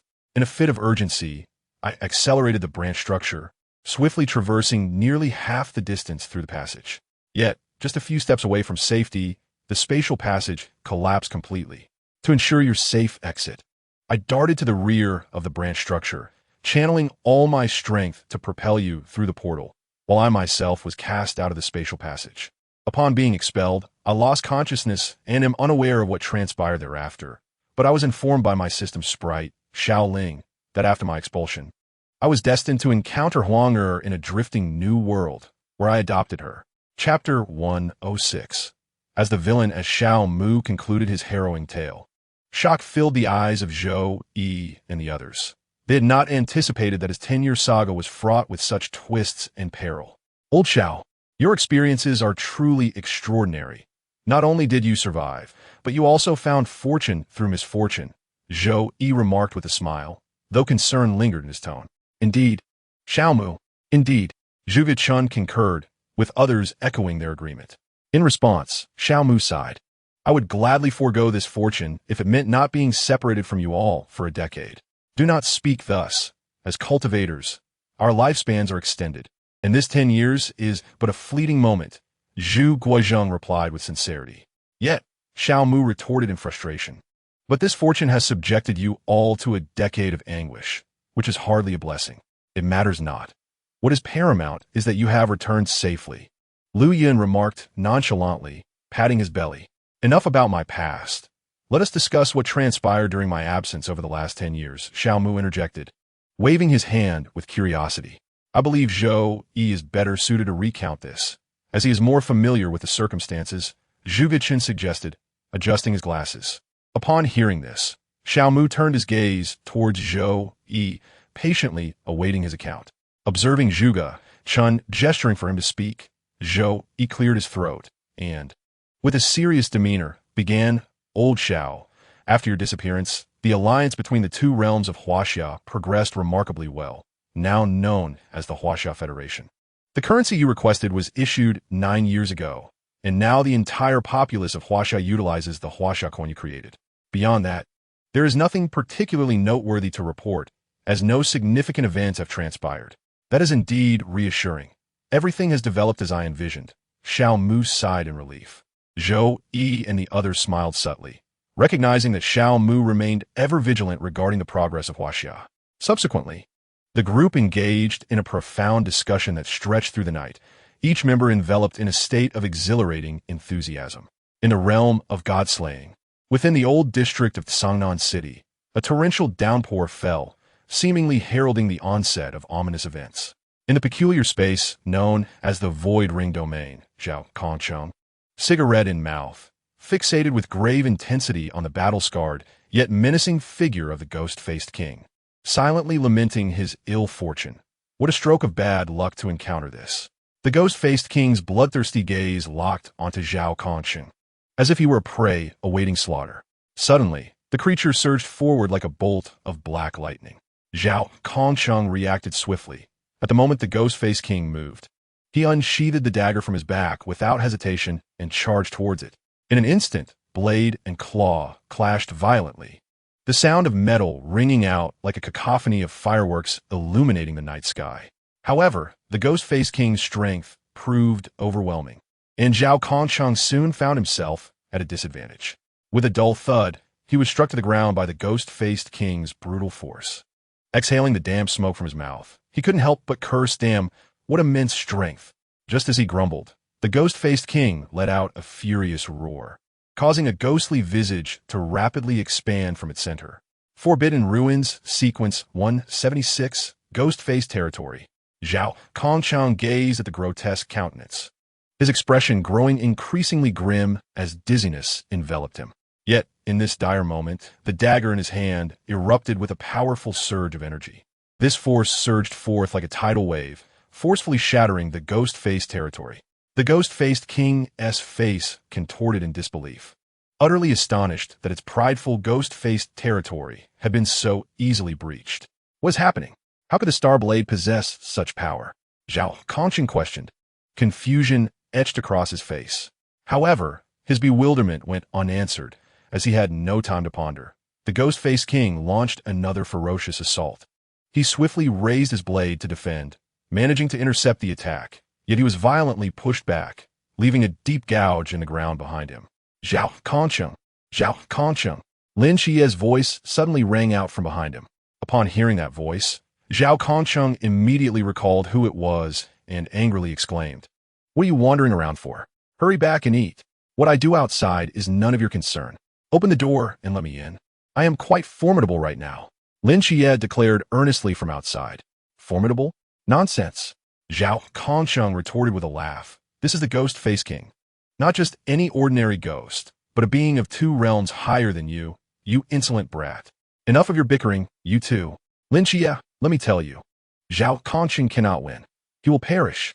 A voice suddenly resonated within the starry blade, and a doppelganger slowly manifested before Zhao Kongcheng, extending a hand that coalesced into a fist, delivering a punch that sent the approaching ghost-faced king flying. Why, you are Xiaomu. When did you infiltrate my starry blade, and how? Zhao Kongcheng gazed at the doppelganger in astonishment. I slipped in while bidding you farewell. The doppelganger replied with a smile. Zhao Kongcheng, let me in quickly. I can assist you in the fight. Did you not hear that you will die? Lin Xie urged, anxiously banging on the wooden plaque.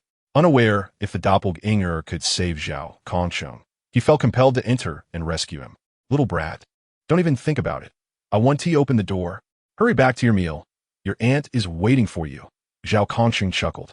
Hearing this, Lin Xie fell silent, preparing to use his own methods to get inside. Zhao Kongcheng, believing Lin Xie had left due to the lack of response, turned again to the doppelganger, whose fist had just sent the ghost-faced king flying, his lips twitching uncontrollably. Finished your conversation? If so, then use the ghostly divine call, awaken your potential, and resolve this ghost-faced king. The doppelganger suggested with a grin. Xiaomu, if you can handle it, why must I use the ghostly divine call? Are you not aware that it could cost me my life? I know, but I wish to witness the valiant demeanor of the night watchman utilizing the ghostly divine call. If you refuse, I shall not assist you in overcoming the ghost-faced king, just like that boy outside. If the world does not save me, why should I save the world? The doppelganger replied nonchalantly. I knew it. Everything you said before was mere nonsense. I should never have trusted you. Zhao Kongcheng seethed with rage. Say what you will. I am indifferent, the doppelganger remarked, turning to Lin Xie, who had just barged in, enunciating each word clearly while simultaneously knocking the ghost-faced king away. Chapter 107. Ghostly Divine Call. Listening to the doppelganger's words, Lin Xie's expression darkened considerably. He understood the implication behind them, for he harbored similar thoughts. Zhao Kongcheng gazed at Lin Xie as he stepped into the unfettered void, astonished. How on earth did you get in? I merely glared at it, and it cracked open, allowing me entry. Lin Xie replied, unable to deny the fortitude of the unfettered void, grateful for his keen eyesight and the cover of night. He brushed aside the tumultuous thoughts, speaking in a calm tone. The two of you seem to be enjoying a lively conversation, yet it is time to confront the adversary. The doppelganger slowly withdrew his hand, teleporting behind them, and let out a cold laugh. Upon hearing this, Zhao Kongcheng's expression drastically changed. He hurriedly rose to his feet, gripping his straight blade tightly, positioning it protectively in front of Lin Xie, remaining ever vigilant against the ghost-faced king and his doppelganger. With his other hand, which was not clutching the blade, he cautiously reached into his pocket, retrieving a medallion engraved with his name. Holding this emblem, He recalled the moment when it was entrusted to him by his instructor. The doppelganger, observing Zhao Kongqing's actions, furrowed his brow slightly, sensing that words were about to be spoken. Ah, men are perpetually enamored by supernatural forces, dreaming of a day when they can traverse the heavens and the earth, shatter mountains with a single punch, and command the storms with but a thought. Having served as a night watchman for so many years, I have longed for the awakening of my own forbidden realm. Alas, I find myself in my 40s, yet still have not glimpsed its shadow. To be honest, it is quite challenging to navigate the ranks of night watchmen without a forbidden realm. Each time I witness the captain and the others fighting with theirs, I cannot help but feel a pang of envy. I later contemplated that if I were ever to encounter an insurmountable foe, I must, before meeting my end, attempt to invoke the ghostly spirit's call to discover what my forbidden realm truly resembles. Even in death, I would find solace in departing with a smile. Regardless, I am grateful for this opportunity you have provided me. Enough of your prattle, hasten to act, or do not blame me for taking Lin Chia's life, as well as that of his aunt and Yang Jian. Upon uttering those final words, the doppelganger cast a glance toward the boundless void, as though envisioning the young man seated within that confined chamber. Zhao Kongqing glared furiously at the doppelganger. Lin Chia, upon hearing the threat against his family, felt his composure shatter, replaced by a tempestuous rage. He immediately turned, intent on employing his two forbidden realms to annihilate the doppelganger. However, in that fleeting moment of pivoting, the doppelganger swiftly placed a hand upon his shoulder, sneering coldly, and whispered menacingly in his ear, "Do not move, or I shall not hesitate to take your life. Even the asylum in your mind will be of no salvation." Lin Chia's expression morphed in disbelief. He was utterly unaware of when his innermost secret had been uncovered by the doppelganger. Zhao Kongqing, witnessing this scene, felt a surge of fury flicker in his eyes. Yet, despite his anger, he found himself powerless to resist, compelled to comply. He gently rubbed the side of the medallion, causing a slender silver needle to spring forth. Without a moment's hesitation, he thrust it into his palm. He did not utter a cry of pain. Instead, he seethed with rage, fixating on the distant ghost-faced king as if it were a loathsome figure. As he felt an unprecedented surge of power within him, a self-deprecating smile crept upon his lips. He had not anticipated that his invocation of the ghostly spirit would be compelled by a despicable wretch, a humiliation that weighed heavily upon him. The Phantom King across the way sensed the perilous aura emanating from Zhao Kongqing, continuously howling in terror, yet refraining from approaching, having been intimidated by the blows from his doppelganger. However, its immobility did not imply that Zhao Kongqing would remain still. Gripping his blade with increasing intensity, the rain cascaded upon the blade, producing a crisp resonance. A brilliant light, unmatched in its splendor, radiated from his eyes as he gradually raised his hand, delivering an ethereal slash towards the distant Phantom King. In an instant, a crescent of darkness, extending 4 to 5 meters, surged forth from the blade, hurtling directly towards the Phantom King. The Phantom King fixated on Zhao Kongqing's movements, and, upon witnessing the flash of the blade, one of its grotesque arms was severed. As it howled in agony, its fear gradually morphed into a seething rage, its eyes ablaze with crimson fury, and its aura became overwhelmingly violent. With a thunderous roar, the Phantom King lunged forward at an astonishing speed towards Zhao Kongqing, who had been reveling in self-praise.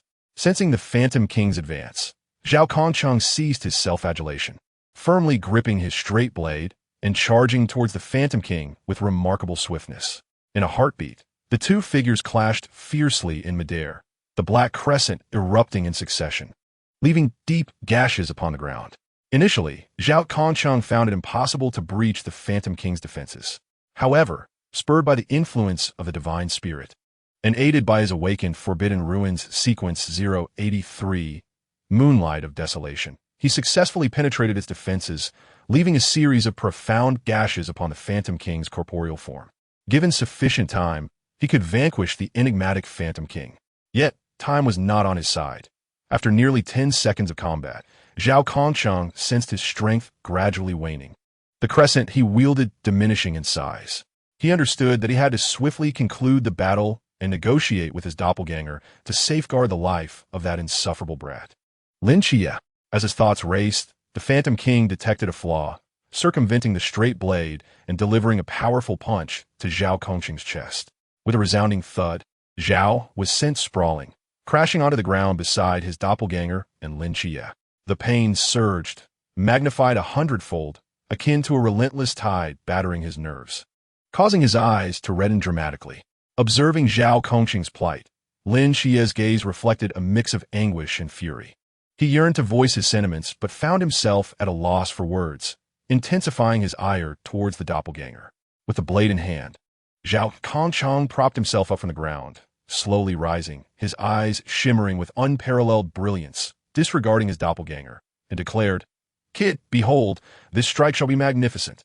With that, he propelled himself through the rain, executing a decisive slash. An extraordinary black crescent erupted forth from the blade, cleaving the Phantom King nearby in half. Following the strike, both Zhao Kongqing and the Phantom King fell straight down. However, unlike the Phantom King, who succumbed to the ground, Zhao was deftly maneuvered before his doppelganger through the manipulation of objects. Let us reminisce, Lin Chia. He has exhausted his physical potential using the ghostly god-esque call and is on the brink of death. Furthermore, do not seek trouble, otherwise I shall not save him, the doppelganger said with a smile. Chapter 108. Revive. What do you mean by that, Xiaomo? Lin Chia temporarily suppressed the fury within and turned to gaze at the doppelganger, who was slowly retracting his hand. The literal meaning? The doppelganger replied with a faint smile. Are you implying that your previous actions were all a fade? Why? Lin Chia quickly deduced that everything the doppelganger had done prior was mere illusion, yet he could not fathom the purpose behind it. This is something you need not concern yourself with. You ought to converse with Zhao Kongqing first. I must attend to other matters. With that, he disregarded Lin Chia and Zhao Kongqing entirely, his form vanishing in an instant to reappear beside the slowly rising ghostly face king. Seeing the doppelganger approach the ghostly face king, Lin Chia understood that the issue would be resolved, and thus he turned his focus to Zhao Kongqing, engaging him in conversation. The doppelganger regarded the ghostly face king, who was gradually standing, and chuckled softly. Your time to live has been ample. It is time to die. With that, he formed his fingers into a sword shape, and a brilliant sword light surged forth as he casually swung a few times toward that body. In an instant, the body was shattered into pieces. After dispatching the ghostly face king, he flashed once more to Zhao Kongqing's side. Having achieved such great merit, if I survive, surely I can attain the rank of general. Upon returning, Zhao Kongqing spoke with a voice tinged with the fragility of life, voicing his aspirations, which elicited a slight smile from the doppelganger. This level of merit is insufficient for the rank of general. It is absolutely possible. Lin Chia's eyes brimmed with resolve. You must survive. He can live, and I shall save him now. The doppelganger reached into his bosom, producing an exquisite jade vial. Upon opening the vial, an aura of pure, potent life energy instantly spread, enveloping the entirety of Songnan City. Lin Chia could not sense the life energy, yet he felt his mental acuity restore instantaneously the moment the vial opened. This realization led him to conclude that the contents of the vial were extraordinary and would undoubtedly revive Zhao Kongqing. Holding the vial, the doppelganger pointed, and a droplet containing vibrant life essence slowly floated forth. Open your mouth, Zhao Kongqing. I shall grant you a rebirth. Following the doppelganger's words, Zhao Kongqing quietly opened his mouth. At that very moment, the life essence droplet fell directly into Zhao Kongqing's mouth, sliding down his throat into his abdomen. Moments later, the life essence began to take effect. The once feeble flame of life within Zhao Kongqing surged with vigor, even stronger than before he had used the ghostly god-esque call. The wrinkles on his face gradually smoothed out, his hair grew rapidly, and his injuries healed instantaneously as if they had never existed. Meanwhile, dark sludge continuously oozed from his body. As the black mud appeared on his face, it was swiftly washed away by the rain. However, the mud beneath his clothes could not be so easily cleansed, accumulating steadily and exuding a pungent odor. In an instant, Zhao Kongqing transformed from his previous state of near despair into an unremarkable yet fair-skinned youth with long hair, though he was enveloped in a distinctly offensive stench. Lin Chia, witnessing this extraordinary spectacle, could hardly conceal his astonishment. Well, Lin Xie, I have rescued you. My task of thwarting the wicked has been accomplished. And now it is time for you to repay the favor, the doppelganger declared as it covered the jade bottle and stored away. Repay? What favor? Lin Xie inquired. The favor of saving Zhao, Kongsheng, and safeguarding your family, or rather, your entire world. The doppelganger replied. Very well, I shall repay you. I, Lin Xie, never owe anyone a debt of gratitude. What must I do to repay this favor? Lin Xie affirmed. I require your commitment to the Night Watch for 10 years. After a decade, you may choose to remain with the Night Watch or return to your previous life. The doppelganger explained. Upon hearing this, Lin Xie glanced back at his home, then at the doppelganger, his eyes flickering with uncertainty. After a moment, he resolved himself, the hesitation vanishing from his gaze. He knelt deeply toward the small, low house, uttering a few words and bowing several times. Once he had finished, he slowly rose and solemnly addressed the doppelganger. I accept your terms, Xiaomu. Good, that is all I require. I shall take my leave now. The doppelganger responded, and with a flicker, he vanished from sight. Once the doppelganger departed, Zhao Kongsheng disengaged from his suspended state and gently stood upon the ground. As soon as he was on his feet, he embraced Lin Xie, laughing. Wasn't that strike just now impressive? Indeed, it was quite impressive, Lin Xie replied, somewhat perfunctorily. The two continued to converse as they walked away. Shortly after their departure, the rain ceased, and a small black mud approached the site where the doppelganger had dealt with the sword scar left by the Ghost Face King. Examining it closely, did you discover anything? A booming voice echoed in the little black mutt's ears, causing it to become alert, though it maintained the guise of a typical small dog. Barking playfully, cease the pretense. I am aware of your identities and am not your enemy. The doppelganger materialized before the little black mutt, smiling. Xiaomu, when did you discern our identities? The little black mutt spoke, articulating human words. I knew from the very beginning, howling celestial dog. After all, the divine aura you conceal cannot escape my notice. What is your purpose in seeking us? I have no ulterior motive. I merely wish to provide you both with something to restore your strength. With that, the doppelganger gently tossed a jade bottle before the howling celestial dog. Inside are 5 drops of life essence. You may each consume 1 to regain your power, and the remaining 3 can be distributed as you see fit. The doppelganger elaborated. Little Black lay gazed at the jade vial, sensing the life force emanating from within. A flicker of confusion passed through his deep-set eyes. Why do you wish to assist us? The doppelganger replied in a tone devoid of emotion. I aid you solely in the hope that in the forthcoming Tsangnan divine war, there shall be only the people of Daxia and no deities of Daxia. With that, it vanished from sight. Little Black lay stared at the spot where the doppelganger had disappeared, murmuring to himself, Tsangnan divine war? What does it mean? He pondered for an extended period, yet failed to grasp the meaning behind the doppelganger's words. Shaking his head to dispel the thoughts, he picked up the jade vial and turned to leave. The doppelganger stood high above, observing Little Black lay as he made his way toward the lowly abode. Its gaze profoundly inscrutable. One could only hope for a new visage in the upcoming Tsangnan divine war. The proof of leadership, the Huaxian Academy. After conversing with his brothers, Xiaomu found that the night had deepened. Zhou Yi, Xiao Yan, and the other 3, noticing the hour, bid farewell to Xiaomu and returned to their own quarters. After seeing everyone off, Xiaomu stood alone in the courtyard, gazing up at the countless stars that adorned the night sky, lost in a myriad of thoughts. A gentle night breeze caressed him, bringing a refreshing chill. Slowly, he turned and entered the house, making his way to the bedroom.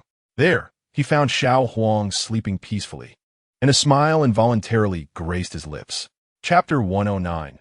Martial Arts Demonstration. How serene she sleeps. May always be so. Standing at the bedside, Xiao Mu regarded her tenderly for a moment before closing his eyes, his consciousness sinking into the sea of awareness, summoning forth a fragment of his divine consciousness. This fragment appeared like a wisp of ethereal mist, gradually materializing before Xiao Mo. It existed between the realms of the illusory and the tangible, emerging like a vision from a dream, slowly becoming clearer until it was fully formed. Xiao Mu opened his eyes, focusing on this doppelganger, and softly said, Fenair, I entrust Xiao Huang to your care. Fenair nodded slightly and replied, Of course, my master. Please concentrate on preparing for the impending journey to the Tianyuan realm. Very well, I shall take my leave. Xiao Mu exited the bedroom, entering the living room, casting a lingering glance at the still sleeping Xiao Huang before departing the small courtyard and heading toward the training square. After traversing a stretch of relatively quiet path, he arrived at the training square. At this moment, the square was desolate and devoid of life, resembling a silent wasteland. Xiao Mu casually chose a spot, settling into a meditative posture.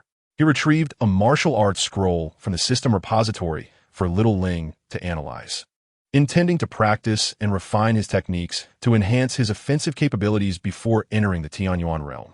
In his right palm, a scroll emanating a chilling aura of slaughter materialized, accompanied by the distant roars of myriad beasts, the echoes of rivers and mountains, and the clashing of metal. Gazing at the scroll, Xiao Mu's eyes were as deep as the night sky, vast and boundless. He extended his other hand and slowly unfurled the scroll. As it opened, a passage of scripture came into view. Observe the spiritual resonance of the beasts, glimpse the mysteries of the rivers and mountains, discern the principles of metal and weaponry, and behold the profound traces of the cosmos. In order to comprehend the profound art of self-attack and the esoteric mysteries of action, Xiao Mu gazed upon the scripture, his heart as tranquil as water. He gradually unfurled the scroll, and as it fully opened, 3 enigmatic and resplendent images began to emerge with clarity upon its surface. Each of these illustrations possessed unique characteristics. The first depicted a myriad of beasts, known as the 10,000 beasts, showcasing creatures of diverse forms, some fierce and formidable, bearing their fangs and claws, others agile and endearing, exuding a charming clumsiness. They appeared to gallop, frolic, and clash within the artwork, pulsating with vitality and a fierce spirit of combat. The second illustration was the mountains and rivers, where majestic peaks pierced the heavens. Adorned with verdant trees and shrouded in mist, tumultuous rivers surged, their waters splashing as they meandered into the distance. This grand panorama evoked a sense of the earth's magnificence and splendor. The third image was the 100 weapons, showcasing an array of arms, gleaming swords, hefty axes, and agile whips, all radiating a chilling brilliance as if engaged in a fierce competition, embodying formidable power and authority. The cultivation of martial techniques lies in the contemplation of these 3 images, seeking to grasp the law that resonates with one's own essence, a law that evolves continually with the enhancement of one's strength. Xiao Mu inhaled deeply, immersing himself in the 10,000 beasts, envisioning the mythical creature Kunpeng, hoping to discern his own path through this vision. In his mind's eye, Kunpeng seemed to come alive, at times transforming into a colossal bird that blotted out the sun, soaring high above the heavens, its wings invoking tempests. At other times, it submerged into the depths of the ocean, morphing into a magnificent fish-like entity, navigating the dark abyss and stirring tumultuous waves. The rhythms of yin and yang flowed perpetually around it. Xiao Mu focused intently on the movements of Kunpeng, absorbing the essence of its yin-yang harmony.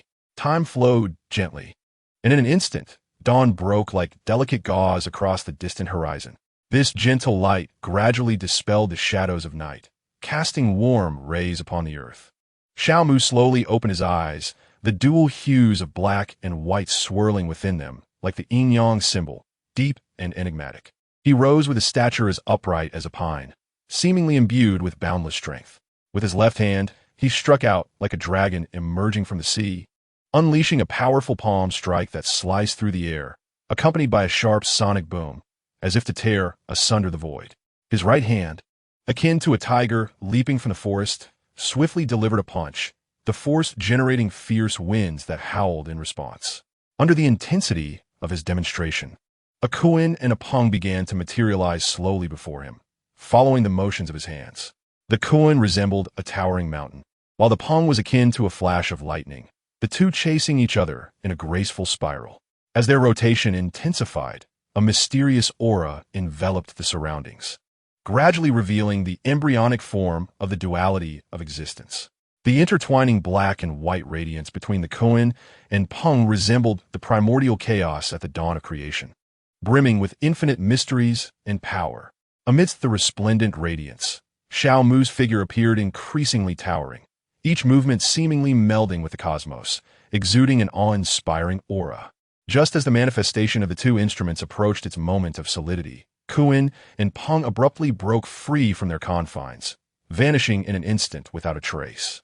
A trickle of crimson blood slowly dripped from the corner of Xiao Mu's mouth, his complexion paling to that of parchment, and his aura descended into a tumultuous disarray.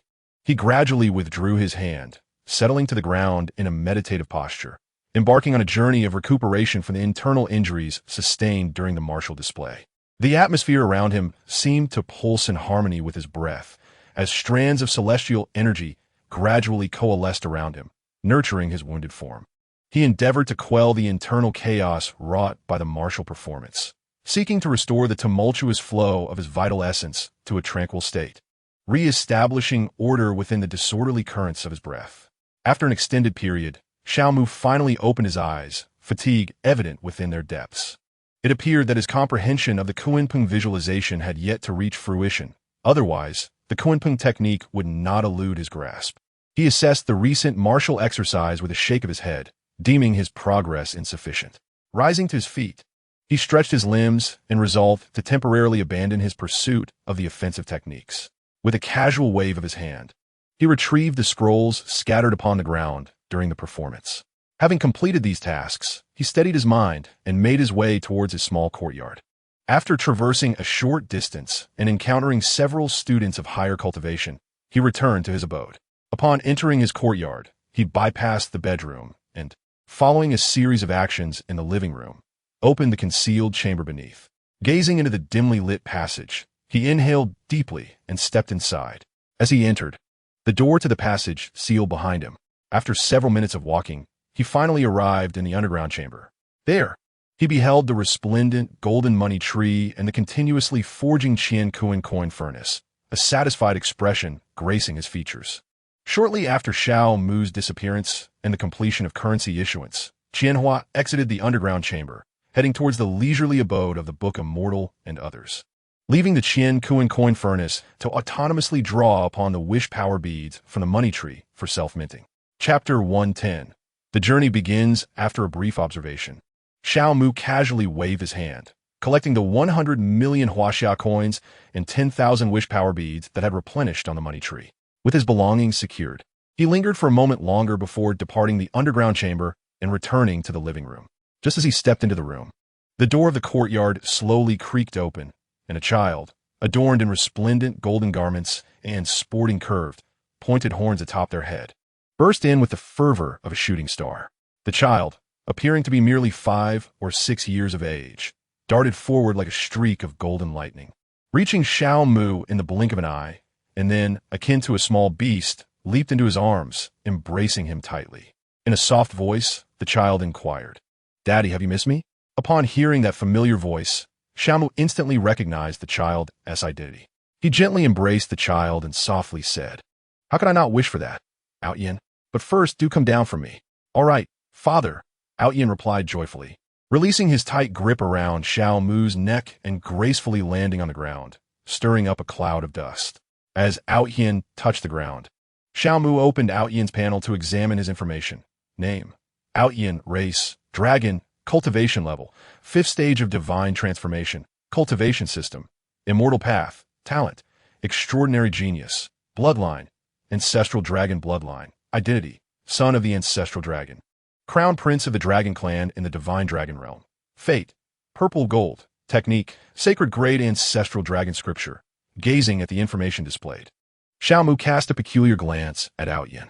Outyin believed Xiao Mu to be his father, yet the panel indicated that his true father was the ancestral dragon, reinforcing Xiao Mu's suspicion that Outyin had made a mistake in recognizing him.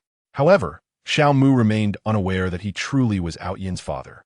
Clearing his throat gently, he crouched down to observe the exquisitely crafted Outyin and asked, "Outyin, have you recently awakened from slumber?"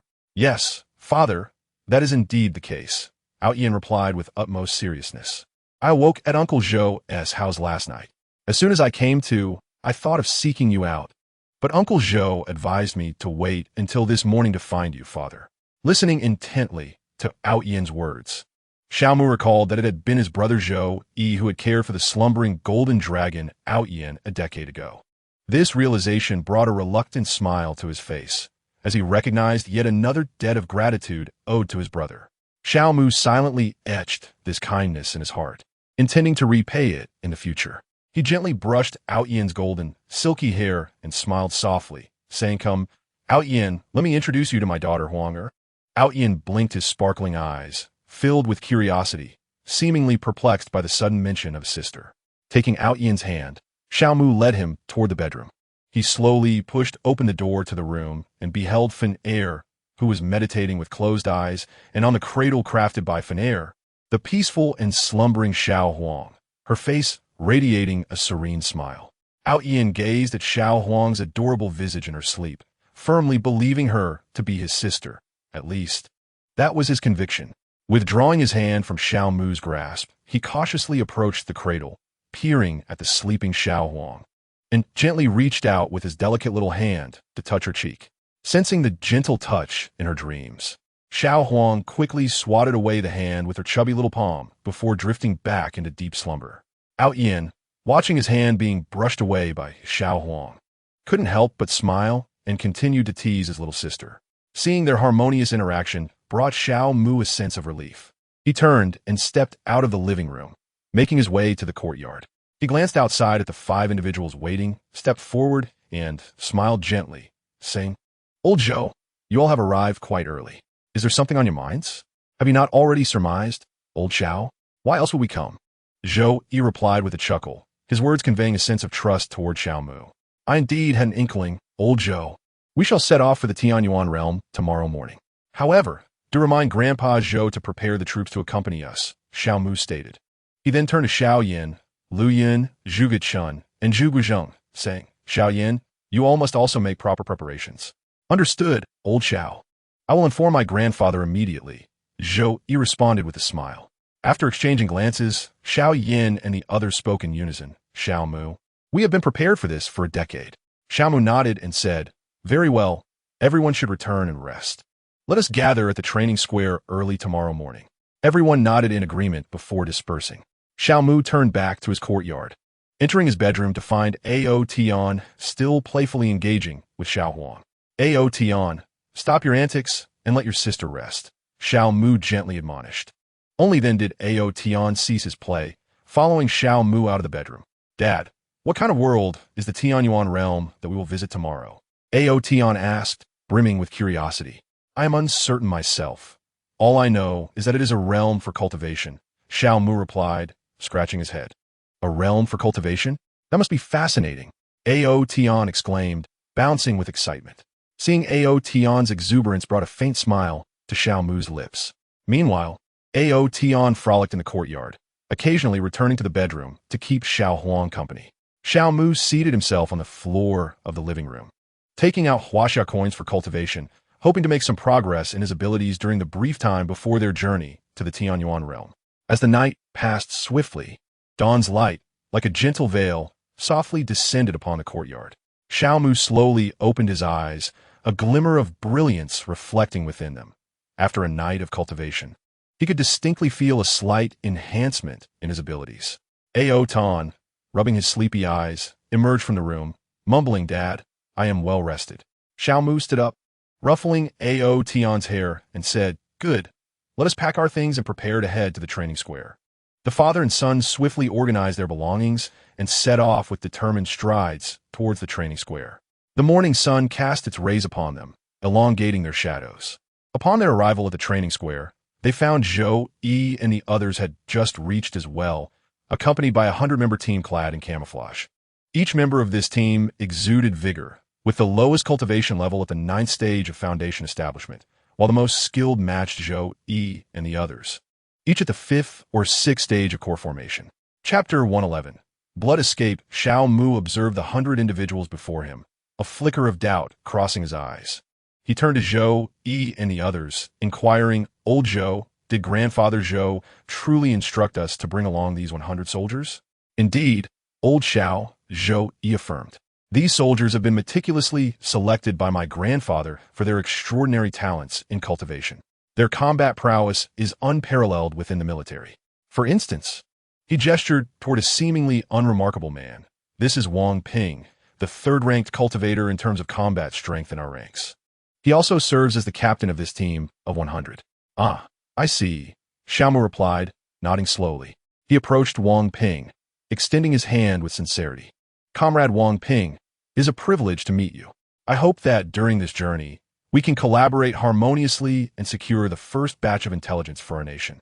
Wang Ping grasped Xiao Mu's hand firmly and replied earnestly, "The pleasure is mine, Comrade Xiao Mu." Xiao Mu nodded, withdrawing his hand to clasp it behind his back. He stepped a few paces away and lifted his gaze to the blazing sun and the cotton-like clouds drifting lazily across the sky. After a brief moment of contemplation, he opened the interface of his system's repository and retrieved the dimensional gate.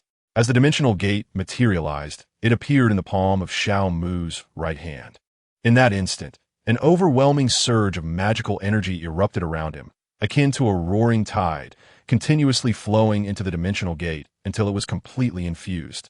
At that moment, Xiao Mu's mind stirred as he activated the coordinates for the Tianyuan realm that he had acquired a decade prior. In the blink of an eye, the dimensional gate detached from Xiao Mu's hand and sped toward the open ground. During its flight, the gate expanded rapidly until it reached a size sufficient for several hundred individuals to pass through comfortably, finally halting as the doors swung open to reveal a silvery spatial passageway beyond.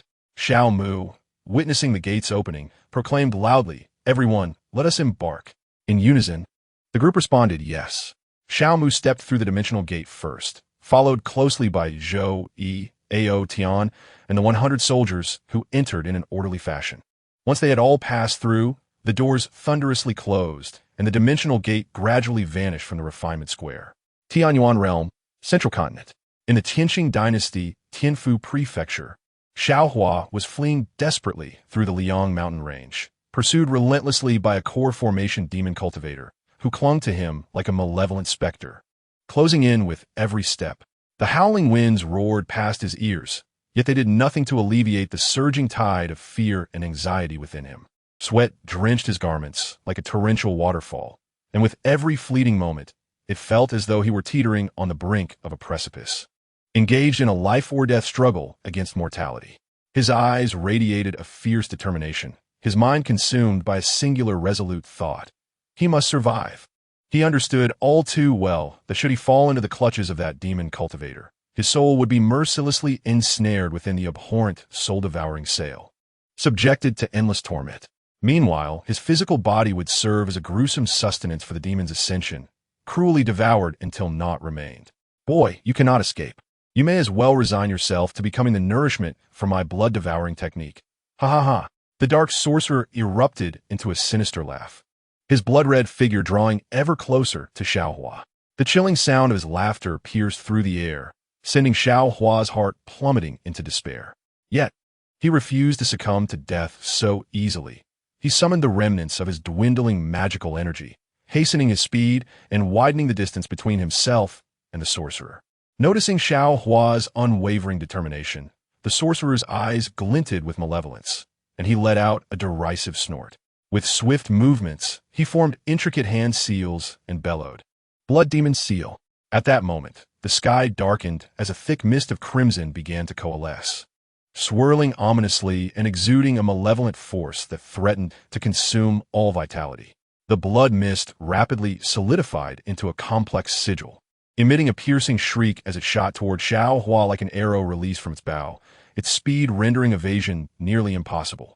Sensing the imminent danger behind him, Xiao Hua's heart raced. He understood that he was at a critical juncture between life and death. Resolutely, he formed intricate hand seals with both hands, reciting an obscure incantation. At the same time, he forced a drop of his own blood from his body, creating a sphere of blood mist that enveloped him. As he uttered the final syllable of his incantation, his form merged with the blood mist, transforming into a streak of crimson light that tore through the void, racing away at an astonishing pace. The blood light traced a breathtaking trajectory through the air, allowing Xiao Hua to momentarily evade the sorcerer's pursuit. The crimson sigil, resembling a furious meteor, descended violently towards the spot where he had stood moments before. A thunderous explosion ensued, as if the earth were rent asunder by a colossal hand, debris flying and fissures spreading like a spider's web, leaving the ground shattered and broken. The towering ancient trees surrounding the area stood no chance against the overwhelming force, disintegrating into dust and vanishing into the air, leaving behind a desolate scene. The sorcerer's eyes burned with rage as he glared into the distance, where the once conspicuous bloodlight had vanished without a trace. His countenance darkened, resembling the bottom of a cauldron, as if ink could drip from it. He roared in a fit of fury. "Damn it! This brat actually knows how to use a concealment technique," and slipped away right under my nose. Fuming, the sorcerer bellowed as his blood energy surged, warping the very air around him with his tumultuous power. "Umph! Even if you can use concealment, what of it? Within the Liang mountain range, you shall ultimately fall into my grasp," he hissed, his eyes flashing with a fierce light. He was acutely aware that although Xiao Hua had temporarily escaped, he was gravely injured and nearly depleted of magical power, making it impossible for him to flee far. "As long as I meticulously scour this area, I am certain I will find some trace of him," the sorcerer vowed, his expression suggesting an intent to turn the entire Liang mountain range upside down. On the other side, after the bloodlight transformed by Xiao Hua surged thousands of miles away, the crimson mist gradually dissipated, revealing his somewhat pale visage. Had the side effects of the blood escape manifested so swiftly? I felt utterly devoid of strength. Xiao Hua weakly collapsed onto the ground, his breath faint as he spoke. At this moment, even an ordinary mortal could easily extinguish his life. Before long, Xiao Hua succumbed to unconsciousness. Following his collapse, the surrounding silent woods were intermittently pierced by the roars of beasts, drawing ever closer to this location. The specter of death seemed to inch closer to Xiao Hua. Suddenly, the space rippled like the surface of a lake disturbed by a gentle breeze, and soon after, a grand portal gradually materialized not far from Xiao Hua, as if it had traversed from another realm, exuding an air of mystery.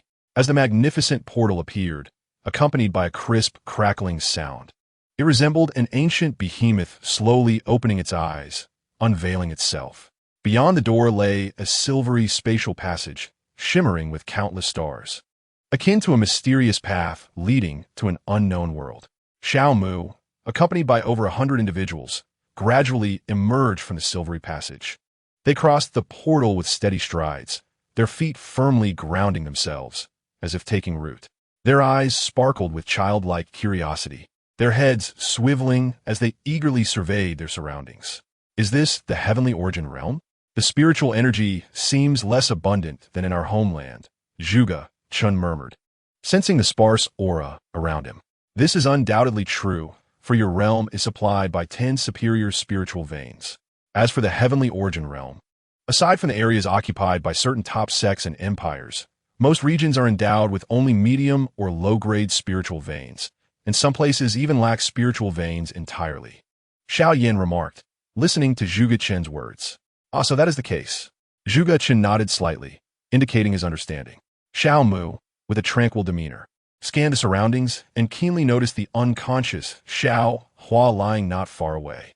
His heart was as calm as still water as he approached Xiao Hua, releasing his spiritual sense to meticulously examine the state of his injuries. Indeed, the wounds are severe. He is on the brink of death. Xiao Mu withdrew his spiritual sense, a contemplative expression gracing his features. He pondered whether to assist this unfamiliar individual from the heavenly origin realm.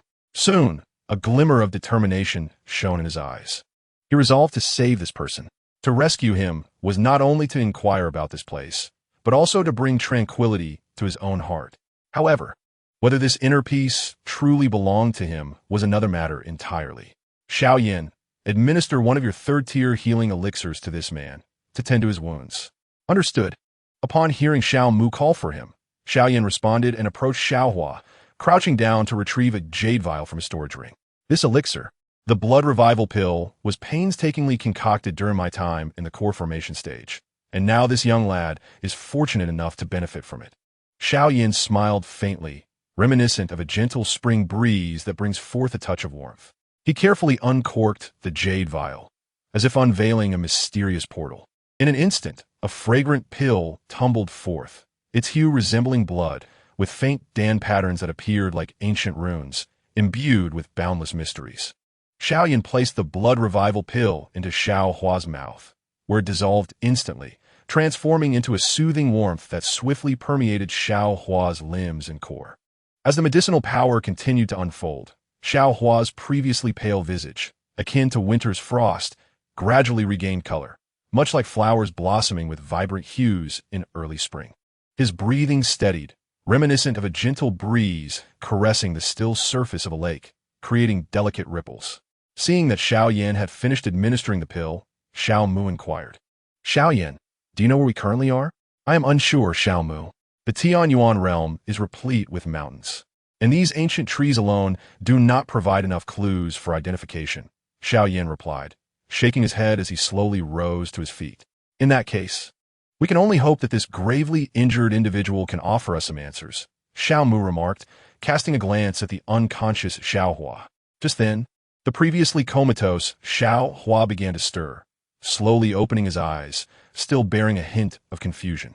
Upon noticing Xiao Hua's awakening, Xiao Mu crouched down and gently asked, "You are awake. How do you feel?" Tianyuan language. Xiao Mu's group had learned the Tianyuan language prior to their arrival in the Tianyuan realm. Hence his ability to speak, it was not surprising.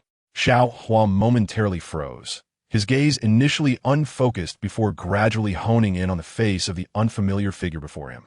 His mind raced to recollect the events that had transpired, and in that fleeting moment, the scene of being pursued surged into his consciousness like a tidal wave. I am well," he stammered, his voice hoarse as he attempted to sit up, though his weakness rendered his movements clumsy. Observing this, Xiao Mu extended a hand to assist him, allowing him to lean comfortably against a nearby tree. "Take your time and regain your strength," Xiao Mu reassured him, his eyes reflecting genuine concern. He understood that for one who had just been pulled back from the brink of death, what was most needed at that moment was time and tranquility. Xiao Hua nodded, closing his eyes to begin regulating his breath, striving to stabilize his chaotic energy. After a moment, when he reopened his eyes, a newfound clarity and determination shone within them. "I am deeply grateful for the life-saving assistance from all of you. My name is Xiao Hua, a wandering cultivator." He looked gratefully at the crowd before him, especially at Xiao Mu and Xiao Yan. He understood clearly that had it not been for their timely intervention, he would have long since met his demise. "You are Xiao Hua? What a coincidence that we share the same surname, my friend," Xiao Mu remarked with a gentle smile. "Indeed, it seems fate has intertwined our paths," Xiao Hua responded, a look of surprise gracing his features. "May I ask how you are dressed?" "My name is Xiao Mu, and this is Xiao Yan, the one who used the third-grade elixir, blood revival pill, to bring you back from the brink of death." Xiao Mu gestured toward Xiao Yan, then pointed to the side. "Introducing, those over there are also my companions, Zhou Yi, Lu Yun, and Ao Tian." Xiao Hua listened intently to Xiao Mu's introductions, leaning against a sturdy tree whose branches swayed gently in the breeze. His gaze was focused and earnest. Gradually, he raised his hands, offering respectful bows to each person, his face adorned with a warm smile, reminiscent of the sun in spring. Zhou Yi and the others nodded in response. "Xiao Hua, what led to your unconsciousness here, and how did you sustain such grave injuries?" Xiao Mu inquired, furrowing his brow. At these words, Xiao Hua's fists clenched tightly, as if he could crush the air itself. The fury in his eyes burned like an erupting volcano, intense and turbulent. In a low voice, akin to distant thunder, he recounted his ordeal. "I had intended to venture into the Liang mountain range for training, but on my way, I chanced upon a village where a demonic cultivator was mercilessly slaughtering innocent villagers, consuming their flesh and blood for his cultivation, while imprisoning their souls in a soul banner. Such actions are truly infuriating. Unable to bear it any longer, I confronted him in battle, hoping to eliminate this menace. However, I was outmatched, and after a prolonged struggle, I had no choice but to flee, with the demon in hot pursuit. In my desperate attempt to escape, I fled into the Liang mountain range and used my escape technique to shake him off. Yet, the side effects of the technique caused me to faint right here." Chapter 113. Encounter with evil. To think that you, Xiao Hua, have endured such experiences. Though you were unable to vanquish that demon completely, your courage to stand against him in battle is indeed exemplary of our cultivators," Xiao Mu exclaimed, his words brimming with admiration. Xiao Hua hastily waved his hands, his expression filled with embarrassment. "I cannot accept such praise. I not only failed to eliminate that threat, but was also left in such a wretched state by his pursuit. I truly do not deserve this empty reputation. Xiao Mu smiled gently and replied, Do not be so humble, Xiao Hua. Your willingness to step forward earns you this merit. Friend Xiao Hua, the Liang mountain range you mentioned, could it be the one in Tianfu Prefecture? Xiao Yan interjected, breaking Xiao Hua's cycle of modesty. Just as Xiao Hua was about to speak again with further humility, he swallowed his words upon hearing Xiao Yan's question and replied, Indeed. This is the Liang mountain range located in Tianfu Prefecture, one of the regions of the Tianqing states. He paused briefly, a hint of curiosity in his eyes. Why you ask, friend Xiao Yan? Xiao Yan smiled indifferently and said, There is nothing of significance, merely inquiring. Beside them, Xiao Mu, having overheard their conversation, understood that Xiao Yan was verifying the whereabouts of their group within the Tianyuan realm. If they were in a region familiar to Xiao Yan, perhaps they would not need to rely on Xiao Hua's assistance. Is it a familiar territory? Xiao Mu asked in a hushed tone. Indeed, it is a familiar territory. Xiao Yan replied softly. What shall we do with this individual? He is of no further use to us. I shall first examine his personal profile to assess his potential for recruitment. If he proves valuable, we shall take him in. If not, once he is healed, we shall part ways, Xiao Mu remarked. With that, he focused his thoughts and opened Xiao Hua's panel. Name, Xiao Hua. Race, human. Cultivation level, second stage of golden core. Innate artifact, none. Cultivation system. Immortal path, talent, prodigy. Physique, thunderfire body, awakening pending. Identity, prince of the fallen Tianqing dynasty. Fate, blue. Technique, inferior 5 thunder technique. Xiao Mu observed the information displayed and nodded in satisfaction, believing that Xiao Hua possessed the potential for recruitment, as he could bolster their strength and facilitate future endeavors. Xiao Hua listened intently, yet found himself bewildered by the conversation. Sensing that Xiao Mu and Xiao Yan were discussing matters pertinent to him, noticing the contented expression on Xiao Mu's face, Xiao Yan devised a plan and gently addressed Xiao Hua. Friend Xiao Hua, our meeting is indeed a fateful encounter. Might you be inclined to join our faction and become one of us? Upon hearing this, Xiao Hua felt as though a stone had been cast into his tranquil heart, sending ripples across his thoughts. He had never imagined that as a solitary cultivator without affiliation, he would have the opportunity to enter such a seemingly formidable faction. Xiao Hua did not respond immediately, instead weighing the pros and cons in his mind. He considered that Xiao Mu and the others likely harbored no ulterior motives. After all, he possessed nothing of value apart from his life, and they were indeed his saviors, leaving him with little reason to decline. Thus Xiao Hua slightly cupped his hands, his gaze resolute, and declared decisively, Grateful am I to you, esteemed friends, for not despising me. I am willing to join your esteemed faction and embark on this journey together. Xiao Mu, witnessing the scene, instantly broke into a warm and radiant smile akin to the gentle sun of spring, a smile that seemed capable of melting away all the world's chill, enveloping one in a refreshing breeze. Now that you are one of us, I shall ensure that your injuries and lost vitality are restored to their original state. With that, Xiao Mu conjured a jade vial from thin air, swiftly uncorked it, and with a delicate gesture, a droplet of vibrant green essence, exuding a rich aura of life, floated forth. Open your mouth. With a low exclamation, Xiao Mu gently waved his hand, and the life essence surged through the void, swiftly heading toward Xiao Hua. Upon hearing Xiao Mu's utterance, Xiao Hua instinctively parted his lips, and in that fleeting moment, the life essence accurately fell into his mouth. Xiao Hua, my friend, you should now meditate and refine this drop of life essence. Oh, very well, Taoist Xiao, Xiao Hua replied. He followed Xiao Mu's advice, promptly closing his eyes and beginning to refine the drop of life essence he had just ingested. Xiao Yan, observing Xiao Hua's initiation of the refinement process, turned his gaze toward Xiao Mu, his eyes ablaze with a burning hatred. Xiao Mu, once he has completed his refinement, I wish to go somewhere. Xiao Mu noticed the flickering flames of hatred in Xiao Yan's dark eyes, a hint of concern surfacing in his gaze. Where do you wish to go? Do you require our company? Yes. Xiao Yan gritted his teeth, speaking bitterly. Very well, we shall accompany you, replied Xiao Mu, his tone imbued with gentleness. Zhou Yi held Ao Tian in his embrace, keenly observing Xiao Mu and Xiao Hua from short distance, his eyes narrowing slightly as he murmured, It seems a difficult battle lies ahead. Listening to Zhou Yi's words, Ao Tian's golden vertical pupils sparkled with excitement. The nearby Zhuge Chun, Lu Yun, and Zhu Guozheng shared similar sentiments. Meanwhile, the 100 soldiers led by Wang Ping stood as resolutely as upright pines, maintaining their standard military posture without any other movement.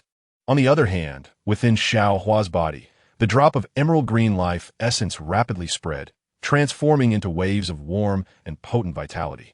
It flowed like a gentle spring, nourishing his damaged flesh and blood. He could distinctly feel his body undergoing an astonishing metamorphosis, a wondrous transformation akin to being reborn. It seemed as if every cell was joyfully pulsating, every inch of skin radiating new vitality. The once exhausted body was now filled with strength, as if granted a second life. His lifespan had extended by several decades, and the traces of time appeared to have quietly vanished at this moment. His physique grew even more robust, his muscles more defined, as if imbued with boundless power. Xiao Hua slowly opened his eyes, a glimmer of brilliance shining forth. "Thank you, Daoist Xiao, for the life essence. I feel as if I have been granted a new lease on life." Rising to his feet, he stretched his limbs, producing a series of satisfying cracks. Xiao Mu smiled and nodded. "Since you have recovered, we should set off. Xiao Yin is waiting." Xiao Hua slightly inclined his head in understanding. Subsequently, Xiao Yin led the group swiftly through the woods of the Liang mountain range, heading toward his desired destination. The Liang mountain range is teeming with numerous ferocious beasts, some even reaching the divine transformation stage. Hence, Xiao Yin dared not fly with the group, but opted for a rapid dash through the trees.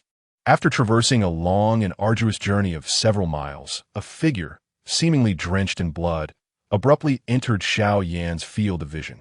Li Sha gazed intently at the hundreds of minute black dots in the nearby forest, his eyes narrowing gradually. He keenly sensed that among this group of over 100 individuals, many possessed a stronger essence than his own. As the distance between them diminished, Xiao Hua's silhouette materialized within Li Sha's consciousness. Upon perceiving Xiao Hua, Li Sha's expression shifted dramatically. He swiftly formed hand seals to invoke a transformation technique. With the application of this technique, Li Sha's original appearance vanished in an instant. His form became diminutive and stout, as if he were being compressed entirely. His visage underwent a significant alteration. The once angular contours softened into rounded features. His eyes shrank to the size of beans, his nose flattened almost against his face, and his mouth widened in an exaggerated manner, as though it had been forcibly stretched. His aura transformed completely. The sharpness and brilliance he once exuded were replaced by an unassuming and honest demeanor, making it difficult to associate his current self with his previous image. Subsequently, he nonchalantly approached Xiao Mu and the others, attempting to deceive them. Xiao Hua and his companions trailed closely behind Xiao Yin, their feet swift as the wind, racing forward. Behind them was Wang Ping and his 100 men. Xiao Hua noticed an unfamiliar figure slowly moving closer from a distance, and though the person's features eluded his memory, a sense of déjà vu clung to him like a specter, causing his brow to furrow tightly as he strained to recall who this individual might be. Just as Xiao Hua was deep in contemplation, Xiao Yin abruptly executed a teleportation technique, appearing beside Li Sha like a wraith. Before Li Sha could fully comprehend this unexpected turn of events, Xiao Yin swiftly extended a hand, gripping Li Sha's throat with a force akin to thunder, as if intending to crush his windpipe, the tension in the scene reaching a fever pitch. "What are you doing, senior?" Li Sha feigned terror, gasping for breath. "Cease your pretense, Junior. I have long unraveled your identity as a demonic cultivator." Xiao Yan's expression hardened, his voice chilling. "Senior, what are you saying? I do not understand." Li Sha's face displayed confusion. "Oomph. Still pretending, are we?" Xiao Yan snorted coldly, commanding, "Break." The word reverberated like thunder, unleashing an invisible force that shattered Li Sha's transformation technique, revealing his true form. Upon seeing Li Sha's true face exposed, Xiao Hua hesitated for a moment. However, the fury in his eyes erupted like a volcano. "It's you, the fiend. Kid, you are quite fortunate to have survived until now." Li Sha, now unmasked, discarded his fade and retorted venomously. "Xiao Hua, is this the demon that left you severely injured?" Xiao Mu, intrigued, approached Li Sha and scrutinized him. Chapter 114, Yun Shui Sect. As Xiao Mu observed Li Sha, a thought crossed his mind. prompting him to open his status panel. Name, Li Sha, race, human, cultivation, 5th stage of golden core, innate artifact, high-grade spiritual artifact, blood slaughter, demon sword, path, immortal Tao, talent, prodigy, physique, blood demon body, identity, blood demon sect, direct disciple of the blood demon ancestor, fortune, yellow, cultivation method, 5th grade blood devouring demon technique. Gazing at the information displayed, a flicker of surprise crossed Xiao Mu's eyes. He had not anticipated that upon their arrival in the Tian Yuan realm, the two cultivators they encountered would possess such extraordinary talents and fortunes, with identities that were anything but ordinary. One was a prince, and the other a direct disciple of an ancestor. Listening to Xiao Mu's inquiries, Xiao Hua's face remained etched with anger. He exclaimed, "Indeed, it is this demon. Fellow Taoist Xiao Mu, I implore you to allow me to eliminate this fiend on the spot. I understand your eagerness to rid us of him, Xiao Hua." Xiao Mu gently patted Xiao Hua's shoulder, smiling as he spoke, "But he still holds some value. We cannot allow him to perish so easily. I assure you, once his usefulness has been exhausted, I will ensure he meets an untimely demise." "Very well, I shall heed your words, fellow Taoist Xiao Mu, and permit this demon to survive for a while longer." Xiao Hua suppressed the fury within him, casting a cold glance at Li Sha. Li Sha, with a chilling gaze, fixated upon the two as they deliberated over his fate, a disdainful smile curling at the corners of his lips. "Oof. You mere ants dare to decide my life and death. Such delusions are laughable." At that instant, he concentrated his thoughts, and his golden core expanded rapidly within him, akin to a bomb on the verge of detonation, radiating a blood-red brilliance. The light was dazzling, seemingly capable of consuming everything, resembling a terrifying fireball that could unleash boundless destructive power at any moment. The air was thick with a sinister aura of annihilation, so potent it rendered breathing arduous. The spiritual energy of heaven and earth, impacted by this formidable force, surged like a tumultuous tide, becoming exceedingly violent. The surrounding space appeared unable to withstand this pressure, exhibiting slight distortions visible to the naked eye, as if the entire world trembled under this dreadful power. Xiaoyan, perceiving this scene, suddenly turned cold, his tone frigid as he declared, "Before me, attempting to self-detonate your golden core is merely courting death." With a sudden exertion of force, he clenched his hand, producing a muffled crack as Li Sha's neck was instantly crushed, crimson blood gushing forth like a breached dam, splattering wildly in all directions. Thus, Li Sha departed this world with astonishing ease, concluding his life swiftly and decisively. However, the golden core within him did not fall silent. The process of self-detonation continued, the blood-red radiance remaining resplendent. Xiao Mu gazed upon the tempestuous aura surrounding Li Sha, and without hesitation, he transformed into a streak of lightning, instantly appearing beside him. His eyes narrowed, and with a swift motion, his right arm thrust forward, his palm resembling a sharp blade, piercing directly into Li Sha's body. In that fleeting moment, it felt as if time itself had come to a halt. A soft sound echoed as his hand effortlessly penetrated Li Sha's abdomen, continuing its course until it emerged from his back. At that instant of emergence, his hand was drenched in a crimson tide of blood, a sight both gruesome and terrifying. And within his grasp lay a golden elixir radiating an aura of destruction. Xiao Mu cradled the golden elixir in his palm, gradually utilizing his own magical energy to suppress the destructive essence until it dissipated entirely, restoring the elixir to its pristine state. This entire sequence unfolded with astonishing rapidity, concluding in the blink of an eye. Slowly, Xiao Mu withdrew his hand from Li Sha's mutilated form. In that moment of release, Li Sha's body collapsed like a marionette severed from its strings, crashing helplessly onto the lush grass. Vivid blood gushed forth from his countless wounds like a breached dam, swiftly staining the ground in a shocking shade of crimson.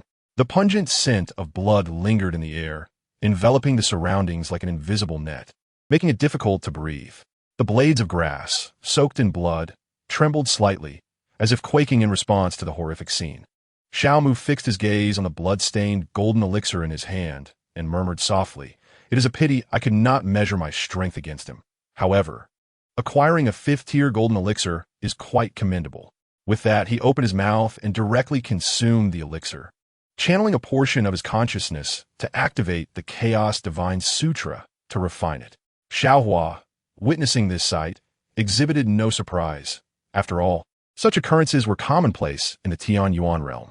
Zhou, Yi, and the others, having observed this scene, felt no astonishment either. As elite cultivators of Huagua, they often encountered the grotesque human experiments conducted by the United States in their pursuit of catching up to Huagua, scenes far more horrific than this. Meanwhile, Wang Ping and his fellow soldiers, accustomed to a bloody environment, were unfazed by such displays. As Xiao Mu swallowed the golden elixir and began its refinement, he casually flicked his hand to rid himself of the blood and calmly stated, "Xiao Yin, let us proceed." "Are you certain?" Xiao Yin inquired, a hint of doubt in his eyes. "Certain. Do not worry about my refinement. We shall continue on our path," Xiao Mu replied serenely, addressing their unvoiced concerns. "Very well." Xiao Yin tucked away his worries and turned to lead the way forward, with Xiao Mu and over 100 others closely following behind. Shortly after their departure, the leader of the beast horde, the Tsung Wolf, emerged, and they began to tear apart and devour Li Sha's body, relishing this delectable feast. A multitude closely trailed behind Xiao Yin, moving with the swiftness of the wind, as time swiftly flowed by amidst the sounds of the breeze. A day and a half slipping away unnoticed. When the night descended like a cloak of black satin, the stars twinkled like precious gems embedded in the sky, radiating an enchanting glow. The luminous moon, akin to a frigid celestial maiden, cast a silvery light, enveloping the earth in a veil of ethereal mist. In this picturesque nocturne, they at last crossed the threshold of the Liang mountain range. At that very moment, Xiao Mu sensed that the golden elixir within him had been completely refined. 2/5 of his chaotic elixir sea had been filled with spiritual liquid, and his cultivation had reverted to the 4th level of foundation establishment. As he felt the resurgence of his power, a surge of joy filled his heart, for he believed that by consuming a few golden elixirs from the likes of the foundation establishment cultivators, he could restore himself to the pinnacle of the 9th level of foundation establishment, preparing for the ascent to the golden core stage. Lost in such contemplations, an unsettling smile crept upon his lips, reminiscent of a sovereign who regards the masses as mere ants. Although the enhancement of Xiao Mu's cultivation garnered the attention of some within the group, it did not impede their progress. The instant Xiao Yin crossed the boundary of the Liang mountain range, he soared into the sky, with Xiao Hua and the others hastily following suit. They flew swiftly through the air, the mountains, rivers, and villages below disappearing rapidly from sight. After an indeterminate duration of flight, a magnificent mountain range, grand and towering, embraced by peaks, came into view. This range appeared as though cleaved by the mighty axe of a celestial being, leaving behind a vast circular platform, a testament to nature's craftsmanship. Upon this platform, a majestic hall soared into the clouds, resembling a sacred monument.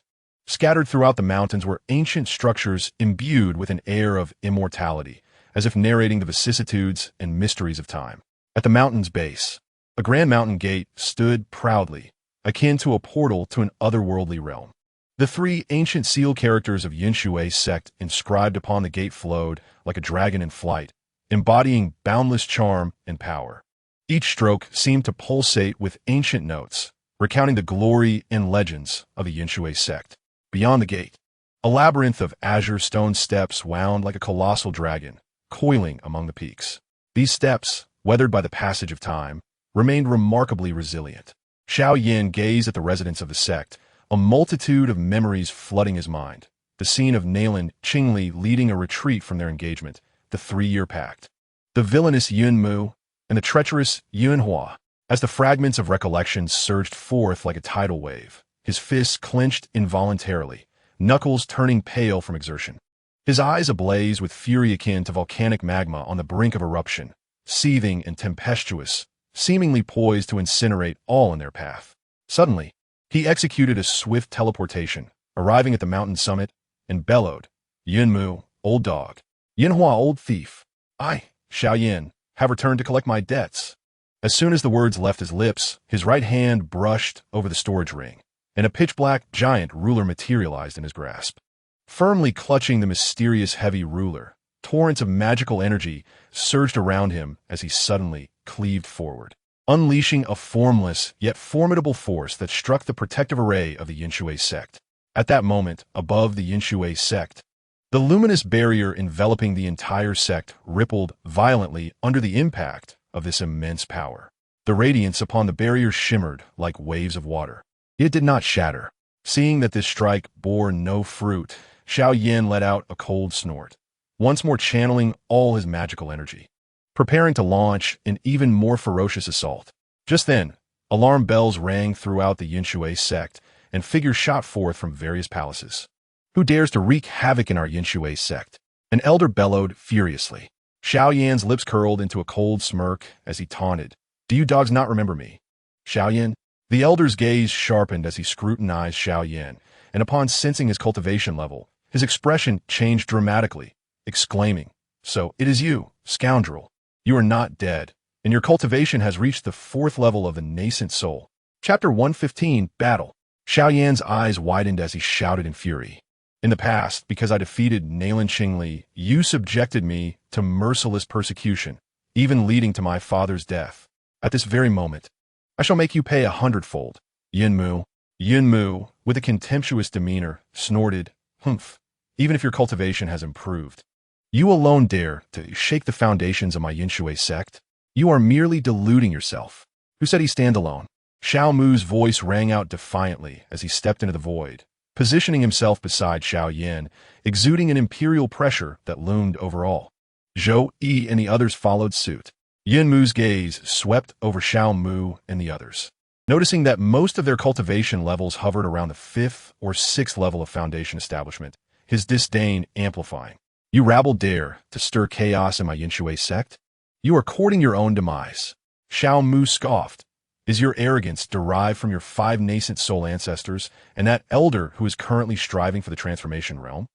Even before Xiao Yan executed his instantaneous movement, Xiao Mu had already summoned the comprehensive information panel of the Yinshui sect, thereby discerning the exact number of powerful figures within their ranks. Realizing that his foundation of confidence had been exposed, and by a mere foundation establishment junior no less, a flicker of astonishment and wariness crossed Yun Mu's face. You do possess some skill to uncover the depths of my sect. However, even so, you shall undoubtedly perish today." With that, he reached into his robes and crushed a green jade pendant. In that instant, 5 coffins erupted from the mountainside, rising and hovering above Yun Mu's head. He reverently clasped his hands in salute, respectfully declaring, "I implore the 5 ancestors to take action and eradicate these rabble." As Yun Mu's voice fell, the lids of the 5 coffins began to slowly open, and 5 elderly figures emerged like phantoms from within. As the 5 individuals made their appearance, a formidable pressure radiated outward, akin to an invisible mountain pressing down on everyone present, rendering them breathless and causing a sense of suffocation, as though the very air had become scarce. The foremost elder, with a sinister glint in his eyes, surveyed Xiao Mu and the others with a gaze that exuded a chilling aura, coldly declaring, "You audacious fools dare to wreak havoc at Yinshui sect."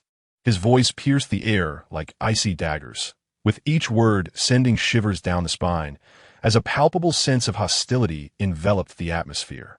Xiao Mu clenched his jaw, struggling to withstand the overwhelming pressure, and turned to the stern-faced Xiao Yan beside him, inquiring, "Can you manage against these 5 cultivators at the nascent soul stage, Xiao Yan?" "I can only contend with 2 of the 5th or 6th level nascent soul cultivators. The remaining 3 are beyond my capabilities."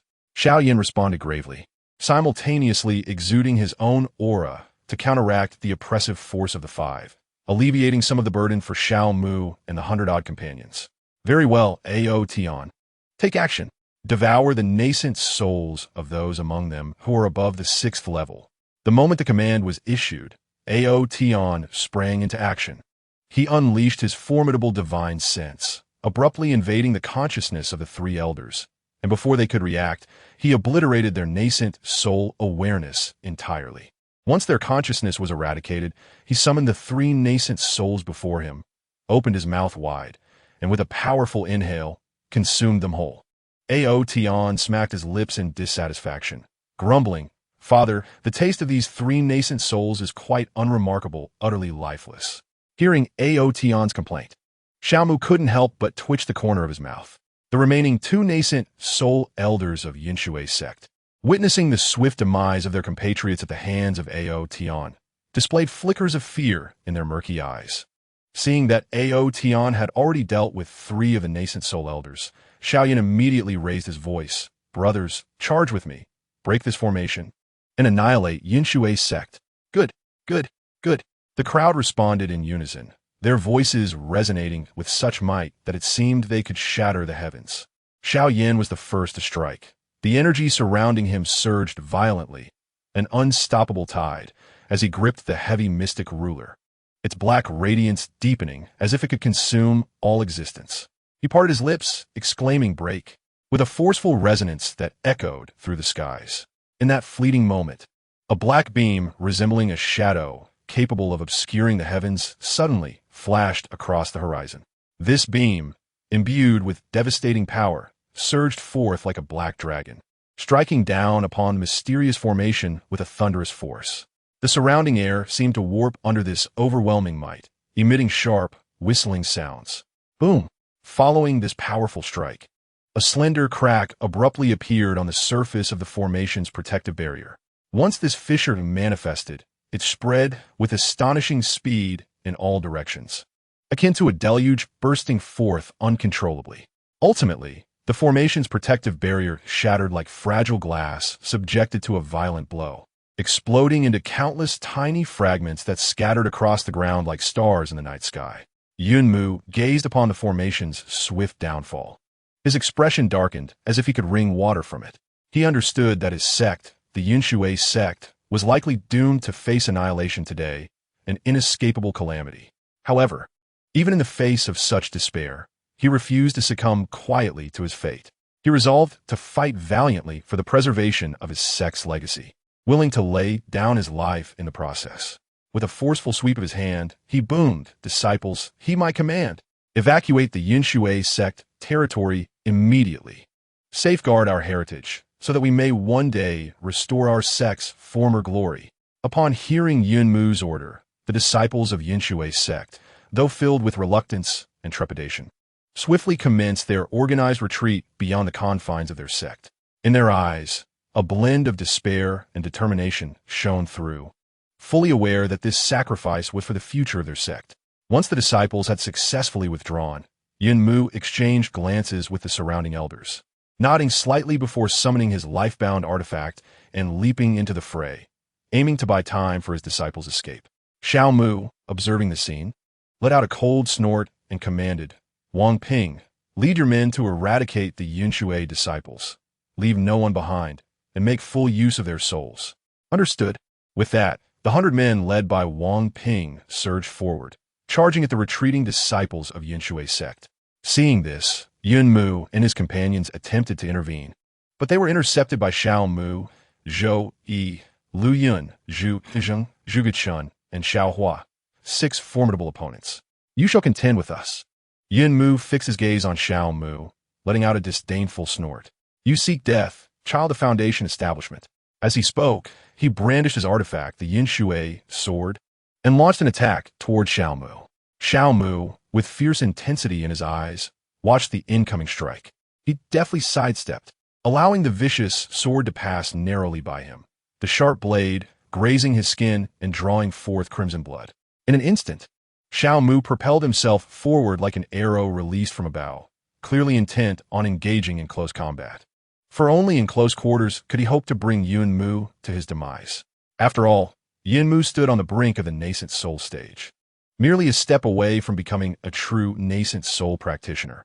As Yunmu recognized Xiao Mu's aggressive approach, he discerned the latter's intentions and scoffed derisively.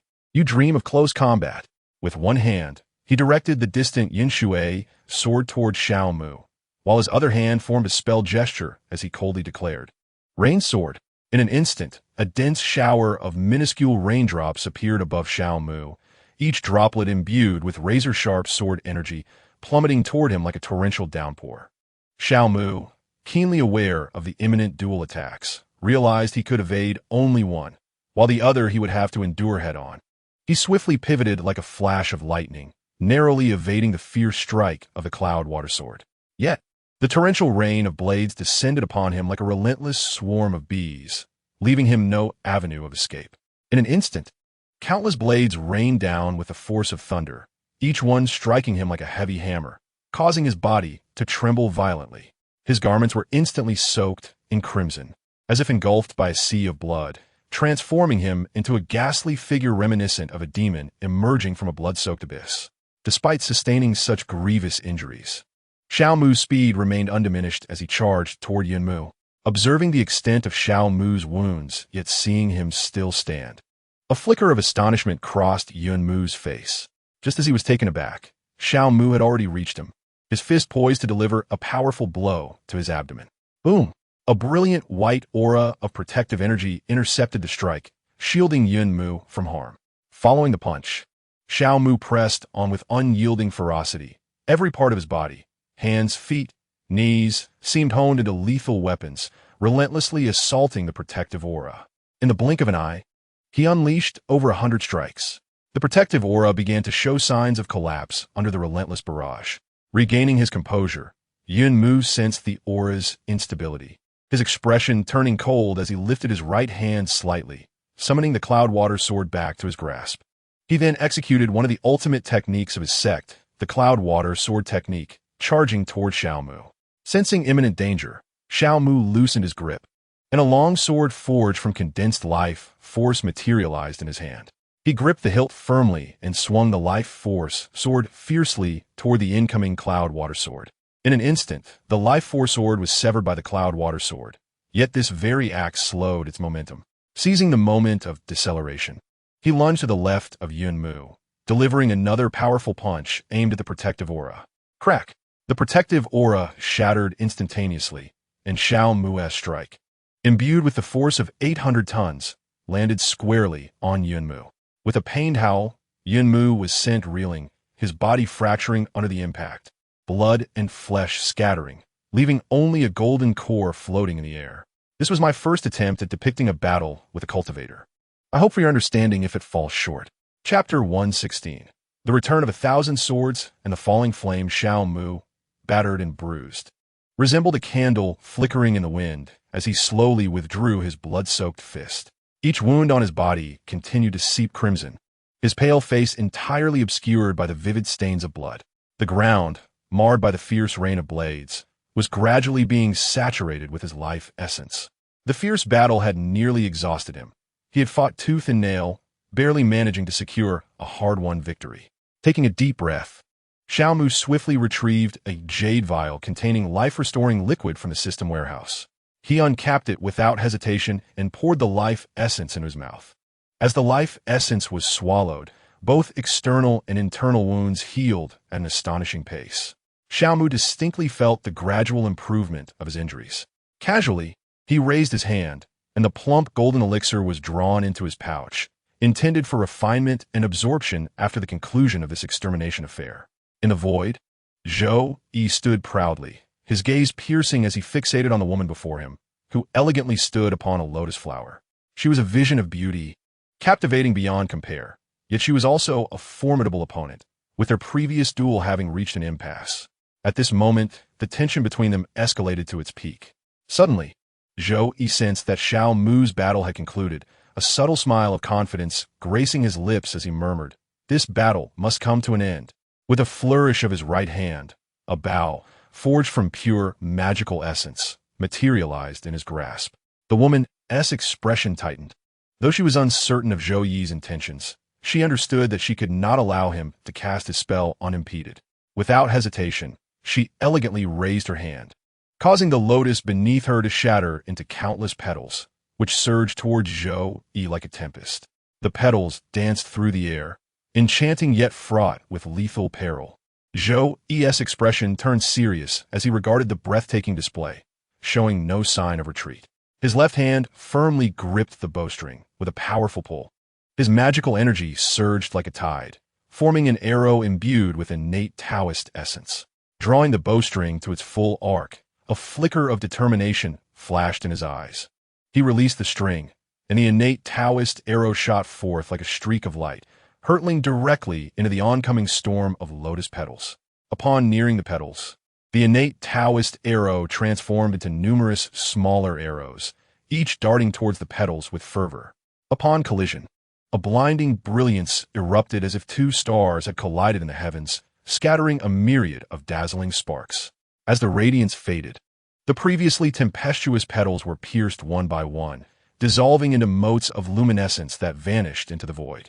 The arrows wove through the remnants, converging once more to form an innate Taoist arrow, aimed at the woman who remained unresponsive.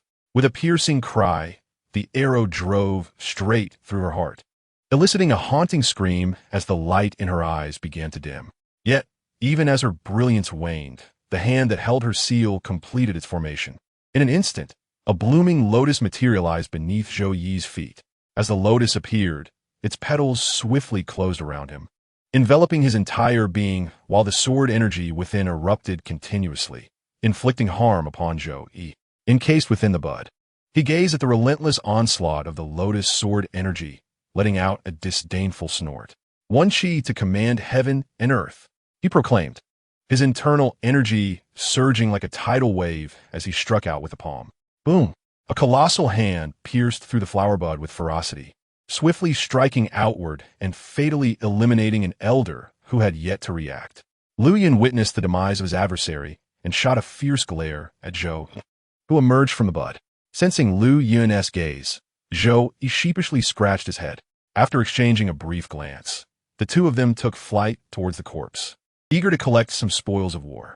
Meanwhile, Xiao Yin stood majestically beneath the heavens, firmly gripping the darkly radiant Xuanzhong, engaged in a fierce confrontation with two primordial infant ancestors.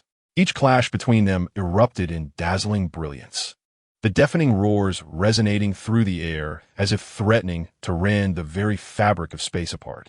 The Xuanzhong in Xiao Yan's grasp emanated a profound black light, swinging violently to strike against one of the ancestor's magical swords. With a resounding clang, the ancestor's arm trembled violently as if struck by a heavy blow, blood gushing through his fingers. A flicker of vigilance crossed Xiao Yan's eyes, and his body reacted with the swiftness of a cheetah, nimbly retreating. Just as he withdrew, a radiant blade of light, as brilliant as the sun, slashed through the void, descending with a cataclysmic force. The mountains below appeared diminutive in the face of such terrifying power.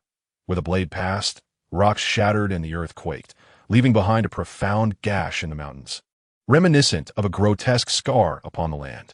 Ignoring the wound upon the ground, Xiao Yin made a hand gesture with one hand while wielding the Xuanzhong with the other, intoning annihilate.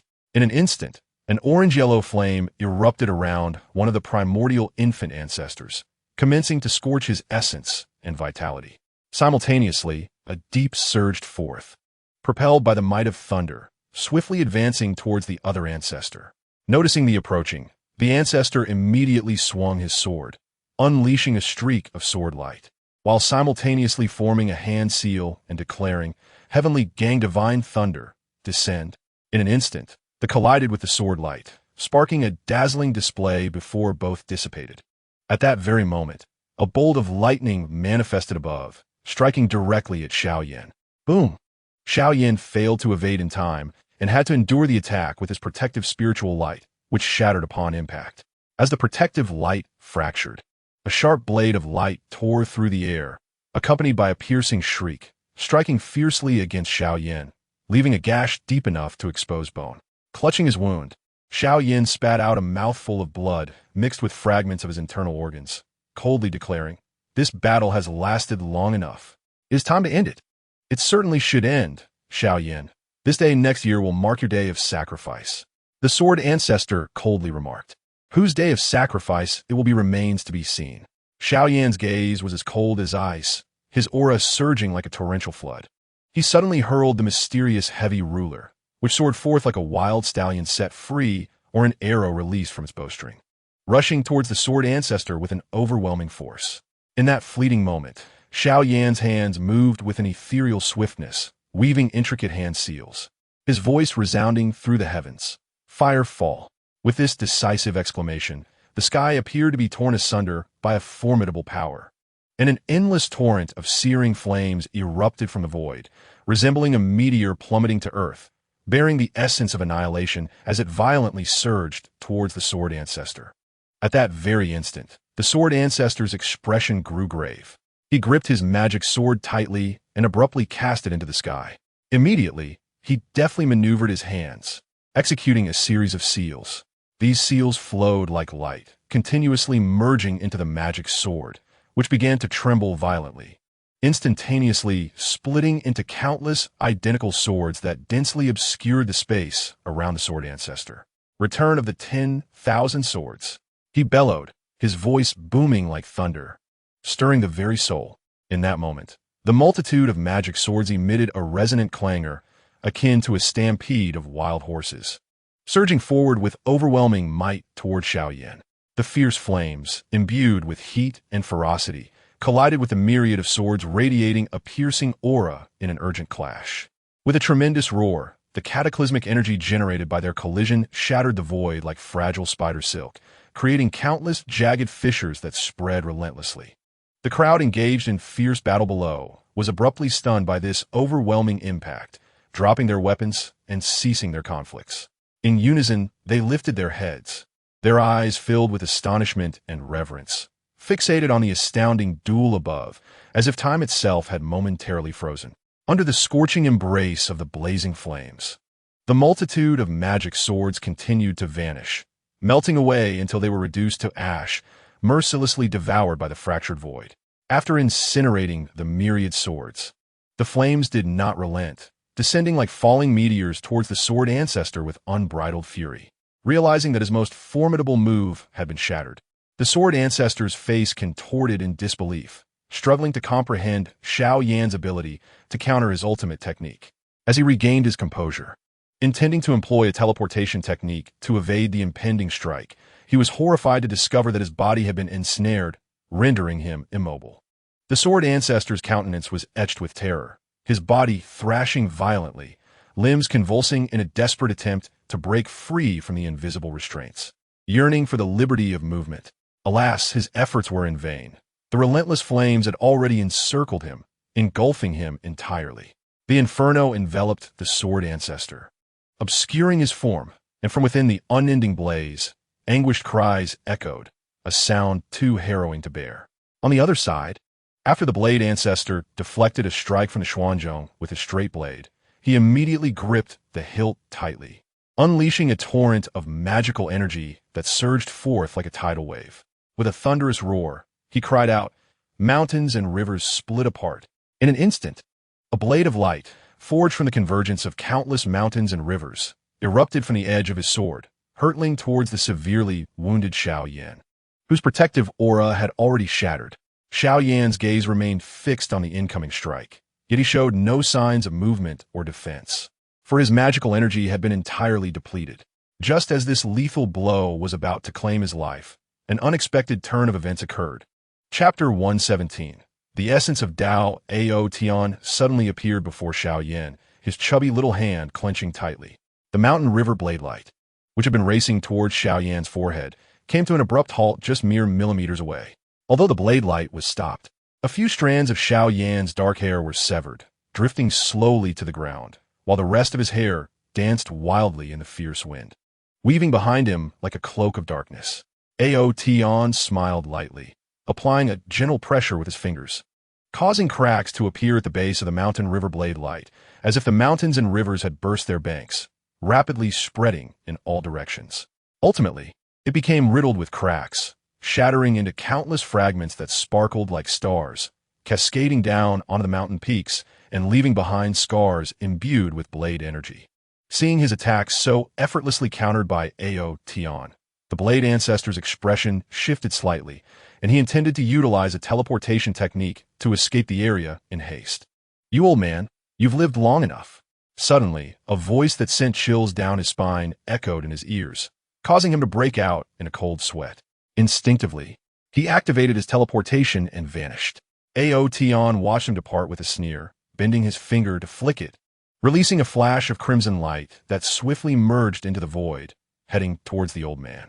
Far away, deep within the vast sky, The space rippled like a stone cast into water, as an elderly figure appeared with a look of alarm.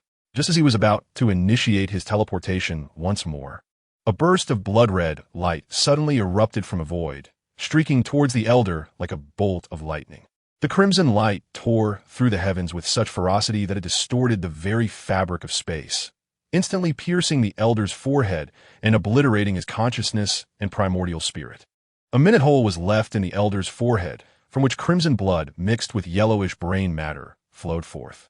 The vitality in his eyes waned rapidly, and his body lost its support, plummeting towards the forest below. Before he could reach the ground, his body ignited in a fierce blaze, turning him to ashes in the blink of an eye. A gentle breeze swept by, scattering those ashes, which vanished into the expanse of the world. After unleashing the crimson light, Ao Tian turned his attention back to Xiao Yin, his youthful visage filled with concern. "Uncle Xiao, are your injuries severe? Do you need me to heal you?" "There's no need for such concern, my dear. A few drops of the elixir of life will suffice to mend these wounds," Xiao Yin declared, waving his hand, blood occasionally trickling from the corner of his mouth, yet he maintained a smile. "Very well, Uncle Xiao," Ao Tian replied, his expression tinged with disappointment. Observing Ao Tian's demeanor, Xiao Yin offered a serene smile, gently tracing his right hand over the storage ring on his left hand, for which a jade vial promptly materialized. He bit open the cap with his blood-stained teeth and swallowed the entire contents of the vial, the life elixir, before settling into a meditative posture to heal his injuries. Ao Tian watched Xiao Yin as he sat in tranquil solitude, seemingly oblivious to the surrounding chaos, his face reflecting vigilance as he prepared to protect his father's good brother, his Uncle Xiao. Below, the onlookers had resumed their fierce clashes following the conclusion of the battle between Xiao Yin and the Sword Ancestor. Xiao Hua, drenched in blood, wielded a spear forged from thunder, relentlessly assaulting a middle-aged man clad in pristine white robes. Regrettably, each of Xiao Hua's strikes was deftly evaded by the middle-aged man, who seized the opportunity to close the distance, delivering blow after blow that caused Xiao Hua to spew blood continuously. Not far off, the battle-worn Zhuge Chun floated beside Xiao Mu, observing the fierce confrontation with a detached demeanor.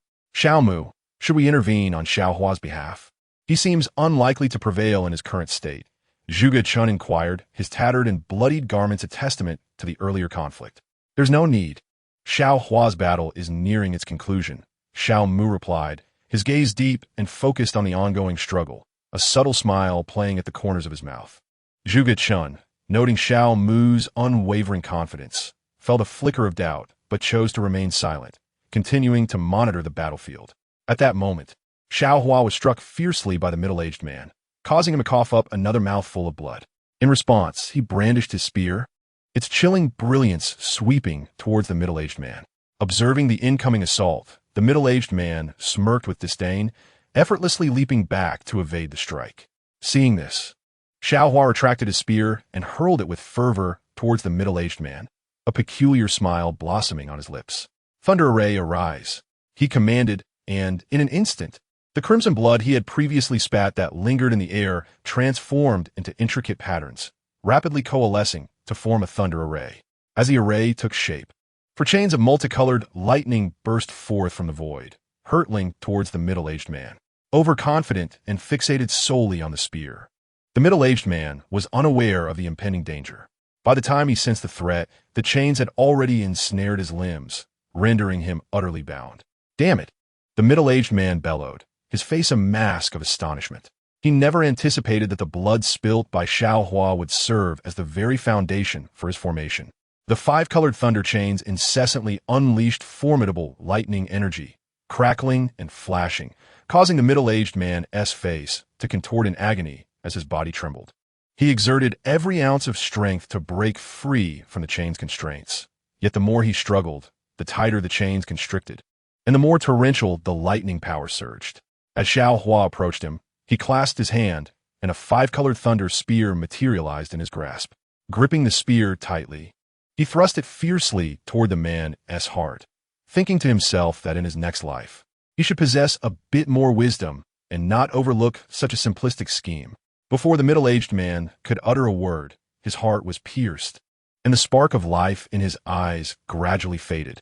Xiao Mu, leisurely clapping his hands, strolled forward, softly exclaiming, "What a brilliant stratagem!" First, feigning weakness and pretending to be overmatched, instilling a sense of contempt in his opponent, then leveraging the opponent's strength to create conditions for his own formation, leading to the enemy's demise once the formation was complete.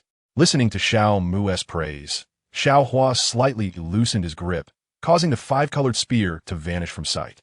He humbly replied, "Such a trivial scheme hardly merits your exaltation, my friend Xiao Mu." Xiao Mu regarded him with a gentle smile, saying, "No need for modesty, Xiao Hua. You must understand that wisdom is indeed a form of strength." "Indeed, you speak wisely," Xiao Hua nodded solemnly. Just as the two engaged in conversation, Wang Ping returned with 100 men, all exuding a menacing aura and the scent of blood. Reporting, "Commander, all disciples of the Yinshui sect have been annihilated, and not a single soldier from our side has perished in this battle." "Oh, very well. Let the comrades find a spot amidst the ruins of the Yinshui sect to rest and recuperate." Xiao Mu responded kindly to Wang Ping's report. "Yes, Commander." The entire army echoed in unison. They then descended to find an open space to converse, rest, and meditate. Seeing his comrades beginning to rest, Xiao Mu altered his course towards where Xiao Yan was. Upon their arrival, Ao Tian stood guard protectively over Xiao Yan, his demeanor vigilant. "All right, Ao Tian, with your cultivation. There is no need for such wariness." "Oh, understood, father," Ao Tian replied cleverly, gently joining Xiao Mu and the others. Zhou Yi, observing Ao Tian's demeanor, could not help but tease him. Xiao Mu gazed at Xiao Yan, who was meditating, sensing his aura steadily growing stronger, as if on the verge of a breakthrough. The others nodded in agreement, quieting themselves, waiting silently for Xiao Yan to complete his cultivation. A surge of joy filled Xiao Mu's heart as he said to the group, "Everyone, let us remain quiet and not disturb Xiao Yan." As time gradually passed, Xiao Yan's aura intensified, and the surrounding spiritual energy began to converge upon him with abandon. Finally, Xiao Yan abruptly opened his eyes, two sharp beams of light shooting forth from them. Little did he expect that overcoming his inner demons would result in a two-level advancement in cultivation. Xiao Yan clenched his fists, his eyes brimming with astonishment. "Congratulations, Xiao Yan, on your breakthrough to the 6th level of the nascent soul." The crowd erupted in congratulatory remarks. With a smile adorning his face, Xiao Yan bowed to them, expressing gratitude. "Thank you for accompanying me on this quest for vengeance. It is through your support that I have attained this opportunity. There is no need for such formality among us, Xiao Yan. This is simply our duty," smiled Xiao Mu. With the others, excluding Xiao Hua, nodding in agreement, indicating their alignment with Xiao Mu's sentiments. Observing their expressions, Xiao Yan chuckled helplessly and shifted the conversation. "Xiao Mu, I may not be able to accompany you on the upcoming journey. For the next century, I must venture into the mortal realm for training." "Why?" Xiao Mu inquired, puzzled by Xiao Yan's reasoning for entering the mortal world. "My master once told me that for a nascent soul cultivator to transcend to the transformation stage, there are two paths. First, to consume a 5th-grade pill known as the Enlightenment Pill to grasp the essence of the true Tao, also referred to as false intent, and thus attain the transformation stage. Second, one must immerse oneself in the mundane world to comprehend a facet of the true Tao, known as Tao intent, to achieve the same breakthrough. Moreover, this Tao intent serves as a crucial foundation for a cultivator's ascension. Without it, attaining immortality is exceedingly difficult." Xiao Yan elucidated with a smile. Upon hearing Xiao Yan's explanation, Xiao Mu and the others exhibited expressions of enlightenment, grasping the rationale behind Xiao Yan's quest for understanding in the mortal realm. "Very well then, Xiao Yan, when do you depart?" Xiao Mu softly asked. "I shall leave in a few days," Xiao Yan replied with a grin. Subsequently, Zhou Yi and the others spent cherished moments with Xiao Yan. A few days later, as Xiao Yan prepared to depart, Xiao Mu presented him with the nascent soul of their ancestor, Yunhua, who had failed to transcend the transformation stage. Chapter 118. The formation of the pill, the emergence of tribulations after sending Xiao Yan off. Xiao Mu casually found an open space amidst the ruins of the Yinshui sect and sat down, retrieving a plump, lustrous golden pill that faintly emanated a purple aura from his bosom. Gazing at the pill, he murmured to himself, I hope to successfully break through to the core formation stage with this golden pill. After all, I have lingered too long at the foundation establishment stage. Taking a deep breath to compose himself, Xiao Mu adjusted his state before placing the golden pill into his mouth and gently closing his eyes. He then activated the Chaos Divine Universe Sutra, initiating the refinement of the golden pill. As the technique coursed through him, the pill began to dissolve within his body. The spiritual liquid within the chaos pill, surging forth like a tide, enhancing his aura with growing strength. Time slipped by like a fleeting shadow, seconds turning into minutes. 3 days later, Xiao Mu's aura reached its zenith, the space within the chaos pill, completely filled. And his cultivation successfully broke through to the pinnacle of the 9th level of foundation establishment. However, a portion of the golden pill remained unrefined. Sensing this residual essence, Xiao Mu focused his thoughts, continuing the refinement to convert it into strands of pure spiritual energy, guiding these energies to be absorbed by his physical form, steadily augmenting his bodily strength. Xiao Mu's body emanated a subtle glow, each inch of his skin ravenously absorbing the vital energy around him. His muscles taut and the bones emitting faint resonances. After 2 days, the golden core was finally completely refined. Upon completion, Xiao Mu did not open his eyes. Instead, he methodically engaged in breathing through his mouth and nose, with every pore wide open, beginning to absorb the spiritual energy of the surrounding world. In an instant, a vortex formed around him, continuously devouring the spiritual essence, attracting the attention of others amidst the ruins. At that moment, Zhou, Yi, Lu Yun, Zhuge and Zhuge Zheng were in the treasure vault of the Yinshui sect, selecting various celestial materials in hopes of forging their own destined magical artifacts. Sensing a steady accumulation of spiritual energy converging in one direction, Zhou Yi released his spiritual consciousness towards the source, soon discovering Xiao Mu, who was on the verge of breaking through to the golden core stage. It seems old Xiao is finally about to form his core. He has certainly lingered in the foundation establishment stage for quite some time. Zhou Yi exclaimed with excitement. Indeed, he has been in the foundation establishment stage for a full 15 years. Lu Yun remarked thoughtfully. Old Zhou, do you think we should go and protect Xiao Mu during his breakthrough? Zhuge Chan adjusted his glasses, proposing the idea. There's no need. He has Tian by his side. Let's continue selecting materials for our own artifacts. Zhou Yi responded, resuming his search in the vault.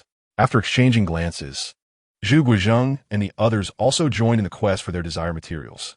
Others, such as Wang Ping and Xiao Hua, had their own reactions but did not intend to assist Xiao Mu, for with Ao Tian present, their intervention was unnecessary. It was better to focus on their own tasks.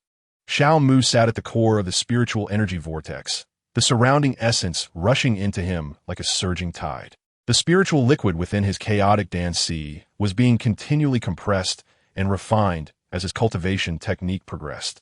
Gradually, these essences began to coalesce, thread by thread, resembling a silkworm spinning a cocoon, slowly outlining a circular silhouette.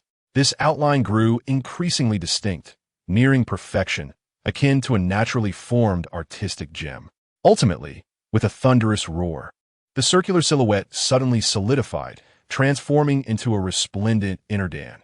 This was the hallmark of the Golden Core stage, the Golden Core itself. With the formation of the Golden Core, Xiao Mu's aura surged once more, an indescribable pressure emanating from within him, causing the surrounding vortex of spiritual energy to become even more tempestuous, as if the very space was trembling. Beneath his skin, a faint luminescence coursed, a sign of the significant enhancement of his physical strength, while the sounds of his bones resonated more melodiously, akin to celestial music. In that fleeting moment, the entire world seemed to freeze, with only the heavens above swirling ominously, instilling a sense of dread. Ink-black calamity clouds appeared with an overwhelming presence, like a towering mountain obscuring the sky, pressing heavily upon the hearts of all, nearly suffocating them. The ominous storm clouds churned incessantly, resembling a ferocious beast intent on devouring the entire world. Their inky hue instilled a profound sense of dread, akin to an endless abyss of darkness, exuding an aura that sent chills down one's spine. The rumbling thunder echoed like the wrathful roar of celestial deities, reverberating wildly between heaven and earth, causing pain to one's ears. That sound seemed to embody the power to annihilate all, compelling an acute awareness of the terrifying might of the cosmos. Amidst the storm clouds, silvery lightning surged with wild abandon, flickering intermittently. They gleamed like razor-sharp blades, illuminating the darkness with a cold, dazzling light, each flash appearing to violently rend the void, imparting a breathtakingly thrilling beauty. He was intently selecting celestial materials when he suddenly felt the overwhelming pressure of the impending tribulation. He turned sharply towards the direction of Xiao Mu, as if his gaze could penetrate walls, landing squarely upon Xiao Mu and the storm clouds looming above him. His expression instantly turned grave. This was a heavenly tribulation. How could a breakthrough to the golden core stage invoke such a calamity? Never mind that. Old Zhou, we must evacuate quickly, or we will be targeted by the tribulation, urged Zhuge Chun, his face etched with anxiety. Upon hearing this, he scanned the surroundings, noting the solemn expressions of Lu Yun, Zhuge Chun, and Zhu Guozheng. Gritting his teeth, he declared, "Very well, let us withdraw." Without delay, the four of them hastened out of the sect's treasure vault, racing towards the area beyond the tribulation's reach. During their flight, they encountered 100 individuals led by Wang Ping, along with Xiao Hua and Ao Tian. Upon meeting, the parties exchanged glances and nodded in mutual understanding before collectively soaring away from the vicinity of the tribulation. After flying a full 3 kilometers, they finally succeeded in escaping the oppressive shadow of the heavenly calamity. Hovering outside the tribulation, they gazed anxiously at Xiao Mu, who was at the epicenter of the storm. "Uncle Zhou, do you think Dad will successfully transcend this tribulation?" Ao Tian asked, his voice laced with concern. "Rest assured, Tian, your father will surely overcome this heavenly trial." Zhou replied with unwavering confidence, believing in Xiao Mu, who had returned unscathed from the chaotic seas beyond the world. Ao Tan, reassured by Zhou Yi's certainty, found solace within, quietly observing the grand spectacle of the tribulation alongside Lu Yun and the others, while remaining vigilant against any ill intentions from cultivators drawn by the calamity. "In the coming days, I must prepare for examinations and will be on leave for a few days. Normal updates will resume on January 6th. Chapter 119. The Chaos Battle Dragon Armor and the Transformation of Tribulation Thunder. Xiao Mu slowly opened his starry eyes, gazing upwards at the storm clouds in the sky, and sighed. "Indeed, it is a heavenly tribulation. It seems my earlier conjecture was correct."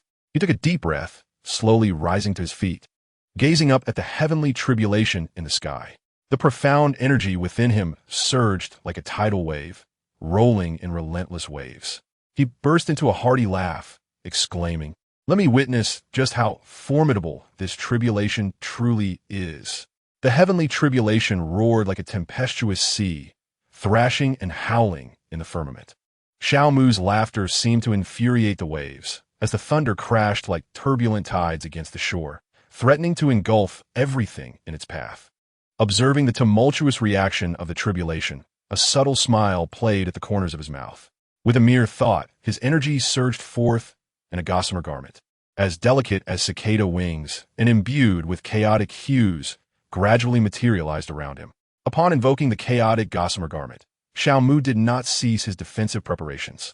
His garment continuously gathered energy, forming pieces of armor, accompanied by the resonant sounds of dragon roars. As the armor gradually took shape, an air of ancient majesty enveloped him, reminiscent of an ancient dragon deity descending upon the world, causing the surrounding space to quiver ever so slightly. Each piece of armor, forged from gathered energy, shimmered with a brilliance akin to the dawn of chaos, embodying an ancient charm while exuding an aura of mystery, bestowing upon him an unassailable solemnity. "I hope this upgraded version of the chaotic gossamer garment, the chaotic dragon battle armor, will aid me in overcoming this tribulation," Xiao Mu murmured as he examined the armor adorning him. At that moment, the heavenly tribulation above seemed to have amassed its strength, abruptly unleashing a streak of black lightning, imbued with the essence of destruction. The bolt of tribulation appeared to possess a will of its own, striking down towards Xiao Mu without hesitation. Xiao Mu keenly sensed the formidable force of the descending lightning, his gaze devoid of any intent to evade. Rather, it radiated determination as he resolutely braced himself to withstand this fierce strike. In an instant, The violent bolt of lightning surged forth like a wild beast breaking free, crashing into the chaotic dragon battle armor with a thunderous impact. In that moment, the brilliance illuminated the surroundings as if two resplendent stars had collided violently in the vast cosmos, scattering a myriad of vivid sparks that lit up every inch of space. The roar of thunder echoed like the wrath of the heavens, deafening and overwhelming, while the powerful shock wave surged like a tumultuous tide, mercilessly tearing apart the remnants of the Cloudwater sect into countless fragmented, shattered pieces, dust swirling in the air, creating an utterly breathtaking spectacle. As the brilliance and dust gradually faded, Xiao Mu's figure emerged slowly. He stood, albeit slightly unsteady, clad in the now shattered chaotic dragon battle armor, his face, charred from the lightning strike, trickling with a crimson stream of blood. In one blow, the heavenly tribulation had shattered his defensive technique, inflicting upon him a minor injury, thus underscoring the formidable might of this bolt of lightning. In the distance, Yuan Yi's gaze was fixated on Xiao Mu as he endured the onslaught of the lightning. Gasping in astonishment, the power of this tribulation is indeed fearsome. Just a single bolt of lightning has breached old Zhao's defenses. It appears that the trials awaiting Xiao Mu will be quite arduous. Ao Tan, upon hearing Zhou Yi's exclamations, was filled with trepidation reflected in his golden vertical pupils. Yet, he refrained from recklessly intervening, choosing instead to remain steadfast, observing Xiao Mu's tribulation with unwavering confidence in his father and an unshakable belief in Uncle Zhou's words. The others, too, silently watched the unfolding events, ever vigilant of their surroundings. In the realm where Xiao Mu found himself, as the first bolt of tribulation lightning dissipated, his form appeared somewhat frail beneath the shimmering light of the thunder. Before he could summon the chaotic battle dragon armor once more, the second, third, fourth, fifth, and sixth bolts of lightning descended like ferocious beasts, converging to create a pitch-black sea of thunder that threatened to engulf all existence. Within this tempest, the black lightning surged like an unbridled dragon, unleashing a chilling power that evoked a sense of dread, akin to a mountain of immense weight bearing down mercilessly upon Xiao Mu. The overwhelming pressure rendered the surrounding air seemingly stagnant, while his hair danced wildly in the wind. Yet his gaze remained fixed upon the thunderous abyss, betraying no trace of fear, only a solemn gravity. With a thunderous roar, Xiao Mu was utterly consumed by the sea of lightning, resembling a solitary vessel adrift amidst the tumultuous waves. His garments had long been torn to shreds by the bolts, and his pristine form was marred by wounds exuding an aura of destruction, blood gushing forth from the injuries, staining portions of the black sea a shocking crimson. Within that stormy ocean, Xiao Mu stood as the focal point of the tempest, surrounded by flashing electric arcs and resounding thunder. Each bolt of lightning carried the essence of obliteration, fiercely striking his body, causing him to tremble violently like a leaf caught in a gale. He bit down on his originally white teeth, the agony from his gums twisting his visage as crimson droplets seeped slowly through the gaps between his teeth. His eyes, now bloodshot and veined, involuntarily activated the chaotic divine essence scripture. In that moment, it felt as though countless slender serpents of lightning danced through his meridians, bringing waves of stinging pain. He bore this torment with resolute determination, striving to absorb the surging power of the tribulation lightning while simultaneously exerting every effort to quell the rampant force of destruction within him, akin to a wild stallion breaking free.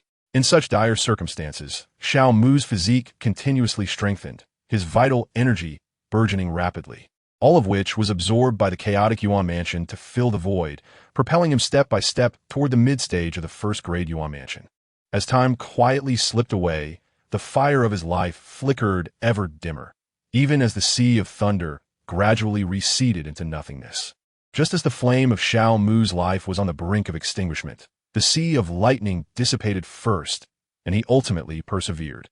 He knelt partially within the immense pit wrought by the thunderous sea, his skin and hair entirely absent. From a distance, he appeared as a grotesque, chilling mass of flesh.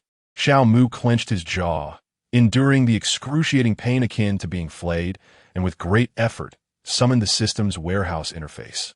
Without the slightest hesitation, He retrieved a jade vial containing the essence of life and unhesitatingly consumed its entirety. He understood all too well that he must expedite his recovery, otherwise he would not survive this tribulation. At the moment he ingested the life essence, his body resembled a parched tree rejoicing in the long-awaited rain, miraculously sprouting fresh skin and crystalline strands of hair that erupted from his scalp like bamboo shoots after a spring rain. Above, the heavenly tribulation paid no heed to Xiao Mu's hastily healing wounds, relentlessly amassing power to unleash its most formidable wrath. As the skin on Xiao Mu's body completely healed and his dark hair danced freely in the wind, the calamity of the tribulation suddenly commenced. 3 figures, distilled from pure thunderous force, emerged from the storm clouds: a thunder dragon, a qilin, and a vermilion bird. Upon materializing, they unleashed a deafening roar and charged toward Xiao Mu. Fixating on their approach, Xiao Mu's expression turned grave and solemn as he propelled himself forcefully from the ground, creating deep fissures beneath him. He surged forth like a released arrow, intent on vanquishing the thunder dragon first before confronting the 2 sacred beasts. 3 kilometers away, Zhou Yi beheld the sudden appearance of the 3 divine beasts and exclaimed, "This is the manifestation of thunder. Such a phenomenon is exceedingly rare, only occurring during a nascent soul tribulation. How could it appear in this tribulation?" Filled with confusion, he found no answers, as everyone's focus remained solely on Xiao Mu. As Xiao Mu reached the thunder dragon, he clenched his fists, striking forth as if to rend the void itself, aiming directly at the dragon's eye, which was nearly the size of his entire being.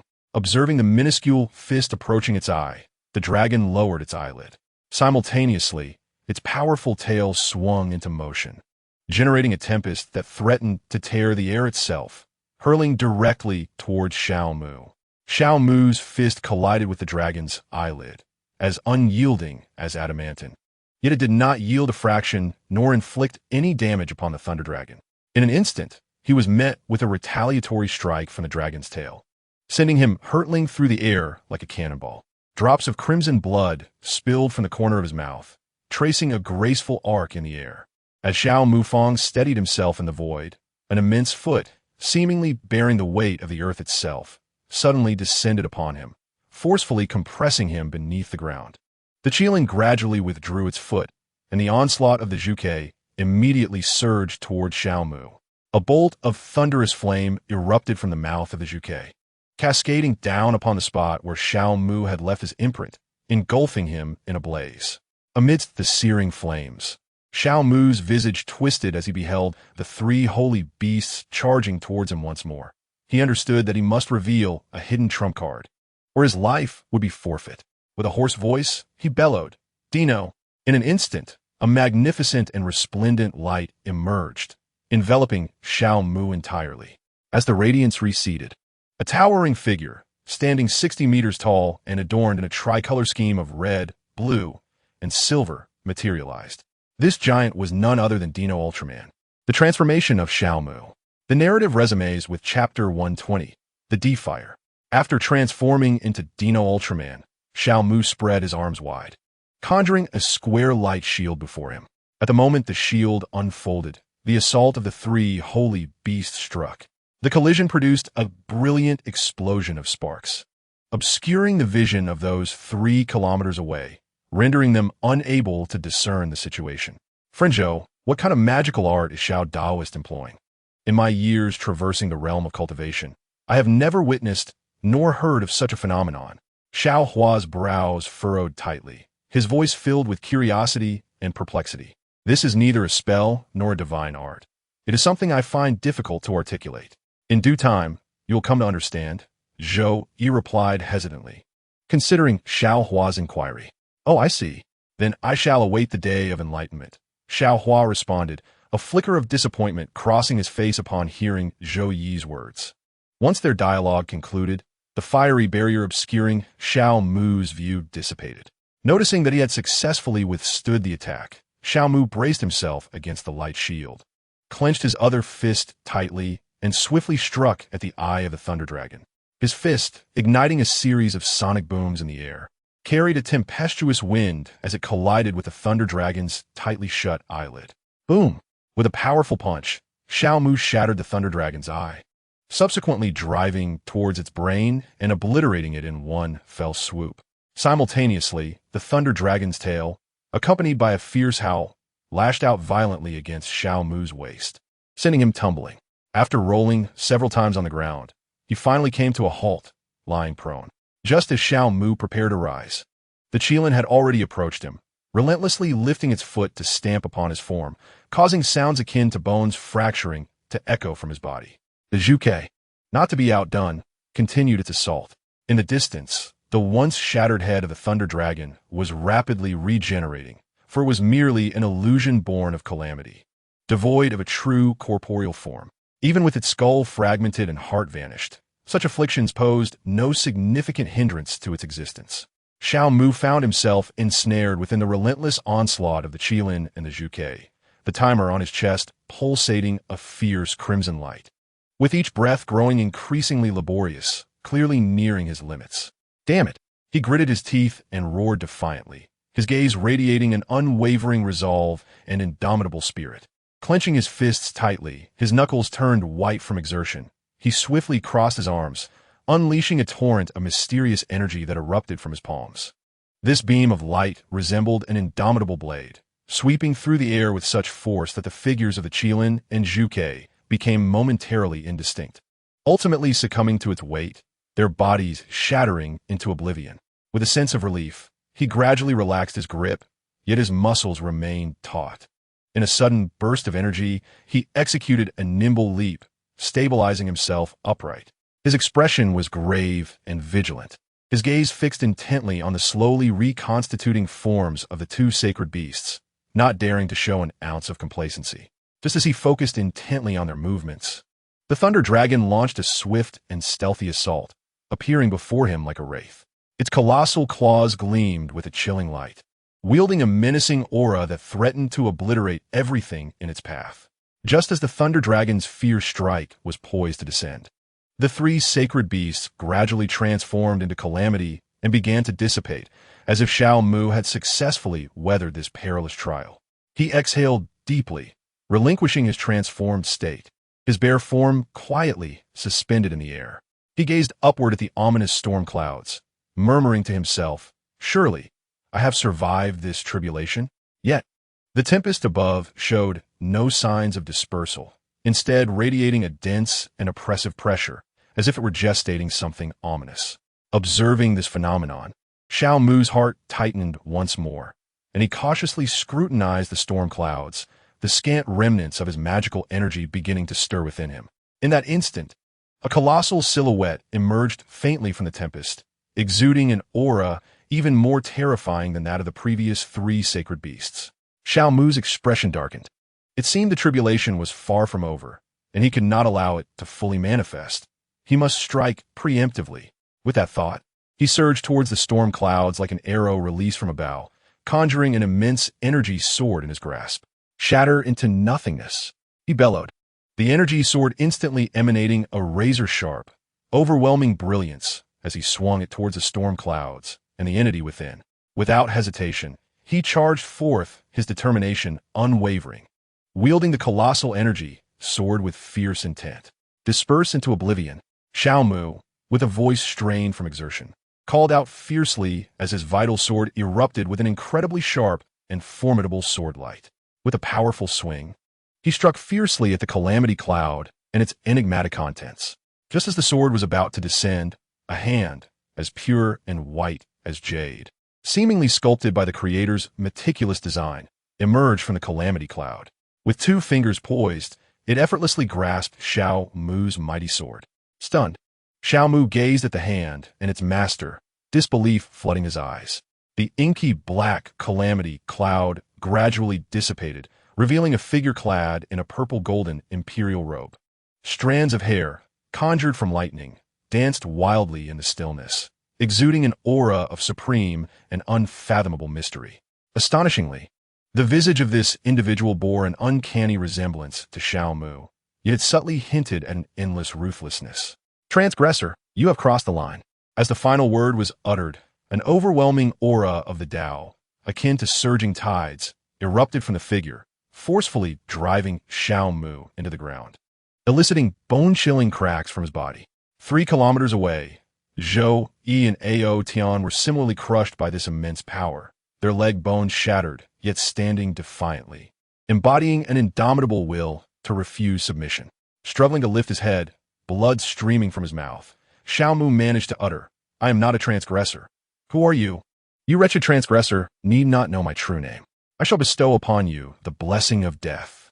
Upon concluding, the figure raised a hand, pressing down slightly, and a colossal palm print, encompassing a radius of 5 kilometers, thundered down, its aura capable of obliterating all in existence. Chapter 121. The madness of demons under the shadow of the palm print. Both demon and human beings were engulfed in despair, gazing upwards at the descending imprint. They sensed that the oppressive force and aura it embodied were beyond their capacity to withstand. Xiao Mu fixated on the palm print that seemed to eclipse the heavens, then turned his gaze towards Ao Tian and the others, 3 kilometers away, who were struggling against the pressure. His eyes were filled with indignation and resentment. He loathed his own weakness, lamented the heavenly tribulation that had summoned such a terrifying being, and above all, he despised himself for placing Zhou Yi and the others in peril. A sharp pain pierced his heart, plunging him into a deep spiral of self-reproach and regret. "Xiaoling, is there anything that can resolve this debacle?" Xiao Mu gritted his teeth, his voice laced with fury. "Host, there is no need to utilize revival points. This is merely a fragment of a powerful being's consciousness, currently possessing only the strength of the core formation realm. If you can withstand the Tao pressure emanating from him, you may resolve this." Xiaoling slowly appeared before Xiao Mu, her voice gentle yet steady, imbued with a reassuring strength. "Indeed, it is so. However, merely striving to survive amidst this overwhelming pressure is already exceedingly arduous, let alone overcoming it to confront an adversary." Xiao Mu's eyes widened in fury, his fists crashing against the ground, sending a cloud of dust into the air. His heart brimmed with resentment as he spoke, his voice tinged with profound helplessness and unwillingness. "In that case, I believe you may require this secret technique." Upon finishing his words, Xiao Ling activated the system's cultivation interface and retrieved an item from it. The demonic arts technique is a secret method of the demonic path, enabling the practitioner to enter a state of demonic transformation. Once in this state, the practitioner's combat prowess will surge tenfold, regardless of their realm, allowing them to disregard any oppressive force from higher realms. However, this technique carries side effects. Upon entering the demonic state, the practitioner will descend into madness, becoming cold-hearted and filled with a desire for slaughter, forsaking kinship, requiring 100,000 revival points for exchange. Gazing at the description, Xiao Mu's excitement surged as he thought, "Exchange it. Hurry and exchange it, Xiao Ling." "No problem, host. 100,000 revival points have been deducted. You currently have 413,825 revival points remaining." Xiao Ling replied cheerfully, then transmitted the secret technique into Xiao Mu's consciousness for him to wield.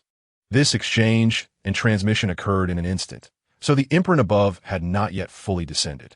Xiao Mu knelt on the ground, his lips slightly parted as he recited the obscure incantation. Shadowy light obscures the sun. Demonic shadows enter the mind. Dark power envelopes the body. Demonic transformation shakes the cosmos. As he chanted, dark, ominous flames began to rise slowly from his body, flickering with a sinister light akin to hellfire, cruelly devouring the life around him.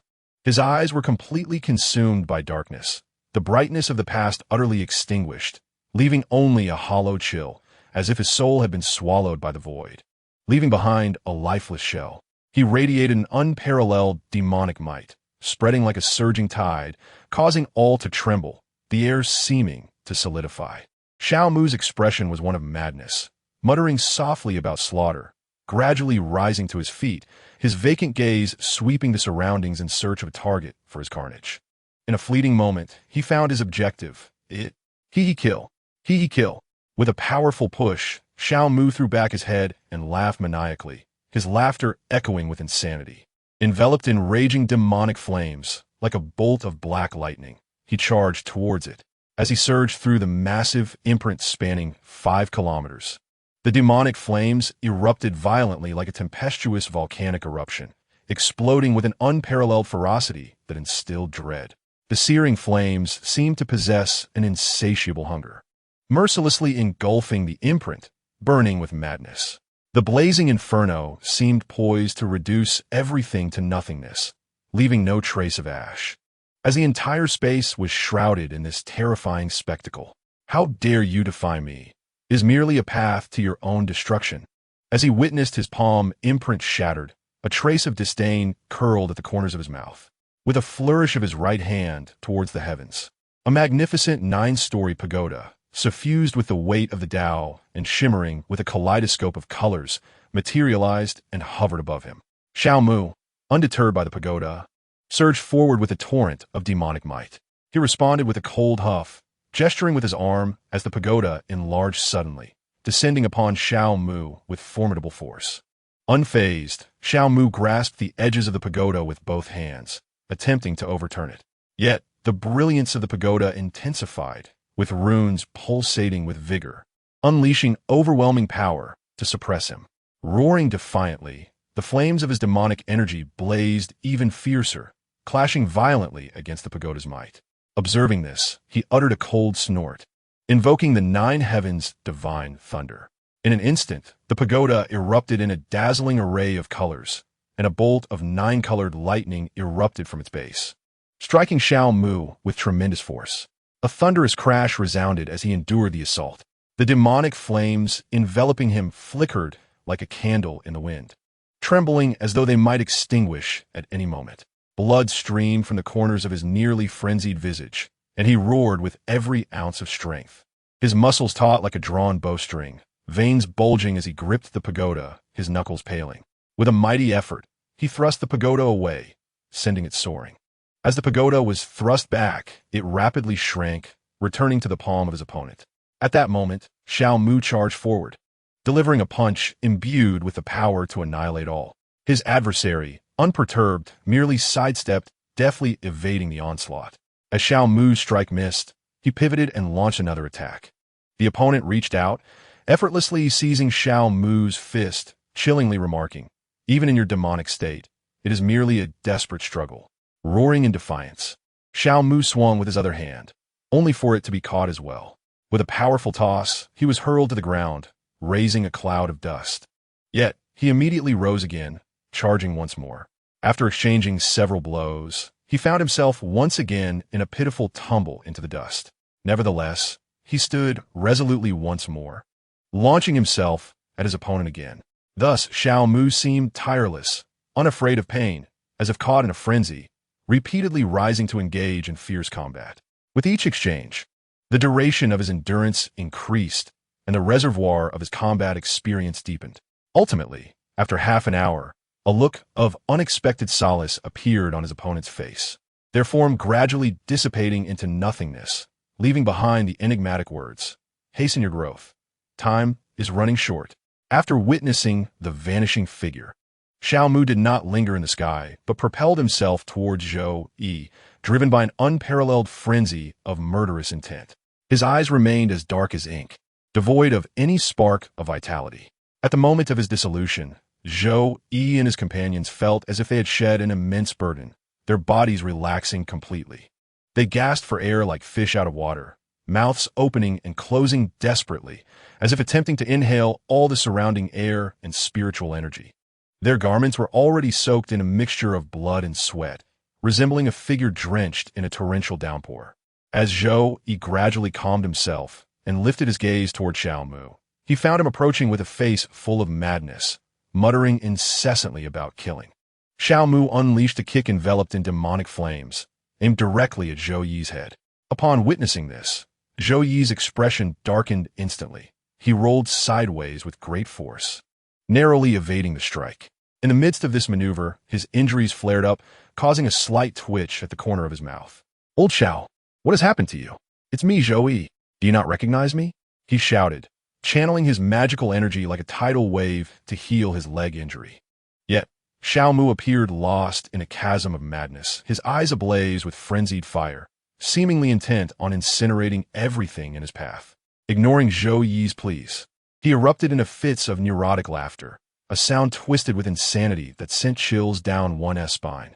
His body resembled a rampaging beast, recklessly charging at Lu Yun, Wang Ping, and the throng of over 100 individuals, each movement brimming with ferocity and disregard for consequence. As Lu Yun and the others sensed the impending assault, they rolled continuously, desperately evading the onslaught of demonic flames and other arcane forces. Zhou Yi's heart raced with anxiety as he beheld Xiao Mu's nearly deranged demeanor. He understood that Xiao Mu was now under the thrall of demonic influence, his rationality extinguished, yet he found himself unable to strike with lethal force. "Old Xiao, please, come to your senses," Zhou Yi cried out once more. However, Xiao Mu remained heedless, his attacks growing ever more ferocious. In a moment of carelessness while dodging, Wang Ping was struck by Xiao Mu's demonic flames. In an instant, his clothing ignited, and his skin was seared, vitality swiftly being devoured. At that critical juncture, a tender small hand struck fiercely at the back of Xiao Mu's head, rendering him unconscious. Yet, the madness etched on his face and the flames surrounding him did not dissipate, indicating that he would soon awaken. As Xiao Mu collapsed to the ground, Ao Tian's expression was filled with guilt, murmuring softly, "Father, I'm sorry, I was powerless, yes, utterly powerless." Chapter 122. The Assembly of the 100 Clans. Once Zhou Yi had successfully mended and healed his broken leg, he slowly rose and approached Ao Tian, fixating on Xiao Mu's nearly deranged smile with a grave expression. "Tian, is there any way to restore old Xiao to his normal state?" Upon hearing Zhou Yi's inquiry, Ao Tian ceased his self-soothing actions, crouched down, and gently placed his small hand upon Xiao Mu's wrist. While probing the meridians, he spoke, "Uncle Zhou, I must examine him thoroughly before I can answer your question." Zhou Yi nodded, his heart filled with anxiety as he paced back and forth, his gaze unwaveringly fixed on Xiao Mu. As Zhou Yi awaited the outcome, Lu Yun, Zhuge Chun, and others had already healed their injuries. After exchanging glances, they encircled Xiao Mu and Zhou Yi, awaiting the verdict together. Ao Tian meticulously examined for a considerable time before slowly releasing his grip and standing upright, his expression exceedingly grim. "Well, Tian?" Zhou Yi hastily approached, inquiring. Ao Tian bit his lip tightly, his complexion slightly pale as he began, "Uncle Zhou, the situation is rather dire. The method my father employed touches the depths of the soul, transcending the realm of celestial mastery. With my current cultivation level, I am utterly incapable of restoring him unless—" Ao Tian abruptly halted, his brow furrowing, doubt evident on his face. "Unless what? Speak quickly, Tian." Zhou Yi, observing Ao Tian's hesitance, questioned impatiently. "Unless we can find my father, allowing the slow passage of time to facilitate his recovery, or utilize the 9-tiered elixir, the Sanqing pill, to dispel the madness and murderous intent, thus promoting his return to normalcy." Ao Tian sighed softly as he articulated the solution. Upon hearing this proposed remedy, Zhou Yi's countenance darkened, his brows instinctively knitting together. The 9-tiered elixir, the Sanqing pill, was exceedingly difficult to concoct even for alchemists of the original world, let alone in this realm of myriad sects where he had no kin. This pill was a rare treasure indeed. After much contemplation, Zhou Yi ultimately resolved to confine Xiao Mu, hoping to leverage the gentle flow of time and the quiet passage of years for his healing.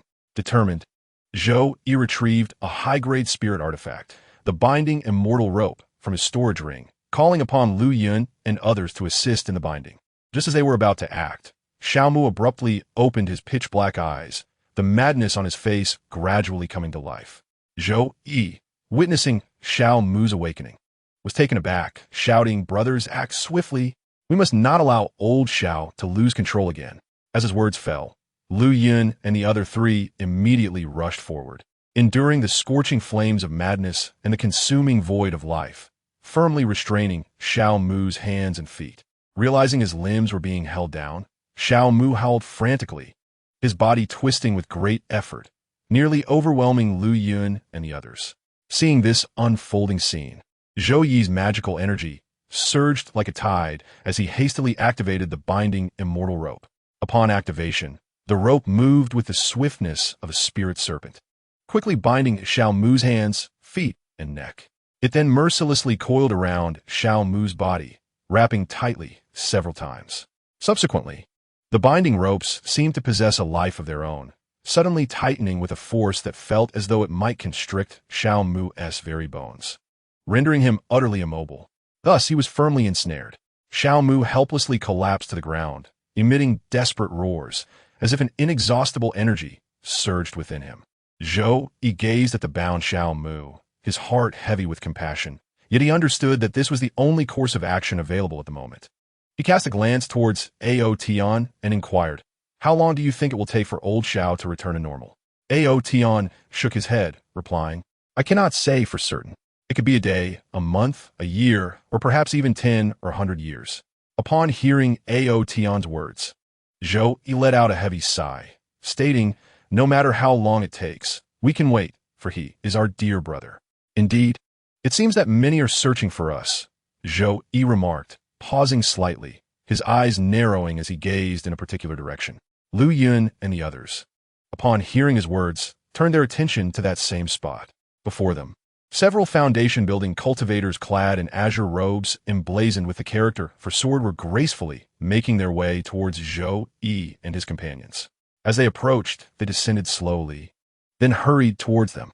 "Esteemed seniors, we are disciples of the Sword Xian sect, and we have been dispatched by our sect to cordially invite you to the upcoming Grand Assembly of the 100 Sects to be held in Tianfu Prefecture."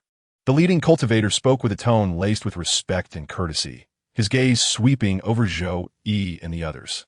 Upon hearing this, Zhou Yi raised his eyebrows slightly, pondering the sudden invitation. "The Grand Assembly of the 100 Sects? What is the purpose of this assembly?"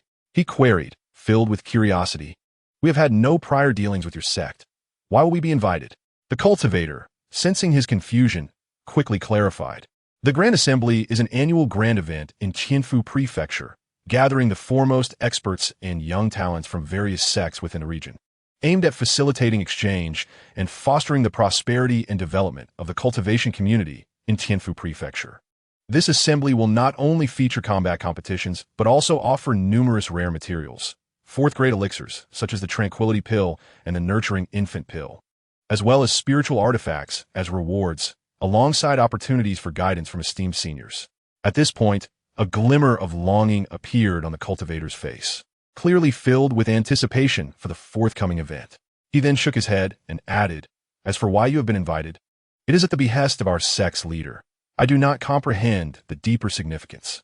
You mentioned that the fourth-grade elixir is indeed the Tranquility Pill, which can dispel demonic obstacles and purify the mind." Ao Tian suddenly interjected, his eyes alight with excitement and certainty. "Perhaps so, esteemed senior," the cultivator pondered, furrowing his brow for a moment, glancing at Ao Tian's youthful visage with some surprise. With uncontained enthusiasm, Ao Tian exclaimed, "If it is indeed that pill, it might help to temper Father's madness and bloodlust, allowing him to regain some of his will. Uncle Zhou, we must definitely attend this Grand Assembly of the 100 Sects." Upon hearing this, Zhou Yi's eyes glimmered with a resolute determination as he declared, "If that is the case, let us embark on this journey to the Grand Assembly." The cultivator, witnessing his resolve, promptly responded, "Then please follow us to the Jian Xian sect, where we shall first take a moment to rest before proceeding together to Tianfu City for the grand event." Accompanying the disciples of the Jian Xian sect, Zhou Yi and his companions, with the bound Xiao Mu in tow, made their way to the sect. Chapter 123. The Saintess of the Qingwei. After a prolonged flight through the skies, an expanse resembling a vast white velvet carpet suddenly came into view. The white mist enveloped the area like a gentle veil, exuding an air of mystery. The disciples of the Jianxian sect served as guiding beacons, leading the group down the winding bluestone path that meandered through the grass. Their steps were steady and powerful, advancing towards the enigmatic, mist-laden atmosphere. The grass resembled a lush green carpet, while the path appeared as a delicate ribbon of bluestone interwoven within it. Before long, they, alongside 100 individuals, boldly stepped into the depths of the mist. As they entered, Zhou Yi discerned the nature of the situation and murmured to himself, "This is a first-grade formation." The misty maze array, seemingly established by the Jianxian sect to prevent mortals from inadvertently entering. It poses no hindrance to those seeking to pay their respects or visiting cultivators. As his words fell, the surrounding mist seemed to acknowledge his insight, subtly shifting before gradually settling once more. Their figures flickered in and out of sight within the fog, as if straddling the threshold of another realm.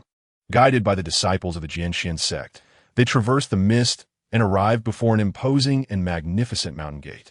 Upon the gate, 3 robust and ancient characters engraved with the name Jianxian sect shone with a golden radiance, emanating an overwhelming sense of authority and solemnity. Flanking the gate stood 2 stately stone lions, their gazes intense, as if capable of perceiving the innermost thoughts of all who approached. As the crowd drew closer, a deep and resonant sound of a sword's cry emanated from within the mountain gate, echoing in their ears. The disciples of the Jianxian sect abruptly halted, swiftly turning around, their faces adorned with reverence as they slightly bowed, sincerely addressing Zhou Yi and the others. Esteemed seniors, once we cross this majestic mountain gate, we shall truly enter the domain of our sect.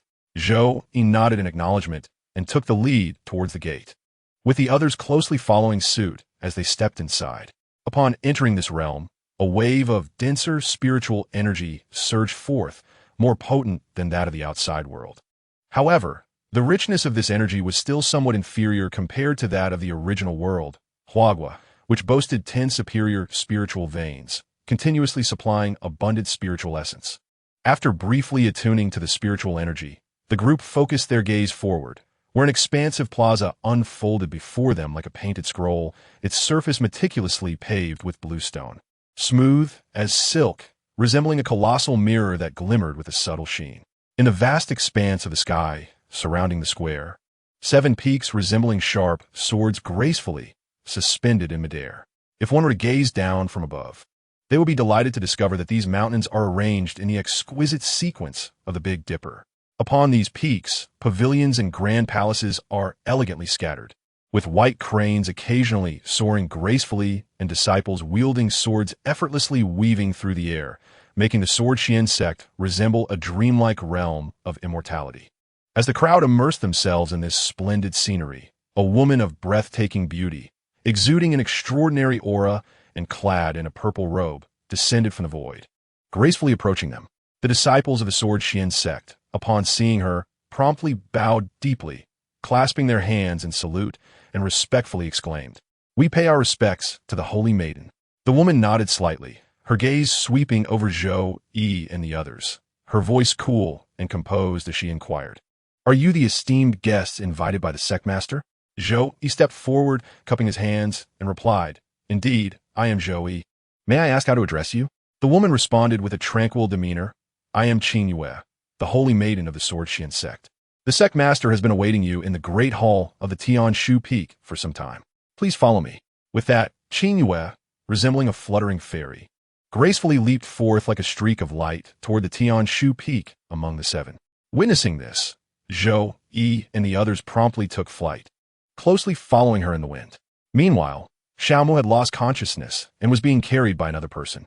As they journeyed, the group felt the rush of the wind and marveled at the picturesque scenery around them. As they drew nearer, the great hall atop Tianshu Peak gradually came into clearer view, its architecture exuding an ancient charm while maintaining an air of solemn grandeur. The hall's roof was adorned with golden glazed tiles, shimmering in the sunlight, as if reflecting the truths of the world. Surrounded by swirling mists, ethereal creatures occasionally flitted about, adding a touch of otherworldly spirit to the atmosphere. Qin Yue moved with grace and swiftness, yet maintained a pace that allowed everyone to keep up. Her silhouette, elongated in the morning light, resembled a captivating painting, inspiring admiration within the hearts of onlookers.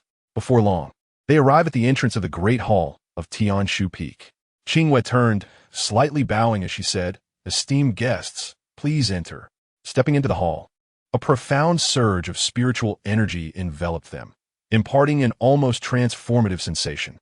At the center of the hall stood a large bronze incense burner, wisps of fragrant smoke ascending, filling the air with a subtle scent of sandalwood, which calmed the spirit and mind.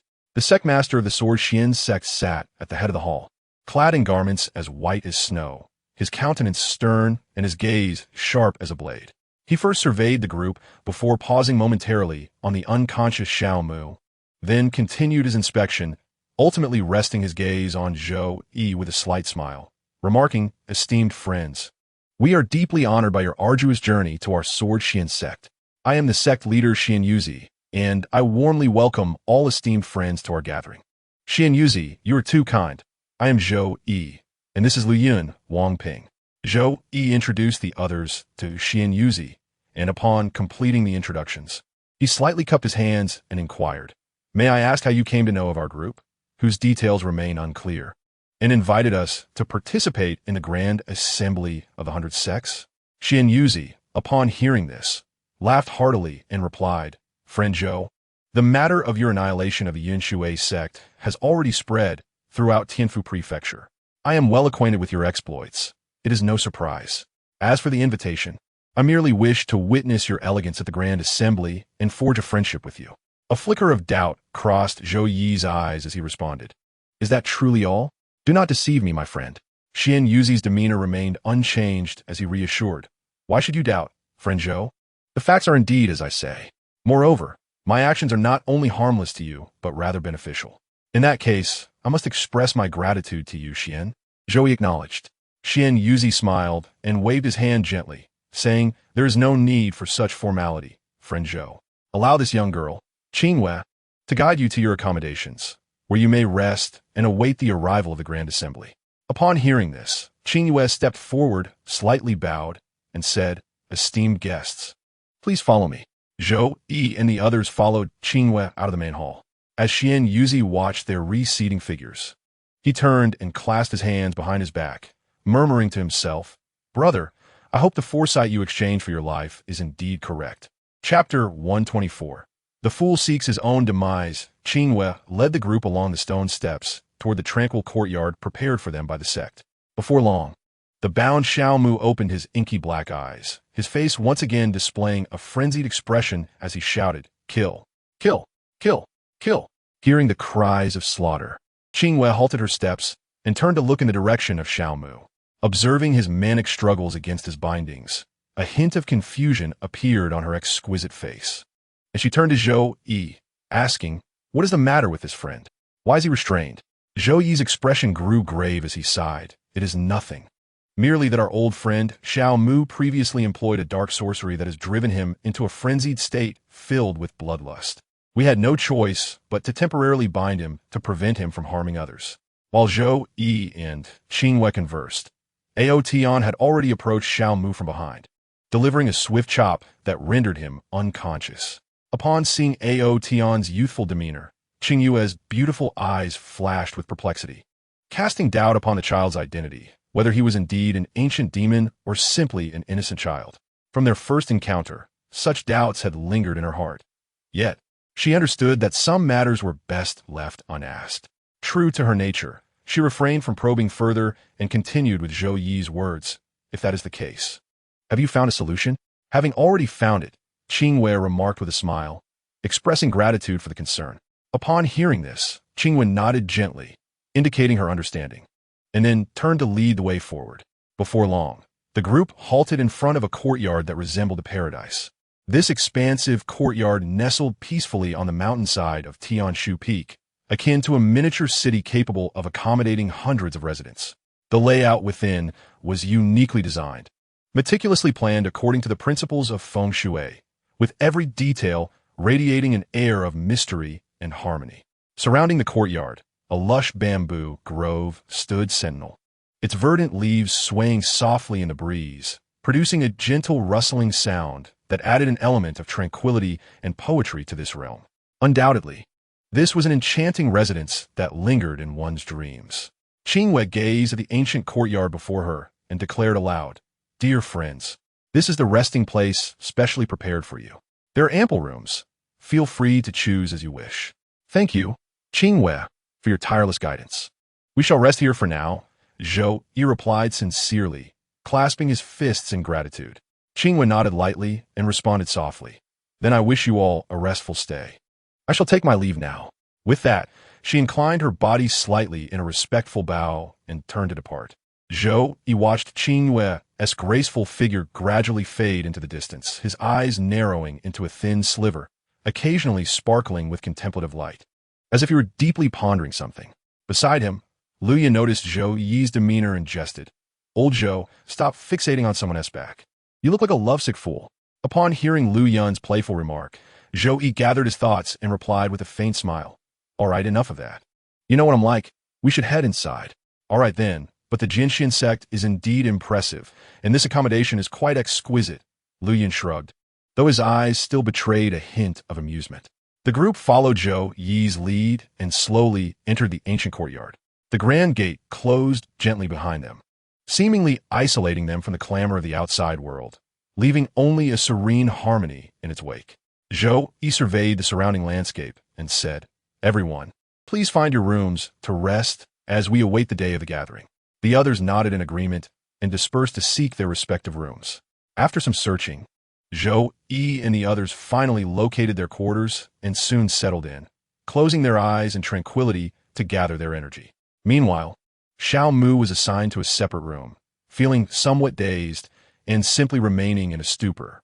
As time flowed like a tranquil stream, a moon, as radiant as beautiful jade, gradually emerged in the vast sky above the Jinshin sect.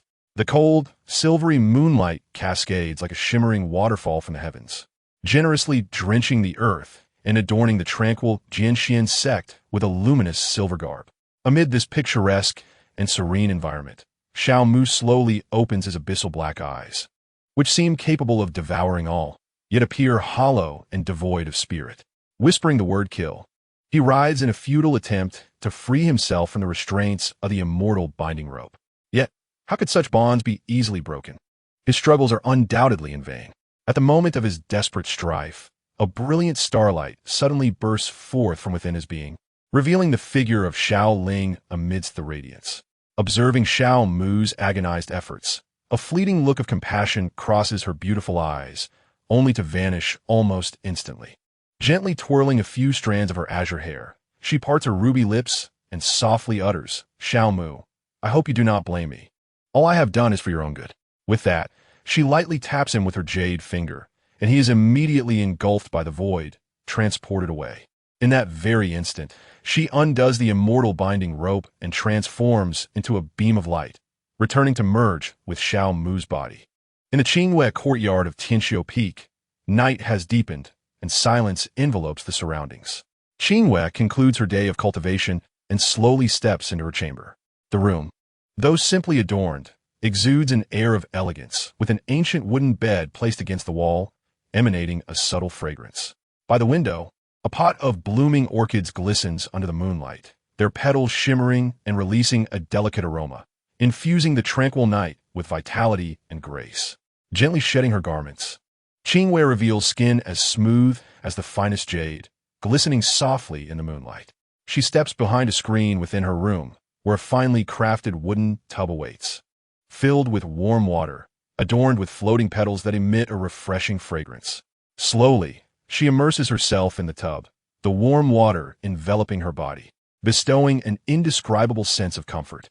Closing her eyes, she takes a deep breath, seemingly wishing to etch this tranquility and beauty into her heart forever.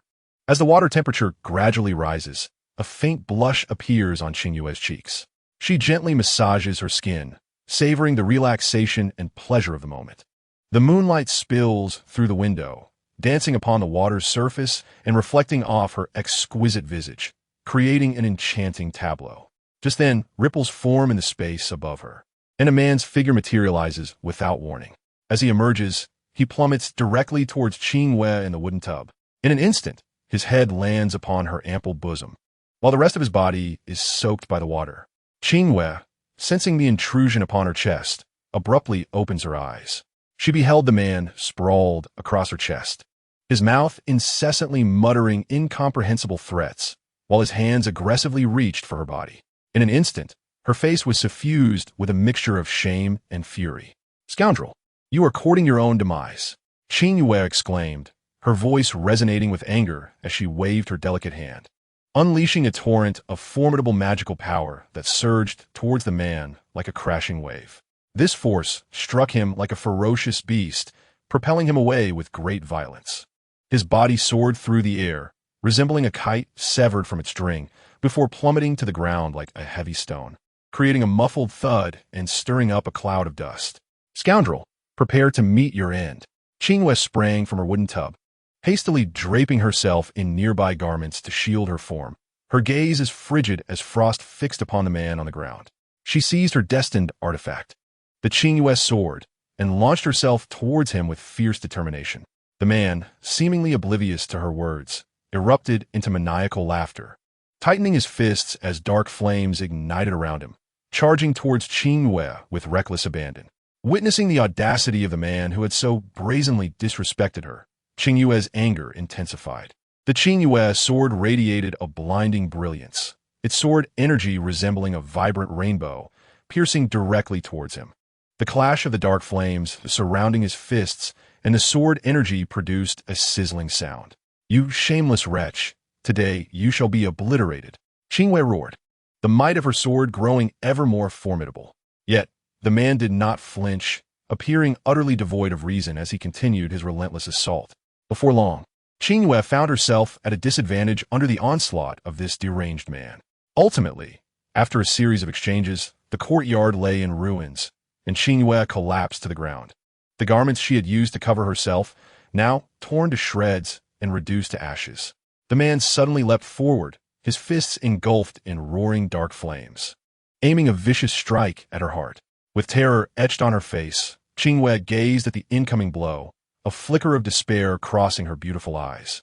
She had never anticipated that this vile creature, who had seen her in her most vulnerable state, would seek to take her life. In that moment of dire peril, as her life hung by a thread, the air shimmered with ripples, and a figure resembling a child materialized. Ao Tian appeared, and, with a swift motion, rendered Xiao Mu unconscious with a hand strike, dispelling the dark flames that surrounded him. As Xiao Mu fell, he landed directly atop Qingyue, inadvertently concealing her exquisite form. Chapter 125. The Gathering. For a brief moment, Qingyue was momentarily stunned, then she felt something solid pressing against her abdomen. Upon realizing what that object was, her face flushed crimson with embarrassment, a mixture of shame and indignation washing over her. Ao Tian glanced at the two, momentarily taken aback, before awkwardly raising his hand to lift Xiao Mu, simultaneously tossing a colorful silk skirt to Qingyue. "Qingyue, my apologies. I shall assist my father now. And please accept this exquisite grade spirit artifact, the 7-colored silk skirt, as a token of my contrition." Qingyue swiftly donned the delicate skirt, concealing her graceful figure, and then glared fiercely at the unconscious Xiao Mu and Ao Tian, gritting her teeth as she declared, "Such matters shall not be easily resolved between us." Ao Tian, with an expression of helplessness, quickly replied, "Saintess Qingyue, please refrain from anger. Once my father's consciousness is restored, he will surely provide you with a satisfactory explanation." "Umph. Then I shall wait," Qingyue retorted coldly, intending to seek an explanation from Xiao Mu once his mind was clear again. After all, she was unfamiliar with the temperament of Zhou Yi and his associates. She feared that even if she were justified in her grievances, they might covertly eliminate her, leading to a large-scale conflict between their factions, given Zhou Yi's history of annihilating sections. Upon hearing Qingyue's words, Ao Tian couldn't help but breathe a sigh of relief, softly stating, "Then, Saintess Qingyue, I shall first take my father away. When he regains his clarity, we will return to provide you with a satisfactory response." With that, Ao Tian stepped forward, seemingly shortening the distance in an instant, as if the very fabric of space twisted before him, and in the blink of an eye, he transported Xiao Mu to a tranquil courtyard. Qingyue stood rooted in place, astonished by Ao Tian's method of departure, exclaiming, "This is the Earth Transcendence technique, a divine ability that can only be cultivated and wielded in the divine transformation realm." At that moment, Qingyue's heart was filled with a mix of relief and chagrin. She was grateful that she had not made such a formidable enemy of her sect, yet she felt humiliated that Xiao Mu had seen her completely, thereby tarnishing her purity. She remembered vividly that within the Jianxian sect, if a female disciple's body was seen by another man, there were only two possible resolutions: to slay the man or to become his partner. If this was true for ordinary female disciples, it was even more so for a saintess like herself. Qingyue pressed her lips together tightly, her thoughts in turmoil. To slay Xiao Mu was evidently an unfeasible endeavor, as she had already been defeated by him. However, the prospect of becoming his partner was equally unappealing. After much contemplation, Qingyue ultimately made a resolute decision. She would seek to eliminate Xiao Mu. She vowed to cultivate herself to a level of strength sufficient to vanquish him and to cast aside any fear of the forces behind Xiao Mu. Thus, Xiao Mu unwittingly established a formidable rival, one who would be capable of dominating the Tianyuan realm in the future. However, whether this rival could indeed defeat Xiao Mu and bring about his demise remained to be seen. When Ao Tian arrived at the courtyard with Xiao Mu, Zhou had already been waiting there for quite some time. Upon seeing Ao Tian's arrival, Zhou Yi hurried over, lifting the suspended Xiao Mu on his back, and then inquired of Ao Tianer, "Did you manage to discover how old Xiao broke free from the binding immortal rope and the reason for his transportation?" Ao Tian shook his head, a look of resignation on his face as he sighed. "Uncle Zhou, not only did we fail to uncover the truth, but father has also gotten himself into a troublesome situation." Zhou Yi sighed, curiosity piqued as he responded, "If you couldn't find anything, then what kind of trouble has old Xiao gotten into? Do share it with me." Father was transported to the courtyard of the Moonlight Saintess. Seemingly having seen through her very being, Ao Yin spoke intermittently. Upon hearing this, Zhou Yi's expression was one of astonishment. Even in madness, old Zhao's romantic fortune was unyielding. Ao Yin cast a sidelong glance at Zhou Yi and remarked, "Uncle Zhou, in this moment, how can you still find time for jest? The Moonlight Saintess is not one to be trifled with. If this matter is not handled properly, the consequences could be dire." Zhou Yi, contemplating, countered, "Fear not. I believe that the Moonlight Saintess and the head of the Jianxian sect would not dare to take action against us. Given our status as a force in the transformation realm, it simply would not be advantageous for them. Moreover, we shall provide resources that could elevate their standing, sufficiently compensating for any losses incurred." After a brief pause, Zhou Yi continued, "Furthermore, only we, along with the Moonlight Saintess, the head of the Jianxian sect, and those elders are privy to this matter.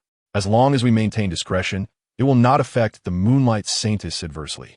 "Indeed, Uncle Zhou, I entrust this matter to you.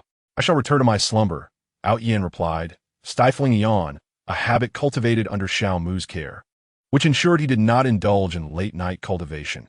After all, upon reaching adulthood, he could attain the integration realm with ease. "Very well, rest easy, Tianer.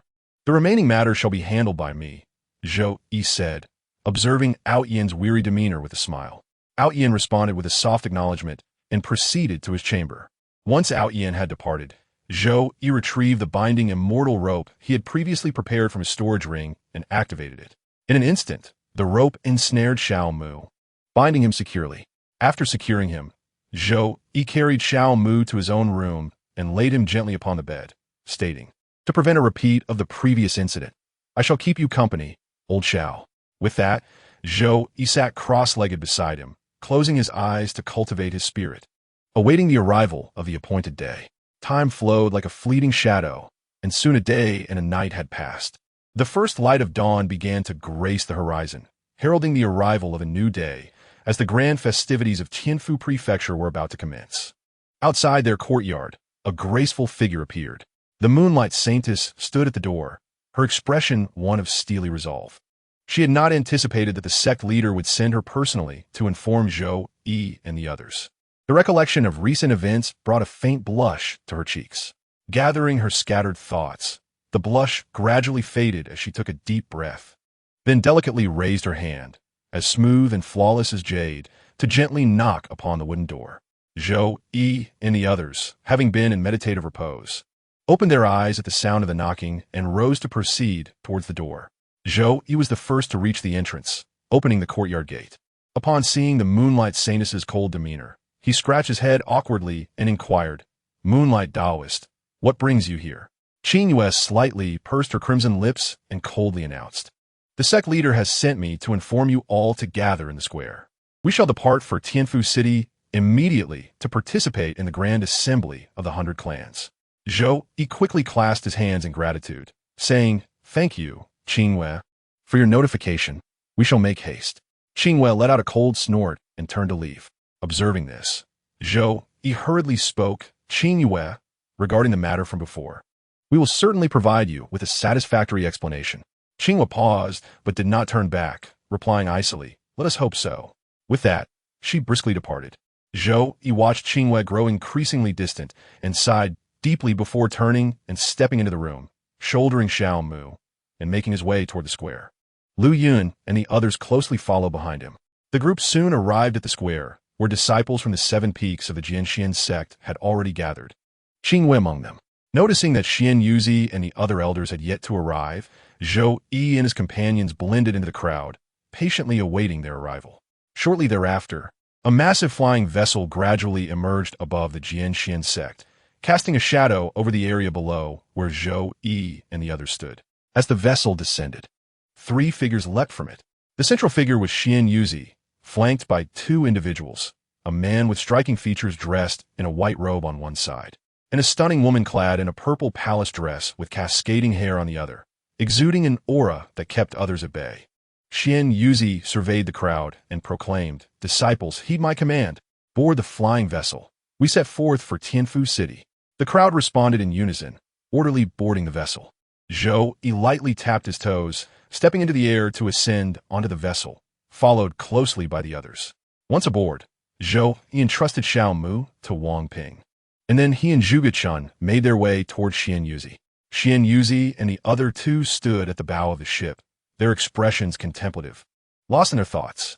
Sensing an unusual presence, they turned to gaze at Zhou Yi and his companions as they approached. A smile blossomed on Xian Yuzi's face, while the other 2 remained aloof, particularly the woman, whose icy gaze seemed to emanate the chill of the abyss. "Zhou, my friend, how have you found your stay at my Tianshu Peak?" Xian Yuzi inquired softly. "Quite well, thank you, Xian. May I ask who these 2 esteemed individuals are?" Zhou Yi replied, his curiosity evident as he glanced at the man and woman. "Ah, the 2 you mentioned are the Peak Masters of Kaiyang Peak and Yuheng Peak, namely you and Sun Wushuang, respectively. Both my junior siblings." Xian Yuzi introduced them to Zhou Yi. "A pleasure to meet you, Taoist Li and Taoist Sun." Zhou Yi greeted them with a smile. Liu nodded slightly in acknowledgement. However, Sun Wushuang chose to ignore Zhou Yi's greeting entirely, opting for silence. Zhou Yi felt a moment of awkwardness as he noticed Sun Wushuang disregarding him completely. Xian Yuzi, witnessing this scene, hastily interjected, "Do not take offense, Zhou Taoist. My junior sister is the master of that girl Qingwei." Realizing the connection, Zhou Yi quickly apologized on behalf of Xiao Mu for any inconvenience caused to your disciple. "Master Sunday." Although they were not intimidated, proper etiquette must still be observed. Sun Wushuang continued to ignore him. Observing this, Zhou Yi refrained from further conversation and stood at the bow of the ship, admiring the breathtaking scenery of the Tianyuan realm. Chapter 126. Gathering storms. Zhou Yi and Zhuge Chun stood resolutely at the bow, their figures erect like pine trees. Their eyes sparkled with intensity, fixated on the rapidly passing landscapes, which blurred into ethereal shadows, their expressions calm as still waters. Suddenly, a fierce wind howled, causing their garments to billow wildly, while an alluring fragrance, evoking primal desires, swiftly enveloped the entire flying vessel. Zhou Yi caught a whiff of this scent, his brow furrowing slightly as he sensed a warmth spreading through his body, a longing for union with the opposite sex surging within him. With a mere thought, he activated his cultivation technique, suppressing the strange sensations. Upon regaining composure, he glanced at Zhuge Chun beside him and the others remaining on the deck. He noted that Zhuge Chun appeared unaffected, while those on the deck, regardless of gender, only exhibited slightly flushed faces, with no further reactions. Observing this, Zhou Yi couldn't help but feel a sense of admiration. The disciples of the Jianxian sect were indeed of commendable quality, capable of resisting their desires and maintaining clarity of mind. After this brief reflection, he turned his gaze toward the source of the fragrance and soon spotted a pink flying vessel. Upon it stood several women clad in somewhat revealing attire, their appearances quite pleasing. However, when compared to the women of his original world, these outfits were still somewhat modest. Zhou Yi's attention lingered on these women. particularly on one at the bow, who radiated an enchanting allure, her beauty captivating him momentarily. As if sensing his gaze, the woman turned to look at Zhou Yi, revealing her stunning visage marked by natural charm. Zhou Yi, having encountered many beautiful women, including those of extraordinary beauty, found this particular one uniquely mesmerizing, and for a fleeting moment, he was entranced by her grace. However, soon enough, the astonishment in his eyes faded, and he redirected his attention forward. In his mind, this woman paled in significance compared to his comrades, and thus he chose not to dwell further on her. Zhuge Chun shared this sentiment. Observing that Zhou Yi's group merely glanced at her before losing interest, the woman smiled alluringly and turned to her companion, Lian Yu, inquiring, "Which faction does that flying vessel belong to?" "Miss, that flying vessel belongs to the Jianxian sect. They too are likely attending the 100 Sects conference," Lian Yu remarked respectfully, casting a glance at the Jianxian sect's ship. The Jianxian sect? A name unfamiliar to me. Yet in this diminutive realm, it is intriguing that there exists a force not swayed by my allure, the woman replied languidly, her presence exuding an enchanting aura. "Shall we take action?" Lian Yu gestured as if to capture. Paying no heed. They are merely the so-called prodigies spoken of by lesser factions, holding no value for our purposes. The woman waved her delicate hand dismissively. "Yes, miss," Lian Yu responded with deference, her hands clasped before her as she stood quietly to the side. Time flowed like a gentle stream, and the pink flying vessel gradually left the Jianxian sect ship far behind, eventually vanishing from sight. As the pink vessel faded into the horizon, within the Jianxian sect ship, Zhou Yi and Zhuge Chun maintained a serene atmosphere.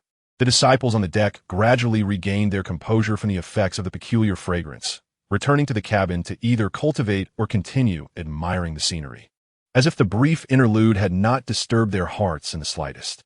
After the purple vessel vanished, like a fleeting ray of light, the Jianxian sect ship sped across the vast sky. Along the journey, vessels from other sects occasionally entered their line of sight. As the ships drew near, the air seemed to tremble slightly, and the surrounding currents swirled in response.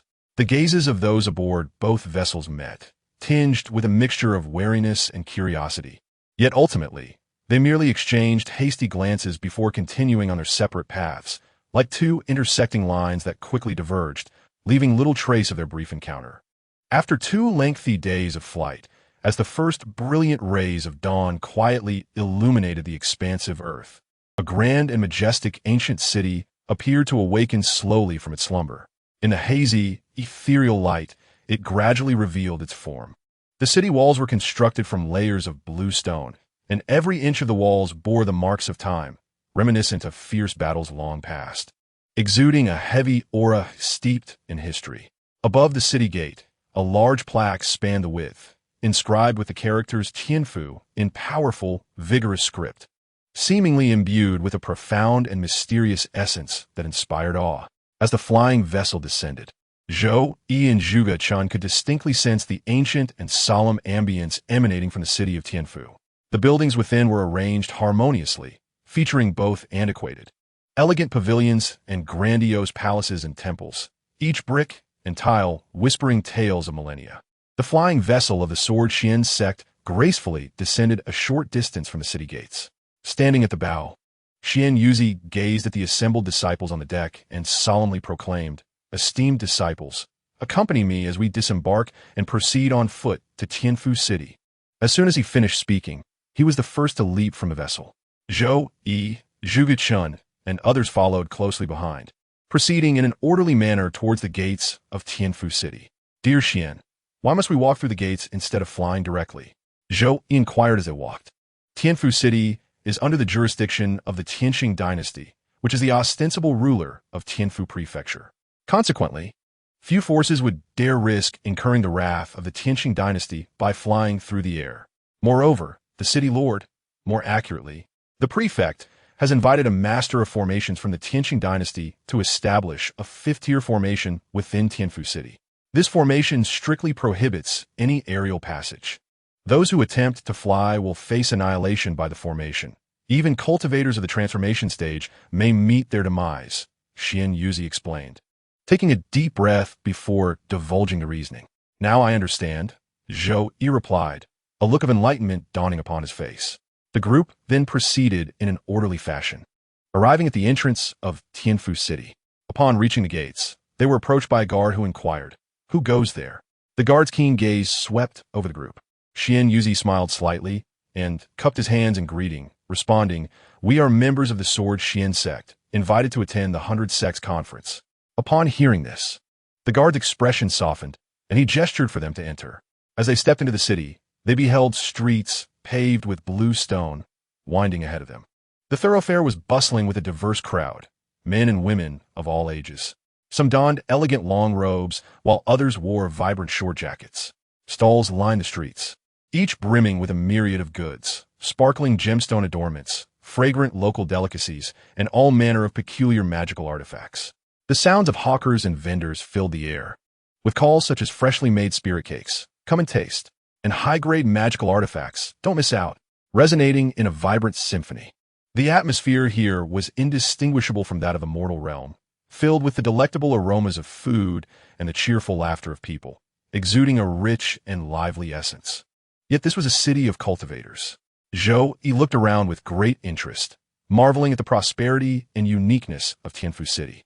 However, compared to first-tier cities of the original world, such as the Magic Metropolis or Jinling, Tianfu City appeared somewhat inferior. While Zhou Yi was lost in thought, Zhuge Chen approached him, saying, "Old Zhou, despite the bustling scene, dangers may lurk within. We must remain vigilant." Zhou Yi nodded in agreement. "I understand, old Zhu," as powerful beings often prefer to conceal themselves beneath the veneer of such grandeur. At that moment, Xian Yuzi interjected, "Let's not linger here. Follow me to the accommodations I have arranged." A multitude followed the enigmatic traveler through several streets, arriving at an inn known as Yunchi residence. Approaching the counter, the traveler softly requested, "Innkeeper, please arrange 30 celestial rooms for me." "Certainly, esteemed guest. I shall make the arrangements immediately," the innkeeper replied with a beaming smile, the sound of his abacus echoing in the air. In a short while, he announced, "Esteemed guest, the rooms are ready. You need only provide the spirit stones to check in. Here you are. No need for change," the traveler stated as he tossed a pouch onto the counter. The innkeeper quickly seized the pouch, weighed it thoughtfully, and upon peering inside, he joyfully exclaimed, "Liuzi, please escort the esteemed guest upstairs." "Certainly, esteemed guests, this way please." A modest-looking servant cheerfully beckoned. Thus, under the servant's guidance, the guests entered their respective rooms. Once they had inspected their accommodations, the disciples gathered outside. The traveler surveyed the group and instructed, "Everyone, rest well and conserve your energy for tomorrow's grand assembly of the 100 sects." "Yes, sect leader." They chorused in unison before returning to their rooms. Among the more than 100 individuals led by Zhou Yi, only 5, including Xiao Mu and Zhou Yi himself, were staying at this inn. The others accompanied Xiao Hua to a different establishment. Just before entering her room, Qing Yu cast a frigid glance at the unconscious Xiao Mu, contemplating silently, "Just wait, you lecher. I shall claim your life in due time." With that, she pushed open the door and stepped inside. Meanwhile, Zhou Yi carefully carried Xiao Mu to his own room, entering and placing him on an exquisite wooden bed crafted from sandalwood. Gazing at Xiao Mu's face, he murmured, "Old Xiao, I will acquire the cleansing heart pill to temporarily restore your consciousness." After observing for a moment, Zhou Yi settled into a meditative posture and withdrew several huaxia coins from his storage ring to commence his cultivation. Chapter 127. The Chaotic Battle the Following Day. The atmosphere in Tianfu City was particularly vibrant, with merchants scarce on the streets. Instead, the buzz revolved around betting. Discussions ensued regarding which talented individuals from the various sects would advance in the martial competitions of the Grand Assembly and who might emerge victorious, along with wagers placed on the alchemy competition. Today's Tianfu City could truly be described as a spectacle, a dazzling display of myriad wonders. Zhou Yi, carrying Xiao Mu on his back, closely followed the enigmatic traveler as they made their way toward the heart of Tianfu City. Behind them trailed 30 disciples from the Jinshin sect, along with over 100 individuals led by Wang Ping, creating a considerable spectacle that often drew the attention of passersby, who whispered amongst themselves, "Who are these people? Are you unaware? They belong to the Jinshin sect, one of the 3 righteous sects of Tianfu Prefecture." Aren't there 4 major righteous sects? Alas, my friend, your information is outdated. The Yinshui sect, one of the 4, was annihilated several weeks ago. It has since become a ruin, with all its disciples and elders slain. What formidable force or mighty individual has brought about the downfall of the Yinshui sect? I truly remain in the dark. As the murmurs of speculation swirled around him, Zhou Yi maintained an unperturbed demeanor, continuing to carry Xiao Mu with composure. Wang Ping and the others mirrored his calmness. Meanwhile, the disciples of the Jianxian sect, upon hearing the gossip, frequently cast curious glances in Zhou Yi's direction. With the exception of Qinghua, before long, they arrived at the expansive plaza at the heart of the Tianfu. At the center of this plaza stood a grand circular platform, which lay empty and desolate. On one side of the platform, numerous representatives from various sects were already gathered. As Xian Yuzi led his group into the area, a man approached from among those factions. His hair was slightly grizzled, yet his visage appeared relatively youthful, clad in a purple robe. Before he could draw near, Xian Yuzi heard a familiar voice resonate. Xian Yuzi, it has been a long time. I trust you have been well. Chun Ziang. And I hope you have also fared well. It seems your cultivation has seen progress. You are on the verge of reaching the pseudo-infant stage. Xian Yuzi remarked with a smile, scrutinizing Chun Ziang. Oh, I'm nowhere near your level. If I'm not mistaken, you have likely already broken through to the core formation stage and attained the nascent soul realm. The pseudo-infant state you currently exhibit is surely a deliberate facade. As your sect is known for such practices, Chun Zhang replied, yet his words trailed off before he could fully utter the final 2 characters, which Xian Yuzi understood to be Lao Lu. Do not speak nonsense. I have not concealed my true realm, and my sect is not as you suggest. Xian Yuzi retorted earnestly, as if convinced of his own assertions, though the veracity of his claims likely dwelled only within his own consciousness. Chun Ziang chuckled softly, opting not to pursue the topic further, instead directing his gaze past Xian Yuzi to remark, are these disciples the chosen representatives of your Jianxian sect for this 100 Sects conference? Xian Yuzi nodded slightly, stating, indeed, our Jianxian sect is determined to secure the top position in this 100 Sects conference.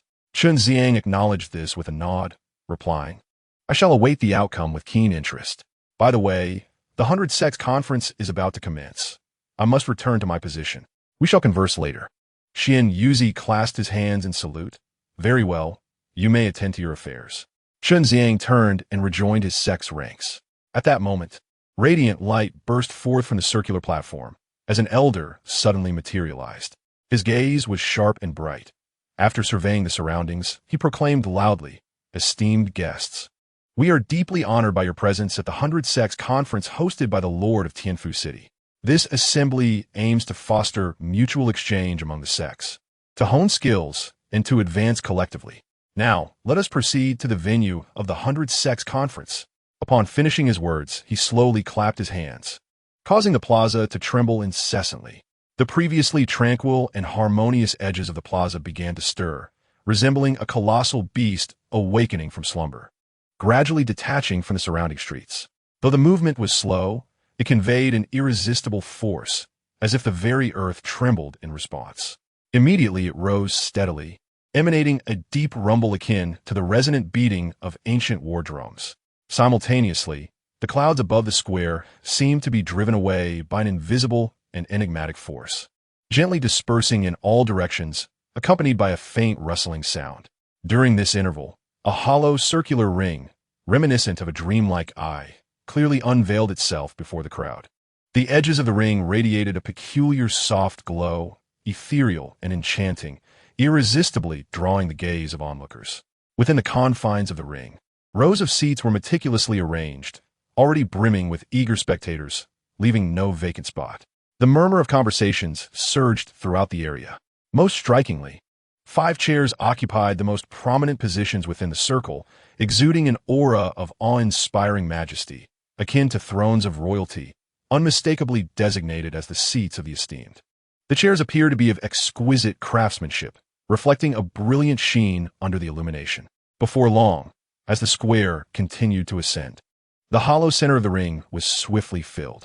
Standing atop the square, Xian Yuzi gazed around, finally fixing his eyes on a spot resembling a canopy.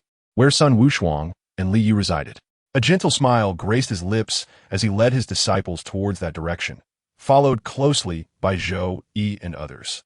Upon reaching their destination, Xian Yuzi offered a calm smile to Li Yu and Sun Wushuang, saying, "Junior brother and junior sister, I entrust these disciples and our guests to your care. I must proceed to my designated place. Rest assured, senior brother, we shall take care of everything here," Li Yu confidently replied.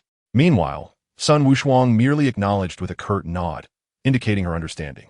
Observing this, Xian Yuzi nodded slowly, then turned, lightly stepping into the void, making his way toward the platform housing the 5 chairs.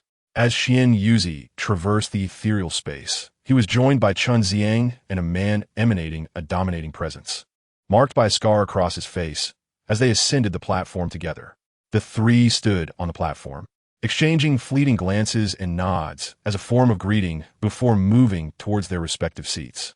Xian Yuzi and Chun Zhang settled into the leftmost and rightmost chairs, respectively, while the scarred man took the seat adjacent to Chun Ziang. Once seated, they awaited silently, while the elder below remained still, exhibiting no further movement. After a few moments, a gentle breeze carried a flurry of peach blossoms from beyond the outer ring, gracefully descending behind the central 5 chairs, transforming into a woman radiating an alluring charm. She possessed a graceful figure, adorned in a flowing pink gown that danced with the wind, surrounded by swirling peach blossoms, enhancing her air of mystery and enchantment. As Zhou Yi and Zhuge Chun beheld the appearance of the woman, memories surfaced of the enchanting lady they had encountered aboard the pink vessel days prior. However, their momentary distraction quickly dissipated, and they resumed their anticipation for the commencement of the 100 Sects assembly. Before long, after the woman revealed her form, the Lord of Tianfu City, Luo Chun, appeared on stage without preamble, bowing to the somewhat languid woman and greeting Xian Yuzi and others, before taking a seat among the remaining chairs. Once all 5 seats on the platform were occupied, an elderly man at the lower level cleared his throat and announced, "The 100 Sects assembly consists of 2 segments, the martial arts competition and the alchemical duel." After a brief pause, he continued, "In the martial arts segment, one must engage with restraint, as any intent to take a life is strictly forbidden. The outcome of the alchemical duel will be determined by the grade and efficacy of the elixirs. The first phase of the martial arts competition will be a free-for-all, where the last 20 remaining on the battlefield shall be deemed victors. Now, I kindly ask each sect to send forth their disciples to participate." Upon the elder's words, numerous disciples from various sects leaped onto the circular platform. From the Jianxian sect, 20 disciples ascended, including Qing Yue and the sect's holy son, Chen Yang. In contrast, Zhou Yi's side sent only 5 participants: Zhao Qian, Sun Mu, Zhang Zai, Chen Hua, and Lu Qing, all of whom possess cultivation at the core formation stage or above, making them among the elite participants, as only 25 were at the core formation level. Once all competitors had taken their places on the arena, the elder gradually ascended and declared, "The first round of the martial arts segment, the free-for-all, is now underway." No sooner had the words left his lips than the 100 practitioners at the Foundation establishment level launched an immediate assault on the 25 core formation cultivators, intent on expelling them before the chaos ensued. However, these 25 core formation cultivators were not easily vanquished. Chen Yang snorted coldly, gripping his fists, and 2 long swords materialized in his hands as his spiritual power surged. With a swift motion of his dual swords, a wave of potent sword energy, pulsating with masculine vigor, and another imbued with feminine grace erupted forth, forming a duality that surged toward the throng of practitioners. In an instant, dozens of cultivators were sent flying off the circular platform, resulting in their immediate disqualification. Qing Yue was undeterred, with a fierce swing of her long sword. A radiant sword energy akin to a shooting rainbow burst forth, sending several attackers sprawling backward. Meanwhile, as the onslaught from the Foundation establishment cultivators commenced, Zhao Qian and the other 4 swiftly formed hand seals, their spiritual power weaving into threads that intertwined before them, crafting intricate patterns. 5 elements, rotation, formation. They chanted in unison, and the patterns before them melded into a vibrant 5-colored light curtain, enveloping them securely. Those attacks, be they spells or sword energies, struck the light curtain, rebounding and redirecting toward the other Foundation establishment cultivators. Chapter 128. The departure of 20 aside from Qingyue and Qinyang, the 18 disciples of the Sword Qian sect, all in the Foundation establishment realm, were engaged in an intense battle with other cultivators of the same realm, thereby alleviating some of the pressure on Qinyang and Qingyue. Time flowed as swiftly as a galloping horse. In a mere 15 minutes, with the exception of the disciples from the three major orthodox sects, Zhao Qian and his 4 companions, as well as 5 scattered cultivators in the core formation realm, all other cultivators have been expelled. At present, there were a total of 70 individuals on the circular platform, 20 from each of the 3 major orthodox sects, and the remaining 10 comprised Zhao Qian's group and the scattered cultivators. Zhao Qian stood within the formation, his gaze icy as he surveyed the opposing forces, and spoke with a countenance as frigid as frost. Esteemed friends, we 5 will claim 5 of the 20 spots. The remaining 15 shall be contested fairly among you. Huh, young lad, you must be delusional. Why would our Blade sect relinquish 5 spots? Those 5 are already within our grasp, and we shall not yield even one. A burly man, his chest bared and bearing a menacing visage, declared with an imposing demeanor while hefting a large blade upon his shoulder. Is that so? Then behold this technique, and you shall understand my strength. As his words fell, Zhao Qian formed seals with his hands, channeling the power of the formation to conjure a golden greatsword, its surface radiating a dense aura of malevolence and the essence of metal. The man fixated on the sword, his expression turning grave, yet his lips curled in disdain. This technique of yours is rather mediocre. I could easily block it with a mere finger. Zhao Qian remained silent, extending a finger, and the greatsword cleaved downward forcefully. The man, witnessing the impending strike, hastily gripped the hilt of his blade, preparing to withstand the assault. The golden sword narrowly grazed past his cheek, crashing thunderously onto the circular platform. As the man, initially primed to mock Zhao Qian for his miss, turned to deliver his derision, a sharp cracking sound echoed near his ear. Stunned, he turned to see fissures erupting across the platform, until half of it shattered completely. Terror flickered in his eyes. How can this be? This platform is forged from celestial star iron. How could it be sundered so easily? His astonishment was justified. For celestial star iron is a material often chosen by core formation cultivators when crafting their life-bound magical artifacts. Even a small amount could render an artifact indestructible. Yet, in this moment, a single strike had cleaved the platform, wrought from celestial star iron, asunder. Now, does anyone among you have objections? Zhao Qian surveyed the surroundings, his tone icy. Upon hearing this, silence reigned, with no one daring to respond. If there are no objections, then commence your competition. We shall not interfere. With that, Zhao Qian returned to his group, seated cross-legged, and alongside his 4 companions, closed his eyes to recuperate his spirit. Beyond the formation, apart from the disciples of the Sword Qian sect, onlookers were astonished to witness the 5 individuals commence a state of meditation amidst the throng. Their eyes blazed with an intense fury akin to raging flames, yet the memory of that ferociously sharp strike forced them to suppress their ire. At this moment, the atmosphere among the 3 major righteous sects grew increasingly tense, fraught with the anticipation of conflict. Qinyang's gaze was ablaze, fixed intently on the disciples from the other 2 sects, wary of any sudden aggression. Qingyu, on the other hand, maintained a serene demeanor, seemingly devising a strategy for the impending confrontations. The scattered cultivators, though harboring grievances towards Zhao Qian and his compatriots for their overbearing conduct, recognized the inopportune nature of engaging them at present, and thus redirected their attention towards the disciples of the 3 righteous sections. In the blink of an eye, the Sword Qian sect made the first move, directing their swords towards the Ba Dao sect. The members of the Ba Dao sect, unwilling to be outdone, retaliated, igniting an immediate eruption of battle. Leading the charge for the Ziyang sect was a young man clad in purple robes, known as Jiuyang, who rallied 20 disciples to join the fray. The 5 golden elixir cultivators, previously mere spectators, found themselves drawn into the chaos of combat. In mere moments, save for the area occupied by Zhao Qian, the rest of the arena was engulfed in clouds of dust and blazing flames. Jiuyang swiftly gestured with his right hand, his lips parting slightly as he began to chant incantations, uttering obscure and profound syllables. As he articulated the incantations, a miniature sun gradually materialized in his left hand. Though diminutive, it radiated brilliance akin to a dazzling pearl, its surface seemingly ablaze with fervent flames, exuding an overwhelming warmth and a powerful solar energy.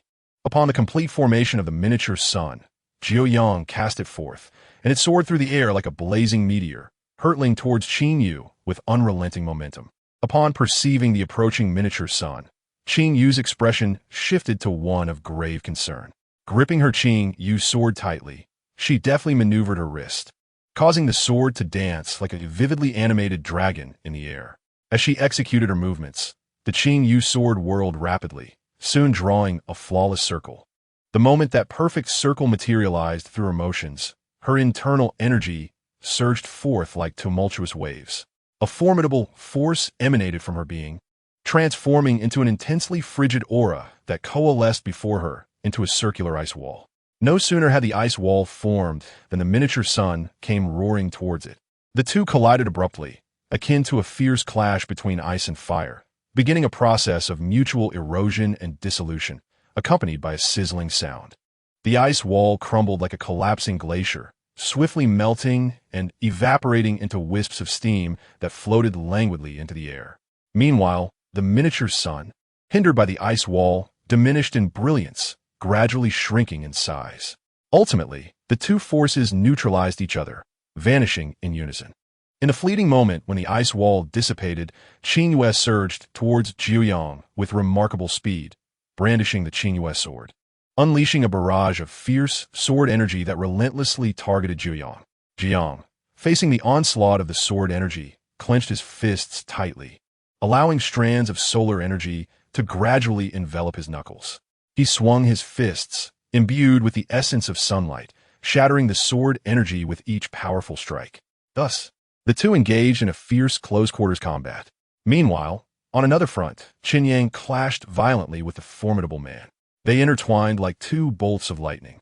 The clash of dual swords and a great knife resonating like thunder, reverberating painfully in the ears of onlookers. Blood splattered through the air, akin to blooming red lotuses, a sight both mesmerizing and horrifying. The gusts stirred by the whirling blades created a relentless wind that rustled their garments and scraped their faces like a knife. As Qin Yue battled Jiu Yang, and Qin Yang fought the fierce man, the remaining disciples of the Sword Qian sect, Ziyang sect, and Badao sect were locked in life-or-death struggles against their respective foes. The arena had transformed into a grim and bloody battlefield, filled with deafening battle cries and the incessant clang of magical artifacts, weaving a tapestry of chaos and carnage. However, the area where Zhao Qian and his four companions stood seemed to have become an oasis of tranquility amidst the tumult, suffused with peace and serenity. As time quietly slipped away, more participants were gradually expelled from the arena, losing their eligibility to continue in the competition. Ultimately, after an hour had passed, only 20 individuals remained on the stage. Among these 20, aside from Zhao Qian and his companions, the others bore varying degrees of injuries, some more severe than others. The elder, hovering in the sky, upon seeing only 20 individuals left on the arena, lightly cleared his throat and descended gradually. Speaking softly, the first round of the martial arts competition has officially concluded. The 20 individuals on the arena are to return and rest adequately, tending to their wounds, in preparation for the second round of the competition on the following day. The elder paused momentarily before continuing. At noon tomorrow, the first round of the pill duel will commence. All participating cultivators are advised to make the necessary preparations. No sooner had the elder's words left his lips than the crowd erupted like untamed horses, racing heedlessly in all directions, transforming the once crowded area into a desolate expanse, littered with chaotic remnants. On the arena, the five hurried towards the territory of the Sword Qian sect, while four sped towards the Ziyang sect's domain. The situation was similar for the Badao sect and Ziyang sect, each with only 4 members remaining, while the whereabouts of the other 2 scattered cultivators remained unknown. As the others departed the arena, Zhao Qian and his 4 companions promptly dismantled their formation and closely followed the 5 from the Sword Qian sect, hastening towards their territory. Zhao Qian swiftly approached Wang Ping, saluted respectfully with his right hand, and said with utmost reverence, "Captain, The mission has been successfully completed. I request to return to the team. Wang Ping responded with a gratifying smile, saying, "You are permitted to return, Zhao Qian. Your performance has been truly exceptional, and I am immensely proud of you." Upon hearing these words, Zhao and Qian could hardly conceal their excitement as they joyfully returned to the ranks. Zhou Yi stood beside Wang Ping, a subtle smile gracing his lips as he watched Zhao and Qian rejoin the formation, before his gaze shifted towards the direction of the Jianxian sect. After Qing Yu and the others returned, Sun Wushuang hastily approached, tending to their injuries. After a brief exchange of pleasantries, she led them back into the ranks, awaiting the return of Xian Yuzi. Observing the scene, Zhou Yi joined Sun Wushuang and the others in their wait. Before long, Xian Yuzi, as light as a gentle breeze, gracefully approached the Jianxian sect's territory. His eyes swept over the crowd, and with a satisfied nod, he remarked, "During this chaotic battle, everyone performed admirably. Now, take the time to rest and prepare for the upcoming contests." The group responded in unison. Shortly thereafter, Xian Yuzi, accompanied by his disciples, leisurely drifted back to the inn, while Zhou Yi, carrying Xiao Mu, returned to the inn alongside Lu Yun and the others. Once they arrived, they commenced their training within the confines of their rooms. Chapter 129.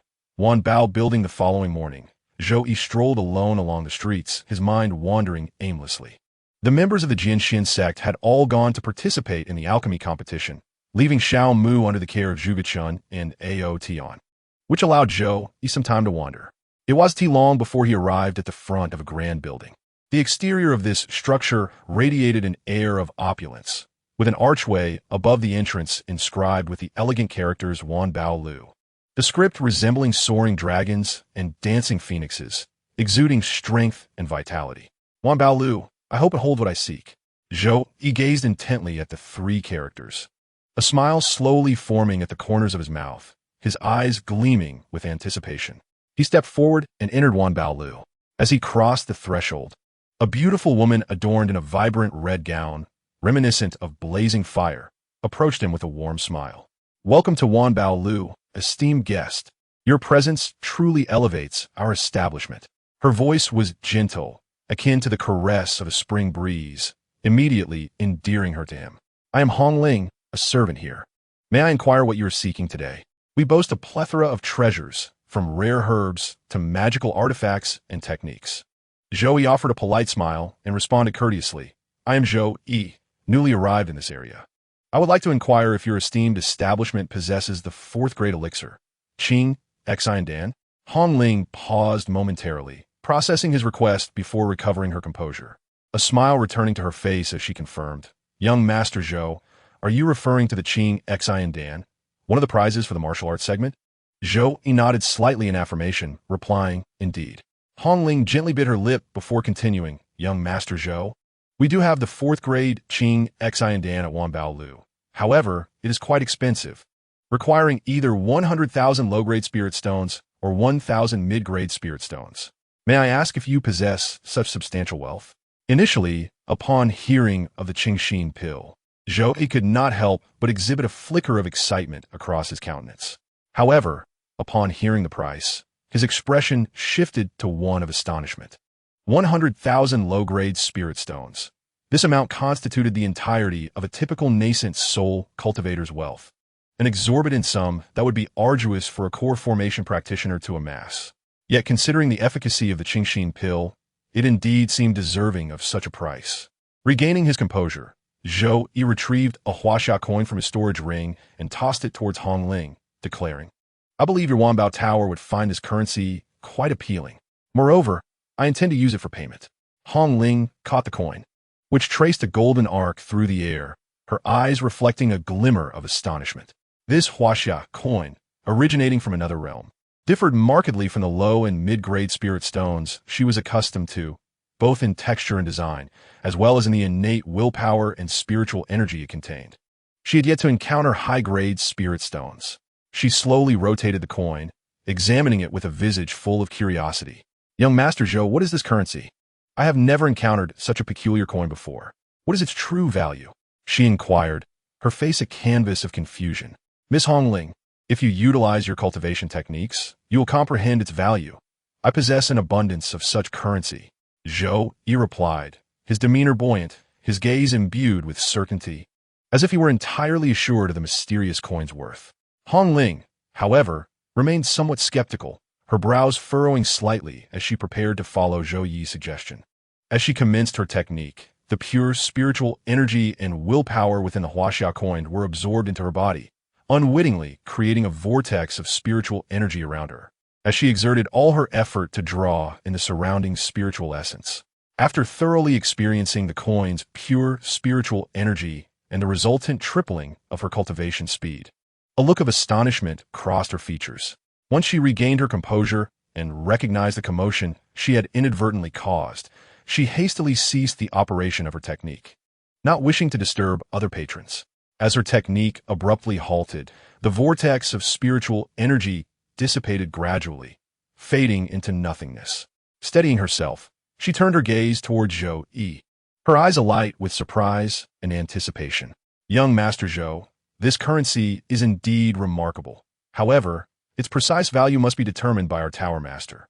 Kindly wait a moment, she said, before swiftly making her way into the depths of Wanbao Tower. Before long, a portly man, exquisitely dressed and exuding an air of astuteness, emerged alongside Hong Ling. Clearly the Tower Master of Wanbao Tower, he bore a warm smile, yet his eyes sparkled with the sharpness and shrewdness of a seasoned merchant.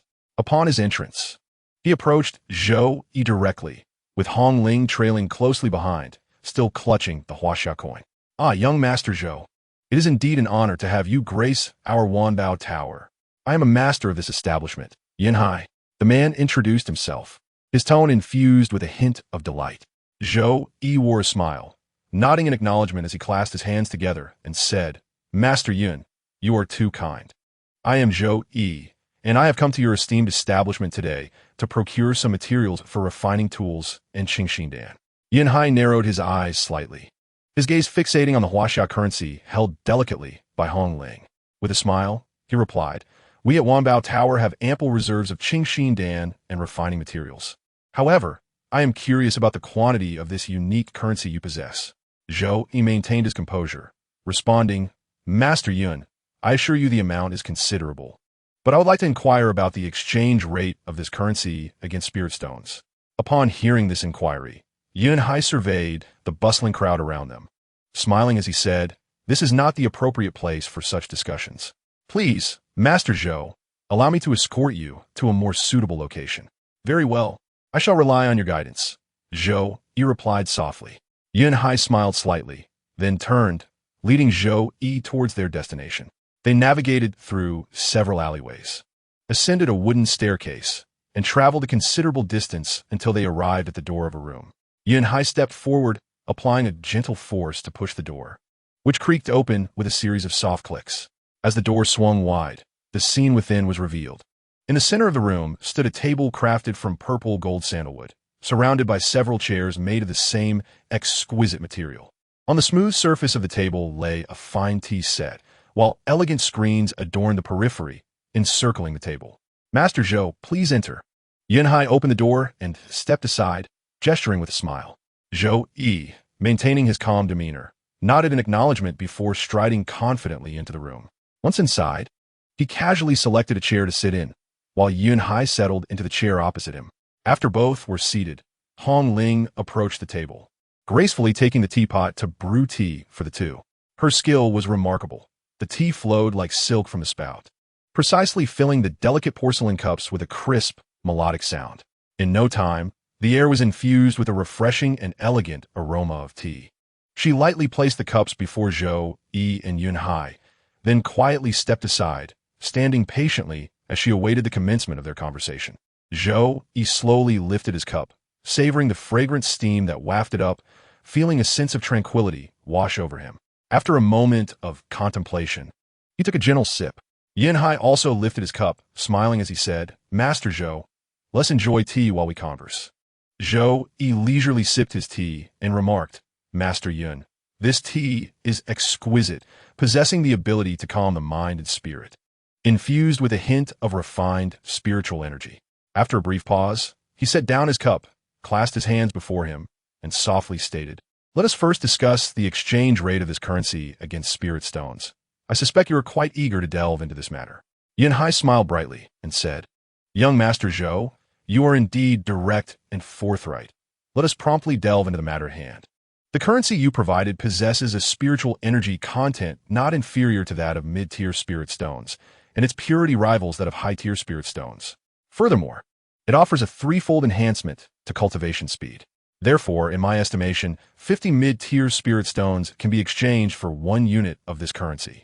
That is a 50-to-1 exchange rate. 50-to-1, you say? That exceeds my initial expectation of 20-to-1 by a slight margin. Zhou, he pondered silently, maintaining an expression of calmness, betraying no hint of his thoughts. It was hardly surprising that Zhou he miscalculated. After all, he typically relied on mid to low-tier spirit stones and huaxia currency for cultivation, having never utilized high-tier spirit stones, making such an oversight almost inevitable. Clearing his throat, Zhou he remarked, Master Yun, I find this exchange rate quite agreeable. Thus, I offer you 100 huaxia coins in exchange for 5 qingxin pills. With that, he produced 100 gleaming huaxia coins from his storage ring and placed them on the table, forming a small golden hill. Yunhai gazed at the pile of huaxia coins, a fleeting glimmer of greed flashing in his eyes, though it quickly dissipated, replaced by a warm smile as he complimented. So this currency is called huaxia coins. What a splendid name. After a brief pause, he turned his gaze to the side and instructed Hong Ling, quickly fetch 5 qingxin pills for young Master Zhou. Yes, Master. Hong Ling responded with a slight bow, then gracefully departed like a colorful cloud to procure the qingxin pills for Zhou Yi. Once Hong Ling had left, Zhou Yi picked up the teacup on the table and leisurely savored the tea, finding it quite enjoyable. Observing Zhou Yi's demeanor, Yunhai swallowed his words, joining him in sipping tea as they awaited Hong Ling's return. After a short while, Hong Ling returned with measured steps. Upon her arrival, she approached Zhou Yi and respectfully presented a jade bottle containing the pills. Young Master Zhou, here are the qingxin pills you requested. All 5 are contained within this bottle. Zhou Yi nodded slightly, extending his hand to receive the jade bottle. He slowly uncorked it and brought it to his nose for a gentle sniff. The moment the cork was removed, a rich medicinal fragrance wafted forth, permeating the air and reaching Zhou Yi's nostrils. In an instant, he felt his desire to restore Xiao Mu's consciousness vanish, as if certain obsessions within himself had been dispelled. Regaining his composure, a look of satisfaction spread across Zhou Yi's face. He recapped the bottle and placed it back into his storage ring, then turned to Yunhai and said, Thank you, Master Yun. Next, I would like to examine the refining materials available in your esteemed establishment. Yunhai, smiling, replied, You are too courteous, young Master Zhou. Please, right this way. Subsequently, he rose to his feet, seamlessly storing 100 huaxia coins within his storage ring. Under the guidance of Hong Ling, he proceeded towards the area designated for the storage of refining materials. They traversed several elegantly adorned corridors before finally arriving at a spacious and well-lit hall. Inside the hall, an array of diverse refining materials was meticulously organized on shelves, ranging from rare ores to precious beast materials, all exuding a captivating radiance. Young Master Zhou, this is where my Wanbao building treasures various refining materials, Yunhai proclaimed, his tone imbued with a hint of pride. No matter the type of artifact you wish to forge, the materials here will surely meet your demands. Zhou, he stepped into the hall, his gaze sharp as he scrutinized each precious material one by one. He inwardly marveled at the exceptional quality of these materials, evident even from their appearance. As Zhou Yi's eyes roamed over the items on the shelves, he occasionally reached out to lift them, examining them with great care. Upon arriving at a shelf containing sands and stones, his eyes suddenly brightened. Before him lay a type of sand he had never seen before, its surface shimmering faintly with starlight, as if harboring profound and mysterious energy. Master Yin, what is this? Zhou Yi inquired, pointing at the mineral, his voice laced with curiosity and astonishment. Yunhai approached with a smile, inspecting it closely before responding. Young Master, Zhou possesses an exquisite eye.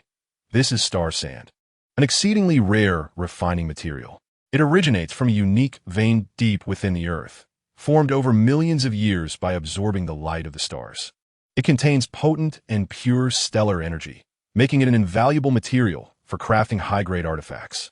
Listening to Yunhai's introduction, Zhou Yi felt a spark of interest and softly stated, Master Yun, I would like 10 pounds of this star sand.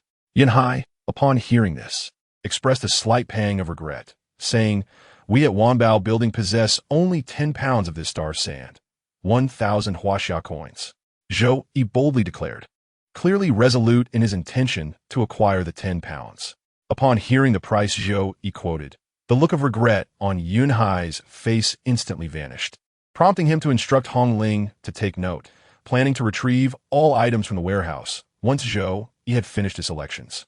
Zhou Yi observed the rapid transformation of Yunhai's expression, a wry smile creeping upon his lips as he realized that the earlier display of concern was merely a fade, intended to elicit a higher offer from him. Shaking his head, he cast aside such thoughts and continued his search for the next material he needed within the hall. Before long, he set his sights once again on a piece of jade radiating a fiery aura and gleaming with flames. "Master Yin, what is this jade? What makes it special?" Zhou Yi inquired softly. Yunhai promptly introduced, "Young Master Zhou, this is fire jade, a pure manifestation of flame energy. It can be used in the cultivation of fire attribute techniques. It can also be employed in refining, enabling the crafted items to embody the power of fire." Zhou Yi nodded thoughtfully and after a moment's reflection, said, "Then please bring me 5 pieces." Yunhai replied with a smile, "Certainly, young Master Zhou." Meanwhile, Hong Ling quietly noted this down. Within the hall, Zhou Yi selected several other materials to his liking, including items such as golden mysterious iron and deep-sea blue crystal, all suitable for refining. Once his choices were finalized, Zhou Yi smiled gently at Yunhai and remarked, "Master Yun, that should suffice. Could you kindly calculate the total price for me?" Yunhai directed his gaze towards Hong Ling, who promptly stepped forward to begin the calculations. 10 pounds of star sand will cost 1,000 huaxia coins. 5 pieces of fire jade are valued at 500 huaxia coins. 10 pieces of golden mysterious iron will be another 1,000 huaxia coins, and the total for the deep-sea blue crystal amounts to 20,000 huaxia coins. Zhou Yi listened intently to the total, nodding lightly to indicate his understanding. With a delicate motion of his hand within his storage ring, 20,000 huaxia coins appeared before Yunhai, forming a small golden mound. Yunhai rubbed his hands together in anticipation and, as soon as he reached out, collected the 20,000 coins into his own storage ring. "Young Master Zhou, please hold on a moment while I have Hong Ling fetch those materials for you." "Very well. I shall wait," Zhou Yi responded softly. The two then waited quietly as Hong Ling went to retrieve the materials. Approximately a quarter of an hour later, Hong Ling returned, holding a storage ring. She approached Zhou Yi and handed the ring to him.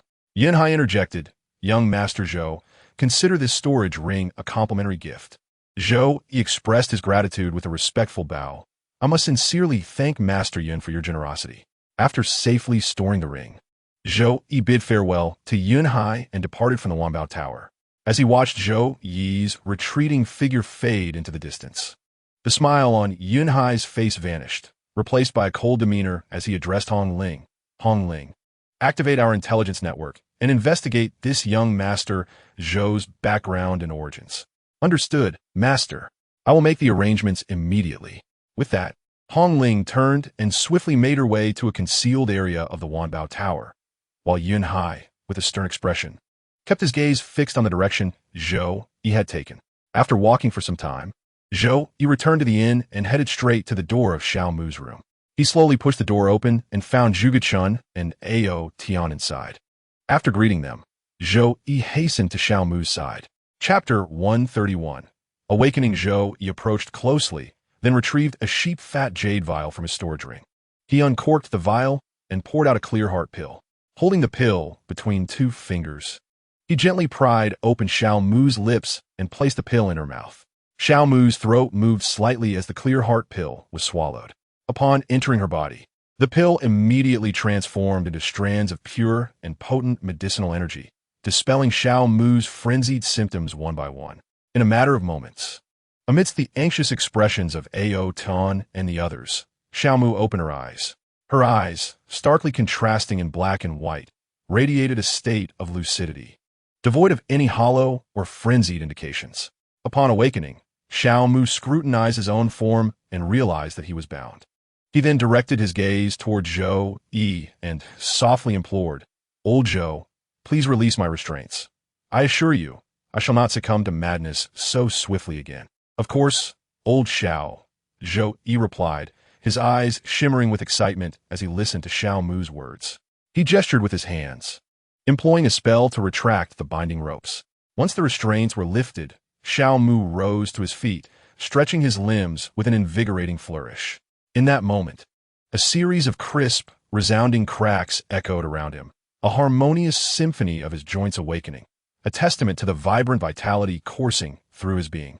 After this invigorating stretch, he silently pondered, Shaoling, is there anything that can counteract the side effects of the Demon Lore technique?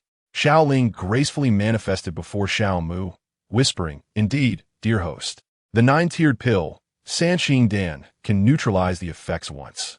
Originally, it required 100,000 revival points for a single pill, but now it is on discount, available for merely 10,000 points. This is the perfect opportunity for you to take action. Listening to Shaoling's somewhat promotional tone, a subtle twitch appeared at the corner of Xiao Mu's mouth, his expression betraying a sense of exasperation. Nevertheless, despite his annoyance, he was unwilling to let this opportunity slip away. Shaoling, I require 3 Sanqing Dan, he commanded. Certainly, host. Would you care to purchase a few more? Shaoling inquired, her face adorned with a broad smile. Xiao Mu, however, chose to remain silent, imperceptibly shaking his head. Seeing this, Shaoling's face fell into disappointment as she stated, the exchange is complete. The items have been stored in the system's repository. Upon hearing this, Xiao Mu promptly accessed the system's interface and retrieved a single Sanqing Dan from within.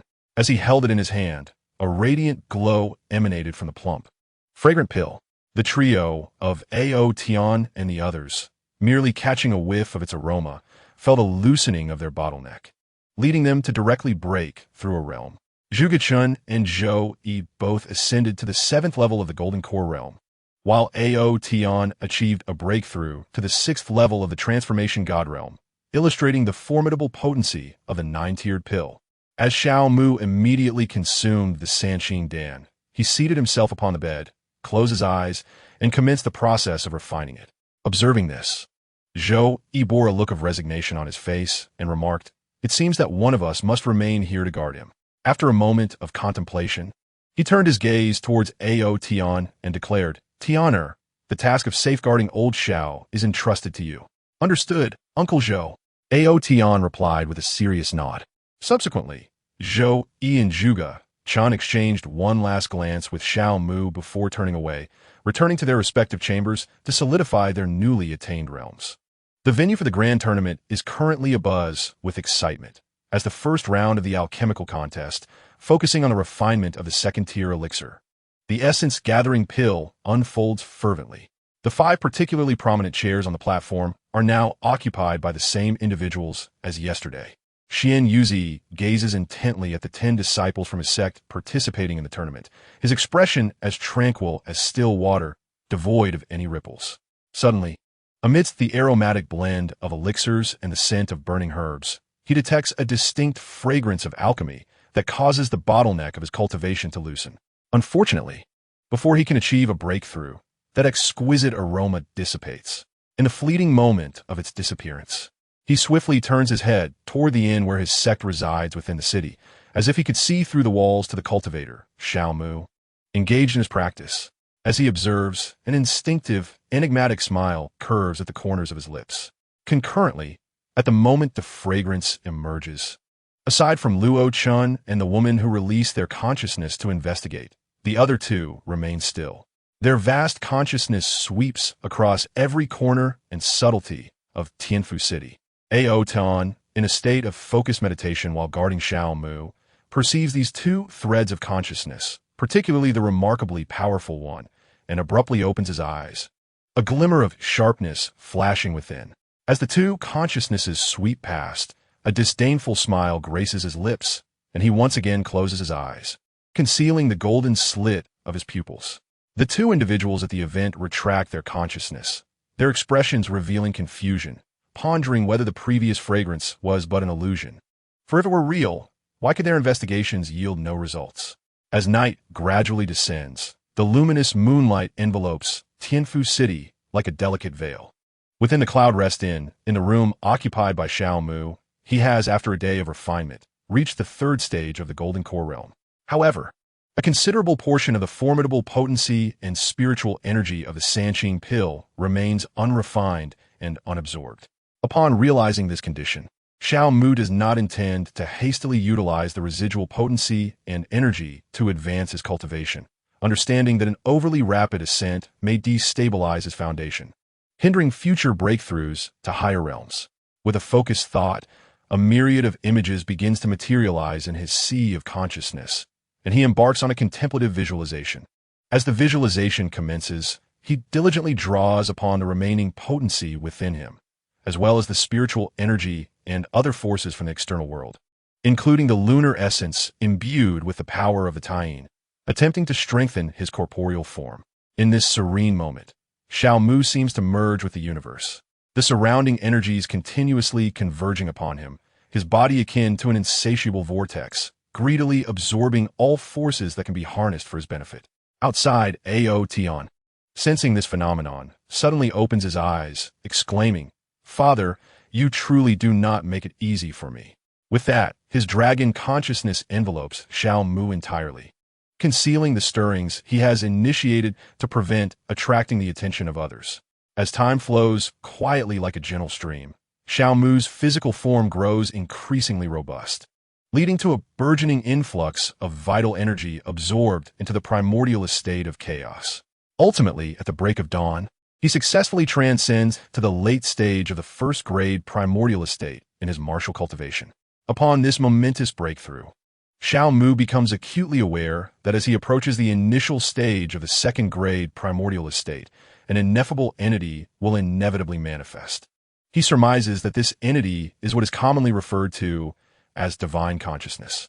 However, despite this profound intuition, Xiao Mu remains unperturbed, continuing to draw in vital energy with the same steady diligence as before, aiming to solidify a firm foundation for future grand achievements. In the early morning, Zhou, Yi, and Zhuge have already consolidated their realms and are ready to embark with the disciples of the Sword Qian sect towards the venue of the 100 Sects Conference. On this journey, only 5 companions, including Zhao Qian, accompany them, while the rest remain in the inn, devoted to their meditation. Although the rewards from the martial competition no longer hold significant allure for Zhou, Yi, and his companions, having committed to participate, they resolve to see it through to the end, either seizing the championship or facing elimination. Upon arriving at the venue of the 100 Sects Conference, the 9 victorious cultivators and their respective factions have already gathered. Once everyone is assembled, the elder on the round platform resumes his duties, elevating the square to the celestial realm above. As they ascend, the inner seats of the circular arena are filled with a raucous audience, and the 5 chairs have long been claimed by their occupants. Today, we shall witness the second elimination round of the martial competition. This round will be conducted under a timed format, necessitating a decisive outcome within the allotted time. Failure to do so will result in a draw. Today, we shall determine the top 10. An elder proclaims from the platform with an exuberant voice. As his words resonate, the audience becomes increasingly boisterous, the atmosphere charged with fervor. Observing the excitement he has stirred, the elder gradually ascends to the heavens above and softly announces, "The first match features Zhao Qian from the Sword Qian sect against the independent cultivator Zhao Hua." Within the domain of the Sword Qian sect, upon hearing his name called, Zhao Qian slowly raises his head to glance at the elder, then, with a gentle push from his toes, leaps gracefully onto the round platform. Just as he sets foot on the platform, a middle-aged man clad in a blue robe also leaps onto the stage. Zhao Qian fixes his gaze upon this man, recognizing him as his opponent, Zhao Hua. "Zhao Hua, it would be wise for you to concede. Your cultivation is merely at the second level of the golden core stage, and you are no match for me. This would spare you some physical suffering," Zhao Qian earnestly advises. Hearing Zhao Qian's words, Zhao Hua snorts disdainfully and retorts, "Do not speak too soon. The outcome remains uncertain." With that, he opens his mouth and, with a mighty exhalation, a golden copper bell materializes before him. This bell is his innate magical weapon, known as the soul-seizing order. He slowly raises the soul-seizing order and gently shakes it, and in an instant, an imperceptible yet soul-stirring resonance emanates forth. Zhao Qian's ears caught the eerie sound of a bell. In an instant, A wave of dizziness engulfed him, causing the world around him to spin and blur. It felt as though invisible hands were attempting to wrench his very soul from his body, sending a shiver down his spine. Struggling to suppress the dizziness, he swiftly formed incantations with his hands, allowing his internal energy to surge continuously. In a heartbeat, a colossal blade forged from pure malevolent energy materialized above his head. "Kill!" he bellowed, and the iron blade immediately surged toward Zhao Hua. Sensing the imminent threat of this fierce strike, Zhao Hua channeled his internal energy into the soul-capturing bell, causing it to expand dramatically and position itself before him. At the moment the bell stood in front of Zhao Hua, Zhao Qian's iron blade had already closed in and collided violently with the bell. Upon contact, a brilliant light erupted, and the soul-capturing bell shook violently, emitting haunting chimes that echoed through the air. The sound spread outwards, reaching the ears of the spectators seated in the surrounding arena. Those with weaker cultivation immediately clutched their heads and rolled on the ground in agony, while those at the Golden Core stage merely furrowed their brows. Struggling to endure the onslaught, the audience descended into chaos, with anguished moans and terrified cries intertwining, transforming the previously lively scene into utter disarray. Observing this upheaval from above, the elders swiftly executed incantations with his hands and shouted, "Activate the formation." In an instant, intricate patterns embodying profound truths emerged on the surface of the arena, weaving together to form a complete array. As the formation solidified, shimmering water screens rose from the edges of the platform, enveloping Zhao Qian and the others within, effectively isolating the bell's sound and other attacks from the outside world. The water screens sparkled like a mystical barrier, completely severing their connection to everything beyond. As the water screens ascended, the harrowing sounds abruptly vanished from the outside, and those who had previously collapsed in their seats were no longer tormented by pain. Instead, they sat upright, intently watching the ensuing battle. On the arena, the soul-capturing bell successfully withstood the assault of the iron blade, which transformed back into malevolent energy and returned to Zhao Qian's body. Witnessing the ineffectiveness of his strike, Zhao Qian bit his lip, enduring the dizziness as he prepared to unleash another attack. With one hand pointed skyward and the other grounded, his internal energy surged once more, and he let out a thunderous roar. Heaven and earth unite as one blade. The sound reverberated like a thunderclap, shaking the heavens. In that moment, the atmosphere shifted dramatically, and the spiritual energy on the arena surged like a tidal wave. A massive blade formed from dense golden spiritual energy hung high in the sky, radiating dazzling light and an overwhelming pressure. Meanwhile, colossal blades emerged from the ground as if to rend the very earth asunder. Two great swords, one golden and the other dark, resonated with each other, forming a profoundly awe-inspiring force. At this moment, they surged with unyielding momentum toward Zhao Hua, who stood ensnared between them. Sensing the imminent onslaught, Zhao Hua's countenance shifted abruptly, and he swiftly retrieved a purple jade pendant from his bosom. His gaze fixed upon the pendant. A fierce determination flickered across his features, as if he had resolved upon a significant decision.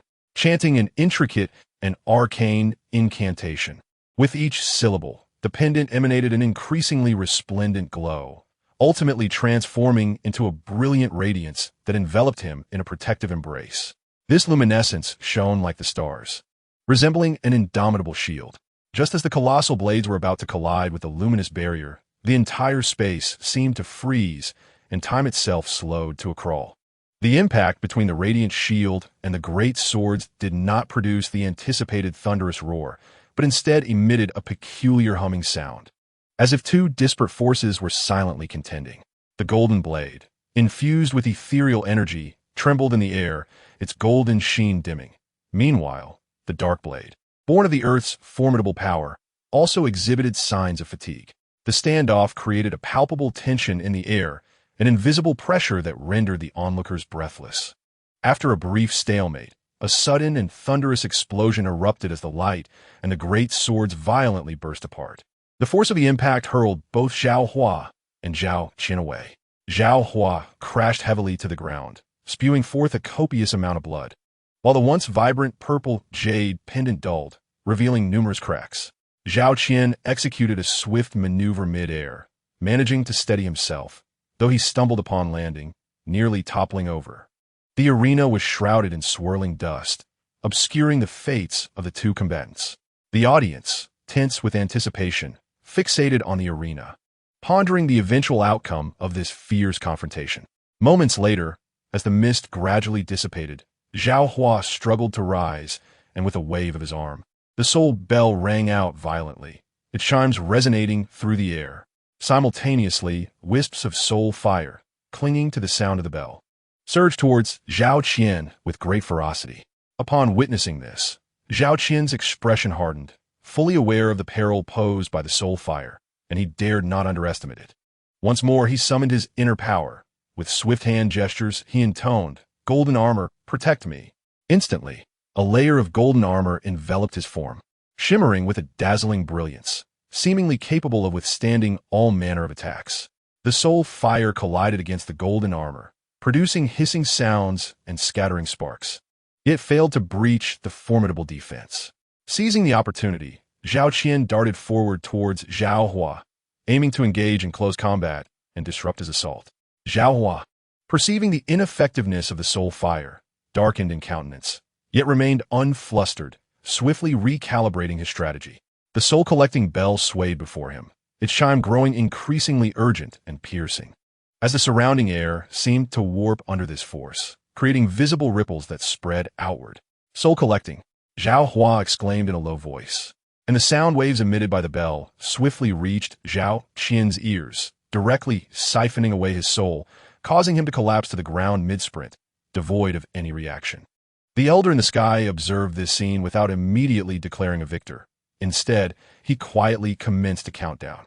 After 10 seconds had elapsed, with Zhao Qian still showing no signs of awakening, the elder proclaimed in a resonant voice, "In this contest, the loose cultivator, Zhao Hua, emerges victorious. The next match will commence in 15 minutes. As his words hung in the air, the water curtains surrounding the arena slowly receded, and the elder vanished from sight above the platform. Hearing the outcome of the duel, Zhao Hua let out a quiet sigh of relief, gently shaking the soul-collecting bell, from which a beam of soul light surged forth and promptly returned to Zhao Qian's body. Upon the soul light merging with him, Zhao Qian abruptly opened his eyes and sprang to his feet with the agility of a carp. He clasped his hands in respect toward Zhao Hua before leaping off the platform, calling out farewell. Watching Zhao Qian depart the arena, Zhao Hua followed suit, descending from the platform to approach the audience, eager to observe the unfolding matches. Zhao Qian approached Zhou Yi, his expression tinged with regret, softly saying, "Zhou Yi, I apologize for disappointing you. I was unable to win this match." "Not at all. It is merely because you lack a fated artifact. Had you possessed one, Zhao Qian, you would undoubtedly have triumphed over that loose cultivator, Zhao Hua." Zhou Yi consoled him gently. Hearing these words, Zhao Qian clenched his fists tightly, his knuckles turning pale, filled with a sense of unwillingness. After a moment, as if realizing something, he sighed softly and returned to the ranks. Zhou Yi noticed Zhao Qian had rejoined the lineup and began to meditate with Zhuge Chun beside him, patiently awaiting the passage of time. Chapter 133. The mystic realm of 100 Woods time flowed like a gentle stream, swiftly passing, and in an instant, the quarter hour had vanished, with the elder suddenly reappearing atop the platform. The second match of the elimination round features Sun Mu from the Sword Mystic sect against Yang Xian from the Dominant Blade sect. The elder announced loudly.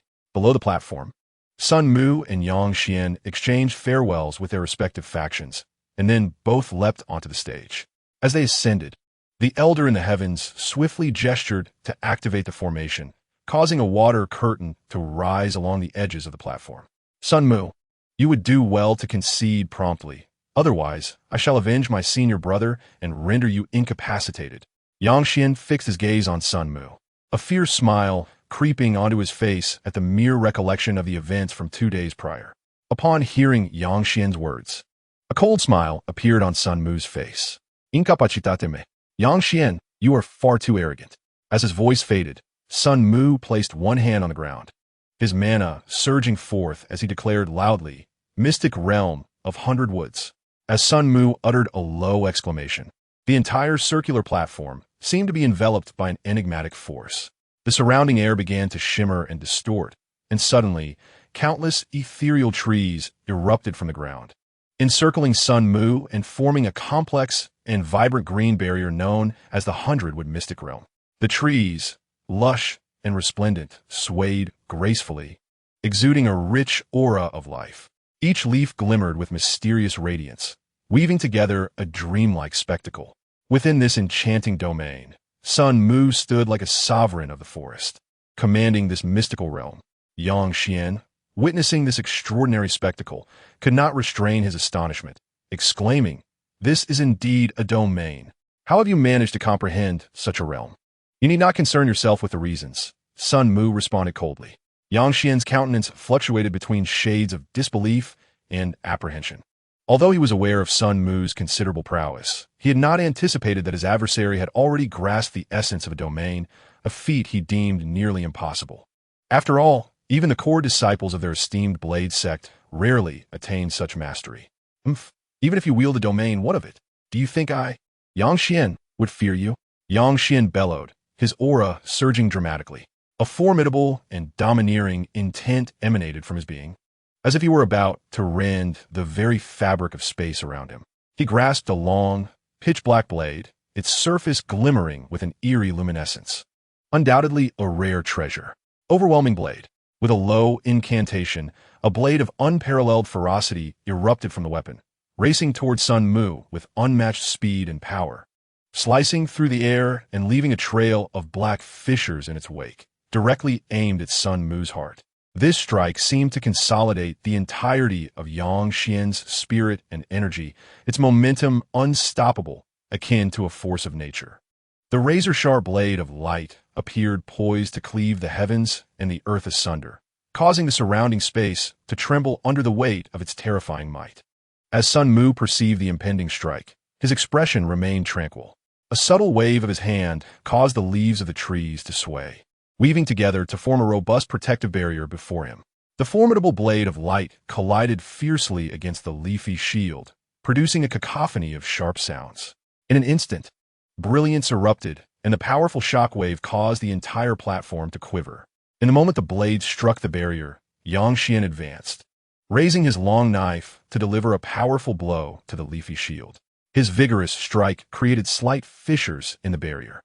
Observing this, Sun Mu furrowed his brow and began to chant incantations, channeling greater magical energy into the Hundredwood Mystic Realm.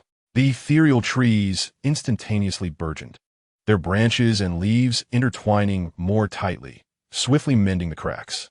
Yang Xian, realizing his assault had once again been thwarted, felt a surge of anxiety as beads of sweat trickled down his forehead. He lifted his long knife once more and frantically hacked at the leafy barrier, shouting in rage. Yet Sun Mu remained composed, gazing coldly at Yang Xian and stating, "Yang Xian, you are merely engaging in futile struggles." Panting heavily, Yang Xian retorted, "Sun Mu, do not celebrate too soon. Are you feeling proud? You shall soon find out, Yang Xian." Sun Mu sneered at Yang Xian's words. With a swift motion of his hands, trees began to grow rapidly, extending towards Yang Xian. The leaves on these trees transformed into razor-sharp blades, detaching from their branches and hurtling towards Yang Xian with incredible speed. As the onslaught of leaves descended upon him, Yang Xian's pupils constricted. He gritted his teeth and wielded his long blade, severing the dense barrage of leaves.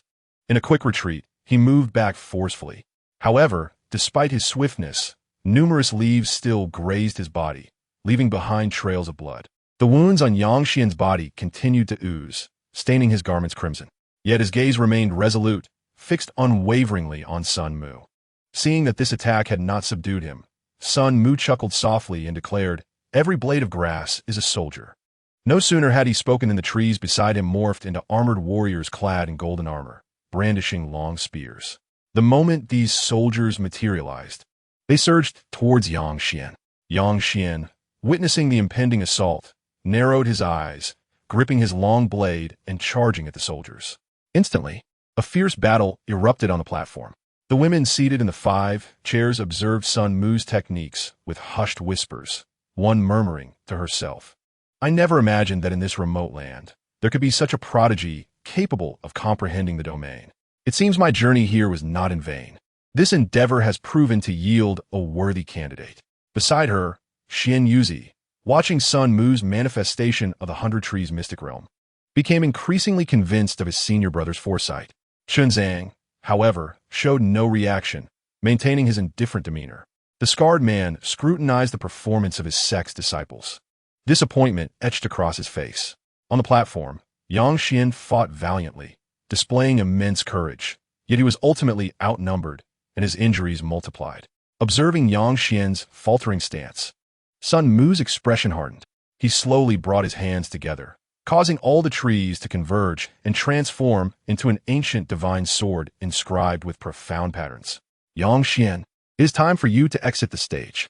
With that, the ancient sword descended upon Yang Xian, who was still fending off the soldiers' attacks. Sensing the impending blow, he sought to evade it.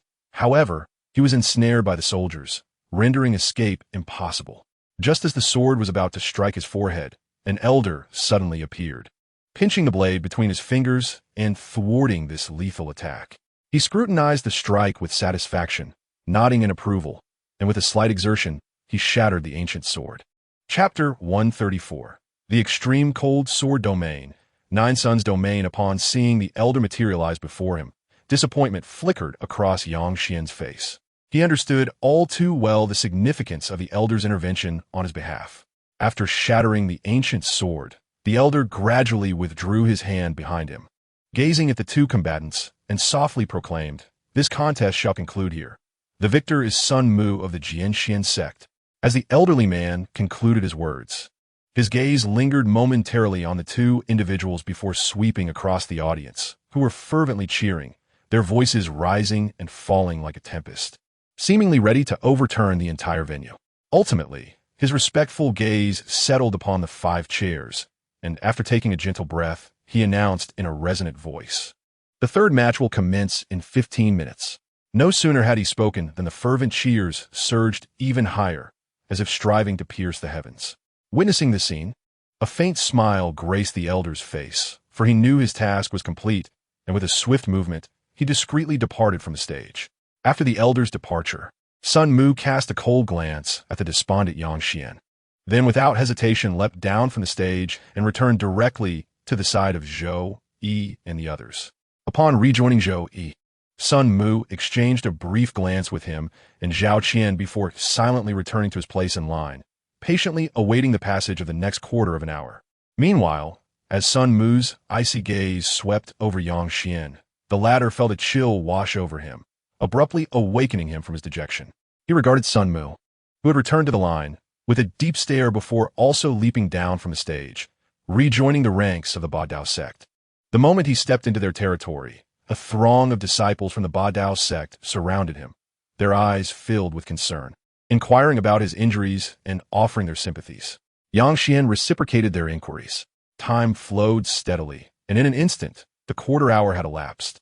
Suddenly, the elder reappeared on the stage, proclaiming loudly, "The third match of the elimination round features Ziyang sect's Jiu Yang against Jianxian sect's Qin Yu." As his words echoed, 2 figures leapt into the air, landing firmly on the stage. Simultaneously, the elder ascended into the sky, swiftly forming hand seals to activate the formation on the stage. In an instant, a curtain of water rose, enveloping the entire platform. Upon this stage, Qin Yu and Jiu Yang stood firmly, their gazes interlocking, firmly locking onto one another. They both bowed respectfully and in unison declared, "Please enlighten us." At the moment the words left their lips, Qin Yu summoned his innate magic weapon, the Qin Yu sword.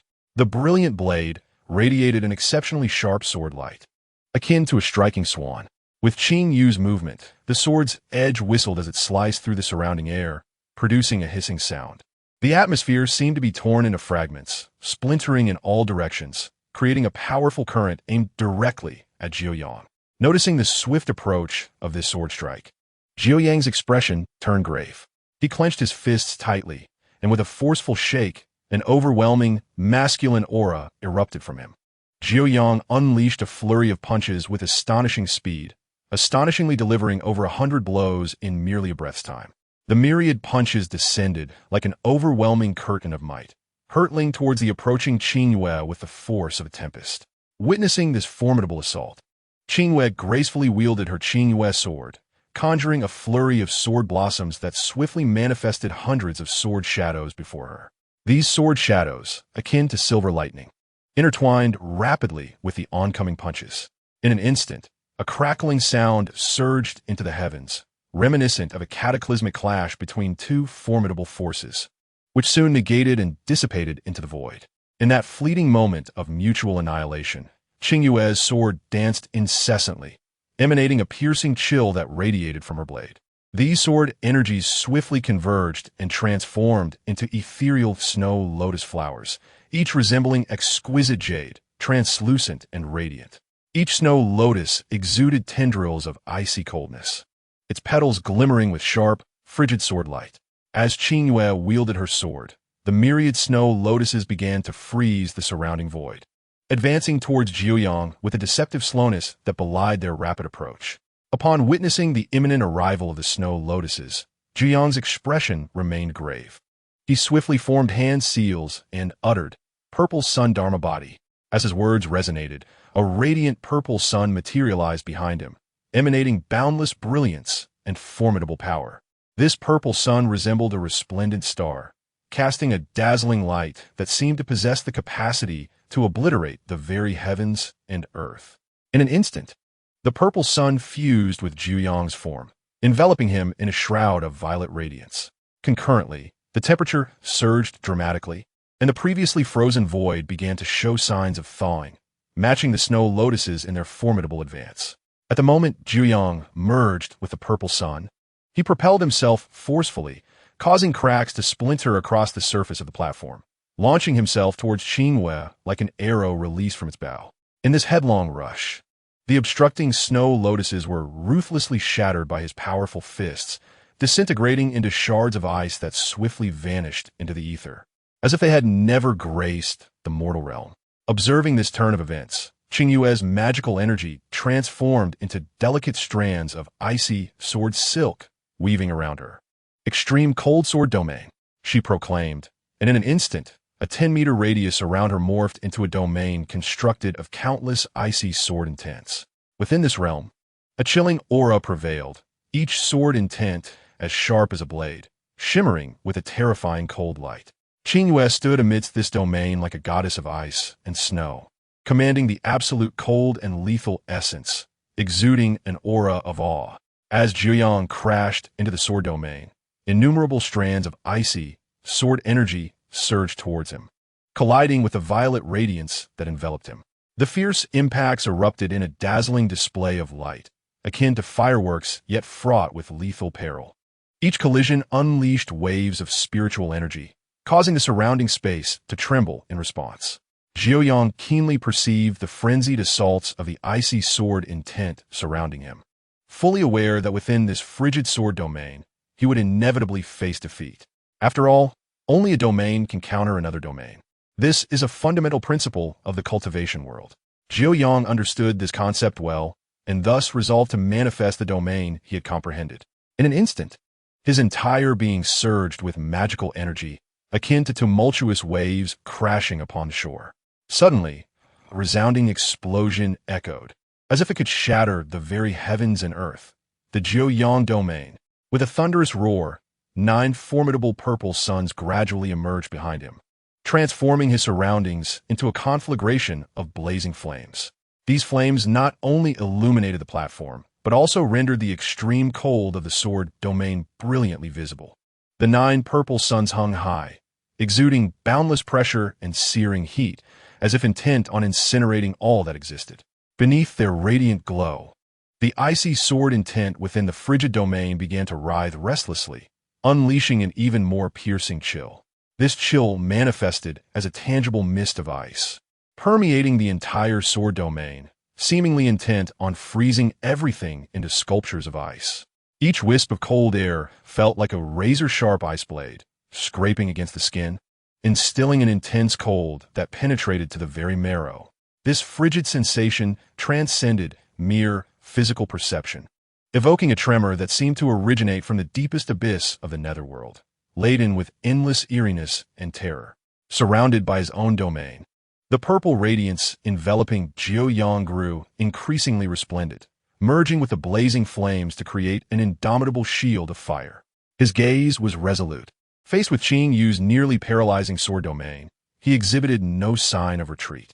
Qing Yu, though your frigid sword domain is formidable, my Jiu Yang domain is not to be underestimated.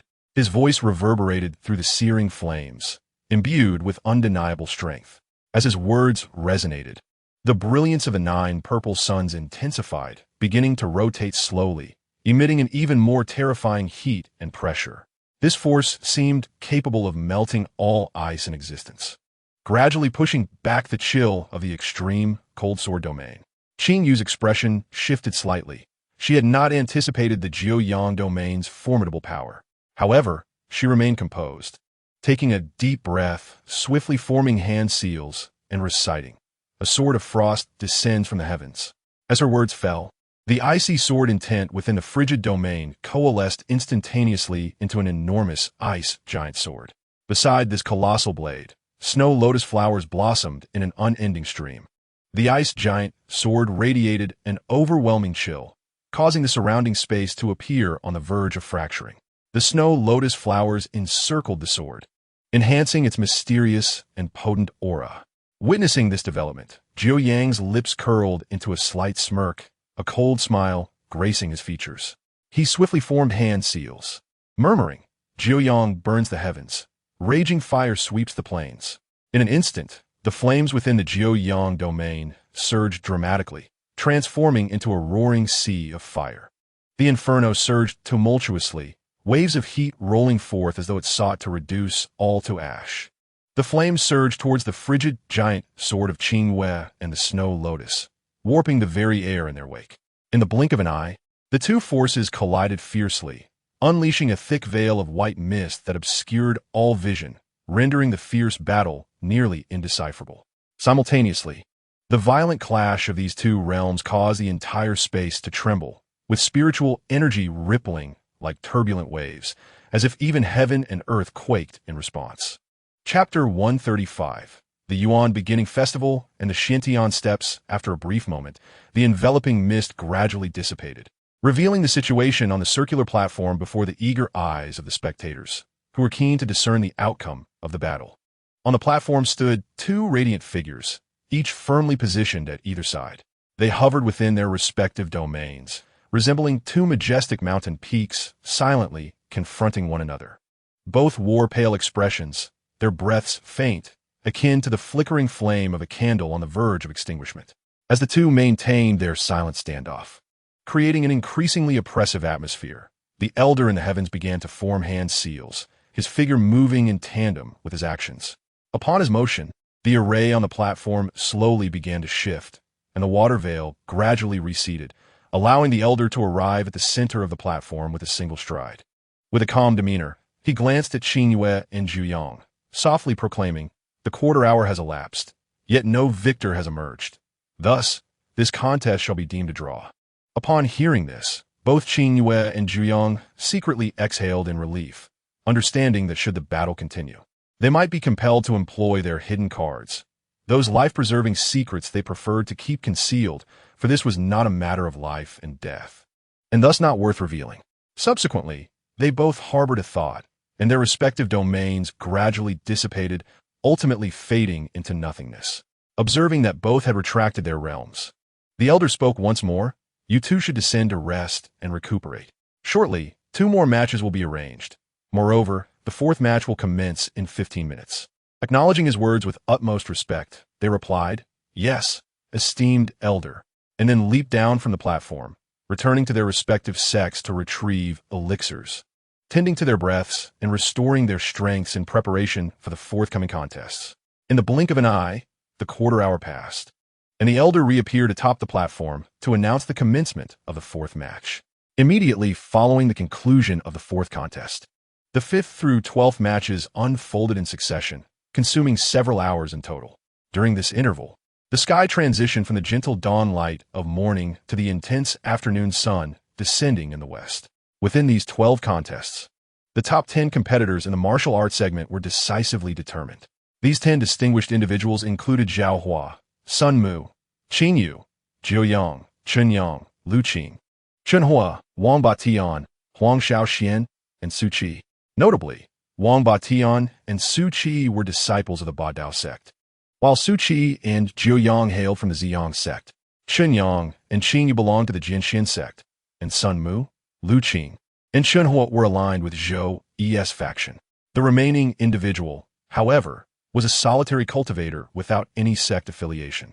Upon the conclusion of the martial arts segment, Zhou Yi and his companions promptly returned to their inn to commence their training, acutely aware of the adage that time is money. In contrast, the situation for individuals from other sects varied significantly.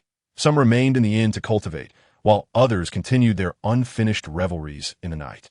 After all, today marked a festive occasion in the Tian-Yuan realm, where mortals and cultivators alike celebrated the arrival of the new year during the Yuan Chu festival, akin to the Spring Festival. The atmosphere of the Yuan Chu festival grew increasingly vibrant throughout Tianfu City, with streets adorned with red lanterns that sparkled like brilliant pearls, casting a warm, festive glow. Each household displayed auspicious couplets at their doorsteps, their powerful characters seemingly narrating the aspirations and wishes of the people for the upcoming year. The air was infused with the faint, lingering fragrance of firecrackers and fireworks, evoking a unique holiday ambience that seemed to recount the stories of the past year, while also anticipating the joys of the coming one. Simultaneously, the air was mingled with the enticing aromas of delicacies crafted from exotic beast meats and spiritual materials, wafting from the street vendors and tantalizing the senses, making one's mouth water. On this special day, Tianfu City transformed into a joyous ocean, with smiles of happiness radiating from the faces of the people. Children frolicked in the streets, while adults busied themselves preparing various culinary delights, all immersed in the harmonious atmosphere as they welcomed the Yuan Chu festival and hoped for a new year filled with happiness, health, and spiritual advancement. However, the guest room where Zhou Yi and his companions resided felt rather desolate, with all of them engrossed in their cultivation, clutching their huaxia currency. Being in a foreign realm as outsiders, each festive occasion intensified their longing for home, and thus they could only alleviate their heartache through diligent practice. Time swiftly passed, with Xiao Mu still devotedly refining the immense potency of the Sanqing elixirs within him. Zhou Yi and his companions chose not to attend the 100-sect conference further, but instead focused on their cultivation within the confines of their room, while only Sun Mu and 2 others continued to participate in the martial arts segment. Upon their arrival at the venue, the 3 individuals discovered that all the sect representatives had already gathered, their faces alight with excitement, for they were well aware that they were about to witness or partake in a contest of opportunity. Once everyone had assembled, the plaza gradually elevated, ultimately ascending into the elevated circular ring suspended in the sky. The esteemed elder, known to all, stood upon the platform, his gaze sweeping around the surroundings before he adeptly proclaimed, "Today, we shall commence the 3rd round of the martial arts competition, the Ascension Steps. In this round, participants are required to ascend the mystical steps, which consist of 81 tiers, and the one who reaches the highest point shall be crowned champion, followed by the runner-up, and so forth in ranking." As the elder's words resonated, a flash of azure light emanated from his right hand, revealing a small yet exquisitely crafted, ancient and elegant stairway, emerald in hue and brimming with profound Taoist resonance. The 10 cultivators gazed at the mystical steps, their eyes sparkling with eager anticipation. Observing their expressions, the elder's weathered face broke into a faint smile. With a gentle flick of his right hand, the mystical steps began to expand rapidly, stretching until it vanished into the clouds, its pinnacle obscured from view. The onlookers beheld this grand staircase, connecting the platform to the heavens, their spirits ignited with unparalleled ambition. Chapter 136. The Ascension Steps. Noticing that the mystical steps had returned to its normal size, the elder raised his voice. The 3rd round of the martial arts competition, the Ascension Steps, officially begins. As his words fell, Sun Mu and the other 9 participants swiftly moved, arriving at the mystical steps in an instant.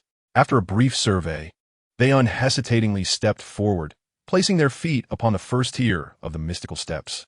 The moment their feet touched the 1st tier, an invisible yet formidable pressure surged forth.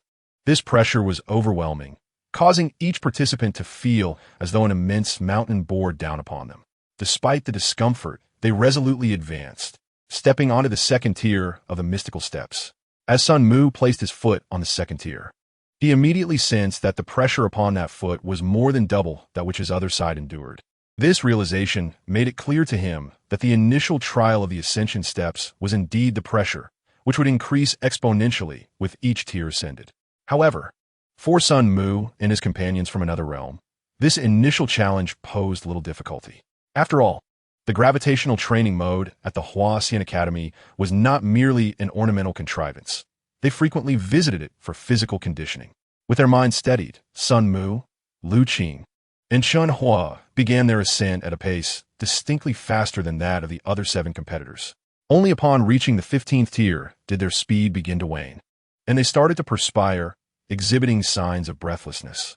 At this very moment, the 3 individuals bore a pressure that had escalated to an astonishing 15 times that of the first threshold. Yet, it was merely this quintessence of pressure that caused their speed to wane, a testament to the formidable strength of their corporeal forms. Meanwhile, the group led by Qing Wei exhibited a disparity in their ascension levels, with the highest having reached the 10th tier and the lowest lingering around the 7th. Nevertheless, they shared a commonality. All were drenched in sweat and breathing heavily, their labored gasps mirroring those of Sun Mu and his companions. As everyone exerted their utmost to scale the heights, Sun Mu had already ascended to the 27th step of the Xintian stairs, while Lu Qing and Chen Hua had reached the 26th, trailing just a step behind. Although this difference seemed trivial, it loomed as an insurmountable chasm. At this juncture, Lu Qing and Chen Hua were hunched over, hands on their knees, gasping for air, sweat cascading from their bodies like a gushing spring, soaking their garments and revealing their taut muscles. The perspiration streamed down their faces and bodies, plummeting onto the jade steps below, producing a crisp, melodic patter as it pooled into a small puddle. Gasping for breath, they strained to lift their heads and glance at Sun Mu, sensing an unusual shift in his condition, a flicker of bewilderment crossing their weary eyes. At this moment, Sun Mu distinctly perceived the pressure dissipating entirely, and beneath his feet on the 27th step, a continuous flow of warm and pure mystical energy surged forth. This energy quietly penetrated his body through the acupoints at the soles of his feet, coursing along his meridians and surging toward his limbs, nurturing his physical form and rendering it increasingly robust. Simultaneously, the meridians began to expand slowly under the influence of this mysterious force, gaining elasticity and enhancing their capacity to transport, absorb, and store spiritual energy. As a result, the pace of cultivation would accelerate significantly, facilitating a more tranquil and composed breakthrough of realms. While experiencing the nurturing essence of this enigmatic power, Sun Mu was overwhelmed with delight, recognizing that the Xintian stairs represented not merely a trial, but a rare opportunity.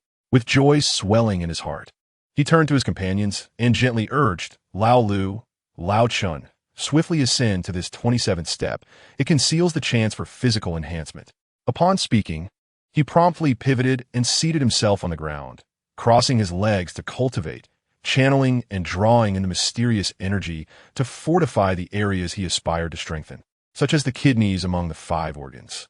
Upon hearing Sun Mu's words, Lu Qing and Chen Hua grasped the reason behind Sun Mu's peculiar state. In their exhaustion, they exchanged excited glances for a brief moment, inhaled deeply, and then, with great effort, lifted their feet to ascend the 27th step.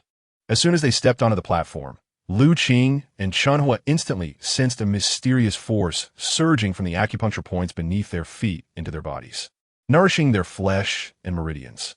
It appeared that Old Sun had not deceived them. Thus, they hastened to absorb this power to fortify their physical forms. I can feel this energy, Lu Qing murmured. Following this, he, like Sun Mu, sat cross-legged to begin his absorption. Chen Hua mirrored his actions. While the 3 immersed themselves in the nurturing of the mystical energy, the other contestants were also striving to ascend. Qing Yu gritted her teeth, laboriously reaching the 24th step.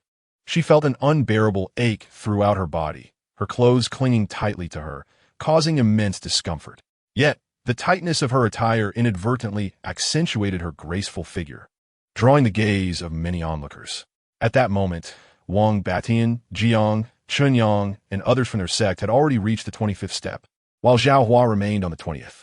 They were all breathing heavily, preparing to muster their strength to leap 2 steps to the 27th. Alas, while such aspirations were indeed beautiful, reality proved to be exceedingly harsh.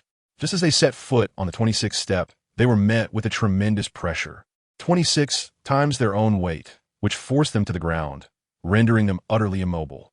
In their moment of peril, Sun Mu had already absorbed nearly all of the mysterious energy. His aura had grown increasingly powerful, as if he had undergone a profound transformation.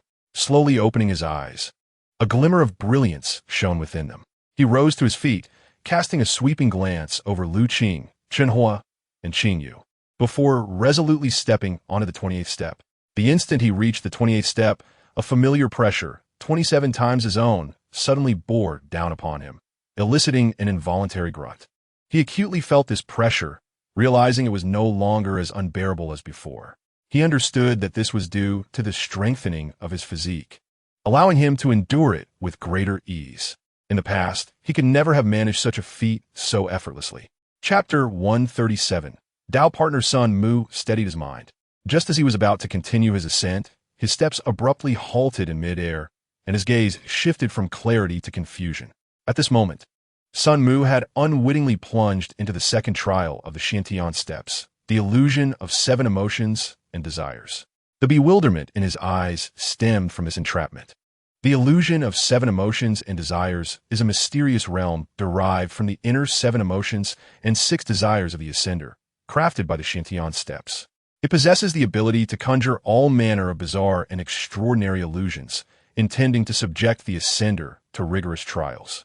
Furthermore, its formidable nature lies in its capacity to vividly manifest the hidden demons lurking deep within the Ascender's heart, forcing them to engage in a breathtaking and life-and-death struggle. Nevertheless, for Sun Mu, a member of the otherworldly military, this illusion of 7 emotions and desires posed no formidable challenge. In the esteemed Huaxian Academy, all facilities are accessible to the military personnel. Among these, the Jinshin Hall surpasses the 7 emotions and desires illusion in terms of potency. Consequently, after merely a minute in the illusion, Sun Mu's gaze regained its clarity, and he stepped onto the 29th stair. The pressure remained unchanged. Thus, it could be surmised that the forthcoming trial would involve a pressure of 27 times along with the illusion. Nevertheless, this posed little hindrance to me. Sun Mu quietly attuned himself to the pressure, murmuring softly to himself. After enduring the pressure for a brief moment, he gradually lifted his other foot and gently placed it upon the 29th stair. At the instant he firmly stood on the 29th stair, a look of bewilderment once again surfaced in his eyes, and he found himself ensnared within the 7 emotions and desires illusion once more. While Sun Mu was engulfed in the illusion, Lu Qing and another were absorbing mysterious energies, while others exerted themselves to ascend the heavenly stairs. At this moment, Xiao Mu, who was refining the medicinal properties in the Yushi Inn, was on the verge of a breakthrough in his martial realm.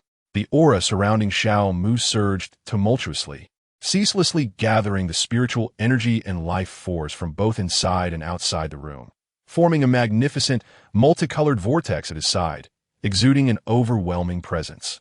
Fortunately, due to Ao Tianlong's protective ability, this tremendous commotion went unnoticed by the powerful beings in Tianfu City. As time flowed gently, a sudden resounding boom erupted from within Xiao Mu's body, akin to thunderclaps, and the aura he emanated surged to a higher echelon. Xiao Mu's eyes widened abruptly. A piercing brilliance shot forth, burning through the air as if it were tangible, scorching it into a vacuum passage. With the opening of his eyes, the once resplendent vortex beside him dissipated in an instant like an ephemeral dream, transforming into mere nothingness. Xiao Mu deeply felt the immense power coursing within him and the peculiar sensation in his heart, his eyebrows gently lifting, his eyes brimming with uncontainable joy as he murmured, "I have successfully ascended to the early stage of the 2nd grade Yuanfu, and it grants me a wondrous feeling akin to rebirth." It seems evident that this Yuanfu realm holds profound significance in martial arts, serving as a pivotal threshold for transformation. As Xiao Mu pondered in silent awe, Aotan, seated opposite him in meditation, slowly opened his eyes, then rose and walked to his side, his golden vertical pupils filled with concern as he inquired, "Father, how do you feel now? Have you completely refined the medicinal power of the 9-grade elixir, the Sanqing Dan?" Listening to Ao Tian's heartfelt words, Xiao Mu gazed tenderly at his small frame. Subsequently, he gently descended from the bed and embraced Ao Tian, speaking softly, "Ao Tian, I am quite well. Furthermore, Ao Yin, you must understand that the Sanqing pill is a 9th-grade elixir. With my current cultivation, I am unable to fully refine its medicinal potency. However, I have successfully absorbed a mere 10th of it, while the remainder lies dormant within my body." Ao Yin remained quietly cradled in Xiao Mu's embrace, attentively listening to his words.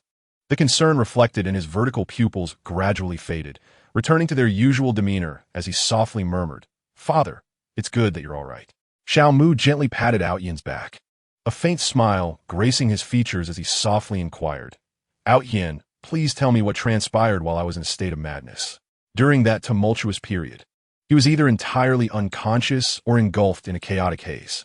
He was incapable of forming coherent memories or keenly perceiving the external world. It was precisely for this reason that he posed such a question, yearning to unravel the events of his actions and the myriad circumstances that unfolded during his madness. Upon hearing Xiao Mu's inquiry, Ao Yin slowly lifted his head, gazing intently at Xiao Mu, and began to recount the occurrences during Xiao Mu's frenzied state. After listening to Ao Yin's narration, Xiao Mu's expression remained impassive, yet within, his emotions surged like a tempestuous sea. He was taken aback to discover that during his madness, he had violated the purity of a girl, a revelation that stirred a flicker of guilt within him. Taking a deep breath, he endeavored to quell the turmoil inside. As his emotions gradually settled, he began to ponder how best to atone for the harm inflicted upon Qingwei, for he believed that the exquisite 7th-grade spiritual artifact, the 7-colored skirt, was woefully inadequate for such a transgression. Yet, after much contemplation, he found himself at a loss for a means of restitution. After all, he was not familiar with Qingwei, not even knowing her appearance. Unfamiliar? Indeed, that was the crux of the matter. Since he lacked familiarity, it would be prudent to first learn about Qingwei before broaching the subject of atonement. With this thought, he activated Qingwei's profile. Name, Qingwei race, human, cultivation, 9th layer of foundation establishment, innate artifact, high-grade spiritual artifact, Qingwei sword, path, immortal path, talent, extraordinary prodigy, physique, primordial Tao body, awakening pending, identity, host 98th life partner, saintess of the sword Xian sect, fate, purple gold, cultivation technique, 7th grade J balanced sword cannon. Gazing at the information displayed on the profile, Xiao Mu was rendered speechless, his astonishment palpable. A life partner? Is Qingwei the wife from my previous life? What on earth is this 98th life? Xiaoling, is there an error with this profile? Xiao Mu was utterly flabbergasted, his words tumbling out in disarray, saturated with incredulity. As Xiaoling listened attentively to Xiao Mu's chaotic inquiries, she appeared before him with an air of calmness, her demeanor composed, with a slight parting of her crimson lips. She spoke, "Host, the personal panel cannot possibly be erroneous. It is unequivocal that you were indeed a companion to Qingwei in your previous life. As for the 98th reincarnation, it signifies, quite literally, that you have traversed through 98 cycles of life. Presently, you find yourself in the 100th life, the first after 99 cycles and also the final one." This last thought lingered silently in Xiaoling's mind, unspoken. Upon hearing Xiaoling's words, Xiao Mu was immediately plunged into deep contemplation, his eyes gleaming with sharp intensity. As he pondered, a myriad of thoughts flooded his mind. He began to consider that his journey through time might not be a true transcendence, but rather a return to the cycle of reincarnation. After all, how could two utterly distinct souls merge completely unless they originated from the same source? While Xiao Mu was lost in thought, Ao Tan, nestled in his embrace, remained tranquil and obedient, enjoying the comfort of Xiao Mu's hold without a hint of movement. After a considerable time, Xiao Mu emerged from his reverie, lowering his gaze to the serene Ao Tian in his arms. He sighed softly and murmured, "Enough of these questions that will forever remain unanswered. I should focus on how to make amends with Qingwei instead." Daddy, what do you mean by questions that will never have answers? Ao Tian inquired, lifting his head to gaze at Xiao Mu with curiosity. Oh, it's nothing, merely some idle complaint of mine, Xiao Mu replied dismissively, unwilling to divulge the thoughts that troubled his heart. Upon hearing this, Ao Tian lost interest in pressing further, relieved that Ao Tian had no intention of pursuing the matter. Xiao Mu turned his attention to the information provided on Qing Yue's personal panel, contemplating how to rectify his past. After a brief moment of reflection, an idea struck him, prompting him to act swiftly. He addressed Xiao Ling. Xiao Ling, is there any resource in the system shop that can awaken one's physique? Indeed, host. Please refer to the interface. Xiao Ling responded softly, conjuring a product interface. The awakening pill, a treasure born from the essence of nature, can facilitate a complete awakening of any physique without side effects. It requires 50,000 revival points for redemption. Upon reading the description, Xiao Mu nodded with satisfaction and said, Xiao Ling, exchange 6 of these awakening pills for me. Understood, host. 30,000 revival points have been deducted, leaving you with 83,825 points. Xiao Ling replied in a mechanical tone, promptly placing the 6 awakening pills securely into the system storage. Having successfully acquired the awakening pills, Xiao Mu instructed Ao Tian to guide him, and together they arrived at the door of the room occupied by Zhou Yi. Meanwhile, Xiao Ling had transformed into a brilliant starry light, returning to the depths of Xiao Mu's being.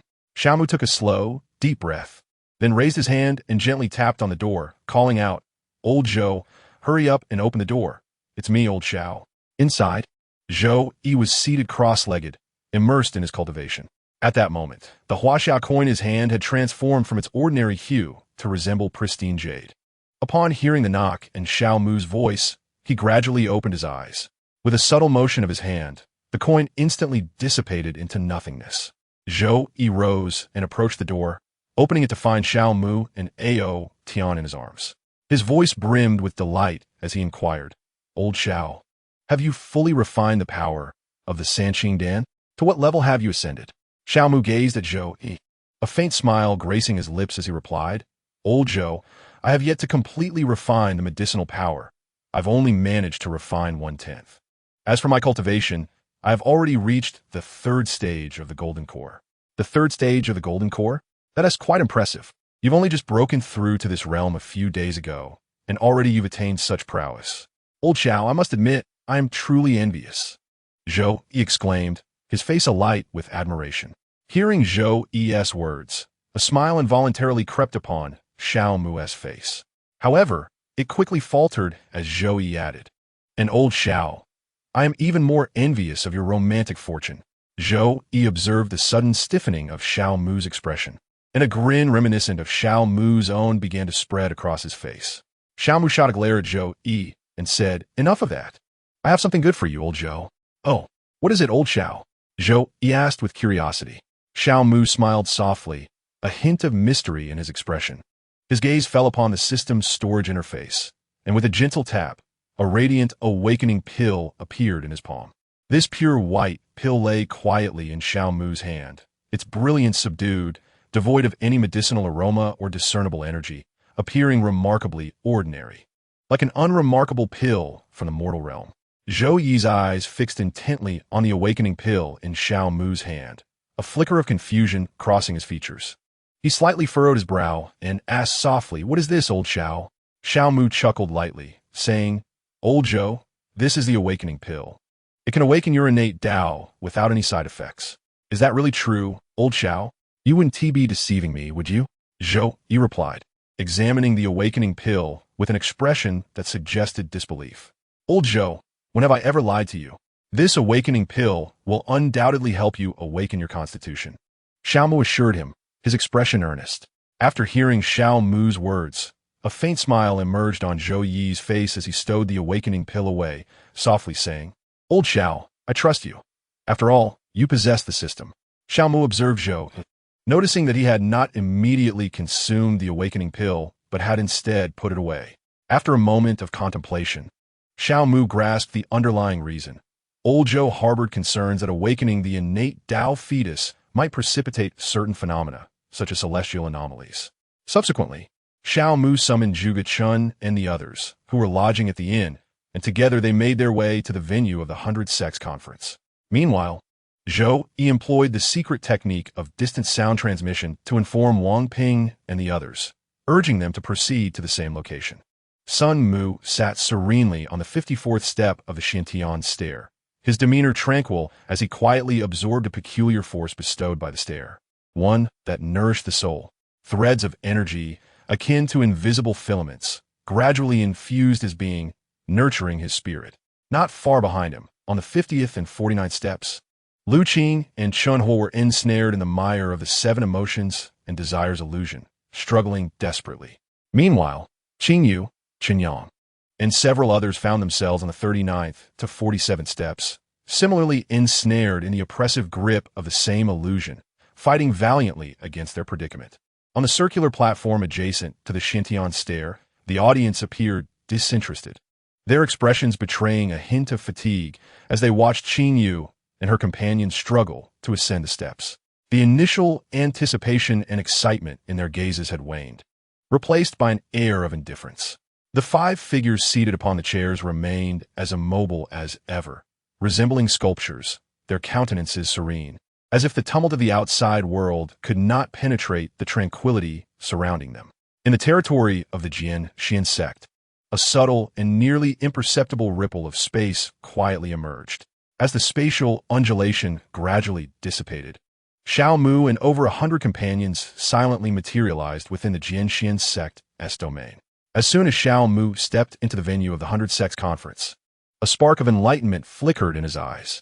He then activated the eyes that had been nurtured in purple qi for an extended period, slowly directing his gaze towards the Xiantian stair.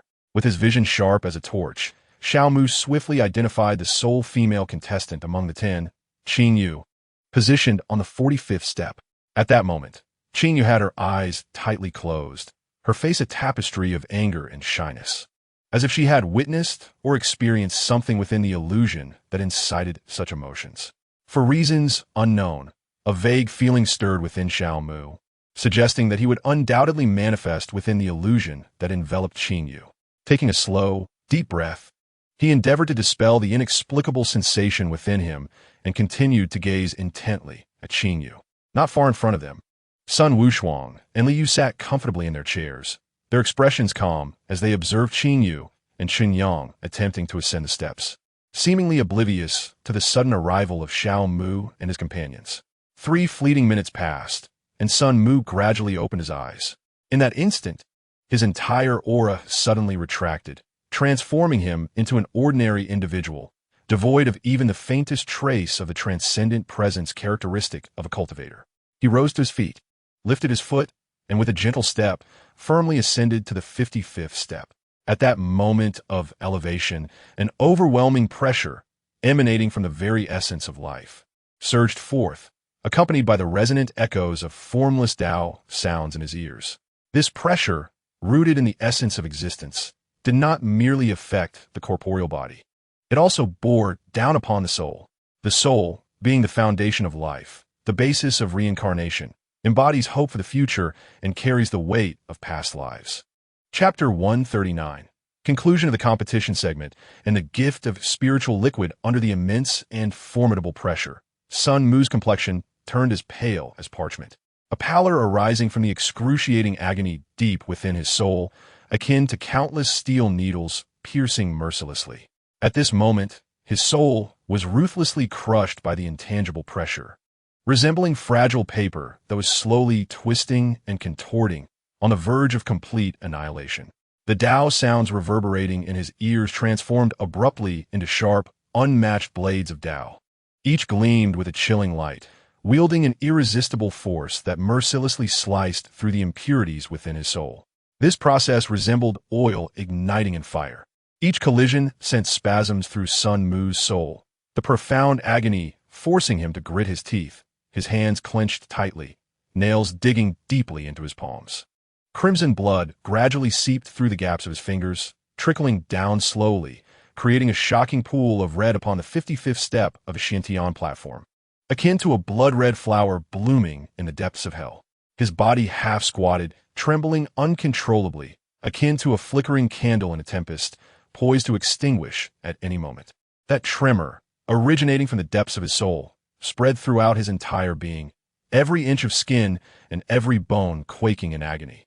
His eyes were laced with crimson veins, resembling tiny rivers of blood, reflecting boundless pain and struggle. The third trial of the Xiantian stage thus unveiled itself before Sun Mu, plunging him into a state of unbearable torment. Yet, this suffering was not without merit. It served to purify his soul, rendering it more resilient and formidable. Once his soul attained strength, his comprehension would likewise elevate, facilitating a smoother breakthrough to the nascent soul stage. This was undoubtedly a fortuitous opportunity, yet simultaneously, it was a perilous trial. Should he successfully endure, it would result in a rare chance. However, should he fail, Sun Mu would be reduced to a dullard, indistinguishable from death. Below, Xiao Mu shifted his gaze from Qing Yue to Sun Mu, positioned on the 55th step. Upon witnessing the expression of sheer agony etched across Sun Mu's face, a flicker of astonishment swept through Xiao Mu's eyes. He was genuinely perplexed as to what phenomenon on the Xiantian stage could induce such profound discomfort in Sun Mu. He vividly recalled that his esteemed Huaxian Academy had always opened its doors to members of the military. The academy boasted an array of facilities that encompassed various aspects of cultivation, whether it was physical training, mental fortitude, resisting temptation, or accumulating battle experience. There were corresponding facilities available. At that moment, Xiao Mu was filled with curiosity regarding the reasons behind Sun Mu's current predicament. He yearned to discover which areas of cultivation remained unexplored by Huaxian Academy, so he could address these deficiencies with appropriate facilities. As time passed, the pain in Sun Mu's eyes gradually dulled, and after a quarter of an hour, his gaze became completely numb, rendering him impervious to the agony. He rose, pallid yet resolute, and ascended to the next step. With each step he climbed, the pressure emanating from the very essence of life intensified, weighing heavily upon him, while the sounds of the Tao surged around him like a tidal wave, becoming increasingly numerous. The trials his soul endured grew more formidable, and the pain escalated, necessitating a brief respite of 15 minutes after each ascent to acclimate to the overwhelming pressure and torment. As Sun Mu persevered in his ascent, the others did not lag behind, steadily advancing past the 54th step towards even greater heights. Undoubtedly, the trio of Sun Mu, Lu Qing, and Shun Huo remained steadfast at the forefront, as if this were an immutable law. The sun sank lower in the sky, painting the horizon with a blush of crimson. Time flowed like a constellation of twinkling stars, seemingly brilliant and clear, yet fleeting like a meteor in the blink of an eye. The elder on the platform lifted his gaze to the heavens, seemingly gauging the passage of time. Moments later, he elegantly waved his sleeve, causing the Xiantian steps to gradually retract. Once the steps vanished, those who had stood upon them floated down to the circular platform. Each individual appeared taut as a drawn bowstring, pallid and rigid, resembling statues devoid of color. The hour had arrived, and in the martial segment of the 100 Clans Conference, the champion was declared to be Sun Mu of the Jianxian sect, who had ascended to the 60th step, while the runner-up was Lu Qing, who reached the 59th step. The elder stood upon the circular platform, his voice resonant as he announced the final results of the competition. After his proclamation, he proceeded to unveil the rewards for the top 5 competitors and distributed the prizes on the spot. The first prize was a 4th-grade medicinal pill, the infant shaping pill. The second prize was the 2-instrument sword formation. The third prize was the tranquil heart pill. Sun Mu and his companions, their expressions blank, accepted their prizes and began to descend the platform with unsteady steps. Yet, after only a few paces, they stumbled and fell. In that instant, members of their sect swiftly leapt onto the platform, ensuring they caught them securely. Xiao Mu, Wang Ping, and Zhou Yi firmly caught Sun Mu and his companions, their eyes revealing a hint of concern and pride as they spoke in unison. "Brothers, you have worked hard. You have not brought shame upon our homeland." Upon hearing these words, the tension that had gripped Sun Mu and his companions instantly dissipated, and they fainted. Witnessing Sun Mu's collapse, Xiao Mu let out a helpless sigh, then lifted Sun Mu onto his back and began to descend from the platform. Just as he raised his foot, a chilling gaze pierced his back, sending a shiver down his spine. Instinctively, he turned to seek the source of this unsettling feeling, but all he saw were several disciples of the Jianxian sect, busy tending to Qingwei and Chenyang. Filled with confusion, he shook off the sensation, convincing himself it was merely a figment of his imagination, and continued to carry Sun Mu steadily down. Once everyone had vacated the circular platform, an elder gently clapped his hands, and in that moment, the square separated from the circular arena and began to drift downward. As the square perfectly filled the void below, seamlessly aligning with the street. The personnel for various sects had already departed, returning to their respective inns. Xiao Mu steadfastly followed Zhou Yi, carrying Sun Mu, while the group made their way toward Yunqi residence. In no time, they arrived at their destination. Concurrently, Xiao Hua led the 100 individuals, who also turned to return to their own lodgings. Xiao Mu, Zhou Yi, and Wang Ping entered the guest room that belonged to Xiao Mu, each carrying Sun Mu, Lu Qing, and Chun Ho respectively. Ao Tian brought up the rear, gently closing the door behind them once everyone had entered. As the door shut, an immediate silence enveloped the room. Xiao Mu turned to Ao Tian, his gaze imbued with a deeper meaning. He then carefully laid Sun Mu on the bed, his movements tender to avoid disturbing the injured. Zhou Yi and Wang Ping likewise placed their charges upon the bed, exchanging a knowing glance with Xiao Mu. Ao Tian understood the intent behind it. He summoned his dragon essence, enveloping the entire room, ensuring that not a whisper of their presence could escape. Having completed this task, Ao Tian looked at Xiao Mu with pride and declared, "Father, the aura concealment is complete." Xiao Mu responded with a quiet acknowledgement, retrieving a jade vial from the system's repository and uncorking it. The moment the cork was removed, an intense surge of life energy erupted from the vial, rapidly filling the room and threatening to spill out. Fortunately, Xiao Mu had previously instructed Ao Tian to contain the aura, preventing it from leaking outside. Holding the vial of life essence, Xiao Mu carefully approached the three, gently prying open their mouths and administering a drop of the life essence into each of them, watching as they slowly swallowed it down. The essence of life possesses powers that extend beyond merely healing physical wounds and nourishing the body. It also nourishes the soul and fosters its growth in a remarkable manner. For this reason, the essence of life proves to have an extraordinary healing effect on the three of them. Observing the gradual improvement in their countenances as they consumed the essence, Xiao Mu and his companions breathed a sigh of relief, their worries beginning to dissipate. Suddenly, as if struck by a thought, Xiao Mu turned sharply to Zhou, his eyes filled with inquiry. "Old Zhou, where's Qing Yue's guest room?" Old Xiao, why do you ask that?" Zhou Yi replied, a look of confusion on his face. However, he quickly grasped the situation, elongating his tone in realization, and teased, "Old Xiao, are you planning to deliver something to Qing Yue?" "Indeed, you're correct in your assumption. Old Zhou, I intend to present Qing Yue with a drop of the essence of life," Xiao Mu replied earnestly. He had contemplated whether to gift Qing Yue the awakening pill at this moment, but deemed it an inopportune time, similar to Zhou Yi's hesitance in consuming the awakening pill. Recognizing Xiao Mu's seriousness, Zhou Yi set aside his teasing demeanor and informed him of Qing Yue's room number. Upon receiving the room number, Xiao Mu promptly left his own quarters, taking measured steps down the corridor until he arrived before a room marked with a heavenly designation. He paused at the door, meticulously adjusting his attire in an effort to present himself in the most perfect manner before Qing Yue, thus demonstrating his respect for her. Xiao Mu extended his hand and gently knocked on the door, waiting patiently for the occupant to respond. "Who is it?" A melodious yet icy female voice floated from within, carrying an intangible chill that swiftly enveloped the small space. Xiao Mu keenly detected the subtle frostiness in her tone and took a deep breath before slowly replying. "Dear friend Qing Yue, this is Xiao Mu.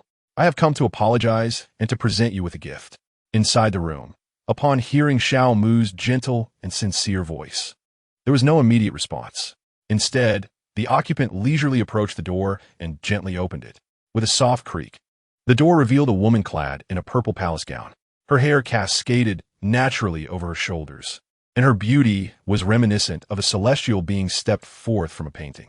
Xiao Mu's gaze fixated on the woman, a flicker of confusion crossing his face as he softly inquired, "May I ask who you are, dear friend?" Sun Wuxuan's expression was as frigid as ice, her gaze piercing like a blade directed at Xiao Mu. With a voice laced with chilling disdain, she declared, I am the master of Qinghua. You, an impudent scoundrel, should cease your entanglement here.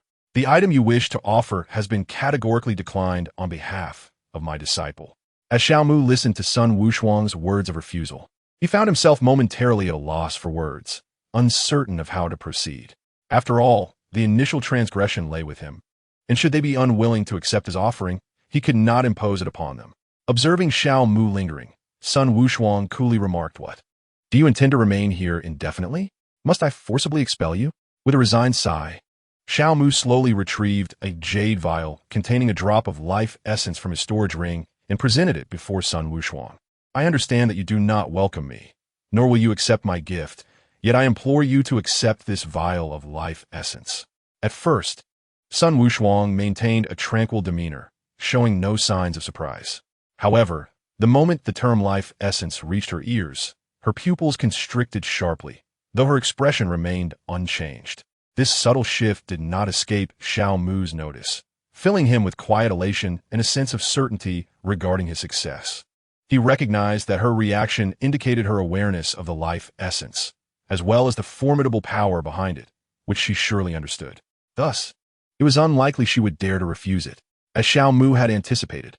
Sun Wushuang's demeanor remained icy as she extended her delicate hand to accept the jade vial from him. In an instant, she turned and swiftly closed the door with a resounding thud, her frosty countenance unchanged, not uttering a single word to Xiaomu. Seeing her demeanor, Xiaomu could only shake his head in resignation before departing. As he left, he activated Sun Wushuang's personal panel, intending to peruse the details as he walked. To deepen his understanding of her, name, Sun Wushuang, race, human, cultivation, first level of transformation, innate artifact, mid-grade profound artifact, frost sword, path, immortal path, talent, prodigy physique, ice spirit body, identity, peak master of the sword profound sect, fate, azure, cultivation method, 7th grade jade balance sword scripture. Xiaomu scrutinized the information displayed on the panel, his confusion palpable as if it might spill over. He could not help but murmur, "Strange, how can her cultivation level differ from the displayed 9th level of foundation establishment?" Suddenly, his expression brightened, as though struck by a revelation, and he muttered to himself, "Ah, she has concealed her cultivation, hiding an entire realm. It appears that the sword profound sect is indeed adept at keeping their depths concealed, akin to a silent, unassuming sect." Meanwhile, in her room, Sun Wushuang approached the bedside, her gaze softening as she looked at the pale-faced Qinghua, gently caressing her cheek. "My dear wearer, I hope that what that scoundrel spoke is true."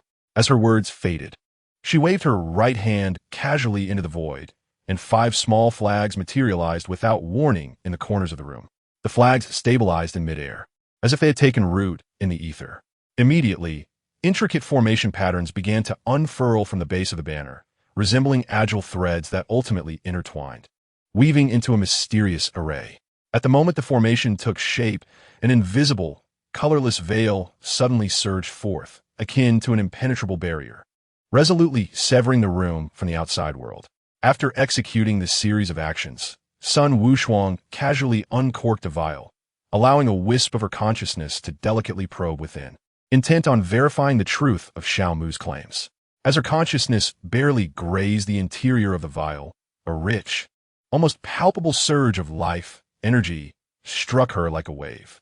Shortly thereafter, vivid images seemed to materialize in her mind, a droplet of emerald liquid, suspended serenely at the center of the jade bottle, akin to a vibrant spring, continuously emanating a robust aura of vitality.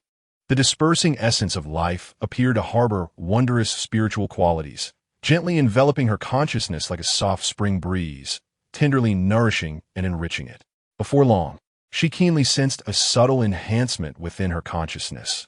Though faint, it was distinctly perceptible. The slight reinforcement of her consciousness suggested that the life essence was indeed genuine. Sun Wushuang nodded slightly, and in that fleeting moment, a glimmer of avarice flickered in her eyes, quickly suppressed by her formidable will. Seemingly nonchalantly, she extended her finger, as if invisible threads were quietly guiding her. The droplet of life essence floated from the jade bottle, gracefully gliding towards Qinghua. At that very moment, Qinghua's previously pale lips, under the influence of an unseen force, slowly parted. The droplet of life essence descended like a shooting star into her mouth, swiftly swallowed, as if it had merged into her frail life force. After Qingyue ingested the life essence, Sun Wushuang gradually seated herself upon the bed, gazing at Qingyue's increasingly rosy complexion, and softly remarked, "Yuer, your adversary is even more formidable than I had anticipated. It seems unlikely that you will be able to slay that scoundrel." Qingyue offered no response, remaining in a deep slumber, devoid of any signs of awakening. As Xiao Mu approached his guest room, he fortuitously encountered Zhou Yi, who had just emerged from within. Zhou Yi, upon seeing Xiao Mu, was momentarily taken aback, followed by a look of concern that graced his features as he inquired, "Old Xiao, how is it? Was the delivery smooth?" Xiao Mu managed a wry smile and shook his head, stating, "Not particularly smooth, old Zhou. However, the life essence has been successfully delivered. As long as it has arrived, the process is inconsequential." Zhou Yi chuckled. Hearing this, a faint smile involuntarily crept upon Xiao Mu's lips. Yet just as this smile lingered, a sudden flash of inspiration coursed through his mind, causing him to pause momentarily before continuing. "Old Zhou, where are you headed just now?" "Old Xiao, that question you posed is, what was I about to do? For a moment, I can't seem to recall it all." Zhou Yi scratched his head, brow furrowed, straining to remember what he had intended to do. In a fleeting moment, his eyes suddenly sparkled, as if a divine insight had illuminated his mind. He then clapped his hands with enthusiasm and exclaimed, as if a memory had finally resurfaced, "I remember now, old Xiao. I seem to have come to find you, to inquire when we might return." Xiao Mu, taken aback by the suddenness of the remark, responded, "Old Zhou, why the rush to go back? We've only been out for a few days." Zhou, he scratched his head, a hint of helplessness on his face. "It's nothing really. I saw some people from the Tianyuan realm celebrating together the other day, and it made me a bit homesick. You know how it is for us, always drifting, preoccupied with various affairs. We can only gather during the new year, and seeing others joyfully celebrating just stirs a sense of longing." Xiao Mu nodded slightly, his expression reflecting understanding. "I can empathize, old Zhou. When one is far from home, thoughts of it are inevitable. However, we have yet to fulfill our purpose for this outing. Returning so soon feels somewhat unsatisfactory." As he spoke, Xiao Mu deliberately exhibited a face of discontent before Zhou Yi. "Enough, old Xiao. Don't put on that act with me. I know you too well.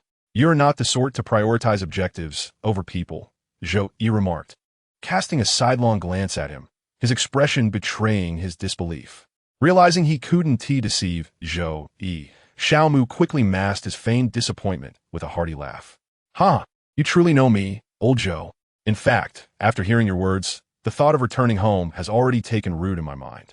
Therefore, I've decided that after handing over the awakening pill to Qingyue, I shall go back." "That is good to hear, old Xiao. I shall take my leave then." After exchanging pleasantries, Zhou Yi retreated to his guest room to prepare for a period of cultivation. Xiao Mu quietly watched Zhou Yi's figure gradually fade into the distance, the joy that once adorned his face slowly giving way to solitude. Deep within his eyes, an overwhelming sadness simmered, akin to an undercurrent, difficult to suppress. Home, for him, it had long become an unattainable dream, a source of unspoken anguish. Nearby, Zhou Yi sighed gently. He sensed the turmoil within Xiao Mu, but felt powerless to alter anything or offer comfort, only able to sigh in resignation. Within the room, Wang Ping cast his gaze toward the door, where the aura of solitude emanated from Xiao Mu. Although he remained unaware of the circumstances at hand, he understood that now was not the time to disturb him. Thus, he silently stood near Sun Mu and the others, retrieving a Huaxia coin, and began his own meditation. Ao Tan, meanwhile, had long since drifted into slumber amidst the void, utterly oblivious to the events that had just unfolded. Xiao Mu lingered at the door for a moment before retracting the palpable loneliness that surrounded him. He stepped into the room and gently closed the door behind him, finding a quiet spot to sit cross-legged, embarking on his cultivation by visualizing the myriad forms within his consciousness. Chapter 141. A visit on the following morning. The sun had firmly ascended to its zenith in the crystal-clear azure sky, showering the world with an endless brilliance that seemed to solemnly proclaim the dawn of a new day. Within the room, Qingyue gradually opened her eyes, remnants of lingering confusion still evident in her gaze. Yet, The light shimmering in her eyes was more radiant than ever before, a testament to the nourishing effects of the life essence on her body and soul. Seated beside her on the bed, Sun Wushuang leaned forward with concern, inquiring softly, "How do you feel now? Is there any discomfort in your body?" At the sound of her master's caring voice, the haze of confusion in Qing Yue's eyes dissipated instantly. With a gentle exertion of her hands, she propped herself up, a tender smile gracing her lips as she replied, "Master, I feel absolutely wonderful. My body is not only free from any discomfort, but feels as though it has undergone a magnificent transformation, imbued with an indescribable sense of exhilaration, as if I had been reborn. Furthermore, my soul has become clear and sharp. The once perplexing aspects of my cultivation now reveal themselves to me in an instant." Remarkably lucid, Sun Wushuang nodded lightly, contemplating the miraculous properties of the life essence as rumored. Indeed, it nourished both body and soul. Maintaining her composure, she let out a cold hum and remarked, Your transformation is largely due to that rogue, Xiao Mu, who gifted you a drop of life essence." "Xiao Mu? That detestable scoundrel has returned to his senses?" Qing Yue was momentarily taken aback, but soon a wave of intense hatred washed over her, and she gritted her teeth, demanding, "What do you mean? That vile Xiao Mu, how dare he?" Her voice brimmed with both contempt and a hint of profound embarrassment. Sun Wushuang, observing her reaction, sighed in resignation and explained, He has indeed returned to normal. Moreover, he has bestowed upon you a drop of exceedingly precious life essence to consume. It is precisely because of this that you have experienced such a remarkable change." Qing Yue's attention was captured by the term life essence, and in an instant, her eyes sparkled with astonishment, as if thunder had struck, the shock surging within her like a tidal wave. "Master," she stammered, her voice trembling with disbelief, "are you truly speaking of the life essence? The legendary substance that can bring life to desiccated bones and is said to defy fate itself?" Sun Wushuang nodded gently in affirmation. Upon receiving confirmation, the astonishment in Qing Yue's eyes swiftly transformed into frustration as her thoughts turned to various aspects, including the formidable forces behind Xiao Mu. Yet, after a brief moment of despondency, she resolutely rallied, convinced that she would prevail over Xiao Mu. Indeed, it was a matter of triumphing over him, not merely eliminating him. These two outcomes were fundamentally distinct. Upon witnessing her disciple's swift resurgence, Sun Wushuang could not help but display a look of satisfaction, inwardly reflecting, "Truly, he is a pupil worthy of my meticulous guidance." In the chamber of Xiao Mu, Sun Mu gradually awakened, raising his hand to gently massage his temples, emitting a series of low murmurs. Hearing this murmuring, Xiao Mu withdrew his consciousness from the wandering visions within his mind, slowly opening his profound eyes to the external world. He approached the bedside and inquired about Sun Mu's physical condition, to which Sun Mu candidly reported his status. Once Sun Mu had concluded his account, Xiao Mu's expression abruptly tightened, transforming into one of gravity. With a solemn demeanor, he intoned in a low, earnest voice, "Comrade Sun Mu, I am eager to discern the trials you faced upon the Xiantian steppes. Through your narration, I hope to ascertain whether there are areas in which our Huaxian Academy is lacking." Sun Mu, too, adopted a serious countenance, responding with due respect. "Report, Principal. I encountered 3 trials on the Xiantian steppes, corresponding to the body, the Tao heart, and the soul." Upon hearing Sun Mu's words, Xiao Mu immediately focused on the mention of the soul, his brow furrowing involuntarily. The soul? This realm had yet to be explored by our Huaxian Academy. It seems that upon returning, I must undertake certain tasks to accumulate revival points, which can be exchanged for artifacts related to the soul. Just as he intended to open the task panel to check for any tasks that could be completed upon his return, Ao Tian approached and gently tugged at his robe. Lowering his gaze to the little Ao Tian at his feet, Xiao Mu was about to inquire when Ao Tian interjected, "Daddy, a woman with cultivation above the nascent soul stage has suddenly appeared in Uncle Zhou's room. Should we go take a look?" The moment Ao Tian's words left his lips, Xiao Mu's pupils constricted sharply, narrowing to pinpricks. Without hesitation, he vanished in a flash, racing toward Zhou Yi's room, fervently praying that this woman was not an enemy, for he truly did not wish to lose a brother. Ao Tian watched in astonishment as his father darted away like a released arrow, his small head seemingly adorned with a giant question mark. He was filled with confusion, unable to comprehend why his father did not allow him to employ spatial displacement to directly transport him to Zhou Yi's room, instead opting for this frantic dash. In Zhou Yi's room, he sat cross-legged, quietly engaged in cultivation. The surroundings were enveloped in tranquility, devoid of any sound, as if everything was proceeding as usual, without any peculiarities. Suddenly, in one corner of the room, the space rippled like a stone cast into a tranquil lake, producing hardly noticeable waves. In an instant, a woman clad in a pink flowing dress materialized out of thin air. Her entire being exuded an irresistible allure, as if she were woven from invisible threads that delicately teased the hearts of those around her. Upon her entrance, her gaze naturally settled upon Zhou Yi. In an instant, a captivating smile blossomed upon her exquisite visage, reminiscent of a gentle spring breeze caressing a vibrant sea of flowers, its fragrance intoxicating enough to enchant all of creation. Zhou Yi, in a tranquil state of meditation, was abruptly roused by an overwhelmingly rich scent of blossoms. This fragrance enveloped him, startling him from his meditative reverie and heightening his senses, for he distinctly recalled that there were no flowers in his room. While he appeared to remain in meditation, his hands had quietly begun to form seals, preparing to retaliate against the intruder, just as he was readying himself for a powerful counterattack. The woman clad in a pink gauzy dress glided gracefully towards him.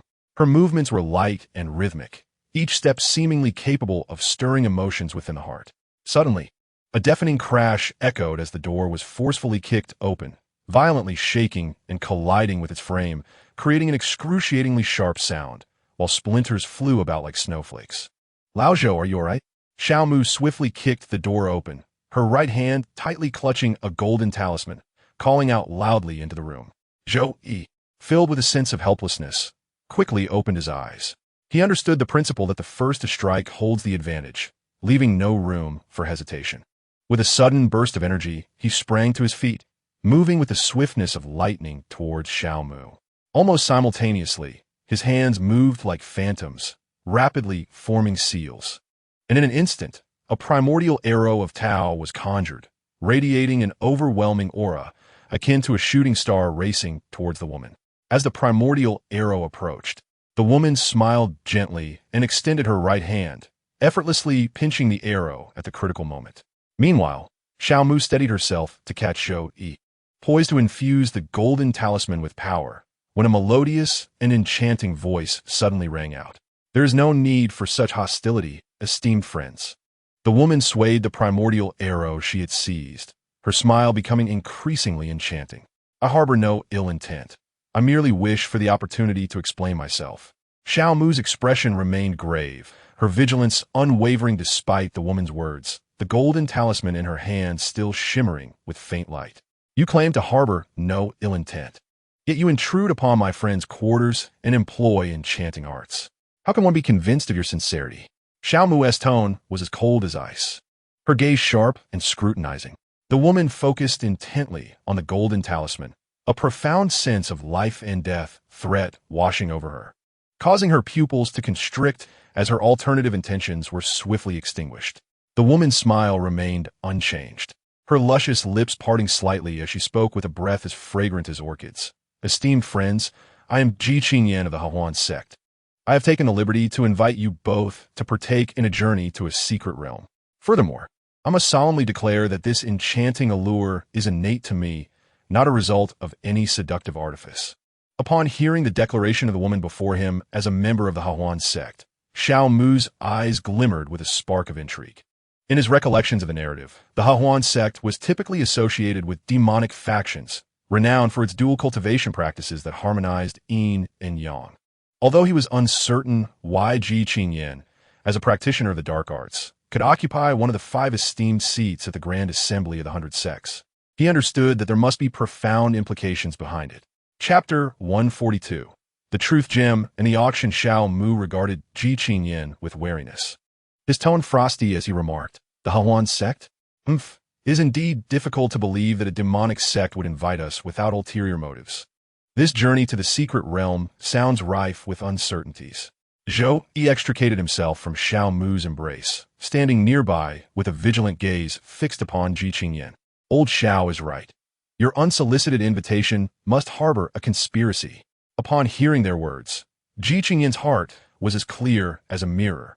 Fully aware that mere rhetoric would not suffice to earn their trust, she understood that she must present a crucial artifact to convince them of her genuine intentions. Devoid of any malice, with a graceful lift of her jade-like arm, her right hand swept gently through the air as if caressing the tips of willows. In an instant, a cerulean gem appeared, seemingly tearing through the void, and hovered steadily in midair.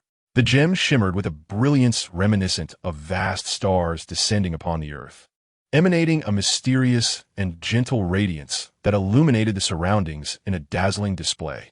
Ji Qingyan's enchanting eyes fixated upon the gem as she spoke softly, her voice melodious like a nightingale. Have you two friends ever heard the truth gem?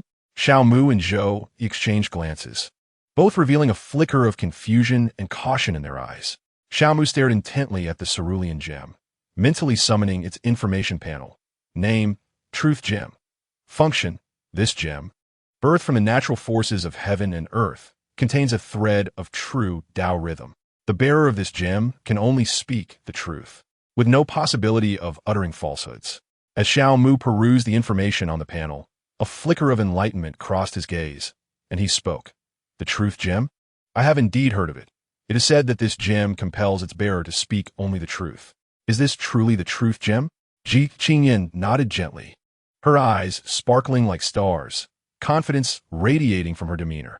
Indeed, this truth gem is one I acquired after enduring countless trials in an ancient relic. By presenting it now, I aim to assure you both of my sincerity.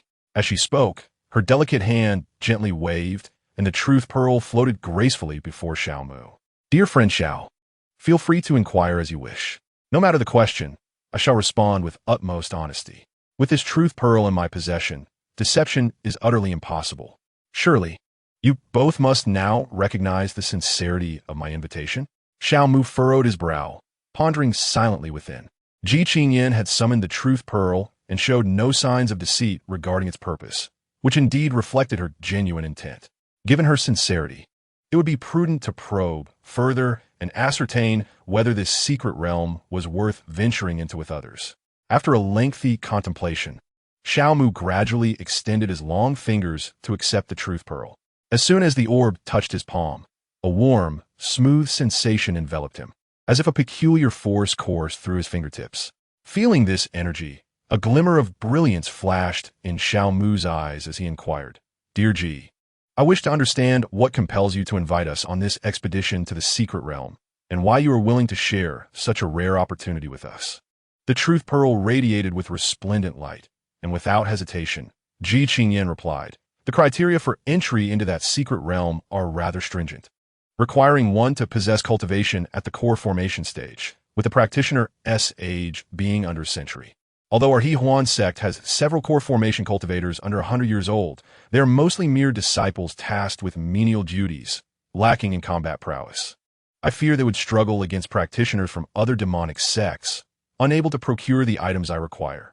Hence, I ventured forth to seek suitable candidates to accompany me into the secret realm. Xiao Mu listened with a blank expression as Ji Qingyan spoke, yet internally, he was tumultuous as a surging sea. He had never anticipated that these lowly disciples of the He Huan sect would possess cultivation at the core formation stage. If that were the case, the outer disciples of the sect must be at the nascent soul stage, while the inner disciples would undoubtedly be at the transformation stage, an unfathomable testament to the strength of the He Huan sect. Struggling to suppress his astonishment, Xiao Mu maintained a composed demeanor and continued to inquire, Dear Ji, what tangible benefits can we expect in return for assisting you?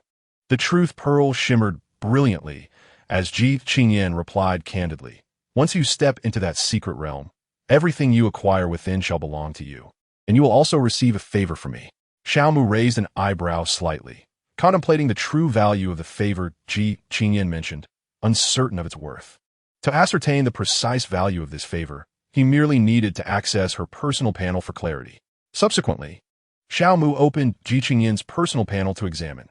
Name: Ji Qingyin, race, human, cultivation, third stage of transformation, innate artifact, mid-grade mysterious artifact, phoenix resting zither, path, immortal way, talent, extraordinary prodigy, physique, heavenly fragrance, sacred body, identity, host's 90th life partner, daughter of the six desires, sovereign of the He Huan sect, fortune, purple gold, cultivation technique, ninth grade 6 sound demon cannon. Xiao Mu's gaze fixated on the information above, and his pupils contracted sharply once more. He never anticipated that he would so swiftly encounter a companion from a past life, and even more astonishingly, this companion was the daughter of a Grand Master. However, he quickly regained his composure, realizing that this connection was immensely valuable. After all, how could the favor of the daughter of a Grand Master be anything less? Without hesitation, he presented the true word pearl before Ji Qingyin, speaking gently. Dao, friend Ji, we are willing to assist you in obtaining that which you desire most. Beside him, Zhou Yi observed with a flicker of confusion in his eyes at how readily Xiao Mu had acquiesced. He truly could not fathom why Xiao Mu had agreed so unreservedly. Despite his inner turmoil, he understood that this was not the opportune moment for inquiries. Upon hearing Xiao Mu's agreement to aid her, Ji Qingyin's face blossomed into a smile so captivating that it could enchant anyone who beheld it. Xiao Mu gazed at her radiant smile, momentarily losing his composure. Yet he quickly regained his usual demeanor, maintaining an impassive expression as he regarded her. Ji Qingyin gracefully raised her delicate hand, gently sweeping through the void where the true word pearl had been, and in an instant, it vanished like a fleeting dream. Immediately afterward, a jade talisman materialized in the space once occupied by the pearl. Since both of you are generously offering your assistance, I shall present this jade talisman to you. You may activate it 1 month hence, and it will transport you and your companions to my side, she declared. With that, Ji Qingyin elegantly gestured in farewell, and in a heartbeat, her figure resembled a wisp of illusion, seamlessly merging into the void, disappearing without a trace. After her departure, Zhou Yi swiftly turned his gaze toward Xiao Mu, lowering his voice to inquire, Old Xiao, why are you so willing to assist her? Is it out of gratitude for the favor, or do you seek the opportunities within the secret realm? Xiao Mu, unhurried, stowed away the void-breaking talisman, a precious item obtained at the cost of 10,000 revival points, capable of annihilating even an immortal forging cultivator, and then slowly replied, because she is the biological daughter of a Grand Master. The biological daughter of a Grand Master? Zhou Yi's face instantly lit up with understanding, exclaiming, Old Xiao, it seems this favor is indeed of great significance and exceedingly worthwhile. Xiao Mu paid no heed to Zhou Yi beside him, reaching out to firmly grasp the jade talisman suspended in the void before securing it carefully. Just as he completed the task, a clear, melodious female voice resonated from behind them. Young Master Zhou. Hearing the voice, Zhou Yi quickly turned around to see a woman clad in a crimson robe, her figure graceful and light, approaching with a gentle smile. None other than Hong Ling, the familiar attendant from the Wanbao Tower. Miss Hong Ling, what brings you to seek me this time? Zhou Yi inquired with an unruffled demeanor, silently regarding her.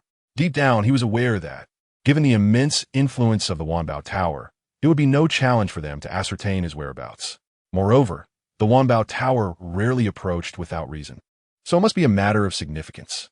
As the delicate figure of Hong Ling gracefully approached Zhou Yi, she performed a slight bow and respectfully addressed him, saying, Young Master Zhou, my master has specifically dispatched me to extend an invitation for you to attend the auction held at Wanbao Tower today at noon.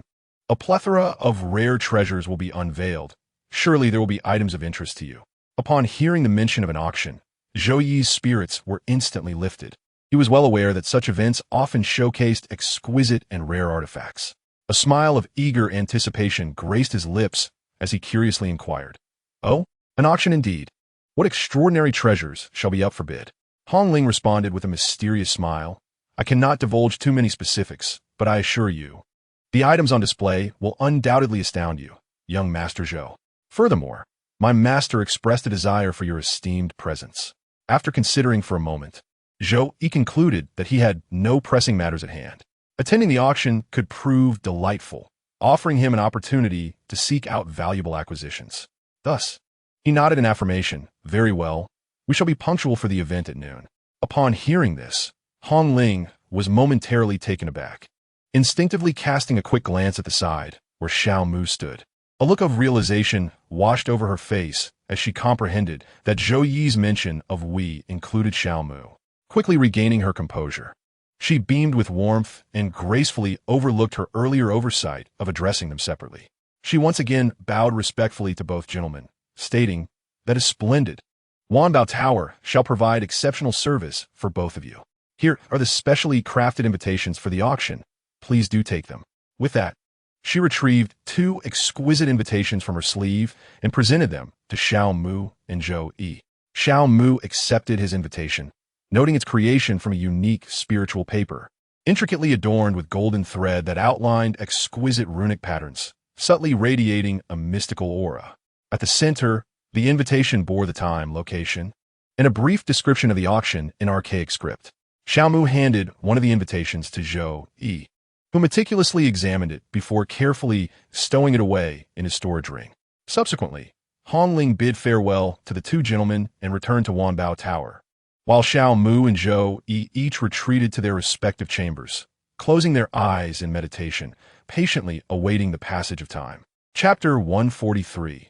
The Spirit Connecting Jade. As noon approached, Xiao Mu and Zhou Yi simultaneously opened their eyes, emerging from their tranquil state.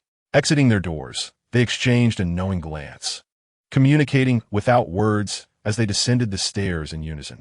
After passing through the entrance of Yunxi Inn, the 2 hastened their pace towards Wanbao Tower. Shortly after their departure, a door creaked open, and Qingyue gracefully stepped out, heading in the same direction as Xiao Mu and Zhou Yi. Clearly, she too had received an invitation to the auction at Wanbao Tower. Xiao Mu strolled along the street, his demeanor appearing indifferent. However, the restless glances of his eyes betrayed a burgeoning curiosity about the surrounding shops. After all, this was the first time he was genuinely exploring the magnificent city of Tianfu.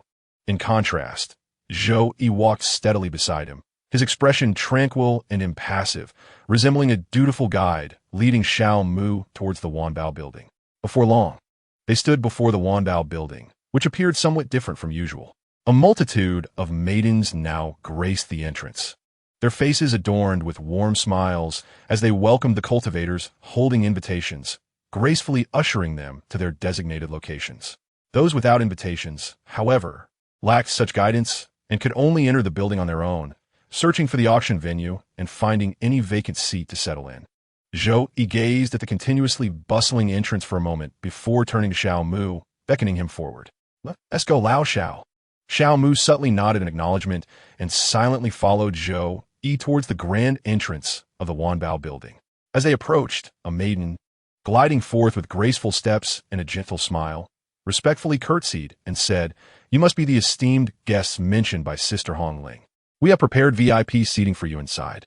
Please follow me." Upon finishing her words, she gestured invitingly, leading Xiao Mu and Zhou Yi into the building. The trio proceeded along a corridor adorned with a splendidly woven carpet, on either side of which were walls embellished with spirit crystals, each set at perfectly measured intervals, emanating a soft glow.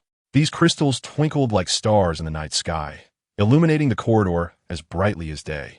Meanwhile, wisps of spiritual energy wafted from the crystals, as if silently narrating the profound heritage of the Wanbao building.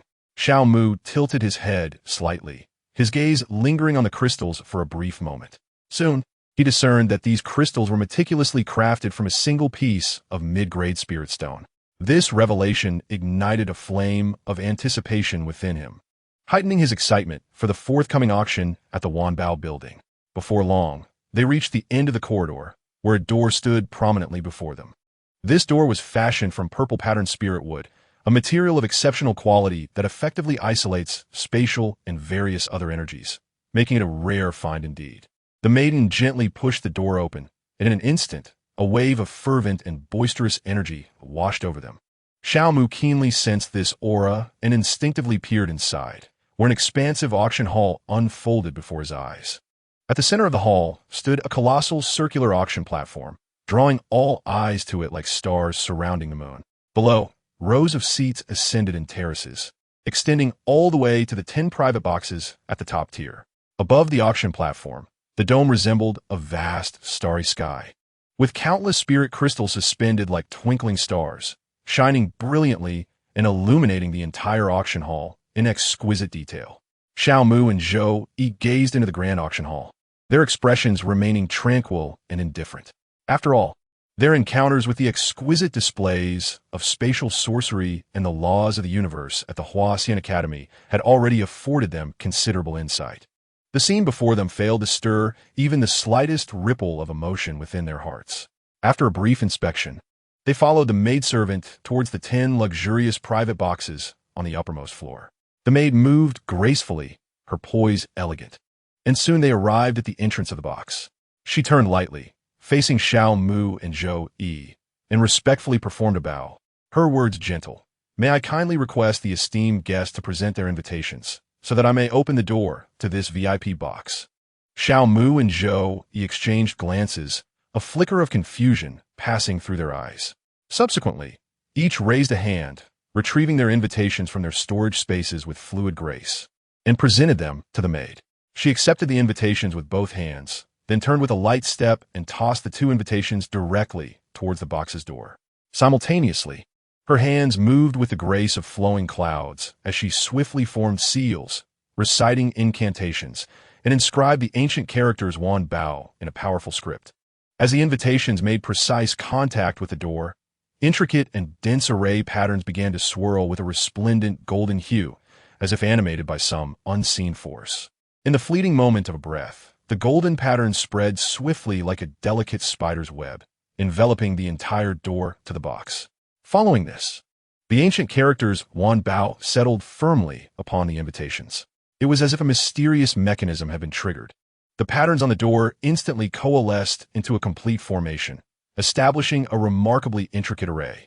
At the moment the formation solidified, the door to the box appeared to be infused with a magical energy, transforming into a shimmering portal of cool silver light, dreamlike and ethereal, exuding an enchanting aura of mystery.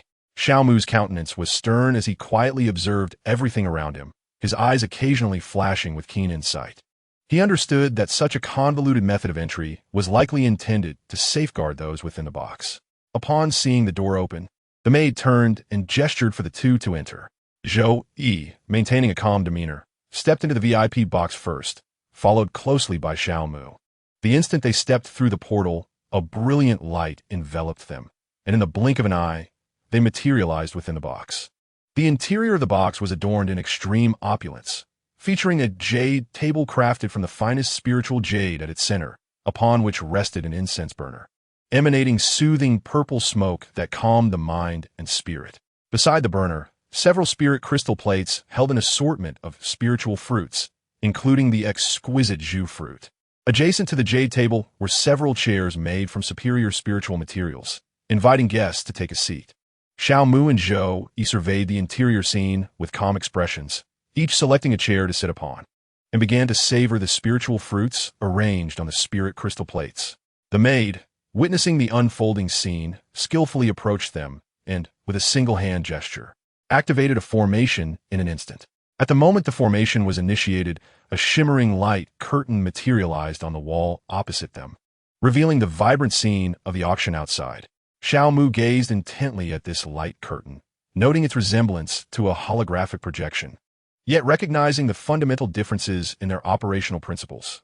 One belonged to the realm of technology, while the other was derived from the methods of cultivation.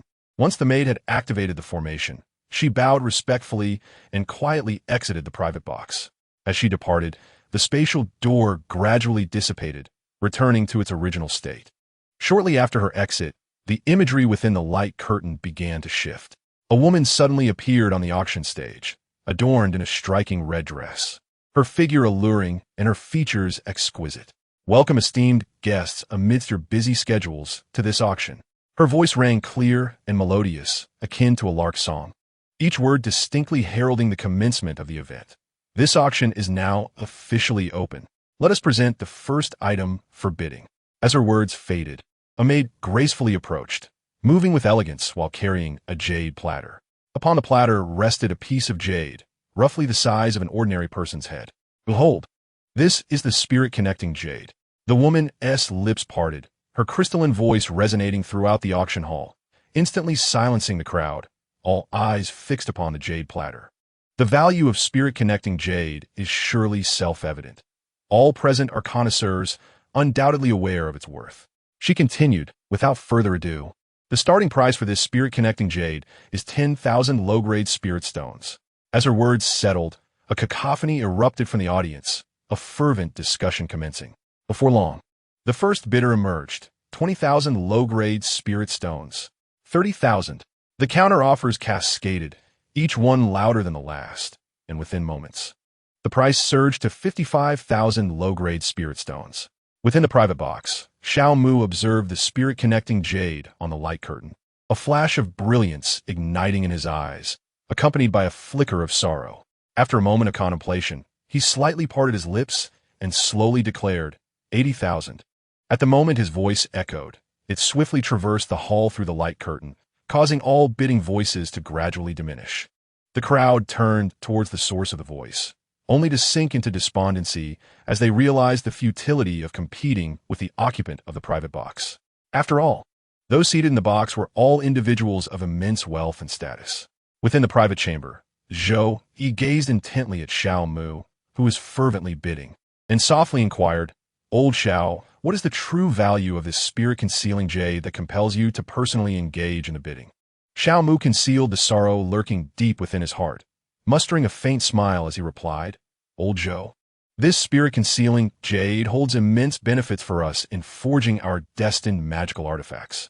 It enables these artifacts to possess sentience, thereby significantly shortening the time required for the awakening of their spiritual essence." Upon hearing this explanation, Zhou Yi's face illuminated with understanding, and he nodded repeatedly, exclaiming, "So that is it." Chapter 144. The ancient burial grounds of immortals outside. Seeing no one else bidding, the woman slightly parted her crimson lips and announced, "Is there anyone else wishing to place a bid? If not, this spirit-concealing jade shall belong to the esteemed guest of box number 10. A profound silence enveloped the audience, with not a soul daring to respond, the quiet so palpable that one could hear a pin drop. As no further bids were made, the spirit-concealing jade was thus secured by the individual in box number 10. Observing the lack of responses, the woman conjured a small mallet seemingly from thin air, gently striking it upon a similarly presented rosewood table on the auction stage, thereby finalizing the sale. Once the buyer was confirmed, she gracefully gestured for her maid to remove the spirit-concealing jade. The smooth transaction of the first item undoubtedly set a promising tone for the auction. Now, let us invite the second item to the stage. The woman spoke once more, having noted that her maid had departed. Barely had her words faded when another maid, gliding with delicate steps, approached with an air of grace. In her hands, she confidently held a jade platter, upon which rested a tripod cauldron with 2 ears. The cauldron shimmered with the unique luster of ancient bronze, as if it bore the marks of time's passage, enveloped in an aura of antiquity. At first glance, it appeared unremarkable, blending seamlessly with the surrounding objects. However, the audience, comprised of seasoned connoisseurs, understood that any object worthy of being showcased at the esteemed Wanbao Pavilion could not be mundane. Beneath its seemingly ordinary facade, profound secrets must surely lie hidden. This cauldron was unearthed by our esteemed Wanbao Pavilion, after enduring countless trials and tribulations from the periphery of the ancient burial grounds of immortals. The woman proclaimed, extending her slender, elegant hand to gently lift the tripod cauldron. The ancient burial grounds of immortals? Could it be the fabled life-restricted zone where true immortals are said to have fallen and been interred? Gasped a voice from the crowd, disbelief evident in their tone. This cauldron hails from the ancient burial grounds of immortals? It must be secured at all costs. Any artifact excavated from such a mysterious and unfathomable location is bound to be extraordinary. Excitement erupted among the crowd. The fervor of bidding ignited in an instant. The ancient burial grounds of immortals, renowned throughout the Tianyuan realm as a perilous life-restricted zone, is said to be the resting place of true immortals, fraught with dangers beyond description. Throughout history, countless formidable figures, brimming with confidence in their prowess, have recklessly ventured into its depths. However, The figures vanished without a trace as soon as they entered that enigmatic realm, akin to a clay bull sinking into the sea. Not a single soul could emerge alive from that terrifying place. As the atmosphere reached an exhilarating crescendo, a faint smile graced the corners of the woman's lips, and she began to eloquently introduce. This cauldron has been personally appraised by Master Fa Xian, a highly esteemed artisan from my Wanbao pavilion. According to the Master's estimations, its rank should surpass that of earthly artifacts. Yet, its precise capabilities remain, to this day, a matter of speculation. What can be assured is that this cauldron possesses remarkable resilience.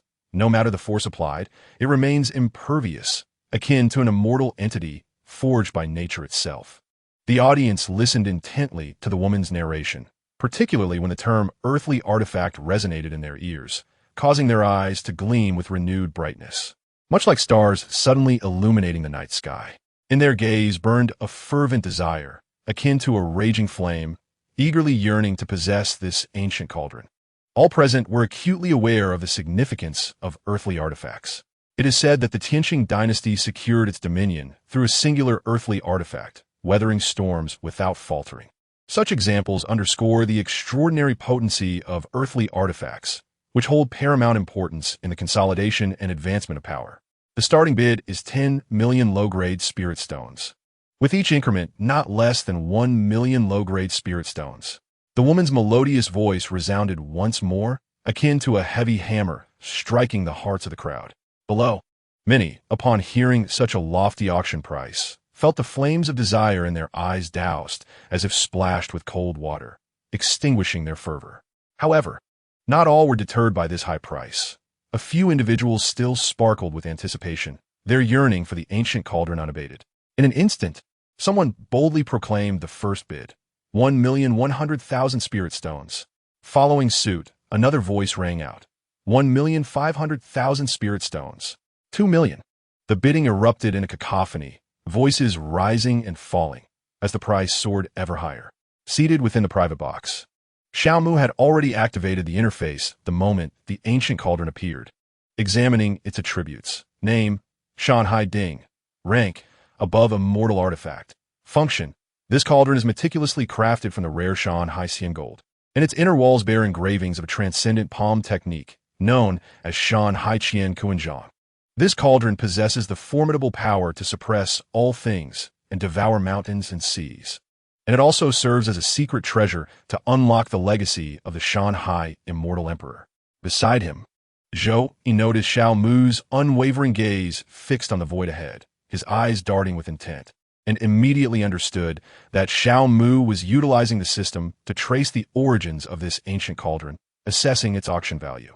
Old Zhou, no matter the cost, we must secure this cauldron, Xiao Mu declared emphatically as soon as he concluded his review. Upon hearing Lao Zhao's urgent and loud exclamations, Zhou Yi instantly comprehended that this ancient tripod must be worth a fortune. Without a moment's hesitation, he boldly declared his bid, attempting to assert his dominance with a decisive proclamation, 100 million. As the words echoed through the light screen to the auction hall, an immediate silence enveloped the crowd. Their gazes fixated on box 10, a hint of reverence flickering in their eyes. After all, anyone capable of offering 100 million low-grade spirit stones must possess a cultivation level at least above the transformation realm. The woman on the auction stage, upon hearing the bid of 100 million, swiftly directed her gaze towards box 10. A sharp glimmer flashed in her beautiful eyes as she pondered discreetly. Her memory recalled that the esteemed guest in box 10 wielded a miraculous currency known as Huaxia coins, suggesting that their affiliated faction was certainly not to be trifled with. Such considerations led her to believe that they must be well acquainted with the origins and unique functions of this ancient tripod. Otherwise, how could they so boldly declare such a lofty price? Zhou Yi's bid left the audience in awe, deterring anyone from daring to compete. However, the remaining 9 boxes, whether affluent or deeply rooted, possessed the means to challenge him. 200 million. A voice, cold as ice yet melodious, resonated from box 8, carrying an unmistakable chill. Within box 8 stood a stunning woman clad in an ice-blue gauzy dress, exuding an aura of frigid elegance, akin to an everlasting iceberg. The very one who proclaimed the bid of 200 million. Beside her stood an elderly matron, her visage worn yet unable to conceal her former grace. The old woman radiated an aura as piercing as that of the young woman, as if they both existed within a realm of eternal frost. Upon hearing this bid, the gathered crowd turned their gazes towards Box 8 like arrows released from a bowstring. Soon after, their attention shifted back to Box 10, and a collective, subtle smile adorned their lips, eyes brimming with anticipation as if they foresaw an exhilarating spectacle about to unfold. Inside the box, Zhou-Yi through the light screen directed a gaze as tangible as steel towards Box 8. A disdainful smirk graced his lips, overflowing with condescension, as he coldly uttered a dismissive scoff. Humph. You dare to compete with me in financial prowess? Utterly foolish. Before his words faded, he opened his lips once more, resolutely declaring the highest bid of the auction thus far. 1 billion. The sound resonated like a thunderous bell throughout the auction hall, seemingly poised to shatter the eardrums of all present. The icy woman in Box 8, upon hearing the bid of 1 billion, felt her already frosty countenance grow even more frigid, as if she could freeze the very air around her. She clenched her pearly teeth, her brows furrowed, a flicker of reluctance flashing in her eyes. However, moments later, she slowly closed her eyes, inhaling deeply, ultimately refraining from placing another bid. After all, her participation in this auction was never intended for the ancient tripod. The audience below eagerly gazed towards Box 8, filled with anticipation that she would bid once more, thereby curbing the audacity of Box 10. Regrettably, after a prolonged wait, Box 8 remained silent, disappointment etched on their faces. The woman's eyes glimmered as she surveyed the auction hall, which had fallen into a prolonged silence, realizing that no further bids were forthcoming.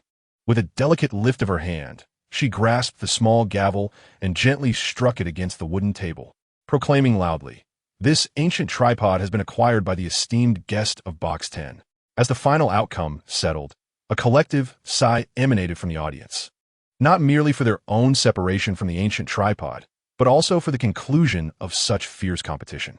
After all, opportunities like this were rare in their lifetimes. Zhou-Yi, recognizing that the auction results were now irrevocable, shifted his gaze to the side and inquired of Xiao Mu, who had just returned from a trip through the dimensional portal. "Old Xiao, have you brought everyone?" Xiao Mu smiled, lightly gesturing towards the void behind him, affirming, "They have been brought here, currently concealed within the void." "That's excellent. This way we need not fear those unsavory elements attacking us." A cold smile crept onto Zhou-Yi's lips, his expression seemingly foreseeing the events about to unfold. Xiao Mu observed Zhou-Yi's demeanor, a gentle smile gracing his lips as he refrained from further comment, redirecting his attention to the luminous screen, quietly awaiting the continuation of the auction. Chapter 145. The eternal ice essence on the auction stage. The woman gracefully lifted her jade hand, signaling for the maid to carefully carry the ancient tripod down from the platform. Following this, she gestured once more, and in an instant, amidst the expectant gazes of the crowd, the third item for bid dazzlingly appeared. It was a spirit herb, enveloped in a peculiar crimson aura, resembling the intricate network of human veins, with clear, exquisite patterns that seemed meticulously crafted. It lay serenely within a jade plate, akin to a breathtaking beauty, unabashedly showcasing its unique grace, capturing the attention of all below. This was the blood vein grass. If successfully refined, it could enhance the meridians, significantly accelerating the cultivation speed of practitioners. More crucially, it was also one of the primary ingredients for concocting the fourth-grade elixir, the blood spirit pill. The woman extended her delicate hand, gently cradling the root of the blood vein grass, her lips parting slightly as she began to introduce it in a melodious and graceful manner. The crowd listened intently to her description, an uproar of excitement erupting as many gazes ignited with fervor. For cultivators, an increase in cultivation speed was akin to receiving divine power that accelerated their arduous journey in the realm of immortality, signifying a swifter breakthrough of boundary constraints, propelling them towards the lofty peaks of cultivation. The blood vein grass not only fortified the meridians and stabilized the practitioner's foundation, but also served as a vital ingredient for the fourth-grade elixir. Its value was unmistakable. The starting bid is set at 10,000 low-grade spirit stones, with each subsequent increase not to be less than 5,000 low-grade spirit stones. As soon as the woman finished her announcement, a voice called out the bid. 15,000 spirit stones. 20,000 spirit stones. 25,000 spirit stones. The atmosphere became electric as bids echoed through the hall. Xiaomu's expression remained stoic, his gaze cold and indifferent as he observed the fervent competition displayed on the luminous screen before him. At no point did he feel any inclination to participate. This was hardly surprising. After all, within the vast herbal garden of the Huaxian Academy, the blood-vein grass was as ubiquitous as common weeds. Such an ordinary herb failed to ignite any desire for competition within him, rendering the notion of bidding utterly valueless. Before long, the fervent bidding gradually subsided, ebbing like a receding tide until it finally settled at 70,000 spirit stones. The high bid was made by a middle-aged man with a weathered visage. The woman surveyed the room, noting the absence of further bids, and decisively brought down the hammer, finalizing the ownership of the item. She then gracefully lifted her hand, signaling the entrance of the next auction item. Time slipped by like a fleeting shadow. Unbeknownst to them, 12 rounds of the auction had transpired, with one item failing to sell while the others found their buyers. Amidst the soft footsteps of the attendants, the 13th item was presented upon the auction stage. This time, it was an ancient-looking cyan book resting on a jade plate. The cover was crafted from an unknown beast's hide, upon which mysterious runes faintly appeared, shimmering with a subtle glow as if whispering tales from a bygone era. This was the 5th-grade technique, Phantom Windstep, and it served as the grand finale of our Wanbao Pavilion Auction's penultimate session. The woman approached the jade plate, gently extending her hands as she spoke softly. The mere mention of 5th-grade technique plunged the room into an immediate silence, as if time itself had frozen. However, it was not long before the audience erupted like a powder keg, igniting with fervor.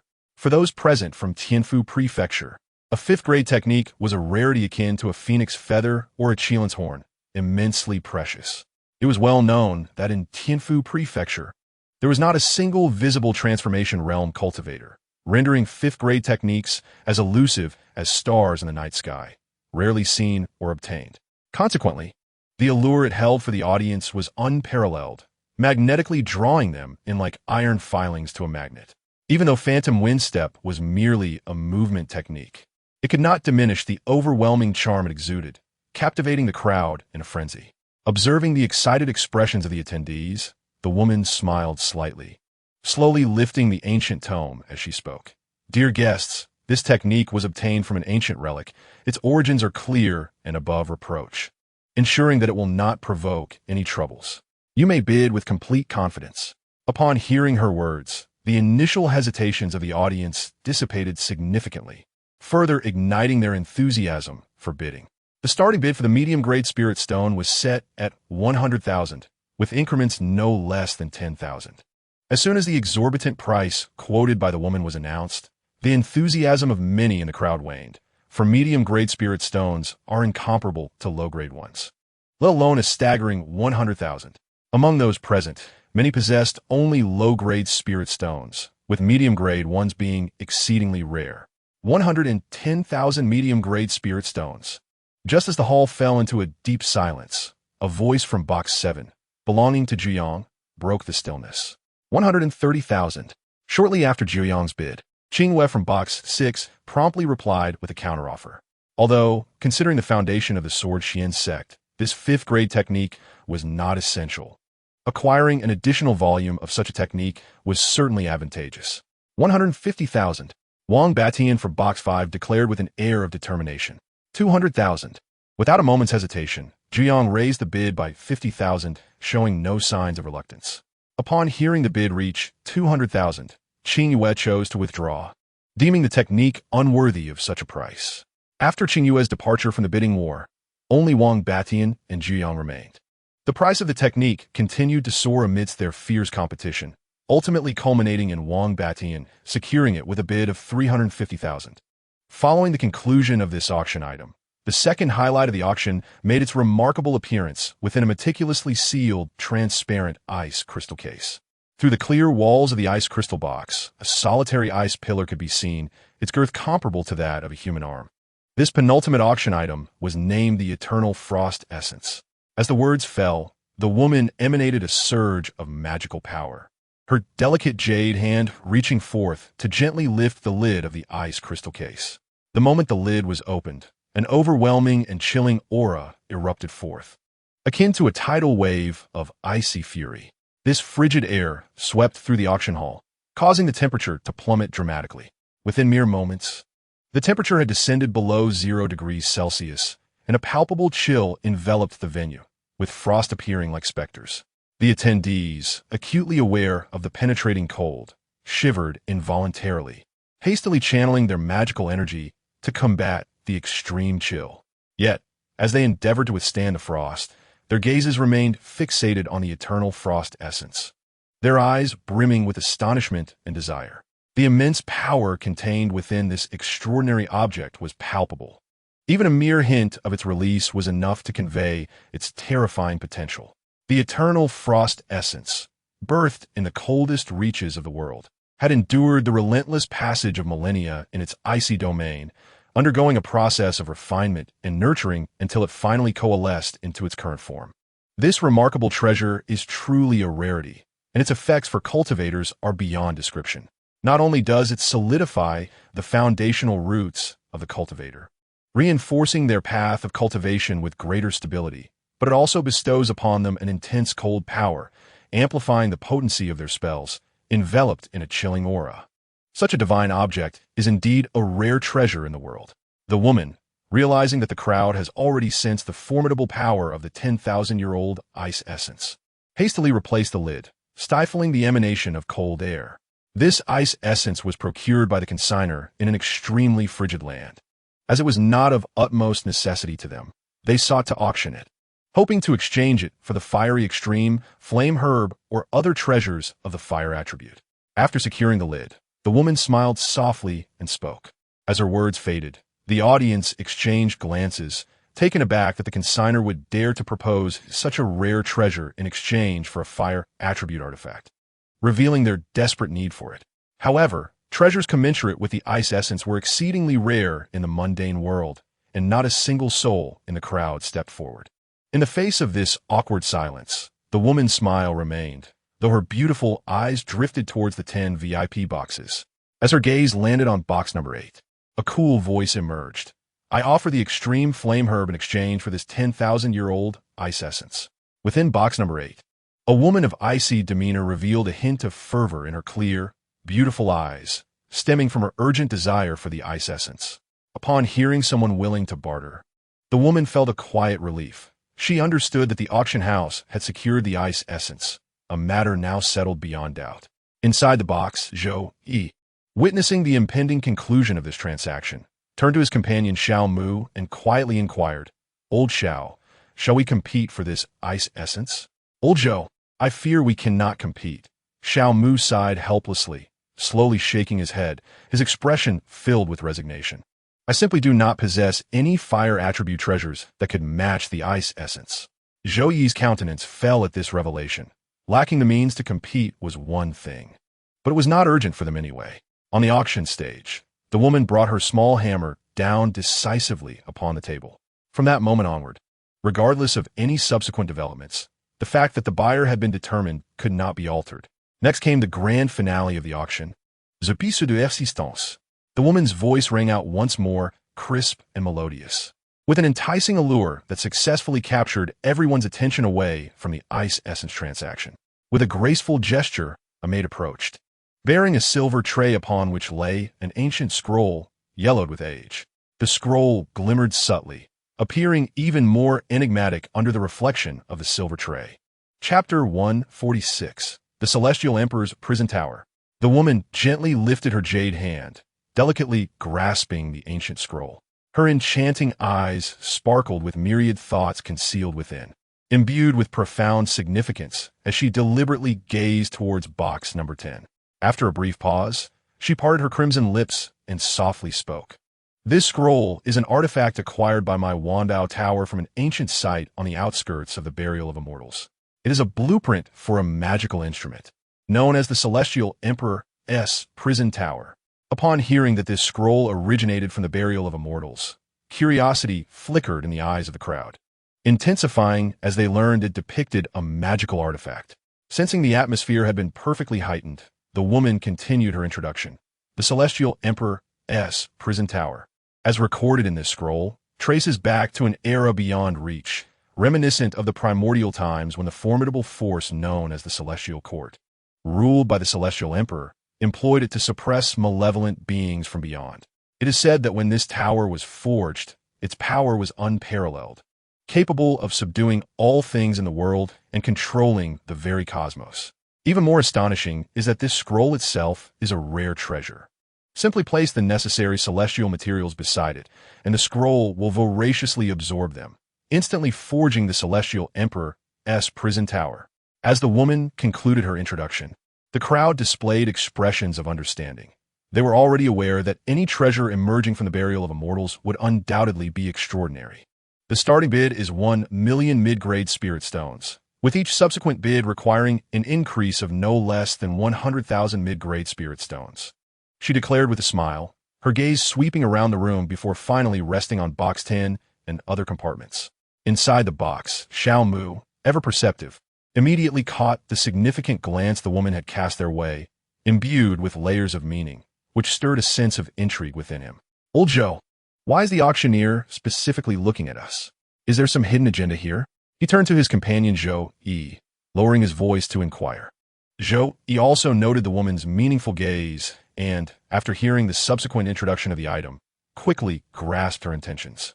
He turned to Xiao Mu, who wore a questioning expression, and smiled as he explained, Old Xiao, the reason she is looking at us is, in my opinion, because this item is likely intended for us. Previously, I purchased some refining materials from Wanbao Tower. They must have surmised my intention to refine something. Hence, they are presenting this item for auction, certain that it will be of use to us. Upon hearing Zhou Yi's words, Xiao Mu's previously furrowed brow gradually relaxed. A look of realization spreading across his face as he chuckled. They truly guessed correctly. This indeed holds value for me. I have been pondering what kind of personal magical artifact to refine, and this has quite literally come to my doorstep. Without hesitation, he raised his voice to bid 1 million mid-grade spirit stones. His voice echoed throughout the venue, resonating in every corner, ensuring clarity for all present. After Xiao Mu announced his bid, not a single person dared to raise the stakes. Not even the other 9 boxes showed any intention to bid further. However, one cannot entirely blame them for refraining from raising the bid. After all, 100,000 mid-grade spirit stones is equivalent to a staggering 10 million low-grade spirit stones. As for the individuals in the private box, their reluctance to bid further may stem from a perception of its lack of worth or a desire to avoid competing with Xiao Mu and his companions. The woman placed the scroll steadily upon the silver tray and surveyed the surroundings, noting the absence of further bids. With a beaming smile, she inquired, as she often did, if anyone else wished to bid. It is important to note that this scroll is exceedingly rare, and missing the opportunity would mean a lifetime of regret. The audience, including those in the luxurious boxes, remained silent, the stillness so profound that one could almost hear a pin drop. Should no additional bids arise, the blueprints for the Heavenly Emperor's prison tower would belong to the esteemed guests of Box 10. As her words faded, the small hammer in her hand descended gently, making a crisp sound as it struck the wooden table, echoing throughout the auction house. Xiao Mu observed the hammer's descent, his expression as tranquil as still water. Unperturbed by the lack of competition, Zhou Yi, beside him, mirrored this demeanor. As the final item was concluded, the woman gracefully parted her lips to announce the successful completion of the auction before elegantly departing from the stage. Once her figure vanished, a flurry of maidens flitted through the hall like delicate butterflies, each carrying an item and gliding toward their respective buyers to finalize the delivery and payment. After a short while, 3 charming maidens entered the private box of Xiao Mu and Zhou Yi, each bearing 2 jade trays and 1 silver tray. Esteemed guests, here are the spirit communication jade, the ancient cauldron, and the blueprints for the Heavenly Emperor's prison tower that you successfully bid for. Please take a moment to inspect them, said the lead maiden, her countenance radiant. Upon hearing this, Xiao Mu and Zhou Yi's gazes sharpened, darting toward the trays on the jade table. The 3 items they had bid on were securely placed within. They each released their spiritual senses to meticulously examine the items, and upon confirming their authenticity, they nodded in agreement. Once verified, Xiao Mu produced a storage ring and tossed it to the lead maiden, containing 400,016 Huaxia coins, ample to cover the spirit stones required for the 3 items. The lead maiden accepted the storage ring without probing its contents, bowed with her accompanying maidens, and then exited the private box. After the 3 maidens departed, Xiao Mu gracefully waved his sleeve, effortlessly transferring the 3 items into his system warehouse. Once everything was settled, Xiao Mu and Zhou Yi did not rush to leave. Instead, they quietly stood by the light screen, expressionless, observing as the crowd in the auction hall gradually dispersed. The flow of people within the auction venue began to stir, with individuals continuously making their exits. Whenever someone prepares to depart, their gaze inevitably drifts towards the 10 exclusive VIP boxes, their eyes brimming with eager anticipation, as if they await the grand entrance of an esteemed figure. Alas, fate proves unkind. They fail to witness the anticipated spectacle and depart, hearts heavy with disappointment. As the crowd in the auction hall gradually disperses, Xiao Mu and Zhou Yi finally set forth, passing through the ethereal door of space. In the blink of an eye, they find themselves securely positioned within a corridor of the Wanbao building. Xiao Mu's eyes, sharp and discerning, swiftly scan the surroundings, and he comprehends that this place is no longer the auction hall, deducing that the wondrous method of the space door has been employed. He meticulously observes the environment, internally commending the secrecy measures of the Wanbao building, and reflects that the cunning strategies he had previously devised might now be rendered unnecessary. Just as they intend to proceed, a raucous commotion emanates from the corridor's corner behind them. Their steps halt abruptly, and they turn to behold the very crowd that had just exited the auction hall. Upon discerning the situation, they exchange knowing glances and deliberately slow their pace, seamlessly merging into the throng, making their way toward the exit of the Wanbao building. Following the stream of people, they exit the Wanbao building and set a direct course for the Yunqi Inn, continuing their journey without pause until they arrive at the inn's entrance. Just as they reach the threshold, they sense a myriad of subtle, watchful gazes upon them, aware that they have indeed drawn attention, as many had witnessed their invitation being distributed. Nevertheless, undeterred by the scrutiny, they stride boldly into the inn, seemingly oblivious to the eyes upon them. Shortly after their arrival, Qingwei also returns to the inn. Upon entering, they all retreat to their respective rooms, closing their eyes to commence their cultivation, patiently awaiting the dawn of the next morning. The night, deep as ink, unfolds gently, enveloping the world in a soft embrace, while the stars twinkle like fragmented jewels, casting a mysterious and enchanting glow across the night sky. As time silently slips away, the horizon gradually brightens with a pale illumination, heralding the rise of the sun, whose golden rays spill forth upon the earth. Thus, the night slips away unnoticed. Within the guest room, Xiao Mu slowly opens his eyes, realizing that today marks the departure from Tianfu City, as well as the commencement of an impending great battle. He rises and, alongside Ao Tan, steps out of the guest room. Upon emerging, he immediately notices 30 individuals from the Jianxian sect gather below, with Xian Yuzi prominently at the forefront. Upon catching sight of Xiao Mu standing above, Xian Yuzi waves gently, a smile gracing his features as he calls out, "Friend Xiao, our sect is about to embark on our journey. Might you and your companions wish to accompany us?" Hearing this, a smile touches Xiao Mu's lips, a hint of warmth lighting his expression. Then he leapt lightly, akin to a bolt of black lightning, instantly appearing before Xian Yuzi, humbly expressing, "I am truly honored to receive your invitation, esteemed friend." Upon hearing these words, Xian Yuzi's smile deepened, yet the expressions of Qing Wei and Sun Wushuang from his entourage remained as frigid as frost.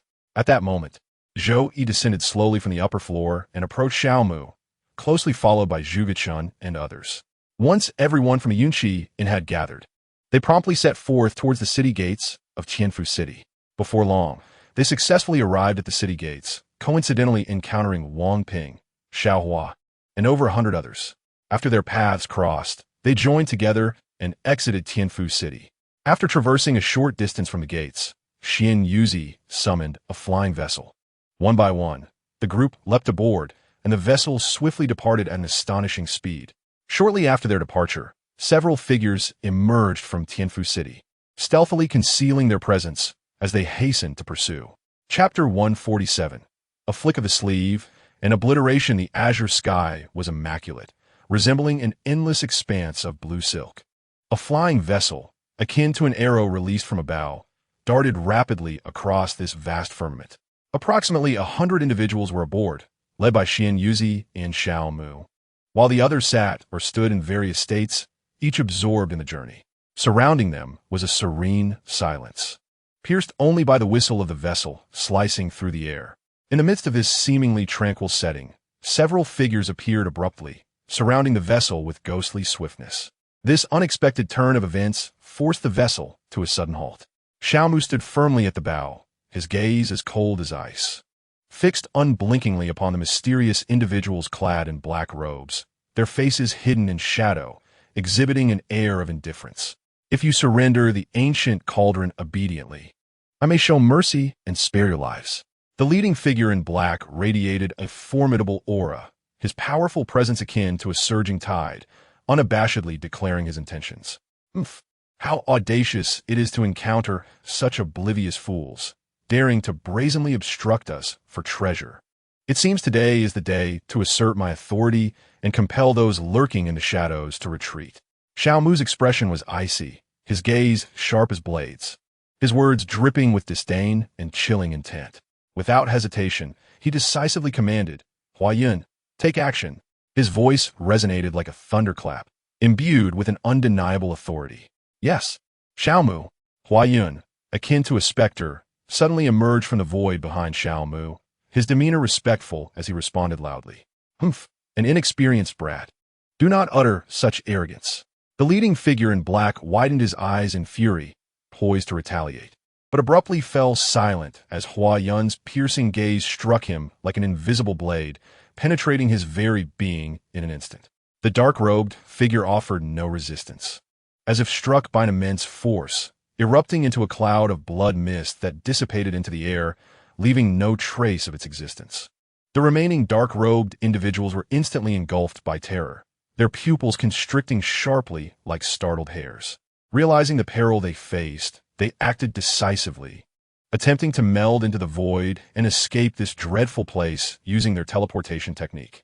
Yet, their plans ultimately unraveled. In a moment, they fused into the void. A mysterious and overwhelming power enveloped them, as if shadowing their every move. Their physical forms were mercilessly ravaged by an unseen tempest, swiftly transforming in a blood mist that vanished into the cosmos. The events unfolded with such rapidity that they could not even utter a cry before disappearing into the vastness, leaving behind a chilling silence and a lingering scent of blood in the air. Witnessing this scene, everyone aboard the vessel, apart from more than 100 led by Xiao Mu, gasped in shock. A fleeting shadow of apprehension flickered in Xian Yuzi's eyes. Despite his profound cultivation at the 8th level of transformation, he could only perceive the depths of Huayun's power, as if through a veil. It became clear to him that Huayun's prowess must exceed the realm of void refinement. Xiao Mu maintained a serene demeanor, akin to a tranquil lake, as if the recent events were mere trifles. He turned to Huayun, offering a subtle nod of acknowledgement, and in an instant, Huayun comprehended, disappearing once more into the elusive void. Observing Huayun's concealment, Xian Yuzi understood that she was now hidden around the vessel, ever vigilant. He refrained from inquiring about Huayun, recognizing that some matters were best left unasked. After a brief pause, the vessel resumed its journey, soaring through the vast sky like an arrow released from a bow, the sound of rushing air once again filling the ears of the passengers, as if the earlier incident had never occurred. Once the vessel resumed its swift passage, not far away, it seemed the void was forcibly torn asunder by an invisible giant hand, revealing a slowly emerging rift. From within, two figures stepped forth, the woman and an elderly matron who had previously appeared in Box 8. Elder Yu, can you discern the cultivation level of that individual? The icy mountain woman inquired, her tone stern, yet betraying a hint of subtle warmth.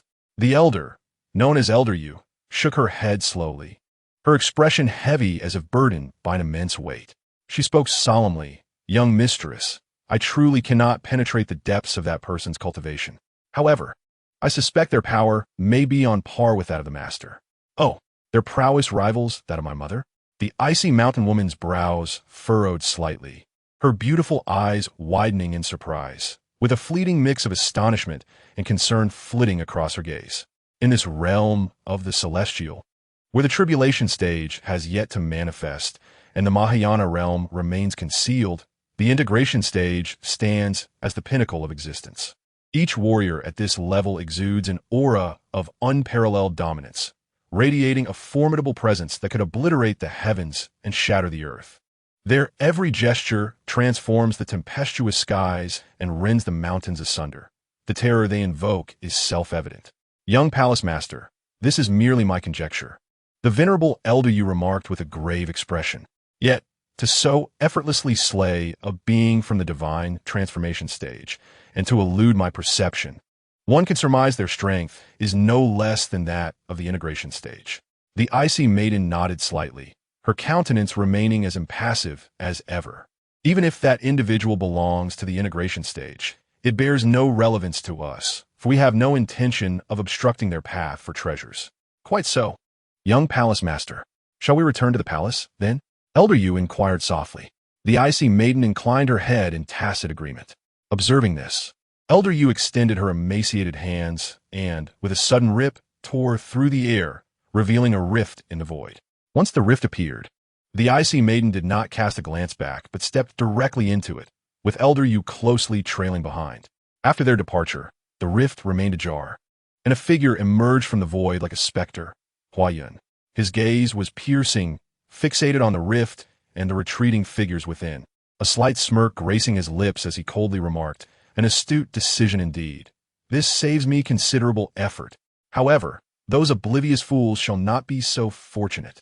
With that, he casually waved his sleeve, a seemingly effortless gesture that belied the tremendous force it unleashed. Instantly, an invisible yet colossal power surged forth, spreading like a tumultuous wave around him. Wherever this force traversed, the hidden figures in the surrounding void were swept away like mere ants, obliterated without a trace. Having swiftly dealt with those insignificant beings, Huayan's form flickered and vanished into the void like smoke, leaving no indication of his presence. As though he had never existed there, Xiao Mu stood resolutely at the bow of the ship, his stature unwavering, akin to a steadfast mountain. Zhou Yi, Xian Yuzi, and others stood beside him, each exhibiting varied expressions, some focused intently on the journey ahead, while others remained alert to their surroundings. Unbeknownst to him, Xiao Mu had become acutely aware of a chilling gaze that followed him like a shadow. He understood all too well that the owner of this gaze was his former partner, Qingyu. Qingyu regarded Xiao Mu with an icy detachment. Despite Huayan's recent appearance, which starkly revealed the enormity of Xiao Mu's backing, her resolve remained unaltered. She was singularly focused on defeating him. Amidst such circumstances, time flowed like a gentle stream, and before they realized it, an entire day had slipped by quietly. Xian Yuzi urged the flying vessel to accelerate, thereby compressing the journey of a day into mere moments. At this juncture, the vessel had come to a stable hover above the residence of the Jianxian sect. Xiao Mu gazed silently at the 7 sword-shaped peaks of the Sword Xian sect, his eyes devoid of emotion, resembling a bottomless, tranquil abyss. After a moment, he slowly turned and approached Qingwei, standing at the beginning of Han Shuang's line of sight, a faint smile gracing his lips as he softly spoke. "Qingwei, my friend, I believe this is our first encounter." Qingwei offered no response, her cold gaze fixed firmly upon Xiao Mu. Recognizing the situation, Xiao Mu felt no anger. After all, he was indeed at fault. With a shift in thought, he retrieved an awakening pill from the system's repository and extended it toward her. "Qingwei, this is an awakening pill. It can awaken your primordial Tao body, and I offer it as my apology." "I do not require your apology. Take it back." Qingwei rejected him outright. Seeing her response, Xiao Mu sighed in resignation, understanding that he would need to employ more forceful measures. In the blink of an eye, he swiftly tossed the awakening pill into her still-parted lips, compelling her to swallow it whole. Caught off guard by his audacity, Qingwei shot him an angry glare and immediately began to cough violently, attempting to expel the pill. Unfortunately, the awakening pill dissolved instantly upon contact, leaving her unable to regurgitate even a drop. With a smile emerging on his face as he noted her predicament, Xiao Mu commanded, "Huayan, seal this space. Allow no sound, object, or sight to escape." Yes, Xiaomu, Hua Yun responded, appearing like a celestial being descending from the heavens, his demeanor respectful and his voice resonant. He raised his hand, pinching the air above the Sword Qian sect, and unleashed a torrent of immense magical power, distorting the very fabric of reality. In an instant, the vast expanse of land spanning hundreds of miles was crushed by an invisible force, gradually shrinking and transforming until it became a delicate leaf. Obediently held between his fingers, his divine ability, the leaf of heaven and earth. Yet, Huayun's prowess did not cease there. After invoking the power of the leaf, his gaze sharpened, and with a subtle motion of his other hand, he executed the mirror reflection divine technique. In a flash of brilliance, an area indistinguishable from the Sword Qian sect materialized before them, as if conjured from thin air, perfectly enveloping the original location. The scene resembled a colossal mirror, reflecting every detail of the Sword Qian sect, the palaces, pavilions, mountains, and streams, all identical to the original, making it nearly impossible to discern reality from illusion. Chapter 148. The Transcendent of Xian Xiao, melding yin and yang after manifesting the mirror reflection technique. Huayun firmly held the condensed leaf between his fingers. In a heartbeat, his magical energy surged as he executed the earth-shrinking technique.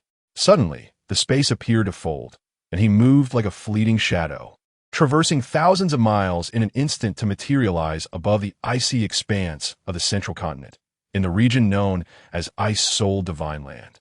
Beneath the vast expanse of the sky, pristine snowflakes drift gracefully, resembling delicate goose feathers dancing in the air, tenderly settling upon Huayun, as if the passage of time had gently caressed him, gradually transforming his raven locks into a snowy white. He gazes at the leaf nestled between his fingers, a subtle smile gracing his lips. As this smile blossoms, his form begins to dissolve into the surrounding void like wisps of smoke, vanishing without a trace, as if he were intrinsically entwined with the fabric of this world. Within the leaf, as Hua Yun materializes and wields his powers to transmute this space into a singular leaf, 5 figures slowly emerge within the Jianxian sect. All 5 are men, with only one bearing the marks of age, his hair white as snow, wrinkles etched upon his face, the trials of time leaving profound imprints upon his visage. The remaining 4 exude youthful vigor, their faces aglow with vitality. However, the weariness concealed within their eyes betrays that their true ages are not as youthful as their appearances suggest. Upon witnessing the elder's arrival, Xian Yuzi's demeanor shifts to one of solemnity, and he hastily leaps from the flying vessel alongside Sun Wushuang and Li Yu, approaching the elder with deep respect. Bowing and addressing him, "Greetings, Elder Jian." Hearing their respectful salutation, Elder Jian nods gently and inquires, "Xiao Xian, what transpired? Why do I sense a disconnection between this space and the outside world?" Just as Xian Yuzi is about to respond to Elder Jian's query, an awakening occurs aboard the flying vessel with Qing Yue's primordial Tao body. In an instant, she radiates brilliance, as if an endless cascade of light pours forth. A rich and almost tangible aura of the Tao surging outward like a tumultuous tide. This overwhelming presence instantly captivates the attention of all, drawing their gazes irresistibly towards her. Simultaneously, the skies above the Ice Soul Divine Continent undergo a dramatic transformation. A dense, inky cloud materializes unexpectedly, enveloping the land in complete darkness, plunging it into an abyss of endless night. Following this, a thunderous roar akin to that of an ancient beast reverberates from within the dark clouds, the booming thunder cracking like a tempest, seemingly intent on tearing asunder the shroud of darkness. Huayun, observing this celestial shift from the void, murmurs softly, "Indeed, the awakening of the primordial Tao body provokes celestial phenomena." He is acutely aware that the primordial Tao body is a rare and superior physique, and such a profound upheaval in the heavens is entirely expected. The Ice Soul Palace, as the preeminent force within the Ice Soul Divine Continent, stands as the undisputed sovereign of this realm. It rests quietly within the extreme cold mountains, akin to the supreme lord presiding over the frigid domain. Within these mountains rises a peak that pierces the heavens, known as the Extreme Cold Peak, resembling a blade that cleaves the sky. Atop this peak, a temple meticulously crafted from ice crystals emerges, known as the Ice Soul Temple. It resembles a dreamlike palace, entirely transparent and exuding an aura of mystery and chill. The Ice Soul Temple, as the central hall of the Ice Soul Palace, bears the significant responsibilities of conducting sect affairs and receiving esteemed guests. It serves as the residence and administrative quarters of the palace's master, encapsulating the unparalleled glory and absolute authority of the Ice Soul Palace. At this moment within the Ice Soul Temple, a breathtakingly beautiful woman sits gracefully upon the master's throne, her gentle gaze fixed upon the two figures slowly entering the hall. Those two are none other than the Ice Mountain Maiden and the elderly matron. Mother, we have returned. I have secured the eternal ice essence. The Ice Mountain Maiden approaches the ethereal beauty, her frosty demeanor gradually melting away to reveal a radiant smile. The enchanting woman is none other than the master of the Ice Soul Palace, Bing Tianxin. With a soft smile, she nods gently and responds, Xian, it is good that you have retrieved it. With this, you'll be able to cultivate the palace's divine power, the Ice Soul 7 Absolutes. Suddenly, a thunderous roar reverberates through the heavens, echoing ominously within the Ice Soul Temple. Bing Tianxin's expression shifts slightly as she exchanges a glance with Bing Xian, both detecting a sense of confusion and vigilance in each other's eyes. Mother, that thunder seems oddly out of place, Bing Xian remarks, her brow furrowed as she listens intently to the rolling thunder, an unsettling premonition stirring within her. Bing Tianxin rises slowly, her delicate foot lightly tapping as she swiftly glides outside the hall. She gazes up at the sky, only to find that the once clear heavens have been shrouded by ominous black clouds, resembling a ferocious beast poised to pounce upon the Ice Soul realm. Such celestial phenomena suggest the birth of an extraordinary demon or the awakening of a supreme constitution. Bing Tianxin's expression grows grave as she murmurs to herself. No sooner had she spoken than the strange phenomenon in the sky began to change. The inky clouds, thick as ink, began to swirl at a terrifying speed. In the blink of an eye, they reached a peak, transforming the sky into a bizarre tableau of stark black and white. At the very center of this dichotomy, a figure reminiscent of a celestial being slowly emerged. Instantly, a fearsome aura spread like a tidal wave, causing the very heavens and earth to pale in its presence. The figure's face appeared obscured by an impenetrable shroud of heavy mist, rendering it impossible to discern its true visage. However, its form exhibited a peculiar swirling motion, the black and white colors intertwining like ethereal dragons, weaving and flowing in a dance reminiscent of the yin and yang. Though they seemed to oppose each other, in truth, they were a harmonious unity, radiating an indescribable aura of mystery that evoked a sense of reverence. Upon witnessing this spectacle, Bing Tianxin's face turned pale, her demeanor suddenly serious as she spoke in a low, trembling voice. This is indeed the manifestation of the Xianshao celestial, embodying the duality of yin and yang. Such a rare phenomenon, found only in legends, heralds the arrival of one with true celestial potential. Hearing Bing Tianxin's words, both Bing Xian and the elderly matron felt a jolt of shock, their faces reflecting their astonishment. In the mystical realm of Xianshao, where celestial beings converge, the manifestation of the yin-yang phenomenon was a spectacle that had only been recounted in ancient texts, a sight they never imagined witnessing in their lifetimes. Mother, what shall we do? Bing Xian inquired, her gaze filled with anxiety as she turned to Bing Tianxin. She understood well that individuals born under such extraordinary circumstances would undoubtedly stir tumultuous waves within the realm of cultivation. Bing Tianxin took a deep breath, her figure flickering momentarily before vanishing without a trace, clearly intent on uncovering the roots of this bizarre occurrence, aiming to either subdue it or forge an alliance. Simultaneously, Bing Xian heard her voice echoing in her ears. Xian, summon the elders immediately and activate the protective array of the Ice Soul Palace. Set forth to investigate the source of the anomaly. Without a moment's hesitation, Bing Xian acted upon Bing Tianxin's directives. At that very moment, other factions within the Ice Soul continent also sensed this unusual phenomenon, prompting a flurry of activity that plunged the region into chaos. Within the foliage, the external world was infused with the overwhelming spiritual energy gathered from the yin-yang convergence, akin to a relentless torrent surging forth, instantly saturating the space with pure, ethereal essence. Resembling a celestial paradise, Qingyue sat serenely aboard her flying vessel, her posture as steady as a pine tree. The spiritual energy coalescing from the Xianxiao phenomenon, guided by some mysterious force, rushed eagerly through her pores, flooding into her being. Nourished by this robust spiritual essence, her cultivation advanced steadily, akin to the growth of bamboo in spring, confidently approaching the Yuanying realm. Not far from Qingyue, the disciples of the Jianxian sect sat cross-legged in the void, their expressions focused, akin to greedy sponges, wholeheartedly absorbing the spiritual energy from the heavens and earth dedicated to their practice. After all, such an extraordinary opportunity for cultivation was rare, as precious as a pearl cast into the vast sea. Even seasoned practitioners at the refining void stage could enhance their cultivation by tapping into the pure spiritual energy birthed from this celestial phenomenon.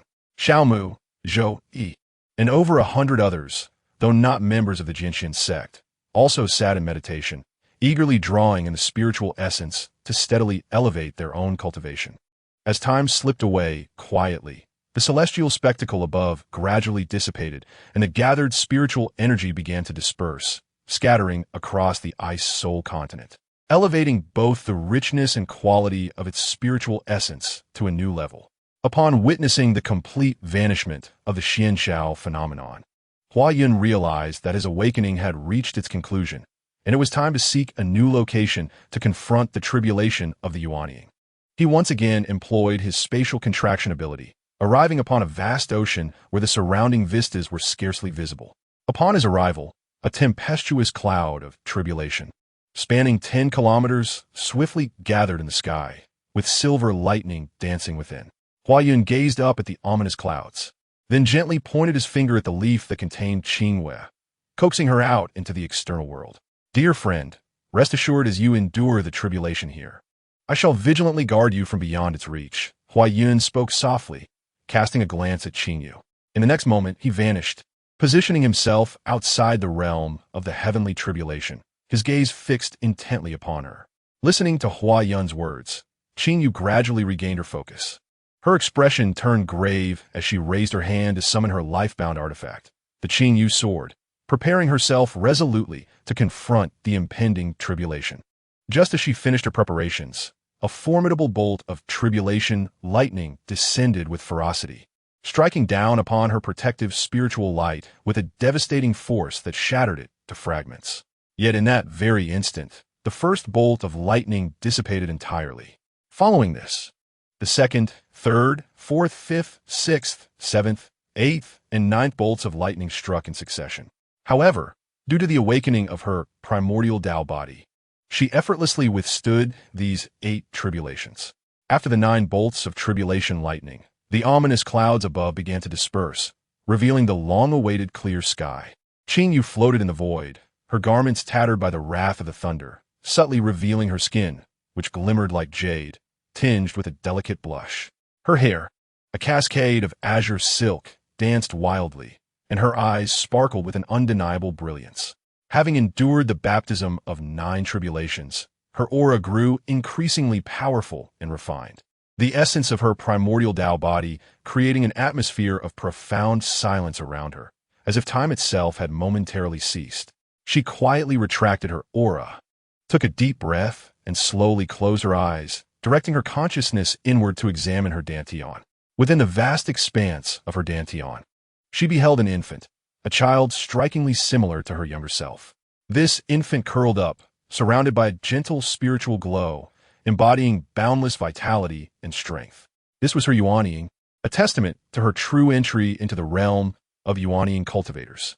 However, as she gazed upon her Yuanying, a circular disk emerged from the depths of her soul, at the very core of her essence. This disk radiated an ancient and mysterious aura, as if it had existed since the dawn of time, encapsulating infinite profundities and powers. At its center lay a luminous circular area resembling a serene full moon, exuding a soft glow. The outer edges were evenly divided into 6 segments, each intricately inscribed with complex Tao patterns, reminiscent of the primordial marks of creation, intricate and profound, with each stroke embodying supreme Tao rhythm. A tremor coursed through Qing Yu's spirit. She had never encountered such an extraordinary disk within her yuanying. Just as astonishment enveloped her, the disk fully manifested, hovering at the core of her dantian, emanating an ancient aura that sent shivers down her spine. Suddenly, the disk quivered slightly, and a beam of celestial light, imbued with the essence of the cycle of reincarnation, shot forth from it, traversing the vastness of time and space before piercing directly into her yuanying's brow. The celestial light was both resplendent and gentle, as if it contained the profound truths of the reincarnation Tao, bearing the weight of countless memories of rebirth. Qing Yu felt a warmth at her brow, followed by a moment of pain. Her expression twisted as her brow furrowed, beads of sweat forming on her forehead. The pair of eyes, once as clear as water, now seemed to be veiled in a thin mist, tinged with a hint of confusion and struggle. The long-sealed memories, akin to an ancient scroll buried by the passage of time, began to unfurl bit by bit. Those hazy images gradually sharpened, as if transcending an era. Flooding back into her consciousness, she beheld her former self, suspended high above like an empress, wielding dominion over life and death, exuding an air of authority and ruthlessness with every gesture. She also saw herself nestled like a fledgling against a towering figure, whose visage was none other than Xiao Mu. His gaze was gentle yet resolute, as if he were her sole anchor and sanctuary from a past life. Memories surged forth like a tidal wave, merging with her present recollections, and the two figures within her memories began to overlap, heralding the birth of a new self. In the realm of ice spirit, before the clouds transformed, her presence materialized from the void, clad in white as pure as snow, merging seamlessly with the surrounding icy expanse. Her eyes, as piercing as cold stars, swept across the area, sensing the rich spiritual energy that set this place apart from others, causing her brow to furrow slightly. "It seems I have arrived too late," she murmured softly, her voice flowing like a crystal stream, yet tinged with a trace of regret and helplessness. She could feel the remnants of a formidable aura lingering here, the marks left by a powerful being's display of divine prowess, clearly indicating that someone had departed with the objective before her arrival. She raised her hand, her fingertips delicately tracing the void, as if attempting to capture those lingering essences. However, after a brief moment, she withdrew her hand, shaking her head in resignation, murmuring to herself, "I cannot perceive the cultivation of that individual. It must be slightly superior to mine, for otherwise I would not be unable to grasp even the remnants of their presence." Although a tinge of disappointment lingered within her, years of cultivation enabled her to quickly regain her composure. Once more, she surveyed her surroundings, aware that lingering here for too long was unwise. For the Ice Spirit realm was not solely dominated by the Ice Spirit Palace. While other factions may not possess the same strength as the Ice Spirit Palace, their combined might could yield a significantly different outcome. With a swift motion, Bing Tianxin vanished into the vast void, only to reappear moments later within the Ice Spirit Hall. Shortly after her departure, several figures emanating powerful auras arrived at the location, commencing their search of the void. Alas, like Bing Tianxin, they found nothing and were ultimately compelled to depart in frustration. At the place of tribulation, the confusion in Qing Yue's eyes dissipated entirely, replaced by a nebulous mist, as her memories fully merged, giving rise to her new self. "Is my name in this life Qingyue?"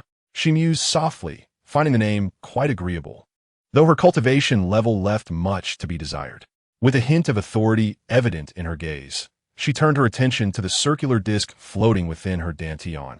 A gentle glimmer passing through her eyes as she spoke softly, "6 paths of reincarnation disc. Are you preparing to return to your master?" As the words fell, the wheel of 6 paths gently vibrated, as if in tacit acknowledgement. Observing this, a subtle smile graced her lips as she delicately retrieved the 7-colored silk skirt previously gifted to her by Ao Tan from her storage ring and gracefully donned it. Her previous reluctance now a distant memory. Once adorned, Huayan approached from afar and softly declared, "Young one, I shall now escort you back." Before Qingyue could utter a word, he waved his sleeve, enveloping her in a gentle force, which swiftly transported her into the leaf-shaped space. Qingyue felt a fleeting blur before her surroundings transformed instantaneously, and in the blink of an eye, she found herself aboard the familiar flying vessel. After watching Qingyue enter the space, Huayan shifted his form and executed the art of spatial contraction. The void beneath his feet subtly warped as he stepped forward, and the world seemed to contract beneath him. In mere moments, he had returned to the territory of the Jinshin sect. Standing high in the sky, he gazed down with piercing eyes. After a brief pause, he lightly waved his sleeve, causing the mirrored image below to dissipate like mist, as if it had never existed. Subsequently, he raised his hand and cast forth the leaf that contained the Jinshin sect space, transforming it into a streak of flowing light that soared downward. The leaf traced a graceful arc through the air before releasing its binding. Once liberated, the space sealed within the leaf instantaneously merged with the void below, seamlessly fitting together as though it had never been divided. Upon completing all these tasks, he flickered and appeared beside Xiao Mu, subsequently merging into the void. At this moment, Xiao Mu, like the others, had tightly closed his eyes, absorbing the spiritual essence of the world while diligently refining the medicinal power within him, steadily enhancing his martial prowess. Aboard the vessel, Qingyue gazed quietly at Xiao Mu, a tender smile adorning her face, her eyes brimming with profound affection. Her gaze seemed to transcend time and space, filled with endless longing and nostalgia as she beheld this familiar, yet unfamiliar figure before her. With an ethereal leap, she glided toward Xiao Mu, her form as light as a swallow, arriving effortlessly before him. She spoke not a word, merely gazing at him with quiet warmth, as if to imprint his visage deeply within her heart. A gentle breeze stirred, causing her hair to sway delicately, accentuating her jade-like beauty and rendering her even more enchanting. Tao, in martial arts. It is you, Xiao Mu. We meet again, she whispered softly in her heart, her gaze growing ever more tender, as if through his figure she beheld the myriad moments of their past lives. He remained as she remembered, his brow etched with determination and tranquility, unchanged in the slightest. Within her dantian, the wheel of 6 paths seemed to sense its master's aura, trembling slightly before it voluntarily soared forth from Qingyue's dantian. The circular disc emanated an ancient and mysterious radiance. Yet upon its emergence, it retracted all its presence, transforming into an object of unremarkable appearance. Immediately, the wheel of reincarnation shrank dramatically, transforming into a brilliant yet subdued radiance of celestial reincarnation, which directly entered the center of Xiao Mu's brow. Upon penetrating his brow, it swiftly ventured into the depths of his consciousness. It gracefully leaped over the system suspended above the sea of consciousness and delved deeper until it reached the very core. There, it coalesced with the existing spiritual light, gently floating in the profound depths of the sea of consciousness. Simultaneously, a pattern resembling the wheel of reincarnation gradually emerged upon Xiao Mu's smooth and full forehead. This design, ancient and enigmatic, seemed to encapsulate boundless mysteries, subtly emanating a faint resonance of reincarnation. However, the aura it radiated soon began to fade, transforming into an exceedingly ordinary pattern, firmly settling on his forehead, never to vanish. Qinyu observed all of this with serene composure, her gaze still tender, showing no sign of change despite the departure of the wheel of reincarnation. After a quarter of an hour, all those present who had been cultivating had exited their meditative states. Among them, Jianlao learned of the earlier events from Xian Yuzi, thus comprehending the entire situation. Meanwhile, Xiao Mu gradually opened his eyes, a flash of brilliance momentarily illuminating his gaze. He distinctly sensed that his martial cultivation had surged, breaking through 2 realms, now firmly established in the later stage of the 2nd grade Yuanfu. A wave of joy welled up within him. Thank you, young friend Xiao, for the elixir which enabled our sect's holy maiden to successfully awaken her constitution and helped us conceal its presence in the world. Just as Xiao Mu was immersed in his elation, an aged voice suddenly resonated not far in front of him. Listening to the voice, he lifted his head to the source, where he beheld Jianlao, Xian Yuzi, and the ever-present Qin Yu standing behind Jianlao. Chapter 150, The Time Sequence Tower. Observing these individuals before him, Xiao Mu promptly rose, his demeanor respectful as he performed a bow, sincerely stating, "Senior, you are too kind. It was indeed my fault initially. Those matters were merely my gestures of apology, and I dare not accept such generous treatment from you." His voice was gentle and humble, imbued with a hint of regret and reverence, as if he was earnestly apologizing for the previous misstep concerning Qin Yu. Jian Lao, standing at a distance, gazed deeply at Xiao Mu, and seeing his sincere words and respectful attitude, could not help but nod slightly, an almost imperceptible acknowledgement. A flicker of appreciation passed through his eyes, elevating his evaluation of Xiao Mu once more. His gaze upon Xiao Mu grew increasingly favorable, as if he perceived a junior worthy of meticulous cultivation. Although Xiao Mu might have become a formidable individual even without his guidance, given that he possessed certain advantages. Young friend Xiao, you are too modest. You have not only rectified your shortcomings, but have even surpassed expectations, Jian Lao remarked with a gentle smile, stroking his long beard. Upon hearing this, Xiao Mu merely smiled faintly and refrained from further words. Beside him, Zhou Yi, having observed the conclusion of their conversation, gracefully approached Xiao Mu and softly reminded him. Old Xiao, it is time for us to return. Xiao Mu nodded, casting a sweeping glance over the assembly, and once more clasped his hands in a gesture of respect, saying, Esteemed seniors, I shall take my leave now and hope to disturb you again on another day. As he spoke, he extended his hand, and the dimensional gate from the system warehouse materialized instantly, hovering quietly within his palm. Upon its emergence, he infused it with his magical energy, activating the coordinates, causing the dimensional gate to swiftly expand to the required dimensions. The doors then opened automatically, revealing a silvery space passage beyond. The elder Jian and the other peak masters and disciples of the Jian Xian sect witnessed the dimensional gate without any signs of astonishment, as they assumed it to be a domain gate, a portal capable of traversing a single realm.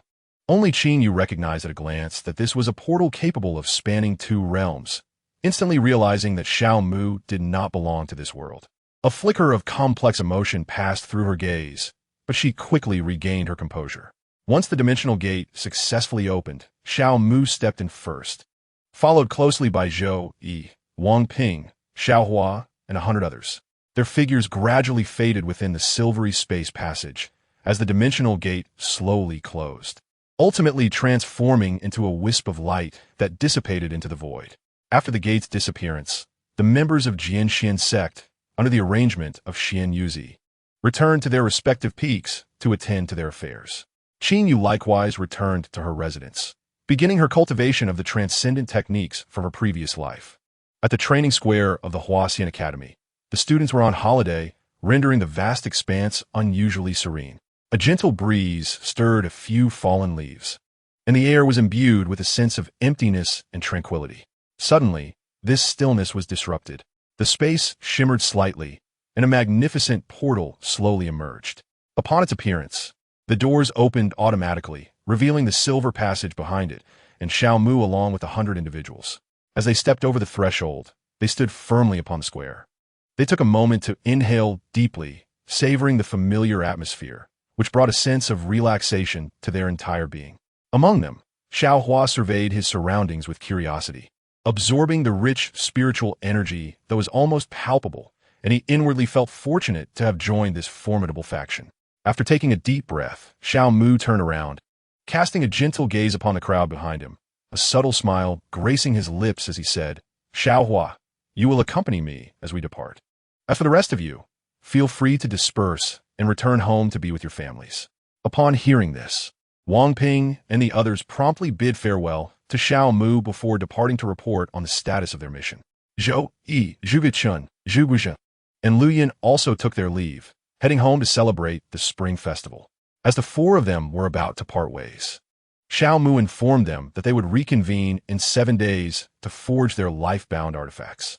Meanwhile, Zhou Yi handed over a storage ring filled with materials for crafting to Xiao Mu. Holding the ring, Xiao Mu gazed at their receding figures and smiled gently, saying, Let us depart, Xiao Hua. He then turned to leave, with Xiao Hua closely trailing behind him, followed by Ao Tian. After walking a short distance, Xiao Mu noticed that Ao Tian was still following him, so he halted, turned around, and crouched down to address Ao Tian, saying, Ao Tian, why not return and keep your sister company? There is no need for you to remain at my heels. At that moment, a gentle breeze stirred, softly caressing his face and lifting the strands of hair from his forehead. The hair danced in the wind, revealing his smooth, full forehead, adorned with the faint outline of the 6 paths of reincarnation. Aotion's height matched Xiao Mu's crouched posture, allowing him to see the intricate pattern on Xiao Mu's forehead. A flicker of confusion passed through his golden vertical pupils, prompting him to inquire, "Father, what is this sudden pattern on your forehead?" Taken aback by the question, Xiao Mu paused momentarily before regaining his composure. He gently channeled his mana, conjuring a crystal-clear water screen. With deliberate care, he swept aside the hair from his forehead, focusing intently on his reflection in the water. There, he discerned 6 golden dots arranged in a perfect circle upon his brow. As he gazed at his mirrored image, he extended his hand to delicately touch the 6 points, finding their texture unchanged and devoid of any ominous signs, as if they were merely an ordinary, unremarkable design. A thread of curiosity stirred within Xiao Mu. This pattern had never manifested on his forehead before. How could it have suddenly appeared? He pondered for a moment, but found no answers. Deciding to set the matter aside for now, gently patting Aotion's head, he spoke softly, "Aotion, I'm uncertain about this pattern as well, but it should pose no danger. Go back and spend time with your sister, and I shall inform you once I have clarity." Aotion nodded, though his mind still held questions, and he refrained from pressing further.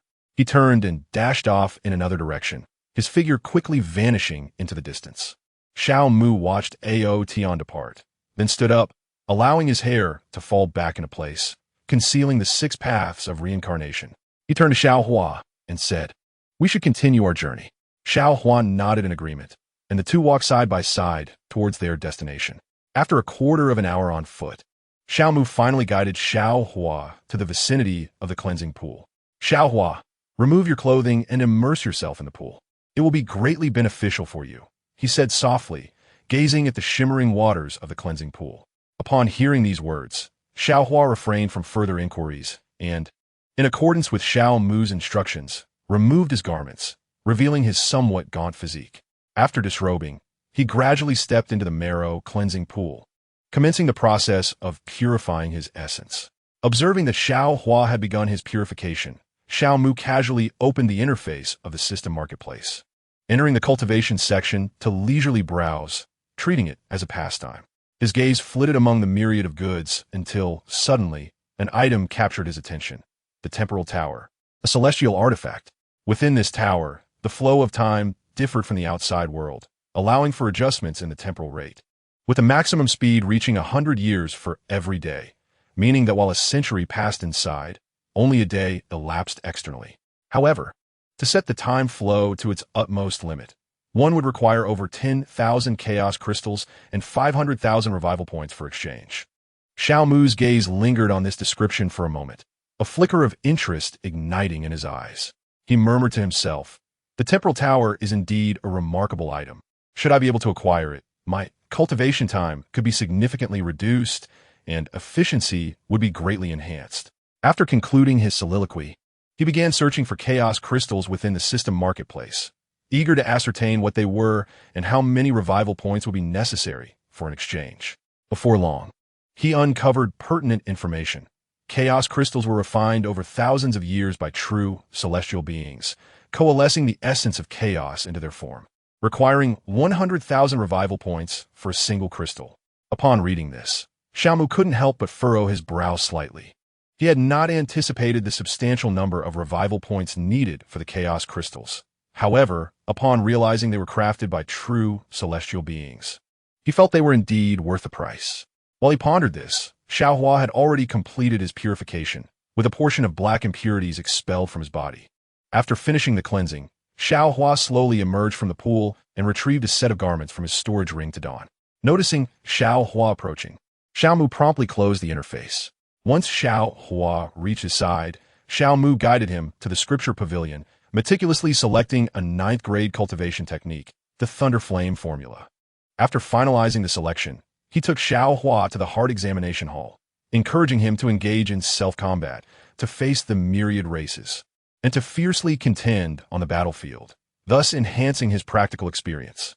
After accomplishing all these tasks, he ascended into the air above the Huaxian Academy and softly spoke to the surrounding void. "Huayun, have you fulfilled the task I entrusted to you? It is complete." "Xiao Mu, all the mineral veins are contained within these 10 luminous spheres." Huayun materialized from the surrounding void, presenting 10 glowing orbs to Xiao Mu. Xiao Mu raised his hand to receive them, his consciousness gradually delving within, instantly perceiving the mineral veins encapsulated within the 10 spheres. Before him lay a series of mineral veins: the dark iron vein, the celestial star iron vein, the shadow crystal vein, the flame iron vein, and the secret silver vein. These 10 veins were all excavated from the central continent under the orders of Xiao Mu. Upon concluding his inspection, he promptly instructed Hua Yun to attend to his own affairs. Chapter 151. Celestial Energy. Hua Yun, ever obedient to Xiao Mu's counsel, swiftly employed his teleportation technique. Arriving before the Hall of Reflection in the blink of an eye, he nonchalantly reclined on a lounge chair, finding comfort akin to discovering a hidden paradise, thus embarking on a leisurely and carefree existence. Beside him, numerous companions had already gathered, none other than the myriad spirits of Wanhua. Observing Hua Yun's departure, Xiao Mu's lips curled into a subtle smile. His gaze sharpened as he raised a hand, infusing the 10 floating orbs with his spiritual imprint.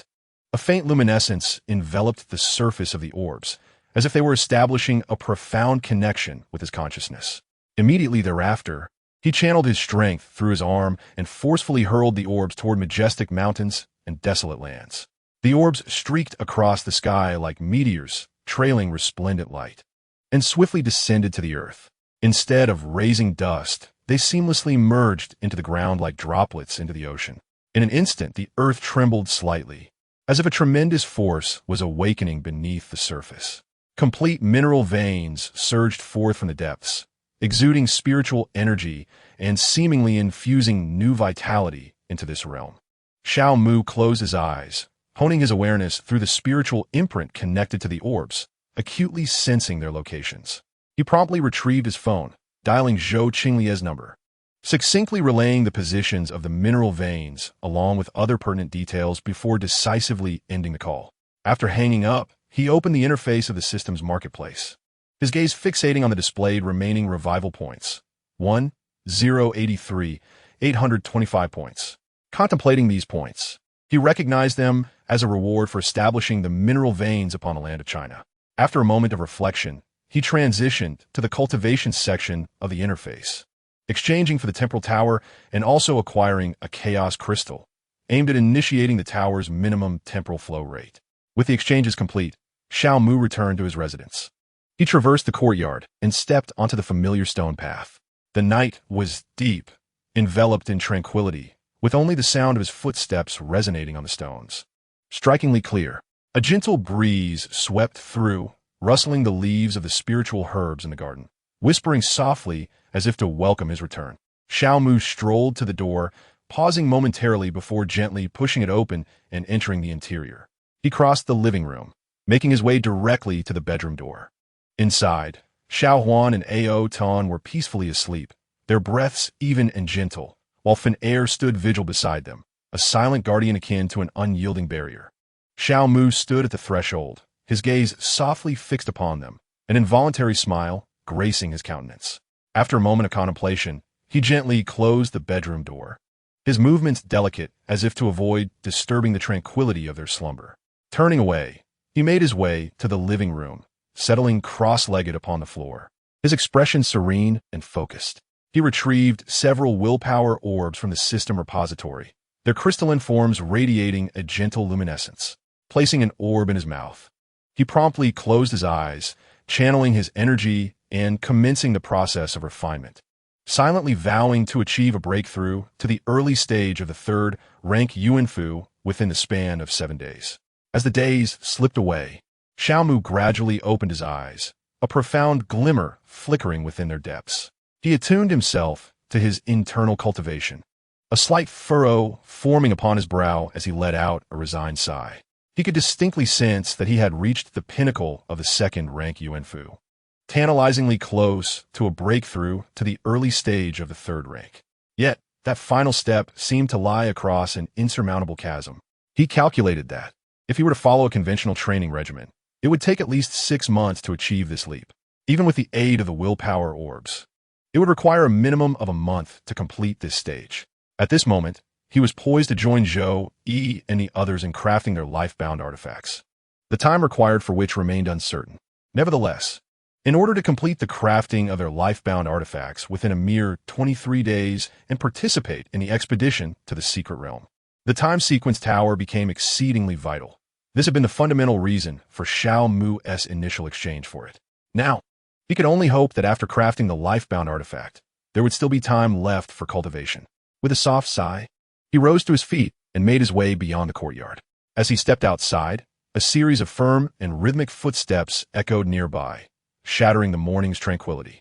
Xiao Mu paused, directing his gaze toward the source of the sound, where he beheld Zhou Yi and Zhuge Chun, among others, hastening toward him, smiles adorning their faces. "Old Xiao, where are we headed to craft the life-bound artifacts?" Zhou Yi inquired, his tone laced with anticipation and curiosity. Zhuge Chun, Zhu Guzheng, and Lu Yun gathered around, their eyes fixed intently on Xiao Mu, clearly intrigued by the location of the crafting. Their expressions conveyed both excitement and a hint of underlying tension. For the creation of life-bound artifacts was a matter of utmost significance for them. Xiao Mu offered a slight smile, surveying the group with an air of mystery as he replied, "We shall first proceed to the training square. Once we arrive and gather everyone, you shall know." "Oh, are there others besides us?" Zhou Yi asked, his face brimming with curiosity. "You will understand once you reach the destination," Xiao Mu stated, and with that, he first lifted his foot and began walking toward the training square. Zhou Yi and the others exchanged resigned smiles before hastily following in his wake. As they passed by the Jinshin Hall, Xiao Mu casually summoned Xiao Hua to join him in the endeavor of forging tools. After a brief stroll, they finally arrived at the refining square. At that moment, 6 individuals, Wang Ping, Sun Mu, Zhao Qian, Zhang Zai, Chen Hua, and Lu Qing, stood solemnly in the center of the square, their formation precise and their expressions grave, as if awaiting the arrival of a significant figure. Upon noticing Wang Ping and the others, Xiao Mu smiled gently and retrieved a token from his bosom, the Hua Xianling.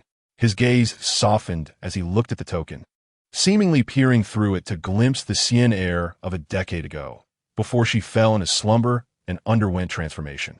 10 years prior, for reasons unknown, Xian heir had succumbed to sleep, and there had been no signs of her awakening since. After a moment of contemplation, Xiao Mu gradually infused his mana into the Hua Xianling, causing a faint glow to emanate from its surface. With a mere thought, he activated the connection between the Hua Xianling and its sub-token, and an enigmatic force swiftly radiated outward. In an instant, 10 beams of light soared into the heavens. Resembling a bridge linking the earth to the sky, their brilliance dazzling and resplendent. Within these beams, 10 figures gradually materialized, and they descended gracefully upon the refining square. These 10 figures were none other than the 10 prodigies of the academy, led by Chu Tian. As they landed, their eyes swiftly scanned the surroundings, eventually settling upon Xiao Mu. Chu Tian and his companions promptly approached Xiao Mu with respectful demeanor, in unison asking, "What is it that the principal requires of us?" Xiao Mu revealed a slight smile and replied nonchalantly, "There is no pressing matter. I merely wish for you to forge your life-bound artifacts. Once completed, we shall proceed together to the other world to partake in a contest within a secret realm." Upon hearing this, Chu Tian and the others exchanged glances, their eyes sparkling with excitement. "Thank you, Principal." They chorused in gratitude, their enthusiasm palpable. Xiao Mu graciously accepted their thanks. Subsequently, he retrieved the temporal tower and the chaos crystal from the system repository. The temporal tower radiated a bronze glow, exuding an aura of ancient mystery.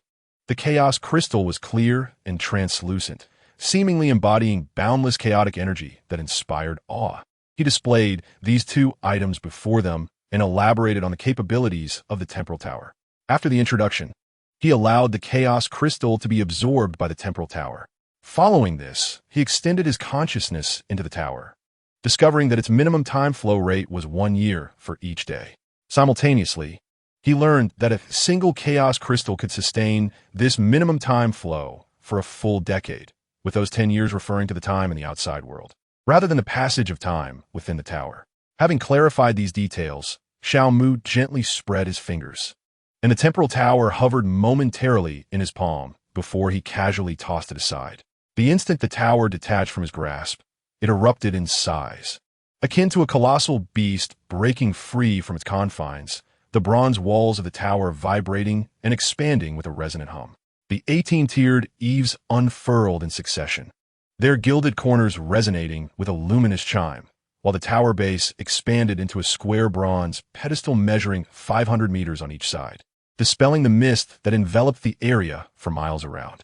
Accompanied by a thunderous resonance that echoed through the heavens and the earth, the originally diminutive tower, merely 3 inches in height, transformed into a colossal pillar reaching for the sky. From the ground up, the first level soared to 50 zhang, and the bronze body of the tower gradually transitioned to a dark gold hue as it ascended.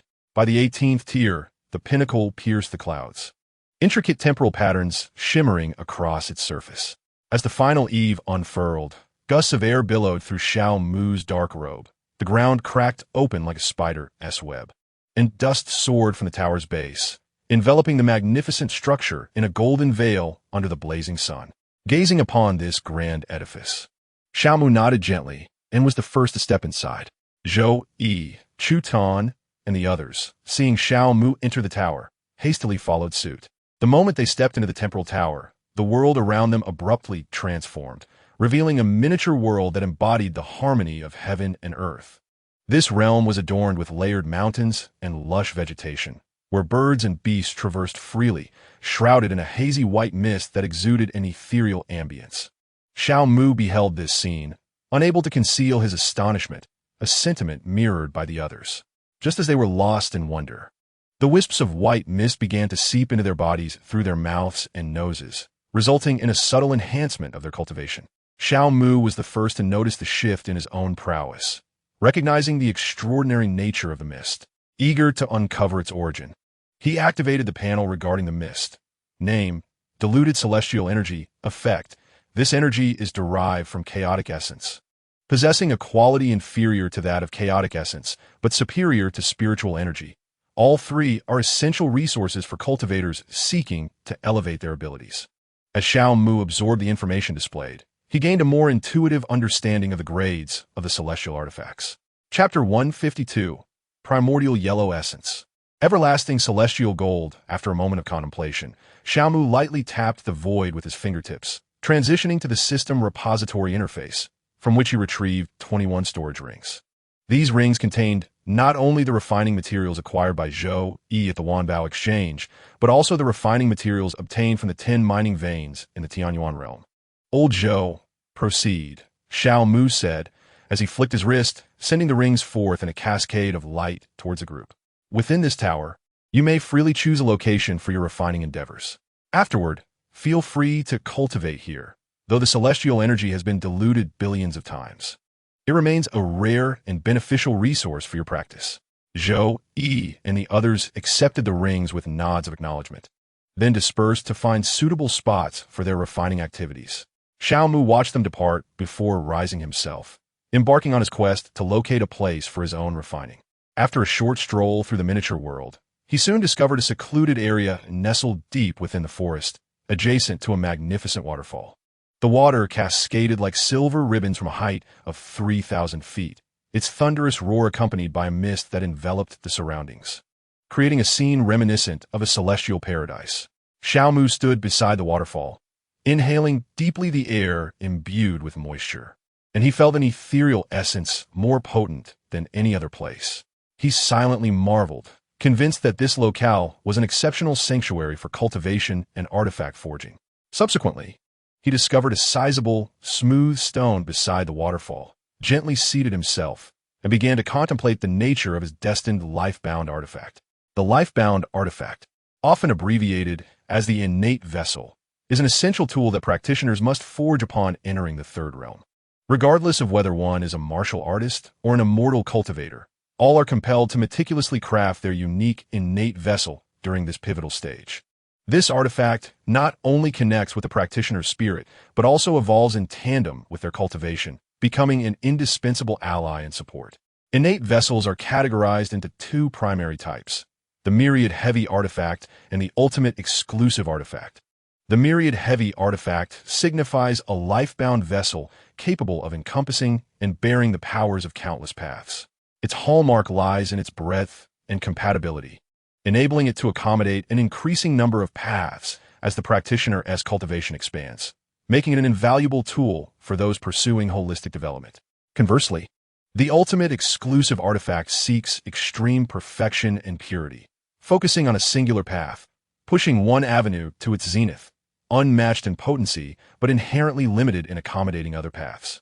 This symbol of ultimate strength is suited for practitioners devoted to mastering a singular path. Each type possesses its own merits, yet for Xiao Mu, the choice was already predestined. His practice technique, the chaotic divine universe scripture, fundamentally serves as a foundation for embracing myriad paths. Thus, he had no option but to pursue the myriad heavy artifact. At this juncture, he pondered whether to forge a conventional weapon, such as a sword, spear, knife, or halberd, or to delve into more complex constructs such as a cauldron, tower, mirror, or furnace. After a quarter of an hour of profound introspection, Xiao Mu's gaze suddenly brightened as he resolved to craft a tower artifact, specifically one with 36 layers. His choice was not a fleeting whim, but rather born of profound deliberation. He envisioned forging the Heavenly Emperor's suppression tower, acquired from the auction at the Treasure Pavilion, as a secondary artifact to be fused with his self-forged innate tower artifact. Through this complementary relationship, he aspired to elevate the power and realm of his innate tower artifact, solidifying it as an unshakable foundation on his path of cultivation. Moreover, the design of 36 layers drew inspiration from the Taoist 36 celestial stars and the ancient mythological concept of the 36 heavens. To him, the number 36 resonated with the mysteries of the Tao, embodying the profound truths of heaven and earth and their infinite transformations. Having made his decision, Xiao Mu resolved to first commence with the crafting of the Heavenly Emperor's suppression tower, using it as a foundation for his own innate tower artifact. With a flicker of thought, he opened the system repository and retrieved the blueprint of the Heavenly Emperor's suppression tower, meticulously examining the list of materials specified therein. The starry sand, deep-sea blue crystal, spirit jade, celestial star iron, and the gaze of Xian Mu swept over the list of materials, his brow slightly furrowing. Among these materials, save for the town prison divine iron, I possess reserves of the rest. It appears I must venture to the marketplace. He murmured softly to himself, then proceeded to open the system's marketplace, switching to the cultivation section in search of the town prison divine iron. Before long, he discovered the town prison divine iron is a wondrous item birthed from the depths of the Nine Nether, gathering the chilling power and heavy resentment from the abyss. Containing a terrifying suppressive force akin to the majestic scepter of an ancient deity, capable of subduing all malevolent spirits and evil entities in the world, requiring 50,000 revival points for exchange. As Xian Mu perused the related descriptions of the town prison divine iron and the required revival points, he pondered that the price of this item did not seem exorbitant. Thus he proceeded with the exchange. After completing the transaction, he did not immediately exit the marketplace interface, but chose to continue browsing, hoping to discover a few materials for crafting his innate tower artifact. His gaze flitted among the myriad of goods, when suddenly, 3 items captivated his attention. The Xianhuang materia, a divine essence birthed at the dawn of creation, the source of all existence, requiring 50,000 revival points for a single strand. The immortal gold, a chaotic divine entity born from the chaos sea, possessing the characteristics of immortality and eternal existence, with merely a fist-sized piece requiring 100,000 revival points for exchange, and the chaotic divine fire, a chaotic entity from the chaos sea, capable of devouring myriad flames and refining all under heaven, requiring 100,000 revival points for exchange. As Xian Mu gazed at the descriptions of these 3 divine items, a tumult of thoughts surged within him. The Xianhuang materia, being the root essence of all things, if integrated into his innate tower artifact, would undoubtedly endow it with profound depth, rendering it more stable in bearing myriad powers, akin to laying an indestructible foundation for the tower. As for the immortal gold, its immortal nature would ensure that the innate tower artifact remained unscathed even when subjected to formidable attacks, significantly enhancing its defensive capabilities. The chaotic divine fire, a chaotic entity, could not only be utilized for refining the innate tower artifact, but also serve as a means of offense. For he did not believe his alchemical fire could melt the immortal gold, calming the tempest within. Xian Mu exchanged for these 3 divine items without a moment's hesitation. Upon completing the exchange, his gaze fell upon the remaining revival points, which displayed 233,825 revival points. He mused inwardly that this remaining quantity was still quite substantial. Subsequently, he switched the interface to the system's warehouse, first retrieving the town prison divine iron, intending to procure the other 3 divine items from the warehouse at a later time.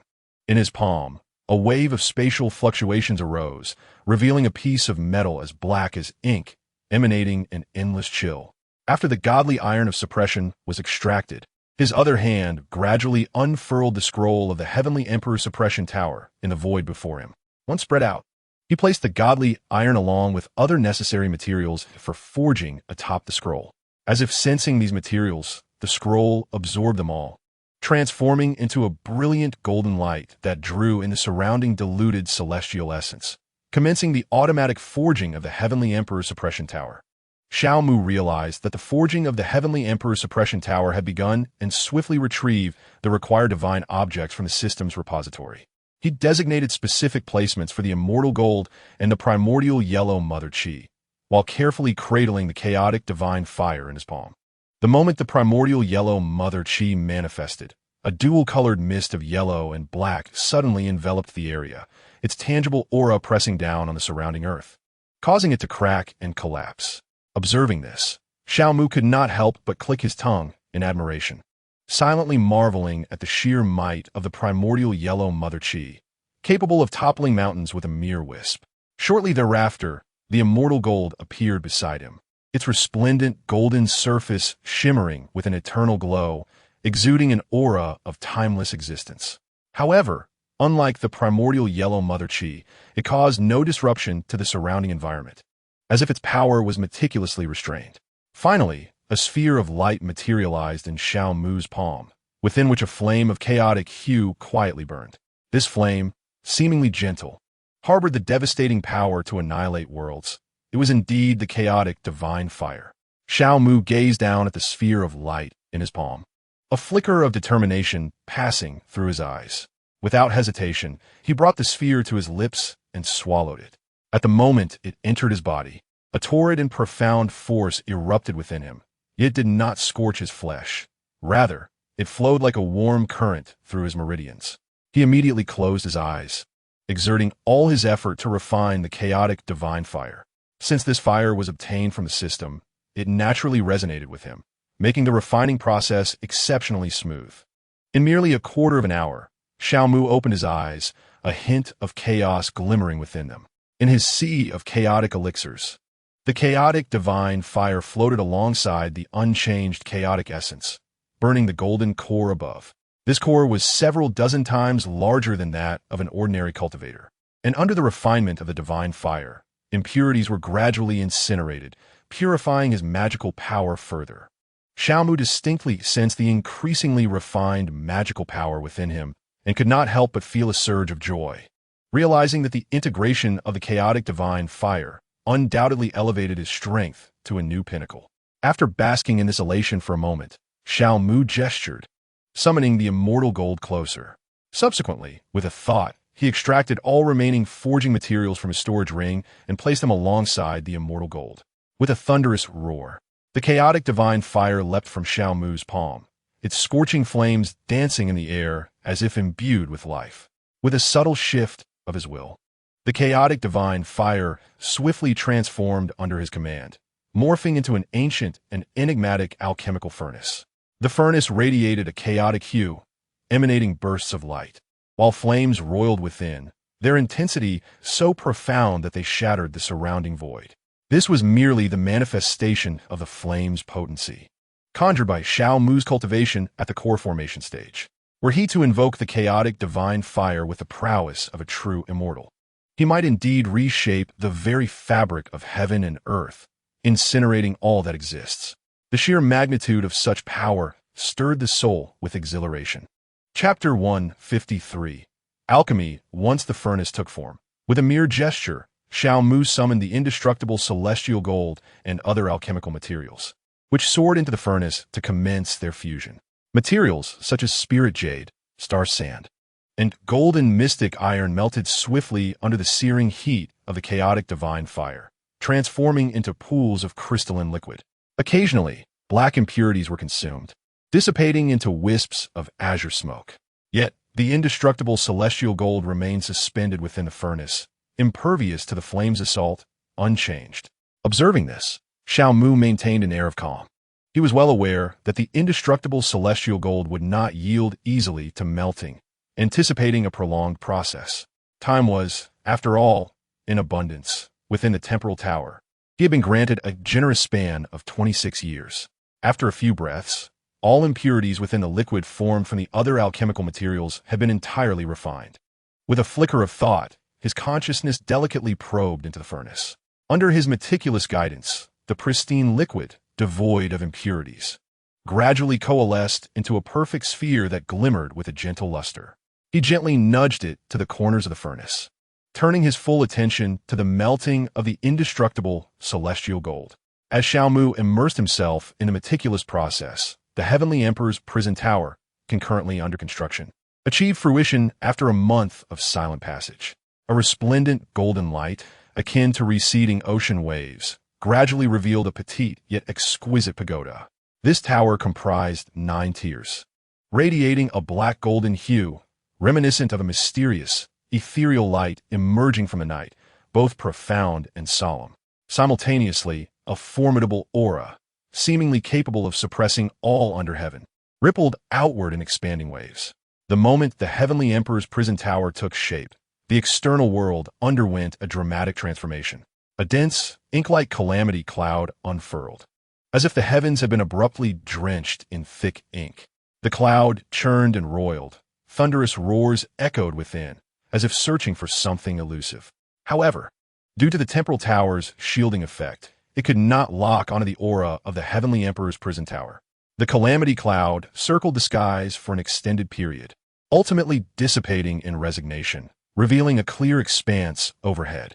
Sunlight cascaded back onto the earth, as though the extraordinary phenomenon had never transpired. The arrival of the external tribulation bore no consequence for those engrossed in their alchemical endeavors within the temporal tower, for they remained blissfully unaware of the events unfolding beyond.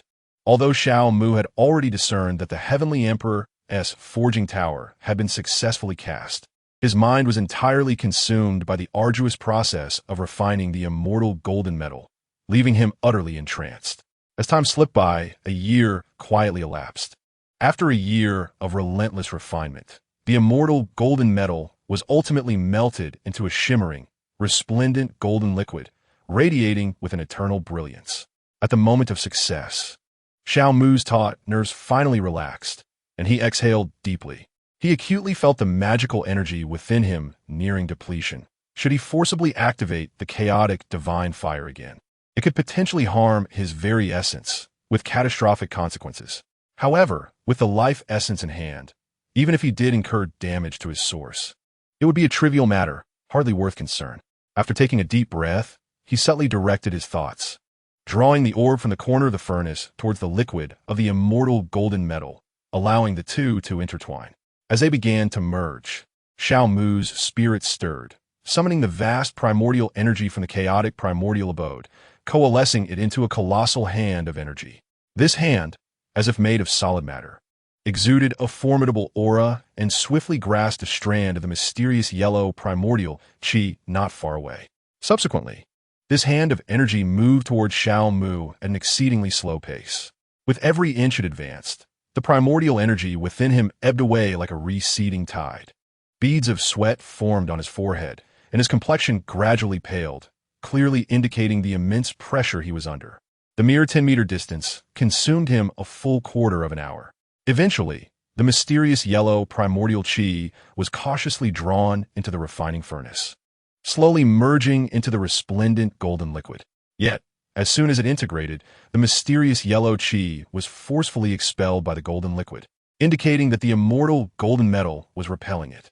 Alarmed by this, Xiao Mu, disregarding the already depleted primordial energy in his chaotic abode, hastily retrieved a bottle of third-grade elixir, the true essence pill, from the system warehouse.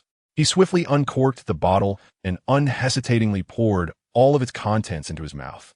The pills dissolved instantly, transforming into a warm and potent medicinal energy that surged through his limbs and bones. The magical energy, once nearly exhausted, gradually revitalized under this nourishing power. Xiao Mu summoned the chaotic divine fire to its utmost potential, igniting a conflagration among the three components. With all his might, he unleashed the unique attribute of the chaotic divine fire, its ability to incinerate all things in existence. The mysterious yellow primordial chi and the immortal golden metal, sensing the imminent threat posed by the chaotic divine fire, instinctively merged together in a desperate attempt to withstand its onslaught. The liquid, too, was drawn into this fusion, becoming a force to counter the chaotic divine fire. As time progressed, the mysterious yellow primordial chi, the immortal golden metal, and the liquid ultimately unified under the relentless refinement of the chaotic divine fire. At the moment when the three elements harmoniously converged, the furnace erupted with a cascade of celestial radiance, its brilliance cascading like a river of stars, illuminating the entire space in a dreamlike glow. The ethereal light enveloped Xiao Mu's vision, obscuring his view of the furnace's interior. Yet, he understood that his innate tower artifact was on the verge of completion. As the celestial light dissipated, a pool of crimson gold liquid floated steadily within the furnace. Upon witnessing this, Xiao Mu forcefully struck his chest, extracting 3 drops of his essence blood. He gazed intently at the droplets, swiftly forming intricate seals with his hands, his fingertips tracing mystic trajectories, and subsequently casting incantations for refining his innate artifact.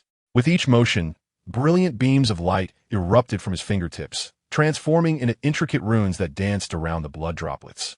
After conjuring 336 incantations, Xiao Mu paused, guiding the essence into the furnace to merge with the crimson gold liquid.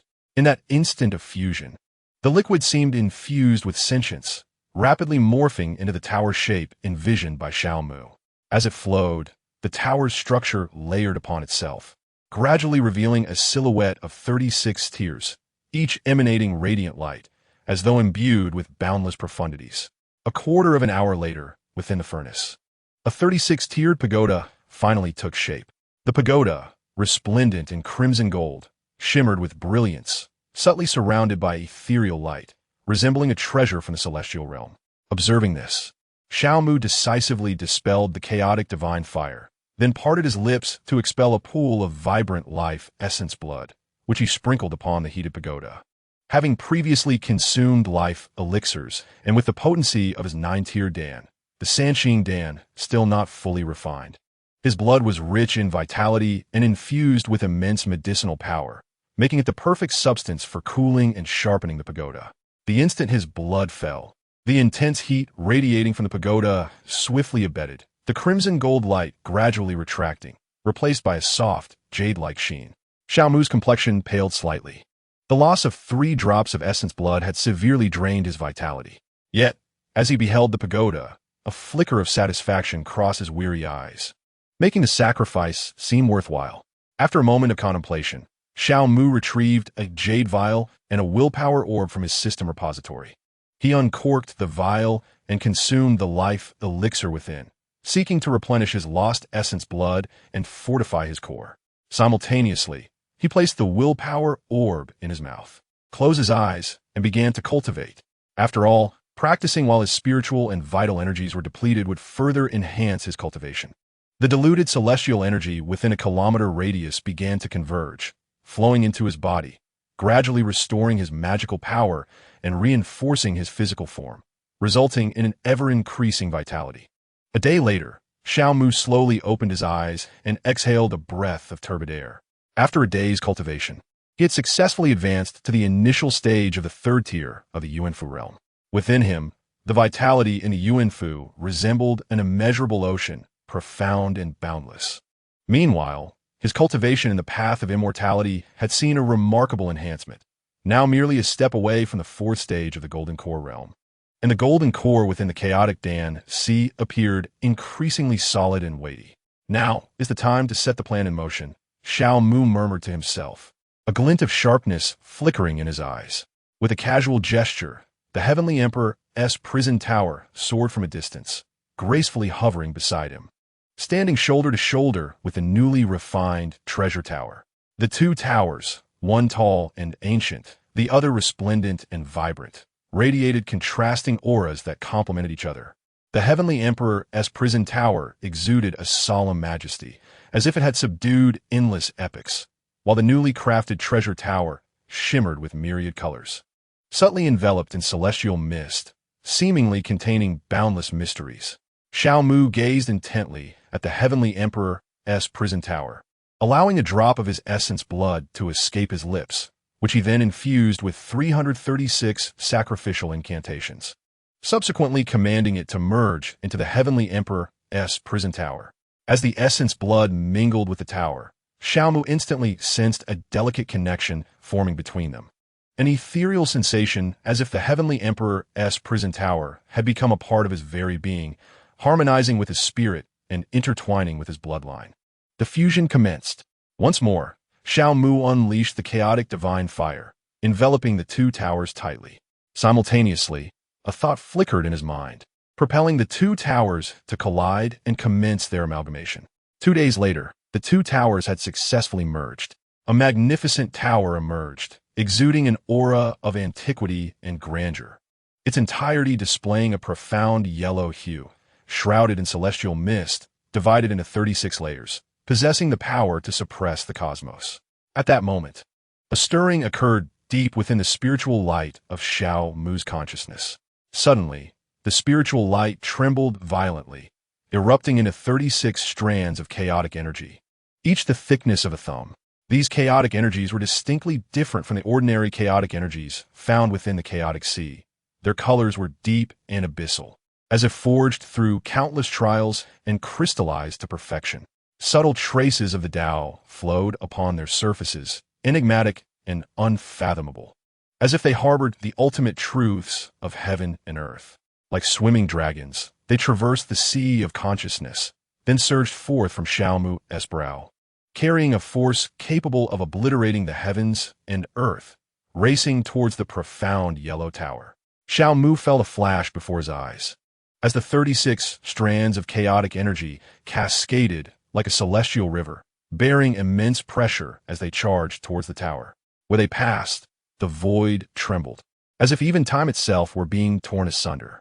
Overwhelmed by the sudden shockwave reverberating through the void, Xiao Mu instantly lost consciousness, collapsing onto the cold stone, his breath faint, as if he had fallen into silence along with the realm. Upon contact with the tower, the 36 strands of chaotic energy seamlessly integrated as if they were nothing, then dispersed, each strand surging into a layer of the tower.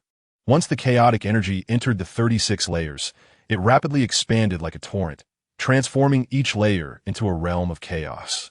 Within these chaotic realms, the chaotic energy surged incessantly, reminiscent of the primordial state at the dawn of creation, brimming with limitless possibilities and mysteries. As the chaotic space began to take shape, the traces of the Tao contained within it commenced their subtle manifestation. These enigmatic traces, akin to seeds of the celestial path, took root and sprouted in the chaos, gradually evolving each layer of space into a miniature world, a nascent realm yet to be unveiled. Though these small worlds had yet to fully form, they already possessed the potential to nurture myriad beings, resembling fertile chaos awaiting cultivation.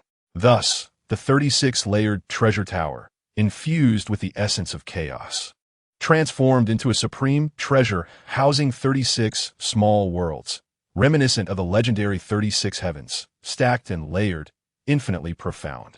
This presented an extraordinary opportunity for Xiao Mu. Whether as a magical artifact or a practitioner, to possess a small world signified the chance to transcend limits and ascend to the pinnacle of immortality. However, all of this felt distant for Xiao Mu, as he had yet to touch the realm beyond true immortals and could not fathom the true significance of the 36-layered treasure tower. At that moment, he remained unconscious, lying quietly upon the cold stone. As time passed, the setting sun gradually sank beneath the horizon, its brilliant hues fading, replaced by the serene rise of a luminous moon. The night descended like a delicate veil over the earth, stars twinkling in the profound firmament, adding an air of mystery and tranquility to the night. Xiao Mu's fingers twitched slightly before he slowly opened his eyes. He lifted a hand to gently caress his aching head, his gaze revealing confusion and bewilderment as he murmured, "What just happened? How did I lose consciousness? His voice echoed in the stillness of the night, clear yet solitary, met only by the boundless darkness and silence. Furrowing his brow in contemplation for a long while, he could only vaguely recall a flash of chaotic light before he fainted. He attempted to untangle his thoughts, yet found his memories shrouded in a thin veil of mist, appearing hazy and indistinct. Xiao Mu gently shook his head, trying to dispel the fog enveloping his recollections, but to no avail. Recognizing the futility of his efforts, he reluctantly turned his gaze towards the mysterious yellow tower. As he beheld the tower, he sensed an inexplicable difference from his memories prior to his fainting. The colors of the tower remained the same, dark yellow and yellow, indistinguishable from before. However, the aura it emanated had grown increasingly substantial, as profound as an entire world. Xiao Mu scrutinized it earnestly and instantly detected the distinction. He unleashed his spiritual sense, enveloping the tower in a tight embrace, seeking to uncover the cause of this transformation. Yet, within the perception of his spiritual sense, the tower appeared unchanged from its former self.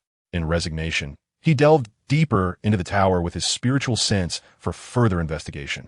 The moment his spiritual awareness grazed the first layer of the tower's space, Xiao Mu's pupils constricted suddenly, astonishment unmistakably reflected in his eyes. He beheld a diminutive world, one that was chaotic and unformed, reminiscent of the primordial dawn of creation. In astonishment, his consciousness did not linger, but rather continued to extend towards the upper levels of the tower. As he explored with his mind, he became increasingly awestruck, for within each layer of this tower lay a chaotic and unformed little world, an astonishing total of 36. What on earth is happening? I merely fainted for a brief moment, and my innate tower has transformed into this form. Xiao Mu was so shocked, he found himself speechless for a long while. Yet his mind swiftly churned, soon conjuring a method to unravel the enigma that plagued him. Little spirit, come forth and elucidate the situation regarding this tower. Additionally, please explain the significance of the pattern upon my forehead. Xiao softly summoned, his voice laced with evident perplexity. At the instant his words fell, a beam of light erupted from his being, subsequently morphing into the semblance of Little Spirit. Host, the transformation of your tower into its current form is attributable to a sudden surge of spiritual light emanating from the depths of your consciousness. However, the precise origin of this spiritual light is beyond the system's knowledge. Furthermore, the pattern appearing above your head is known as the 6 paths of reincarnation diagram, a manifestation of the 6 paths of reincarnation plate lurking within your consciousness. Little Spirit replied earnestly, as if asserting an undeniable truth. The 6 paths of reincarnation plate? Spiritual light? What manner of entities are these? Upon hearing Little Spirit's response, Xiao Mu hastily directed his consciousness, birthed during his cultivation at the 2nd-tier Yuan mansion, into his mind-eye to investigate. As he entered the realm of consciousness, he observed a luminous orb floating upon the surface. Comprehending that it was the essence of the system, after a moment of contemplation, his consciousness delved deeper into the ocean of his mind, swiftly arriving at its profound depths.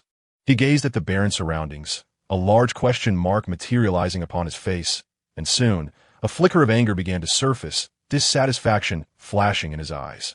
Just as he was poised to voice his inquiries, Little Spirit's voice playfully echoed in his ears, infused with a hint of mischief and resignation. Oh, by the way, host, with your current cultivation, you're unable to perceive those 2 items. They do not exist within the same space-time as you. Upon hearing this, Xiao Mu's ire was significantly quelled, though traces of displeasure remained as he retorted, "Why didn't you mention that sooner? You made me waste a trip. Quickly return." Little Spirit playfully stuck out her tongue and transformed into a streak of starlight, zipping back into Xiao Mu's body. Once she had returned, he took a moment to compose himself.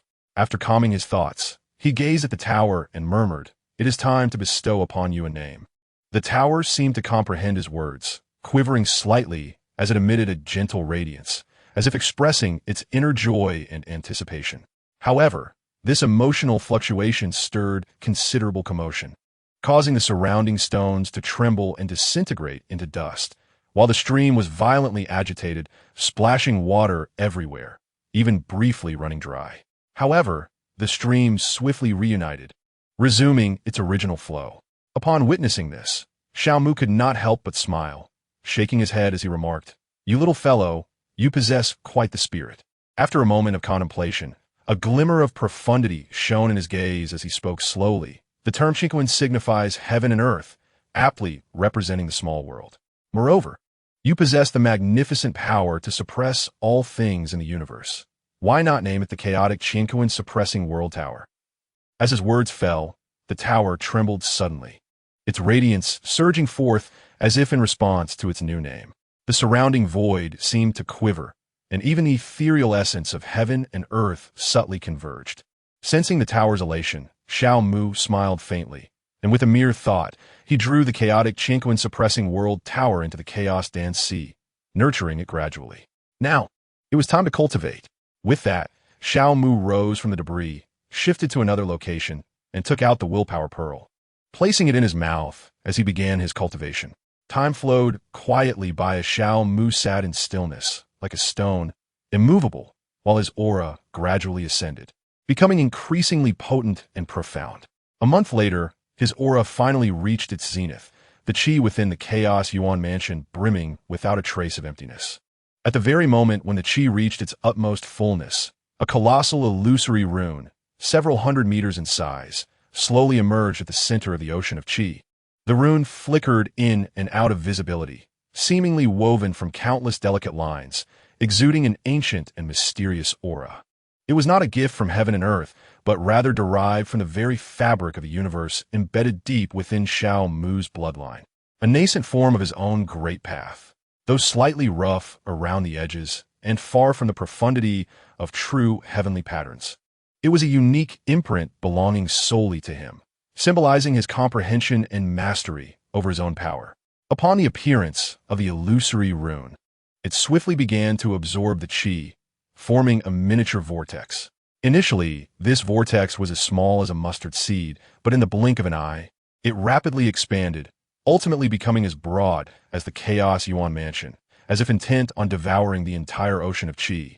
As the qi continued to be consumed, the illusory rune gradually solidified until it completely swallowed the ocean of qi, at which point it transformed into a tangible form, emanating a pure and resplendent light. In that instant when the rune materialized, Xiao Mu's martial cultivation experienced a sudden breakthrough, propelling him directly into the early stage of the 4th grade Yuan mansion. Following this successful advancement, Xiao Mu did not immediately open his eyes, but chose to remain immersed in the state of cultivation, clearly unsatisfied with the modest attainment he had just achieved. Chapter 155. Crossing the tribulation, 10 years passed in the blink of an eye, fleeting as a galloping horse. At this moment, Xiao Mu abruptly opened his eyes, and in an instant, a formidable and unparalleled aura erupted from within him, sweeping outward like a surging tide. This aura was almost tangible. Wherever it passed, flowers, grass, and trees were instantaneously reduced to powder, and the earth was upheaved, revealing its yellow-brown soil. In the depths of Xiao Mu's eyes, a sharp glimmer flickered as he murmured to himself, "A decade has passed, yet I have only managed to condense 108 yuan symbols, and my cultivation has merely reached the initial stage of the 5th grade Yuan mansion. This pace is exceedingly slow." His words betrayed a profound dissatisfaction with his own progress. Unbeknownst to him, however, ordinary cultivators lag far behind his advancement. In the span of 10 years, it is already a rare achievement for a common practitioner to condense 80 yuan symbols, let alone 108. Despite his discontent with his cultivation speed, Xiao Mu did not immerse himself in training once more. He understood well that the path of cultivation thrives on balance and moderation. After 10 years of arduous practice, with his skills having surged dramatically, it was now time to allow his cultivation to settle and solidify its foundation. The most effective method for this is through battle, endless combat. He slowly rose and stretched his limbs, the sound of cracking bones resonating around him, as if each joint was rejoicing. After loosening up, he surveyed his surroundings and noticed that the area of his seclusion had been utterly transformed by the recent surge of energy. After observing for a moment, he departed, intending to head to the heart-testing hall for a few rounds of combat. Just as he stepped outside the tower, ominous clouds suddenly swirled in the sky, rapidly spreading like ink dropped on white paper, enveloping a 5-kilometer radius. The storm clouds churned ominously, flashes of lightning appearing intermittently. as if the heavens were plotting a cataclysmic event. Xiao Mu lifted his gaze to the foreboding clouds, acutely aware that they had locked onto him as their target. More specifically, the Chaos Tower of the universe within his Chaos Dan Sea. It seems my tower is as defiant as I am, he mused, lowering his gaze to the Dan Sea, seemingly piercing through flesh and blood to behold the Chaos Tower within. After a moment of contemplation, he extracted the Chaos Tower from his Dan Sea, allowing it to hover before him. Little one, you shall face this tribulation on your own, but not here, he whispered. As his words fell, he retrieved a teleportation talisman from his system's repository, infused it with his mana, and was promptly whisked away. The cosmos has always been a realm that humankind yearns to explore, thanks to the advanced technologies and unique cultivation methods bestowed by Xiao Mu. Huahua has emerged at the forefront, embarking on its journey to explore the universe. At that moment, in the boundless expanse of space beyond Earth, a brilliant silver light suddenly flashed into existence. Within the radiance, the figures of a man and a tower gradually materialized. These two were none other than Xiao Mu and the Chaos Tower of the universe. Shortly after their appearance, the ominous clouds that had loomed over the Huaxian Academy shifted to this new location. Now you shall calmly undergo your tribulation here, while I observe from a distance, Xiao Mu said with a smile playing on his lips. In the next instant, his figure flickered and shot forth like a vibrant streak of light, racing away from the storm cloud's reach. Upon hearing Xiao Mu's words, the tower trembled slightly, as if in response.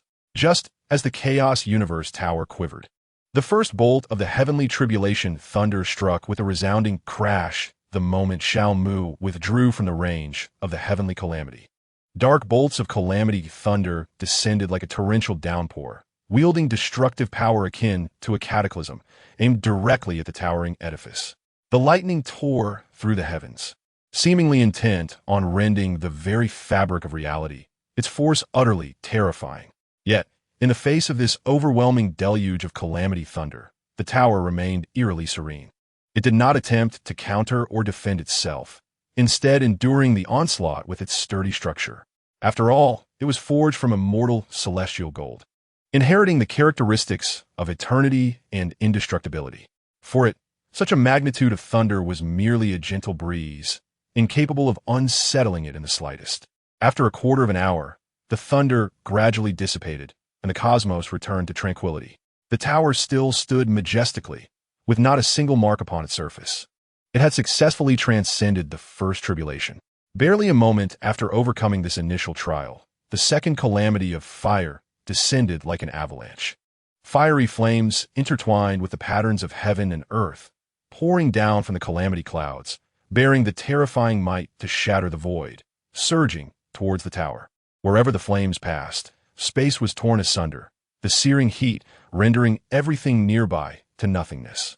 The heavenly fire roared like a furious beast, attempting to utterly obliterate the Chaos Universe Tower. Yet, the tower remained steadfast, just as it had during the Thunder Tribulation, standing resolutely without a quiver, embodying the adage, "Let the strong be strong, like a gentle breeze caressing the hills. Let the arrogant be arrogant, like the bright moon illuminating the great river." From 5 kilometers away, Xiao Mu gazed at the Chaos Universe Tower, witnessing its ease in overcoming the first 2 bolts of calamity thunder, and could not help but feel that his choice to forge his instrument from immortal celestial gold was indeed a sagacious decision. After triumphing over the fire tribulation, the third calamity of weapons surged forth like a tumultuous tide. Beneath the calamity clouds hung countless weapons radiating a fierce aura of slaughter. Swords, spears, staffs, towers, cauldrons, and blades from time immemorial, all suspended above, glinting coldly with murderous intent. These weapons, seemingly imbued with life under the nurturing of the calamity clouds, swirled and howled through the air, producing a deafening cacophony, before launching en masse towards the Chaos Universe Tower. In the face of this vast and menacing tide of weaponry, the tower maintained its composure and tranquility. A soft golden light began to emanate from its surface, the unique radiance of immortal celestial gold, seemingly repelling all external assaults in a gentle yet resolute manner. The clanging of metal echoed as each weapon struck the tower's body, only to be gently deflected by the golden veil, leaving no trace behind. The treasure tower stands as a seasoned swordsman, effortlessly countering the seemingly ferocious onslaught with unyielding composure. As time flows, the calamity of war gradually approaches its conclusion. Those once menacing weapons, after countless clashes, ultimately lose their edge and fall back into the void, transforming into scattered starlight that fades from sight. When the last flicker of a weapon's cold gleam vanishes like a shooting star into the boundless darkness of the cosmos, the fourth tribulation, the calamity of time, silently descends. In an instant, the void surrounding the Chaos Tower appears as if an invisible hand has turned the gears of time, causing the years to whirl at a shocking pace. In the briefest of moments, it seems as though eons have passed, with torrents of time rushing by like a roaring flood. Under the relentless erosion of this time, the once dispersed remnants of meteoric debris dissolve like fragile bubbles, until they vanish into nothingness. Yet, astonishingly, the Chaos Tower seems to transcend this merciless passage of time, untouched and unaffected by its ravages. The tower remains as pristine as ever, devoid of even the slightest mark of age, as if it has existed since time immemorial, forever impervious to the wheels of time. Seeing that the calamity could not harm the Chaos Tower, the forces of time quietly withdraw, seemingly preparing for a more terrifying trial. Subsequently, the heavens unleashed successive tribulations, the rains of the water calamity, the suppression of the wood calamity, among others, all of which were effortlessly surpassed. After successfully weathering all trials, the calamity clouds in the universe began to dissipate slowly, returning to their previous state of eerie silence, devoid of any vitality. Witnessing the dispersal of the calamity clouds, Xiaomu immediately flew towards the tower, which in turn moved towards his location. Moments later, the two converged. "Well done, little one," Xiaomu exclaimed, gazing at the Chaos Tower with admiration. The tower trembled slightly, as if to express its pride. Observing this scene, Xiaomu smiled faintly, then carefully returned it to his elixir sea for nurturing. After securing the tower, he produced a divine light staff from his bosom, shouted Dino, and transformed into Ultraman, soaring towards Earth. Moments later, he returned to hover above the Hua Xian Academy, deactivating his transformation and gently descending. Upon landing, he beheld rows of lounge chairs occupied by those lounging about carelessly. Seeing Huan Yun and the others in their consistent state, Xiao Mu shook his head in resignation, then stepped into the Hall of Reflection. The instant he entered the Grand Hall, a fleeting thought crossed his mind, and the scene within abruptly transformed, morphing into a battlefield engulfed in smoke and flames. The ground was littered with severed limbs, blood staining the earth, while the air was thick with the stench of blood and the ominous aura of slaughter. Immediately, he summoned his thoughts once more, and the battlefield was instantly filled with countless cultivators of the core formation and Yuanfu realms. They stood resolutely with swords in hand or charged forth with blades drawn, exuding a murderous aura that seemed poised to rend the very heavens and earth asunder. Concurrently, he sealed his memories, retaining only a singular obsession to survive upon the battlefield. At the moment he sealed his memories, dozens of core formation cultivators, enveloped in a fierce bloodlust, surged towards him with relentless ferocity. Xiao Mu sensed the approaching menace, and, with no time to dispel the haze clouding his vision, swiftly prepared himself for combat. Chapter 156.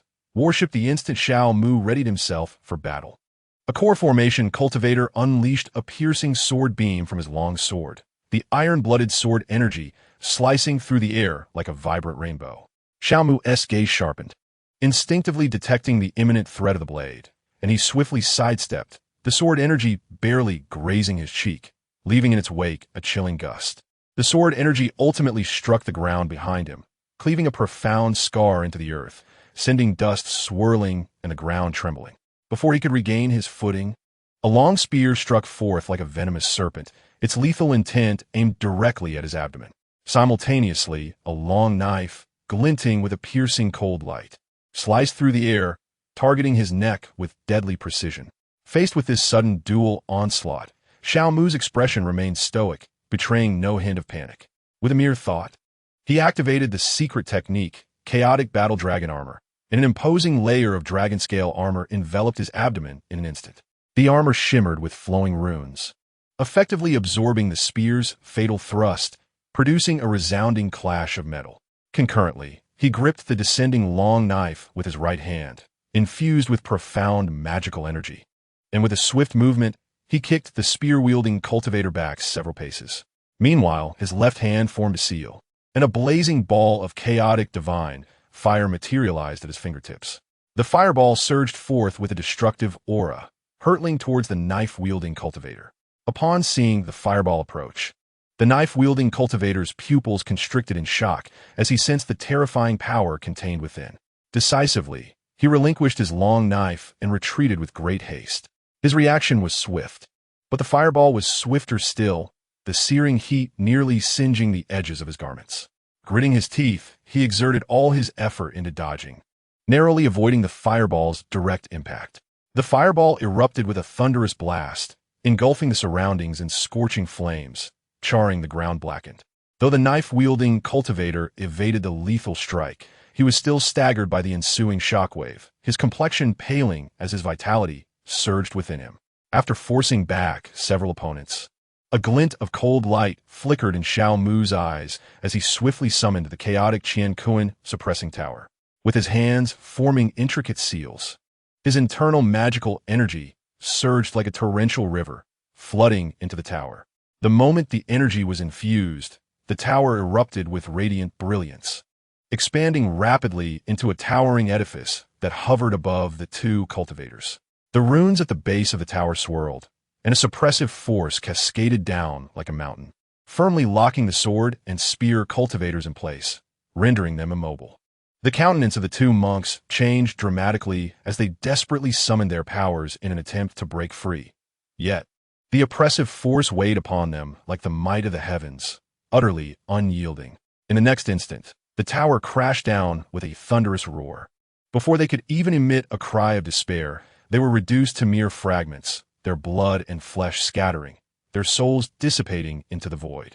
Simultaneously, Xiao Mu moved with the swiftness of lightning, swiftly activating the two elemental talismans within his chaotic primordial abode. Once ignited, the talismans coursed rapidly through his meridians, ultimately surging forth from his palm, transforming into a resplendent sword of symbols. Upon the blade, the rudimentary patterns of heaven and earth spiraled, emanating an aura of relentless slaughter. The second talisman, morphing into another sword, concealed itself in the void, lying in wait for the opportune moment. With the symbol sword firmly grasped, Xiao Mu flickered and appeared before the long knife practitioner as if teleporting. He raised the sword high, its radiance akin to a rainbow, exuding a cataclysmic might as it descended upon the long knife practitioner. Just as the latter regained his senses from the tower's oppressive force, he glimpsed the sword hovering above his head, terror seizing him. In a frantic attempt, he conjured a barrier before him to withstand the impending strike. The sword clashed against the barrier with a deafening clang, causing it to tremble violently, yet it barely managed to hold against the blow.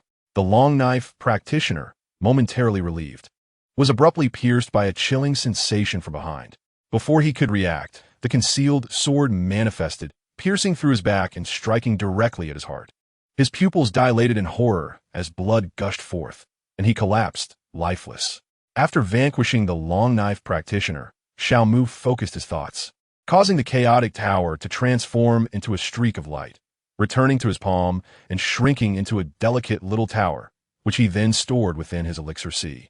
He breathed heavily, aware of the depletion of his power, and contemplated his situation. That last strike had consumed a third of his energy. This meant he could wield the chaotic tower only 2 more times. After that, he would be left to rely solely on his martial prowess to contend with his adversaries. However, he did not believe he could survive in this perilous battlefield solely on martial skills. Thus, he resolved never to utilize the chaotic tower again unless faced with a life-or-death moment. As he pondered, numerous practitioners approached, intent on launching an attack against him. Sensing their approach, a bloodthirsty smile crept across his lips. He summoned the remaining 106 elemental talismans within his abode, causing them to orbit around him, transforming into symbol swords to engage his foes. Thus commenced a brutal and bloody massacre on this battlefield, shrouded in smoke and chaos. 14 days later, Xiao Mu, drenched in blood and clad in tattered garments, sat atop a peak formed from a mound of countless corpses. His silhouette, illuminated by the waning sun, appeared extraordinarily desolate and menacing, as if he were a war deity emerging from the depths of hell. Behind him, 101 talismanic swords hovered in the air, rotating slowly in a circular formation, their blades shimmering with the intricate patterns of heaven and earth, exuding an air of sharp, lethal intent. Each sword seemed to murmur softly, recounting the countless slaughters it had witnessed over the past 14 days. Xiao Mu, with his eyes closed and a stern visage, could not conceal the weariness etched upon his brow. This fatigue was not merely physical. It was a profound weariness and numbness born from unending carnage. Over the course of 14 days, the swords in his hands had claimed the lives of 100,000 souls. With more than 7,000 lives extinguished by his hand nearly every day, blood had stained his garments and seeped into his very soul. He harbored no love for killing. In fact, he abhorred such senseless slaughter. With each swing of his sword, he felt the fragility and helplessness of life. Yet, on this merciless battlefield, he had no alternative. To survive, he had to wield his sword and obliterate every threat. After a time, Xiao Mu slowly opened his eyes, devoid of any trace of fatigue, replaced instead by a profound joy. It was indeed a wise choice to seal his memories. It allowed him to more deeply perceive the boundary between life and death, and his cultivation had become entirely stable. Now, it was time to depart. With that thought, he shifted his focus, and the illusion dissipated. In an instant, the bloodstains on his body, the mountains of corpses beneath his feet, and the remnants of limbs surrounding him vanished without a trace, restoring everything to its original state. Once restored, Xiao Mu retracted the aura of slaughter that enveloped him and made his way towards the entrance of the Jinshin Hall. As he emerged, he spotted Zhou Yi, who had been waiting for quite some time. Zhou Yi, seeing Xiao Mu's arrival, greeted him with a smile, saying, "Old Xiao, you truly took your time coming out. I've been waiting for a full 10 days." Xiao Mu was momentarily taken aback by this remark, his face quickly reflecting a look of confusion as he inquired, "Old Zhou, what have you been waiting for? 10 days? Aren't we supposed to participate in the secret realm that Ji Qingyan mentioned in a couple of days? I thought I'd have you bring the weapon I had Hua Xing Industry forged 10 years ago, which has only just been completed." Zhou Yi replied with a grin. "Oh, what weapon could possibly take 10 years to construct? I am incredibly curious." Xiao Mu asked, intrigued. "You'll find out when you arrive, old Xiao," Zhou Yi teased, deliberately keeping him in suspense. With a resigned smile, Xiao Mu responded, "Then let us set forth."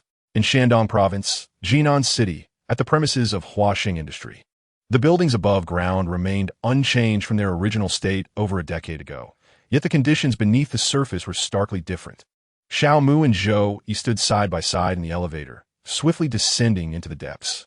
Soon, the elevator came to a steady halt at the bottom, the doors sliding open to reveal a dazzling array of lights flooding into a corridor filled with a sense of futuristic technology. The metallic walls shimmer with a chilling brilliance, while the guiding light strips on the floor resemble a flowing river of light, extending into the unknown distance. A faint electronic ambience permeates the air, as if each step is taken at the intersection of technology and the future. As Xiao Mu stepped out of the elevator, he surveyed his surroundings, his eyes filled with astonishment. Observing Xiao Mu's expression, Zhou Yi's lips curved into a subtle smile as he began to elucidate everything around them. "This underground fortress was constructed under my directive after your disappearance a decade ago. All materials used were supplied by the state.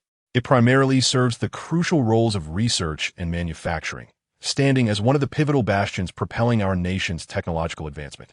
He walked leisurely, meticulously detailing every aspect of the facility to Xiao Mu, who listened intently, his gaze following Zhou Yi's guidance without faltering. When Zhou Yi's introduction reached its conclusion, they found themselves at the end of the corridor, where a silver automatic metal door stood silently before them. As they approached, the door seemed to sense their presence, reminiscent of a classic scene from a science fiction film, slowly sliding open with a soft mechanical hum. Behind the door, a vast space unfolded before their eyes.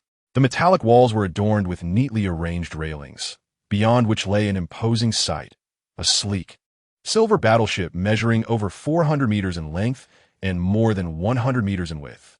Its hull gleamed like a mirror, with massive thrusters exuding a cold metallic luster, as if poised to break free from its constraints and soar into the cosmos. The entire atmosphere was infused with a solemn and awe-inspiring ambience, compelling one to hold their breath in reverence. Chapter 157.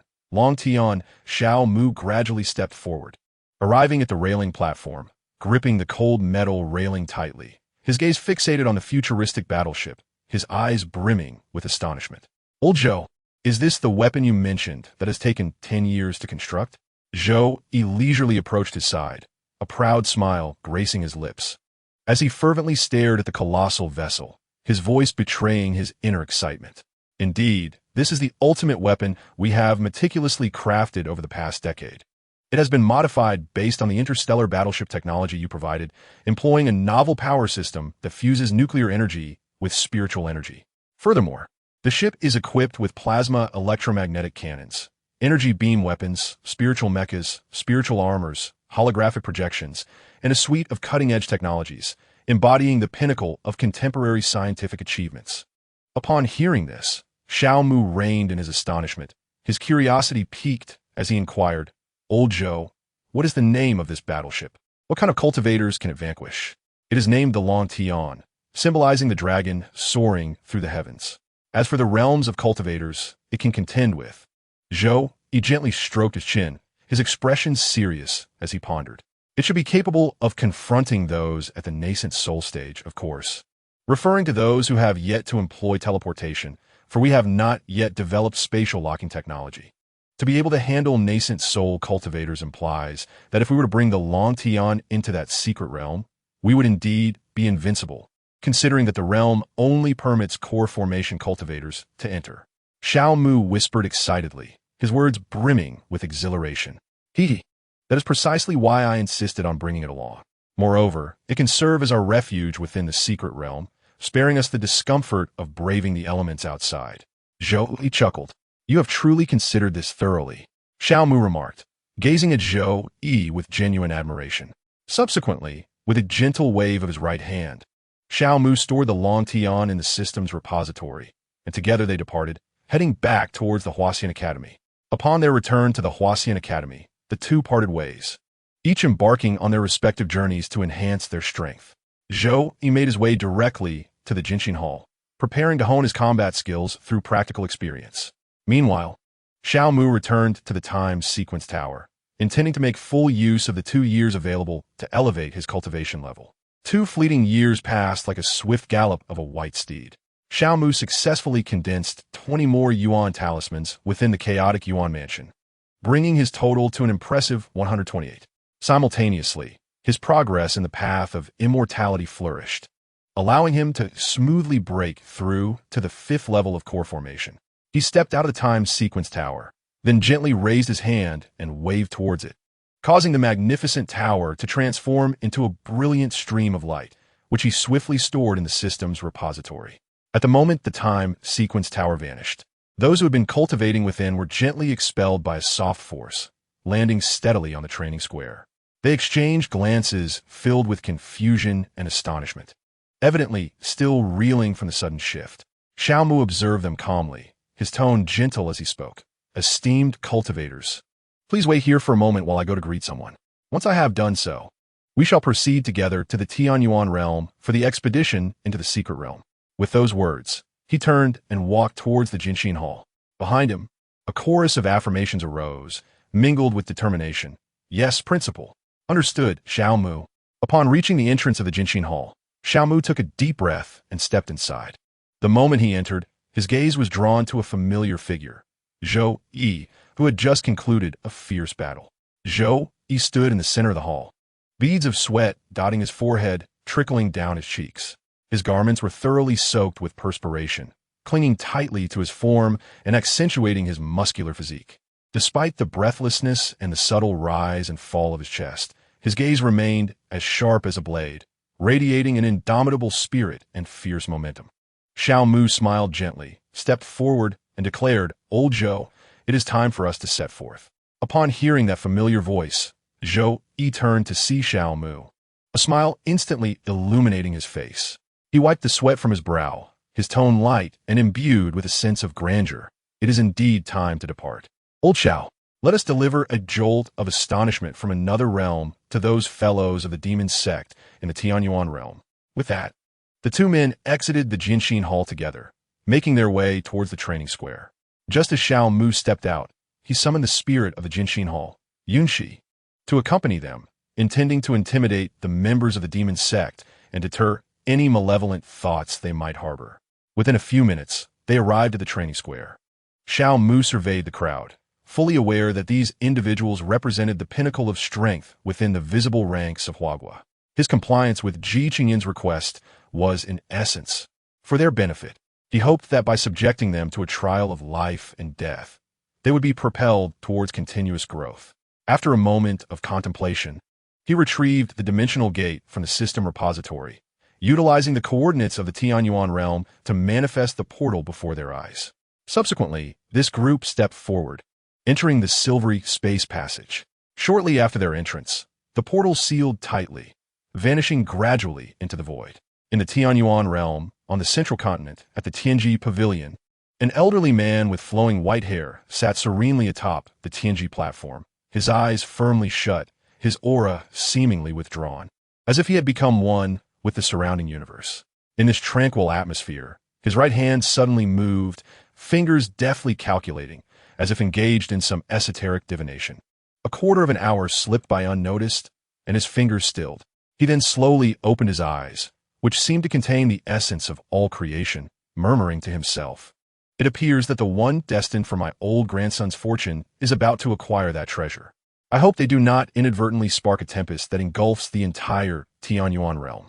With those words, he closed his eyes once more, resuming his quiet meditation. In the Tianqing dynasty, in Xianzhou, in a desolate and nameless wasteland, a magnificent portal abruptly materialized within the barren expanse. As the portal slowly opened, Xiao Mu, Wang Ping, and over 20 others emerged. Xiao Mu gazed at the surrounding desolation, his brow furrowed, and turned to Xiao Hua, softly inquiring, "Xiao Hua, can you discern where we currently stand?" "No, there are no distinctive edifices or markers here. I cannot identify our location," Xiao Hua replied, shaking his head gently. Xiao Mu sighed softly upon hearing this, saying, "Since it cannot be discerned, let it be. It is not of particular importance." He then slowly retrieved a jade talisman from within his robes, the very talisman gifted to him by Ji Qingyin for transportation. After extracting the talisman, he infused it with his spiritual energy, thereby activating its power. In an instant, a silver light radiated from the talisman, undulating like ripples on water, causing the surrounding space to shimmer as if a tranquil sea were gently caressed by a breeze. The silver glow swiftly expanded, enveloping Xiao Mu and the 22 individuals behind him in its luminous embrace. Within the brilliance, their figures gradually blurred, merging seamlessly with the surrounding atmosphere. The next moment, the silver light abruptly contracted, and Xiao Mu and his companions vanished without a trace, leaving behind only a faint ripple in the air, as if whispering of their former presence. In the central continent, at the residence of the He Huan sect, Ji Qingyin sat cross-legged in a quaint, elegant wooden cabin, her eyes gently closed, her breath long and steady, clearly immersed in profound meditation. Though the cabin was not extravagant, it exuded an air of refinement, the wooden grains distinctly visible, emanating a subtle fragrance. Outside, the bamboo grove swayed gently in the wind, the leaves rustling softly, as if composing a natural symphony to accompany her cultivation. Sunlight filtered through the gaps in the bamboo leaves, casting mottled shadows on the ground, infusing the serene cabin with a touch of vitality. A quarter of an hour later, Ji Qingyin slowly opened her enchanting eyes, gazing at the sunlight outside, and softly remarked, "The appointed time is approaching. They should be arriving shortly." No sooner had she spoken than ripples of space emerged around her, and a flash of silver light suddenly appeared. Within the silver glow, dozens of silhouettes gradually became discernible, as if stepping forth from the void, gently descending upon the scene. Ji Qingyin rose gracefully, her garments fluttering, her gaze imbued with anticipation and serenity as she murmured, "At last, they have arrived, Dao friend Xiao. Dao friend Ji, have we kept you waiting?" Xiao Mu's form emerged from the silver light, inquiring softly. "Not at all, Dao friend Xiao. Your timing is impeccable," Ji Qingyin replied with a smile.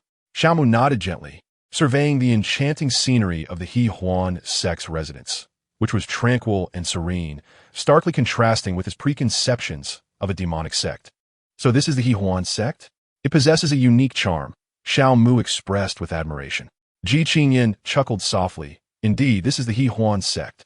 However, this wooden cabin is my personal dwelling. It bears slight distinctions when compared to the abodes of other disciples and elders, yet fundamentally, it remains similar.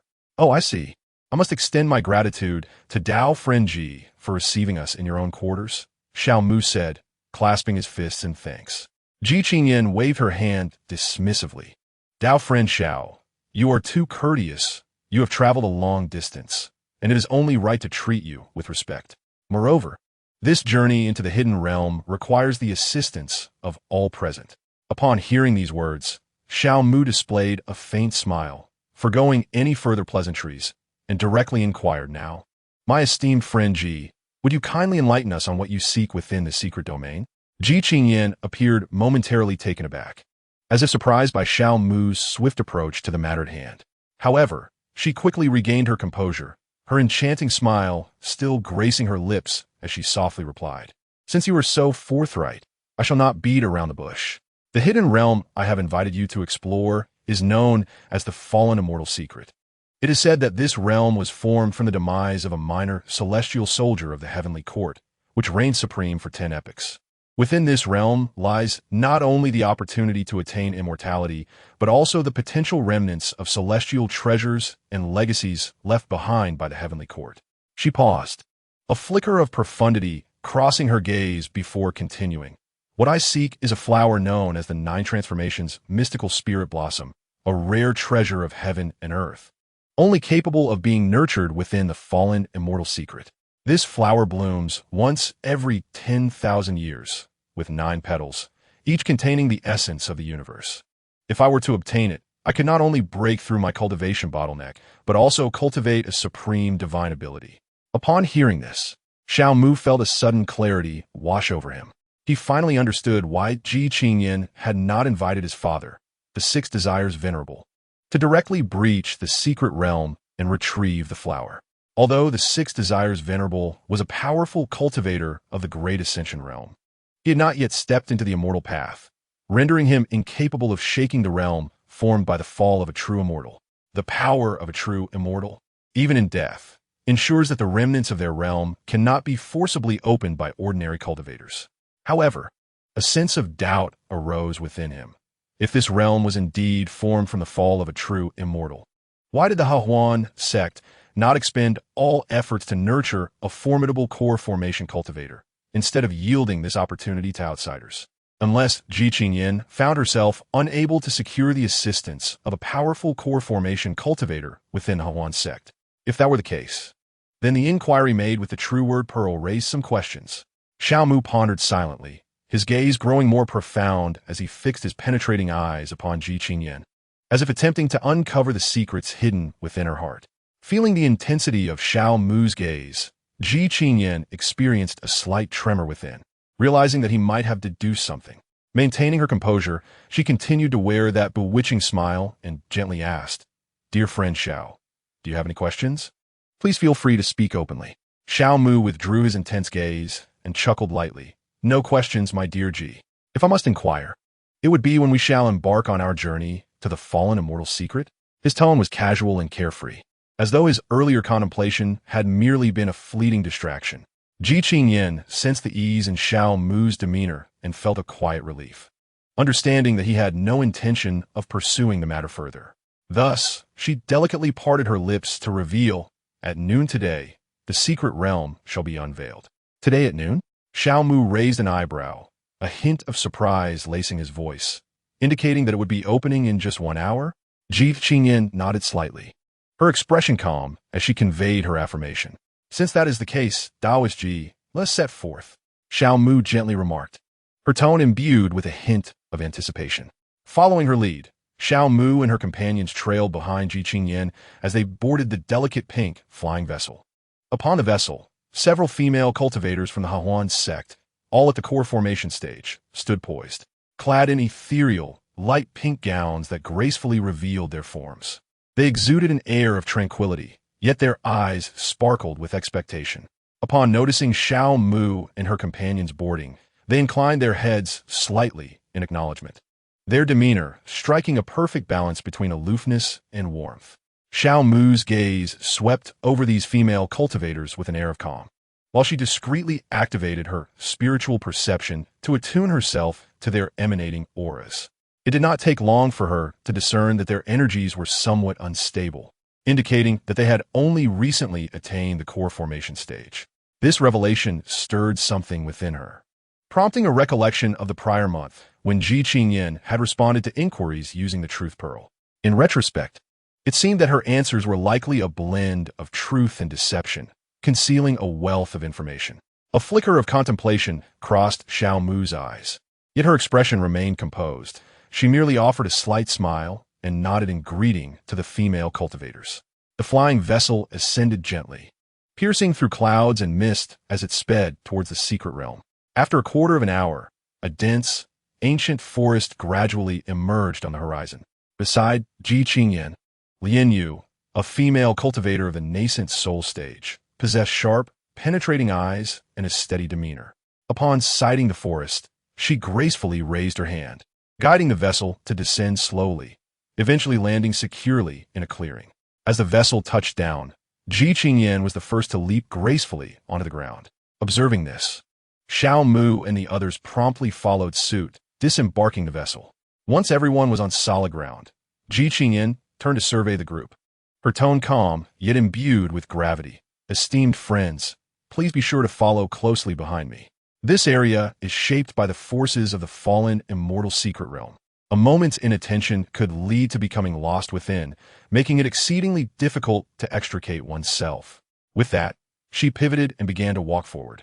Hearing her words, the group felt a chill of seriousness, hastening to keep pace.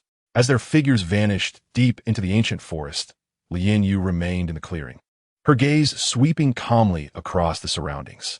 She gently raised her hand, her fingertips glowing faintly, causing the pink vessel to shrink rapidly into a streak of light that slipped into her sleeve. Subsequently, her form shimmered slightly before she vanished without a trace. Leading the way, Ji Qingyan guided her companions towards the site of the fallen immortal secret realm. Along their journey, the echoes of beastly roars would occasionally resonate, each imbued with formidable power. However, each time such a presence arose, it was effectively quelled by the overwhelming aura of Ji Qingyan at the transformation stage. After a quarter of an hour of walking, a valley came into view before them. Deep within the valley, numerous individuals had already gathered. Xiao Mu's gaze swept across the assembly, discerning that they were likely individuals from other demonic sects, equally renowned as the Hahuan sect.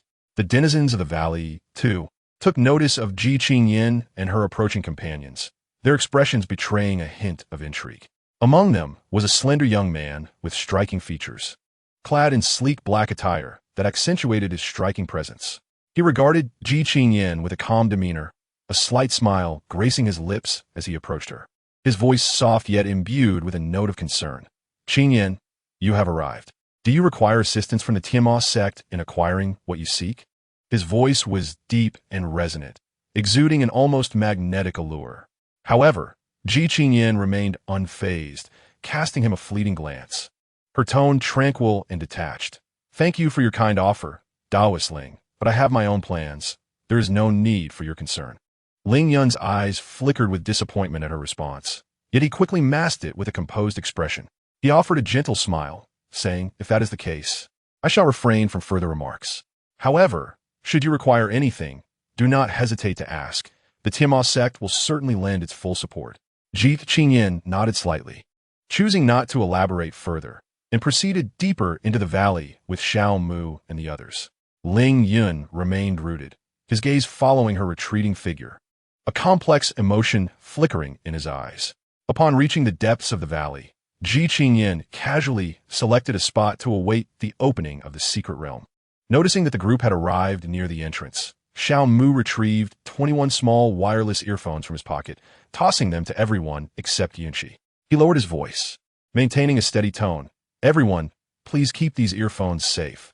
Once we enter the secret realm, you may wear them to facilitate communication. As for the signal issues, I will resolve them once we are inside, so there is no need for concern. His voice, though subdued, was distinctly clear to each listener. The group accepted the earphones, nodding in understanding.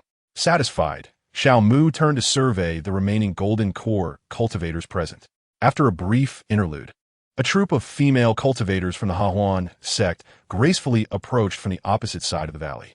Leading them was a striking woman, her beauty captivating, with features that seemed to emerge from a painting, her every movement exuding an enchanting charm. Her eyes sparkled like water, capable of ensnaring hearts, and a subtle smile graced her lips, hinting at something elusive. The crowd in the valley erupted into hushed murmurs at her arrival, their voices low yet brimming with excitement and anticipation. Lu Rian has arrived. It seems a splendid performance is about to unfold, one cultivator whispered, his eyes gleaming with the thrill of the spectacle. Indeed, I wonder how Ji Qingyan will respond to Lu Ruyan. It is truly highly anticipated. Another chimed in, a hint of schadenfreude coloring their tone. Eyes flickered back and forth between Lu Ruyan and Ji Qingyan, as if awaiting a captivating confrontation. Lu Ruyan appeared unfazed by the surrounding chatter, her smile unwavering, as her gaze, fluid as water, swept over the crowd before finally settling on Ji Qingyan. She parted her crimson lips, her tone enchanting yet tinged with a hint of provocation. Junior sister Qingyan, during this expedition into the secret realm, I hope to receive your guidance. Ji Qingyan maintained an air of calm, her gaze steady as she regarded Lu Ruyan, her tone distant yet polite. Senior sister, you flatter me. Each of us relies on our own fortunes. There is no need for guidance. Lu Ruyan smiled gently, her smile akin to blossoms unfurling in the warmth of spring, yet imbued with an indescribable charm. Junior sister Qingyan remains ever so courteous. However, opportunities within the fallen immortal secret realm are finite. Should you inadvertently clash with anyone during our venture, I trust you will not hold it against me. A cold laugh echoed within Ji Qingyan's heart, yet her exterior remained composed. Senior sister, may your talent suffice. I shall refrain from further comment. I only hope that in your quest for fortune, you do not engage in any indiscreet actions. Xiaomu, standing nearby, listened intently to their exchange and quickly discerned why Ji Qingyan sought assistance from others. It seemed she was being manipulated by this Lu Ruyan. As the verbal sparring between Ji Qingyan and Lu Ruyan intensified, the atmosphere grew increasingly tense. Suddenly, the sky above the valley transformed dramatically. A magnificent purple aura swept in from the east, stretching 3,000 miles, altering the very fabric of the heavens. Within this violet mist, a figure reminiscent of a celestial being gradually materialized, draped in flowing garments, exuding an ethereal grace. The figure raised a hand, fingertips brushing through the space below, as if plucking at invisible strings. In an instant, a dark and profound rift tore open in the valley, resembling a gaping abyss that threatened to consume all, sending chills down spines. Upon witnessing the emergence of the rift, excitement ignited among the onlookers. Their eyes ablaze with fervor as they shouted, "The passage to the fallen immortal secret realm has opened. Let's charge forth together. We must not allow the blood prison sect to seize the advantage." The echoes of their fervent cries reverberated throughout the valley, saturated with greed and urgent desire. Spotting the manifestation of the passage, Lu Rian abandoned her quarrel with Ji Qingyan and instead commanded the Golden Core disciples behind her to set off, secretly instructing, "If you encounter that wretched Ji Qingyan and her entourage, show no mercy. Eliminate them without hesitation." "Understood, master," responded a soft-voiced woman, her tone laced with lethal intent. On the other side, Ji Qingyan, having noticed the rift, turned to Xiao Mu and the others, her expression solemn as she declared, "I entrust my needs to you, my fellow Taoists." Xiao Mu nodded slightly, signaling his understanding, before leading 21 others, including Zhou Yi, purposefully towards a void. Ji Qingyan gazed at their receding figures, her eyes brimming with anticipation, while Yunxi stood silently by, making no further movements. Xiao Mu fixed his gaze upon the figures of the demonic sect members streaming into the rift, took a deep breath, and resolutely stepped into the void. Upon entering, Xiao Mu immediately sensed a sensation akin to being torn apart, accompanied by a dizzying feeling in his head. However, these sensations did not impede his consciousness or physical form. Moments later, The darkness and void before him were replaced by a vibrant scene teeming with life. Lush trees and verdant grass stretched before his eyes, as if he had stepped into an entirely new realm. As Xiao Mu surveyed his surroundings, he realized that Zhou Yi and the others were not by his side, which made him comprehend that the entrance to this secret realm was a random teleportation. After pondering for a moment, he scrutinized the trees around him, discovering that they were ancient specimens, some hundreds or even thousands of years old, each emanating a profound and mysterious aura, a rarity in the world. Simultaneously, he felt an exceptionally pure and dense spiritual energy permeating the air, its quality and concentration far exceeding that of the outside world by dozens of times, even rivaling the spiritual energy provided by the high-grade spiritual veins of the Hua Xian Academy. This prompted him to exclaim in admiration, "Truly, this is a secret realm born after the celestial fall." After his moment of reflection, he refocused his thoughts, summoned the Long Tian vessel from his system repository, and designated a location. In an instant, the Long Tian appeared above him, hovering steadily like a slumbering giant beast, radiating authority and power. Xiao Mu looked up at the colossal warship, lightly pressed his foot down, and leaped gracefully, as if he were a swallow, reaching the entrance of the vessel in the blink of an eye. As if sensing Xiao Mu's approach, the ship automatically opened its doors, allowing him to enter. Once inside, he proceeded along a straight corridor, traversing several passageways imbued with a futuristic aesthetic, until he finally arrived at the core control center of the warship.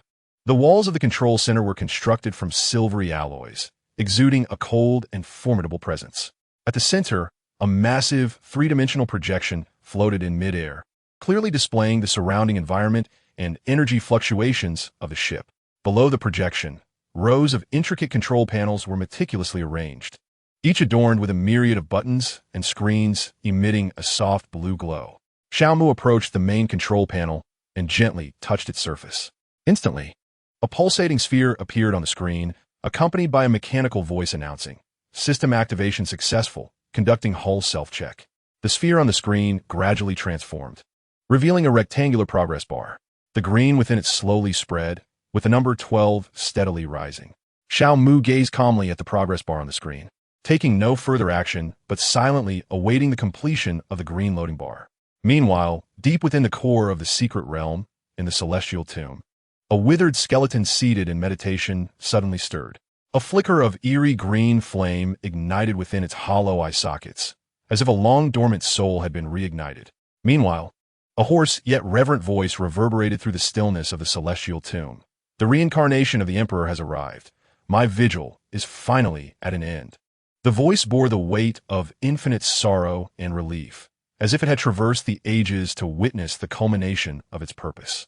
After this utterance, the withered bones returned to silence. The faint green flame in the eye sockets gradually extinguished, as if all had reverted to the primordial tranquility of yore. As the progress bar completed its loading and the vessel's self-diagnostic concluded, a mechanical voice reported, "Self-diagnosis complete. Energy reserves are ample. Defense systems are intact. Weapon systems are on standby." Listening to the report, Xiao Mu remained unperturbed, his demeanor as calm as a placid lake. Upon the conclusion of the report, he issued a command in a low voice: "Activate quantum signal transmission mode and establish a complete communication network." "Understood, Captain." "Expected completion within 1 minute," came the robotic reply. Subsequently, the alloy surface above the battleship slowly parted, and a sophisticated radar apparatus ascended, commencing the efficient construction of the communication network. 1 minute later, the voice again resonated, "Communication network established." Hearing this news, Xiao Mu's lips curled into a faint smile. He retrieved a wireless earpiece from his pocket and gently placed it in his right ear, tapping the handle with his finger. The earpiece instantly connected to the quantum information communication network. He whispered, "Is anyone there? Please respond." Within a few minutes, a familiar voice emerged from the earpiece. "Old Xiao, I can't hear you. It seems the quantum information network has been successfully established." "Xiao Mu, I hear you," came the responses in succession, clear and steady, as if they were right beside him. Xiao Mu felt a quiet relief wash over him as he spoke. "Everyone, explore the secret realm for now. Shortly, I will send you a map through the earpiece to help you ascertain your locations and converge towards me." "Understood, Old Xiao," came the chorus of replies. After severing the communication, Xiao Mu turned his gaze to the main control console, solemnly issuing commands. Deploy the drone swarm to scout this secret realm and create a detailed map. Command received. Drone swarm is being deployed, came the rapid response. As the command was executed, several tiny portals on the battleship's surface quietly opened, and a swarm of drones surged forth like a true hive of bees. Centered around the battleship, they swiftly spread outwards, efficiently surveying every inch of this secret realm. In the control center, Xiao Mu gazed intently at the three-dimensional projection, where a map gradually materialized and expanded. His eyes narrowed slightly, glinting with a profound light. The map came to life before him, depicting mountains, rivers, trees, grasslands, and ancient ruins in vivid detail. An hour later, observing that the map had extended to a scale of over 100,000 kilometers, Xiao Mu issued another command. Mark the positions of those 21 signals on the map. Understood, Captain, came the customary response. Upon the map, as annotations appeared, 21 red points of light gradually manifested, while Xiao Mu's own position was denoted by a green point. With a focused gaze, Xiao Mu examined the map and, with a mere touch, uploaded it into the headphones, sharing it with Zhou, Yi, and the other 20 individuals. He then conveyed through the communication channel. The map has been shared to your headphones. The green point indicates my location, while the red points signify each of yours. Please converge towards me as directed by the map. After awaiting their responses, Xiao Mu issued another command. Activate the energy shield and the cloaking system, and proceed towards the nearest red point. A swift reply followed. Command received. Energy shield and cloaking system are being activated. In an instant, an invisible energy shield enveloped the warship, cloaking the entire vessel. Simultaneously, the ship's body became translucent, blending seamlessly with the surrounding environment, silently navigating towards the nearest red point, like a phantom concealed in the void. After some time, the Longtian ship quietly hovered above a tranquil valley, precisely at the location marked by the first red point on the map. The valley, adorned with towering ancient trees and babbling brooks, appeared to be an untouched sanctum. The warship remained suspended in the air, its cloaking system rendering it flawlessly integrated with the environment, leaving no trace. Once Xiao Mu ordered the Longtian to enter standby mode, he gracefully descended from the vessel, soaring towards the valley below. During his flight, he gently pressed a button on his headphones, and in an instant, countless nanobots cascaded from the device, enveloping his entire form like flowing water. In mere moments, Xiao Mu donned a dazzling silver nanotech armor. This armor was meticulously crafted by Huasian Industries using the rare spiritual, or from the original world, with only 22 sets in existence. It not only significantly enhanced the combat capabilities of a golden core realm cultivator, but also provided a robust layer of protection. Additionally, there existed an advanced version known as the Nanomecha, though Xiao Mu had no intention of employing it. Chapter 160. The Vermilion Fruit Within the Valley. Zhou Yi gripped his innate magical artifact, the primordial universe bow, in its dual blade mode, his expression grave as he observed the beast before him. The creature, cloaked in reflective black fur, crouched low to the ground, resembling a lone wolf, yet adorned with a pair of resplendent golden horns. It exuded a formidable aura characteristic of the golden core realm, its crimson eyes fixed intently on Zhou Yi, brimming with wariness and hostility, as if poised to unleash a lethal assault at any moment. Beside the wolf-like beast stood a fruit tree, quietly towering, laden with plump, crimson fruits that exuded a rich fragrance, emanating wisps of spiritual energy, clearly not of ordinary origin. It was evident that this wolf-like creature served as the guardian of the spiritual fruit. Time flowed slowly amid the silent standoff between man and beast. After a few breaths, Zhou Yi was the first to shatter the stalemate. His movements, though subtle, provoked the demon wolf, causing its fur to bristle and its body to tense like a drawn bow, entering a heightened state of vigilance. Zhou Yi swiftly brought his hands together, precisely joining the hilts of his dual blades, which instantly transformed into a longbow. As the bow took form, a resilient thread, akin to a sinuous serpent, connected the tips of the blades, forming the bowstring. A gentle flick of his fingers set the bowstring quivering, and in an instant, arrows forged from innate Tao power materialized, radiating a fierce, cold light. With a release of his fingers, the arrows shot forth like meteors, slicing through the air towards the demon wolf. Simultaneously, Zhou Yi propelled himself forward with a powerful leap, his form darting like lightning, trailing closely behind the arrows. During his rapid advance, he deftly twisted his wrist, causing the longbow to deconstruct once more into dual blades, their edges gleaming with a chilling brilliance. The demon wolf, witnessing this, felt a surge of ferocity in its eyes and opened its maw wide, unleashing a deafening howl. In the blink of an eye, countless invisible sound waves surged forth like a tide, shattering the arrows into fragments. Before the sound waves dissipated, arcs of electricity flickered between the two golden horns atop the demon wolf's head, and within a heartbeat, a massive sphere of thunder was conjured, radiating fierce lightning and exuding an overwhelming presence. With a low growl, the demon wolf hurled the thunder sphere toward Zhou Yi, and where it passed, the air seemed to tear apart, producing a piercing roar. Yet, the demon wolf's assault did not cease there. Its form surged forward like a bolt of black lightning, claws glistening with a sinister gleam, evidently intent on ending Zhou Yi's life with its own lethal talons should the thunder sphere fail. In that moment, the valley was a tapestry of lightning and blade light, with an atmosphere thick with murderous intent, the outcome hanging by a thread. Zhou Yi's expression turned grave as he faced the oncoming thunder sphere, not daring to show any sign of carelessness. With a flick of his wrist, he launched one of his blades, its brilliance soaring to meet the thunder sphere. At the very same moment, the hand that had thrown the knife swiftly formed a seal, and he murmured, "Earth escape technique." In an instant, his form vanished beneath the ground, swiftly approaching the demon wolf like a fish in water. As the thunder sphere collided with the innate Qian Kuan blade, a cataclysmic explosion erupted, shaking the very earth. Blinding lightning and ferocious energy swept through the vicinity, transforming the ground into charred craters, smoke billowing and debris scattering. The innate Qian Kuan blade remained embedded in the center of the crater, its blade still glimmering with a chilling light amidst the aftermath of the explosion. The demon wolf, sensing Zhou Yi's descent into the earth, abruptly paused, amplifying its senses as its consciousness spread like a tide, attempting to capture Zhou Yi's trace. However, just as its awareness was on the verge of locating him, the demon wolf, as if sensing something, suddenly exerted force in its limbs and leaped sideways. At the moment of its leap, a blade, glistening with cold light, erupted from the ground, narrowly slicing along its abdomen, stirring a fierce wind of blades. Zhou Yi emerged from the ground, tracing the trajectory of the blade, his gaze icy as he fixed his eyes on the demon wolf that had evaded his strike.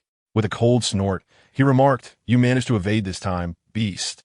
But fortune shall not favor you again." No sooner had the words left his lips than he gestured casually. The dagger embedded in the charred pit seemed to respond to an unseen call, transforming into a streak of light that flew back into his grasp. Firmly gripping the hilt, he seamlessly united it with another blade, reconstituting it into the innate Qian Kuan bow. With a steely gaze, Zhou Yi tossed the Qian Kuan bow skyward. Where it hovered in the void, the bowstring tautening automatically as if manipulated by an invisible hand. In the next moment, arrows formed from the essence of primordial energy cascaded down like rain, aimed directly at the demon wolf. Where the arrows passed, the air was torn asunder, emitting sharp whistles that seemed to pierce through space itself. Simultaneously, Zhou Yi's hands swiftly formed seals. A torrent of magical energy surged around him, akin to a river in full flow. His robes billowed without wind, his aura rising dramatically, clearly preparing to unleash a formidable spell. The spiritual energy within the valley seemed to be drawn towards him, coalescing into an invisible vortex. The demon wolf, with its keen senses, immediately detected Zhou Yi's intentions. A flicker of trepidation flashing in its crimson eyes, it let out a low growl, and the electric arcs between its golden horns flickered once more, rapidly coalescing into numerous small thunder orbs that floated around it like stars. These orbs surged forth, colliding with the descending arrows, resulting in a thunderous explosion. Meanwhile, the demon wolf surged towards Zhou Yi like a bolt of black lightning, attempting to interrupt or eliminate him before he completed his incantation. However, As the demon wolf had to divide its focus between gathering the small thunder orbs and countering the myriad arrows from above, its approach towards Zhou Yi slowed, consuming a few extra moments, merely 3 breaths, in fact. Moments later, as the demon wolf drew near, Zhou Yi's spell reached its culmination. With a brilliant flash in his eyes, he bellowed, "Primordial seal." In an instant, the space above the demon wolf twisted violently, and a formidable surge of primordial energy and spiritual essence coalesced into the form of a colossal seal. This seal shimmered with brilliant light, inscribed with profound patterns, emanating a pressure that subdued the very heavens and earth. As soon as the seal materialized, it descended upon the demon wolf with the force of a thunderbolt, seemingly shattering space itself in the process. Feeling the terrifying weight above, the demon wolf's crimson eyes widened in fear. It attempted to evade the seal's grasp, but, to its horror, found itself immobilized by the oppressive force, helplessly watching as the seal descended, crushing it into a mere puddle of flesh, extinguishing its life. Having successfully vanquished the demon wolf, Zhou Yi stowed the Qian Kuan Bao within his dantian for nurturing. Just as he intended to approach and collect the demon wolf's essence, a silvery streak of light suddenly flashed across the sky, soaring directly towards him. Zhou Yi gazed intently at Xiao Mu, who stood before him clad in nano battle armor, a subtle twitch at the corner of his mouth betraying his amusement. "Ah, old Xiao, your timing is impeccable, appearing just after I have dealt with the beast." Upon hearing these words, Xiao Mu revealed a hint of helplessness beneath his visor, and with a gentle tap on his earpiece, the nano armor retracted as if it were retreating tides. "What can I do, old Zhou? I cannot control my arrival here." "Never mind, old Xiao. I have never held you accountable. Our primary focus now is to examine this spirit fruit," Zhou Yi murmured, moving closer to the demon wolf to extract the essence crystal contained within its body. Xiao Mu, upon hearing Zhou Yi's words, approached the fruit tree and activated its information panel. Name: Vermilion Fruit Tree. Effect: able to bear vermilion fruits, which can rapidly enhance cultivation. It can also be used to concoct elixirs. After reading the description, Xiao Mu, brimming with excitement, exclaimed, "Old Zhou, this tree is the vermilion fruit tree, a rare spiritual herb absent from our medicinal garden. We can transplant it back to enrich our collection." Zhou Yi, upon hearing this, stored the essence crystal of the demon wolf, wiped the blood from his hands, and smiled, urging, "Oh, the vermilion fruit tree? Indeed, that is a treasure. Old Xiao, what are you waiting for? Hurry and collect it." Xiao Mu, acknowledging Zhou Yi's encouragement with a knowing smile, nodded and replied, "Rest assured, I shall do so at once." He then crouched down, placing his hands gently on the ground, channeling his spiritual energy to carefully uproot the vermilion fruit tree along with the soil enveloping its roots. The roots were shrouded in a dense aura of spiritual energy, indicating the soil was rich in vitality. With deft movements, Xiao Mu quickly secured the entire tree intact into the system's storage. Rising to his feet, he brushed the dirt from his hands, contentedly stating, "All done. Once we return, our medicinal garden will be graced with another precious addition." Zhou Yi nodded with a smile, ready to speak, when suddenly his expression shifted to one of vigilance as he looked toward the distance.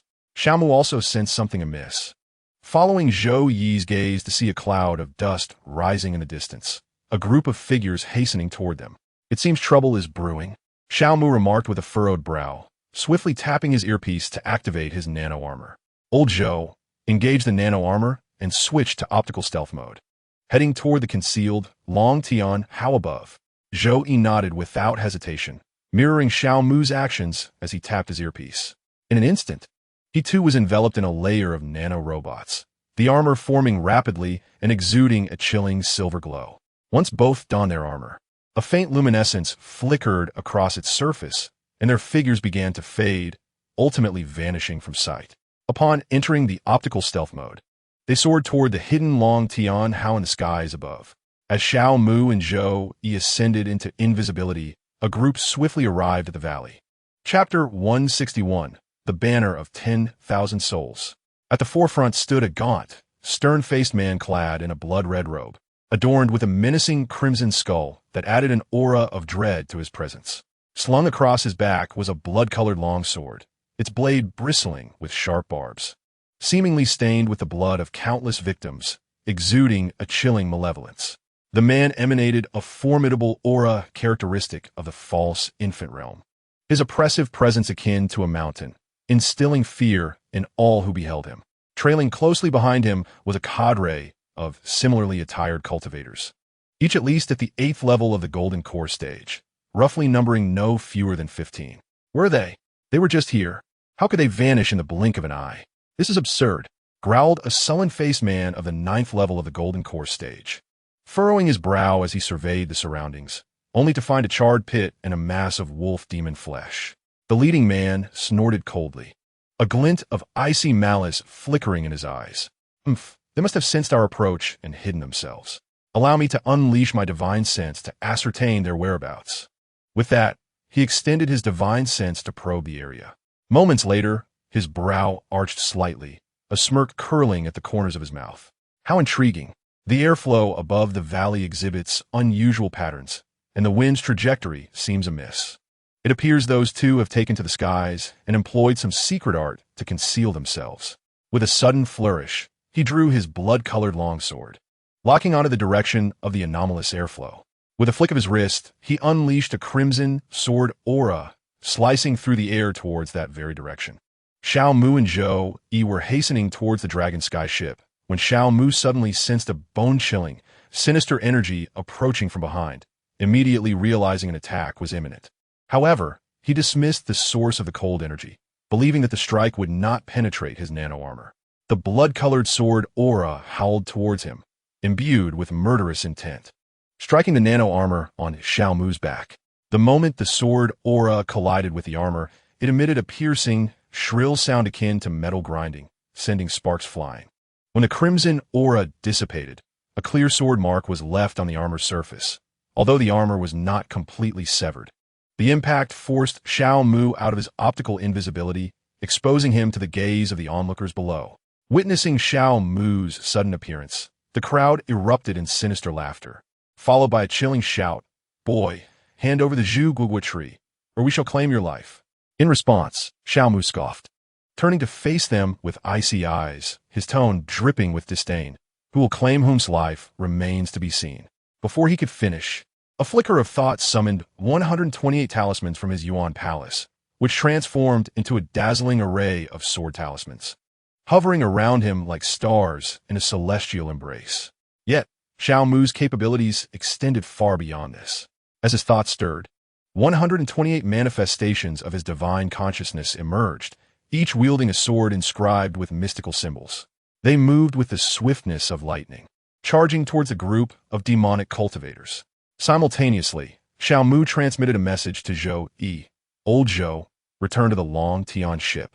I shall teach these demonic cultivators a lesson, lest they remain ignorant of their own limitations." Zhou Yi, upon receiving the message, nodded slightly, his gaze reflecting a blend of concern and, more prominently, trust. He replied gravely, "Exercise caution and do not overexert yourself." With that, he vanished in a flash, swiftly making his way towards the Long Tian vessel. The demonic cultivators, witnessing the approach of 128 figures, smirked disdainfully, their eyes filled with contempt and mockery. The leader of the demonic group let out a cold laugh, commanding, "Manifest the banners." In an instant, 16 banners, exuding an endless aura of darkness, appeared before them. The banners were shrouded in ghastly apparitions, with countless grotesque spirits howling as if desperate to break free from their confines.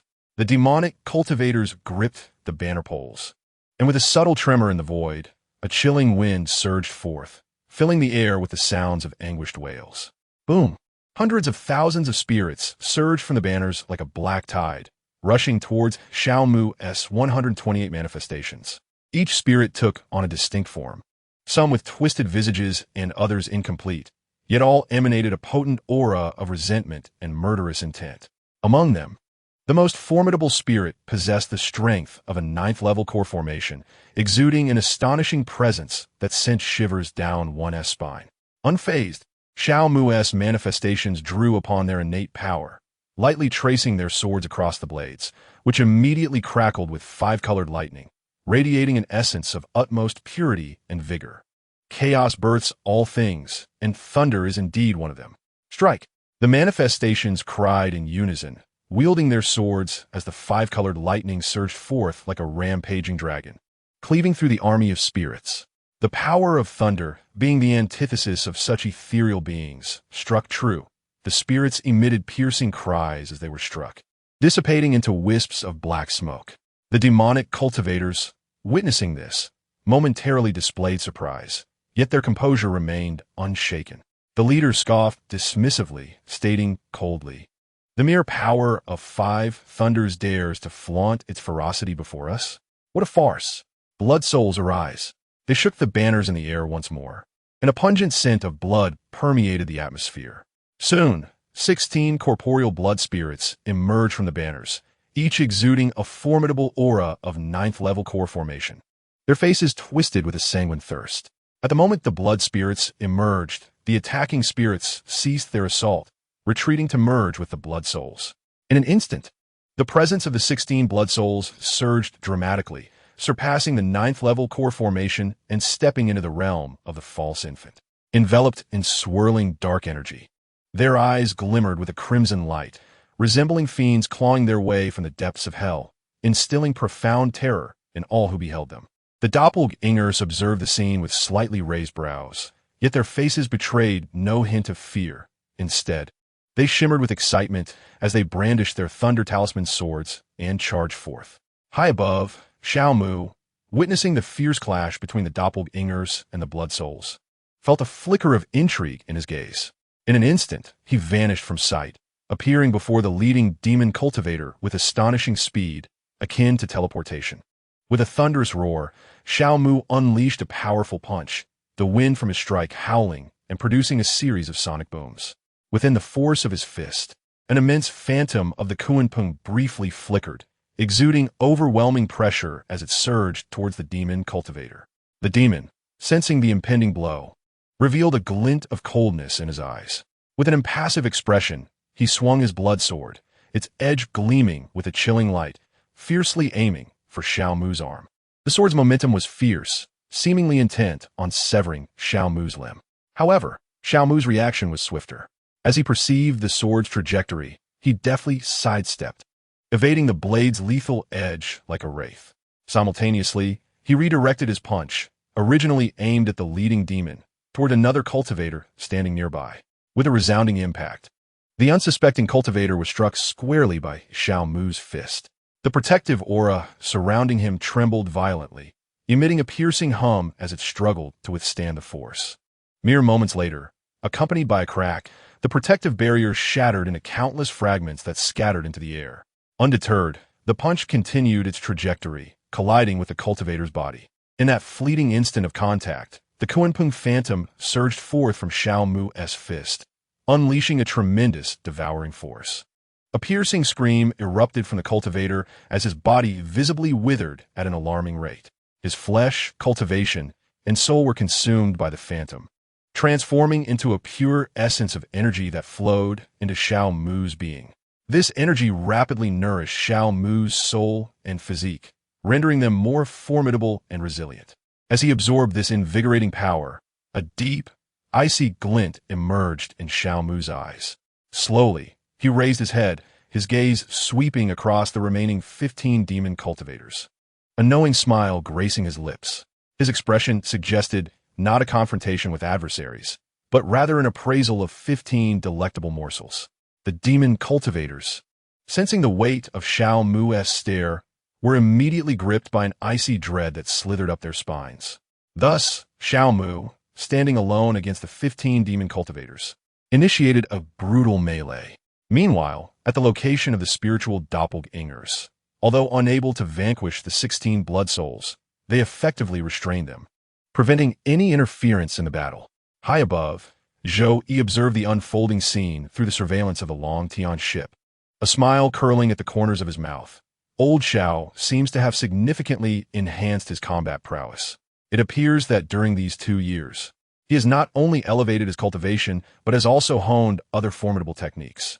On the ground, a fierce battle raged with intensity, each side exchanging blows in a stalemate. After an hour of relentless confrontation, Shao managed to vanquish 14 demonic cultivators, leaving only their leader still clinging to life. With a stern countenance, the leader coldly uttered a harsh admonition. Next time, do not spare those who deserve no mercy. In an instant, he unleashed a powerful punch that ultimately sealed the fate of the demonic leader. As the leader was consumed by Shao Mu, the 16 blood souls abruptly ceased their assault, standing motionless in place. Meanwhile, the consciousness clone refrained from launching an attack. Instead, it transformed into 128 streams of light, enveloping the talisman's swords, and swiftly returned to Shao Mu's body. The talisman swords flew back to the chaotic Yuan mansion, instantly morphing into the primordial talisman. At that moment, Shao Mu approached the 16 soul banners, scrutinizing them carefully, contemplating. These are indeed remarkable artifacts. Once I refine them and merge them into one, their power will undoubtedly reach new heights, serving as one of my offensive means in the future. With this thought, he grasped the pole of the 16 soul banners and gently shook it in the void, causing the 16 blood souls to swiftly return to the banner. Once all 16 blood souls had returned, Shao Mu promptly stored them in the system's warehouse, then disengaged the nano armor and set off towards the direction of the dragon sky.